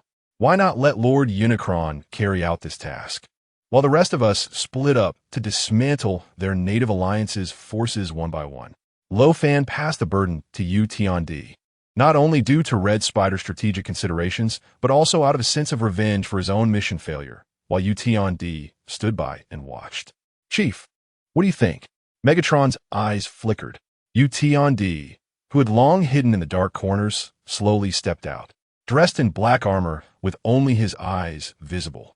Yu Tiandi slightly bowed his head in respect to the leader Megatron seated on the throne. Chapter 243. Planning action if given the chance. I will personally deal with that person.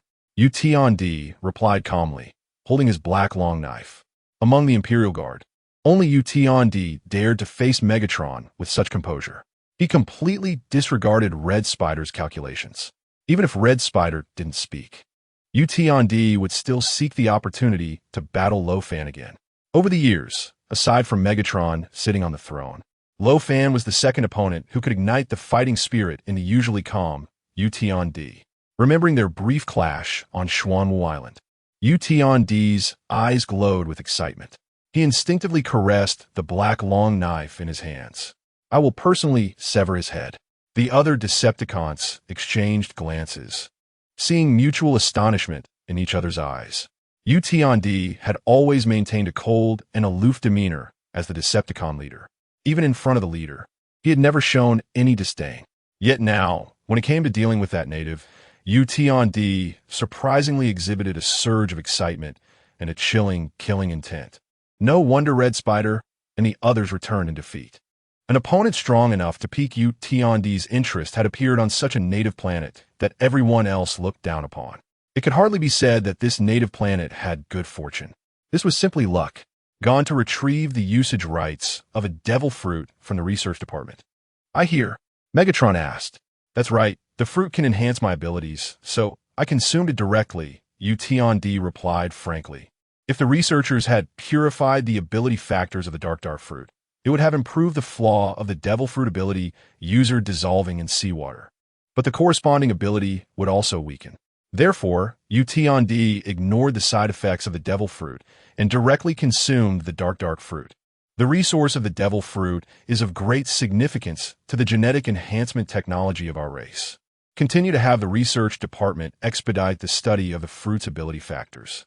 As for the task of soul-searching to track down the traitors in our clan, you will be fully responsible for that. Megatron's tone was cold. Hearing that Megatron had assigned the task of tracking down the traitors to Yu Tiandi, everyone, including Red Spider, was somewhat surprised. Red Spider bit her lip and glared at Yu Tiandi unwillingly. Damn it. Clearly, I am the one who firmly supports the leader. Understood, my subordinate Yu Tiandi nodded, and a wave of black mist surged from beneath his feet. As the mist roiled, Yu Tiandi's figure directly sank into it, disappearing before everyone's eyes. As for the two of you, Megatron's gaze shifted to Red Spider and Plague, who were kneeling beneath the throne. Before Red Spider could finish her internal complaints, the cold and murderous aura once again enveloped her and Plague. Their hearts raced, and they immediately buried their heads deep. When receiving orders, Red Spider had boasted that she would definitely complete the task. But now she not only returned empty-handed, but nearly faced total annihilation. Thus, the two could only silently pray in their hearts, hoping the leader would not impose severe punishments. The task of dealing with that native is entrusted to Yu Tiandi. The remaining deployments will be executed by all Decepticon members, including the two of you. If any more mistakes occur, you know what will happen next. Megatron's gaze bore down on Red Spider and Plague. They both breathed a sigh of relief. Although the pressure had increased, at least their lives were spared this time. Understood, my subordinate. All the Decepticon members knelt beneath the throne and took their leave. In the pirate world, the second half of the Grand Line, after experiencing the infiltration attack by Red Spider and the other moon people, Xuanwu Island quickly regained vitality under the exclusive skill refresh of the divine beast Xuanwu. As the ruler of Xuanwu Island, Luo Fan immediately inspected the towns on the island after the battle. Fortunately, Luo Fan had taken precautions and had built many air defense measures in advance in the towns of Xuanwu Island. Therefore, even among the ordinary populace, there were not too many casualties. Luo Fan's appearance immediately calmed the anxious hearts of all the people on Xuanwu Island. After gaining a wave of goodwill and signing countless autographs, Luo Fan finally managed to escape from the excited crowd. With the white tiger, Tianyi swirling like a hurricane behind him, Luo Fan quickly traversed the vast land on Xuanwu's back and arrived at the location where he had placed the Fountain of Youth. Hovering in the air, Luo Fan looked down. His sharp eyes pierced through the clouds, and he immediately spotted Whitebeard, Sengoku, and others who had arrived here early. At this moment, everyone had already drunk from the Fountain of Youth and were seated on the ground. Each of them occasionally flashed with a green glow, their life force rich, continuously recovering from their injuries. Luo Fan retracted his wings and gracefully landed before everyone. Hubby, seeing Luo Fan appear, Yamato, who was guarding beside Kaido, immediately flew over. Luo Fan smiled and opened his arms to embrace Yamato. How's it going? Did these old foxes sneak a drink without paying? Chapter 244. Add money no. Even my cheap old dad was stopped from drinking too much, Yamato replied. How about that? I'm pretty great, right? She said, like a child seeking praise from Luo Fan. Well done. Luo Fan gave a thumbs up and reached out to stroke Yamato's bangs. Tonight, I'll make you honey-glazed chicken wings. Honey-glazed chicken wings? What is that? Is it delicious like Odin? Yamato's eyes immediately lit up. Of course, Luo Fan chuckled. The original wings of the two Decepticons, Rampage and Kill, were quietly resting in Luo Fan's space ring before the couple could continue their flirtatious banter. The people sitting cross-legged by the Fountain of Youth began to expel the impurities from their mouths one by one, opening their eyes. This spring water is truly miraculous, Sengoku said, looking down at his body in amazement. In the battle against the Decepticons, Sengoku had transformed into a giant Buddha to fight Red Spider, making him the most conspicuous target on the battlefield. As a result, he was also one of the most severely injured. The toxins from Red Spider had eroded much of Sengoku's body. If it weren't for Sengoku being an old veteran with a relatively sturdy physique, constantly resisting the toxins that had invaded his heart and vital organs, he might have been done for. However, after drinking from the Fountain of Youth, Sengoku could clearly feel the toxins accumulating in his body being continuously flushed away. In fact, even his long-standing ailments were largely healed. Not just Sengoku. Others who were experiencing the miraculous healing effects of the Fountain of Youth for the first time also displayed expressions of disbelief. Gulalala. The first time I experienced the effects of the Fountain of Youth, I had the same expression. Whitebeard Edward Newgate saw their astonished faces and immediately laughed heartily with his hands on his hips. If you had seen the Enlightenment Stone back then, wouldn't you have been even more surprised? The Enlightenment Stone? What is that? Hee hee. That's a treasure that can double a person's cultivation speed. Whitebeard swung his sword.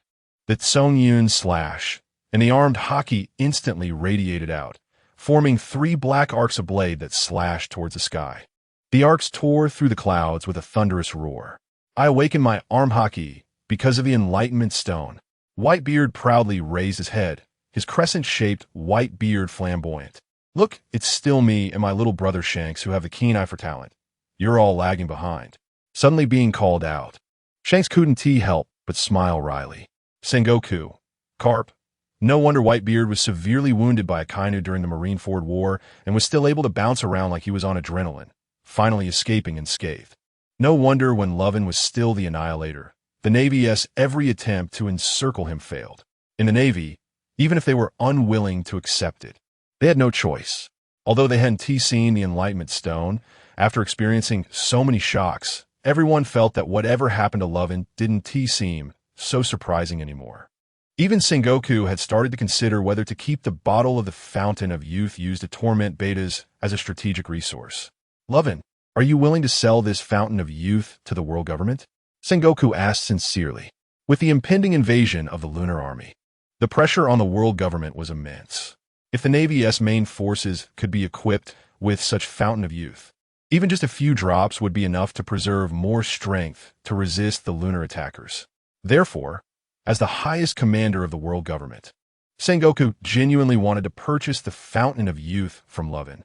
As for the idea of forcibly seizing or directly stealing the Fountain of Youth, what an international joke. Are you looking to die, or what? Other factions, seeing the world government take the lead, also raised their hands, expressing their desire to bid for some Fountain of Youth. They were even willing to pay a high price for it. Feeling the eager gazes of those around him, Lovin chuckled, revealing his signature, shady merchant smile. Sure. We can discuss the price slowly later. We're all allies now, so I'll definitely give you a discount, Lovin said. After all, the Fountain of Youth refreshes regularly, so there's no need to worry about it drying up, as long as it's not in widespread circulation. Letting the allied factions get some Fountain of Youth might just come in handy at a critical moment.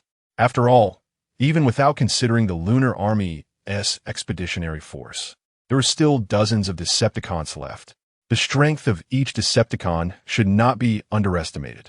If Lovin didn't stabilize the situation, with the Navy's forces and these scattered factions, it would only be a matter of time before the entire planet was completely defeated. Sigh. Who told us that with great power comes great responsibility? However, it's going to cost more. Recalling how he could easily break into the illusion space of Tsukuyomi and rescue 2 Decepticons, Lovin smiled. Every time, it was you who actively entered my world. Don't worry this time. It's my turn to visit you properly. Chapter 245. Wanna please? Lovin knew very well. After the Lunar Army suffered obvious losses targeting him several times, they would definitely no longer invest resources recklessly to deal with him.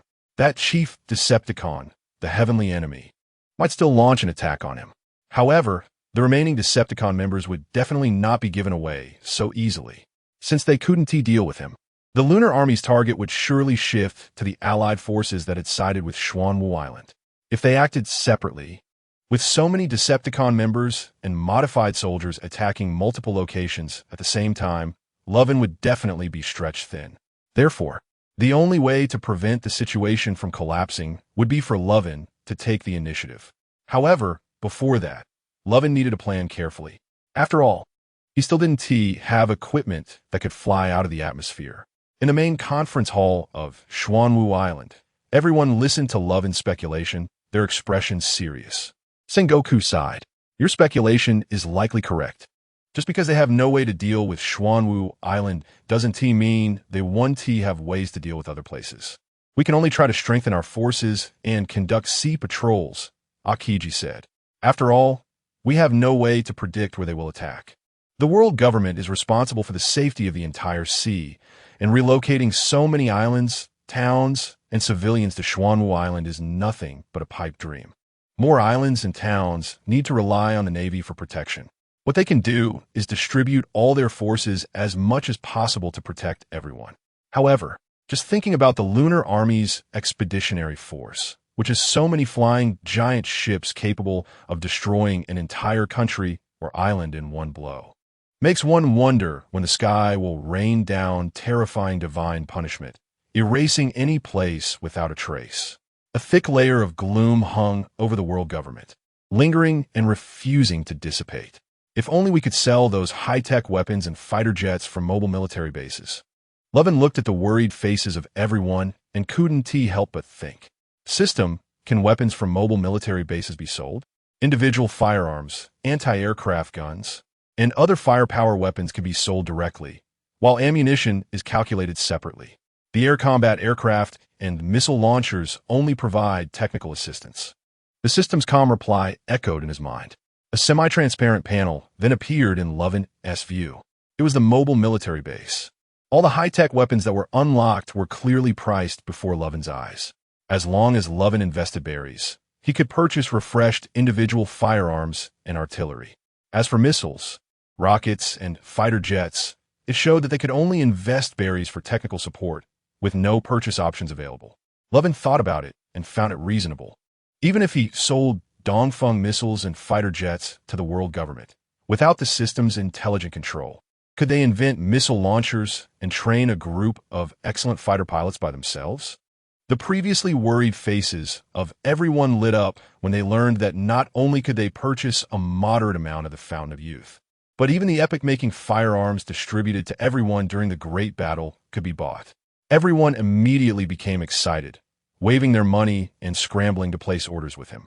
Lovin felt as if he had suddenly transformed into a war profiteer. Lovin couldn't help but laugh and cry. Sigh, why do I feel like I'm the America of another world? Meanwhile, far away in the outer space, the Lunar Expeditionary Force, among the massive fleet of ships. One giant ship slowly separated from the group. The entire ship's sails and flags were pitch black, without any markings. A transparent membrane enveloped the giant ship as it flew downward. Below the expeditionary force was a planet completely covered by the azure ocean, with only a ring of red earth continents cutting through it. That was the world where Luo Fan and the others resided. However, the black giant ship was headed not toward this blue planet, but rather to a smaller, somewhat desolate planet orbiting nearby. Under the illumination of the star, a faint glow flickered around this asteroid. That was the moon, the legendary infinite land, known as Baluka in the words of the Sky Island inhabitants, and also the ancient homeland of the moon people. On the deck of the black giant ship stood a solitary, tall, and slender figure. The enemy of the heavens, having left the expeditionary force, stood with arms crossed, holding a black, unsheathed samurai longsword. The massive shuriken on his back reflected a chilling light. Beneath his helmet, the enemy of the heavens had blood-red eyes fixed intently on the distant moon, his expression indifferent, revealing no hint of emotion. Is this really my homeland? It has become so desolate. The enemy of the heavens muttered coldly. The so-called homeland of the moon people had long been abandoned in ancient times due to a technological explosion that led to energy depletion. In contrast, the nearby blue planet was still full of life. Chapter 246. Enel harnessing his own massive flying ship, the enemy of the heavens quickly arrived at the moon. Spreading his dark wings, he descended onto the lunar surface. Looking up, he saw an endless expanse of gray-white land, uneven and punctuated by craters left by meteorite impacts. The sight was one of desolation. In ancient times, the technological explosion of the moon people had drained the moon's energy. Consequently, the moon people had to explore beyond the sky for survival. Some chose the neighboring blue planet, splitting into multiple bloodlines residing in the Sky Island, Red Earth continent, and other places dominating that planet under the guise of divine representatives. Others launched expeditions into even more distant galaxies. Until many years later, the Moon People's expeditionary force finally found the coordinates of their homeland. However, this mother planet still held no hope. The enemy of the heavens slowly lowered himself, reaching down to grasp a handful of soil from the lunar surface, letting the fragmented gray sand slip through his fingers. Suddenly, his movements halted. His blood-red pupils locked onto the ground not far ahead, where there were several small footprints. Although they appeared inconspicuous and did not resemble human footprints, the enemy of the heavens was certain they were not remnants from ancient times. Kneeling on one knee, he placed a palm on the lunar surface. The observation haki Kinbunchaku activated. Powerful as he was, the enemy of the heavens observation haki instantly covered all areas within 100 miles. Through his haki perception, he realized that on this planet, which he thought desolate and ruined, a massive city was actually standing. Even the composed enemy of the heavens felt a flicker of unease at this moment. A planet deemed abandoned since ancient times, believed to be devoid of energy, had somehow manifested a city, and he could even sense energy fluctuations.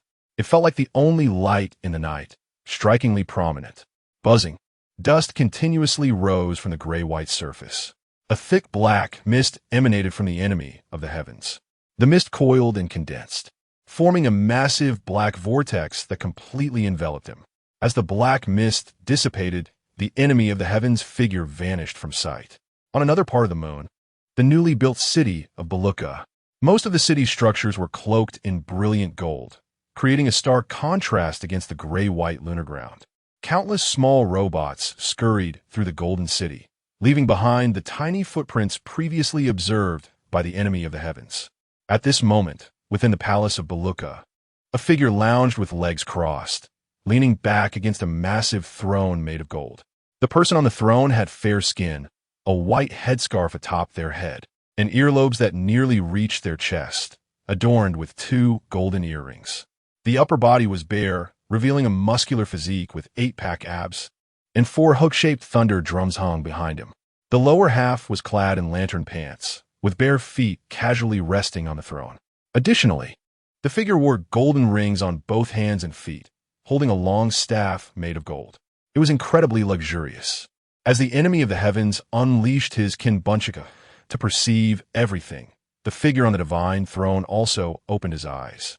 This person was none other than Enlil, the one who once ruled the Sky Island with an iron fist, possessing the powers of the Rumble Fruit. In the survival-elimination match of Appiato, Enlil never anticipated that the insulation would render his Rumble Fruit abilities completely ineffective, leading to his defeat at the hands of Luffy, who had consumed the rubber fruit. After leaving the Sky Island, Enlil piloted his Arc Maxim to this infinite land of the moon. Utilizing his Rumble Fruit powers, Enlil successfully activated the long-dormant city on the moon, Baluka. The small robots left behind on the moon became Enlil's best allies. With the energy provided by Enlil's Rumble Fruit, they refined gold, and soon Baluka was rebuilt. Enlil truly became the sole deity of this infinite land of the moon. However, just when he thought his dominion over this land would last indefinitely, someone intruded into his divine realm. As the enemy of the heavens discovered the city of Baluka with his Kinbunchaku, Enlil's unique observation Hakishin also sensed the presence of the enemy of the heavens. Oh, another audacious intruder dares to step onto the divine territory. Enlil slowly rose from his golden throne, arcs of blue electricity crackling across his tall, muscular body. His observation Haki Shin expanded to its limits, locking onto the enemy of the heavens, who had just arrived in the city through the dark fruit's teleportation. Yaha, then accept the divine punishment. Enlil's golden staff struck the ground with force. At that moment, the enemy of the heavens, who had just set foot in the city, felt every hair on his body stand on end. A wave of mild paralysis washed over him. His observation Haki immediately sensed a great danger, and alarm bells rang in his mind. The swirling black mist at his feet transformed into black smoke, wrapping around his hands. Meanwhile, above in the sky, a sky-blue lightning bolt descended with a thunderous roar. Dark Hole. The dark fruit ability activated. The ground beneath the enemy of the heavens released a small black hole as the black mist surged. Meanwhile, the enemy of the heavens had already vanished from sight at the moment the lightning bolt struck the ground. Boom! The sound was like thunder. The terrifying lightning explosion illuminated the surroundings with blinding light. The black hole vortex released by the heavenly enemy, under the cover of lightning pillars, seemed like a greedy glutton constantly indulging itself. The 3 seconds of lightning strikes were all absorbed by the black hole, without causing a single splash. Under the heart network, Enlil witnessed his divine punishment being evaded, his brows slightly furrowing. That strange black hole caused a jolt in Enlil's heart. Under the lock of his heart network, his divine punishment had never missed.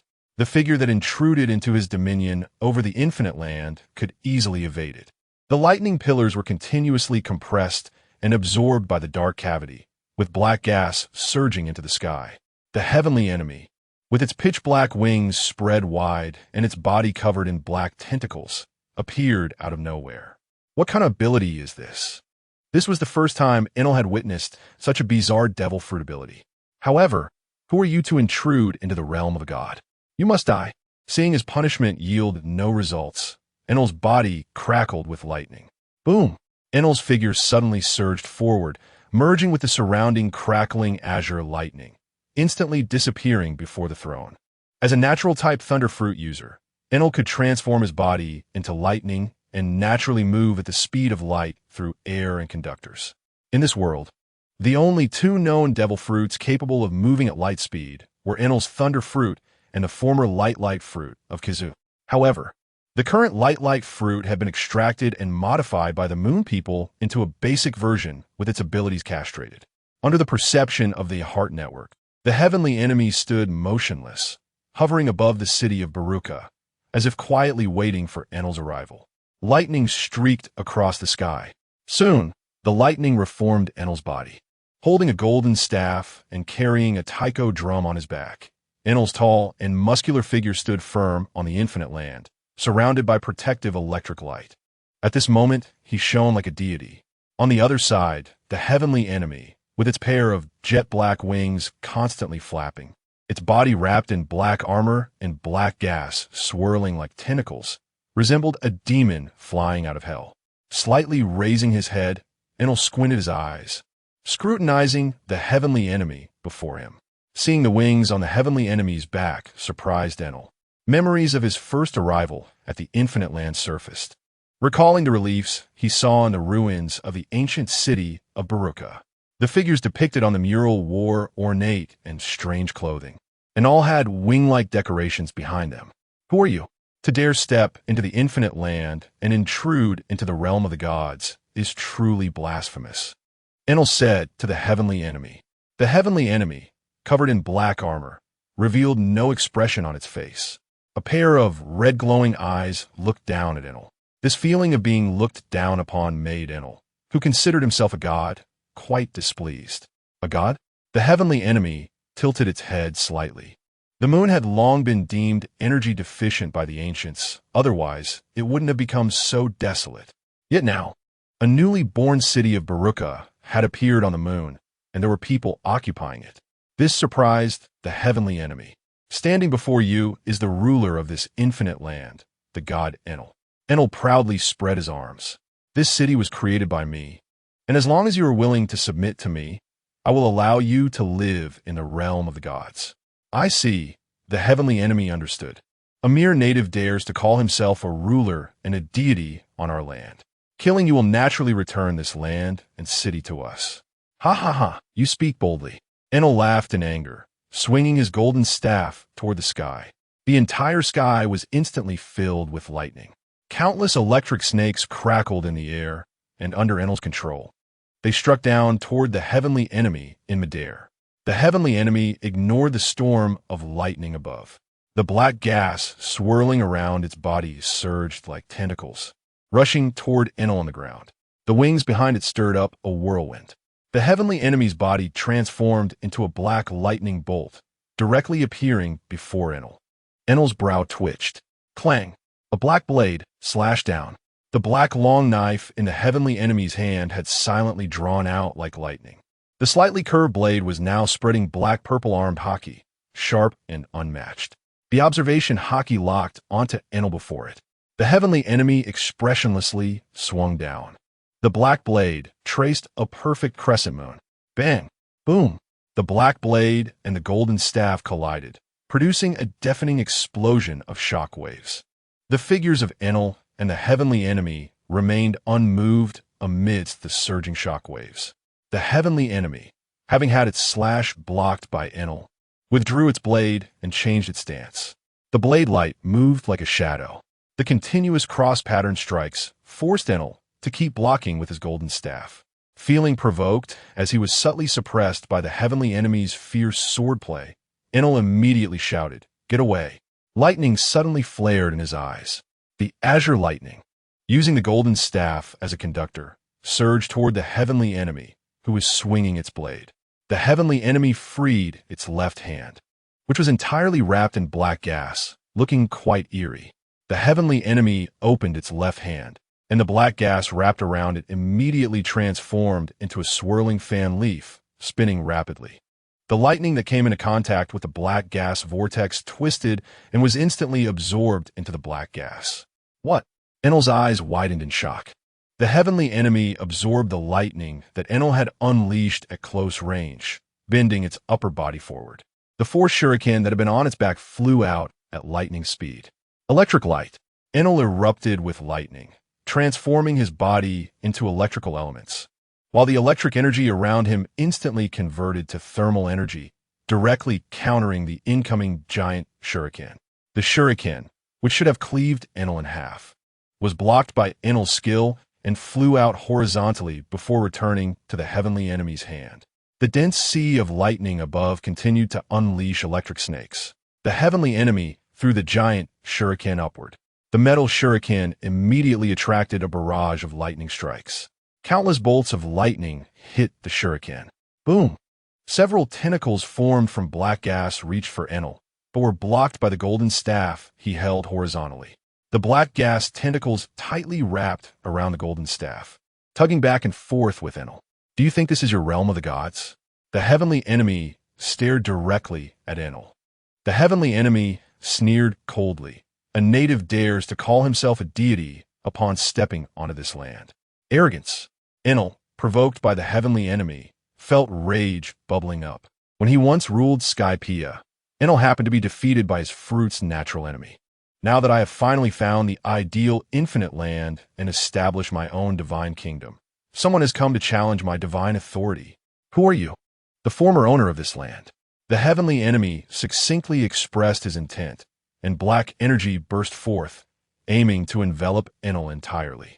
In a flash of lightning, Enel, having quickly retreated at light speed to avoid the heavenly enemy's attack, appeared in the distance. At that moment, Enel's heart was like gigantic waves churning in the ocean, rising and falling.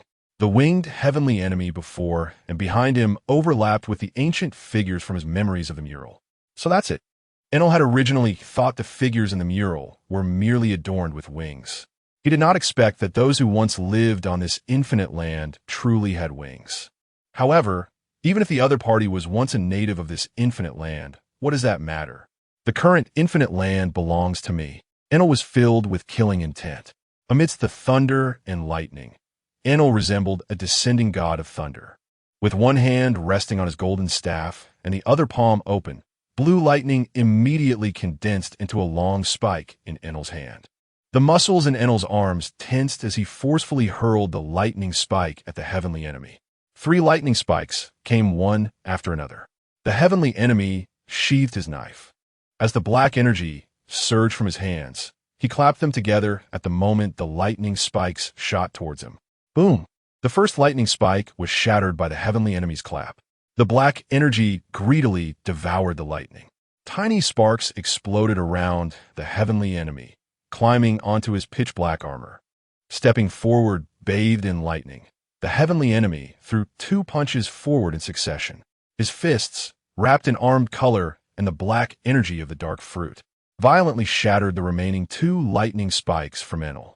The black energy tentacles clung to the heavenly enemy, pulling him forcefully backward. The heavenly enemy fell backward, merging into the shadows and disappearing from sight. Enel thought to himself that something was amiss, and he released his observation haki, heart network, to search the surroundings with all his might, before the heart network could lock onto the heavenly enemy's presence. A surge of black energy erupted behind Enel. A black long knife shot out from the black energy. The speed was so fast that Enel, unable to react in time, had no way to avoid it. Instinctively, Enel transformed his body into lightning. Elementalization. Puffed. Red blood splattered in front of Enel's wide-open eyes. After obtaining the thunder fruit, Enel regarded himself as a god. The power of lightning allowed Enel to elementalize himself, transforming into lightning and becoming immune to all attacks. Therefore, Enel believed he could never be injured. However, at that very moment, right here, under the ambush of the black knife that shot out from the black energy, Enel's already elementalized body still left a wound. Blood gushed out in an instant. The pain transmitted to his brain, causing Enel to grimace. The image of a god instantly vanished. The heavenly enemy leaped out from the black energy.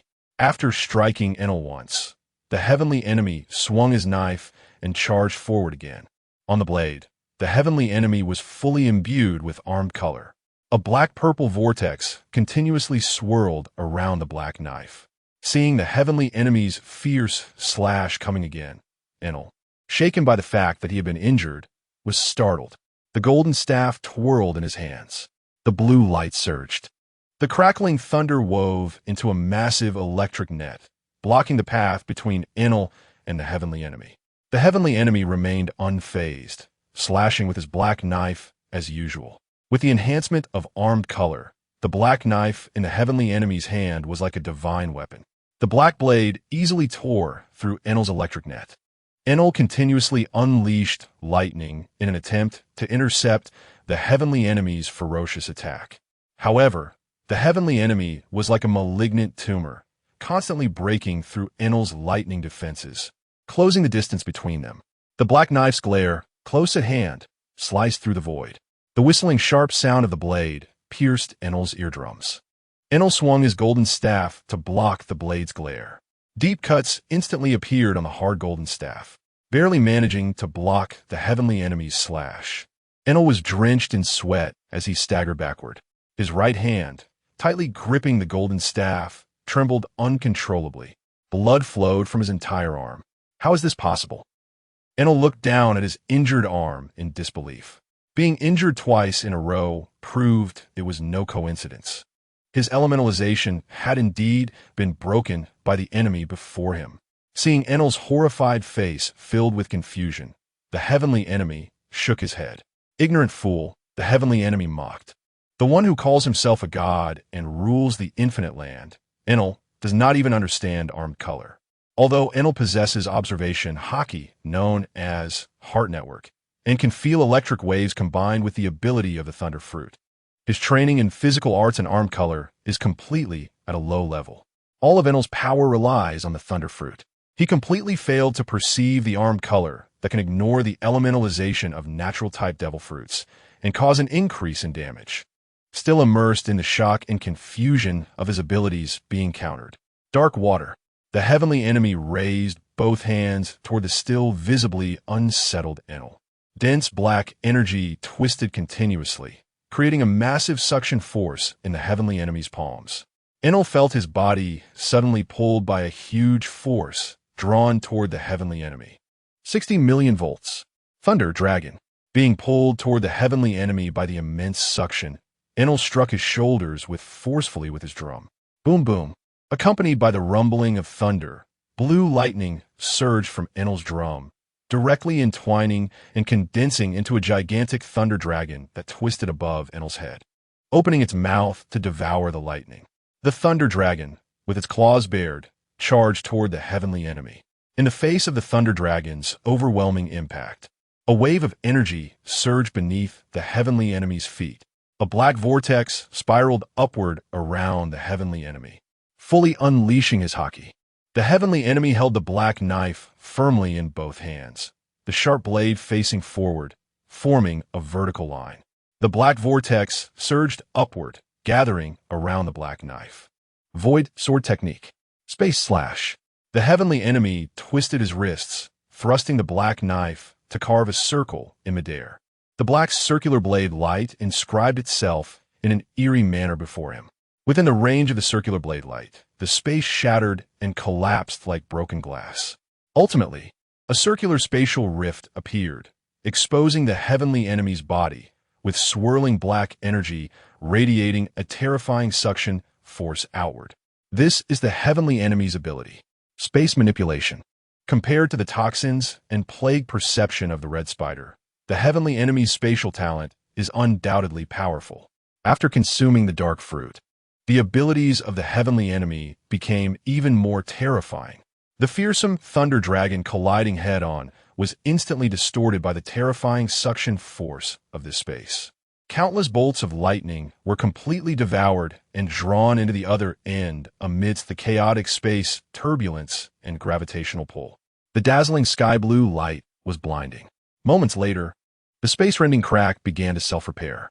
Where the thunder dragon rampaged, it left behind a large area of charred traces from lightning strikes. Yet, it abruptly stopped just 1 meter in front of the heavenly enemy. Chapter 248. System Task Completed. Finale. How can this be repaired? Enel watched in disbelief as his powerful thunder dragon attack failed to even graze the corner of the heavenly enemy's clothing, nearly breaking his mentality. After becoming the user of the Rumble fruit, Enel had only suffered losses at the hands of that insulated rubber kid. That kind of unfortunate situation due to attribute counteraction was one thing. However, the scene before him, where no matter how he attacked, he couldn't injure his opponent in the slightest, truly left Enel in shock. This isn't how it's supposed to be. The heavenly enemy flicked the black long knife in his hand and slowly walked towards Enel. You are really weak. The heavenly enemy spoke with a cold tone. You're wasting the power of this lightning. Don't think that just because you block my attack, you can prove anything. Hearing the heavenly enemy's assessment of him as weak, Enel immediately felt a great insult. Thunder metallurgy. Lightning erupted, melting the golden staff tightly gripped in Enel's hand. The original golden staff immediately melted and transformed. The smooth top of the staff became a sharp, long spear. Holding the golden spear of war, Enel's fighting spirit ignited instantly. Thunder and lightning clashed. The momentum emanating from Enel reached unprecedented heights.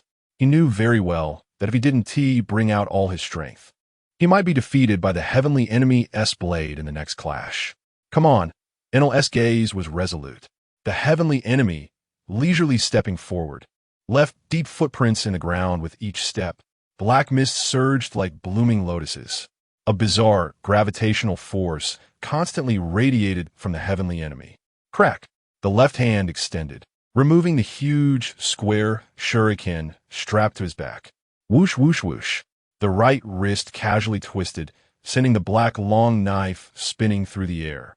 The heavenly enemy's footsteps gradually quickened, eventually turning into a sprint. Black mist surged forth, transforming into tentacles reaching for Enel. Faced with the heavenly enemy, who was now almost nothing but an afterimage, Enel threw the golden spear of war forward with a lightning strike. The spear, flying at light speed, was struck by a black blade light in the void, bouncing high into the sky, sparks flying. Determining the direction of the heavenly enemy through the throw of the golden spear, Enel immediately spread his arms wide. The overwhelming momentum continued to rise. 200 million volts. Enel decisively unleashed his strongest move. Thunder God, accompanied by Enel's roar, lightning shot from his eyes and mouth.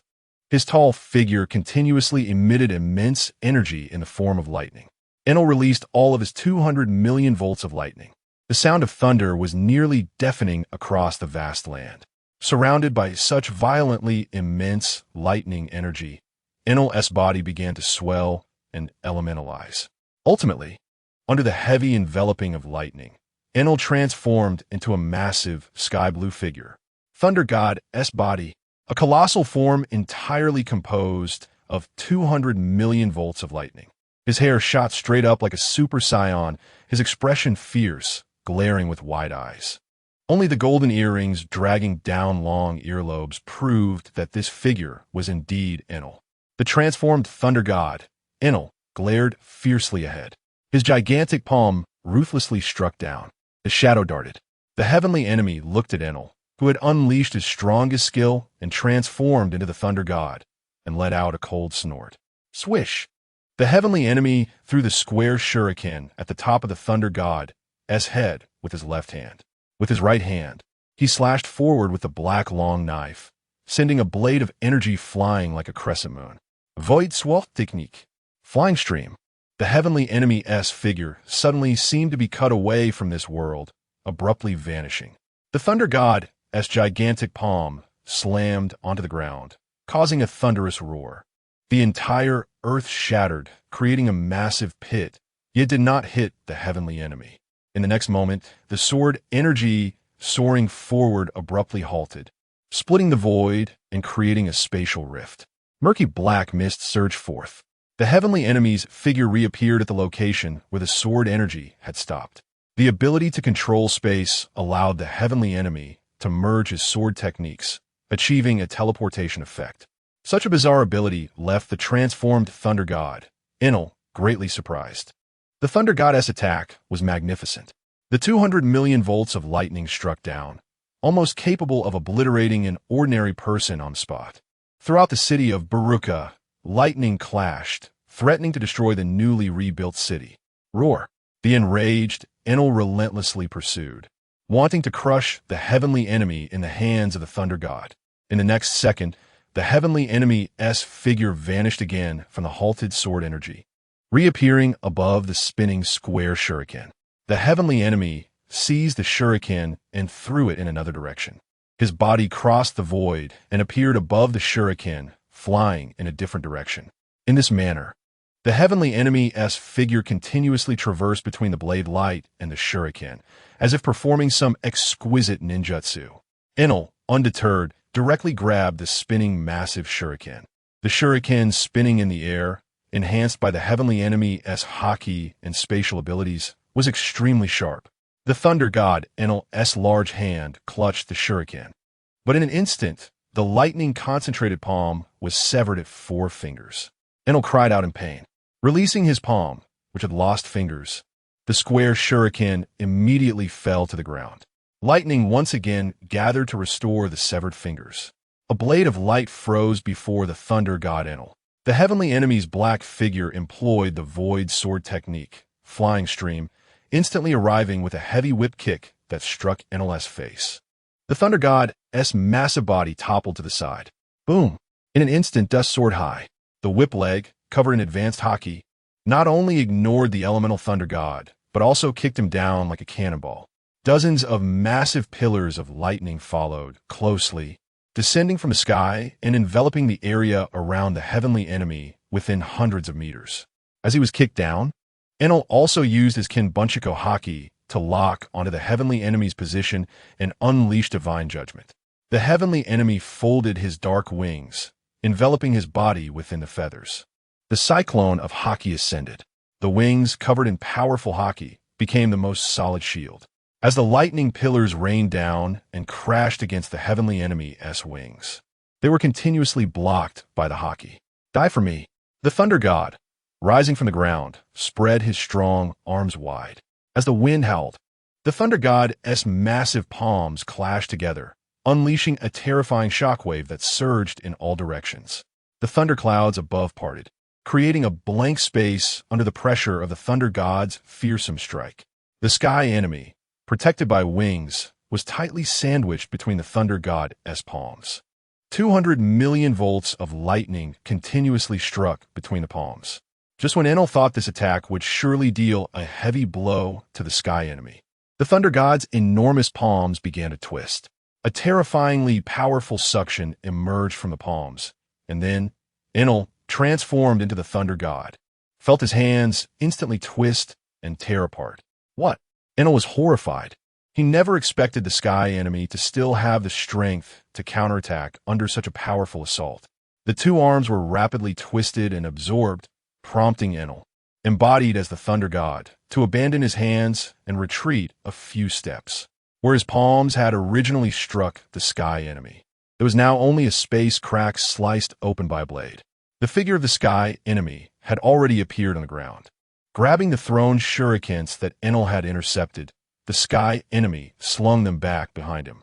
Dark caverne technique, secret prison. The sky enemy snapped his fingers. Countless hidden black gas tentacles suddenly surged up from beneath the Thunder God's feet. The pitch-black tentacles instantly entangled the Thunder God embodied by Enel. The swirling black gas beneath him almost condensed into a massive, bottomless pool.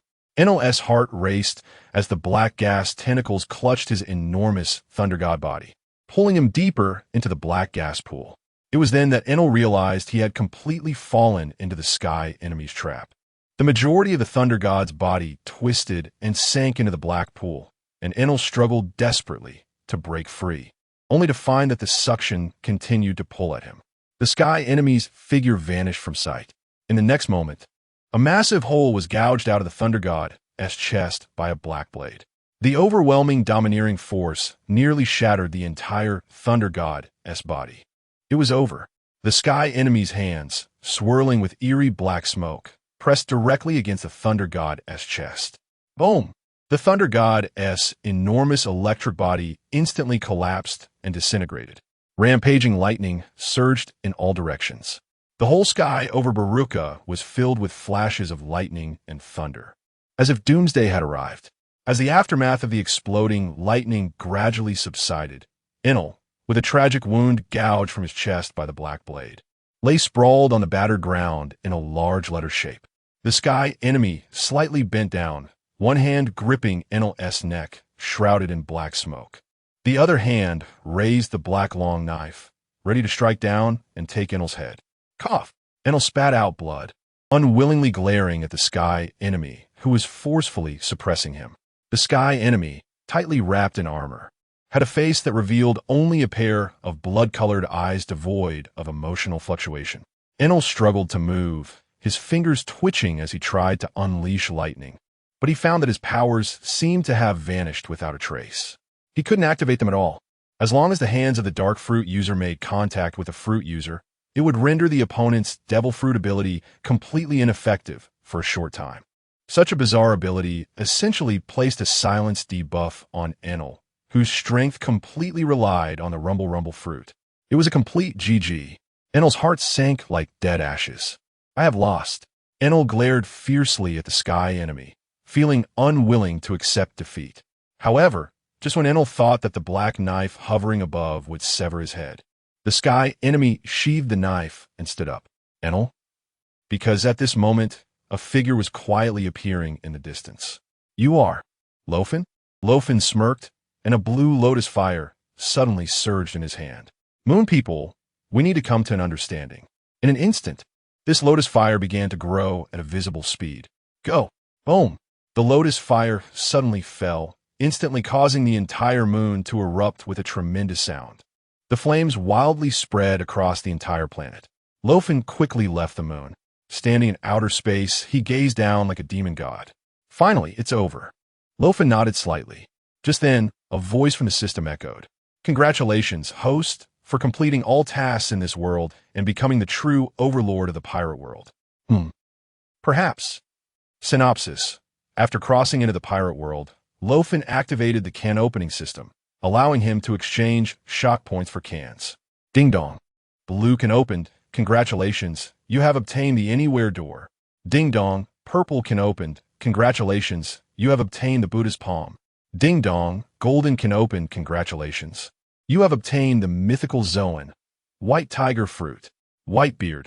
I never imagined that as the strongest man, I would be chased and beaten by a rookie who has only trained for 2.5 years.